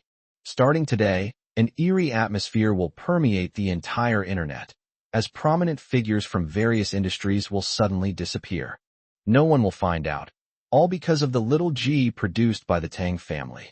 But why is that chubby policeman staring at me? I don't think I owe him any money, do I? The chubby police officer's eyes widened immediately. He had actually heard Master Gu's inner thoughts. He looked at the people around him and found that they looked normal and showed no surprise, so they probably hadn't heard anything. So, Master Gu is pointing the finger at himself. Anyone with any real skill on the internet will be eliminated, and it's all because of the Tang family. If that's the case, could the things found in my own home also be related to little G? Master Gu, please save me. The chubby policeman almost knelt down in front of Gu Yi. 152. Is that just scribbles? The Tang family. When Gu Yi and his group came over again, the horrific scene they witnessed was indeed different from what the system had reported. A strong smell of blood wafted from the Tang family villa. Gu Yi covered his nose, his brows furrowing in displeasure. With over 100 kids involved, the level of carnage is understandable. Zhang the fatty's dead. His posture is the same as when he first made little G cards. TSK karma really does only take effect when the time is right. The crowd gathered around him, listening to his innermost thoughts, and their expressions changed repeatedly. What seemed like a terrifying spectacle to them was nothing more than a piece of cake to Gu Yi. You have that special department here, right? Gu Yi asked as he turned to leave. The chubby policeman, named Wang Dangshan, quickly said, Master, we do have one here, called the Demon Suppression Division, but most of their staff are out of town and can't come over right now. Gu Yi nodded. It's okay if the Demon Suppression Division can't come. They can handle cases just the same even when they're out of town. Some of the little GS have already gone to other places to seek revenge. Maybe they'll run into each other. Then there's nothing more for me to do. Let's call it a day. Wang Dangshan. We can't stop now. My business isn't over yet. Master, what I just told you. Wang Dingshan leaned closer to Gu Yi and whispered. He had just been crying his eyes out, and although it was a bit unsightly, at least he managed to explain things clearly. Gu Yi had promised to help him back then, so is he going back on his word now? Oh, I almost forgot. Wait a minute. Erguzi, check if Wang Dingshan's family has any ghosts too. System. Young master, the information has been uploaded. It's just an old ghost, his mother, not some strange little G. Gu Yi. That just means we need to draw a few yellow talismans. Wang Dingshan quickly took over the yellow talisman paper and said respectfully, Master, I have prepared talisman paper here. Would you like some? The master enlightened him with his heartfelt words, and he naturally could not let the master down. Gu Yi. Okay. Indeed, my heavenly talisman is less valuable than this yellow talisman in their eyes. With a flourish of his pen, he quickly drew 10 yellow talismans and gave them brief instructions. Wang Dingshan was so grateful that he wanted to kneel down to Gu Yi and give him money. Gu Yi refused them all and left with his men. Why are you kowtowing? I don't want that stuff. As for giving him money, forget it. He's just a government official. His meager pay is less than the value of a pair of my shoes. Consider it an act of kindness each day. Wang Dingshan heard it again, and tears streamed down his face. Once everyone had gone far away, the 2 police officers beside him came over, staring wide-eyed at the talisman in his hand, and were immediately stunned. Old Wang, what's that in your hand? I've never seen a yellow talisman drawn like this before. Wang Dingshan looked down and was also stunned for a moment. The yellow talisman didn't have complicated runes he couldn't understand. Instead, it contained just a few simple words. Get the hell out of here. May your soul be scattered, and may you never be reincarnated. There were even a few pages with small flowers drawn as filler because there were too few words. It really is. What do you know? Master Gu is different from other masters. His talisman drawing doesn't need to be so complicated. Wang Dingshan treasured the yellow talisman, keeping it close to his body, and then hurriedly went home. His whole family is waiting for him to go back and save them. There's no time to lose. The 2 officers are still at the scene, waiting for further instructions from their superiors. However, they looked on with disdain. Old Wang actually believed that. I think Gu Yi is just fooling him. This is really weird. Old Wang has never believed in superstitions, but now he actually believes in this kind of thing. Sai, I do know a master, but Old Wang only believes in Gu Yi, so there's nothing I can do about it. Let's wait and see. If Gu Yi isn't suitable, then we can introduce him to someone else. Gu Yi has already driven home. Grandpa Gu was busy and didn't come along. Gu Haokuan finally had a moment to spare and asked, Xiao Yi, what's the situation with that officer Wang? Just now at the old house, he cried and said a lot, but I couldn't understand any of it. However, I understood, otherwise I wouldn't have helped him and even drawn a talisman for him. Gu Yi was driving and gave a brief explanation. It's because an old woman died in his neighbor's house. After she died, she didn't want to be reincarnated, so she went to his house to cause trouble. That officer Wang doesn't believe in this stuff at all. The evil spirits in his house are a bit strange too. However, I've drawn enough talismans. Why say so much? It will only frighten him. Gu Haokuan. I knew it. Things weren't simple, and they really were. Xiao Yi is just too kind. She actually thought of them. He felt incredibly proud when he thought about how capable his own son was. Along the way, she would steal glances at her son from time to time, and the more she looked at him, the more she liked him. I'm home. Gu Yi's expression changed drastically the moment he got out of the car. No way. Something found its way into my house. They're really courting death. Gu Haokuan. What is it? Could he be one of the 108 little devils of the Tang family? However, he quickly calmed himself down because he wasn't afraid at all. With Xiao Yi by his side, he wasn't afraid of anything. In the living room, Su Yu hurriedly came to see Gu Yi with a strange little girl in tow. Sixth brother, this is your younger brother, Gu Yi. He's your favorite metaphysical expert, known online as Master Gu. He's the highest-ranking Taoist priest at Qingshui Temple. Su Yi introduced the product with a smile full of satisfaction. Xiao Yi, this is your 6th older sister, Gu Chuxia. She is a cartoonist who likes to draw supernatural stories. I was abroad doing research before, and I've only just returned. 6th brother, hurry up and call for help. After introducing Gu Yi, She urged Gu Chuxia to take the initiative to greet him. Gu Chuxia. Hello, I am Gu Chuxia. She knew her own brother because her 4 older sisters had brainwashed her, praising him to the skies. He also told me not to question him, and even more so not to oppose him, otherwise, the consequences would be dire. Gu Yi nodded. Hello. The 6th son of the Gu family was bullied by that lousy family doctor, and then ran away from home. She didn't come back for me this time. It's because she encountered something strange. It's truly unbelievable that someone who was originally a pitiful member of the Gu family would have the audacity to draw comics with bizarre themes. Was she doing this to prove she was powerful? But I don't care. Anyway, according to the plot, none of the Gu family's children like me. Who knows what was wrong with those guys before me? Were they out of their minds? They actually agreed to accept me. Heh. Su Yi and Gu Haokuin exchanged a glance, both looking at Gu Laolu. She should be able to hear me, right? 153. Gu Laolu is back. Gu Yi ignored Gu Laolu and quickly went to the guest room to see Xiao Tuanshuan. After he walked away, Su Yi and Gu Haokuin pulled Gu Chuxia into the study for urgent questioning. How about that? Did you hear me? What do you think? Try it, see if you can say it. Gu Chuxia's mind was still blank. She was still in a daze. You can hear me too? He just said beep, he said beep. No matter how hard she tried, the result was the same. She couldn't utter a single word. Gu Haokuin and Su Yi were very satisfied and breathed a long sigh of relief, then sat down on the sofa. Don't worry, take a deep breath. The boss and the others have already told you beforehand, so just remember that. What they say is true, and what you hear is absolutely correct. Just believe him and do as he says. Never disbelieve him, and never look down on him. If you can't do that, then think about the 4th sister. What happened to her now? Gu Haokuin talked a lot in one breath before taking a big gulp of water. Su Yi sighed. The 4th sister brought this on herself.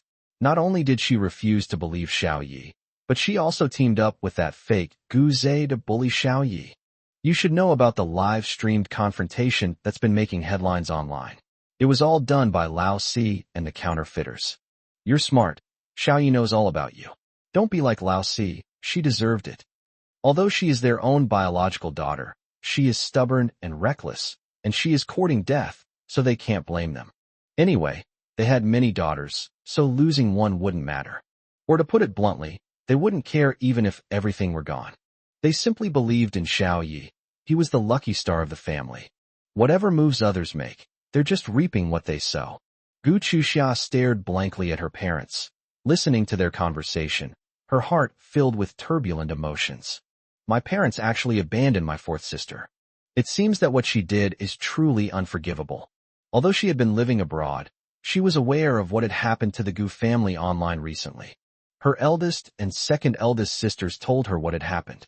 She only came back after learning that she had a younger brother who was so capable. I just heard his inner thoughts again. Mom and Dad, don't worry, I won't be that stupid. And I heard a beep. Xiao Yi wasn't wrong. I did encounter something strange, which is why I came back.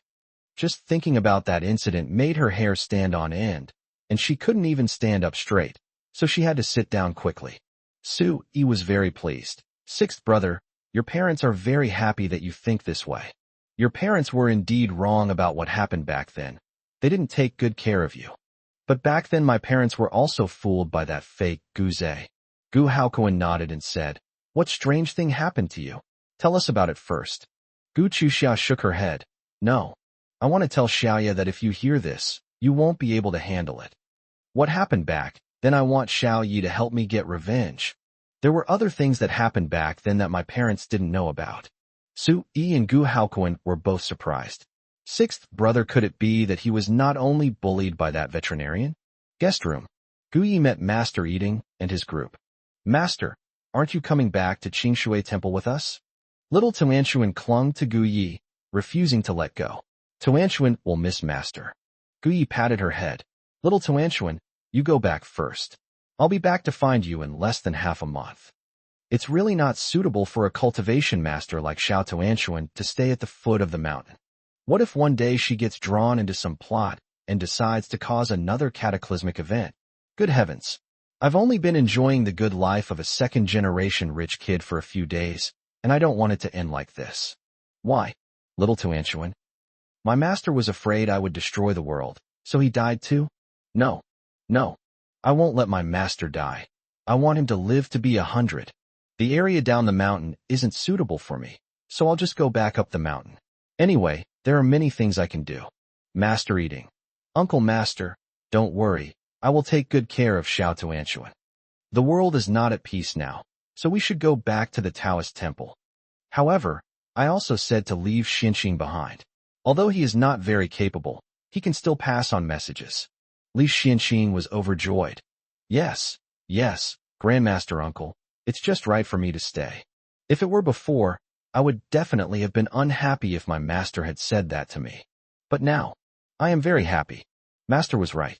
I'm no match for my Grandmaster. I'm just a newbie. Gu Yi thought it was acceptable, said something more, and saw them out. Gu Haokuin and Su Yi came to see them off in person, giving them a suitcase and a small backpack for Xiao Tuanchuan. Even after the person left, Gu Yi still didn't understand. What are Lao Gu and Lao Su doing? Did you send some delicious food and cute clothes to Xiao Tuanchuan? Su Yi smiled, but didn't say anything. Silly son. That suitcase was full of cash.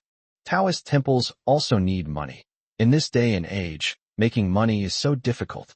Back in the living room, Gu Laolu brought a painting to Gu Yi. Xiao Yi, I'd like to ask you for help. Take a look at this painting. This painting is only for the two of us to see. No one else is allowed to look at it. Mom and Dad, you shouldn't look at it. Gu Haokuin and Su Yi were even more eager to see it. What paintings are there that they can't see? Gu Yi leaned back on the sofa, glanced at the painting, and suddenly smiled. It's all right, just watch. It's just a trivial trick. Gu Laolu can't handle it, but I'm not afraid. Su Yi and Gu Haokuin quickly sat down next to Gu Yi, as if they had a powerful backer. Sixth brother, open it. Your father and I aren't afraid. That's right. With Xiao Yi here, even the strangest paintings have to obey him.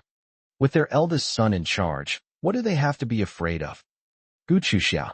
My parents are so direct. Is this kind of flattery really okay? Gu Yi. Old Gu and old Su changed their expressions faster than turning the pages of a book. Should I make the thing inside flash out in a bit to scare them? The system suddenly appeared. Young master, be careful. If you send them both away, you'll still have to manage the Gu family's company. You can't just be a hands-off manager. We still have to kowtow to them and keep vigil. Gu Yi. What you're saying makes sense, so let's forget about it. Gu Haokuin. He's such a good son. Su Yi. I have to thank that lackey. Gu Chuxiao. I want to laugh. All right. She took the picture frame and carefully unfolded the painting. 154. A snake demon who has cultivated for 499 years. As soon as the painting was unfurled, the light in the living room suddenly dimmed, and everything around seemed to carry a slightly eerie atmosphere. Su Yi immediately moved closer to Gu Yi. Under the heavens, it was safest to be near Xiao Yi. Seeing this, Gu Haokuin also consciously moved closer to Gu Yi. Gu Laolu. It's really speechless. I don't remember my parents being this shameless before. And Xiao Yi? He wasn't afraid at all. He's really something. Then let's listen to what he really thinks. Gu Yi. Guzi, check this painting. Gu Laolu. Does he also have a lackey? Who is that? Where is it? But when she looked around, she still found nothing. Gu Haokuin and Su Yi were already used to it. They just stared at the painting and waited for Gu Ye's thoughts. Gu Yi looked at the painting and narrowed his eyes slightly. It was a landscape painting depicting a dilapidated mud brick house covered in snow, on the verge of collapse. It doesn't look like something painted by a master, but no matter how you look at it, it has an eerie feel to it. At that moment, the system's voice sounded. Young master, the test results have been released. Please check. Gu Yi. So it was a snake demon whose cultivation was nearly complete, causing trouble. Otherwise, how could such a small house hold so many people? After cultivating for 499 years, she was just 1 year away from seeing her beloved Su Lang, but a passing pretty boy disturbed her Taoist resolve. Gu Haokuin was startled and almost dropped his jaw in surprise. During this time, while following Xiao Yi, he also witnessed many strange things. However, most of those were ghosts or something like that. He had never seen a little fairy like this before. and she's a snake demon who's cultivated for 499 years. Using a painting to harm people? Is this too advanced for Xiaoye? Su-yi wiped the cold sweat from her forehead, feeling a chill run down her spine. What happened? How can a painting harm someone? Xiaoye also mentioned that that small house could fit so many people inside. But no matter how you look at it, it doesn't seem like someone who could impersonate anyone. Gu Laolu was the most surprised. She couldn't help but ask, Xiaoye, what did you see? Gu Yi snapped out of his reverie and asked, could you tell me more about the details of this painting? How did Gu Laolu come into contact with this painting? Logically, it should be in a museum. It shouldn't be something she could have obtained. Gu Haokuan and Su-yi both looked at Gu Laolu, their eyes filled with doubt. Everything in the museum is an authentic artifact. Sixth sister, could it be that she's short of money and went to steal something from the museum? But I gave her so much money, she shouldn't have done such a thing. Gu Laolu touched his nose, feeling a pang of guilt. I underestimated my younger brother. It turns out nothing can be hidden from him. His parents trusted him completely, but just one sentence from him made them start to doubt themselves. Don't misunderstand, I didn't steal this painting. I took the wrong one by accident. I first saw this painting in a museum a year ago and found it very strange, but I didn't dare to look at it again. Later, several of my friends said that there seemed to be something strange about the painting, and that people who went to see it all got sick afterward. Some say that just 3 years ago, this painting was still touchable, but those who touched it all disappeared. I immediately looked up the origin of the painting. It was donated by a man from our country. I don't know why it was exhibited in a museum. I saw Xiaoye's story online and decided to come back. When I was packing, I took a painting with me. I swear, I really took the wrong one by accident. But I don't know who put this painting on my desk. I've checked the security camera footage, but I haven't found anything. She truly couldn't understand why the painting she had prepared had been switched, and what's more, it was such an eerie painting. Gu Yi remained expressionless. When did you realize something was wrong? Not hearing his thoughts, Gu Laolu quickly said, it was last night. I wasn't planning on going home to live. You probably already know a lot of things. But last night, I had a nightmare. I dreamt that many people were grabbing my legs and begging me to save them. I can't escape it no matter what I do, not even my best friend. I called her, and her parents said she's missing. I immediately felt that something was wrong. I had no choice but to come home. Gu Yi curled his lips into a smile. What if I don't help you? Gu Haokuan's tone was full of reproach. Sixth brother, what were you thinking? You didn't come home to welcome your own brother, but to get him to help you. Su-yi sighed and even started wiping away tears. Sixth brother, your parents apologize for what happened in the past. We're all family, and we were all fooled by that fake Guze. You're back this time, so don't leave again. Xiaoye is our family's lucky star. As long as he's here, our family will stay here. Her voice choked for a moment. Then she added, oh, right, you haven't given Xiaoye a gift since you came back from outside. Don't forget. She waved her phone. Silly child, quickly check your phone. Mom transferred 50 million to you. At first, Gu Laolu didn't understand, but her phone vibrated, and she glanced at it. Then Gu Ye's inner thoughts were heard. This bookworm, he likes to draw those kinds of comics. What's he even drawing? However, perhaps because I don't spend much time at home and haven't had much contact with Guze, she didn't look down on me immediately. As for a gift, that depends on her sincerity. Su-yi frantically winked at Gu Laolu. Hurry up, don't you understand? Gu Laolu understood and quickly transferred 60 million to Gu Yi. Xiaoye, this is a gift for you. I haven't made much money these past few years, so here's 60 million. Consider it pocket money. I'll give you more money when I earn it in the future. Is that all right now? Gu Yi raised an eyebrow in satisfaction when he saw that 60 million had been deposited into Taobao. Who knew a bookworm could be so good at getting things done? He threw away 60 million on our first meeting, Guzi. If I didn't help him, it would be a bit unreasonable. After all, I've never been fond of money, but they gave me so much. Ergo silently rolled his eyes, pretending not to hear. Gu Laolu breathed a sigh of relief. He remembered that Xiaoye liked money. Gu Yi stood up, holding the painting. I need to go back and study it. I'm tired and need to rest. If you have money and free time, you should get a good night's sleep. Only with a good night's rest will you have the energy to work. Especially there's that monstrous thing in the house. Let's all come together. 155. The White Snake? The moon was high in the sky, and Gu Yi was sprawled out, fast asleep. That painting hangs on the wall of his room. Outside the room, there were three little thieves eavesdropping on their thoughts. Gu Haokuan, Su Yi, and Gu Laolu. Suddenly a gust of cold wind blew in, and without opening the window, a cloud of black smoke rushed in. He bared his teeth and claws, lunging at the person on the large bed. However, before he even reached the bedside, a yellow talisman was suddenly stuck to the black smoke, and it burst into flames, letting out a shrill scream. Ah! Help, Master Gu Yi, please spare my life. Master, I've come to beg for your help.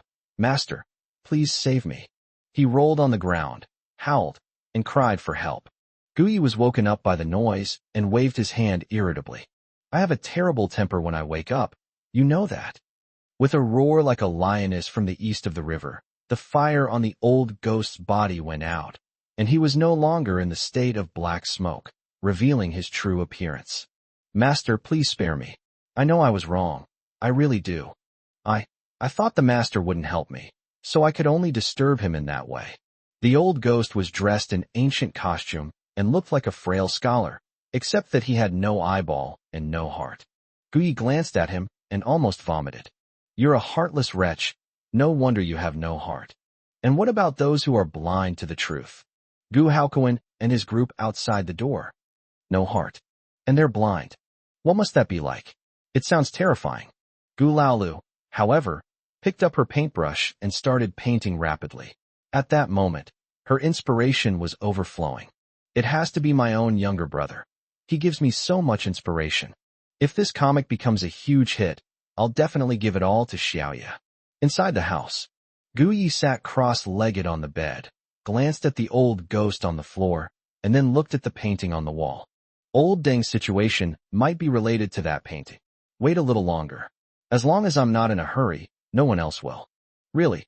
No sooner had he finished speaking than the light came on in the previously dark windows of the house in the painting. The light shone through the painting and onto Gu Yi and the old ghost, causing them to vanish on the spot. Gu Haokuan and his group rushed in and found the room empty. Even the paintings on the walls no longer looked eerie. Where's Xiaoya? He was just here a moment ago. Su Yi asked anxiously. Looking at the painting, Gu Haokuan suddenly said, Listen to this. It seems like Xiaoya's inner thoughts are coming from inside. Gu Laolu and Su Yi both looked over. Gu Tian didn't see anything, but they both heard the thoughts in each other's hearts. That 1,000-year-old snake spirit really knows how to play games. Does she think she's by Suzhen? She's not much to look at, but she has such high aspirations, and she's really good at all sorts of fancy things. The ancients were right. Ugly people often cause trouble. Su Yi's eyes widened, and she took several steps back. Xiao Yi, is Xiao Yi really in the painting? But how is that possible? How could such a small painting fit a whole living person? Gu Haokuan quickly helped her and walked out, saying, Let's go out quickly. It would be terrible if Xiao Yi found out. He'll be fine. Let's just wait outside. Gu Laolu didn't say anything, but quickly drew everything down. She had a feeling that her latest artwork would definitely be a top contender in the comic book world, thanks to his younger brother. If I had known he was such a powerful person, I would have come back long ago. Back then, that fake Guze boasted that he was some kind of muse, but in my opinion, he was just a complete idiot. The three of them went outside the door again to eavesdrop on Gu Ye's thoughts. In the painting, Gu Yi kicked the old ghost next to him and said irritably, All right, this is your territory now. Get to hell. Tell me yourself what happened. Old Goe was kicked away and sent flying, crashing into the wall and sliding down to the ground, even spitting out a mouthful of blood. Seeing the blood on his hands and feeling the excruciating pain all over his body, he suddenly burst into wild laughter. Ha ha, I can't believe I've ended up like this.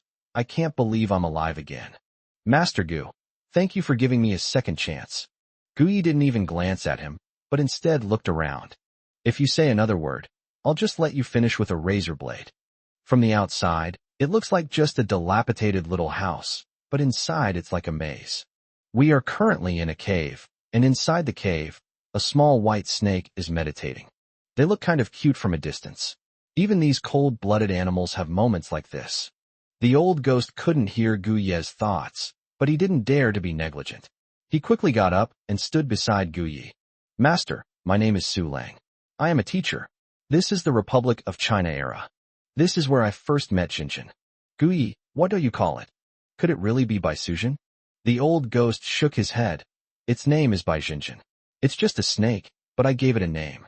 He had barely finished speaking when two hunters rushed into the cave, one with a gun and the other with a knife, and made a move to slash at the little white snake.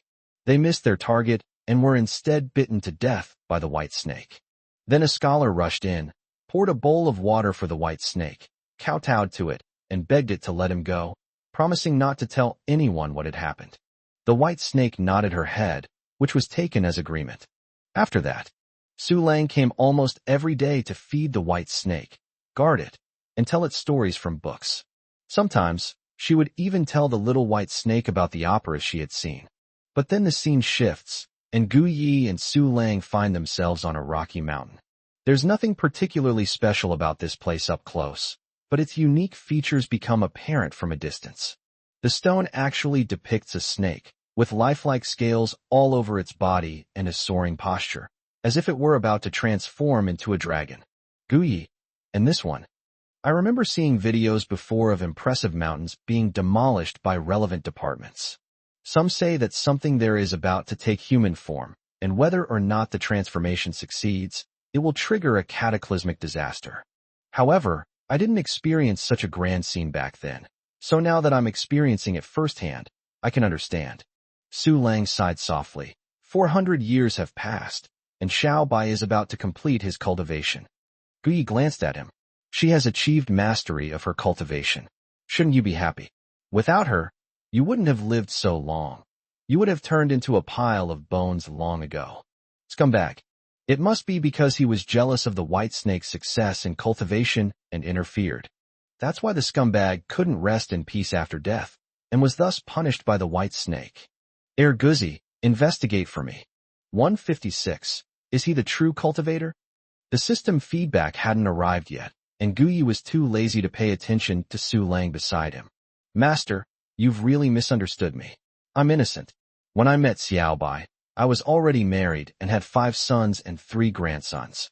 I also promised Xiao Bai that even if I die, my descendants will protect her for generations until she cultivates into a human. But she didn't believe me at all, and said that I was the only one she could trust, and that all my descendants were beasts. To make me her slave, she even secretly killed my child and gave me an elixir of immortality. I don't want to live forever, and I don't want to see my loved ones die one by one, leaving me to live alone in loneliness. However, this guy was being a drama queen, and he moved himself to tears as if the world had collapsed. Guyi remained expressionless, simply gazing at the massive stone mountain. At that moment, the foot of the massive stone mountain began to shake violently, as if something was about to emerge from the ground. Before long, a large group of people arrived at the foot of the mountain, each carrying gunpowder, and began to blast the mountain. Guyi, Bai Sujin, ugh, Bai Jinjin seems to be angry. If those people blast the mountain, won't they destroy the white snake's cultivation achievements? Su Lang forgot all about honing his acting skills and turned to run. Master, run. Bai Jinjin is furious. She's going to eat me alive. Guyi, idiot. Outside the door, Gu Haokuin and the others all pricked up their ears to eavesdrop, but they didn't hear the specific details. However, they were all on high alert. Gu Laolu forgot to continue painting and asked, Mom and Dad, what happened to Xiaoya? Why can't I hear your thoughts anymore? Gu Haokuin, don't rush, let's wait and see. Su-yi, this is Xiao Ye's unique technique. Let's just wait and see. In the painting, the scene changes, and Gu Yi and Su Lang are standing at the entrance of a restaurant, where there is singing and dancing, and even a warlord is listening to music. Su Lang secretly breathed a sigh of relief. Master, this is Bai Jinjin's lover, the warlord. Let me tell you. He wanted to continue telling the story, but Gu Yi stepped on his neck, and the talisman on his fingertip was already glowing with golden light. 400 years of cultivation destroyed in an instant. And you took her life, giving pearl that allowed her to transform into a dragon, didn't you? Urguzi, where's the information you gathered? System, young master, we're in the ghost realm set up by old ghost. My investigation is being interfered with. This is the only part available so far, and it's pretty much what Lao Gui said. I strongly suspect that this part has been altered. Guyi, is this old ghost's ghost realm? How many years of cultivation does he have? Yet he can still set up a ghost realm. You don't need to look it up, I'll do it myself. Continue the investigation. If he truly has such ability, he will still falsify the data. Su Lang, who was being trampled under his feet, suddenly sprang up, and black mist condensed into a bone blade that pierced straight into Gu Ye's heart. Why should beasts become immortals? I've studied the classics diligently, yet I'm destined to die of illness in the mountains. The bone blade had already touched Gu Ye's heart, but then Gu Ye was seen to be radiating golden light. Su Lang and the bone blade were both sent flying. In the blink of an eye, dozens of uniformed soldiers, guns raised, all pointed at Gu Ye. Who are you? Su Lang collapsed to the ground, spitting out 3 mouthfuls of blood, barely managing to utter a single sentence. Gu Ye put away the golden light spell and sneered. Asking me for help in the middle of the night, and you don't even know who I am? You think you can make up stories for me? System, young master, what have you discovered? Gu Ye, Su Lang has been stirring up trouble all along. I'll show you something amazing in a bit. The system tapped his mechanical little head hard, a surge of anger rising within it. What exactly is Su Lang's thing? I couldn't even investigate him. It has to be the young master. He's grown up so fast. He could be invincible even without me. The scholar who had fallen to the ground suddenly leaped into the air, his eyes no longer those of an old ghost, but blood-red vertical pupils. Ha ha ha ha. Gu Ye, you human kid, you really have some skills. I knew I hadn't misjudged you. But so what? You've already entered my ghost realm.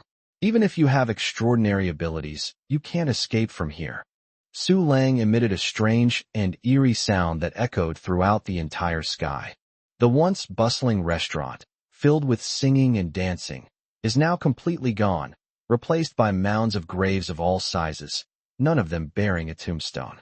Children, wake up. Enjoy this feast, it's yours to eat.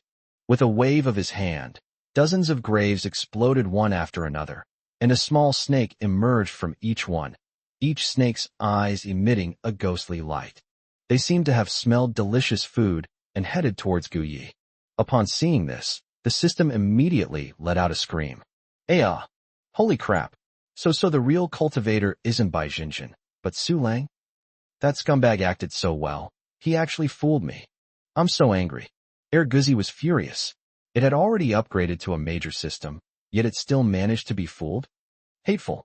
This is outrageous. Gu Ye laughed. You still need to keep practicing, kid. I noticed that as soon as I saw him. System. Why didn't you say so sooner? Why didn't you say so sooner? Gu Ye. When Lao Gu and I got out of the car, I noticed something evil had come to the house. Not long after, Gu Laolu brought out the painting. The filthy thing saw it, and its eyes almost popped out of its head. I knew it. It must recognize the painting. His act of playing the victim at night was all to get me into the painting. Nothing ventured, nothing gained. I just came to see how he managed to keep up the act until the end.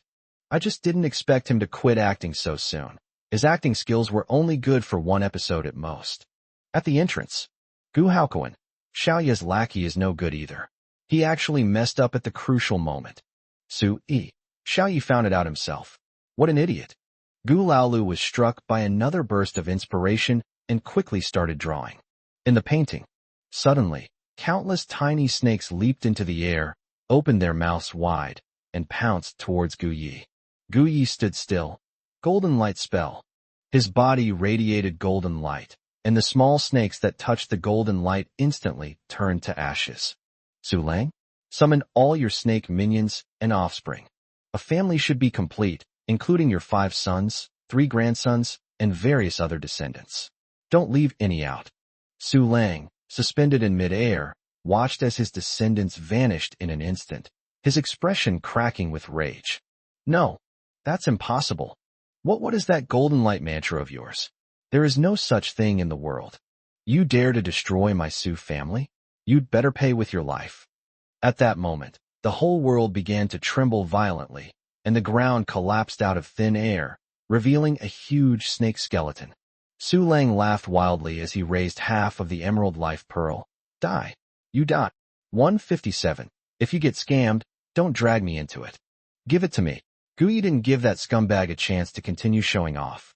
He flashed over and snatched the emerald life bead. With a little force, the bead shattered into dust. Without the support of the life pearl, the enormous snake skeleton collapsed, falling apart piece by piece and scattering all over the ground. Su Lang. Unbelievable. Utterly unbelievable. What exactly is it that I'm facing? Why was everything so easy and effortless for him? You? Gui leaped forward again and grabbed him by the neck. You think you can create a ghost town for me? If you don't take the chance I gave you, then shut up. He tightened his grip, and Su Lang felt as if his soul was about to be scattered and never be reincarnated. Master, spare me. Master, I'll tell you everything. It was all my scheme. I was the white snake who cultivated, and Bai Jinjin was just one of the hunters. Gui had no intention of listening to his nonsense. He just wanted him to shut up. But at that moment, the system popped up and said, Young master, let him talk. I want to hear it and see where I was fooled. Gui, for your sake, I'll give him 5 minutes to live. He let go, and Su Lang knelt on the ground, panting heavily. System, young master, I sense other energy waves here. Could it be Bai Jinjin? Gui nodded, waved his hand, and the long sword on the boulder mountain shattered on the ground. Then, a scholar in white robes floated over. Bai Jinjin greets Master Gu. The scholar knelt before Gu Yi, and when he raised his head, Gu Yi was momentarily stunned. My God! A man with feminine features. Bai Jinjin is such a handsome man. Even I, the most handsome man in the world, am mesmerized by him. System. Yes, he really is both beautiful and alluring. The white snake, who has cultivated for over 400 years, wasn't seduced by women. Instead, she fell into the vortex of men. TSK, it's a bit hard to judge for now. Gui regained his composure, his face serious, and asked, Bai Jinjin, what's going on between you and Su Lang? Such a handsome man. If he were to do something, there must be a reason, right? System. Young master, look at yourself. Do you want to be a tyrant? Bai Jinjin shed 2 tears and began to tell her story with a pitiful expression. 500 years ago, I was just a weak scholar. One day, my father fell ill, and my elder brother and I went hunting in the mountains. We had already hunted a 200-pound wild boar and were preparing to go down the mountain. Who would have thought that we would be summoned by Bai Lang on the way? He stole our wild boar and even killed my elder brother. My elder brother is getting married tomorrow, and my sister-in-law is waiting for him at home. How can I live alone? I must avenge my brother. But he actually took a fancy to my beauty and asked me to protect him. I played along and protected him for almost 5 years. But on that day, I heard him talking in his sleep, and I realized that 499 years had passed. If he cultivates to become an immortal in just 1 more year, I will never be able to take my revenge. I went down the mountain overnight, found the commander, severed his immortal roots, and killed his descendants. But I was also killed by that old bald monk and suppressed on that mountain. I'm not reconciled. I want to avenge my brother. Why should I be oppressed? As he spoke these words, an overwhelming aura of resentment emanated from him. Su Lang, the Bai Lang of yesteryear, saw Bai Jinjin and was blinded by rage. Bai Jinjin, you're talking nonsense. It's clearly you who harbors filth in your heart and has taken a liking to your half-brother. But your elder brother only has your sister-in-law in his heart. You knew all along that I was cultivating here. You're just using someone else to do your dirty work. Afterwards, you were afraid of being implicated if you went back, so you deliberately tempted me. If it weren't for you, I would have already become an adult, or even ascended to immortality. You deserve to die? Bai Jinjin, however, cried softly and weakly. Master Gu, it's not like that. Bai Lang has defiled me. I endured for 500 years in order to take revenge. Finally, a Westerner who could paint and communicate with me spiritually was able to help me accumulate more power. Upon hearing this, Su Lang burst into laughter. Ha ha ha, Bai Jinjin. Do you think Master Gu is like me? Someone who's never seen a handsome man before? You have killed so many people. You are just a mortal. Your sins are heinous, and you should not be reincarnated. He then looked at Gu Yi. Master Gu, you have discerning eyes. You'll surely see through his true colors. That day, I came to ask you for help. My friend's grandson is about to be annihilated. But I saw this painting and discovered Bai Jinjin in it, which is why I brought you into this scheme to act on behalf of heaven. Master, I was indeed wrong. I shouldn't have hidden it from you. I am willing to accept any punishment, but please, you must kill this demon. He has killed many people. Bai Jinjin cried her eyes out, still trying to defend herself. Gu Yi crossed his arms and watched the two of them struggle. System. Young master, my head has doubled in size. Who's telling the truth? Bai Jinjin is really into the south wind. She's even taken a liking to his hunter brother? Su Lang claims he's a victim, that he was used.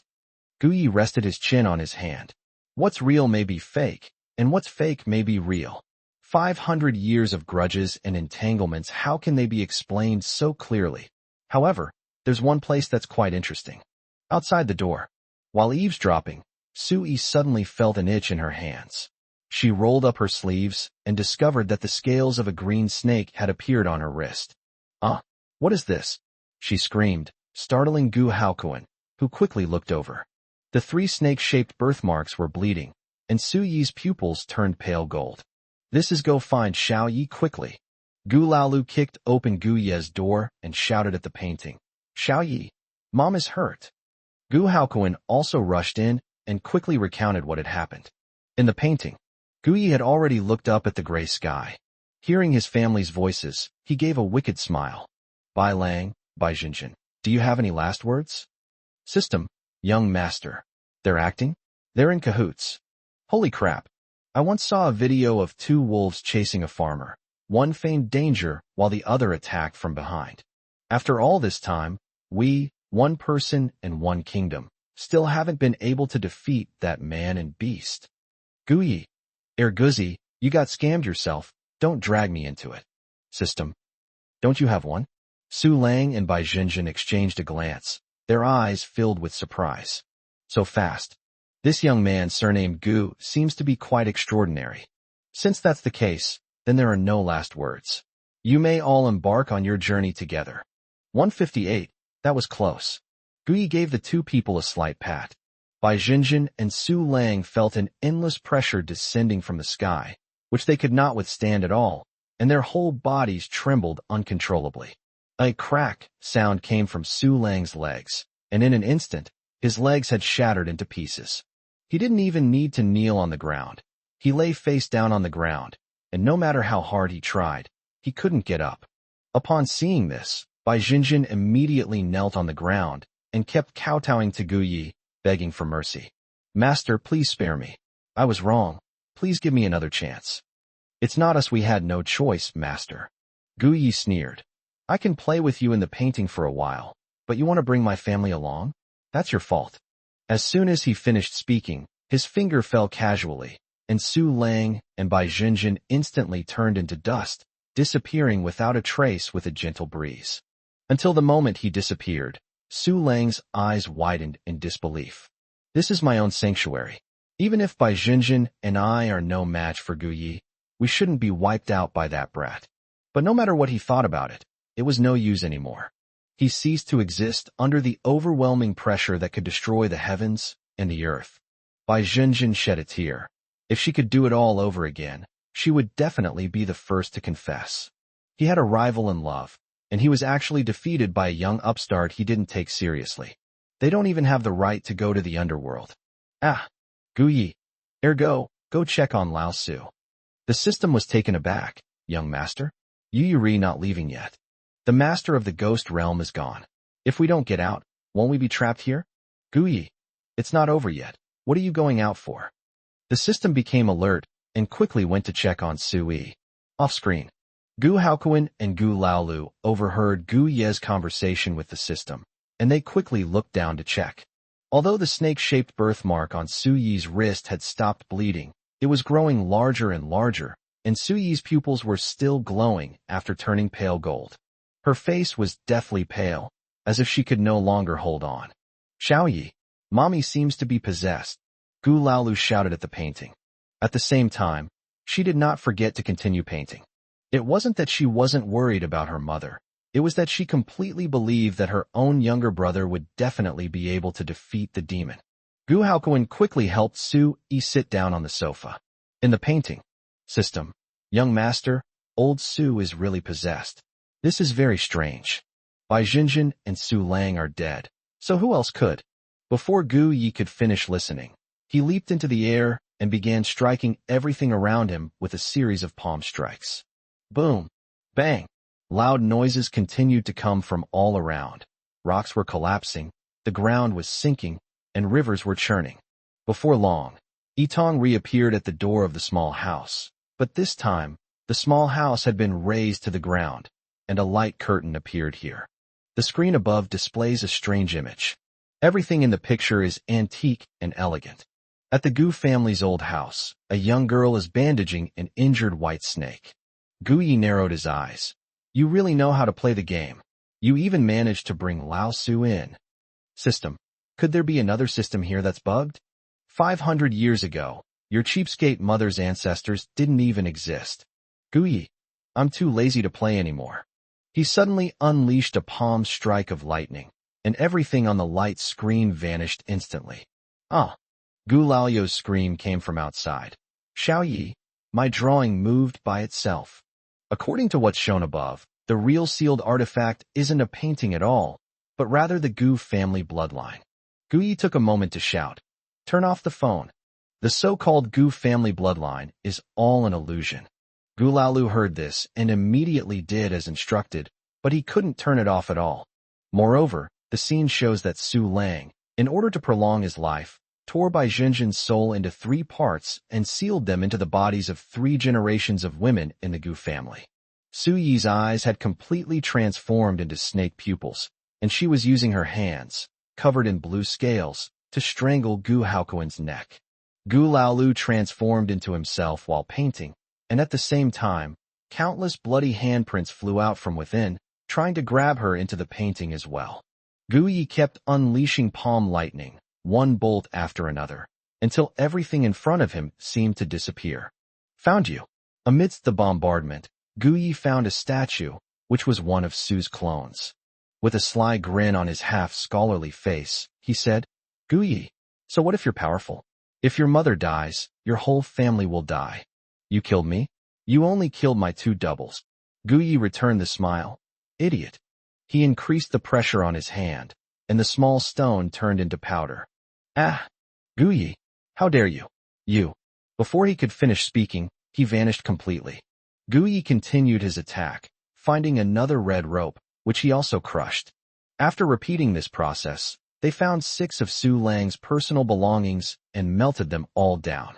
The system understood, and it was searching as well. There's one more. That's the original body.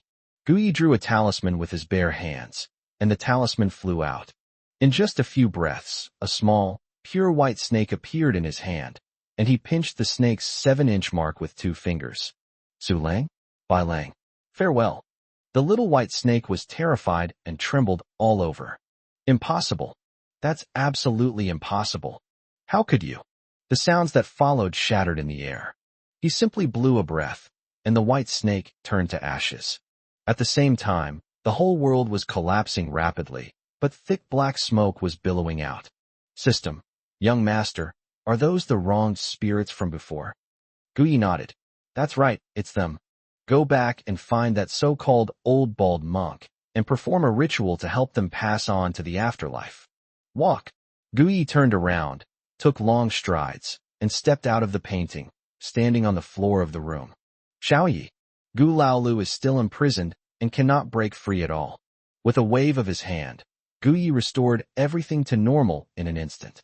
Su Yi looked at her hand, which had returned to normal, in a daze, and asked in confusion, what happened to me? Gu Haokuin clutched his neck, coughing incessantly. Old woman, you almost killed me. Gu Laolu slid down to the ground, saying, my dear mother, you were so scary just now. Xiaoyi, what exactly happened? Her voice was hoarse. As if remembering something, She quickly looked at the painting on the wall and was shocked to find that the painting had changed. The painting has turned into a black mess, and I can't see anything at all. What about the houses inside? She ran to the painting, then took several steps back, even hiding next to Gu Yi. Before Gu Yi could speak, the system alarm sounded.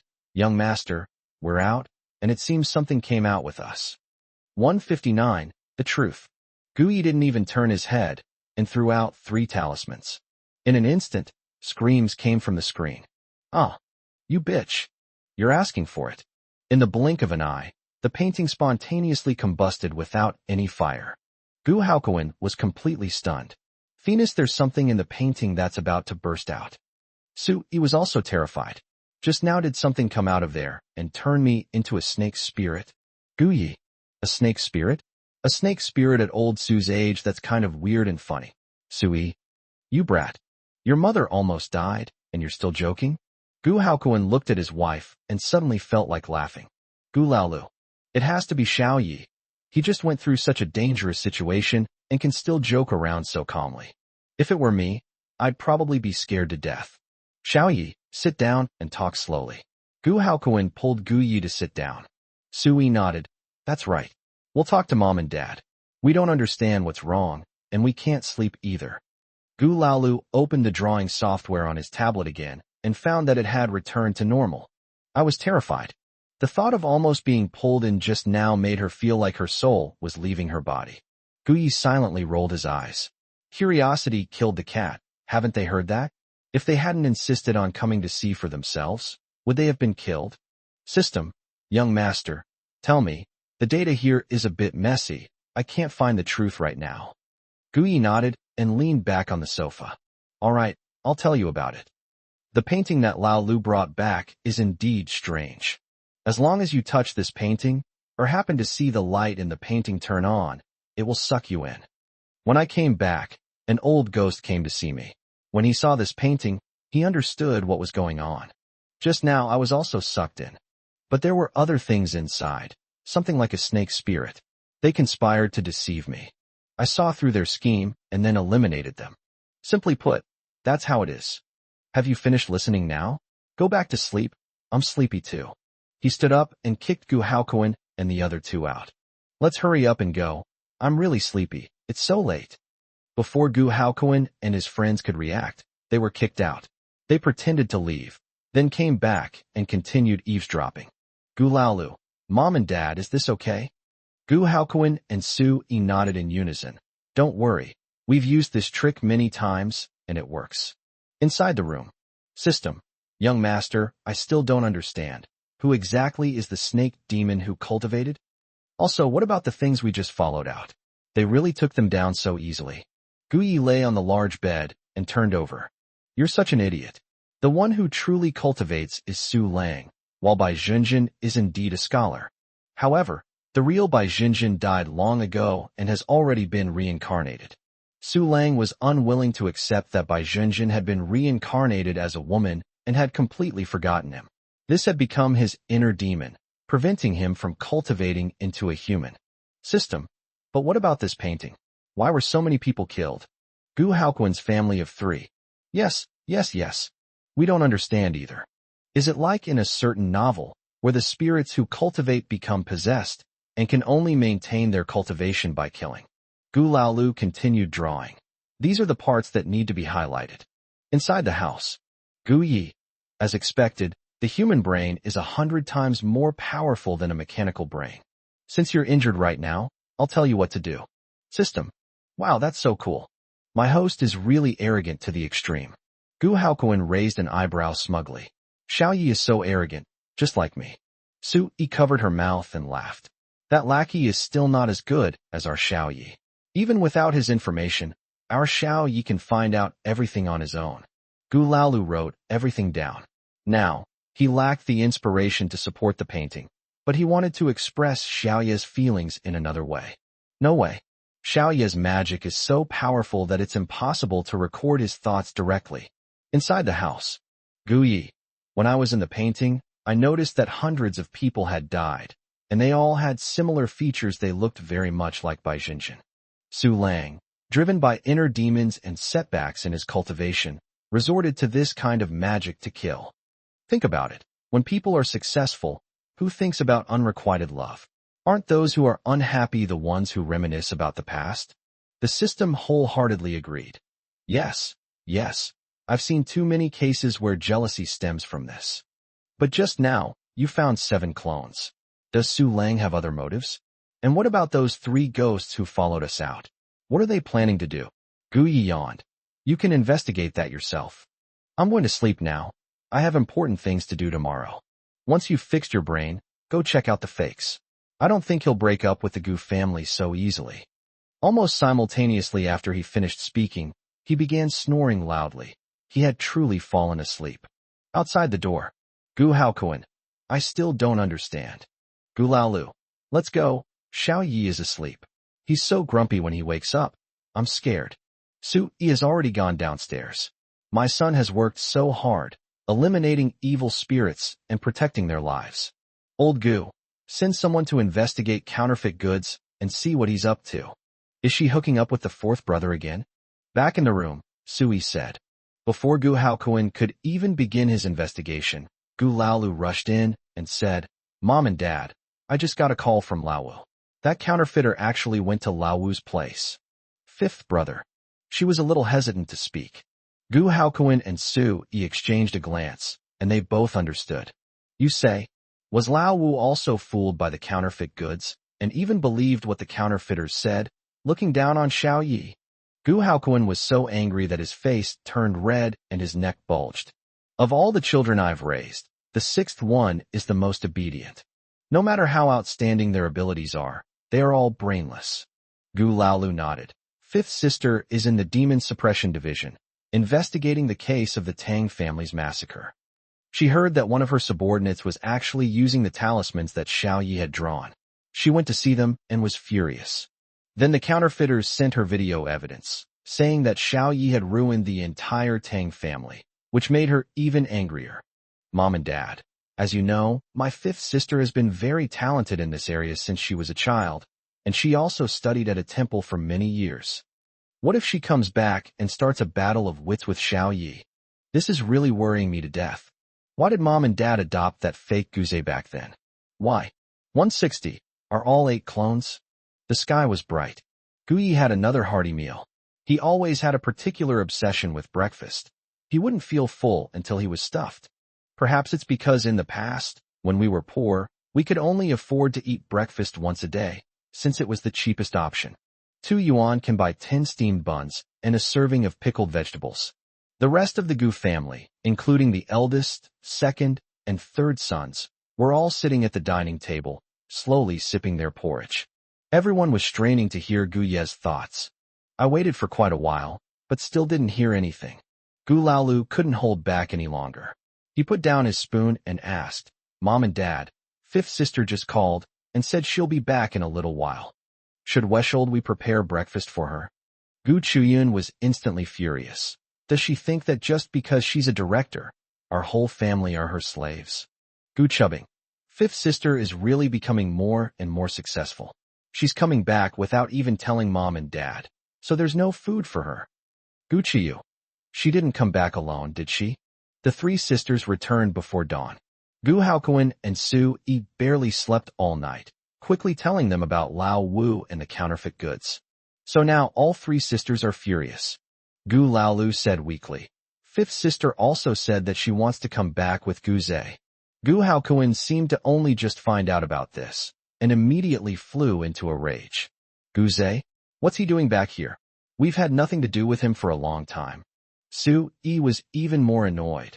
As the director of the Demon Suppression Division, could it be that 5th sister hasn't seen the news? Bringing Guze back at this time, I think she did it on purpose.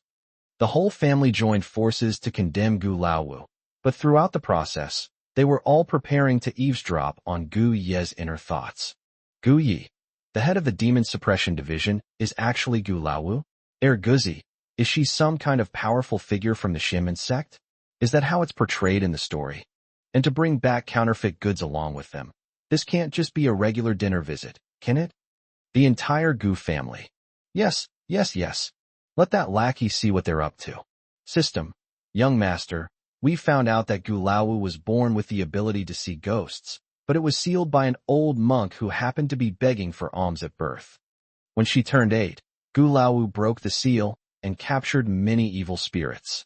It seemed she had awakened some memories and voluntarily requested to study at a temple. After turning 18, he left the mountain and quickly joined the Demon Suppression Division, working his way up from the lowest runner to his current position as director. Gui ate another basket of Xilong Bao, soup dumplings. TSK, this is truly unexpected. The Gu family's children, all of them, are really quite capable. Gu Laowu was born with this ability. No wonder the original owner was later tormented into a mental illness and ended up in a mental hospital. Gu Haokuan sighed. My poor, good son. Su Yi silently wiped away her tears. Luckily, Xiao Yi came. Otherwise, no matter how outstanding our Gu family daughter is, it would all be in vain. Gu Chuyun and her 3 sisters. Is the 5th brother really that amazing? Perhaps because she had been away from home the longest, they really didn't remember her at all. Only, if she came here to seek justice for Gu Zhe, then she shouldn't blame them for abandoning Lao Wu's family. System. She does indeed possess some strength. This time, the Tang family's massacre has resulted in the deaths of many people around the world. Old Gu Wu didn't want to get involved, but after receiving Gu Zhe's video that the counterfeit goods framed you as the cause of the tragedy, another twist of the truth, he returned in person. Besides genuinely wanting to have breakfast with the Gu family, I also wanted to seek justice for Gu Zhe. Gu Yi ate another grilled sausage and even let out a burp. Gu Zhe's video was clearly edited and composited. Couldn't even Gu Laowu see that? I think she's deliberately pretending not to notice, isn't she? System. We also found out that Gu Laowu saw a subordinate use the talisman you gave her and successfully defeat several evil spirits. Her feelings are complicated. She had already fired that subordinate before she arrived. Gu Yi was intrigued. What's going on here? Could it be that she's jealous of my talent? This capable director has had such a smooth career path all these years, hasn't he? To the entire Gu family. How could a composite and edited video fool Lao Wu? That idiot. With a brain like that, how can she be a leader? Before the system's voice could be heard, a dragon's roar rang out from outside, and a beam of azure light flew into the living room, then hovered in the air above it. Gu Laowu stood up instantly. What flew in? She was the first to run out of the restaurant, and Gu Haokuan and the others followed. Gu Yi was the last to leave. He didn't even care about those things and casually stretched. System. My little guy looks so relaxed. Guzi, continue investigating Gu Zhe. System. Yes. The family entered the living room, and each of them looked up, their faces paler than the last, their surprise evident. Skeletons with flesh, white scales covering its body, and a single horn hovering above the living room. It was a white dragon. As if finally breaking free of its shackles, it roared angrily. Su Yi covered her mouth, trembling with fear. Is this the snake's spirit from last night? Gu Haokuan muttered to himself. Impossible. Xiao Yi already destroyed it. Gu Laowu protected his 3 older sisters, saying, Sisters, don't be afraid. This is an illusion. Xiao Yi has already destroyed it. She also told her 3 older sisters in detail about what happened last night. Upon seeing the enormous white dragon again, Gu Chuyun and her 2 sisters were so frightened that their legs trembled and they couldn't help but fall onto the sofa.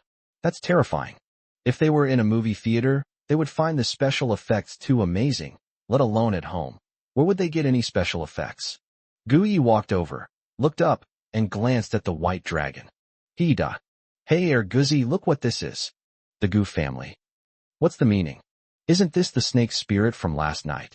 System. Young master, is this Su Lang's true form? The 7 clones we found in the painting yesterday including Su Lang, are all clones. He's really good at hiding things. Gu Yi shook his head slightly. You're wrong. It's not that he can hide it, it's that. Before he could finish speaking, a woman in black walked in from outside. She carried a chain in one hand, binding 3 trembling little devils. Beside her was Gu Zhe, who had left the Gu family. Mom and Dad, don't be afraid. This is a snake spirit that my 5th sister caught. It's hiding in our house and has ruined the feng shui, which is why our house is in such unrest. And those three brats, they're the ones who caused the Tang family to be wiped out. How about that? Isn't fifth sister amazing? 161. A battle of wits? Gu Zhe stood next to Gu Chu, the fifth young lady of the Gu family, glanced at Gu Haokuan and Su Yi, and then his gaze fell on Gu Yi.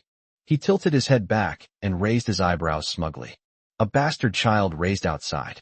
Do you think that just by stirring up a wave of metaphysical gurus online, you're a real guru?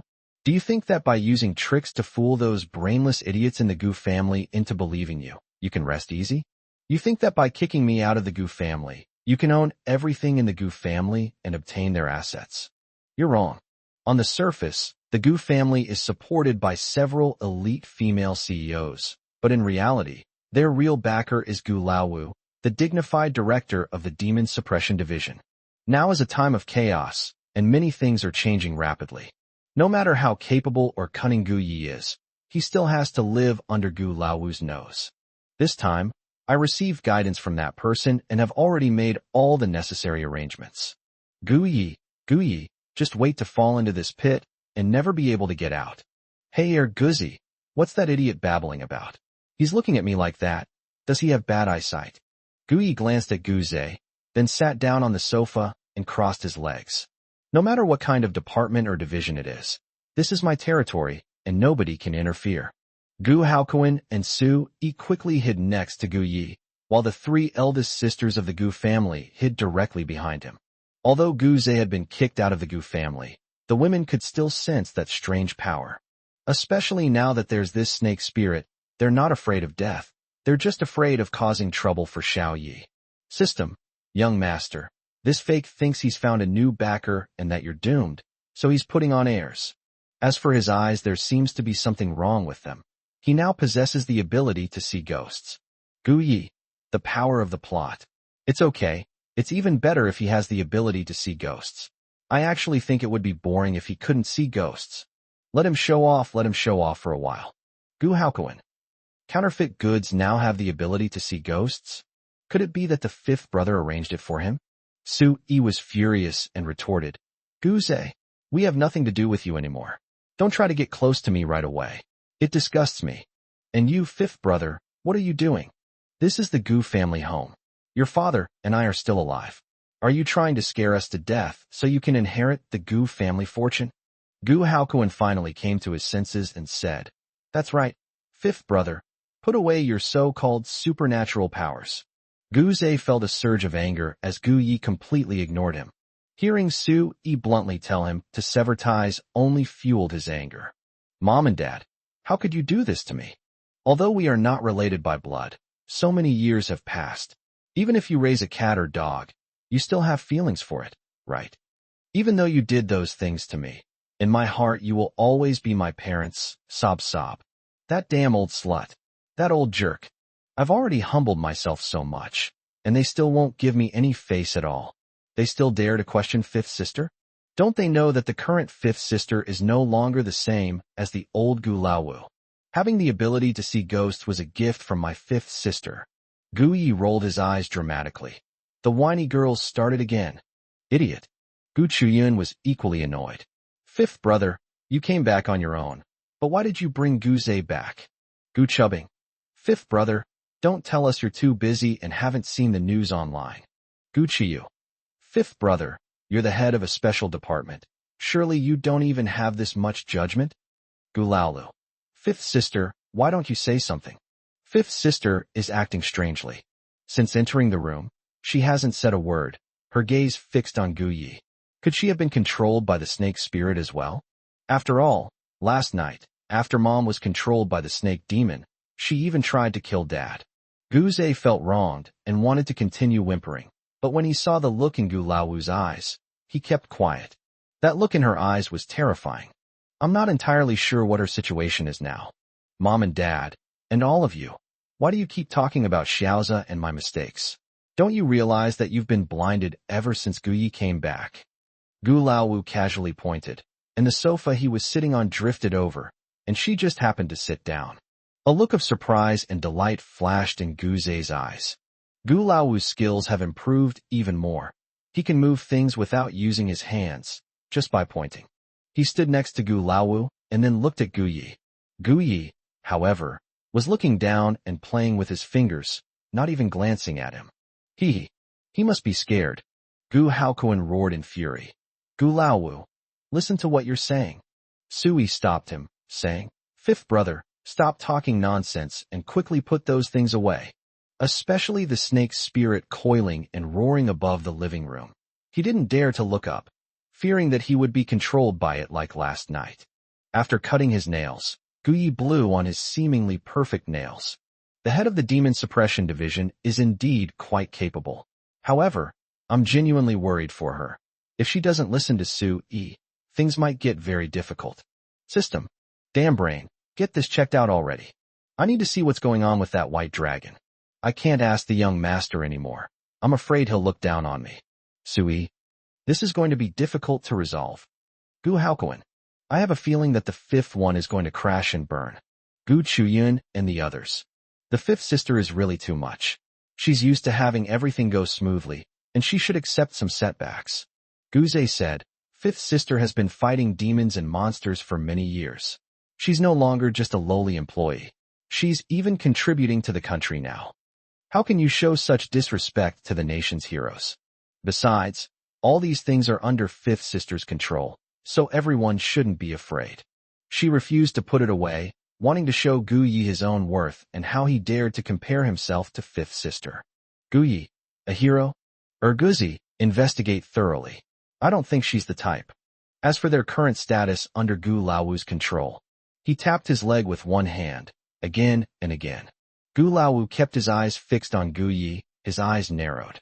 From the moment I entered the house until now, that bastard child raised outside has completely ignored me, even displaying a mocking expression on his face. He's really got some nerve.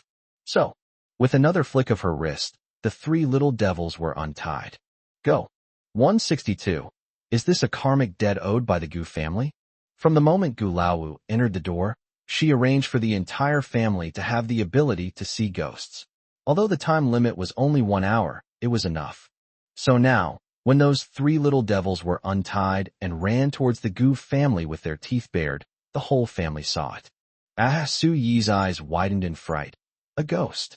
Gu Haokuan quickly covered her eyes, trying to remain calm, and scolded, Fifth brother, what are you doing? Gu Chuyun and her sisters were all so frightened that their eyes widened, and none of them could utter a single word. Gu Laowu smiled calmly. Mom and Dad, this is not my intention. Our ancestors owed someone a debt, and the wrong spirits are seeking repayment. What can we do? Xiaozhe was right after all.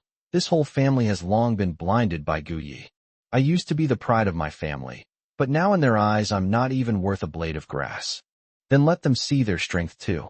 And that Gu Yi, doesn't he boast that he's very capable? Well then, let him give it a try. Gu Zhe was overjoyed.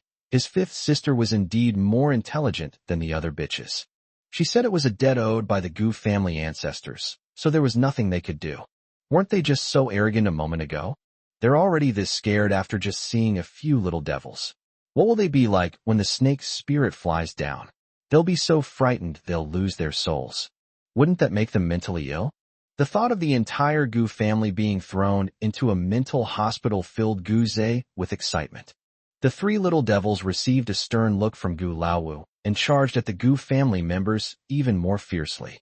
Being able to serve the director means that even if they go to the underworld, they don't need to queue up or spend a lot of money to grab a number.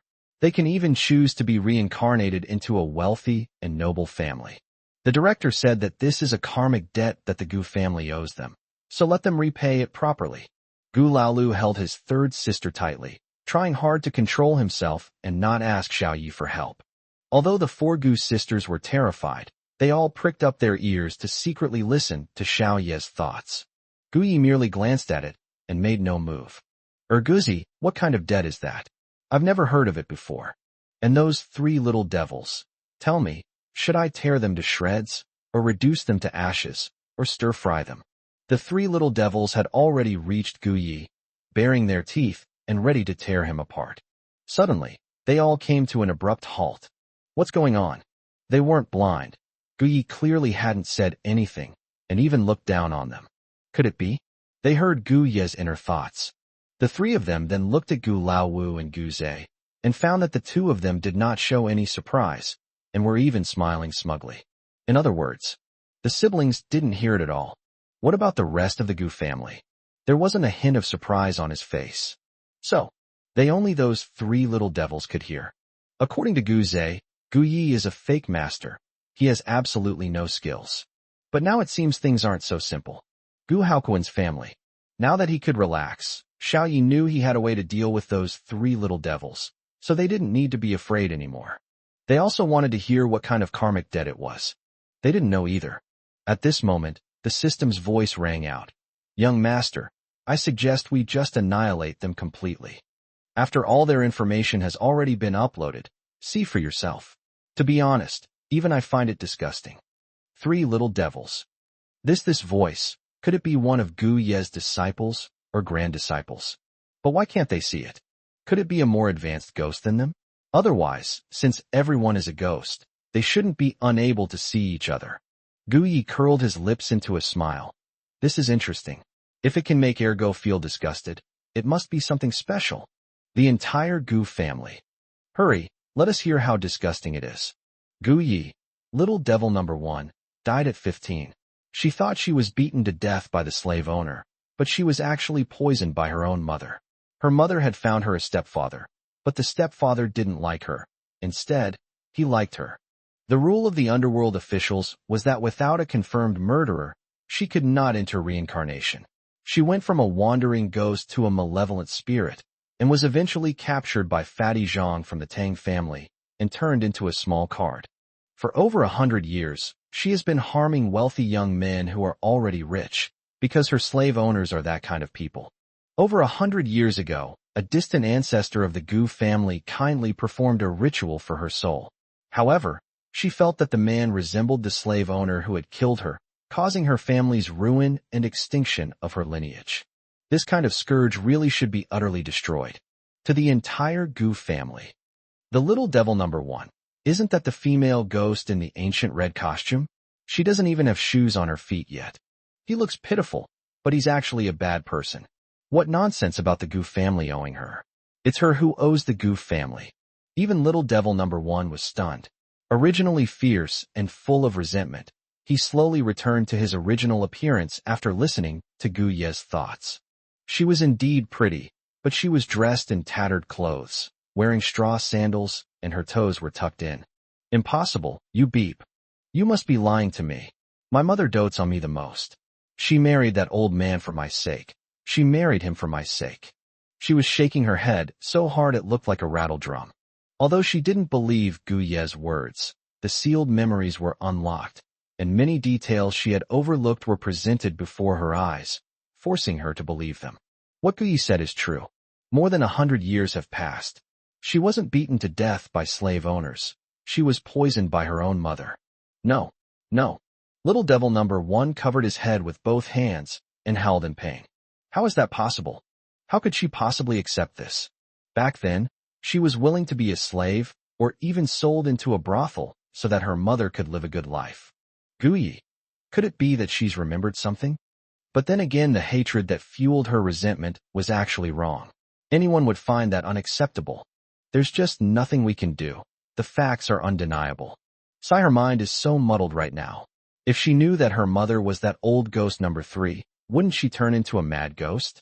If a person goes mad, they can go to a mental hospital. If a ghost goes mad, wouldn't it be challenging the Ghost King? Little devil number 1. My mother. Little ghost number 3. She's been by my side all this time.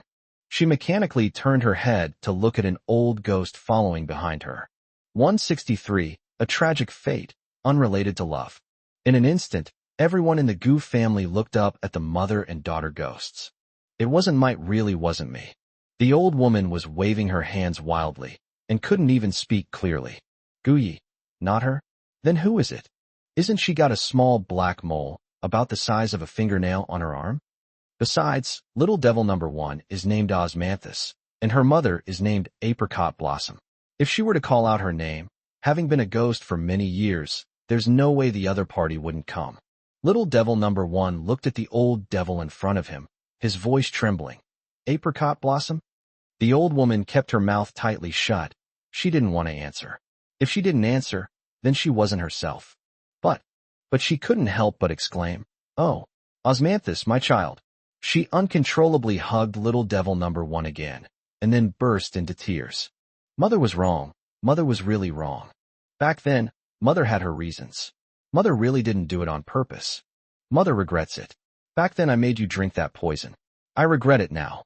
The old ghost Xinghua wailed, and her appearance returned to what it was when she died. She was dressed in fine silks and satins, with exquisite makeup, and even the hairpin in her hair was made of pure gold. Guyi. TSK. No wonder he could poison his own daughter. He's living a truly luxurious life. Look at what Xinghua is wearing, and then look at what Hohat is wearing. People die for wealth. Birds die for food. Hohat is still too young. But all these years, she's been so good at pretending, and Hohat has never noticed. What regret? It's because after Hohat died, that old slave owner killed Xinghua. Upon hearing this, Hohat's anger erupted. She removed the hairpin from Hohat's head and plunged it fiercely into Xinghua's heart. Go to hell, you viperous woman. Xinghua never imagined that her own daughter would betray her, although she is already dead and has long since become a ghost. But she didn't tell anyone that her hairpin was a magical artifact that the old slave owner had commissioned from a high-ranking monk at great expense. With just one strike, one soul will surely be scattered. Osmanthus fragrance. Xinghua reached out, wanting to touch her daughter's face again. She could swear to God that she regretted it the moment she gave her daughter the poison. Thinking about how she was so young, and how she had lived for herself ever since she was old enough to understand things. She could have married a wealthy man and lived a good life. She couldn't bear to part with herself, and was willing to give up her entire life to protect herself. What about myself? He actually killed her with his own hands for the sake of a man. What were I thinking at the time? This must be what people call love struck in this day and age. Her eyes and heart are only for that man, and she can't see anyone else. I deserve to die. The fact that he could still protect her even after death might be an arrangement of fate, or something else entirely. But I had imagined this day would come so many times. I never imagined that this day would come like this. Ridiculous. Sad. It's a pity. I had just tried to deny it. This is something I clearly owe her. Her outstretched hand never even touched the apricot blossoms before turning into ashes, which were scattered across the world by a gentle breeze. Osmanthus flowers. You don't have to forgive me, just forget about me. Mother wishes that in your next life, you will live only for yourself and never sacrifice your life for others again. As Hohat watched her mother disappear before her eyes, tears welled up in her eyes for some reason. When the old ghost completely disappeared, she was still clutching the hairpin in her hand. Ha ha ha ha. She looked at the hairpin in her palm and suddenly burst into laughter. She understood. This is no ordinary hairpin. No wonder, all these years, old ghost has never let me touch it. No wonder, all I wanted was to vent my anger, but I ended up causing her soul to be scattered. People like us deserve to die while we're alive, but we deserve to be condemned to eternal damnation after we die. No, we should never live in this world. As she finished speaking, she plunged the hairpin into her heart. Everything happened so fast that almost no one had time to react. It just happened. Before she turned to ashes, she took one last look at Guyi. Master Gu, thank you. If it weren't for him, I wouldn't even know how I died. If it weren't for him, I would have harmed innocent people again. If it weren't for him, I wouldn't have known that the ancestor of the Gu family back then was actually trying to save me. But she treated him as an enemy, thinking he wanted her dead. If there is an afterlife. She meant if. She hoped she could repay that ancestor. Guyi nodded slightly. Take care. Being close to this master brings such good fortune, doesn't it? I didn't do anything. But she suddenly remembered everything and even took her own life. As his thoughts settled, a golden hairpin appeared in his hand, the very hairpin that Xinghua had just worn in her hair, and the very one that Hohat had used to kill her. The Gu family. Why? The living are pitiful, but the dead are also pitiful. Having heard so many heartfelt words, they had witnessed love, hate, and passion, but most of it revolved around romantic relationships. Now it turns out they're a mother and daughter. Why? For a man. Gulalu quickly took out his sketchbook and drew all of these. Of the 3 little devils, only one remained in midair, and he wiped away a tear. Wah! The apricot blossoms and osmanthus blossoms are so pitiful. Really, you can't be too good to someone. If you are, you'll definitely get your comeuppance. Guze, who witnessed the whole thing, was instantly stunned. You? Why did they end up killing each other? Everything was fine just now, wasn't it? 5th sister. Guze couldn't understand it at all, so he quickly looked at Gulawu. He had only recently acquired the ability to see ghosts, and he knew very little about them. But to his surprise, Gulawu was even more astonished, his expression revealing his surprise. What happened? The 3 old ghosts, whom the Gu family had carefully selected, were not owed any so-called debts by the Gu family, but they still had some connection with the Gu family. They were just about to attack Gu Yi, but then they did nothing, yet they killed themselves, in a way that resulted in complete annihilation. But Gu Yi didn't do anything. That osmanthus flower even thanked Gu Yi? She's thanking me for what? Gu Yi, what did he do to them? He really is a cold-blooded and ruthless person. Even if they are ghosts, he shouldn't have let them disappear completely. Gulawu was filled with boundless anger, but in the end, it all turned into a calm smile. Gu Yi, I really underestimated you. Gulawu stood up, pointed at the last old ghost with one hand, and said, I'll take this one for you. However, Gu Yi was faster than her. With a wave of his hand, the remaining little devils had already entered his space. This will be very useful to me. Gulawu was startled, looking at the spot where the old ghost had just been floating, which was now completely empty. Guze was furious and shouted at Gu Yi. Gu Yi, don't be so arrogant. 5th sister is doing this for your own good. 164. Get out of the Gu family and give the position of the eldest young master back to Guze. Guze was going completely crazy. He had a bad feeling. It seemed that Gu Ye's strength was indeed above that of his 5th sister. But he was unwilling to admit it, or rather, if that were the case, it would be more painful than killing him. 5th sister is clearly the head of the demon suppression division. She arranged everything.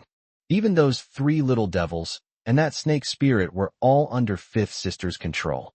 But now, Guze felt like his brain wasn't working properly. 5th sister's things were actually fighting each other in front of Gu Yi, and even the most powerful old ghost was easily taken away by Gu Yi. Okay, I'll take it. With just a flick of his finger, that old ghost vanished. Hateful.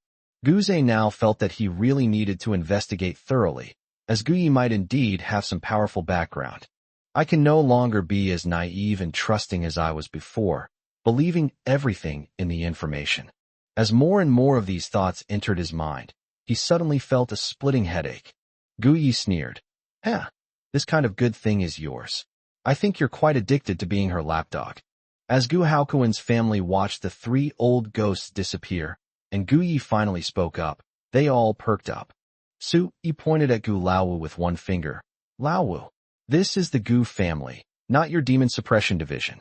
The so-called karmic debts owed by the Gu family are all nonsense. Those 2 women, Xinghua and Hohat, even owe a debt to the Gu family's ancestors. This stupid daughter is even dumber than Gu Laosi. She not only blindly believed Guze's nonsense, but her investigation was also incomplete, yet she still dared to keep such a ghostly object in her home.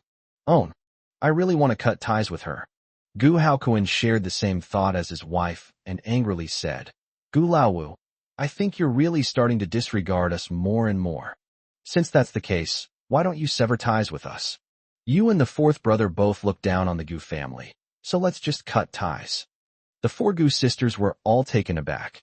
They all disapproved of Lao Wu's behavior, but none of them ever imagined that their parents would sever ties with him. Although there are 9 sisters in the Gu family, severing ties with 1 or 2 wouldn't be a big deal. But this is the 5th child. She was different from them. Although they had achieved worldly success, the 5th brother's class status was far above theirs. Over the years, although they haven't benefited from it, they still feel at ease when they occasionally see paranormal events, because they have Lao Wu as their backer. If we sever ties now, we'll offend people from the upper class. Is this really a good idea? The 4 sisters exchanged glances and silently chose not to speak. They all understood that Lao Wu had gone too far, and if Xiao Yi hadn't taken care of the old ghosts, they might have been finished. Why? It's all Gu Zei's fault. He kept sowing discord. How could Lao Wu possibly believe Xiao Yi? Gu Yi raised an eyebrow slightly and smiled calmly. Old Gu and Old Su are really getting smarter and smarter. Their decision to sever ties at this time is truly a wise one. Otherwise, it might be too late if we wait any longer. Gu Haokuan and the others. Is it too late? What does that mean? Will the fifth brother cause another catastrophe? They all looked at Gu Laowu without prior arrangement. Gu Laowu heard her parents' words and saw the complicated expressions on their faces. She remained calm and composed, as if everything was under her control. Hee. You still say you didn't listen to one side of the story. Even when Gu Yi wasn't back, I never contacted my family, and you never said you wanted to sever ties with me. I just came back to make a little joke and seek justice for Xiaoza, and you're already trying to morally blackmail me. Her gaze fell on Gu Yi again, but he still didn't give her a single glance. This infuriated her even more. Little bastard. What methods were used? She had just witnessed the mother and daughter ghosts trying to attack Gu Yi, but when they were so close, it was as if they had seen something terrifying. Then, it was as if they had unlocked a long-forgotten memory. Their expressions were complicated. Then, the daughter killed her mother. After that bitch Ho-Ha actually thanked Gu Yi. Thank you so much. They should thank themselves. If I hadn't been raising them in the ghost realm, they would have been annihilated long ago. Gu Zei clenched his fists and stared intently at Gu Yi. What a despicable person. Their methods are far superior to mine. He simply sat there, doing nothing, yet he was able to control his parents' thoughts. Oh right. He didn't do anything. Could it be? Gu Zei suddenly realized something and became extremely excited. Su Yi sighed. Fifth brother, listen to your mother's advice. Before long, you'll find that we really didn't lie to you. Gu Qian added. Yes, fifth brother, we've all walked the same path you've walked. Gu Qiu. Fifth brother, if you still don't believe me, go find fourth brother. Look at her now. She's kicking herself. If she hadn't disbelieved Xiao Yi back then, how could she have ended up in such a state? Gu Chubbing was speechless. Fifth brother, you are ultimately different from the rest of us. But I believe that if you investigate diligently, you will definitely find out the truth. Instead of being fooled by that fake Gu Zei, you should investigate the fake products properly. None of them dared to approach Gu Zei. Although the plot had changed, they still couldn't resist that power. Even when they wanted to speak, they had to hide behind Xiao Yi. Gu Laowu gave a mocking laugh. A bunch of ignorant and foolish humans. Do you even have the right to say that I've been deceived? You are the ones who are truly misled. Gu Zei stood behind Gu Laowu and began wiping away tears again. Fifth sister, mom, dad, and my sisters have all misunderstood me. No matter what I say, they won't listen to me. I have no other choice. Gu rolled her eyes. She's starting to whine again. How could someone with Gu Laowu's brains believe such a despicable person? Gu Haokuan's family. Isn't it all about the power of the storyline? Previously, they were completely controlled by counterfeit goods and could not turn their fortunes around at all. When Gu Laowu saw Gu Zei crying, he felt a pang of guilt. Xiao Zei, don't cry. I said I would get justice for you. And I will. She couldn't bear it any longer and stood up. Gu Yi, how about we make a bet? Before Gu Yi could speak, Su Yi interrupted. Fifth brother, don't be so stubborn. What are we betting on? No matter what she bets on, she'll lose. Gu Laowu insisted. Gu Yi, you wouldn't be afraid, would you? If you admit defeat now, then get out of the Gu family and give the position of the eldest young master of the Gu family back to Xiao Zei. Then I can drop the matter, otherwise. 165. Making a bet. Gu Yi didn't even glance at her. What do you want to bet? This is the kind of thinking the Gu family should have. They'd sacrifice anything for Gu Zei. It's wrong that people like Lao Gu and Lao Su, who are irreconcilable with Gu Zei, see through his facade as a fake and treat him like an enemy. However, she said if I lost, I should get out of the Gu family, and I actually have no objection. If the money is right, I might even leave immediately. It's just a pity old Gu and the others wouldn't be willing to part with it. Besides, they usually give me so much, how could I refuse? He thought to himself, his hands behind his head. This absolute sense of relaxation left Gu Haokuan and the others speechless. Xiaoya's strength. He's probably more than one level taller than the fifth brother. The head of the Demon Suppression Division personally stepped in to challenge her to a contest, and he acted as if it were child's play. Gu Laowu was amused by his behavior. What a pretentious person. No wonder Ozawa couldn't beat him. Ordinary people really are no match for him. However, in front of himself, he was at most a fearless newborn calf. He had no idea what kind of being he was facing, which was why he acted this way. Since you like that old ghost from earlier, consider it a gift from me, Gu Laowu said. Let's bet on that snake spirit. You can deal with him, stop his vengeful spirit from haunting the people, and heal the dead. It sounds like such a simple requirement, but in practice, it's on a completely different level. If she could have done that, she wouldn't have let him go. I traveled to all the major temples and Taoist monasteries across the country, but none of them, whether they were highly accomplished monks or unfathomable old monks, could do it. They did recommend someone to themselves, namely Changshu, a genius Taoist priest from Qingshui Temple. They all say that the Taoist priest is not old, no more than 100 years old, but he has attained the Tao of heaven and looks like he is in his early 20s, possessing the art of eternal youth. Unfortunately, since ancient times, the laws of heaven have not allowed such masters to live long lives, even if they are called the longevity Taoist. The Taoist priest who lived a long life passed away 10 years ago. He was only told that he had traveled to various places. Little Gu Yi, he really thinks he's amazing. Gu Yi nodded slightly. What are the benefits of winning? Does she really think I'm bound to lose? A love rival? That's a cardinal sin in warfare. Gu Haokuan. That's right, Xiao Yi won. What benefits did he get? Su Yi. Give Xiao Yi a 100 million yuan bonus and award him a Medal of Honor. We also want to sever ties with you. You and Gu Zhe are never allowed to appear in the Gu family again. Gu Chuyun rested her chin on her hand. I received news that your Demon Suppression Division has found a snake spirit that has been cultivating for 499 years, and you haven't been able to subdue it.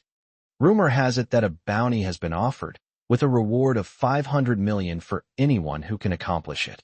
Gu Chiyu's eyes widened. 500 million. Gu Chubbing.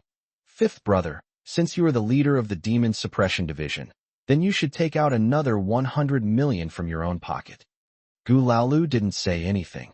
She was busy drawing, and she had drawn everything that had just happened. Very nice.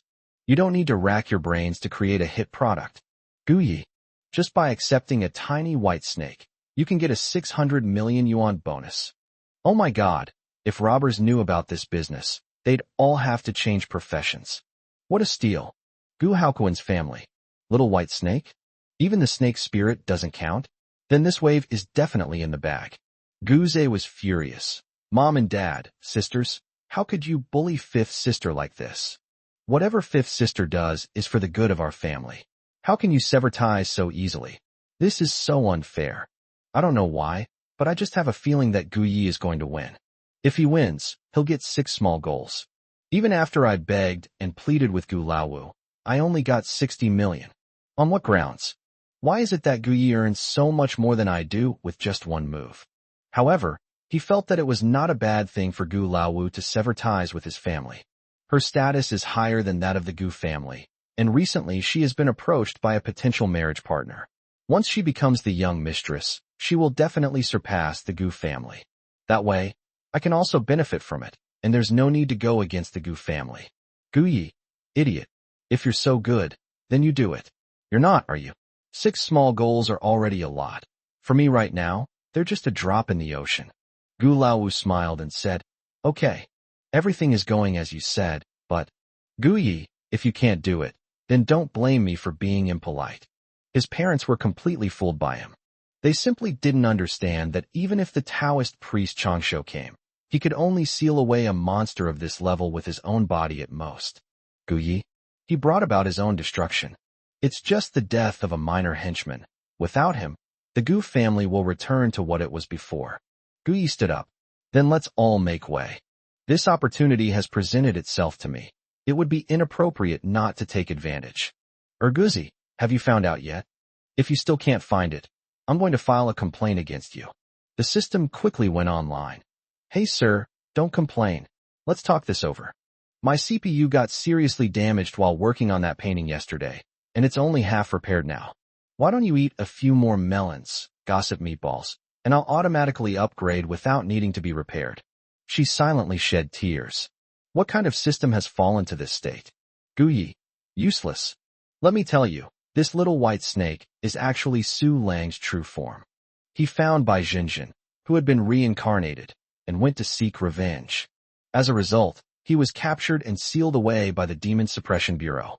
Even so, none of the useless members of the Demon Suppression Division could completely subdue him. Gu Laowu is even less likely to do that. Releasing him would only be a scare tactic against our whole family. The system displayed countless thumbs up and confetti emojis on the big screen. This guy is awesome. This system is impressed. Please accept this system's utmost respect. Guyi, this is nothing. Now I'm going to take him in and make him your underling. System. Nestlings. I have a younger brother now. Indeed, it's very important to follow the right people. Gu Haokuan and his family were stunned. So that's what happened. But how should Xiaoya collect payment from him? Gu Laowu crossed his arms and looked coldly at Gu Yi. Watch him perform. Watch him show off. Watch him have his soul devoured in a moment. And from then on, there will be no more Gu Yi, this scumbag, in this world. She believed that as long as he wasn't around, the Gu family would all return to normal as before.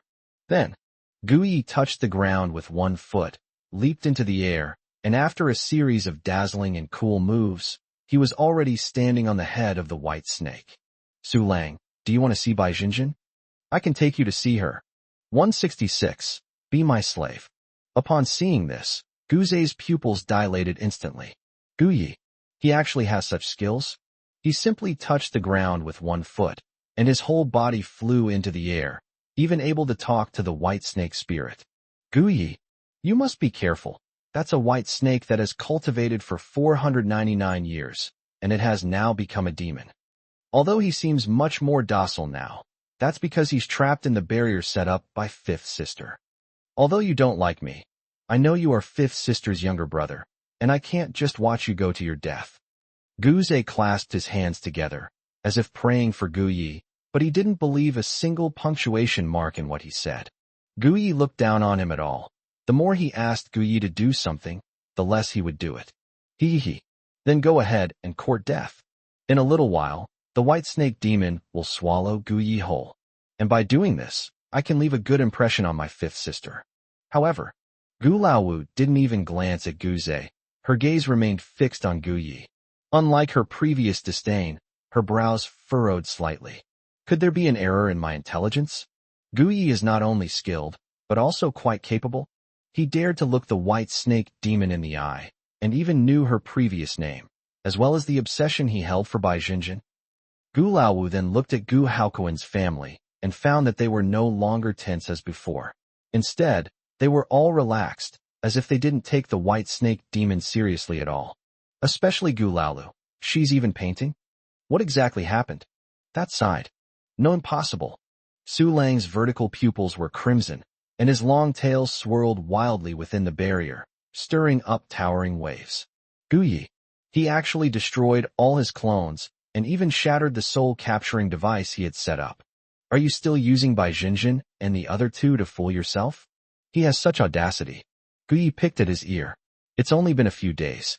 The fake guy must have gone to acting school for some training, right?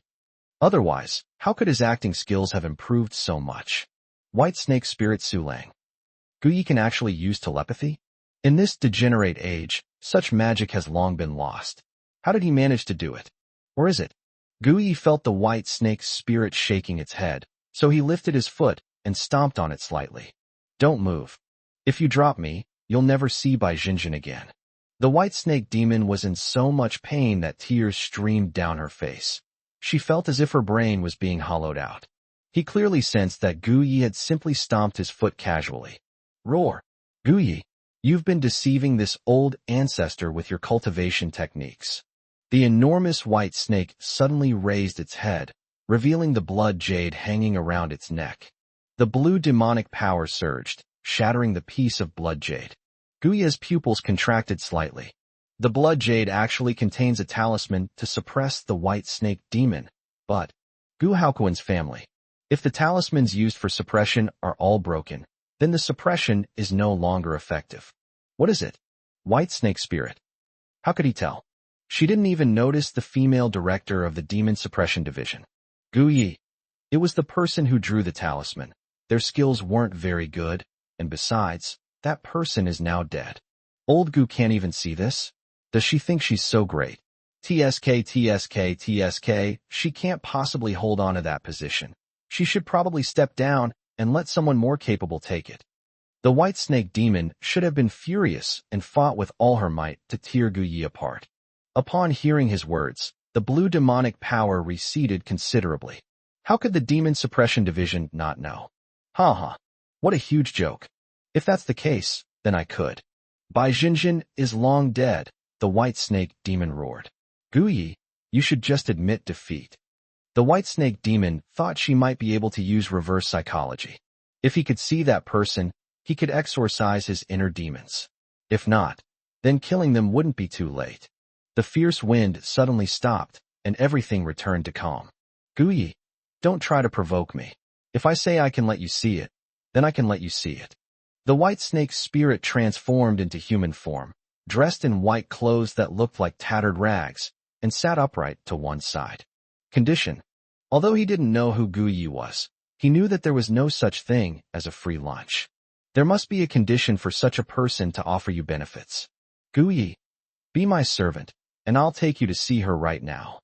This is the character for she, with the woman radical.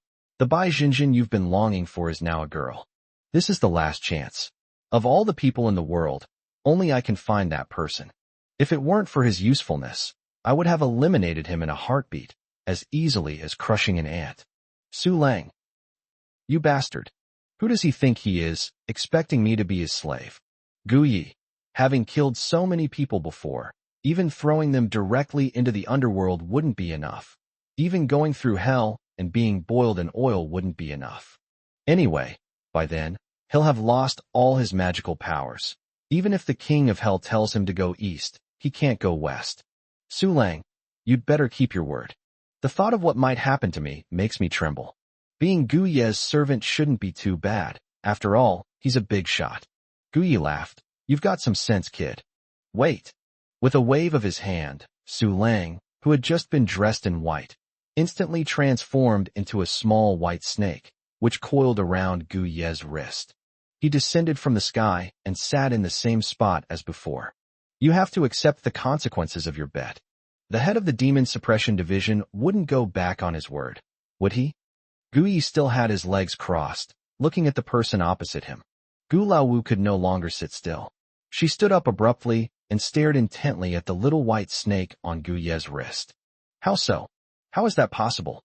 I must have been dreaming just now. Gu Yi. He subdued the white snake spirit with just a few words and a few stomps. Without lifting a finger, Gu Zhe simply couldn't accept this fact. Gu Yi, what kind of evil magic did you use?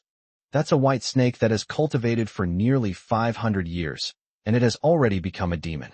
It's not something you can easily subdue. That must be it.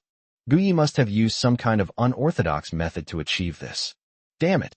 That doesn't count. Gu Laowu looked at Gu Zhe and felt that what he said made sense. If they hadn't used underhanded methods, how could they have subdued them?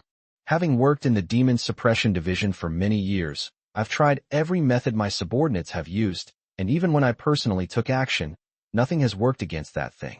Gu Yi, how could a bastard raised outside for many years possibly do that? Gu Yi, don't you want to pay? Then you'll be punished by heaven. Making a bet with me is like entering into a contract. 167. Gu Laowu was shocked. Gu Yi is actually a Taoist priest with a long life?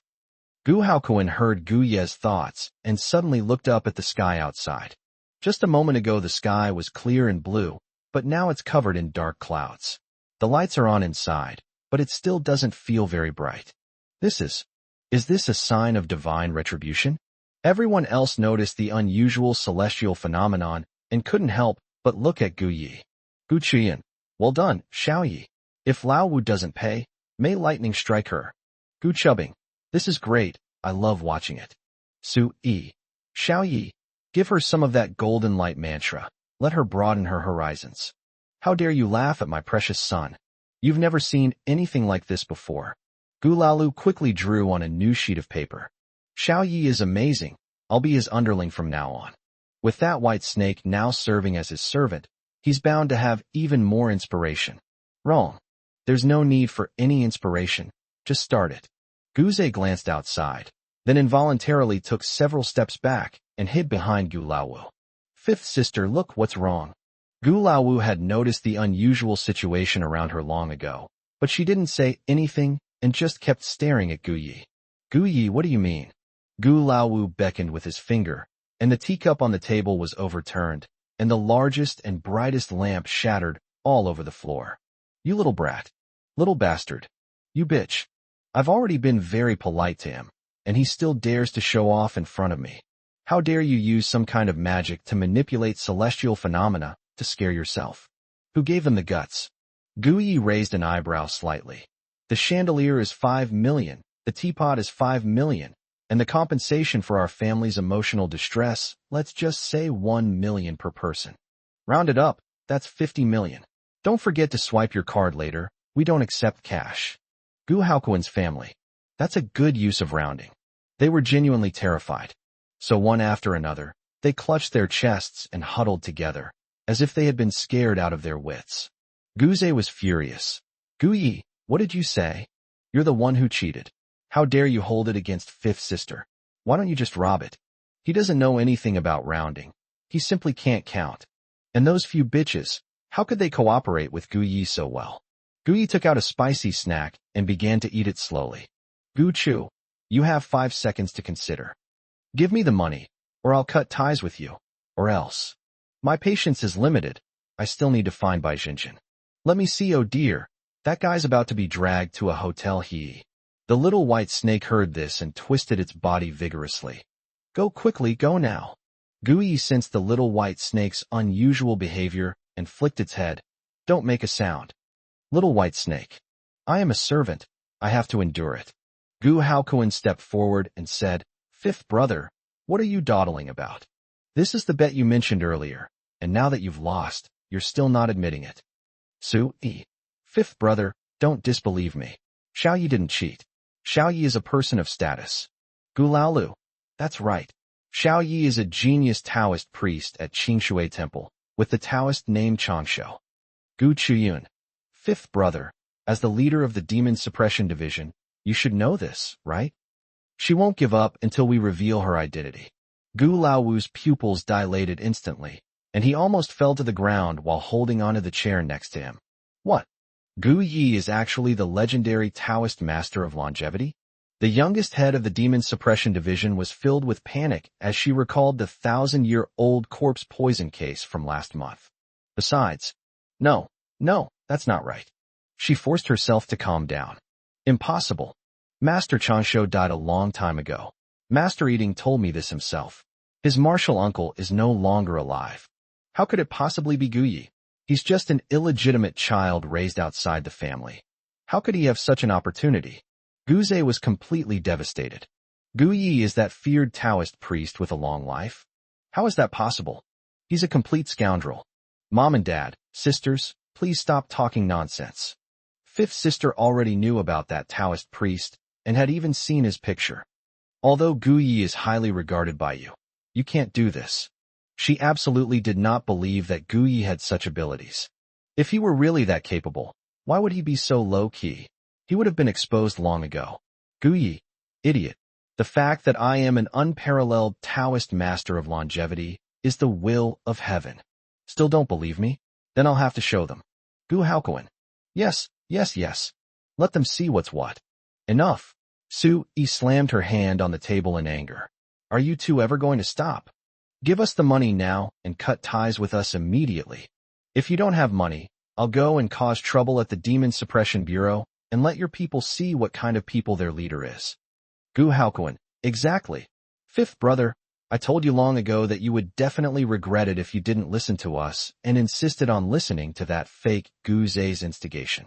If she treats Xiao Yi well, Xiao Yi will definitely help her achieve great success. But she acted like an idiot, completely ignoring Xiao Yi and even mocking him. She's still a long way from being proven wrong. Gu Laowu took out his phone, made a few operations, and 60 million yuan was transferred to Gu Haokuan's account. I will not sever ties. No matter what, I still have the Gu family blood in me. And Gu Yi, you'd better not lie. After she finished speaking, she turned around and left. She needed to investigate and find out who Gu Yi really was. And there's Qingshui Temple. She will go there herself and ask Master Eating. When Gu Laowu stepped out of his house and looked up at the sky, the dark clouds had dispersed, and the sky was clear and blue. Very good. Gu Yi is a really good guy. Gu Haokuan transferred 60 million to Gu Yi and said with a smile, Xiao Yi, this is a reward from Laowu. Don't rush into severing ties, take it slow.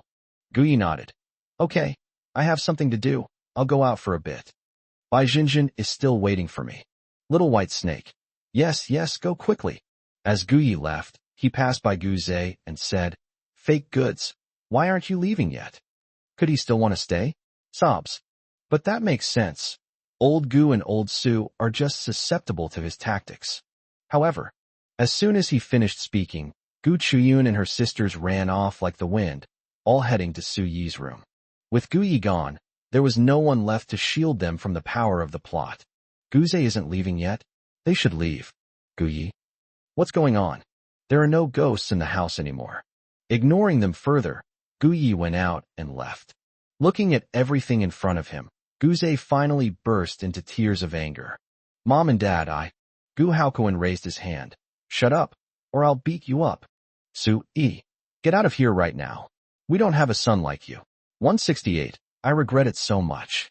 Gu Zhe was thrown out of the villa by the Gu family's bodyguards. No one cared about his previous status.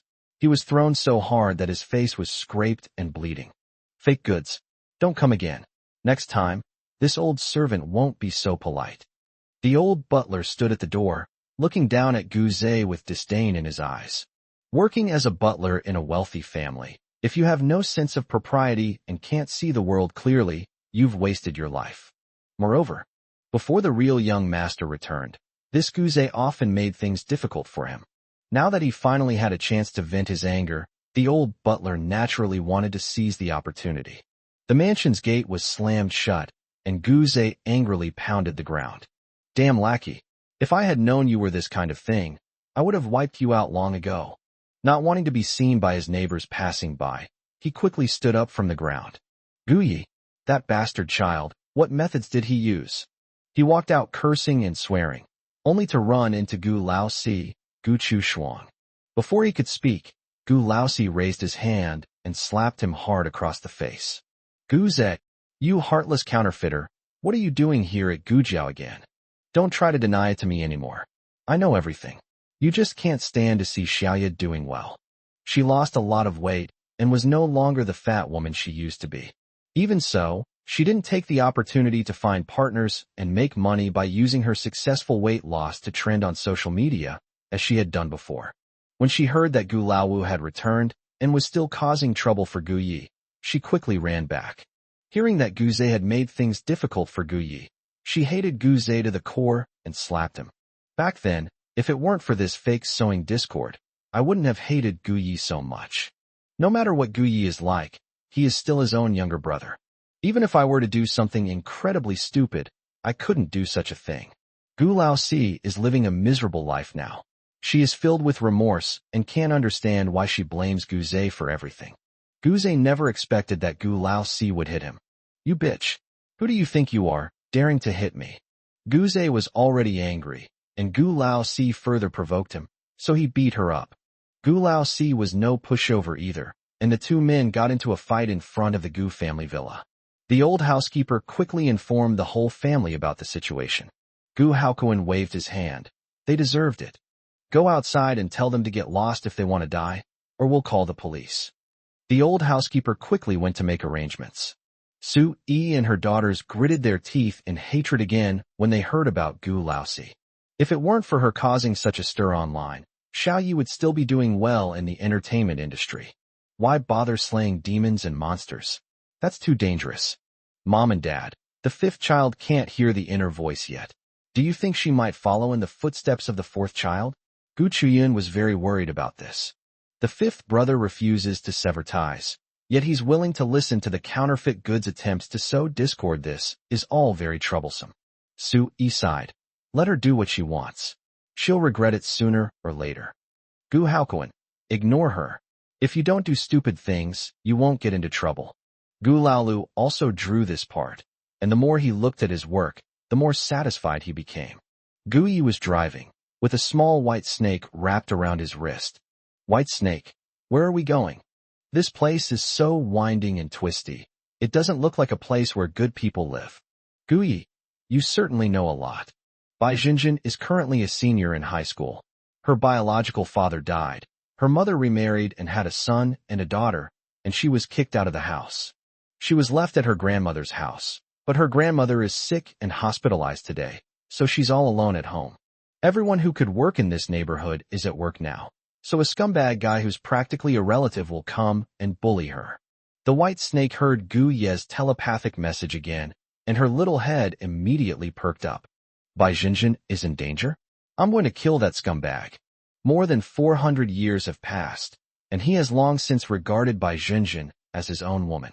He doesn't care whether he was a man back then or a woman after being reincarnated. He is his anyway. Gu Yi, lie down. The white snake immediately gave up and climbed back onto Gu Ye's wrist. Then they heard Gu Ye's inner thoughts. Virtue. His cultivation is completely gone. He can't even materialize into human form, yet he still wants to play the hero and save the damsel in distress? Shell. System, exactly. The white snake is too arrogant. Besides, this is a subplot that evolved from the main storyline. Tonight, the later male protagonist should be brought into the picture. Gu Yi wholeheartedly agreed. Yes, that's the solution. This isn't your average urban romance. It's a mini-drama set in a supernatural urban setting. Although Bai Jinjin was almost assaulted, it made her fear men. Later, she suddenly stopped pursuing a bachelor's degree and only attended a junior college, which was very far from home. A misunderstanding arose between the male and female leads, leading to frequent arguments and the use of supernatural abilities. Damn it, I don't want to be part of their game, and I certainly don't want to die as cannon fodder. White snake. So Bai Jinjin is no longer his, but that male leads woman. Can't. I absolutely will not allow such a thing to happen. However, the master's use of telepathy to tell me was probably just to keep me from worrying. He would definitely have a way.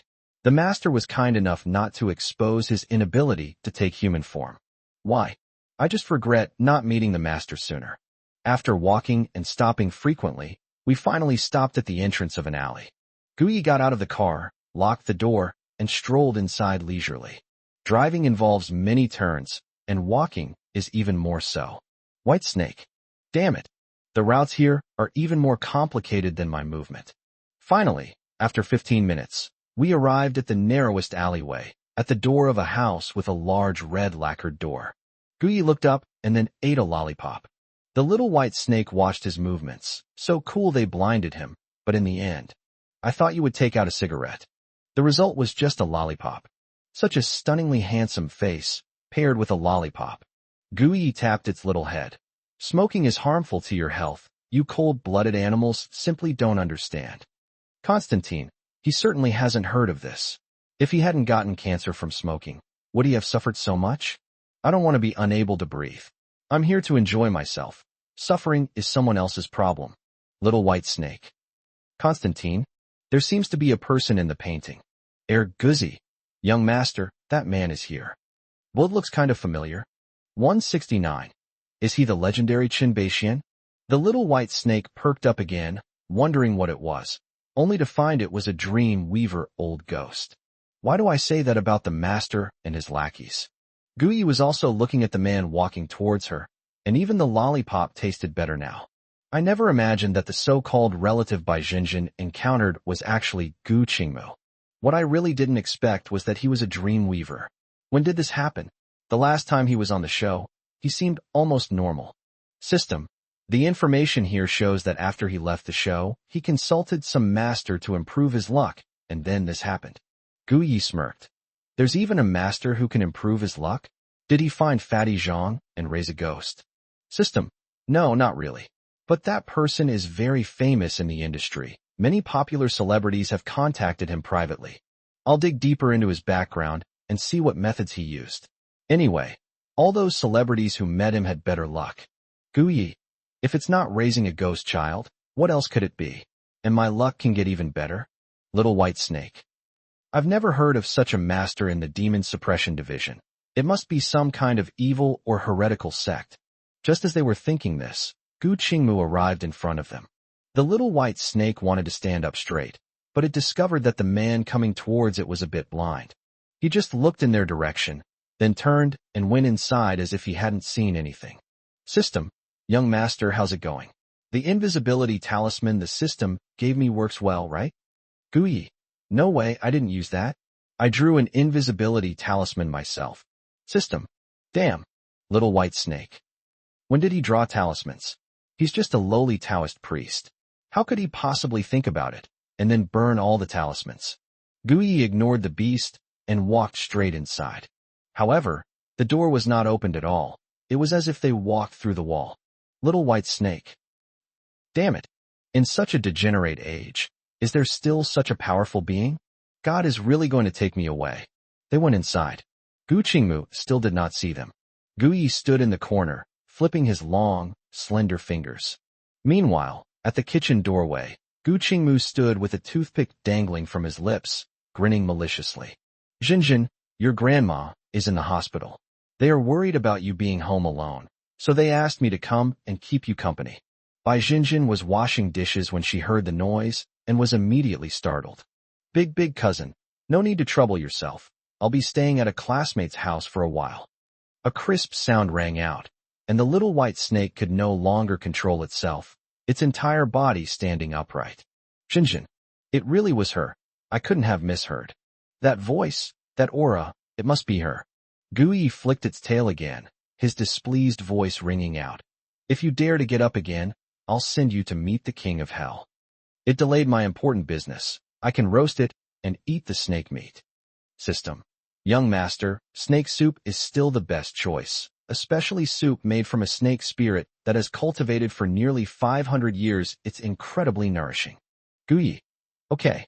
The little white snake was about to unleash its fury, but when it felt the overwhelming pressure coming its way, it instantly gave up and quickly lay down. In the kitchen, Gu Qingmu walked in with a lewd smile on his face. Jinjin, why do you always bother your classmates? Especially since you know that your classmate comes from a poor family. You two are not on the same wavelength at all.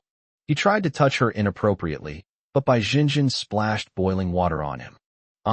Big cousin, I'm sorry, I forgot this is boiling water. Gu Qingmu wanted to get angry, but when he saw Bai Jinjin's pretty face, he held back. You go ahead with your work, I'll go sit in the living room for a while. Little bitch. Now that she's here, she can forget about escaping. Guyi raised an eyebrow slightly. Guzi, he seems to really like innocent-looking female classmates. Should we arrange something for him? System. Yes, it's possible. However, Bai Jinjin is in danger. Guyi. You idiot, how could that be? Just as he finished speaking, Bai Jinjin in the kitchen suddenly felt dizzy and quickly leaned to one side. But she couldn't open her eyes no matter what she did. When she finally opened her eyes again, she found herself in a very strange room. It was pitch black, and she could only run and run for her life. Then she realized that she was in a hospital. But there wasn't a single person in the huge hospital. Is anyone there? Bei Xian, are you here?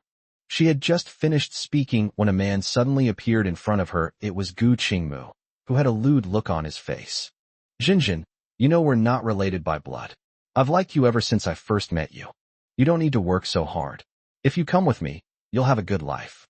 He held a glass of milk in his hand and approached Bai Jinjin step by step. When Bai Jinjin realized it was him, she trembled with fear. You stay away, I don't want to be with you. Get away from me right now.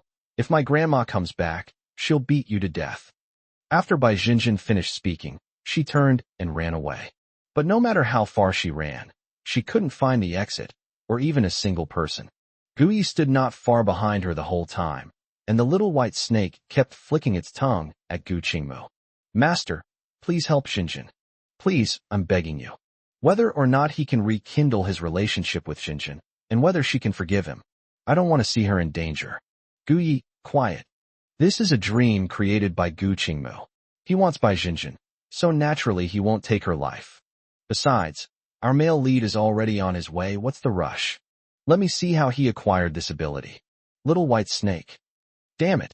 His two simple words carried immense pressure, and he was powerless to resist them. Guyi was focused on studying the dream, and before long, he discovered a flaw in it. However, he didn't intend to ruin the dream now, because Gu Qingmu and Bai Jinjin started playing a game of Qin King circling the pillar, and after circling 360 times, he caught Bai Jinjin. When the sleazy man laughed, he looked like a decrepit old man with dementia, drooling endlessly. Jinjin, you can't escape, I told you. He had just finished speaking when his eyes suddenly widened, filled with disbelief. Who? He released Bai Jinjin, mechanically turned his head, and looked at the person standing behind him. Who are you? How did you get in? Guyi clapped. Wow, this is the legendary Qin Beixian. Little white snake. Is this Bai Jinjin's true love? He's not as handsome as me. 170. Battle against the Dream Weaver. Investment tycoon invests 5 million. Bai Jinjin was extremely surprised to see Qin Beixian here. It was as if she had grasped a lifeline, and she immediately threw herself into his arms. Beixian, why are you here? I'm so scared, Wah. She was so scared that she was trembling all over and could barely stand. Qin Beixian hugged her tightly, his eyes filled with heartache. Jinjin, don't be afraid. I'm here. Hearing his voice clearly, Bai Jinjin could no longer hold back and burst into tears. Guyi. As expected of the female lead, her crying is truly heartbreaking. Even I, a straight man, am moved. System, your heart is broken? Guyi. Achoo. Women only slowed down my sword-drawing speed. System, what's Feng Baobao busy with? Let her come and see if the host is still like this. While one person was having a unified dialogue, a fight had already broken out on the other side. Gu Qingmu was shocked to see the duck she had almost gotten snatched away, and even in the nightmare she had created, there were outsiders. He simply couldn't stand it. That's my woman, you're asking for it. He suddenly transformed into a demon, a handful of bloody nails appearing in his hand, which he thrust towards Qin Beixian's eyes. Qin Beixian left Bai Jinjin aside and flew to deal with Gu Qingmu. Little white snake. Master, I can't see that person's strength anymore. I want to stand up and see. Guyi. Granted. He still wants to compete with Qin Beixian? How can he possibly compete? He's a superpowered urban superhuman. If it weren't for my own safety, I wouldn't want to run into someone like that. I rescued Bai Jinjin today, and tomorrow I'll trick them both into going to Japan. What can Qin Beixian do? Use those Japanese errand boys. The little white snake stood up and rolled its eyes fiercely. So what if he's a big shot? I'm a master who has cultivated for 500 years. Of all the people in the world, Guyi is the only one I can acknowledge right now. I wouldn't even look at anyone else. Qin Beixian and Gu Qingmu, the Dream Weaver, got into a fight. At first, Qin Beixian couldn't beat Gu Qingmu, but soon Gu Qingmu was the one being beaten by Qin Beixian. Guyi. Not bad. Qin Beixian hasn't even officially awakened yet, and he already has such abilities. Gu Qingmu is no match for him at all. Even that Dreamweaver old ghost is no match for him. System. It's acceptable for the Dreamweaver to bully ordinary female students. Every time he commits a heinous act, he goes to that master to increase his luck. Guyi rested his chin on his hand, having committed so many evil deeds each time. How many good deeds has he done in such a short time? System. This shows he's already scammed 10 female students. Guyi, you beast. He began to look through Gu Qingmu's criminal records. He had only seen the third one when the surrounding scenery changed, and they were back in the dilapidated alley house. Gu Qingmu escaped with serious injuries, and Qin Beixian also suffered minor injuries to his hands, but nothing serious. He arrived in front of Bai Jinjin, his battle-damaged gear still on. Jinjin, don't be afraid, you just had a nightmare. Bai Jinjin leaned against the pool and heard Qin Beixian's voice, then suddenly opened her eyes. Beixian? What just happened? My older cousin, he seems to be a demon. Bai Jinjin is, after all, just an ordinary mortal. This is the first time she has encountered such a situation, and she still cannot distinguish between dreams and reality. Chen Beixian didn't intend to tell her. He just fooled her by saying she was having a nightmare. Jinjin, let's go, come stay at my house. Pack your things, and don't come back for the next few days. Chen Beixian helped her into the living room. Bai Jinjin quickly grabbed her small package, and after thinking for a moment, took out a suitcase instead. Although she's just an ordinary high school student, she's still the only female lead the big shot has his eye on, so she's not stupid. Her older cousin has taken a liking to her, but has failed to win her over several times. Who knows what tricks he might use in the future? Perhaps she might as well go all out and rent a place to live, and find a part-time job that provides food and lodging. Gui tapped the little white snake's head. All right, lie down now. The little white snake shed a tear. Boss, can I talk to her? Gui's voice turned several degrees colder. No. What a pipe dream. Disrupting the order here, and I'm going to lose my life? Little white snake. What a big liar. He promised to take me to see Jinjin, but I really just wanted to come and see her. I thought he would bring us together and give us a happy ending in this lifetime. Leaving the alley, Gui unexpectedly ran into the male and female protagonists at a corner. Then, he began his performance. Jinjin, I just overheard Gu Qingmu on the phone. He said he wants you to transfer schools and that he wants to become your guardian. It seems he's hooked up with a master in the entertainment industry and knows some shady tricks. I was just about to come and warn you, but I got stuck in a maze. He was also extremely arrogant, saying that even if you ran to the ends of the earth, as long as you were in China, he could find you. This kind of person is really disgusting. You should hide well and never come out. But it's really unfair to you. Someone as talented as you would definitely have a bright future if you could go abroad to develop your career. As Guyi spoke, he began to talk about the advantages of living abroad and how arrogant and domineering Gu Qingmu was. Bai Jinjin was even more frightened upon hearing this, and tears fell silently down her face. Chen Beixian clenched his fists. Jinjin, don't cry. Let's go now. 30 years east of the river, 30 years west of the river. I'll bring you back in a few years, and I'll definitely wipe him out.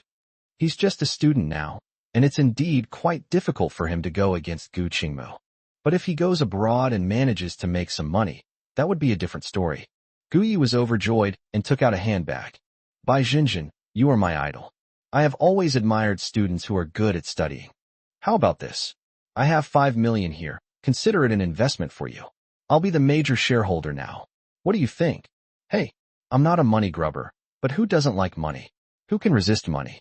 But for my life, and for a better future, a mere 5 million is nothing. I'm investing now before the big players have fully matured. It's a way of seizing the opportunity. Bai Jinjin. Who is this rich young master who always carries 5 million in cash? Chen Beixian didn't think too much about it. He took out a piece of paper, wrote a letter of commitment, signed it himself, and even pressed a blood oath. Thank you for your kindness, young man. This is my promise. When I return, bring this to me, and besides repaying your money, I can grant you 3 wishes. Guyi quickly put the note away, smiling sheepishly. You're being too polite. We should all help each other out. My house is being demolished today, and my mom asked me to go deposit the money. But my mom already knows about Jinjin, and she'll be happy if she knows I helped Jinjin. Let's go quickly, or I'm afraid I won't be able to keep up the story if we stay any longer.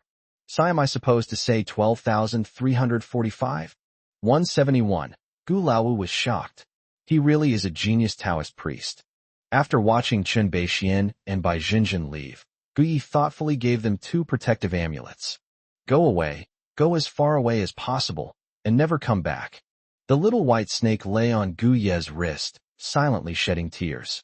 Jinjin, my true love will never truly belong to me. I'm so miserable. A 500-year obsession has ultimately been a misplaced investment of resources. For nothing, I even became a slave to a human. Ah, good heavens. Why am I so miserable? Guyi ignored the little white snake's emotional state when a message popped up from the system. What did you say? Gu Qingmu is with that master now. Hurry, let's go right now. I want to see what kind of old fogey he is and what methods he used. Qingshui Temple. Standing at the entrance of the Taoist temple, Gu Laowu felt as if his sky had collapsed. Master eating, are you sure you're not mistaken? You Master Changsho is really still alive. The old Taoist priest was utterly speechless. Director Gu, you have far more connections than I do. You should understand that I would not lie to you. Besides, my martial uncle is your own brother. Do you still have any doubts about that? What's wrong with this woman?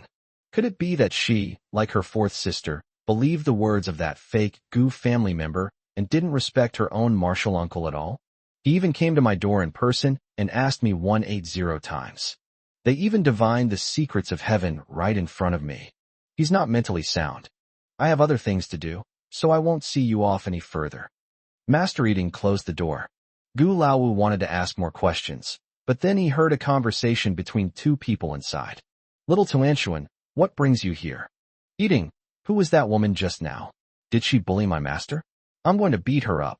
Little Tuanshuan, don't worry, she doesn't have that ability yet. But I felt something was off about her tone. Little Tuanshuan, don't worry, she's been having a lot of bad luck lately. You don't need to do anything. Will she be in really bad luck? A really, really bad one. Yes, yes, yes. How big is it? It's this big, but it's this big. The voices of the old man and the child grew fainter and fainter until they could not be heard at all. Gu Laowu looked up at the sky and felt as if he had been struck by lightning. Gu Yi really was the longevity Taoist master, the legendary genius Taoist master. But how could that be? I've read all his information, and no matter how I look at it, I can't equate him with the Taoist master of longevity. Hateful. Gu Yi and Taoist Eating had already recognized each other, so why didn't he just say so? Just now at home, he deliberately acted very scared in front of me, just to show off and slap me in the face. He keeps saying he's her own brother, but has he ever treated her like his own sister? And family members. They clearly knew everything, yet they let Gu Yi slap them in the face, making them look foolish. Are they out of their minds? Oh right. Master Eating was talking to that little girl, but who is she? She seems to be of a higher generation than Master Eating. Hateful. They even said they were going to have a really bad time? That's ridiculous. I am the dignified director of the Demon Suppression Division. What do they know? She started to descend the mountain in a huff, climbing down the steps one by one. But after only 5 steps, she suddenly lost her footing and fell heavily to the ground, tumbling down the steps. Although Qingshui Temple is not large, there are more than 8,000 steps from the foot of the mountain to the top. Moreover, this place is sparsely populated. Even on holidays, very few people come here, and on ordinary days, almost no one comes at all. She rolled down the mountainside alone, and her attempts to help her were all in vain. When she reached the foot of the mountain, her face was covered in scrapes and her arm was twisted. Damn it, what bad luck. She blurted out a curse, then suddenly realized that the old man and the young man had just said they were unlucky. Pooh, no wonder nobody comes to this lousy place.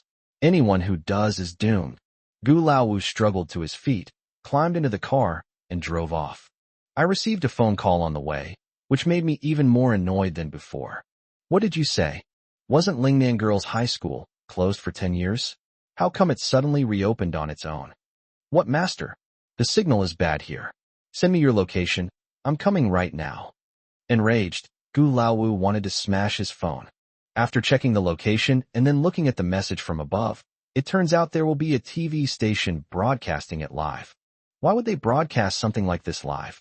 Do they have a death wish? After thinking for a moment, she dialed home again.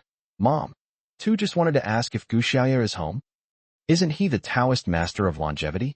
Xiaozhe once said that he really likes to show off, and last time he even had a live stream confrontation with Lao Si. Then let him appear on the TV broadcast this time. Su Yi said irritably. What do you want with Xiao Yi? Our Xiao Yi isn't anyone's subordinate, and doesn't work for anyone. Gu Haokuan had just returned and said into the phone, Gu Laowu, stop trying to pull any funny ideas. You look down on Xiaoya, and your mother and I look down on you too. You think you're so capable? If you're so capable, then don't come to Xiao Yi for help. It's your business if you continue to kiss us. We're unilaterally severing ties with you. Sui added, did you hear that? Don't call unless it's absolutely necessary, and don't come back. You'd better stick with that fake Guze. You'll regret it sooner or later. The two of them had a good talk, and then hung up the phone. Gu Laowu never expected that her parents would launch into a frenzied attack, all of which would be in Gu Ye's favor. They're all blind. They didn't say that when Ozawa was still at home. I really underestimated Guyi. He's not only capable, he can also fool my parents. She was unwilling to give up, so she called her 4 older sisters again. Surprisingly, their story was remarkably similar to that of Gu Haokuin and his wife. Everyone says she'll regret it. She'll be kicking herself, and Gu Yi will never forgive her. Even Gu Laosi, who had severed ties with his family long ago, actually burst into tears and begged her not to embarrass Gu Yi. This is insane. Gu Laowu threw away his phone, stepped on the gas, and sped away. They all wanted Gu Yi to stay out of this, but they insisted on having him involved. Lingnan Girls High School. Gu Yi stood at the gate, listening to the sound of students reading aloud coming from the campus, and he was speechless. Ergu, have you uploaded the data? This looks really weird. The little white snake stretched its body and said lazily, Boss, there isn't a single living person here. Gu Yi, can I believe what you say? Little white snake, don't you still have that old ghost? Send him to be an undercover agent. Don't you believe me? Even if my cultivation is completely dissipated, it still takes time. As humans have said, focus on the process, not the result. 172. Even after death, he still dresses as a woman. The skirt is way too short. Gu Yi waved his hand, and an old ghost stood in front of him. Old Goei was wearing a Lingnan Girls High School uniform, with short hair that reached his ears, small leather shoes, and carrying a black backpack. He was 165 centimeters tall, and he pulled her skirt down with both hands, twisting and turning like a pretzel. Master, this isn't quite right. Could you please give me a longer skirt? This one is too short. When the old ghost spoke, his voice turned out to be that of a girl, which made him feel nauseous, and he almost vomited. What kind of mess is this? They've been dead for 100 or 200 years, yet they still insist on playing the role of a male ghost disguised as a female ghost. Most importantly, I simply couldn't refuse. As soon as he resisted even slightly, he felt as if a huge mountain was pressing down on him, and he was about to be crushed to death. Gu Yi crossed his arms, looked him up and down, and nodded slightly in satisfaction. You old bastard, you weren't much of a man when you were a man. You know what, he actually looks kind of interesting in women's clothes. If you do a great job this time, I'll take you to Sawadika and let you live a different life. Ha ha ha ha. I'm so talented. I turned an old male ghost into a transvestite. Oh wait, I mean, a ghost demon. From now on, when we go to other places, we can use him to lead the charge. Little white snake. Luckily, I can't transform into human form. Otherwise, I have a reasonable suspicion that this arduous task would have been mine. System. Luckily, I'm just a system. That's too ruthless. My host is really too ruthless. The old ghost who's a male ghost disguised as a female ghost.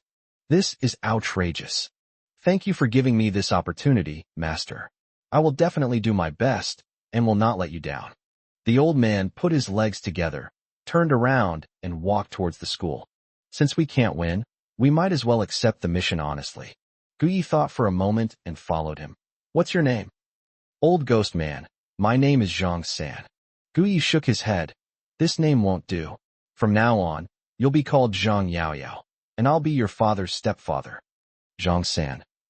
No wonder my surname is Zhang, and yours is Gu. I really appreciate it. You've thought of everything.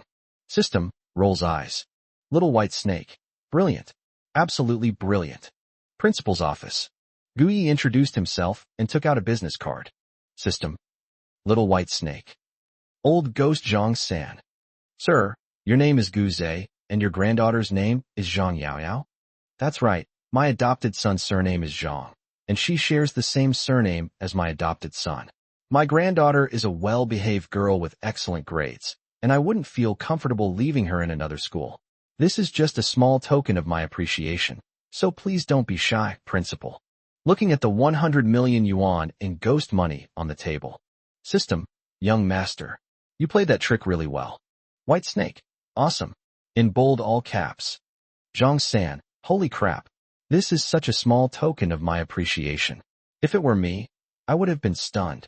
The principal was a grumpy old man who originally wanted to make things difficult for Gu Yi, but when he saw such a big bag of money, his eyes lit up. You are such a kind person. Zhang Yaoyao, you can go to class 6 of grade 3. That is our top class. Thank you, principal. I'd like to personally escort Yao Yao to her classroom and then take her for a walk around the campus. What do you think? Let's take a stroll around campus. Guyi took out another bag. Principal, actually I want to donate a building, which means shaking the teaching building. Money makes the world go round. A real-life example. The principal's eyes were practically glowing. He was carrying a large bag in one hand and said without looking up, "No problem, no problem. Please feel free to visit." Little white snake. Damn it. Why didn't the labor and management think of this move back then? Damn it. Who told me to be a poor wretch back then? System. Guyi escorted Zhang Yaoyao to her classroom. As soon as the classroom door opened, everyone looked up at the same time. The teacher invited Zhang Yaoyao to the stage and introduced her. Guyi took out a large bag and placed it on the lectern, saying, "Classmates, my name is Gu Zhe, and I am Zhang Yaoyao's grandfather. My Yao Yao is a good girl. Please take good care of her in the future. Our family is actually very poor. We're so poor that all we have left is money. Come on, Grandpa has prepared red envelopes for everyone. There's one for everyone." The female classmates. What an arrogant, show-offy old man. They're so poor all they have left is money. Hee. Guyi personally handed out red envelopes to each classmate. The female classmates, whose eyes were filled with anger and humiliation just moments before, were all stunned the moment they received the red envelopes. How much is this? 60 million. What a spoiled old man from a wealthy family. He gave each of the 30 students in the class a red envelope containing 60 million yuan, just as a greeting gift. That's outrageously extravagant. After sending the envelopes, Guyi gave the teacher another red envelope. The teacher was speechless when he saw the 80 million in the red envelope. That's way too much. Zhang San, who didn't get a single penny. Old geezer. You should give me some. Each of them has 60 million. They're only 17 or 18 years old. They simply can't handle that kind of wealth. Guyi smiled and said, "I will donate money to build the campus in the future, and all expenses will be paid in my name. Study hard, everyone, so that you can serve your country and safeguard world peace in the future." After Guyi finished speaking, he left, leaving behind a magnificent silhouette.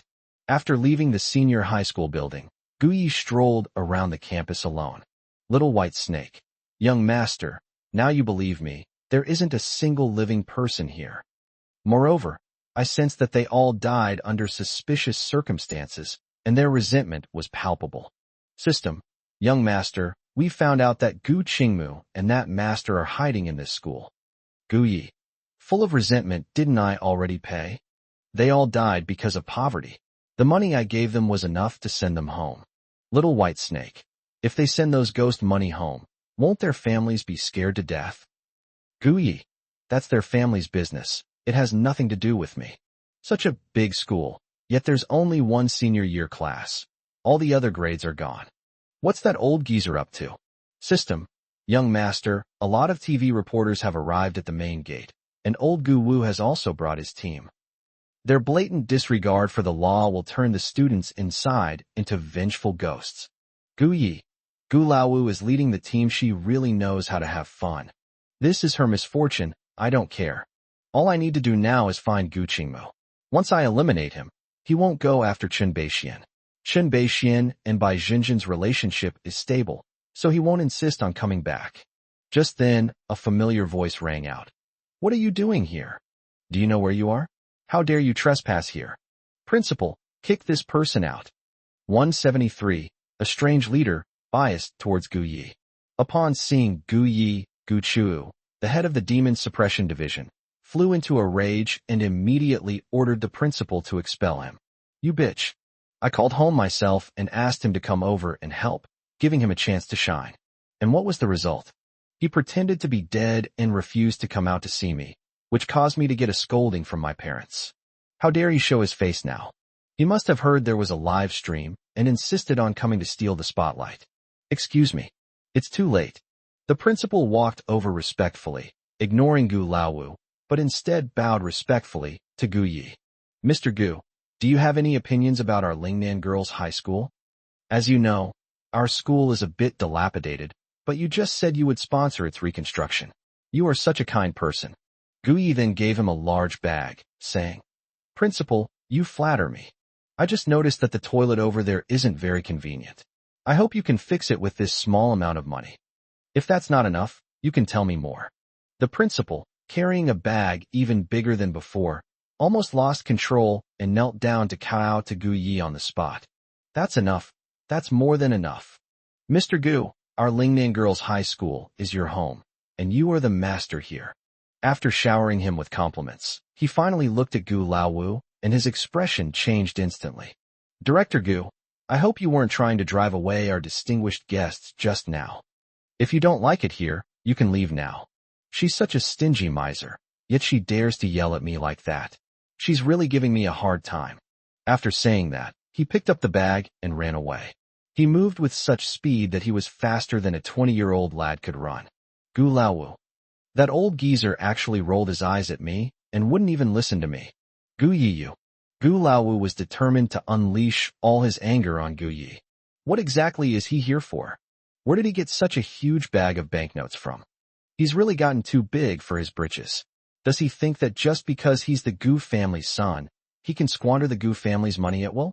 That much money, at least 10 million, and he just wanted to build toilets at this godforsaken school. Does he even know? Gu Yi didn't give her a chance at all, because reporters from Fanxing TV station had already arrived with their live broadcast equipment. This is Master Gu. Master, what brings you to Lingnan Girls High School? Have you also noticed how different this place is? One question after another was raised. Gu Laowu stood to one side, not even knowing who had pushed him out. A bunch of useless trash. This is their own territory. Why should they fawn over Gu Yi? Gu Laowu's secretary quickly came over and helped her up. Boss, it's all thanks to you for bringing your younger brother. Otherwise, the leaders of our TV station would have been furious. If a show doesn't generate buzz, no one will pay attention. The leader's idea is to let all the people of Fanxing see the live broadcast, to see which family has a missing child, or what grievances they have. Then you will lead us to solve those demons and monsters. As the girl talked, Gu Yi completely captivated her. Upon hearing her words and receiving orders from his superior, Gu Laowu flew into a rage. Who went to invite Gu Yi? I don't have any. Gu Yi came on his own. He's here to steal the spotlight. Besides, by doing this, he will only cause those female ghosts to become vengeful spirits, making their work even more difficult. What good is he anyway? Are all the people of Fanxing going to watch this tasteless live stream because of her? Oh, boss, look, hurry up. Our live broadcast is gaining popularity rapidly. Gu Laowu was about to pull Gu Yi over when her secretary placed the data in front of her. Old Gu's mouth was agape, and he couldn't say a word. Gu Yi. He's incredibly popular, even more so than internet celebrities with millions of followers. How is that possible? Gu Yi must have played some trick. Isn't he supposed to be quite capable? It must be him. Gu Yi's answers to the reporter's questions were merely passing the buck. He didn't give a single real answer. Then he opened his live stream room, and Li Xinxing happened to arrive, so he asked him to hold the phone and start the live stream. Television reporters. It's not enough that our TV station broadcasts live. You're broadcasting it yourself. Isn't that just putting your own interests at risk? But the leader said that as long as Gu Yi can come, everything will be done according to his orders, and no one is allowed to disturb him. Old Master Gu was furious. Master Gu, please be careful. She really wanted to give Gu Yi a good scolding, but her assistant showed her her phone. That was another order from her superiors, requiring her to fully cooperate with Gu Yi. Her boss was doing everything he could to make things difficult for her, so she had no choice but to temporarily change her tune and say nice things. Gu Yi didn't even glance at her, only looking at the live stream. Same as always, 10 number ones give a reward, then we'll connect live. Before he could finish speaking, giant rockets and yachts filled the screen, flying around as if they were free. Gu Yi chose the top fan on the leaderboard and connected with him via live stream. Qingfeng Mingwei. Master Gu, I beg you to help me. I'm looking for my sister, Xiaomei. She's 19 years old and disappeared 10 years ago. Gu Yi saw that the other person was a young and beautiful girl, even wearing exquisite makeup, crying her heart out. It said that her younger sister, Xiaomei, received a phone call on her way to school, went directly to a place without surveillance cameras, and then completely disappeared. Gu Laowu glanced at the woman, then at Gu Yi. She didn't say anything, but inwardly she felt a surge of schadenfreude. Let him show off. He stared at the woman with his eyes bulging, clearly captivated by her beauty, not offering to help everyone. My snobbish boss is blind too. She's probably watching the live stream right now. That's fine too. Let her take a good look and see that the master Gu she set her sights on is nothing but a good for nothing. Gu Yi took out a spicy strip, which was made by the Gu family chef. It wasn't a fancy dish, but it was especially delicious. After she finished eating, the woman also finished crying. The live stream chat exploded with comments. Xiaomei's background is so tragic. She had a bright future ahead of her, but it was all ruined. Master Gu, you absolutely must help her find Xiaomei. But Lingnan Girls' High School had been closed for 10 years, and then suddenly it reopened. It seems very strange to me. Is this a science program? It looks more like an ancient tomb exploration. The school behind it looks eerie, and they even invited Master Gu. There must be something fishy going on. I'm reminded of the last time when Master Gu did a live stream debate with many netizens, and later even went ghost hunting. Exciting.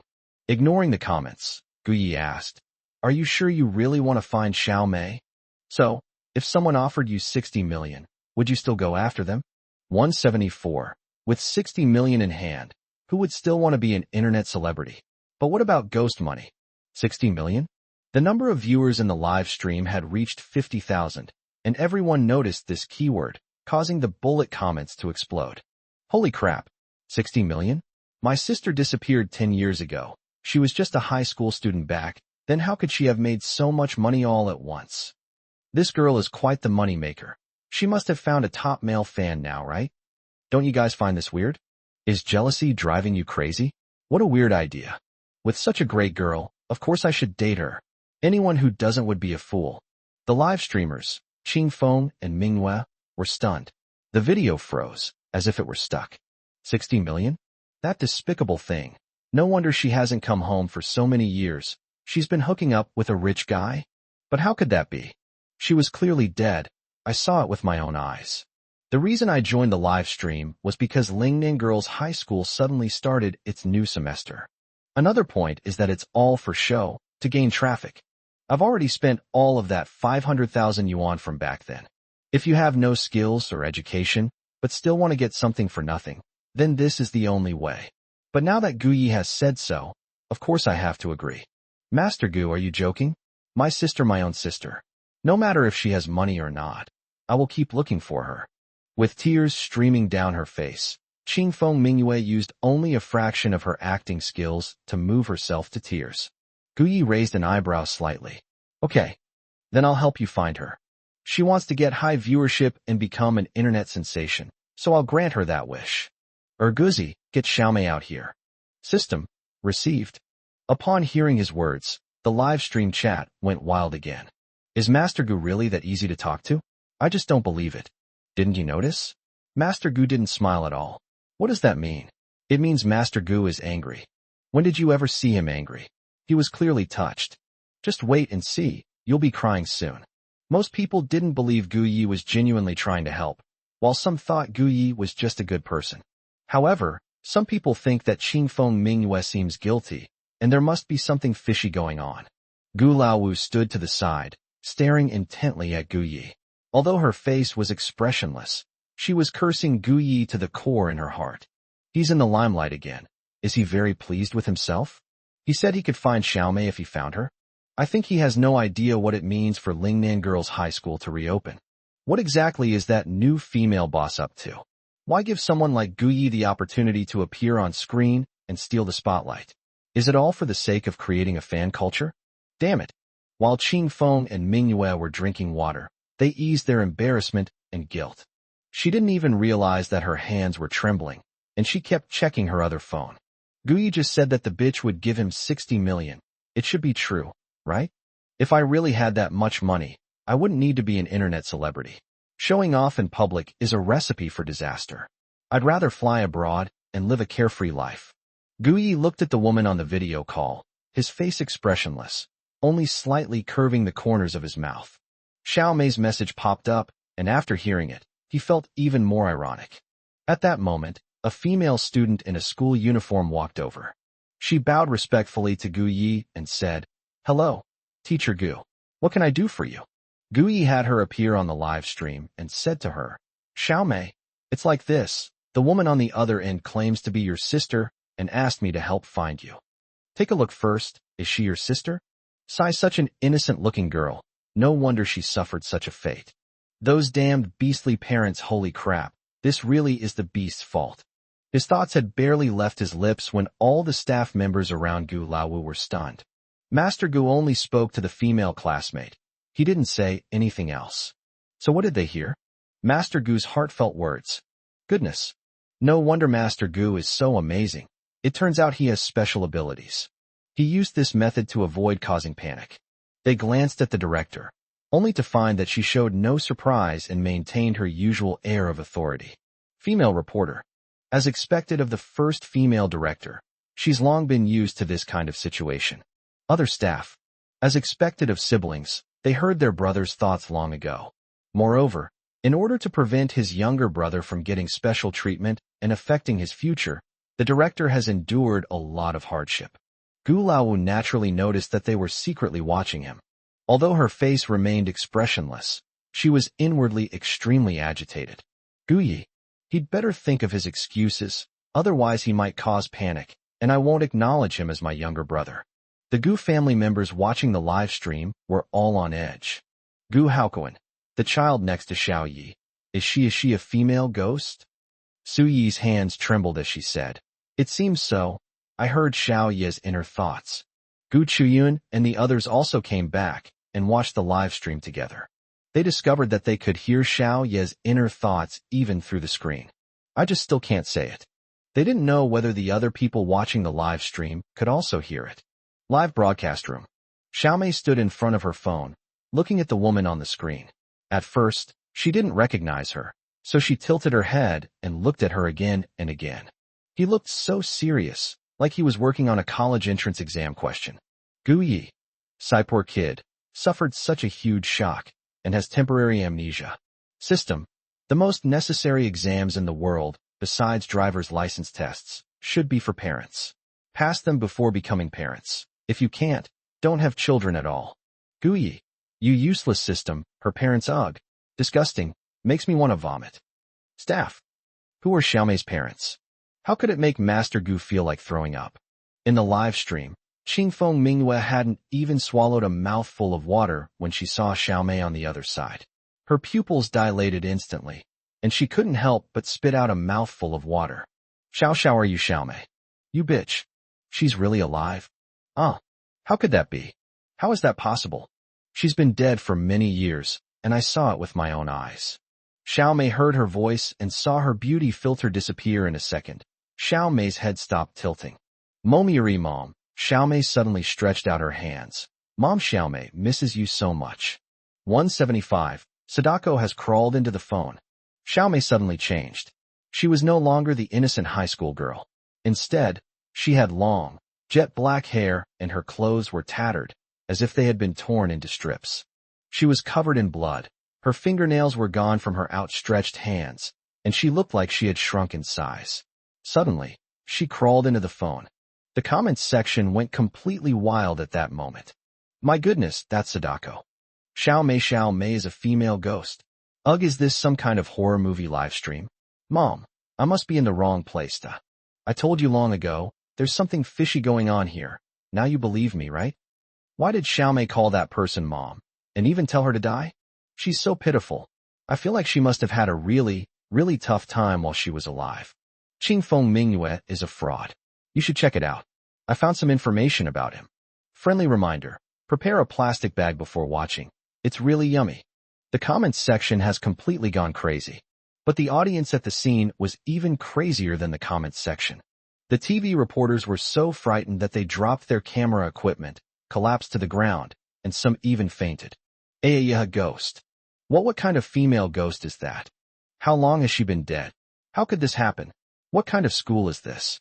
The staff members broke down in tears, and some of the more timid ones wanted to watch, but were too afraid to. The female reporter hid behind Gu Laowu and asked in a trembling voice, Director, what's going on? Master Gu, why didn't he give any other internal prompts? Was it password protected? Has he already let Director Gu hear it? However, Gu Laowu was utterly shocked. She could no longer maintain her composure. Gu Yi, there's actually a way to restore Xiaomei, the female ghost, to her appearance when she died, and even let her crawl into the phone. Others may not know, but I do. After the incident at Lingnan Girls' High School, I joined more than 100 masters in performing rituals to help the dozens of female ghosts there find peace. But no matter how hard they tried, they couldn't resolve their resentment. So, in the end, with no other option, the 108 masters had to sacrifice themselves to seal away these female ghosts. It was for this reason that the reopening of Lingnan Girls' High School caused an earthquake in the Demon Suppression Bureau, leaving all the high-ranking officials restless and unable to eat or sleep. Before the masters made their sacrifice, they said that once the seal was broken, it would be a catastrophe for humanity, and there would be no way to deal with these female ghosts. Gu Yi didn't understand anything at all. He actually allowed that little female ghost to appear in front of everyone, and even allowed her to harm living humans. Stop! Gu Yi, you must stop her. You can't. Gu Laowu snapped out of his daze and rushed over to stop Gu Yi from continuing the live stream. If this continues, it will not only cause public panic, but may even summon more ghosts. However, just as she took a step, Gu Yi casually raised his hand, and Gu Laowu was completely immobilized. It wasn't just as if she had been acupunctured, but more like she had encountered an invisible wall, or what is known as a barrier. No matter how hard she tried, she couldn't move an inch. If seeing the female ghost's true form just now brought her shock and disbelief, then. So now, Gu Yi's casual gesture brought her an indescribable shock. She even had a bad feeling about Gu Yi. His strength is perhaps a level I can never reach in my lifetime. But she didn't believe it. Because that's simply impossible. Even if he were a Taoist master of longevity, that's impossible. Gu Yi glanced at her and raised an eyebrow slightly. Don't move. You're having bad luck. Don't affect Xiaomei. That unlucky fellow has been following her. The dignified head of the Demon Suppression Division can't even handle a mere unlucky brat, yet he dares to boss me around? How laughable. System. She probably remembered that this place was sealed 10 years ago. She wants you to recall Xiaomei and prevent her from seeking revenge. Gu Yi. She doesn't care what she thinks. The main thing is why can't Xiaomei take revenge? Demons exist among humans, committing countless evils, but once they repent, they can instantly become Buddhas. But what about the good people? They live their entire lives kind and innocent, yet if they commit just one wrong act, they are nailed to the pillar of shame. I don't believe in the idea of laying down the butcher's knife and instantly becoming a Buddha. I only believe in the cyclical nature of fortune, and that it should keep turning relentlessly. Gu Yi looked at Xiaomei again, smiled, and said, Xiaomei, go see your family. A family should be together, right? Every wrong has its perpetrator, every debt its debtor. Retribution may be delayed, but it will surely come. Now is the time for revenge. Xiaomei had already half her body inside the phone, and when she heard Gu Yi's thoughts, her body paused, and then a tear of blood fell from her eye. She finally met a real person, someone who could truly be called a human being. In the blink of an eye, Xiaomei, who was just next to Gu Yi, is now standing next to Qingfeng Manhwa, with her mother and sister. Gu Laowu has completely gone mad. Gu Yi, are you crazy? Xiaomei is a vengeful ghost. She'll kill people. Bring her back quickly. As the director of the Demon Suppression Division, I order you to bring her back immediately. Although she cannot move, she can still speak. Gu Yi, I regretted it. I should have kicked him out immediately. I shouldn't have let him stay here. Just as Gu Zhe said, he was a jinx. Once he returned, the Gu family was no longer the Gu family it used to be. Not only that, he will also wreak havoc on humanity. But on Gu Ye's side, even if she shouted herself hoarse, her voice would not be heard. The other staff members present witnessed a scene that was completely beyond their comprehension. So, most of them rolled their eyes and fainted. Some others are already in a state of mental derangement, unable to distinguish whether they are awake or dreaming. Family-oriented. Gu Haokuan and Su Yi huddled together, trembling with fear. What is that? Xiao Yi has him pinned down, hasn't he? He's really something. The fifth sister is furious. She seems to be cursing Xiaoyi. What right does she have to scold Xiaoya? Xiaoya is doing everything right. She just doesn't understand. That girl must have died a terrible death. Xiaoyi has experienced tragic things before, so he can empathize with her. Well done, Xiaoyi. Gu Chuyin and her sisters. Aren't you scared? Why aren't you afraid anymore? We just want to know, can Xiaomei get revenge? Fortune's wheel keeps turning, and it'll keep turning until it's dead. That sounds really good. 176. Thunder rumbles. Guyi, this is your retribution. The chat in the live stream was completely out of control. Master Gu, come and reveal the secret. That's Sadako, not some beautiful girl, right? What on earth is going on? Is this some kind of magic trick? Gentle breeze and bright moon, say something. Now that your sister has been found, why do you seem unhappy? Look, the family is reunited, but no one seems happy. A conspiracy. There must be some unspeakable secret involved. I can't find it no matter what I try. Does anyone know how? Please share. I found a little bit of information. Years ago, Xiaomei's family went bankrupt overnight, and they moved out of the city. All 4 children dropped out of school, and their father worked long hours to support the family. I also found out, but it was from a comment that said his father took the mother and her 2 daughters to sell sweet potatoes. They were lucky if they could even fill their stomachs. Is this sweet potato even real? Can someone explain? Guyi glanced at the bullets and said, actually, most people should have already guessed it. Xiaomei did indeed disappear 10 years ago, and she is still Xiaomei now. As for what exactly happens, you'll have to watch and see for yourselves. It wouldn't be fun if I gave you spoilers. Xiaomei, it's time for you to make your move. As he finished speaking, in the scene, Qingfeng Mingyue was being tightly choked by Xiaomei, her eyes almost popping out of her head. She managed to squeeze out a line.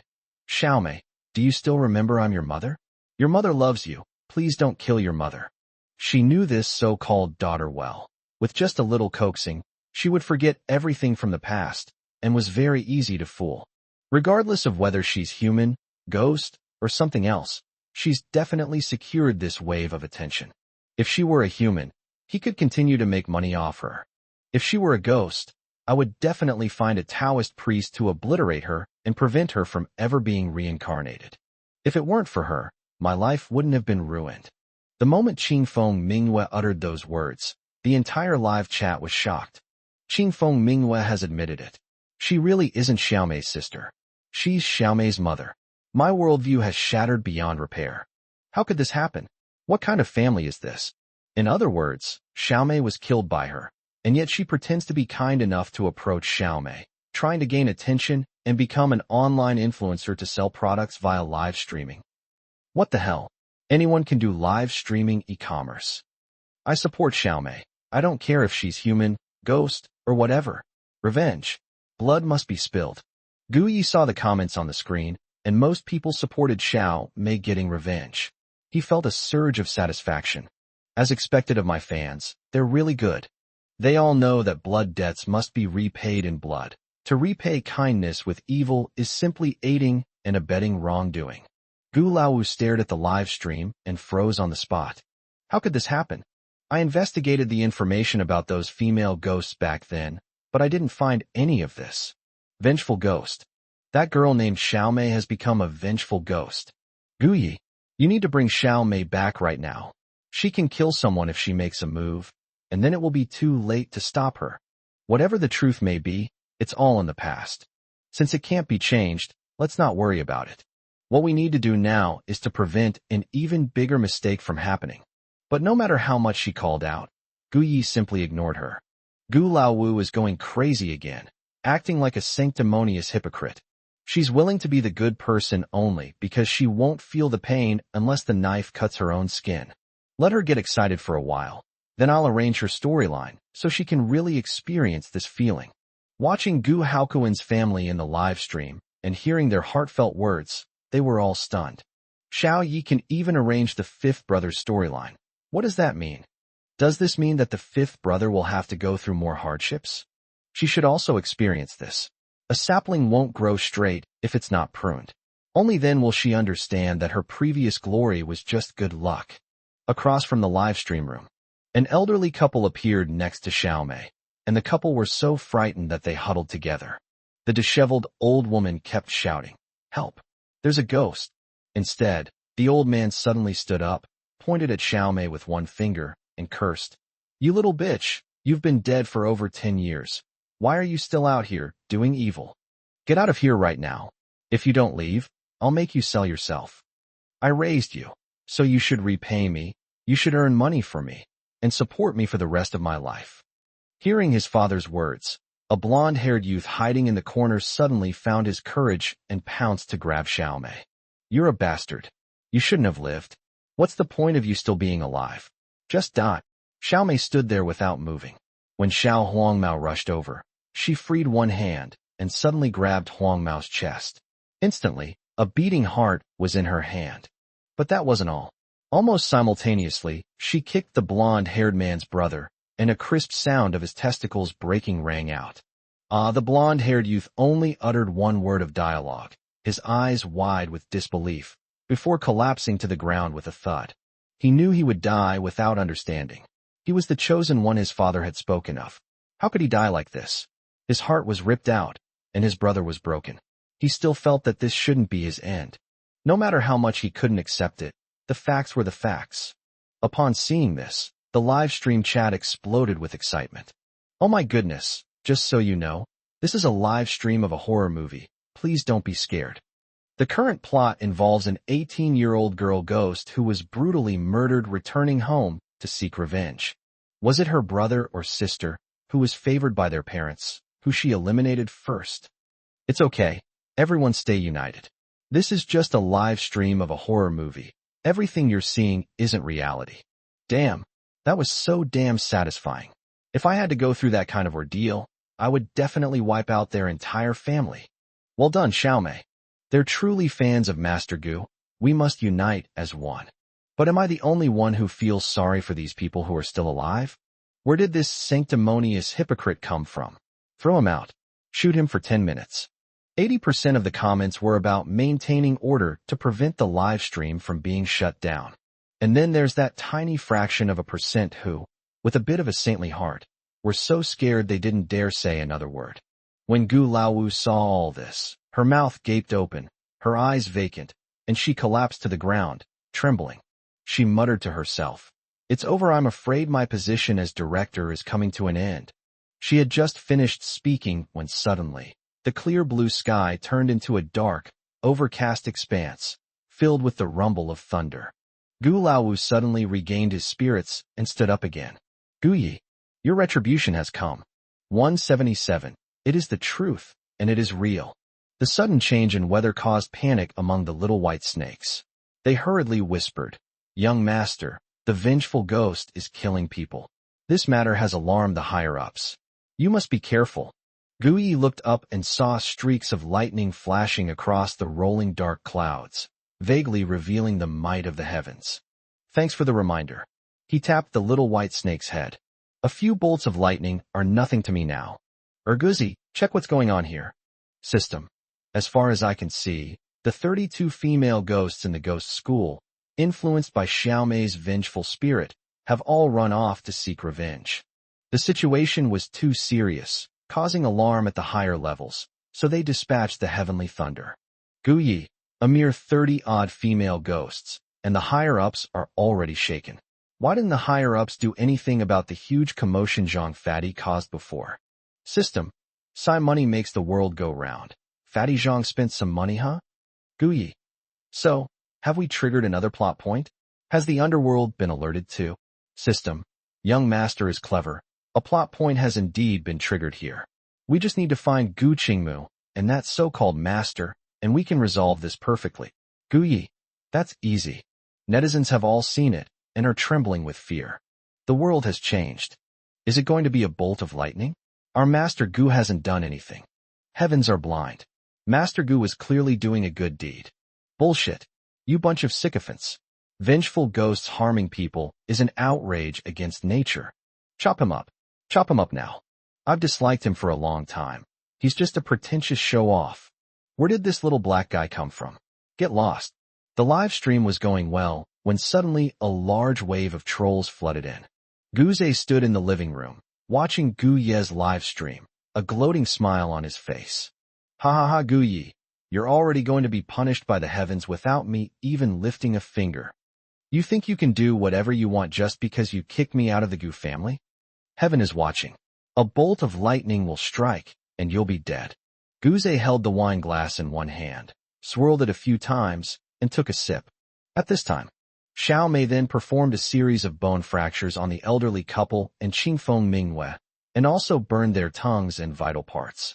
She tossed them aside like toys, then sat alone on the table, swinging her non-existent short legs. The live stream chat was filled with praise. Well done. Wow, that's some impressive skill. This female ghost, Xiao Mei, I admire you. Pa, heavenly lightning is coming soon. This female ghost who harmed people will surely be punished by heaven. Exactly.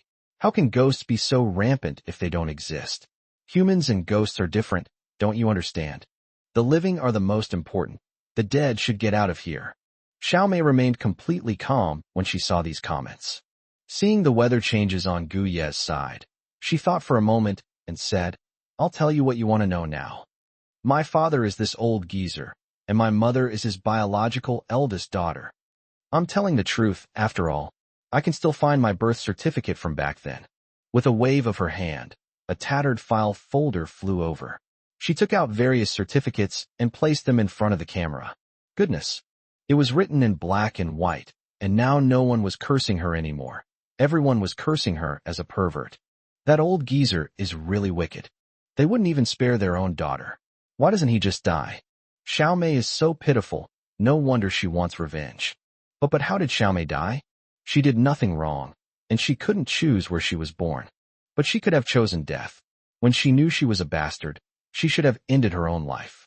Exactly. This kind of person is selfish, to put it bluntly. She wants to live, and use her life to punish her elders. You ungrateful wretch. Even in death you can't rest in peace. The comments section started to develop in a strange direction again. Guyi, these are probably trolls sent by Guze. He must have spent even more money on this. System, young master was right. Guze spent 5 million. He really went all out. Guyi, even if he sold the house he lives in now, it wouldn't be worth 5 million. System, did you let him sell it? Guyi, go ahead and do it. His life is still too easy. That won't do. Family-oriented. Gu Haokuan and the others were so shocked by Xiao Mei's live stream that they were speechless. Now that they heard Gu Ye's inner thoughts, they were even more furious. Gu Ze is a fake. Boss, go make a call and take back his house. Make sure he can't stay in Fanqing anymore. At Gu Haokuan's command, Gu Chuyan immediately went to carry it out. Xiao Mei's live stream. She removed the evidence, glanced at the litter of beasts on the ground, and continued. Now tell me, why did that old man go bankrupt back then? You think he goes out drinking, gambling, whoring, and smoking? No, he's a real cheapskate. He never spends money on those things. He took the money and went to find his childhood nanny. He liked her and wanted to live with her. But his nanny is in her 50s or 60s and doesn't like him at all. She avoids him. But you can't hide forever. He caught the man right away, but the woman found out. He ruined the old man's plans, and in his rage, he beat his own daughter. After his reputation was ruined, he went bankrupt. In revenge, he made that woman give birth to me and forced all the men and women in the family to go out and buy sweet potatoes. When it was time for me to go to school, he wanted me to go too, but I refused, so I hid at school. But, as she said this, Xiao Mei's expression suddenly changed, and endless black smoke emanated from her body. It's that woman. She pointed at Qingfeng Mingwei. She's the one who sold me directly to an old pervert. I was tortured to death, tortured for 5 days and 5 nights. I want her to suffer like me, to wish she were dead. I want them all to go to hell. Memories flooded her mind like a tidal wave, and Xiao Mei's body suddenly swelled up, transforming from a high school girl into a ragged high school girl, and then into an incredibly ugly monster. The 3 people lying on the ground, still breathing, were terrified and kept screaming. Help! Master, please help me. There are evil spirits here that are hurting people. We didn't do anything. Everything she said was a lie. The chat in the live stream paused for several seconds, and the number of online viewers exceeded 100,000, all of them stunned. Guyi looked up at the sky and said lightly, Xiao Mei, it's time. Let's get started. Don't worry about this. I'll cover for you. 178. Fellow Taoist, who is undergoing tribulation here. The comments section went crazy. Maximum boyfriend potential. So handsome. I want a boyfriend like that. Master Gu is so domineering. Where did this huge group of brainless fans come from? This is outrageous. You're all still acting like you're head over heels in love. That's how Master Gu's fans are. They're brainless. Anyone with a brain wouldn't be a fan of this stuff. A bunch of haters. Haven't you seen what happened to the last batch of haters? How are we haters? We're just telling the truth, and you can't even handle that? Shell. The comments section started arguing. Gu Laowu kept watching the live stream, but she was no longer as angry as before, because she knew that this time the higher-ups of the underworld had been alarmed, and these heavenly lightning bolts were not just for slaying vengeful ghosts. Gu Yi. He is the one who started all of this, and he absolutely cannot escape punishment. Gu Laowu was even calm and composed, pulling up a chair and occasionally glancing at the live stream or looking up at the sky. The atmosphere here is already tense and murderous. In just 10 seconds, Gu Yi will be dead without a doubt. Gu Haokuan's family was very nervous, although they were certain that Xiao Yi would be all right. But then I thought, what if? After all, they had never seen such a thunderous display before. Gu Laowu was still drawing diligently, capturing everything in the live stream. Then she said leisurely, "Don't worry, Xiao Yi will definitely be fine. I don't have any other evidence. I just saw how smug Fifth Sister was, and I knew that Xiao Yi would be fine." Everyone looked over and saw that in addition to Gu Ye's live broadcast room, the TV station was also broadcasting live. This time they all realized that what Lao Lu said was true. Gu Laowu is celebrating ahead of time again. Let's just wait and see if she gets slapped in the face. In Gu Ye's live stream, Xiao Mei has already begun her revenge. She was clever. She directly pulled those 3 people into the dream, replicating the torment Xiao Mei suffered 1-to-1. The content was too explicit, which led to the live stream being shut down. The commenters were completely devastated. "Oh, I haven't seen enough." At such a crucial moment, why was it blocked? Which bastard reported this? Get your ass out here. Stop talking. This is beyond our control. Go check it out online. It's trending. Okay. The screen went completely black after only a few hundred comments had been posted. However, some netizens had already arrived at Lingnan Girls High School for this wave of traffic, and they were currently recording the scene with drones. Those netizens who were able to go live and ride the wave of popularity just now can't go live anymore, so they can only record videos urgently and hope that the network will be restored soon so they can re-upload them. Almost simultaneously, bolts of lightning as thick as a wrist descended from the sky. Snap! Snap! Snap! A deafening roar of thunder echoed throughout the campus of Lingnan Girls High School. The TV station's live broadcast studio was also shut down. Such footage was not suitable for broadcast to avoid causing panic.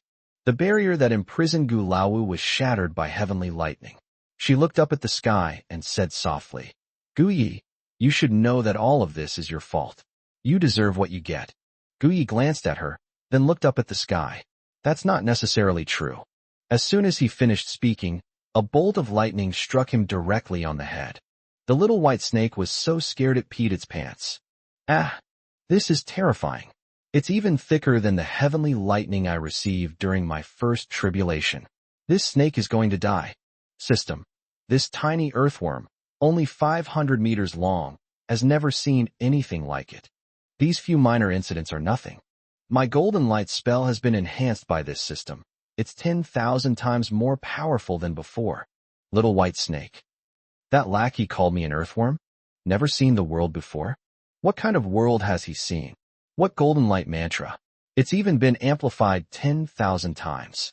This is the Dharma ending age. Where can you find something so powerful?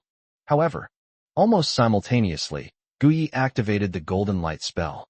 The moment the lightning struck, it collided with the golden light mantra, and a series of resounding collision sounds echoed throughout the heavens and earth.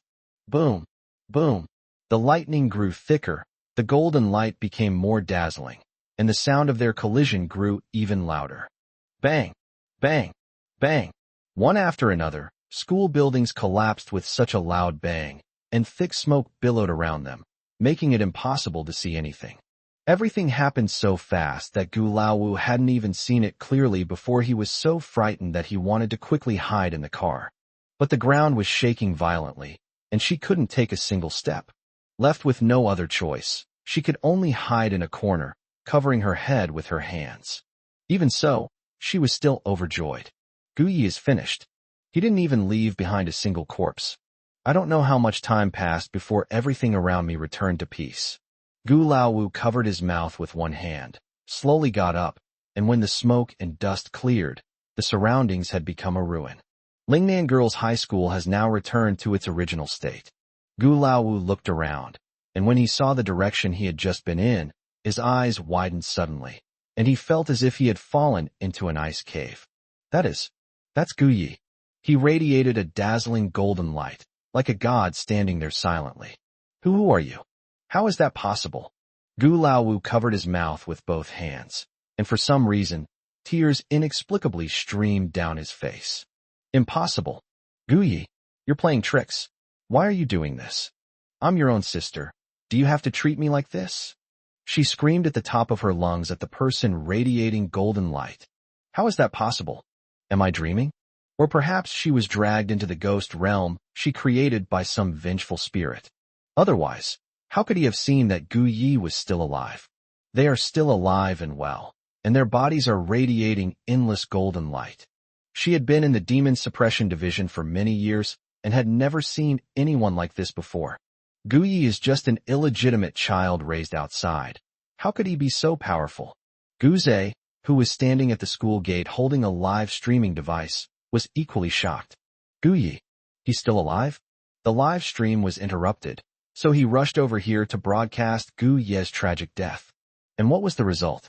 He was actually alive. He could also radiate golden light. Gu Zhe was completely devastated. He didn't understand what was going on. His live stream has attracted over 100,000 viewers. Upon witnessing this scene, everyone was stunned, and the comments section exploded. Holy crap! God! This is divine rebirth. I was there just now. So much lightning, and Master Gu still managed to escape unscathed. Who is this fellow Taoist undergoing tribulation here? Master Gu, Master, I bowed down in utter despair. My mom asked me why I was crying, and I told her I had seen my God. 179. Shocking Gu Laowu for 100 years, kicking the fake young master into a deep pit. It wasn't just Gu Zhe's live stream. After the network was restored, all the live streams of netizens around him were turned on. The comments section was buzzing with excitement. Honestly, I was indifferent to Master Gu before, and I thought it was just another publicity stunt. But now I'm going to be a fan of his, a fan for eternity. Master Gu, you're absolutely amazing. You're incredible. Wow, what an amazing plot. It made me cry for no reason. Master Gu, that's what you call vision. For a complete stranger, a little female ghost, to help her get revenge and punish those evildoers. Master Gu suffered so much. I'm so touched. Master Gu is safe and sound. I was so scared just now. I'm kneeling before Master Gu. I admit I was a troll just now because I was paid to slander him. But now I realize how terribly wrong I was. That's right, I was a hater too. I took money from Gu Zhe. He's that fake young master from the Gu family. He paid us to smear Master Gu.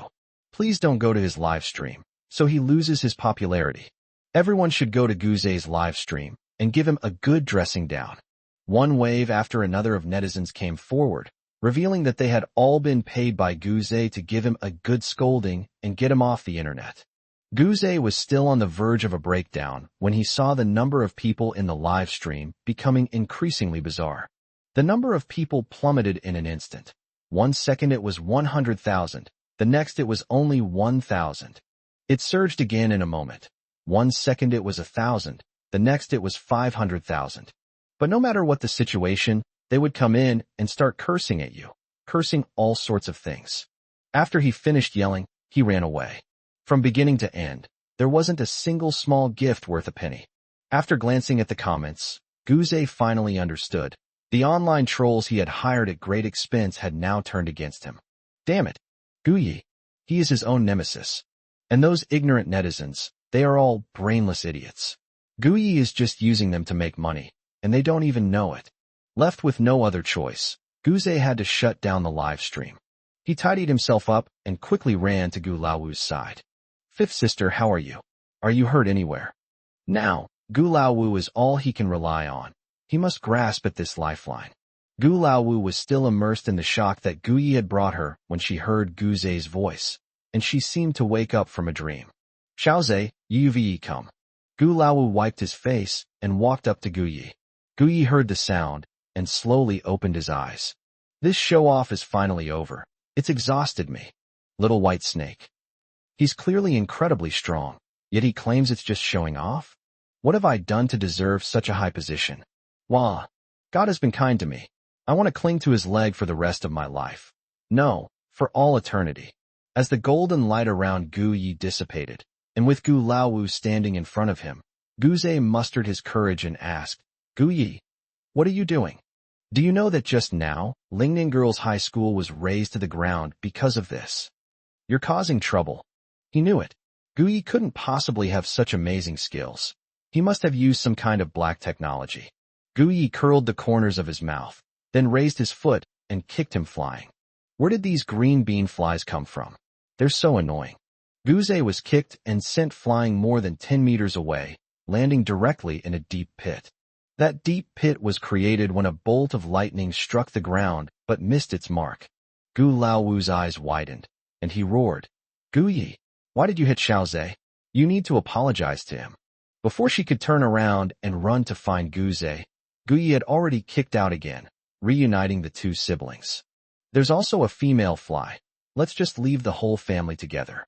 Gu Laowu never imagined that Gu Yi would hit him. Moreover, she felt that even if Gu Yi made a move, he wouldn't be a match for her. But the truth is, Gu Yi not only beat her, but he beat her so badly she couldn't even get up. Just as Guze was about to get up, he was knocked down again by Gu Laowu, resulting in a broken bone. Wah, fifth sister. Gu Yi is bullying me, wah? Gu Laowu is a complete idiot. Isn't she supposed to be very capable? How come she can't even beat Gu Yi? Looks thin, but is actually incredibly heavy. Get out of here. This whole scene was broadcast live by netizens, sparking another round of heated discussion online. Good, well done. What gives Guze the right to call himself Master Gu? I've already checked. This place was originally just ruins. What happened just now was an illusion. Has a demon descended? That sounds terrifying. The female ghosts have all gone to seek revenge, and now many of them are. Huh? Why is the live stream black? Everything is black, and I can't hear anything. What happened? Gu Yi was unaware of this, as he was currently quite busy. Just as he turned around, he saw 10 men dressed as characters from the Matrix, carrying a female high school student, or rather, a female ghost standing in front of him in the blink of an eye. Xiaomei. Gu Yi realized that the female ghost was indeed Xiaomei. Let him go, and I can spare your lives. It's a dead end, of course. They have no chance of survival. Master Gu, don't worry about me. They are staff members of the underworld. I know I made a mistake, and I deserve to be punished. Thank you, Master Gu, for helping me. I have avenged myself, and my life has been worthwhile. Master Gu, I don't want to drag you down. If there is a next life, I will repay you properly. Xiaomei knelt on the ground and solemnly kowtowed 3 times to Gu Yi. Gu Yi remained silent, simply watching the men in black. A staff member of the underworld? Aren't you just one of my defeated opponents? Those heavenly lightning bolts just now were nothing special. How do you want to play now? As soon as Gu Yi finished speaking, he teleported back to the spot almost in the blink of an eye, carrying Xiaomei with him. And in front of those people, he casually waved his hand and hid Xiaomei away. A dozen or so men in black. They were offended. Who is this show-off? How disgusting. He's so arrogant. Don't they have any pride? The atmosphere became tense for a moment, and then a tall, thin man stepped out of the line, his sunglasses gleaming in the sunlight. Gu Yi stood still. Guzi, who are they? What are they up to? Investigate. System. Young master, the data has been uploaded. Please check it. The tall, thin man in black stopped in his tracks. That is. 180. A civil servant from the underworld afraid of ghosts because he has no money from online loans? Ha ha ha. Man in black number 1 was stunned. He turned around and looked at his companions. It turned out that they had all heard Gu Ye's inner thoughts. How terrifying. This mortal is terrifying. He was not only skilled in kung fu, but he also snatched the little ghost girl from right in front of number one and even hit her. And there was also a lackey. None of the 11 ghost messengers could find that lackey. Judging from their inner thoughts, that lackey could still uncover their secrets? Who exactly is he? But no matter how you look at it, he's just handsome. So, that's impossible. None of the 11 men in black believed it. As civil servants of the underworld, their information is only in the hands of King Yama. Other humans simply do not have the authority to find this information. Once they understood this, they were all relieved. At least their underwear was safe and sound. However, Gu Ye's inner voice rang out once again, but this time, it was tinged with a mocking laugh. Ha ha ha, these 11 underworld officials, aside from being immortal and possessing some kind of soul-binding ability, are no different from ordinary people. Civil servant number 1, dressed in black, hasn't eaten yet, and is feeling dizzy from hunger. The urgent problem is, he doesn't have money for food. The second civil servant in black is in an even worse situation. He doesn't have money for rent and has been living under a bridge for the past few days, developing severe rheumatism. Ha ha, the number 5 black-clad civil servant is even funnier. He lives in a haunted house and is woken up by a ferocious female ghost every night. Ha ha ha, isn't he a ghost-catching civil servant? Could he be an intern? Guyi couldn't stop laughing as he looked at the documents. I've truly seen something new. These are the legendary civil servants of the underworld, truly public servants. Ha ha ha, do they think they're pretty awesome? The little white snake laughed too. Ha! Waste. The civil servants of the underworld don't even have names. They're all just code names. It's not even as good as this little white snake. At least it's named Su Lang. Following Master Gu has indeed broadened my horizons. 11 men in black. It's broken. That lackey actually knew their information, and in such detail. Don't they have any pride? Their underwear was pulled out. They even thought that becoming a civil servant in the underworld after death was a sign of good fortune from their ancestors' graves. Even if life is a little tough now, it's not a problem. After all, not everyone who dies can have such glory. But now that they heard Guyi say this, they realized that they seemed to have been tricked. They shouldn't be living such a miserable life. They have no names, just like ordinary people know. They're even worse than ordinary people. What kind of lousy civil servants are they? What's the point of them being here? Guyi laughed for a while before finally stopping, pressing his eye with one hand. Oh, this is so funny. I laughed until I cried. What do you mean? Actually, if they were to switch sides now, they could be my bodyguards. After all, I have money, and I can help them complete their tasks. Food and lodging provided, monthly salary of 50,000 yuan per person, full social insurance, and housing fund, plus year-end bonus. Also, paid annual leave, all living expenses covered, and commission for higher earnings. The little white snake wiggled its tail. This job is too good to be true. Is that really true? Or should I go? 11 men in black. What were they going to say just now? They couldn't remember, and one after another they knelt down in front of Gu Yi. Master Gu, we want to follow you. All you need is a meal. Master Gu, we also need to make a living. These days, we're not even as good as corporate slaves. Master Gu, we are only ordered to capture evil spirits, but we were not told exactly what kind of evil spirits we are capturing. Yes, 10 vengeful ghosts each month would be enough, but we're always sick and can't catch any. They shared their predicaments. At this point, they weren't afraid of losing face at all, since Guyi knew everything, so they might as well just confess. After listening to them, Guyi rested his chin on his hand and nodded slightly. Then let's sign the contract. From now on, you'll work for me, be my bodyguard, and I'll guarantee you'll complete your missions and live a life of luxury. Urguzi, print out the contract. It'll be the same treatment as before, salary halved, everything else as usual. After all, they're my employees. If I pay them too little, it'll be embarrassing for me if word gets out. System. A salary of 50,000 was just halved so easily. A heartless boss. The 11 men in black were moved to tears. 25,000 is not a small amount, and that's after tax. Moreover, they don't have to spend a penny on living expenses, and they're living a good life without online loans. Everyone rushed to sign and put their fingerprints on the document, but no one had their name yet. Gui assigned them to different classes, Gui, Gu-air one class diagram at a time, all the way up to Gu-shi. They were overjoyed to have names. Once the contract was signed, Gui took it directly. All right, the task here is complete. Let's go. I'll take you to achieve our performance targets. Gui waved his hand and turned to leave. The bloggers nearby were all stunned. What happened? The network was lagging just now, and the live stream screen went black. Master Gu left with his men. Where did that Xiaomei go? Notho's 11 men in black also left.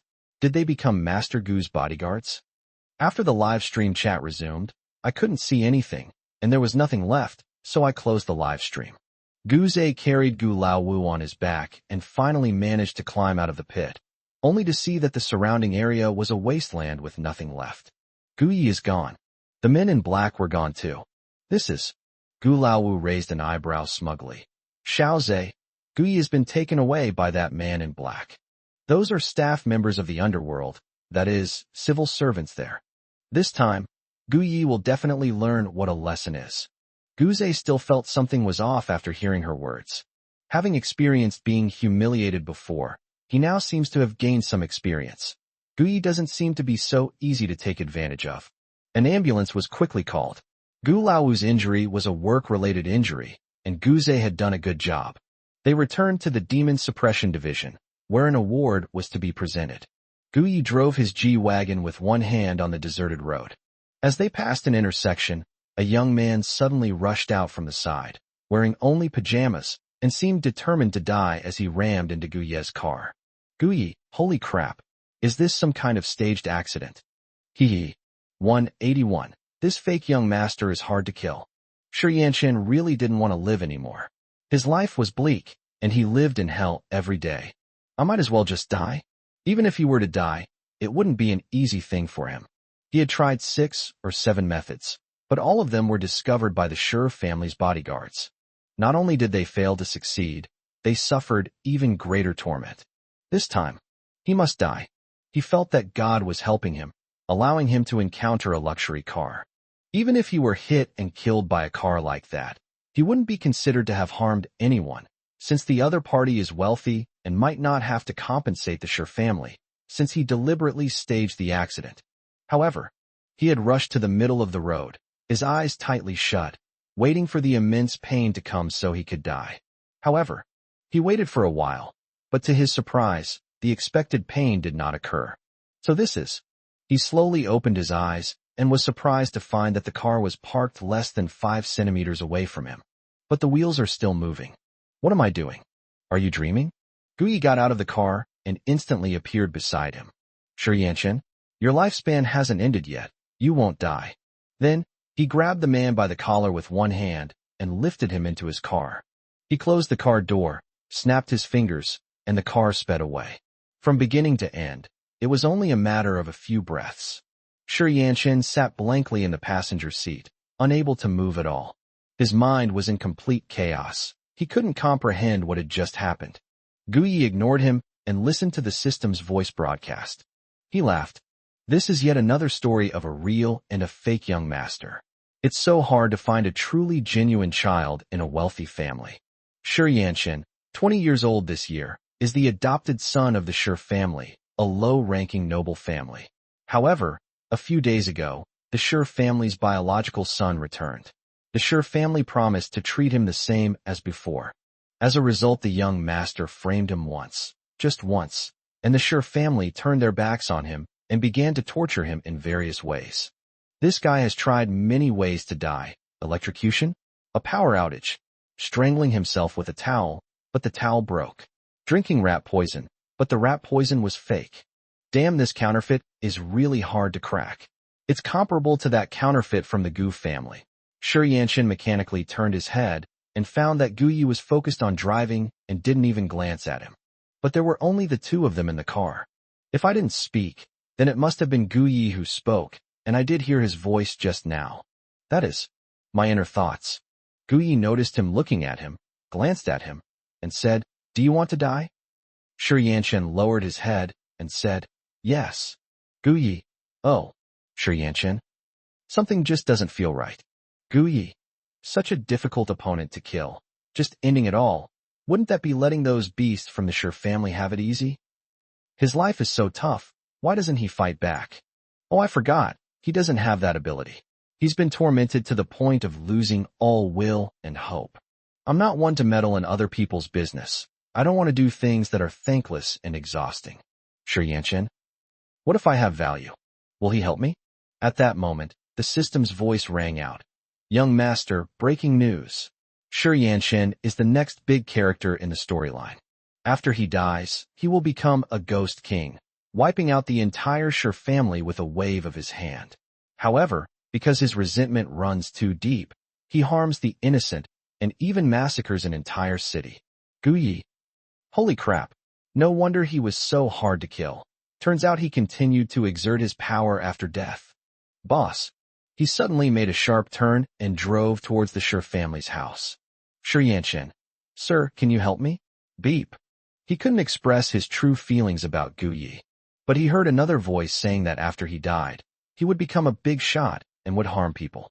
He didn't want to hurt anyone. He just didn't want to continue being tormented by the Sure family.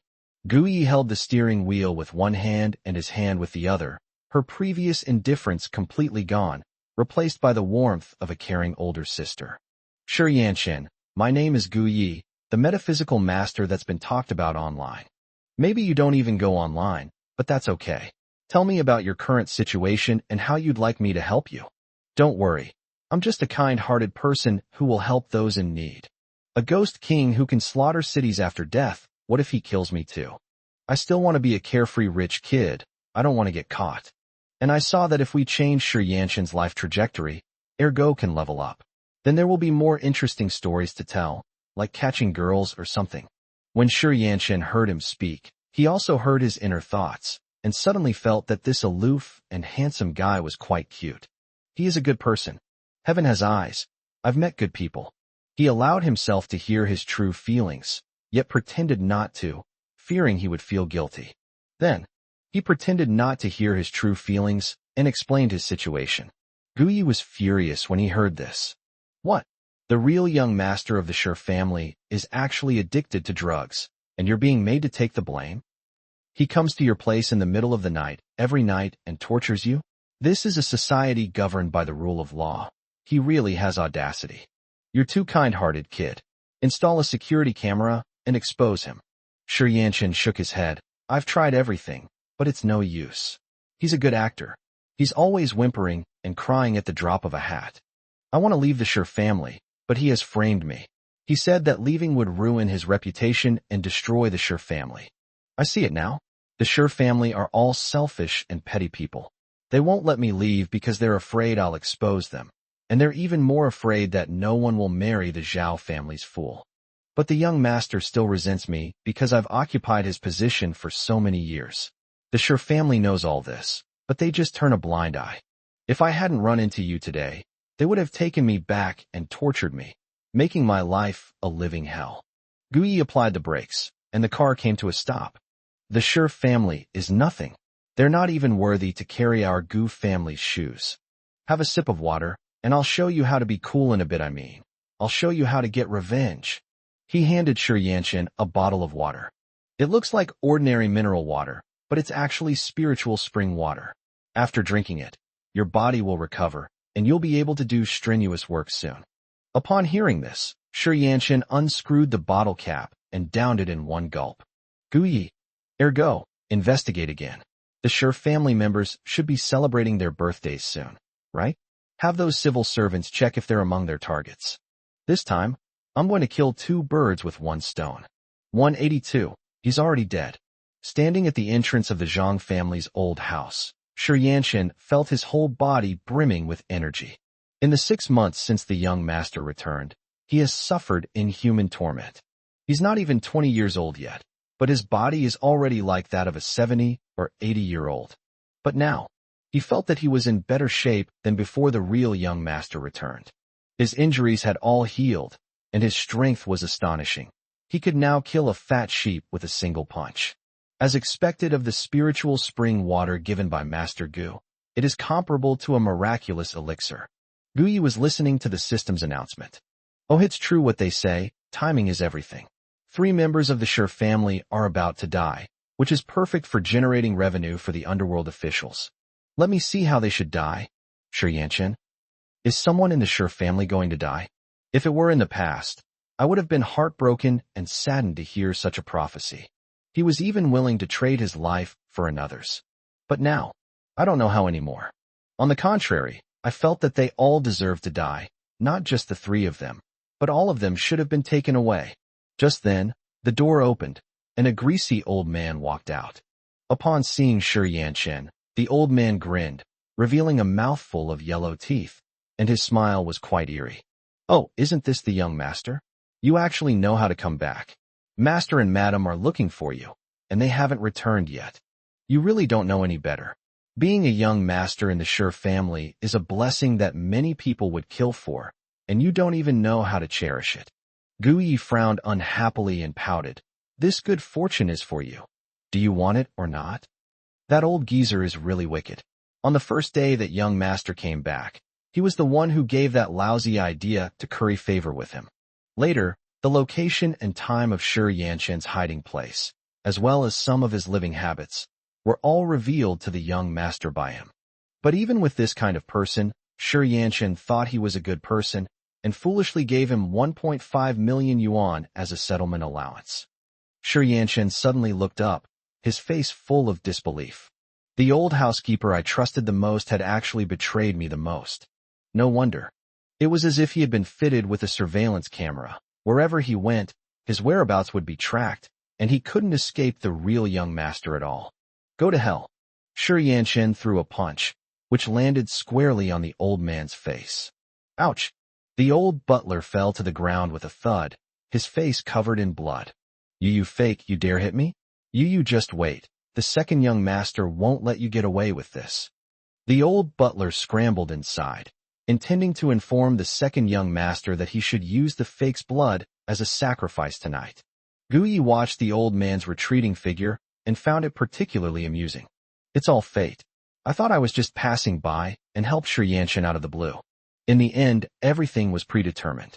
The old butler's tang suit had black blood seeping from his back, and his limbs were vaguely covered with glutinous rice. If I'm not mistaken, the old man was actually dead. Someone had prepared this beforehand to prevent him from turning into a zombie. At this moment, Xiao Mei's voice rang out. Master Gu, actually there is a female ghost crawling on his back. That female ghost is called Xiao Yao. She is my high school classmate. Guyi waved his hand and released her. You're right, she was a vengeful ghost. So, do you know her story? If Xiao Mei knows, then I won't have to look it up. Xiao Mei had changed into a clean high school uniform, her long, straight black hair flowing freely. She looked like a normal female ghost, unlike before when she seemed like she could be shattered by a gust of wind. She shook her head. I don't know. None of us know anything about Xiao Yao. She has a strong sense of pride and cares a lot about her image. She always has to bear things on her own. Guyi. Okay, I understand. Ergu, continue the investigation. By the way, why did Shi Yanchen hit that old geezer just now? Suddenly called out, Shi Yanchen hurriedly said, Master Gu, I already know. It was the old butler who betrayed me, which is why I can't escape the persecution of the young master. Before, I felt like I could die at any moment, and I didn't dare to fight him. Now I feel much better, and I have the strength. Guyi laughed. Xiao Shi, you're really something. Ergo brand spiritual spring water. Of course it's awesome. Xiao Mei glanced at Shi Yanchen, tilted her head, and said nothing. But she was certain that person could also hear Master Gu's thoughts. They are all the same, except that none of them can speak a single word. I hope he means no harm and won't betray Master Gu. Otherwise I will never let him off the hook. The system found Xiao Yao's information. Guyi listened to the report while following Shi Yanchen inside. Upon arriving in the lobby, they found a man in a suit sitting on the main sofa, legs crossed, waiting for them. Shi Yanchen, you're really tough, Shi Yanchong said with a mocking smile. But you've come back just in time. After tonight, you'll never have to suffer again. His eye sockets were terribly dark, and the jade pendant on his waist was engraved with intricate patterns. Under the huge crystal chandelier, a strange face materialized in the shadow. Upon seeing him, Shi Yanqian paused. Memories of being abused flashing through his mind, painful memories that made him instinctively afraid to move forward. Gu Yi walked over and said, "Xiao Shi, sit down. Don't be shy. Make yourself at home. By the way, this will soon be his own home. Shi Yanqian won't live long. Besides that old geezer, this guy is also Xiao Yao's enemy." Upon hearing Gu Ye's voice, Shi Yanqian's confidence surged instantly, and he sat down next to Gu Yi. Upon seeing this, Shi Yanqian's expression changed. "Who are you? This is the Shi family home. You are not welcome here." "Shi Yanqian, don't forget what your parents said." Gu Yi suddenly teleported over and kicked out, hitting Shi Yanqian's jade pendant squarely. With just a light kick, the jade pendant instantly turned to ashes. A chilling scream rang out. Shi Yanqian was shocked. "You destroyed my memorial tablet. I kill you."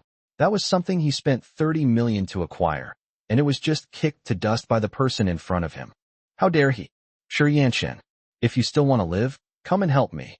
He was worried that he couldn't beat them alone, so he had to drag Shi Yanqian down with him. Only, Shi Yanqian remained seated, saying, "I want to live, but I want you dead even more." Shi Yanqian was even more annoyed. "Shi Yanqian, you're something else. I hope you can stay this tough." He planned to grab the large vase next to him and smash it at Gu Yi. Gu Yi was too lazy to waste time with him, so he kicked out again, aiming straight for his face. Bang! Shi Yanqian flew straight towards the door and smashed down the 5 million yuan gate. "My son, what's wrong with you? Whoever dares to hit you in our house, Mom will beat them to death." A woman's sharp, piercing voice rang out. Gu Yi grabbed Shi Yanqian's hand and teleported to the old woman's side. "Shi Yanqian, beat him up."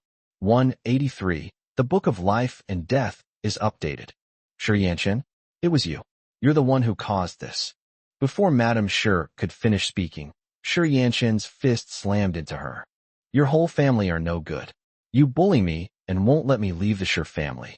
You even have to pretend to be very generous to outsiders. Shi Yanqian bullied me, tormented me, and abused me. You all knew this from the beginning, yet you still sided with him. He is your own son, but he is lost, and it's not my fault. On the contrary, it's because you were useless that you lost him. You're all blaming me for everything. You're the ones who deserve to die." Shi Yanqian became fierce, putting half his strength into each punch. Apart from Madame Shi's face, which was still presentable, the rest of them were unbearable to look at. This is what he learned from them. He can hit anyone except the face. Gu Yi stood to the side with his arms crossed, watching Shi Yanqian vent his anger, and felt refreshed. That kid knows how to control his strength, not bad. If he had truly used his full strength, that old woman would already be a corpse. However, he should know when to stop. After all, the little demon hasn't come for revenge yet. Hearing Gu Ye's thoughts, Shi Yanqian threw 3 more punches before finally stopping. Madame Shi stared wide-eyed, and no matter how she looked at Shi Yanqian, he seemed like a demon. What's wrong with him? He actually dared to fight back? Wrong. He is now much stronger than before. You could even say he has been reborn. But how is that possible? Wasn't he about to die? The mother and son were both lying on the ground, still able to speak, but weak and powerless. Neither of them was willing to give up, but there was nothing they could do. Xiao Mei floated over and said, "Master Gu, Xiao Yao wants to take revenge herself, but she's afraid of you." Gu Shi suddenly appeared beside Gu Yi and said, "Master, I have received the latest news. Shi Wangshi, Shi Yanqian, Zhang Wu died 30 minutes later." A line of large characters appeared in the void. All 5 members of the Shi family were listed in the Book of Life and Death. Shi Yanqian saw it, and was completely stunned. The man in black who suddenly appeared was actually a ghost messenger? Almost the entire Shi family was taken away. He also calls Gu Yi Master Gu. Just who is Master Gu? Even the ghost messengers have to be respectful in front of him. Gu Yi nodded slightly. "Okay. You can step back now. You won't delay their departure time." Gu Shi disappeared into thin air again. Shi Yanqian, who was lying on the ground, also saw it, and his jaw dropped in astonishment. "Impossible. How could I possibly die? Who are you? What right do you have to take me away?" Gu Yi curled the corners of his lips. "I am the Grim Reaper, but a nobody like you is not worthy of my personal annihilation. Little demon, come out. What grudge do you have? Show it to me. Suddenly, a cold wind rose from the old Sher family house, and the once bright sky turned gloomy. A little girl wearing a bright yellow cheongsam walked over step by step. Who are you? Madam Sher stared wide-eyed, her face full of confusion. I've already been taught a lesson by that Master Gu, so who's going to teach me this time? And what about his own son saying he wants to die? Why did they have to die? A master once said that if they raised that little ghost, they would all live to be 100 years old. The little demon turned around, went back into the house first, and dragged the old, filthy housekeeper out like a dead dog. After leaving the three of them together, the little demon finally spoke, saying, Have you forgotten me? You guys are really rich, you have such bad memories. 10 years ago, your family needed a lamp oil and gave me 100 yuan as a delivery fee to go and buy it. And then you used me as lamp oil, ha ha ha ha. And my family members, they were all turned into lamp oil by you. Oh, right. You also stole our lifespan and transferred it to your own bodies. Now do you remember? Kerosene? Stealing one's lifespan? 100 yuan for the errand. Upon hearing these keywords, Madam Sher's face turned ashen, and the old butler panicked even more. He participated in the process of making lamp oil. Because the process is extremely cruel, in order to make the lamp burn brighter, they have to suffer inhuman torture so that their resentment will not dissipate after death, and the lamp oil will be more effective. But he never dreamed that there would be a ghost in that poor family back then. That master said it himself. Their family has been completely wiped out, and they should no longer exist in this world. Guyi, a bunch of beasts. The man raised 5, 4, 5, 6, or 7 children, and he actually used such methods for the sake of having many children and good fortune. Those who commit many unrighteous acts will surely perish. This is your retribution. As expected of the Ghost King's life chronicle, such a life experience is truly extraordinary. Everyone says that wealthy families are full of drama and scandals, but this kind of drama, damn it, it's gone far beyond mere drama. This is truly inhuman. Shi Yanqian wiped away a tear. Perhaps because he was standing next to Gu Yi, he could now see Xiao Mei and Xiao Yao. They were all female ghosts, but he wasn't afraid. Instead, he felt sad and heartbroken for them, especially the little demons. If she were still alive, she would be a happy little girl. Even if you're unhappy, at least you're still alive. But she has already been deprived of even the right to live. And all of this is because of the Sher family, a whole family of troublemakers. Madam Sher remembered the little demon, and she also felt fear. No, little girl, let me explain, there's a misunderstanding here. You? She tried her best to argue, but how could she argue?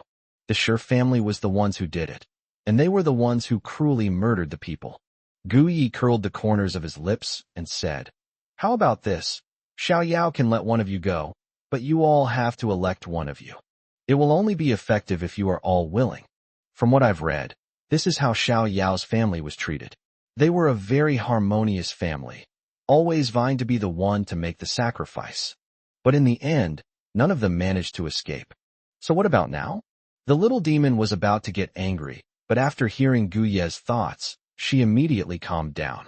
I was so focused on revenge that I wanted to wipe them all out of thin air, and I forgot about this. That time was too painful.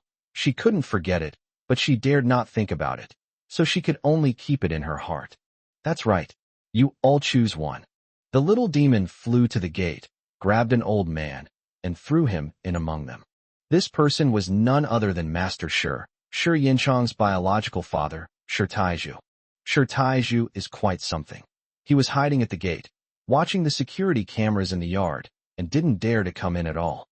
But the little demon discovered him, so naturally she couldn't let him escape. He personally lost his eldest son for the sake of those illegitimate children, but unfortunately, none of his 8 illegitimate children were his biological offspring. Madam Shi suddenly looked at Shi Taizhu, who had just returned. Illegitimate child? 8 more? He lost his eldest son himself, it wasn't the nanny's fault? 184, Reincarnation. Before Shi Taizhu could even get up from the ground, Madam Shi had already rushed over, using the 9-in white bone claw, with no hesitation. You old geezer, how dare you? I told you long ago that you have oligospermia, and that you will never have another child besides my eldest son. How could you not believe me? None of your many illegitimate children are your biological offspring. I'm going to kill you. If it weren't for you, my precious son wouldn't have suffered so much. At this moment, she had truly gone mad. The thought that her husband was such an ingrate made her grit her teeth in hatred. Sure Taiju also heard Guye's thoughts, but he simply couldn't utter a single word. Now he wanted to resist, but when he heard the woman say that none of the bastards outside were her biological children, he felt like his world had collapsed. Impossible. My Sure family needs to expand and grow. Such a vast fortune cannot be given to just a young boy. You old slut. Go to hell. I am the head of the Sure family. I should not die. My son is my own flesh and blood, and he's also a member of the Sure family. You go out and be punished first. You go first. Sure Taiju couldn't accept that fact and directly pushed his wife, who had shared his hardships, away. Madame Sure forgot her anger from a moment ago. She remembered that the most important thing now was to stay alive. She cried her heart out. I can't die. Without me, you would all starve. Chang'er, don't listen to your father. He has illegitimate children outside. If he dies, those illegitimate children will have no chance of inheriting the family property. Let him die first. Let him die first. Madame Sure knew her son very well. She had long known that her son was a coward who loved to live and was lazy and gluttonous. Give him benefits, and he'll be on good terms with you. Otherwise, there's no point in discussing anything. Sure Taiju flew into a rage. You wretch. You actually instigated my son. Sure Yanchong, have you thought this through? I am your biological father. Whether you can inherit the family fortune is entirely up to me. Sure Taiju knew his son's character better than his wife did. He had suffered hardships outside for many years, and it's true that he only cared about profits, but he also clearly distinguished between the big and small kings. Although Lady Wang doted on him, it was useless. She had no say in the Sure family. If you want to gain benefits, you have to be good at it yourself. Sure Yinchong looked at his parents, and suddenly pointed a finger at Sure Yanchen. Why not him? He's still registered in the Sure family's household register. We've become like this because of him. He's the one who deserves to die. Guyi remained silent, only kicking him repeatedly until his face turned into a pig's head. Sure Yanchen is my man. How dare you compare yourself to him? It's laughable. Choose or not, or we'll all die together. They've given them face, and they still dare to choose the Demon King. Sure Yanchen was deeply moved, although he had indeed been living a good life before the real young master returned. I've never felt so valued before. Master Gu has been too good to me. I must take care of him in his old age and see him off when he dies. If Guyi could hear Sure Yanchen's true feelings, he would definitely thank his ancestors for 8 generations. He's only in his early 20s, but he's already thinking about how to care for his parents in their old age and see them off when they die. What a wonderful ghost king. Sure Taiju and his group originally wanted to use moral blackmail against Sure Yanchen, but before they could say a word, they saw Sure Yinchong being punished. So they all muted their microphones and dared not say anything more. That Master Gu beat people too hard. Even his young and strong son couldn't stand it, let alone them. Sure Yanchen is not a biological son of the Sure family, so even if that female ghost wanted revenge, she wouldn't go after him. Damn it. Sure Taiju and his wife are now filled with regret. They wish they hadn't let their son come back first. That way, if something like this had happened, someone would have been able to take the blame. Chang'er, choose your dad. Don't forget, there's no one better than your mother in this world. Madame Sure took the opportunity to persuade Sure Yinchong. Sure Taiju was trying to seduce Sure Yinchong with promises of benefits again. The old steward's eyes darted around, as if he had thought of something, but he dared not speak. Guyi crossed his arms and said, 10 seconds left, 10, 9. As soon as he finished speaking, Sure Yinchong trembled with fear and quickly pointed at Madame Sure. The old butler also pointed at Madame Sure. Madame Sure broke down instantly, bursting into tears and then launching into a tirade of curses. They started arguing again and even got into a physical fight. Guyi laughed loudly. Ha ha ha, you've exceeded the time limit and also violated the rules. I've already said it has to be voluntary. But it's clear that some of you weren't there voluntarily. You were forced. Shirtaiju snapped out of his daze and shouted defiantly, "Are you kidding us? Guyi. So, I was just messing with you guys. How about that? Little demon, take your revenge in your own way. Ha ha ha, you're about to die, and you're still acting like a big shot in front of me." Back when they bullied Xiao Yao's family, why didn't they ever think of playing a trick on them? But it doesn't work with them. What do they have that others don't? Oh, they have shamelessness. Looking at the Shi family's appearance, Xiao Yao thought of her own family back then. She looked at Gu Yi gratefully and bowed respectfully to him, saying, "Thank you, Master Gu." Then, she rushed over and used all the torture her family had suffered on them back then. Gu Yi drew a soundproof talisman to ensure it wouldn't disturb the neighbors. Then, Gu Yi and Shi Yanchen witnessed a horrific torture. This kind of torture was more than 10 times more cruel than what Shi Yanchen suffered. Shi Yanchen's face was deathly pale, but he felt extremely pleased. Good and evil will eventually be rewarded. It's just that the time for retribution hasn't come yet. Shi Yanchang was tortured beyond recognition, yet he was still roaring and cursing at Shi Yanchen. But later on, he no longer had the strength to say a single word. He is now filled with regret. If he had known it would end like this, he shouldn't have come back to claim his family. Or rather, after recognizing the relatives, they quickly took a sum of money and ran away. Despite suffering for years away from home, they come back and don't have many good days. Instead, they are tormented. That's unfair. Even knowing he was tortured to death, he still felt it was unfair. 30 minutes passed quickly. After Xiao Yao's fierce revenge, they all lay on the ground, barely clinging to life. At this moment, Gu Shi appeared out of thin air, and those large characters reappeared in the void. It's time to hit the road. He addressed the 3 people on the ground, reciting their names, dates of birth, and dates of death. The 3 souls were like tattered pieces of paper, about to scatter in the wind. Gu Yi drew a talisman with his bare hands, and said calmly, 11. This talisman can help you complete the task. You're welcome. If we don't use this talisman, they'll be completely annihilated, and then 11 won't be able to explain himself. I'm just a kind-hearted person. Gu Shi was just worried, but Gu Yi stepped in, and he was extremely grateful. Thank you. He left with 3 departed souls. Not long after, Gu Jiu came over and led 2 more people away, and they left together. When it was all over, Xiao Yao solemnly kowtowed 3 times to Gu Yi, then turned and vanished into thin air. With tears streaming down her face, Xiao Mei asked, "Is the little demon no longer there? Will she be reborn?" Gu Yi drew a talisman with his bare hand and followed the little demon. Since you've met, it must be fate. As for where she'll be reborn, that's up to her destiny. I need to find that guy surnamed Zhang. He's hiding in the corpse-raising site. If we don't catch him, things will get a bit complicated. Just as he left, Shi Yanchen chased after him. Master Gu, may I follow you? Gu Yi didn't even turn his head. Let's talk about it after I'm done with my work. 185. How many ghost soldiers must there be? It was late at night. Gu Yi, accompanied by a small white snake and a female ghost, stood at a villa in the suburbs. It's said to be a villa. It should really be called a park, or rather, a park that can be raided. Such a large plot of land, and it's actually a private villa. Xiao Mei floated beside him and said, "Brother Gu, the Yin energy here is very strong. It looks like a park, but it looks more like a cemetery." Gu Yi got out of the car and slowly walked inside. Cemeterium, that's a fair description. Some rich people just have that kind of fetish, you know? Xiao Mei tilted her head, looking quite confused. Which one? I have indeed seen quite a lot, but what Brother Gu said is probably not what I have seen.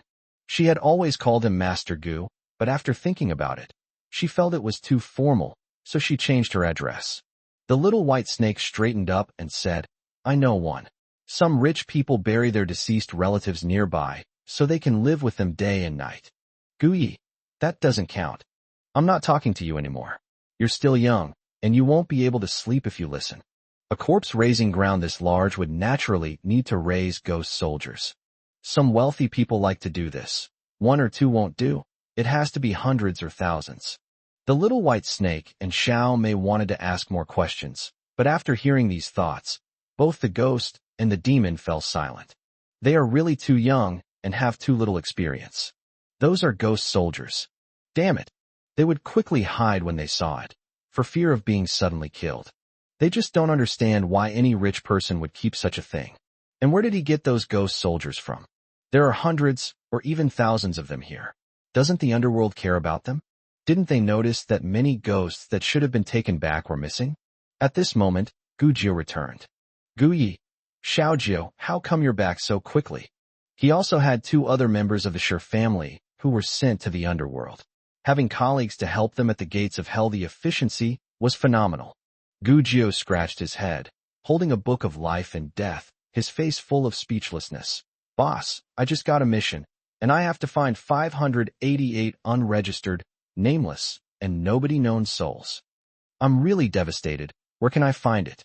I strongly suspect that my boss is making things difficult for me. Gu Yi, it's quite tragic, isn't it? A case that's been piling up in the underworld for years is being assigned to a penniless and incompetent civil servant. To put it bluntly, isn't this just finding a scapegoat? Gu Jiu suddenly realized what was happening, grabbed Gu Ye's leg, and knelt down on the ground. Boss, you have to save me. We civil servants in this batch are actually all from the same term. We are really unlucky. We didn't have a previous term. Many of the previous 2 terms failed to complete their tasks and were eventually dealt with by being executed. Wah, I still want to work for my boss for 500 years. I don't want to just die like this. He cried terribly, but he was also very earnest. Without money, power, or connections, living is hard, but dying is even harder. Gu Yi patted his head. Get up. You're lucky. What can I say? I came to see that guy surnamed Zhang, and here he is. He's got this knack for taking the blame. I'm starting to suspect his boss did it on purpose. Ergu, can you find out anything about the situation in the underworld? Gu Jiu heard Gu Ye's thoughts, then wiped her nose and got up. Not long after, the system sent over a document.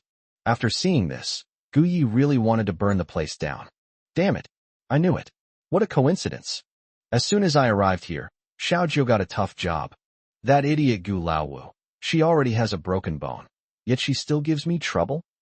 I should have broken her bones from the neck down. Little white snake. What's wrong with that 5th son of the Gu family? He's got no brains at all. Xiaomei. I really want to teach her a lesson, but my power doesn't allow it. Gu Jiu. They're framing us civil servants. When the brothers get back, we'll discuss how to deal with her. How did that woman manage to contact the higher-ups in the underworld? Isn't she just a lowly head of the Demon Suppression Division? The territory of the living and the dead are not interconnected in many ways. Gu Yi strode inside, following the navigation of the ergo system, and first came to the edge of a puddle, stepping into it. Oh dear, who was so blind to guess my old woman's legs? A faint, old woman's voice came from underground. Gu Yi. Grandma, you've waited for 80 years. Are you still going to wait? If you keep waiting, your old man will be getting married by now. Since we can't get any real gossip lately, let's eat some old ghost stories. I'm quite the expert at gossiping. Gu Jiu. Is there an old woman's remains underground? How come I didn't see it? I didn't learn any of these things before I graduated. Suddenly a gust of cold wind blew by, and they were almost knocked off their feet. She quickly hid behind Gu Yi, only to find that there wasn't a breath of wind at all. After the eerie wind stopped, an old woman with a cane and a hunched back appeared. Who do you think you are, spouting nonsense here? The old lady looked to be quite old, but she was in good spirits and had a loud voice.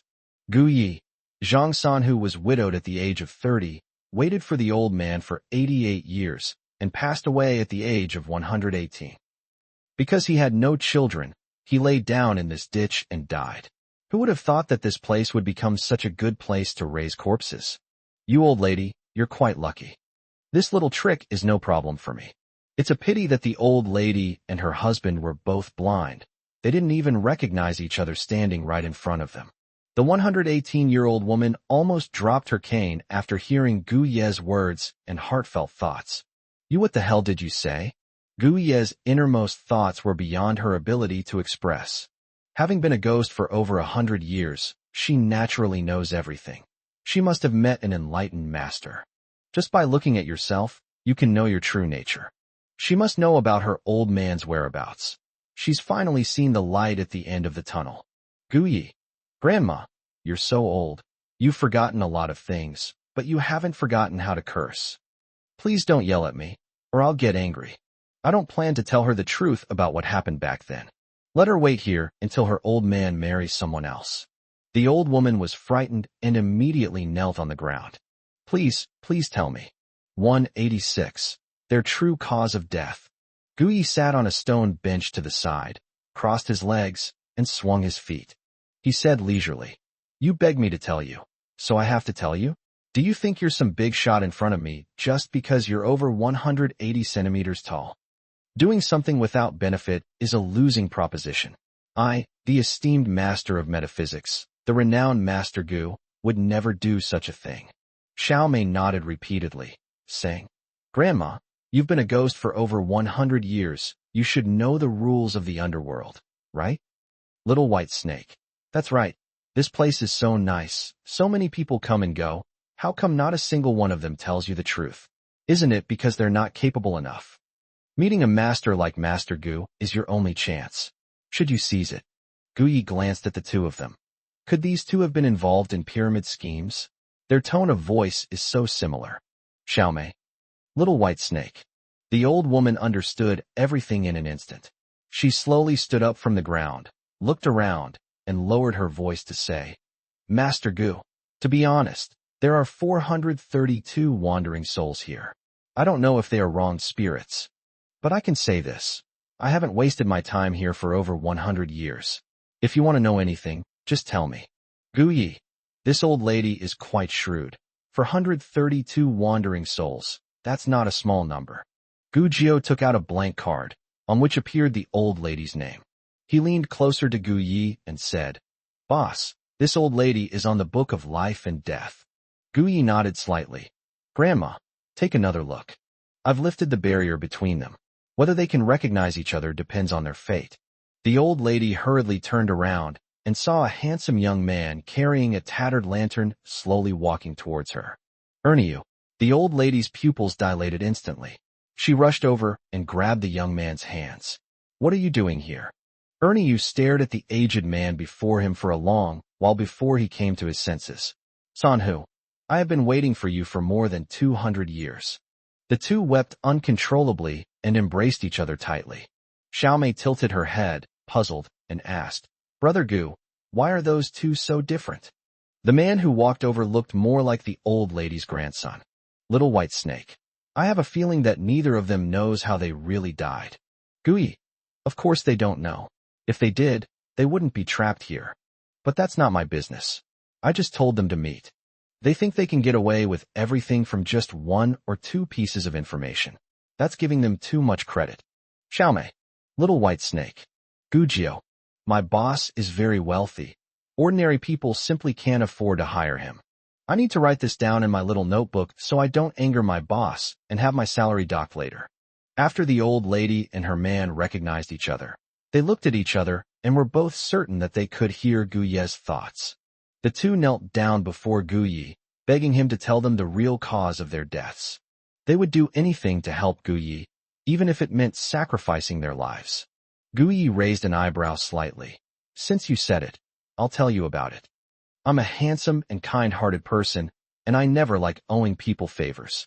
After all, some people you only meet once, so there's no need to get involved in unnecessary entanglements." So he told the story of the elderly couple's life. More than 200 years ago, Ernie heard from the villagers that he could make money by mining gold in the mountains. He wanted to give his newlywed wife a better life and also wanted to save some money for his future children. So he took a lantern and rushed to the gold mine overnight. But halfway there, he met Sanhu. Sanhu told him that he was taking the wrong route and that she knew a shortcut.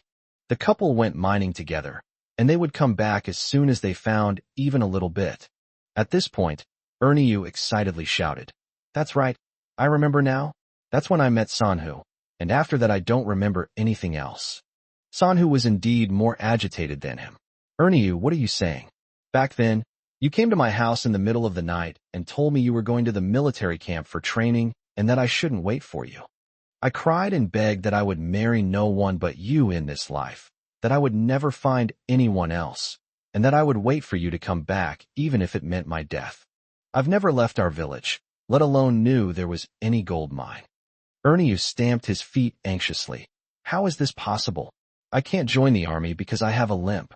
Otherwise, I would have gone to the military camp to make money long ago. Why would I be digging for gold? Besides, I was afraid you wouldn't want me to go, so I didn't dare to go to you at all. The two of them mentioned some other details, but none of them matched up. They both panicked and turned to look at Gu Yi. Master Gu, what exactly is going on? Could it be that someone is interfering? Gu Jiu also looked at Gu Yi. These lowest-ranking civil servants were only responsible for collecting souls and would not know the cause and effect. Furthermore, they wouldn't know the detailed information about the parties involved. To be precise, they don't have that authority. Gu Yi tapped his knee with one hand and said, I have no comment on that. How am I supposed to tell them? Should I tell them that the real culprit behind this is the ancestor of this corpse-raising ground? And that so-called ancestor was actually just a used woman? TSK, old ghosts like them, thinking themselves knowledgeable and worldly wise, would never believe that. What? A single shoe can fool them like this? The two wronged souls stared wide-eyed in disbelief. They really had to admit that they had never seen it before. Gu Yi, I can't find that here either, but what I want to tell you is that after Ernie met Sanhu, he followed him into Jinshan and did spend Yish's gold mine. It's possible that the location where he was dug was so good that it triggered an avalanche, and he was buried there. As for Sanhu, she could have lived another 20 years. The reason she collapsed in the puddle was not her own choice, but because someone coveted her longevity and wanted her to protect their descendants. Sanhu, think carefully, before you die, was there anyone who approached you and gave you any great benefits? What kind of benefit might it be that isn't gold or silver jewelry, but rather something that makes you feel extremely grateful? If she remembers, perhaps she can find the owner of that shoe. 187. The fate of a great philanthropist. Grandma Zhang frowned deeply, but after thinking for a long time, she still couldn't remember. It's been so long. How could I possibly remember so much? Because she couldn't remember, she felt a pang of guilt and hugged Ernie, crying again. Wah, Ernie, it's all my fault. Ernie, don't worry. Anyway, we finally met. What could be more important than that? Grandma Zhang was very stubborn and said angrily, that won't do. I have to remember. Who on earth harbors such hatred for us? Not only have they prevented us from seeing each other while we're alive, but now even in death, we won't recognize each other. Even after racking her brains, she still had no clue, and in the end she could only look at Gu Yi again. Master Gu, are there any other clues? Old Mrs. Zhang knelt on the ground again. I can find the location of the 432 wandering souls I mentioned before. I beg the master to give me further guidance. I want revenge. I can't let this go. When Ernie heard what she said, he was so frightened that his back was covered in cold sweat, and he hurriedly tried to pull her up. But Grandma Zhang said, I'm not afraid. We've been framed for so many years, and besides meeting Master Gu today, who else can we seek revenge on? So what if my soul is scattered? Ernie couldn't help but blurt out. What if no one worships them in the future? Don't you think about our descendants? Grandma Zhang. So many years have passed, and no one has come to pay their respects, but we've still managed. Where would we get any descendants? Neither you nor I have any children. Gu Yi, won't the truth eventually come out through all the arguing? Either Ernie has a child, or Sanhu. The two vengeful ghosts froze for a moment, then almost simultaneously exclaimed, we didn't. Ernie, Sanhu, you really have to believe me. Before we got married, I absolutely had nothing with any other woman. And I don't have any nephews, only 3 nieces. Sanhu, I didn't either, not even until the time I die. She paused suddenly at this point, her dim, yellowish eyes almost bulging out of their sockets. To think I do. Ernie's face was contorted with rage. Sanhudo, you know what you're saying? Xiaomei. Little white snake. The human world is so complex. More than 100 years have passed, and people still remember that they have descendants. Gujio, is it that exciting? Gui, take your time. That matches up perfectly. Sanhu suddenly turned his head and looked at the location of his own remains, and suddenly he understood everything. She lunged at him frantically, reaching out to dig up her own corpse. He dug while roaring angrily, damn it, they all deserve to die. I must have been blind to have sheltered such a beast. Ernie was stunned. He had no idea what was wrong with his wife, but judging from her appearance, he knew she had been deceived. Sanhu, stop digging. You can't dig any further. Have you forgotten? We've been dead for many years. Sanhu ignored his words and just kept digging. Even though he didn't catch anything, he still couldn't stop. Guyi, she remembered. She hated herself. 3 months before she died, she had adopted a son and even added that person to the Erniu family genealogy. Not long after, Sanhu died. However, after her death, the adopted son's family quickly enjoyed good fortune, becoming wealthy and prosperous. Many years have passed, and that family has become the richest in the area. Even if they bully men and women, no one dares to mess with them. Hearing Guye's thoughts, Ernyo stared blankly at Sanhu. That is real? Sanhu had stopped digging. She collapsed to the ground, muttering to herself. I remember now. Back then, I was on my deathbed, and I had no will to live. I just wanted to die. My neighbor was kind and helped me find a barefoot doctor, and he has been taking care of me ever since. I am very grateful to them for leaving all our belongings to them. My neighbor told me the truth. They had come here as refugees from famine and had no ancestral home in the area. Because of this incident, I was looked down upon in the area, and a young grandson in my family wanted to recognize me as his grandmother. I knew I was going to die soon, and they had genuinely taken care of me for so long, so I agreed. I really didn't think much about it. I just felt that I was an old woman who was about to die and had nothing of value. What benefits could people possibly gain from recognizing me as their grandmother? I never expected that they would have such wicked intentions. What I never expected was that they weren't after my life, but rather the benefits they would gain from my death. Why did they do this? Why? Guyi stood up and said, Sanhu, you really live up to your name. You really are a tiger. Don't you ever think about why they don't serve you normally, but suddenly become so eager to please you when you're about to collapse? You're getting senile. You forgot to answer the phone too. How could they be refugees? When you were young, they bullied you. Have you forgotten? Some people just can't be saved.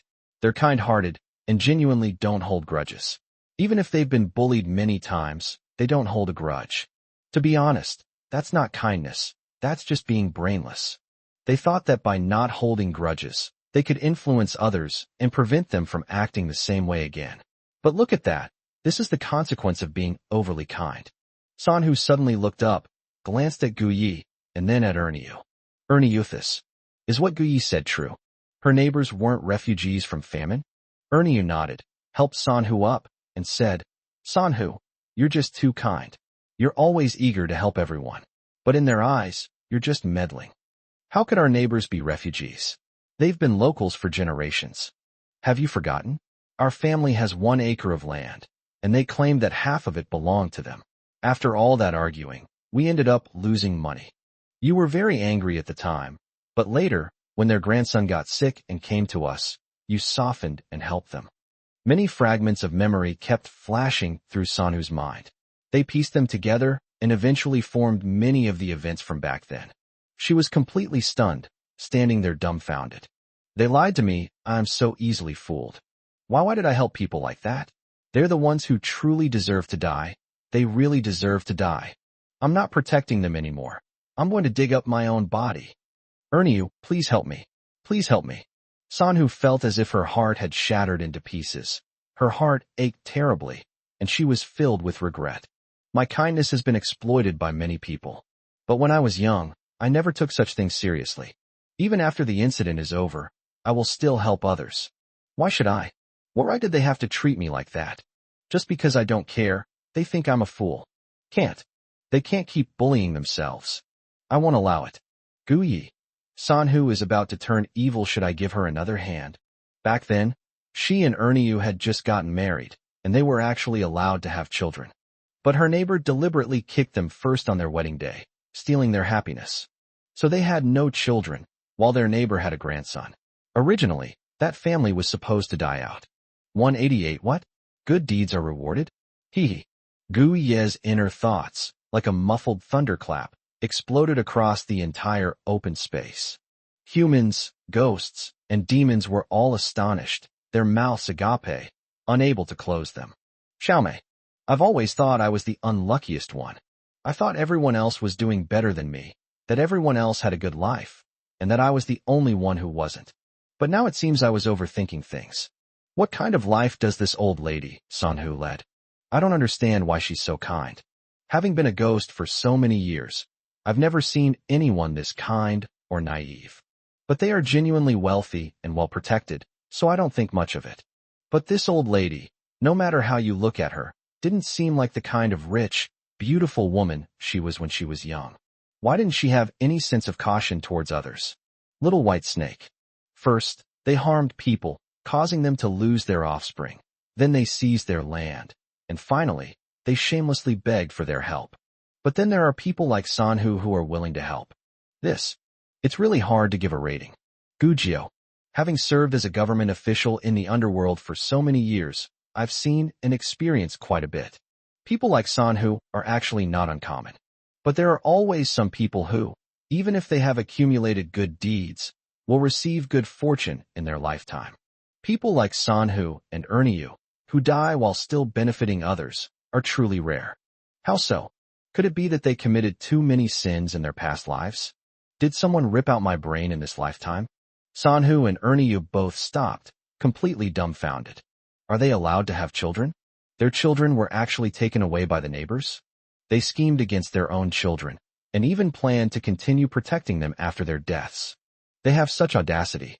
Master Gu, did we have a child back then? And that other shoe, is it from the neighbor's house too? They must have been dead for many years, right? Can we really see them again now? Sanhu spoke in the calmest tone, but her heart had completely collapsed. She was originally radiating a pure white light, but now there is a faint trail of black smoke billowing around her. Her resentment grew stronger and stronger. Guyi, that's right. You too will have children, and not just one. You too will have many children and be blessed with many happiness. But your children were taken away by your neighbors. That shoe was picked up by your neighbor from a private pile, and then a shady person performed a ritual, which led to what happened later. As for the fact that they've been dead for many years, of course they have. After Sanhu died, her neighbor died too. But that old lady was reincarnated into the Zhang family, and then enjoyed 2 more good lives. Now she's been reincarnated again, and has become the youngest daughter of the richest man, and also the most favored one. Let's not talk about these things. If we do, Sanhu will be so angry he'll be scared out of his wits. Who can she blame? It's her own fault for being so brainless. She had to suffer such a huge loss. Upon hearing Gu Ye's words and her innermost thoughts, Sanhu could no longer control herself and burst into laughter. Ha ha ha. I have lived an honest life and have never done anything to wrong anyone. But what did I get in the end? What do you mean good people get good rewards? Why don't I get any? Have I been unkind to my neighbors? Yet they're always scheming against me. Damn it, heavens. As soon as she finished speaking, Sanhu's entire soul and body swelled up, and she had successfully advanced to become a vengeful ghost. Turn around. With a single step, he shattered the void, kicked out her own corpse, and burned it to ashes. In addition, she disposed of Erniu's body in the same way. Erniu, are you willing to come with me to take revenge?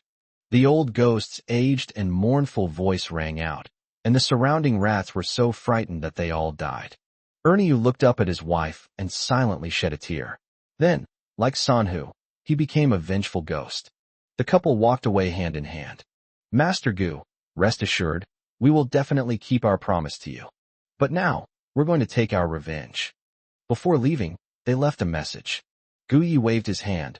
No problem. Where is the fairness in this world? I wish them smooth sailing. He drew a talisman with his bare hands and gave it to the 2 old ghosts. After finishing everything, Guyi turned and left. Gujio hesitated. Boss, I have 499 tasks. Guyi patted his shoulder. Don't worry, we can definitely finish it. But now I need to go home and sleep. I'm a human being, not a machine. I'm not going to tell him I'm going to watch those 2 old ghosts' revenge drama. Hee. Gujio. I see. Xiao Mei and Xiao Bai exchanged a glance. Both the ghost and the demon were very excited and quickly followed. How will a good person like Sanhu take revenge? And what kind of people are those other family members? The little white snake even flicked its tongue, as if saying, I really want to help. I want to tear those beasts apart with my bare hands. Gui, it's a pity you don't have hands. What kind of pipe dream is he having? Wanting to tear it apart? Ridiculous. After sitting in the back seat of the car, Gui lay down and fell asleep. He drove the car himself, but not towards the Gu family's house. Instead, he headed towards the neighboring city of Lynching. Xiaomei was driving the car, and the little white snake was acting as her guide. Xiaomei, you have no driving experience, do you? The little white snake said with obvious disdain. Xiaomei, you've driven this road before, but you don't even know the way? Little white snake, stop bragging to me. This car doesn't even need to be driven. Master Gu used a talisman himself. Xiaomei let go of her hand and laughed. That's right. We're both equally useless. Lynching. The Zhang family, the richest family in Taiwan, held a full-month celebration for their grandson today. All the prominent figures in the city came. The hall was full of distinguished guests, and they drank until the wee hours of the morning. Sitting at the head of the table, old Mrs. Zhang looked at the entire hall filled with priceless gifts and smiled from ear to ear. My son, our Zhang family has been glorious for 3 generations, and this is the 4th generation. Haven't you always wanted to know the secret of our Zhang family's glory? Grandma Zhang acted mysteriously, leaning back in her armchair. The middle-aged man sitting next to her, who had been extremely sleepy, suddenly perked up. Mom, is the time right? You want to tell me? I really want to know. Ever since he was a child, when he overheard his family elders talking, he had always wanted to know this secret. People say that wealth doesn't last 3 generations. However, the Zhang family was already incredibly wealthy, and even in the 4th generation, there was no sign of their wealth declining. His mother was old, and if she died that day, he would never know this secret. But every time she asked, Grandma Zhang refused to tell him. Now that his mother has brought it up herself, he's not sleepy at all. Grandma Zhang smiled even more smugly. Back then, after saying just those 2 words, the old butler suddenly rushed over, his face deathly pale, as if he had seen a ghost. Madam, our little grandson, he's not breathing. Dead. It should be dead by now. It was already hard when I found it. 189. May one's lineage be cut off and one's descendants be extinct. You bastard. What are you saying?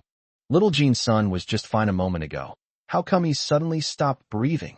Zhang Jinshan jumped up and started cursing at the old butler, wishing he could kill him. Grandma Zhang grabbed the teapot beside her and tossed it away casually. You useless good-for-nothing. The Zhang family's good days are still hundreds of years away, and you're cursing me to be childless and without descendants. Second brother, drag him out and beat him to death with sticks. I've put in so much effort to have such a great grandson. Besides, the Zhang family is blessed with good fortune. They could easily have another 3 generations. The old butler was so frightened that he trembled all over. Then the teapot hit him on the head. He wanted to explain, but he couldn't.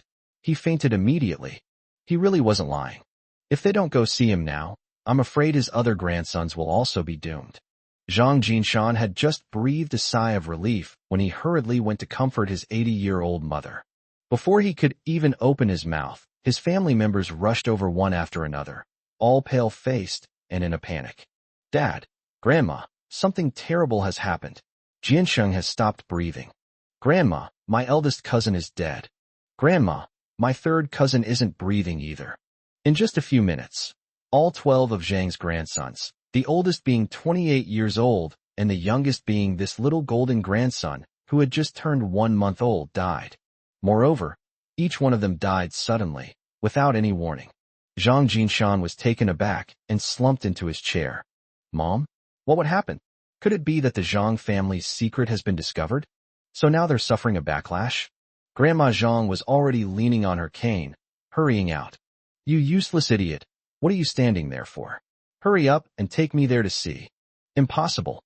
No one else could possibly know what happened back then. Of all the people alive today, only I know this. How could they all suddenly die? To be childless and without descendants. First, cut off all ties with your grandchildren. Zhang Jinshan belatedly realized what was happening and quickly followed. At the same time, the sudden change in the Zhang family's situation also attracted the attention of the guests present. They had no interest in drinking or chatting, so they quickly went over to join in the fun.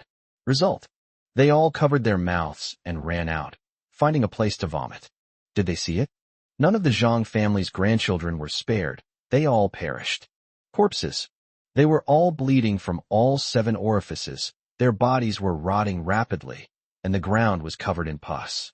It was as if they had been dead for many years, and then, after touching something, suddenly revealed their true forms. How could this happen? Could it be that the Zhang family has suffered a backlash? The grandchildren, 12 in total, from the oldest to the youngest, none of them were spared. They all died. Hurry, hurry. The Zhang family's fate is sealed. It's all over, completely over. As the guests left, they didn't forget to take the gifts they had brought with them. Those are all priceless treasures. If the Zhang family were still of any use, they would feel ashamed to show their faces. But given the Zhang family's current state, they wouldn't be foolish enough to leave behind anything valuable. The gifts that were just laid out to be filled with supplies are now all empty. The Zhang family members launched into a tirade of curses. Pooh! They think a mere few tens of millions is worth anything to the Zhang family? Take it all, we don't want it. But the women had already begun to wail and cry. Their children, grandchildren, and great-grandchildren were dead. He just died out of nowhere. Life became unbearable, and they all wanted to go with them. Zhang Jinshan was so frightened that he trembled all over and couldn't come to his senses for a long time. Mom, what's wrong? Why did our Zhang family have to suffer like this? As the eldest sister of the Zhang family, Zhang Lady barely managed to hold back her breakdown as she watched her 12 children die before her eyes. But the shock she felt was no less than that felt by Zhang Jinshan. She had a vague feeling that the Zhang family had suffered retribution. It has never been possible for something to remain prosperous forever. Old Mrs. Zhang was trembling with anger. Go find Master Zhang right now. Zhang Lady quickly sent someone to fetch Master Zhang. But before Master Zhang arrived, the police came. They received a tip from the public that a murder had occurred in the Zhang family and came to investigate. Among them was Gu Laowu, Gu Chuo. As the director of the Demon Suppression Division, she was obliged to be present when such a strange event occurred. However, Gu Laowu was quite surprised when he saw the scene. How so? She took a picture and sent it to her work group, asking everyone to investigate. However, based on her many years of work experience, the Zhang family's case is definitely not simple. When old Mrs. Zhang saw Gu Laowu, she couldn't hold back any longer and burst into loud sobs. My Zhang family has been a prominent family for centuries. There must be something unclean that is jealous of us. Our descendants are all gone. This is going to leave us without an heir. She vehemently accused the murderer, but remained silent about the secret she knew. After she had finished crying, Gu Laowu asked, Madam, shouldn't you tell us the secret to the Zhang family's rise to power?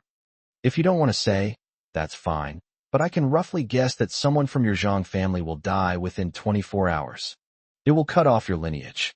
That thing will first cut off your grandchildren, and then it will be your sons next. The black-haired people all die, and the white-haired people die last. Old Mrs. Zhang didn't believe it, and she cursed at Gu Laowu. You little bitch. What do you know? You just want to find out the secret to how the Zhang family got rich. Our Zhang family descendants are scattered all over the country, and our lineage will continue endlessly, so that it will not be completely cut off. All he's got left is stubbornness. Gu Laowu curled the corners of his mouth. You're lucky to have lived to the end. After all, the one who should have been punished was actually you. Just then, the Zhang family's bodyguards ran over one by one, looking hesitant to speak. Zhang Jinshan waved his hand. Go ahead and speak. There's no one else here. The bodyguard began to report, and as a result, Zhang Jinshan was so frightened that he fainted.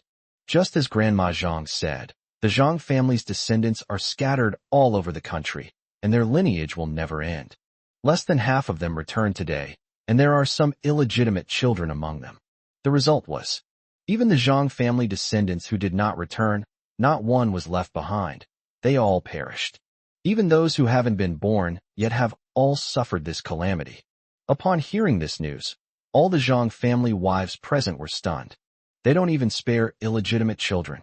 What exactly did the Zhang family do? Gu Laowu, well, old lady, aren't you going to tell us? In my opinion, your Zhang family is not just doomed to extinction, but to complete annihilation.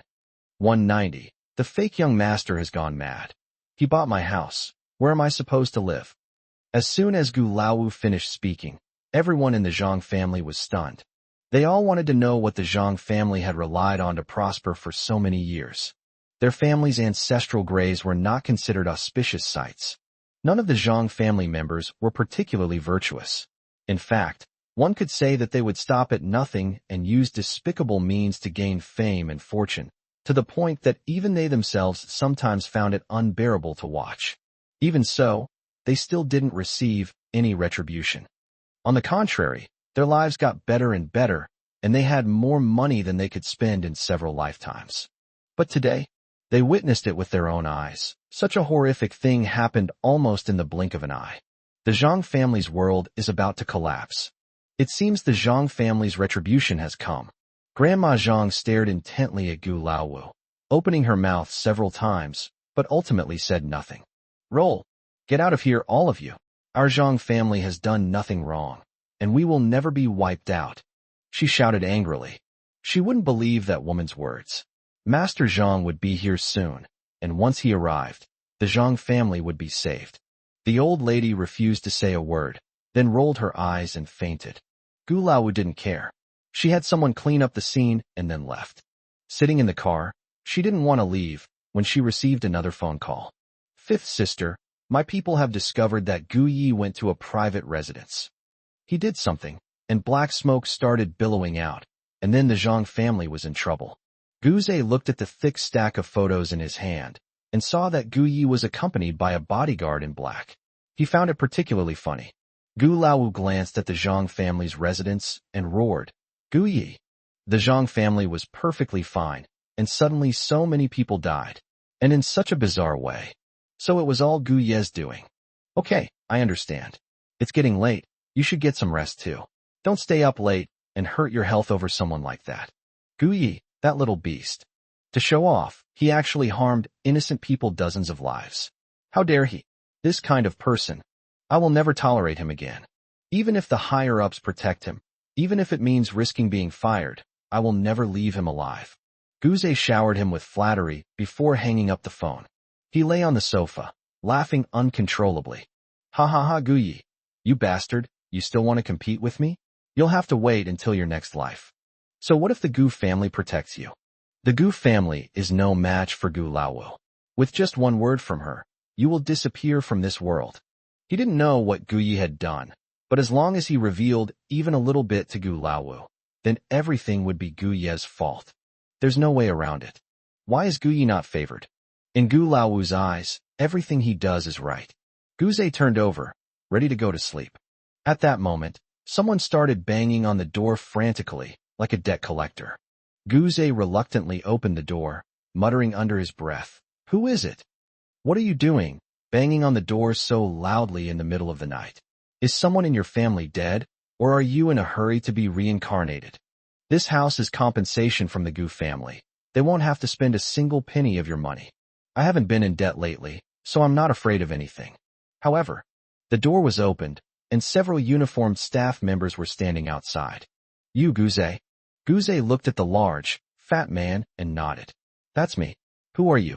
Where did this fatso come from, daring to look at me like that? You must be Gu Zhe. Now, please leave this house immediately. This house has already been sold. Gu Zhe was completely speechless. What did you say? Who are you? Do you know that this house belongs to me? I am the young master of the Gu family. To deal with these minor characters, there's no need to be too particular about the details. Just get straight to the point. The chubby staff member produced his identification and proof of property transfer. It was handled personally by Gu Chuyun, the eldest daughter of the Gu family. She also emphasized that the Gu family only has one young master, and that is Gu Yi. You are Gu Zhe, but you are a fake. I've seen you on the news. You say you are the young master of the Gu family, but you may be a different young master from another Gu family. The Gu family is no longer giving you this house. They've already sold it. You should leave now. Gu Zhe looked at the documents and listened to what he said. His small eyes almost popped out of their sockets. What's going on? Gu Chuyun personally stepped in and sold the house. And he still claims he's not a young master from the Gu family. How could that be? The house was given to them by the Gu family. They don't need the house. You wait a minute. I need to confirm this. Guze lost his earlier imposing manner and quickly took out his phone to make a call. Gu Chuyun answered the phone. Guze immediately launched into a tirade of profanities. Gu Chuyun, what's wrong with you? This house is mine. It was compensation from my parents. Why did you sell my house? Besides, before he could finish speaking, Gu Chuyun interrupted him. The Gu family has compensated you. Don't you know what you've done? The Gu family has been incredibly kind to you. Yet you went and framed the Gu family's true young master? Do you think we rich people are pushovers that you can bully at will? You take our money, live in our house, and bully our precious young master. How dare you? Get out of our house now, or those men in black will show you the serious consequences. Gu Chuyun hung up the phone before Guze could speak. Guze was unwilling to give up, so he dialed again, but the other party had already blocked him. When he tried to call other family members, he found that they had all blocked him, and some even had their phones switched off. At this moment, Guze completely broke down. You bitch. A whole bunch of despicable people. Why are they treating me like this? If it weren't for me, they would have. He was still shouting angrily when the chubby staff member walked in and said, All right, enough nonsense. Either pack your things and get out of here, or just get out. Taking money from your sugar daddy and doing things that harm him, you're the kind of person who's utterly despicable. Guze was being insulted by these unrelated people again, and he couldn't stand it anymore. You dare to insult me? What right do you have to insult me? I'll fight you to the death. Guze brandished his fists and rushed over to hit them. What kind of sugar daddy? The Gu family is all his own. He is the one who provides the financial support. If Guyi hadn't come back, if he had died out there, I wouldn't be living such a miserable life. Everything I'm suffering now is because that jinx is bringing me bad luck. 191. She regrets it so much, back then. Guze was beaten black and blue. At his feet was a woven bag that was half exposed, containing all his personal belongings from the house. It's nothing more than clothes, food, pillows, bedding, and the like. The new homeowners simply didn't like his things, so they threw them out. You bunch of snobbish bastards, you just wait. I won't let you get away with this. I will take my revenge on you. Guze wiped his face, feeling more aggrieved and unwilling than angry. On what grounds? Why is it that Gu Yi, being the same person, can live the life of a wealthy young master, while he has to be bullied and wander the streets in the middle of the night? He was unwilling to accept it. Gu Yi, if it weren't for him, he would still be a pampered young master from a wealthy family.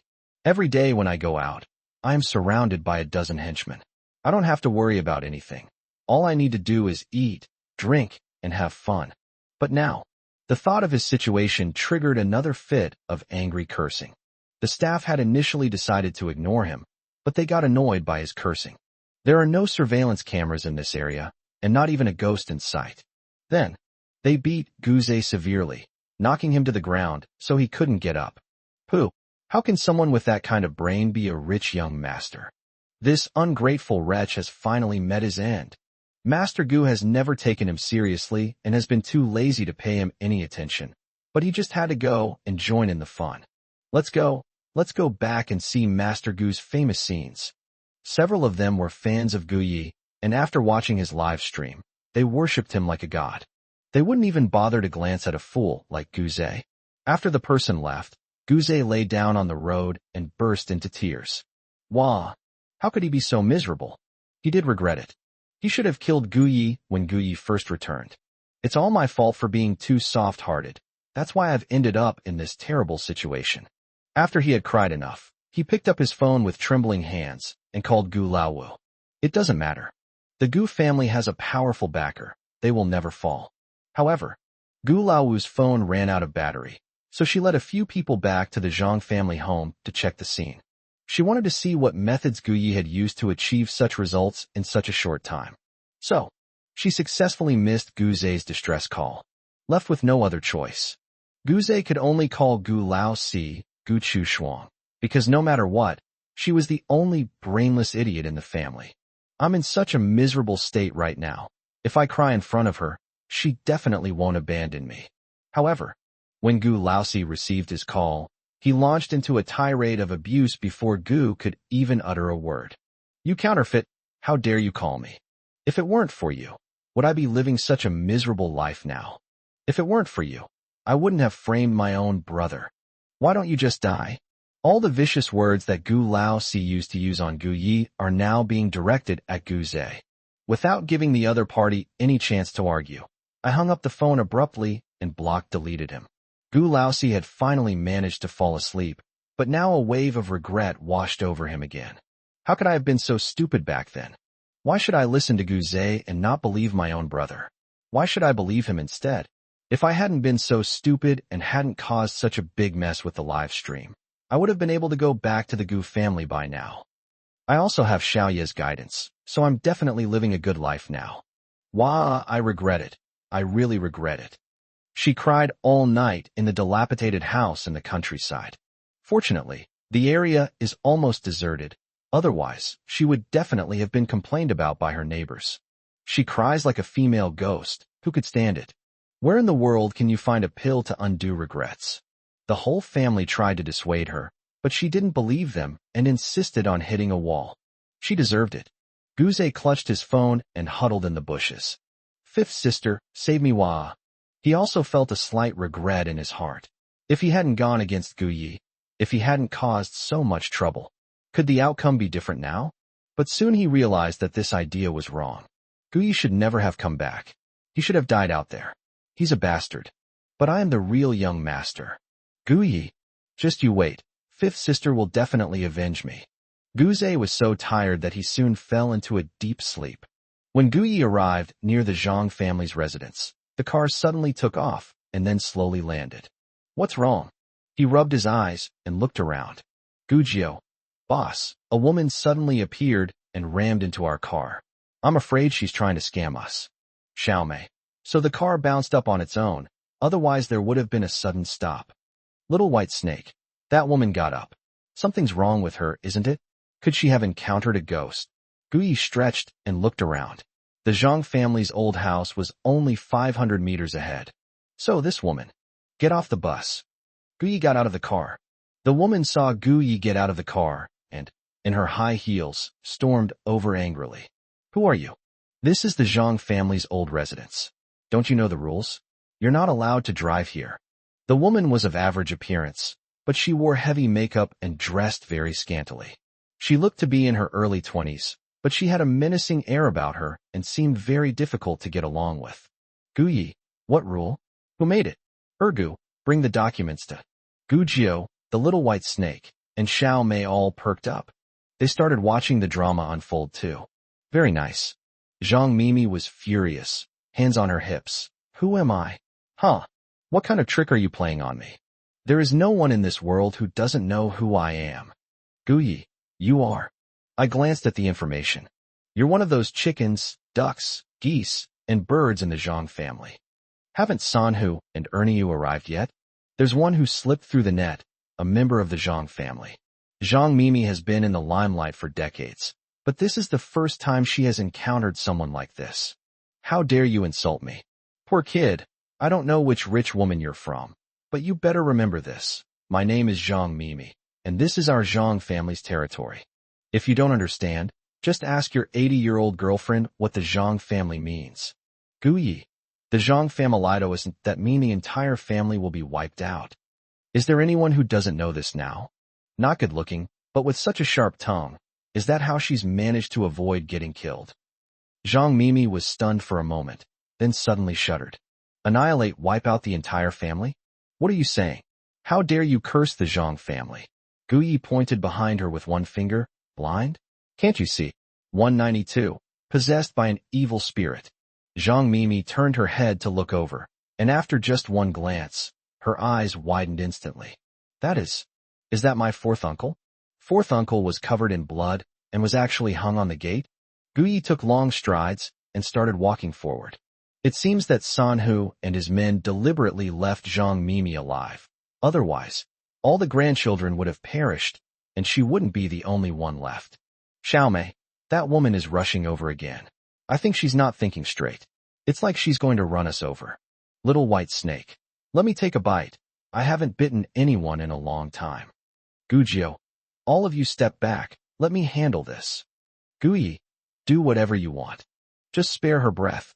After all, there's not a single good person in the Zhang family. Even a 3-year-old child is tainted by karma. No wonder heaven hasn't punished them even though their entire family is on the verge of extermination. Xiao Mei and her 2 friends felt completely confident. Zhang Mimi didn't hear Guye's thoughts, but she couldn't accept being ignored by him. Stop right there. Who let you into my Zhang family's house? You're asking for death. Zhang Mimi shouted angrily and charged towards Guyi. However, she hadn't run 3 steps when she suddenly felt a pain in her neck. She grabbed it and found it was a small white snake. Ah! Zhang Mimi casually threw away the snake in her hand and screamed shrilly. You bitch! Are you deaf? Come and help me right now. Her domineering attitude made it seem as if she were addressing her servants. Guyi pretended not to hear and walked quickly forward. Zhang Mimi was even more furious, but she was also afraid that she had been poisoned, so she could only cover her neck with one hand and run into the house to find a doctor. At that moment, a pale, ghostly female face suddenly appeared in front of them. Xiao Mei deliberately made a terrifying sound. You're Zhang Mimi? You killed my friend, and I will avenge him. Hearing such a voice in the dead of night, coupled with that face, Zhang Mimi was so frightened that she fell to the ground. Who are you? Don't come looking for me. I don't know you. Xiao Mei tilted her head, feeling it was pointless, so she let her head fall to the ground, holding it up with one hand. How could you not recognize him? His name is Xiao Shuai. He was your former assistant, and he died on his 3rd day of work. You're the one who killed him.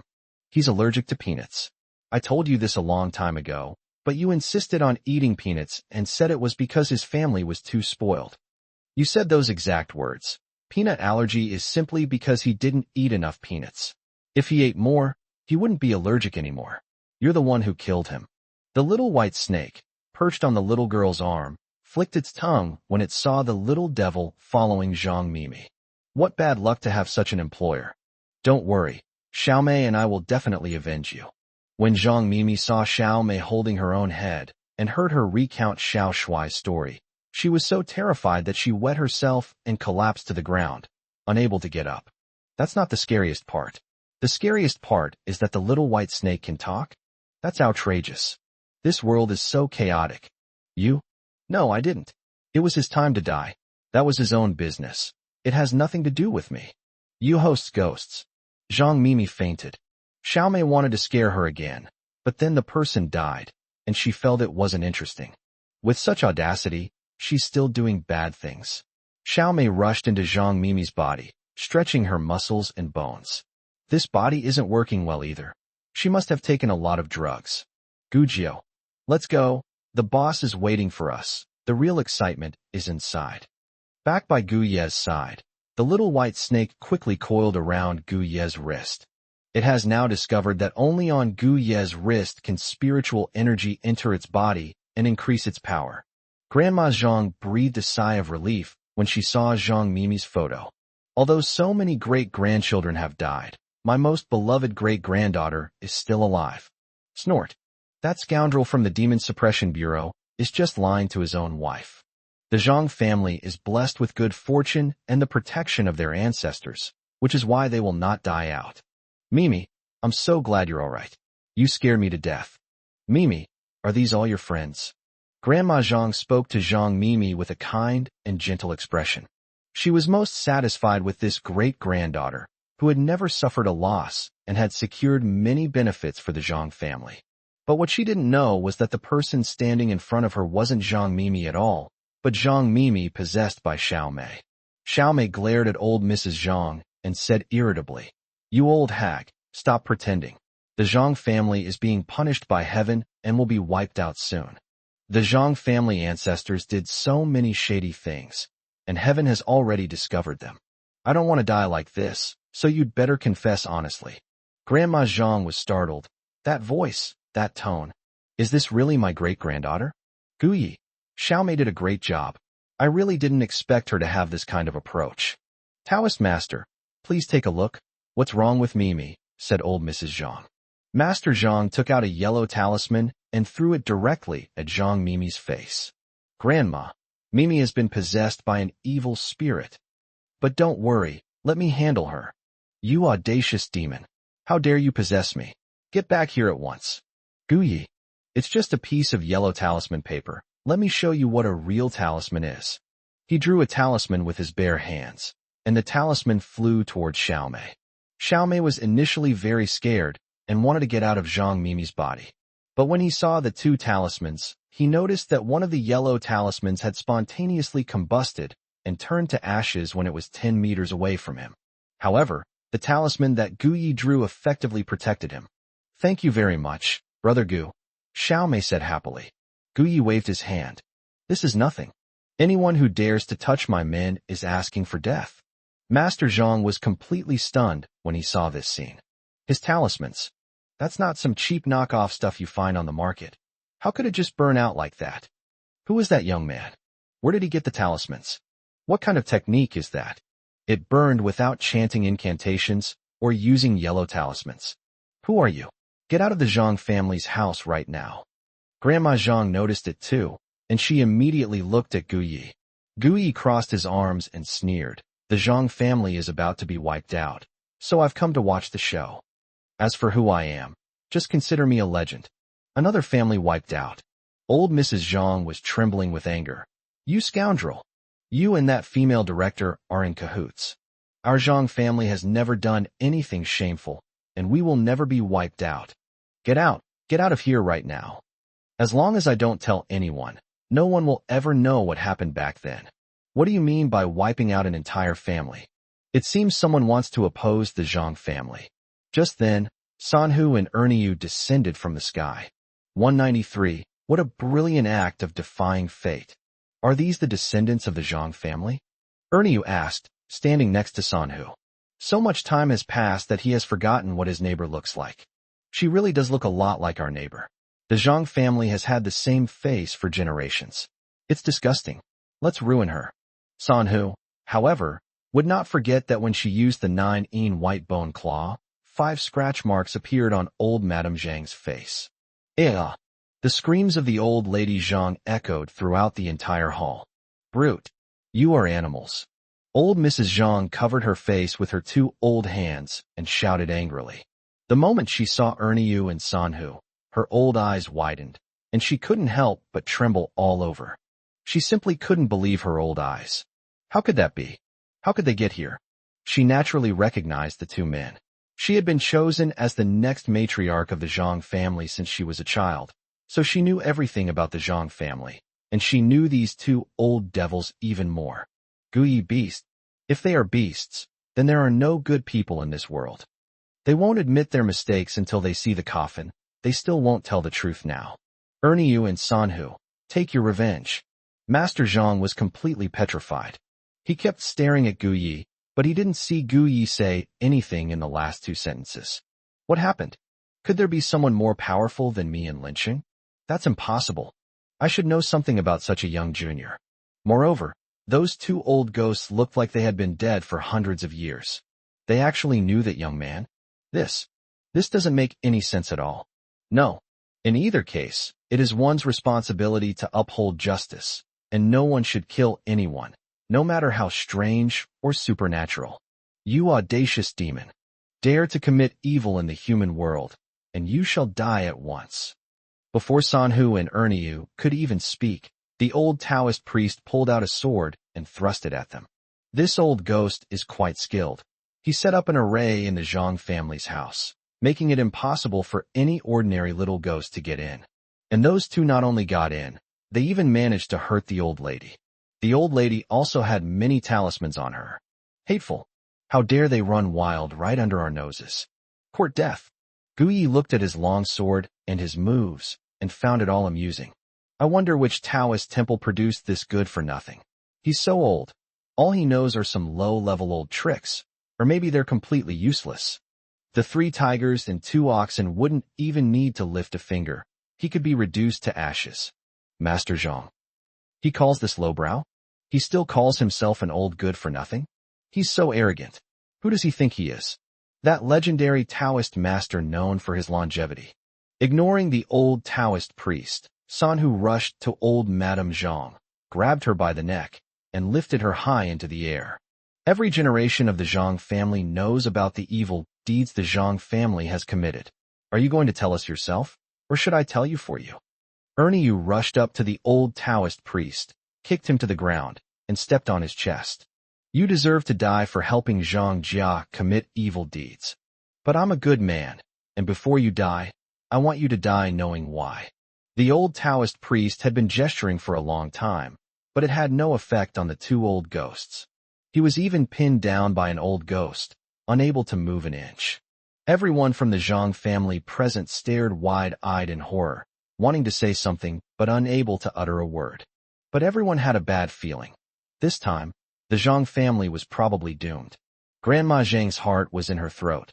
The master she had invited had also been controlled by a century-old ghost. Her heart was completely dead. He dared not say anything more and obediently gave in. I told you everything. Upon hearing her words, Sanhu threw her to the ground. Under everyone's gaze, old Mrs. Zhang slowly spoke. More than 100 years ago, our Zhang family ancestors learned that a blessed couple lived next door to us. They will achieve great things in the future. The men will attain high official positions and receive generous rewards, and will have many children and much happiness. And its blessings will extend through generations, lasting forever. Our Zhang family has been slaves for generations, and there will be no chance of us rising up within 10 generations. Why? Why do we have to live so close to each other, even though we're only separated by a wall? Why is this so unfair, God? Our Zhang family ancestor found a barefoot doctor. After we emptied our pockets and made promises, and even gave him a written promise, this old monk came up with a plan. Everything turned out exactly as Gu Yi had predicted, and this brought wealth and prosperity to the Zhang family. The dozen or so members of the Zhang family present were all deeply moved upon hearing this. The Zhang family ancestors truly had foresight. No wonder the Zhang family has been able to prosper for so many years. That old monk was truly useless. He was discovered in his own generation. After hearing this, Sanhu was still trembling with anger. Why did you do this? I have always treated your ancestors well. Grandma Zhang suddenly looked up and said fiercely, Why? What? If it were our Zhang family rising to prominence while you remained commoners, would you be content with that? Why is there such a huge difference between us, even though we are all human? Why should you be doing well if we're not doing well? You, life and death are predestined. Wealth and honor are determined by fate. That's your fate. Grandma Zhang simply didn't believe it. What fate? They even said you'd all rise to great heights. And what happened? Our Zhang family defied destiny. For over 100 years, haven't you been doing all the work for us and protecting every member of the Zhang family? We are doing well, yet you cannot rest in peace and protect us. Is this your fate? Is this what you call wealth and honor being determined by fate? We don't believe in fate. We believe in ourselves. We believe in defying destiny. She believes that everyone in the world is like her, and that they feel jealous and hateful when they see others succeed. The only right thing to do is to become successful and trample those people underfoot. Gu Yi, what a brilliant feat of defying fate. Every gift from fate comes at a price. If they had known this back then and had gotten along well with their neighbors, the Zhang family's fate would surely have been different. This is what's called the effect of doing good deeds, but instead of doing that, they tried to defy fate. This is utterly ridiculous. Sanhu went completely mad, reaching out and ripping the old woman's heart out of her chest. What a black heart. There really are black hearts in this world. Ha ha ha ha, I've been deceived for 100 years. I'm a descendant of such people. This is my retribution. Yu also took action, killing every member of the Zhang family present. In an instant, screams filled the hall. No, we are innocent. You can't treat me like this. Help! A demon is killing people. No matter how much they screamed, the ending was always the same. In this way, the Zhang family will truly be wiped out. However, only Zhang Mimi remained, and Xiaomei emerged from her body. Zhang Mimi was so frightened that she knelt on the ground and kept kowtowing and begging for mercy. I beg you, please let me go. If you let me go, I'll tell you a big secret. 194. Heavenly lightning is already on its way. Just wait to be punished by the heavenly Tao. Guyi. Zhang Mimi isn't pretty, but her thoughts are certainly beautiful. What big secret? What's so interesting about the Zhang family's petty secrets? Worried that Sanhu would be fooled by Zhang Mimi, Xiaomei quickly flew up and shouted, Sanhu's grandma. Don't believe her. She's talking nonsense. I possessed her just now and discovered that all she does is harm people. She has no other skills whatsoever. Moreover, she has 15 murder cases on her hands. Even if she dies, she will go to hell. Guyi looked at Xiaomei and said, You're quite clever. Sanhu, let's make our move. What you two have done has now escalated from revenge to acting on behalf of heaven. Your merits are yours alone. No one can steal them from you. Hearing their words, Zhang Mimi stopped pretending and roared fiercely. What I do is none of your business. I didn't kill anyone. Those people deserve to die. Who told them not to help me? Who told them they weren't as powerful as me? They were my slaves, and they deserve to die. And you two old devils, I don't know what methods you used to escape from that place, but let me tell you, you will never have that kind of fate again. You are nothing but stepping stones for the Zhang family. You will never be able to rise above your circumstances, not even in your next life. This is your fate. The fate of the Zhang family is tough. You can't kill us. She pulled out a knife from somewhere and stabbed Guyi. You bitch. You know too much. Go to hell. I am the future leader that the Zhang family is grooming for this generation. Although my great-grandmother explicitly told me about the Zhang family's secrets, I already know them all. So what if we take away their good lives? Being able to snatch it away takes real skill. They're just being kind-hearted. That's their fate. Guyi stood still, a smile on his face. She thought the Zhang family had done the right thing, and that it was all because Sanhu and Erniu were kind-hearted. But alas, this is the Zhang family's doom. They brought this upon themselves. Sanhu rushed over and ripped out Zhang Mimi's heart again, only to find it was still a black heart. Zhang Mimi, holding a knife in one hand, her eyes wide open, fell straight to the ground, dying with her eyes wide open. Guyi didn't even glance at her, but looked at the extra ghost that had appeared in the void, which was Zhang Mimi. She stood with the Zhang family's dead ghosts, who were imprisoned by Guyi. Although each of them was full of resentment, they couldn't break free at all. Guyi, now you see. No one can escape fate. It's ridiculous that you steal from others and feel proud of it. What goes around comes around. No one escapes the wrath of heaven. Having stolen someone else's things and enjoyed them for so many years, if they could do some good deeds, then at least they would have some conscience. But they didn't. For over 100 years, in this generation alone, not a single member of the Zhang family has a clean record. I've truly never seen anything like it.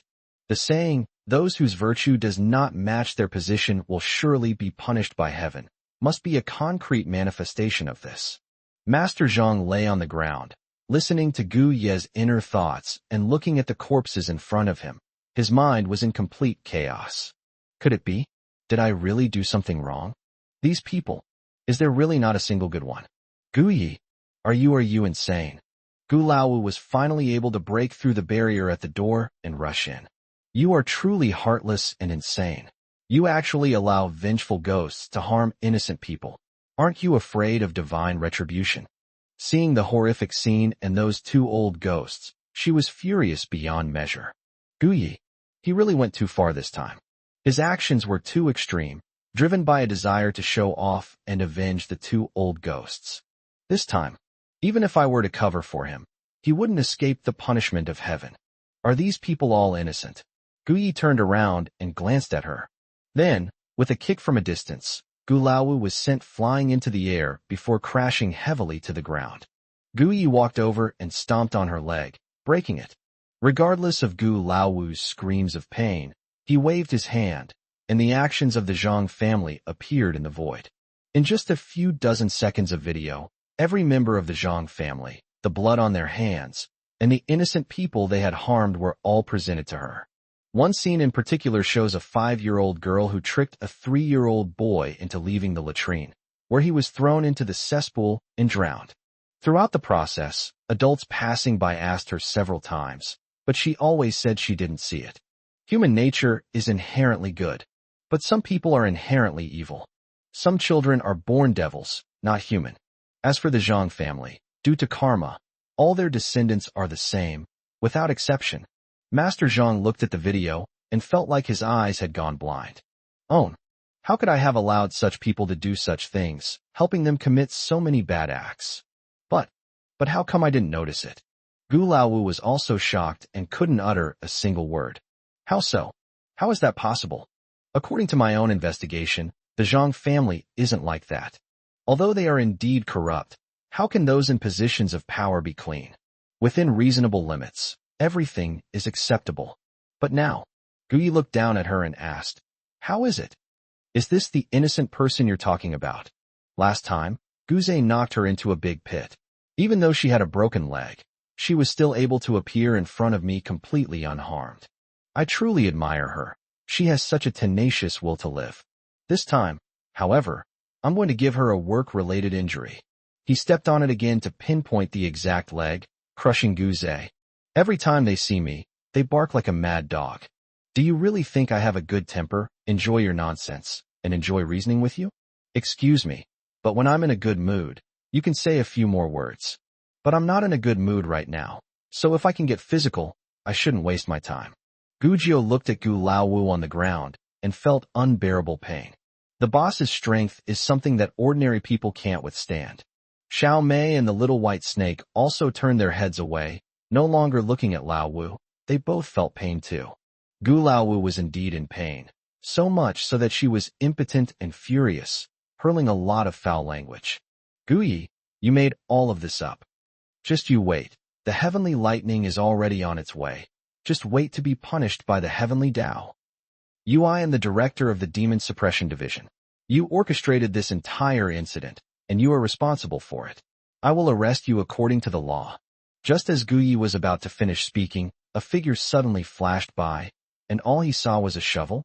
195. Bauer is here. Guyi gets promoted, director of the Demon Suppression Division. A figure flashed by, and Guyi only saw a shovel. By the time he realized what was happening, Gu Laowu at his feet was gone. That's it. I can't be seeing things, can I? Why do I feel like the person I just saw was Bao? Gujiu looked around, then suddenly pointed to the door and said, Boss, Director Gu is over there. But that woman, who is she? Xiao Mei was already trembling. Oh my God, was that a girl? I thought his back view would be quite handsome, but he's just too fierce. The little white snake exclaimed, My goodness. I've lived for hundreds of years, and this is the first time I've ever seen such a powerful woman. Is she a professional at digging holes and burying people? Do you humans have such a profession? Guya's lips twitched. That's Sister Bauer, Feng Baobao, my fiancée. She didn't study that major, but she was definitely a professional in it. Digging a hole and burying someone is a piece of cake. It's been so long, and she hasn't contacted me. I thought she had gone abroad to study. His sudden appearance today really startled me. Gu Jio and the others all turned to look at Gu Yi again. The boss's fiancée? Feng Baobao. The two of them standing together really look like a perfect match. The man is handsome and the woman is beautiful. That is why such an extraordinary woman could only be controlled by her own boss. Anyone else simply couldn't handle her. That side, Feng Baobao performed a series of amazing feats, digging a hole, burying the person, covering it with soil, and watering it. The whole process takes only 5 minutes. Gu Laowu, who had been buried by her, took a long time to come to his senses. He was furious and shouted desperately, Feng Baobao, are you crazy? I am Gu Chu, the director of the Demon Suppression Division. How dare you treat me like this? Release him right now, or don't blame me for being impolite. What exactly happened? Why did Feng Baobao suddenly come over? Does the Feng family really intend for Gu Yi to become their son-in-law? Feng Baobao glanced at her and sneered. The head of the Demon Suppression Division? You really know how to daydream. Didn't you even read the notice? You're fired. You're nothing now. Oh no, you've offended my boyfriend. You're a piece of trash I need to deal with. What? Gu Laowu was completely stunned. She doubted she had heard correctly. I was fired? How come I didn't know? That's impossible. Although the new leader doesn't like him much, she doesn't have the authority to fire him yet. Feng Baobao, you really are in cahoots with Gu Yi. You actually fabricated false information. You'd better let me go right now, or you'll regret it. I wasn't fired. Nobody can fire me. But no matter how much she yelled, Feng Baobao ignored her and focused on burying people alive. Having no other choice, Gu Laowu could only look at Gu Yi, who was not far away. Gu Yi, are you blind? Come here right now and tell Feng Baobao to let me go. You two are in cahoots. I will not let you get away with this. Gu Laowu finally understood that Gu Yi must have tricked Feng Baobao into bullying him. That bitch Gu Yi, he doesn't dare to deal with her himself, so he brings in the pampered young lady of the Feng family. He's such a good-for-nothing. Gu Yi walked over, looking down at Gu Laowu from his elevated position. Gu Laowu, you're not smart enough. You're completely incapable of being the head of the Demon Suppression Division. You kept saying you wouldn't let us go, yet you told me to let you go. Am I stupid? Why would I let you go and let you bully me? After he finished speaking, he praised Feng Baobao. Sister Baobao, you did a great job. I didn't know Gu Laowu had been fired yet. Thankfully she told me, otherwise I would have had to pull some strings again. Sanhu and Erniu hid to one side, watching Feng Baobao. The two of them huddled together. That girl is so pretty, but she's also incredibly fierce. They were all a little scared, even though they were vengeful ghosts. Only Master Gu could tame a girl like that. I just don't know who she is, that she was able to bury the head of the Demon Suppression Division. When Feng Baobao heard Gu Yi praise her, she smiled broadly. Young master, you have excellent taste. Gu Laowu has been fired. From now on, you will be the director of the Demon Suppression Division. After dealing with Gu Laowu, Feng Baobao wiped her hands and patted Gu Yi on the shoulder. Gu Yi? What? I was promoted directly to director of the Demon Suppression Division. My promotion speed is comparable to riding a rocket. Gu Laowu looked completely dumbfounded. She had been fired, and Gu Yi had replaced her instead? How is that possible? Gu Yi lacks the necessary education, experience, and skills to match mine. And that female leader had absolutely no authority to do that. You two are too presumptuous, fabricating one false message after another in front of me. Gu Yi, I order you to release me right now.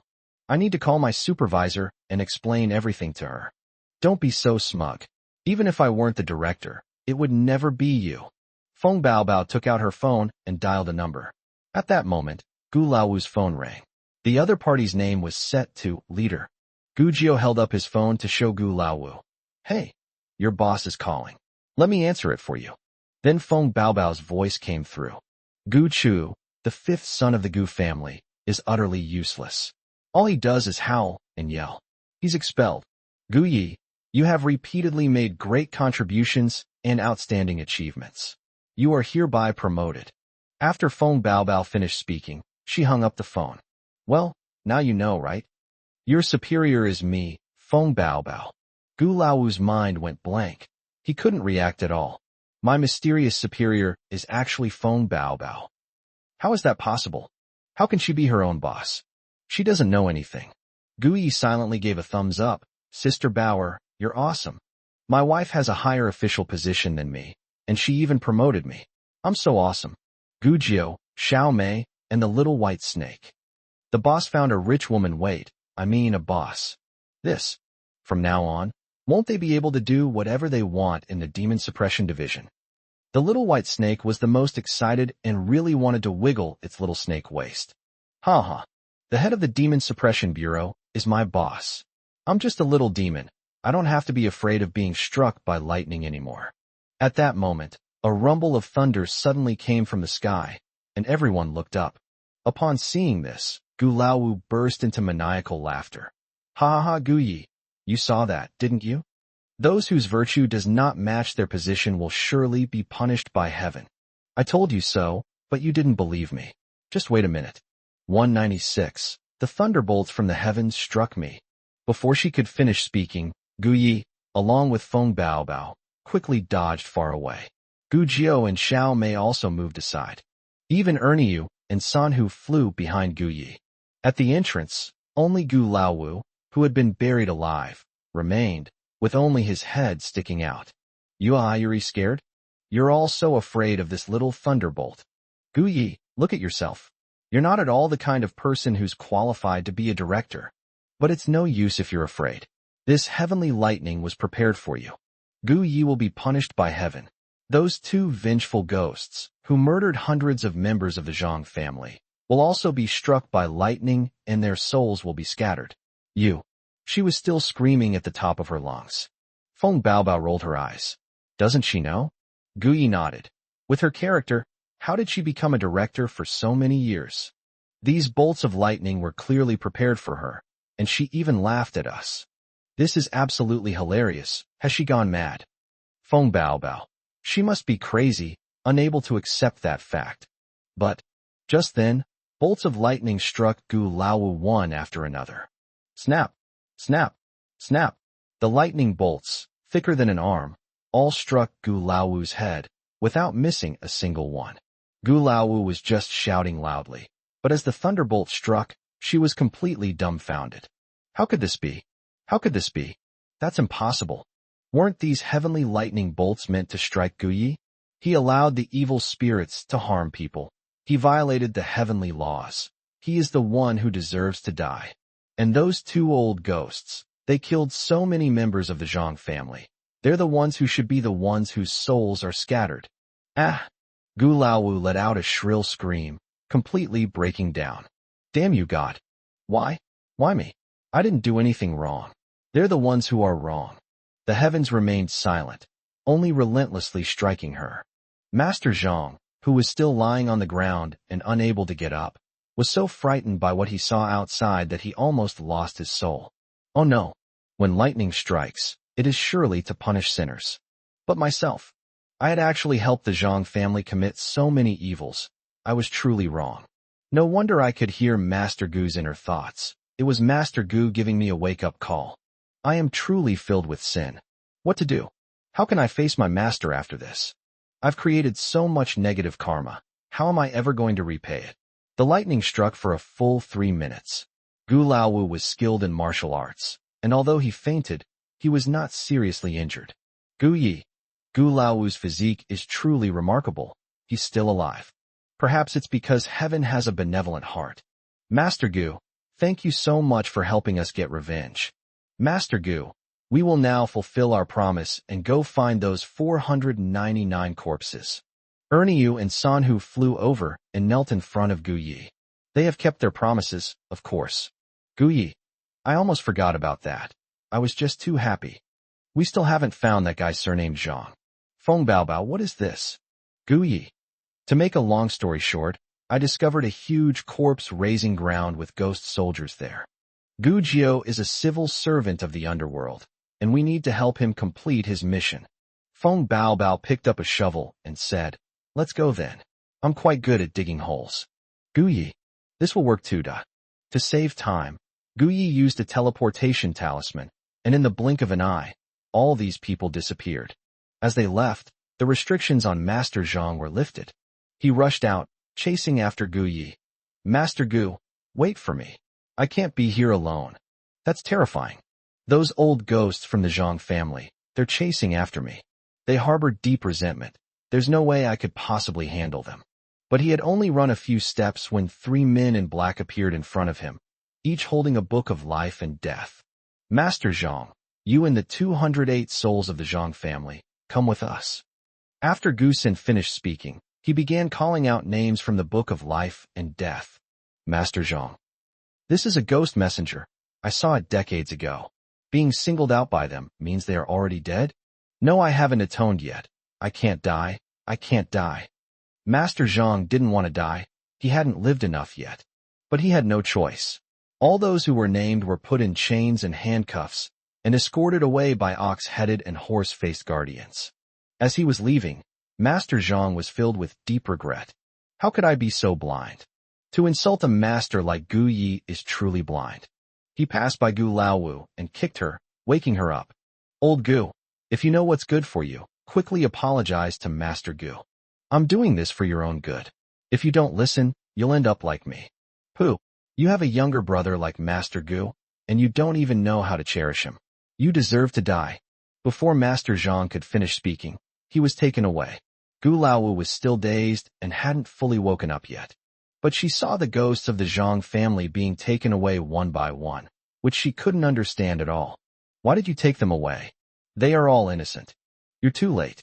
You have no idea that it was Gu Yi who fabricated their evil deeds. They are all good people.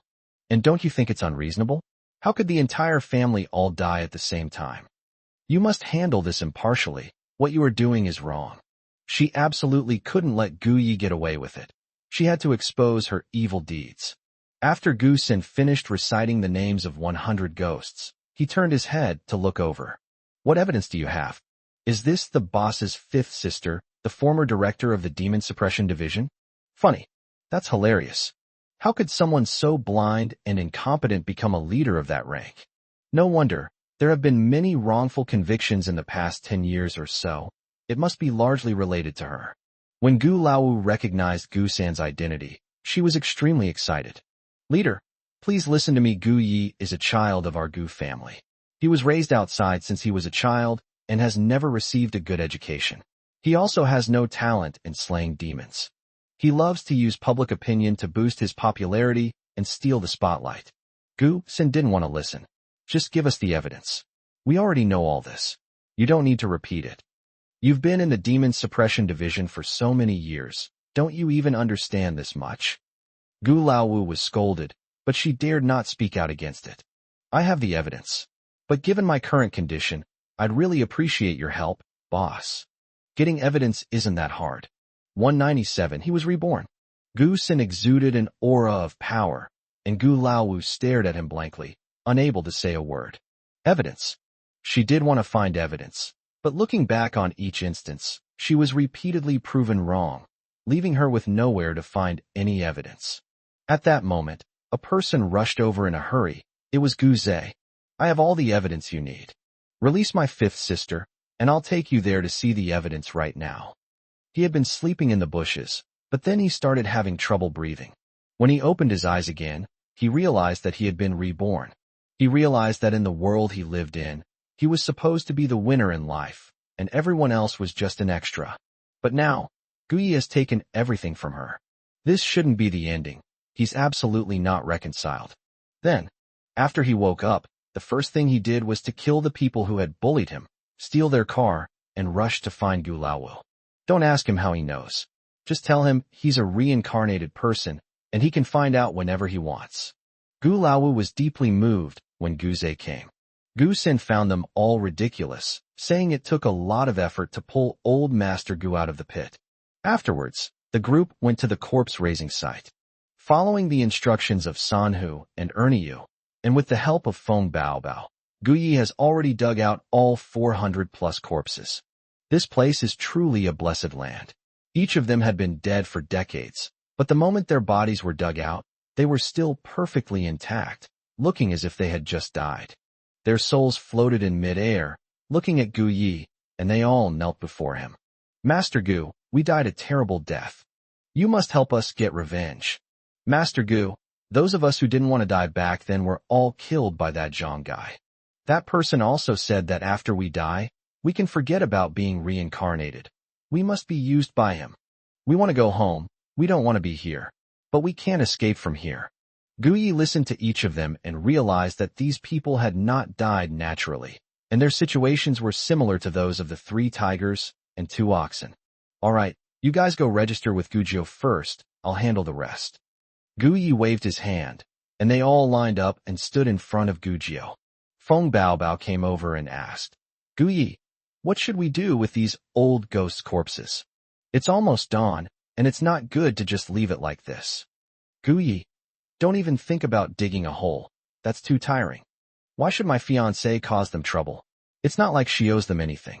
Feng Baobao felt a warmth in her heart. Her man was on her side. She would go back and give him a raise. Then what should we do? Gu Yi, of course, we should burn them all. It's just a matter of a few palm strikes. Feng Baobao.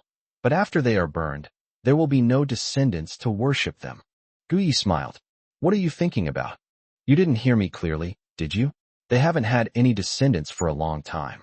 Thanks to that Zhang guy, they have become isolated and alone. Not only is no one remembering them, but they are also protecting the descendants of others. Burn the body, and that person will come out. Then I'll wipe him out in one fell swoop. Only after completing this task can I go back and get a good night's sleep. Feng Baobao nodded. All right then, Once they've finished registering, I'll put in a good word for them so they can be reborn into a good family. Gu Yi patted her head and said, "My wife is beautiful inside and out." Feng Baobao was speechless for a moment, having been praised and even given a gentle head pat. Hee. Gu Yi ordered his men to disperse, activated his palm lightning, and unleashed bolts of lightning upon the corpses. Everything was done in just a few minutes. When the old ghosts saw their corpses were gone, some wept bitterly, while others laughed with joy. In any case, they are finally free. Feng Baobao explained to them that as long as they were willing to cooperate with the registration, they would be assigned a reincarnation task without having to queue, and they would be given priority in being placed in a good family. Now, even the old ghosts who were just hesitant are all very enthusiastic. Gu Jiu transferred all his colleagues over, which greatly sped up the registration process, and 499 underworld tasks were completed. Just as Gu Yi finished preparing to leave, the sky suddenly turned pitch black as large patches of dark clouds gathered together. Feng Baobao looked up at the sky and said, "Gu Yi, it seems like something is coming. But don't worry, I've brought Wang Yi, so we have backup." Gu Yi nodded. "Okay. I've completely destroyed the corpse-raising site, and only then did the mastermind dare to show his face. I really admire him. But why did that fake Guze come too? And there's Gu Lao Wu by his side. It's they really two unkillable cockroaches." Feng Baobao and her group all looked over and found that it was indeed true. The little white snake tilted its head and said, "Boss, I think that Guze is different." "Xiaomei, that's right. I feel like he's changed a lot." "Gu Yi, it seems so. Guzi, find out what's going on with Guze. Now that the plot has developed to this point, there might be some unexpected encounters." "System. Okay." While it was still investigating, Guze had already rushed over. "Gu Yi, stop pretending. I know you planned all of this." Guze pointed at Gu Yi with one finger. "In the past, I wouldn't have known what was going on, but now I do." Originally, Gu Yi had already been plotted against and killed by him. Now, it was he who was kicked out of the Gu family. He even fawned over everyone in the Gu family, but everyone in the Gu family preferred him and no one paid him any attention. But he used underhanded tactics, targeting me from the very beginning, which is why everything has turned out this way. Gu Yi raised an eyebrow. "Do you have evidence?" "Our counterfeiter's crazy. He's rambling on, as if he's very proud of it." Guzi, we found out. Release him immediately." Gu Laowu sat in a wheelchair, but this time he did not appear before him unharmed as before. "Gu Yi, just tell me directly. I will talk to my parents, and they will forgive you. If you don't admit it, then as your own sister, there's nothing I can do to save you." Gu Yi laughed. "You? My own sister? Stop flattering yourself. You should know that the Gu family has already severed ties with you. You're just being shameless and refusing to leave." "Let me speak. What am I supposed to say? I didn't do anything at all, yet they all believed me and gave me all sorts of benefits. What could I do? They gave me so much. How could I possibly return it?" Feng Baobao. "Actually, we can all hear what's in your heart. So your thinking isn't wrong." System. Holy crap. Young master, I've discovered an incredible plot twist. 198. Fake young master, get out of class dismissed. Feng Baobao and the others were all drawn to the system's voice. They all pricked up their ears, ready to eavesdrop on each other's thoughts. Gu Yi, breaking news. The system sends out the data and immediately broadcasts it via voice. Guze was reborn. The house he's living in now was sold by Gu Chuyun, and he was kicked out. He was still angry and got into a fight with those people, getting beaten up. Afterwards, he slept in the grass and woke up reborn. The first thing he did after being reborn was to kill all the people who had hit him. Holy crap. He's a true role model. He even killed people.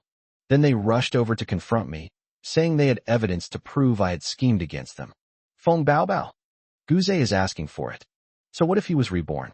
He still dares to cause trouble for my husband. My shovel can't hold back any longer. Little white snake. Guze was able to be reborn? Did God allow him to be reborn like this? Xiaomei. He thought being reborn meant he was the chosen one, and he immediately went to kill someone. When Gu Laowu saw that Gu Yi was not speaking, he assumed that Gu Yi was feeling guilty. She was very smug and said, "Gu Yi, you're terrified. You're still too young. You just want to show off, which I can understand. But you caused the Zhang family to be wiped out, and you were the one who did the same to the Tang family before. You should know that your sins are so grave that heaven will not allow it. You see, these dark clouds are gathering. Don't you think this is your retribution? I thought he was going to be struck by lightning, but it turns out I'm the one who got struck. But this time it's different. As Xiaoza just mentioned, he had a strange dream with many strange things in it. But like a prophecy, he knew that it was all designed by Gu Yi. He was not a long-lived Taoist priest at all, nor was he the grandmaster of Qingshui Temple. Those people were all actors he bribed. But he truly caused the deaths of 2 families and even had them silenced. Heaven is watching. Gu Yi laughed. Guze, is that what you mean too? This feels like a dark cloud looming over the city, threatening to crush it. The retaliation is likely to be fierce. Since they're both so determined to die, then let them be. Guze sneered. Gu Yi, you can still laugh even when you're about to die. I've said it before, from the moment you came back, the fate of the Gu family has been affected by you. But Mom, Dad, and even my sisters were all fooled by the scam you designed. Now it's time for you to turn back. Gu Yi didn't say anything, but silently led his men back 3 meters. All right, you two listen up. Guze, you are already guilty of heinous crimes. You and that Zhang guy behind you planned all of this together. And now you're blaming me? Students of Lingnan Girls High School, whatever your worries or grievances are, go to Guze. And the corpse-raising grounds here, he destroyed those too. He couldn't understand how to sabotage things on his own, so he dragged his sister, Gu Laowu, into it. I've already seen it. Gu Qingmu brought those vengeful ghosts with him. They won't let this go without drawing blood. Guze and Gu Laowu are good at talking, so let them talk to those old ghosts. Guze was furious. Gu Yi, are you still framing me even now? I have no one behind me. It was you who ruined my life. How could he know who was behind him? But there's no need to panic. Gu Yi is about to die. He's giving his last words. Gu Laowu was stunned.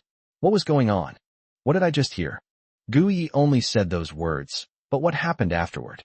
Did I hear Gu Ye's inner thoughts? How is that possible? Has Gu Ye's skill level reached this level? Guze, if you have something to say, just say it to those old ghosts. I'm really too lazy to argue with you. Anyway, if you argue, then you're right no matter what. If you don't want to admit it, then don't. My original plan was to find that person and convict him. However, it seems that we don't need to wait until then at all. Guze was reborn, and he immediately killed several people. Moreover, his mastermind also arrived, so I didn't need to do anything. Come on, Guze, Gu Laowu, face the judgment of justice. Gu Laowu. I heard that. I really did hear it. So, Gu Yi is able to gain the trust of his entire family because they can all hear his true feelings. Gu Laowu remembered that for so long, her parents had been telling her not to do anything she would regret. There's also the 4th brother. Her life is so difficult now, she lives in regret, and she even tries to persuade me and scold me. So I missed out on Gu Yi? Was all of this orchestrated by Guze? How so? I, the dignified director of the Demon Suppression Division, have dealt with so many old ghosts, yet I was completely fooled by a fake. No, that's impossible. That's absolutely impossible. Roar. That's Guze. He said he would give us money to support our studies, so we asked him for the money. And that woman, her own sister, she kidnapped our principal, beat her up. Guze, you useless piece of trash. I fought for your chance to be reborn, and you actually betrayed me. Go to hell. Guzio shouldn't have come back. You should have died out there. The dark mass of vengeful ghosts rushed towards Guze and Gu Laowu. Guze was so focused on Gu Yi that he didn't notice these vengeful ghosts at all. Now, no, it wasn't me. I don't have anyone like that. You've misunderstood. That was all done by Gu Yi. Get out of here and don't come looking for me. Go to hell. You all go to hell. Guze was scared, but he also felt that as a reborn person, he had nothing to be afraid of. He swung his arms vigorously, feeling that he should have the power of a male protagonist in a movie or TV show, able to smash a crack in the sky with one punch. But no matter what he did, it had absolutely no effect. Oh, 5th sister, save me. Save me. Guze was brutally abused by those old ghosts and had no choice but to ask Gu Laowu for help. But now, the fifth sister he once saw as an all-powerful support is now struggling to protect herself. I didn't arrest your principal. That was all done by Guze. Guze, you beast. I trusted you so much, and you lied to me. Our Gu family, if it weren't for you, how could we have ended up like that? Gu Laowu roared angrily. She was also brutally abused by the old ghosts, but in their memories, she discovered the original fate of the Gu family. She and her sisters all became Guze's devoted followers, and each of them met a tragic end. If it weren't for Gu Ye's arrival, the whole family would have been able to hear his innermost thoughts, and they would be finished by now. At that moment, she truly regretted it. Was I being controlled by some strange force? Why did so many people try to persuade me? But I insisted on listening to Guze. He's nobody. He was just an adopted son of the Gu family, while Gu Yi was his biological younger brother with blood ties to him. I really deserve to die. Instead of having her own brother, she insisted on having someone she had no relation to. Damn it. Just let yourself die. With that thought in mind, Gu Laowu had given up resisting, lay on the ground, closed his eyes, and waited to die. Seeing this, Guze also fell into despair. He had no idea what was going on. Gu Laowu was so good to me just now, and he swore to avenge me, but now everything has changed. Most importantly, I am a reborn person. I am the chosen one. How did I end up like this? Everything should be wrong, absolutely wrong. But it hurt so much. His soul and flesh were being devoured by evil spirits, and soon he was on the verge of death. Seeing this, Gu Yi walked over. Guze, so what if you were reborn? Don't think I don't know your tricks. In your next life, may you be reborn into a better family and be a good person. As soon as he finished speaking, a demon annihilated Guze. Guze died with his eyes wide open, unable to understand how Gu Yi knew he had been reborn. And yet, he, a reborn individual, couldn't even defeat a native. Why? I'm the chosen one. Gu Qingmu and that old ghost surnamed Zhang also appeared, glaring fiercely at Gu Yi, and angrily said that he had ruined their plans, and that Gu Yi should pay the price.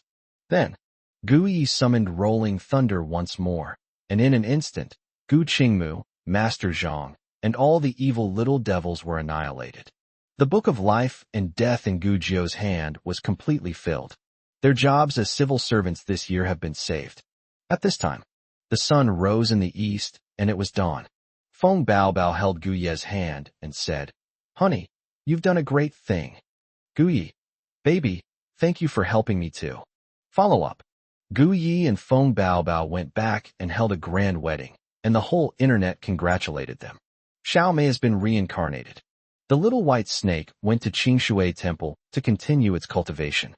It vowed to find an opportunity to be reborn into the Gu family and become Gu Ye's descendant. The end. Thank you all for your continued support. Thank you so much.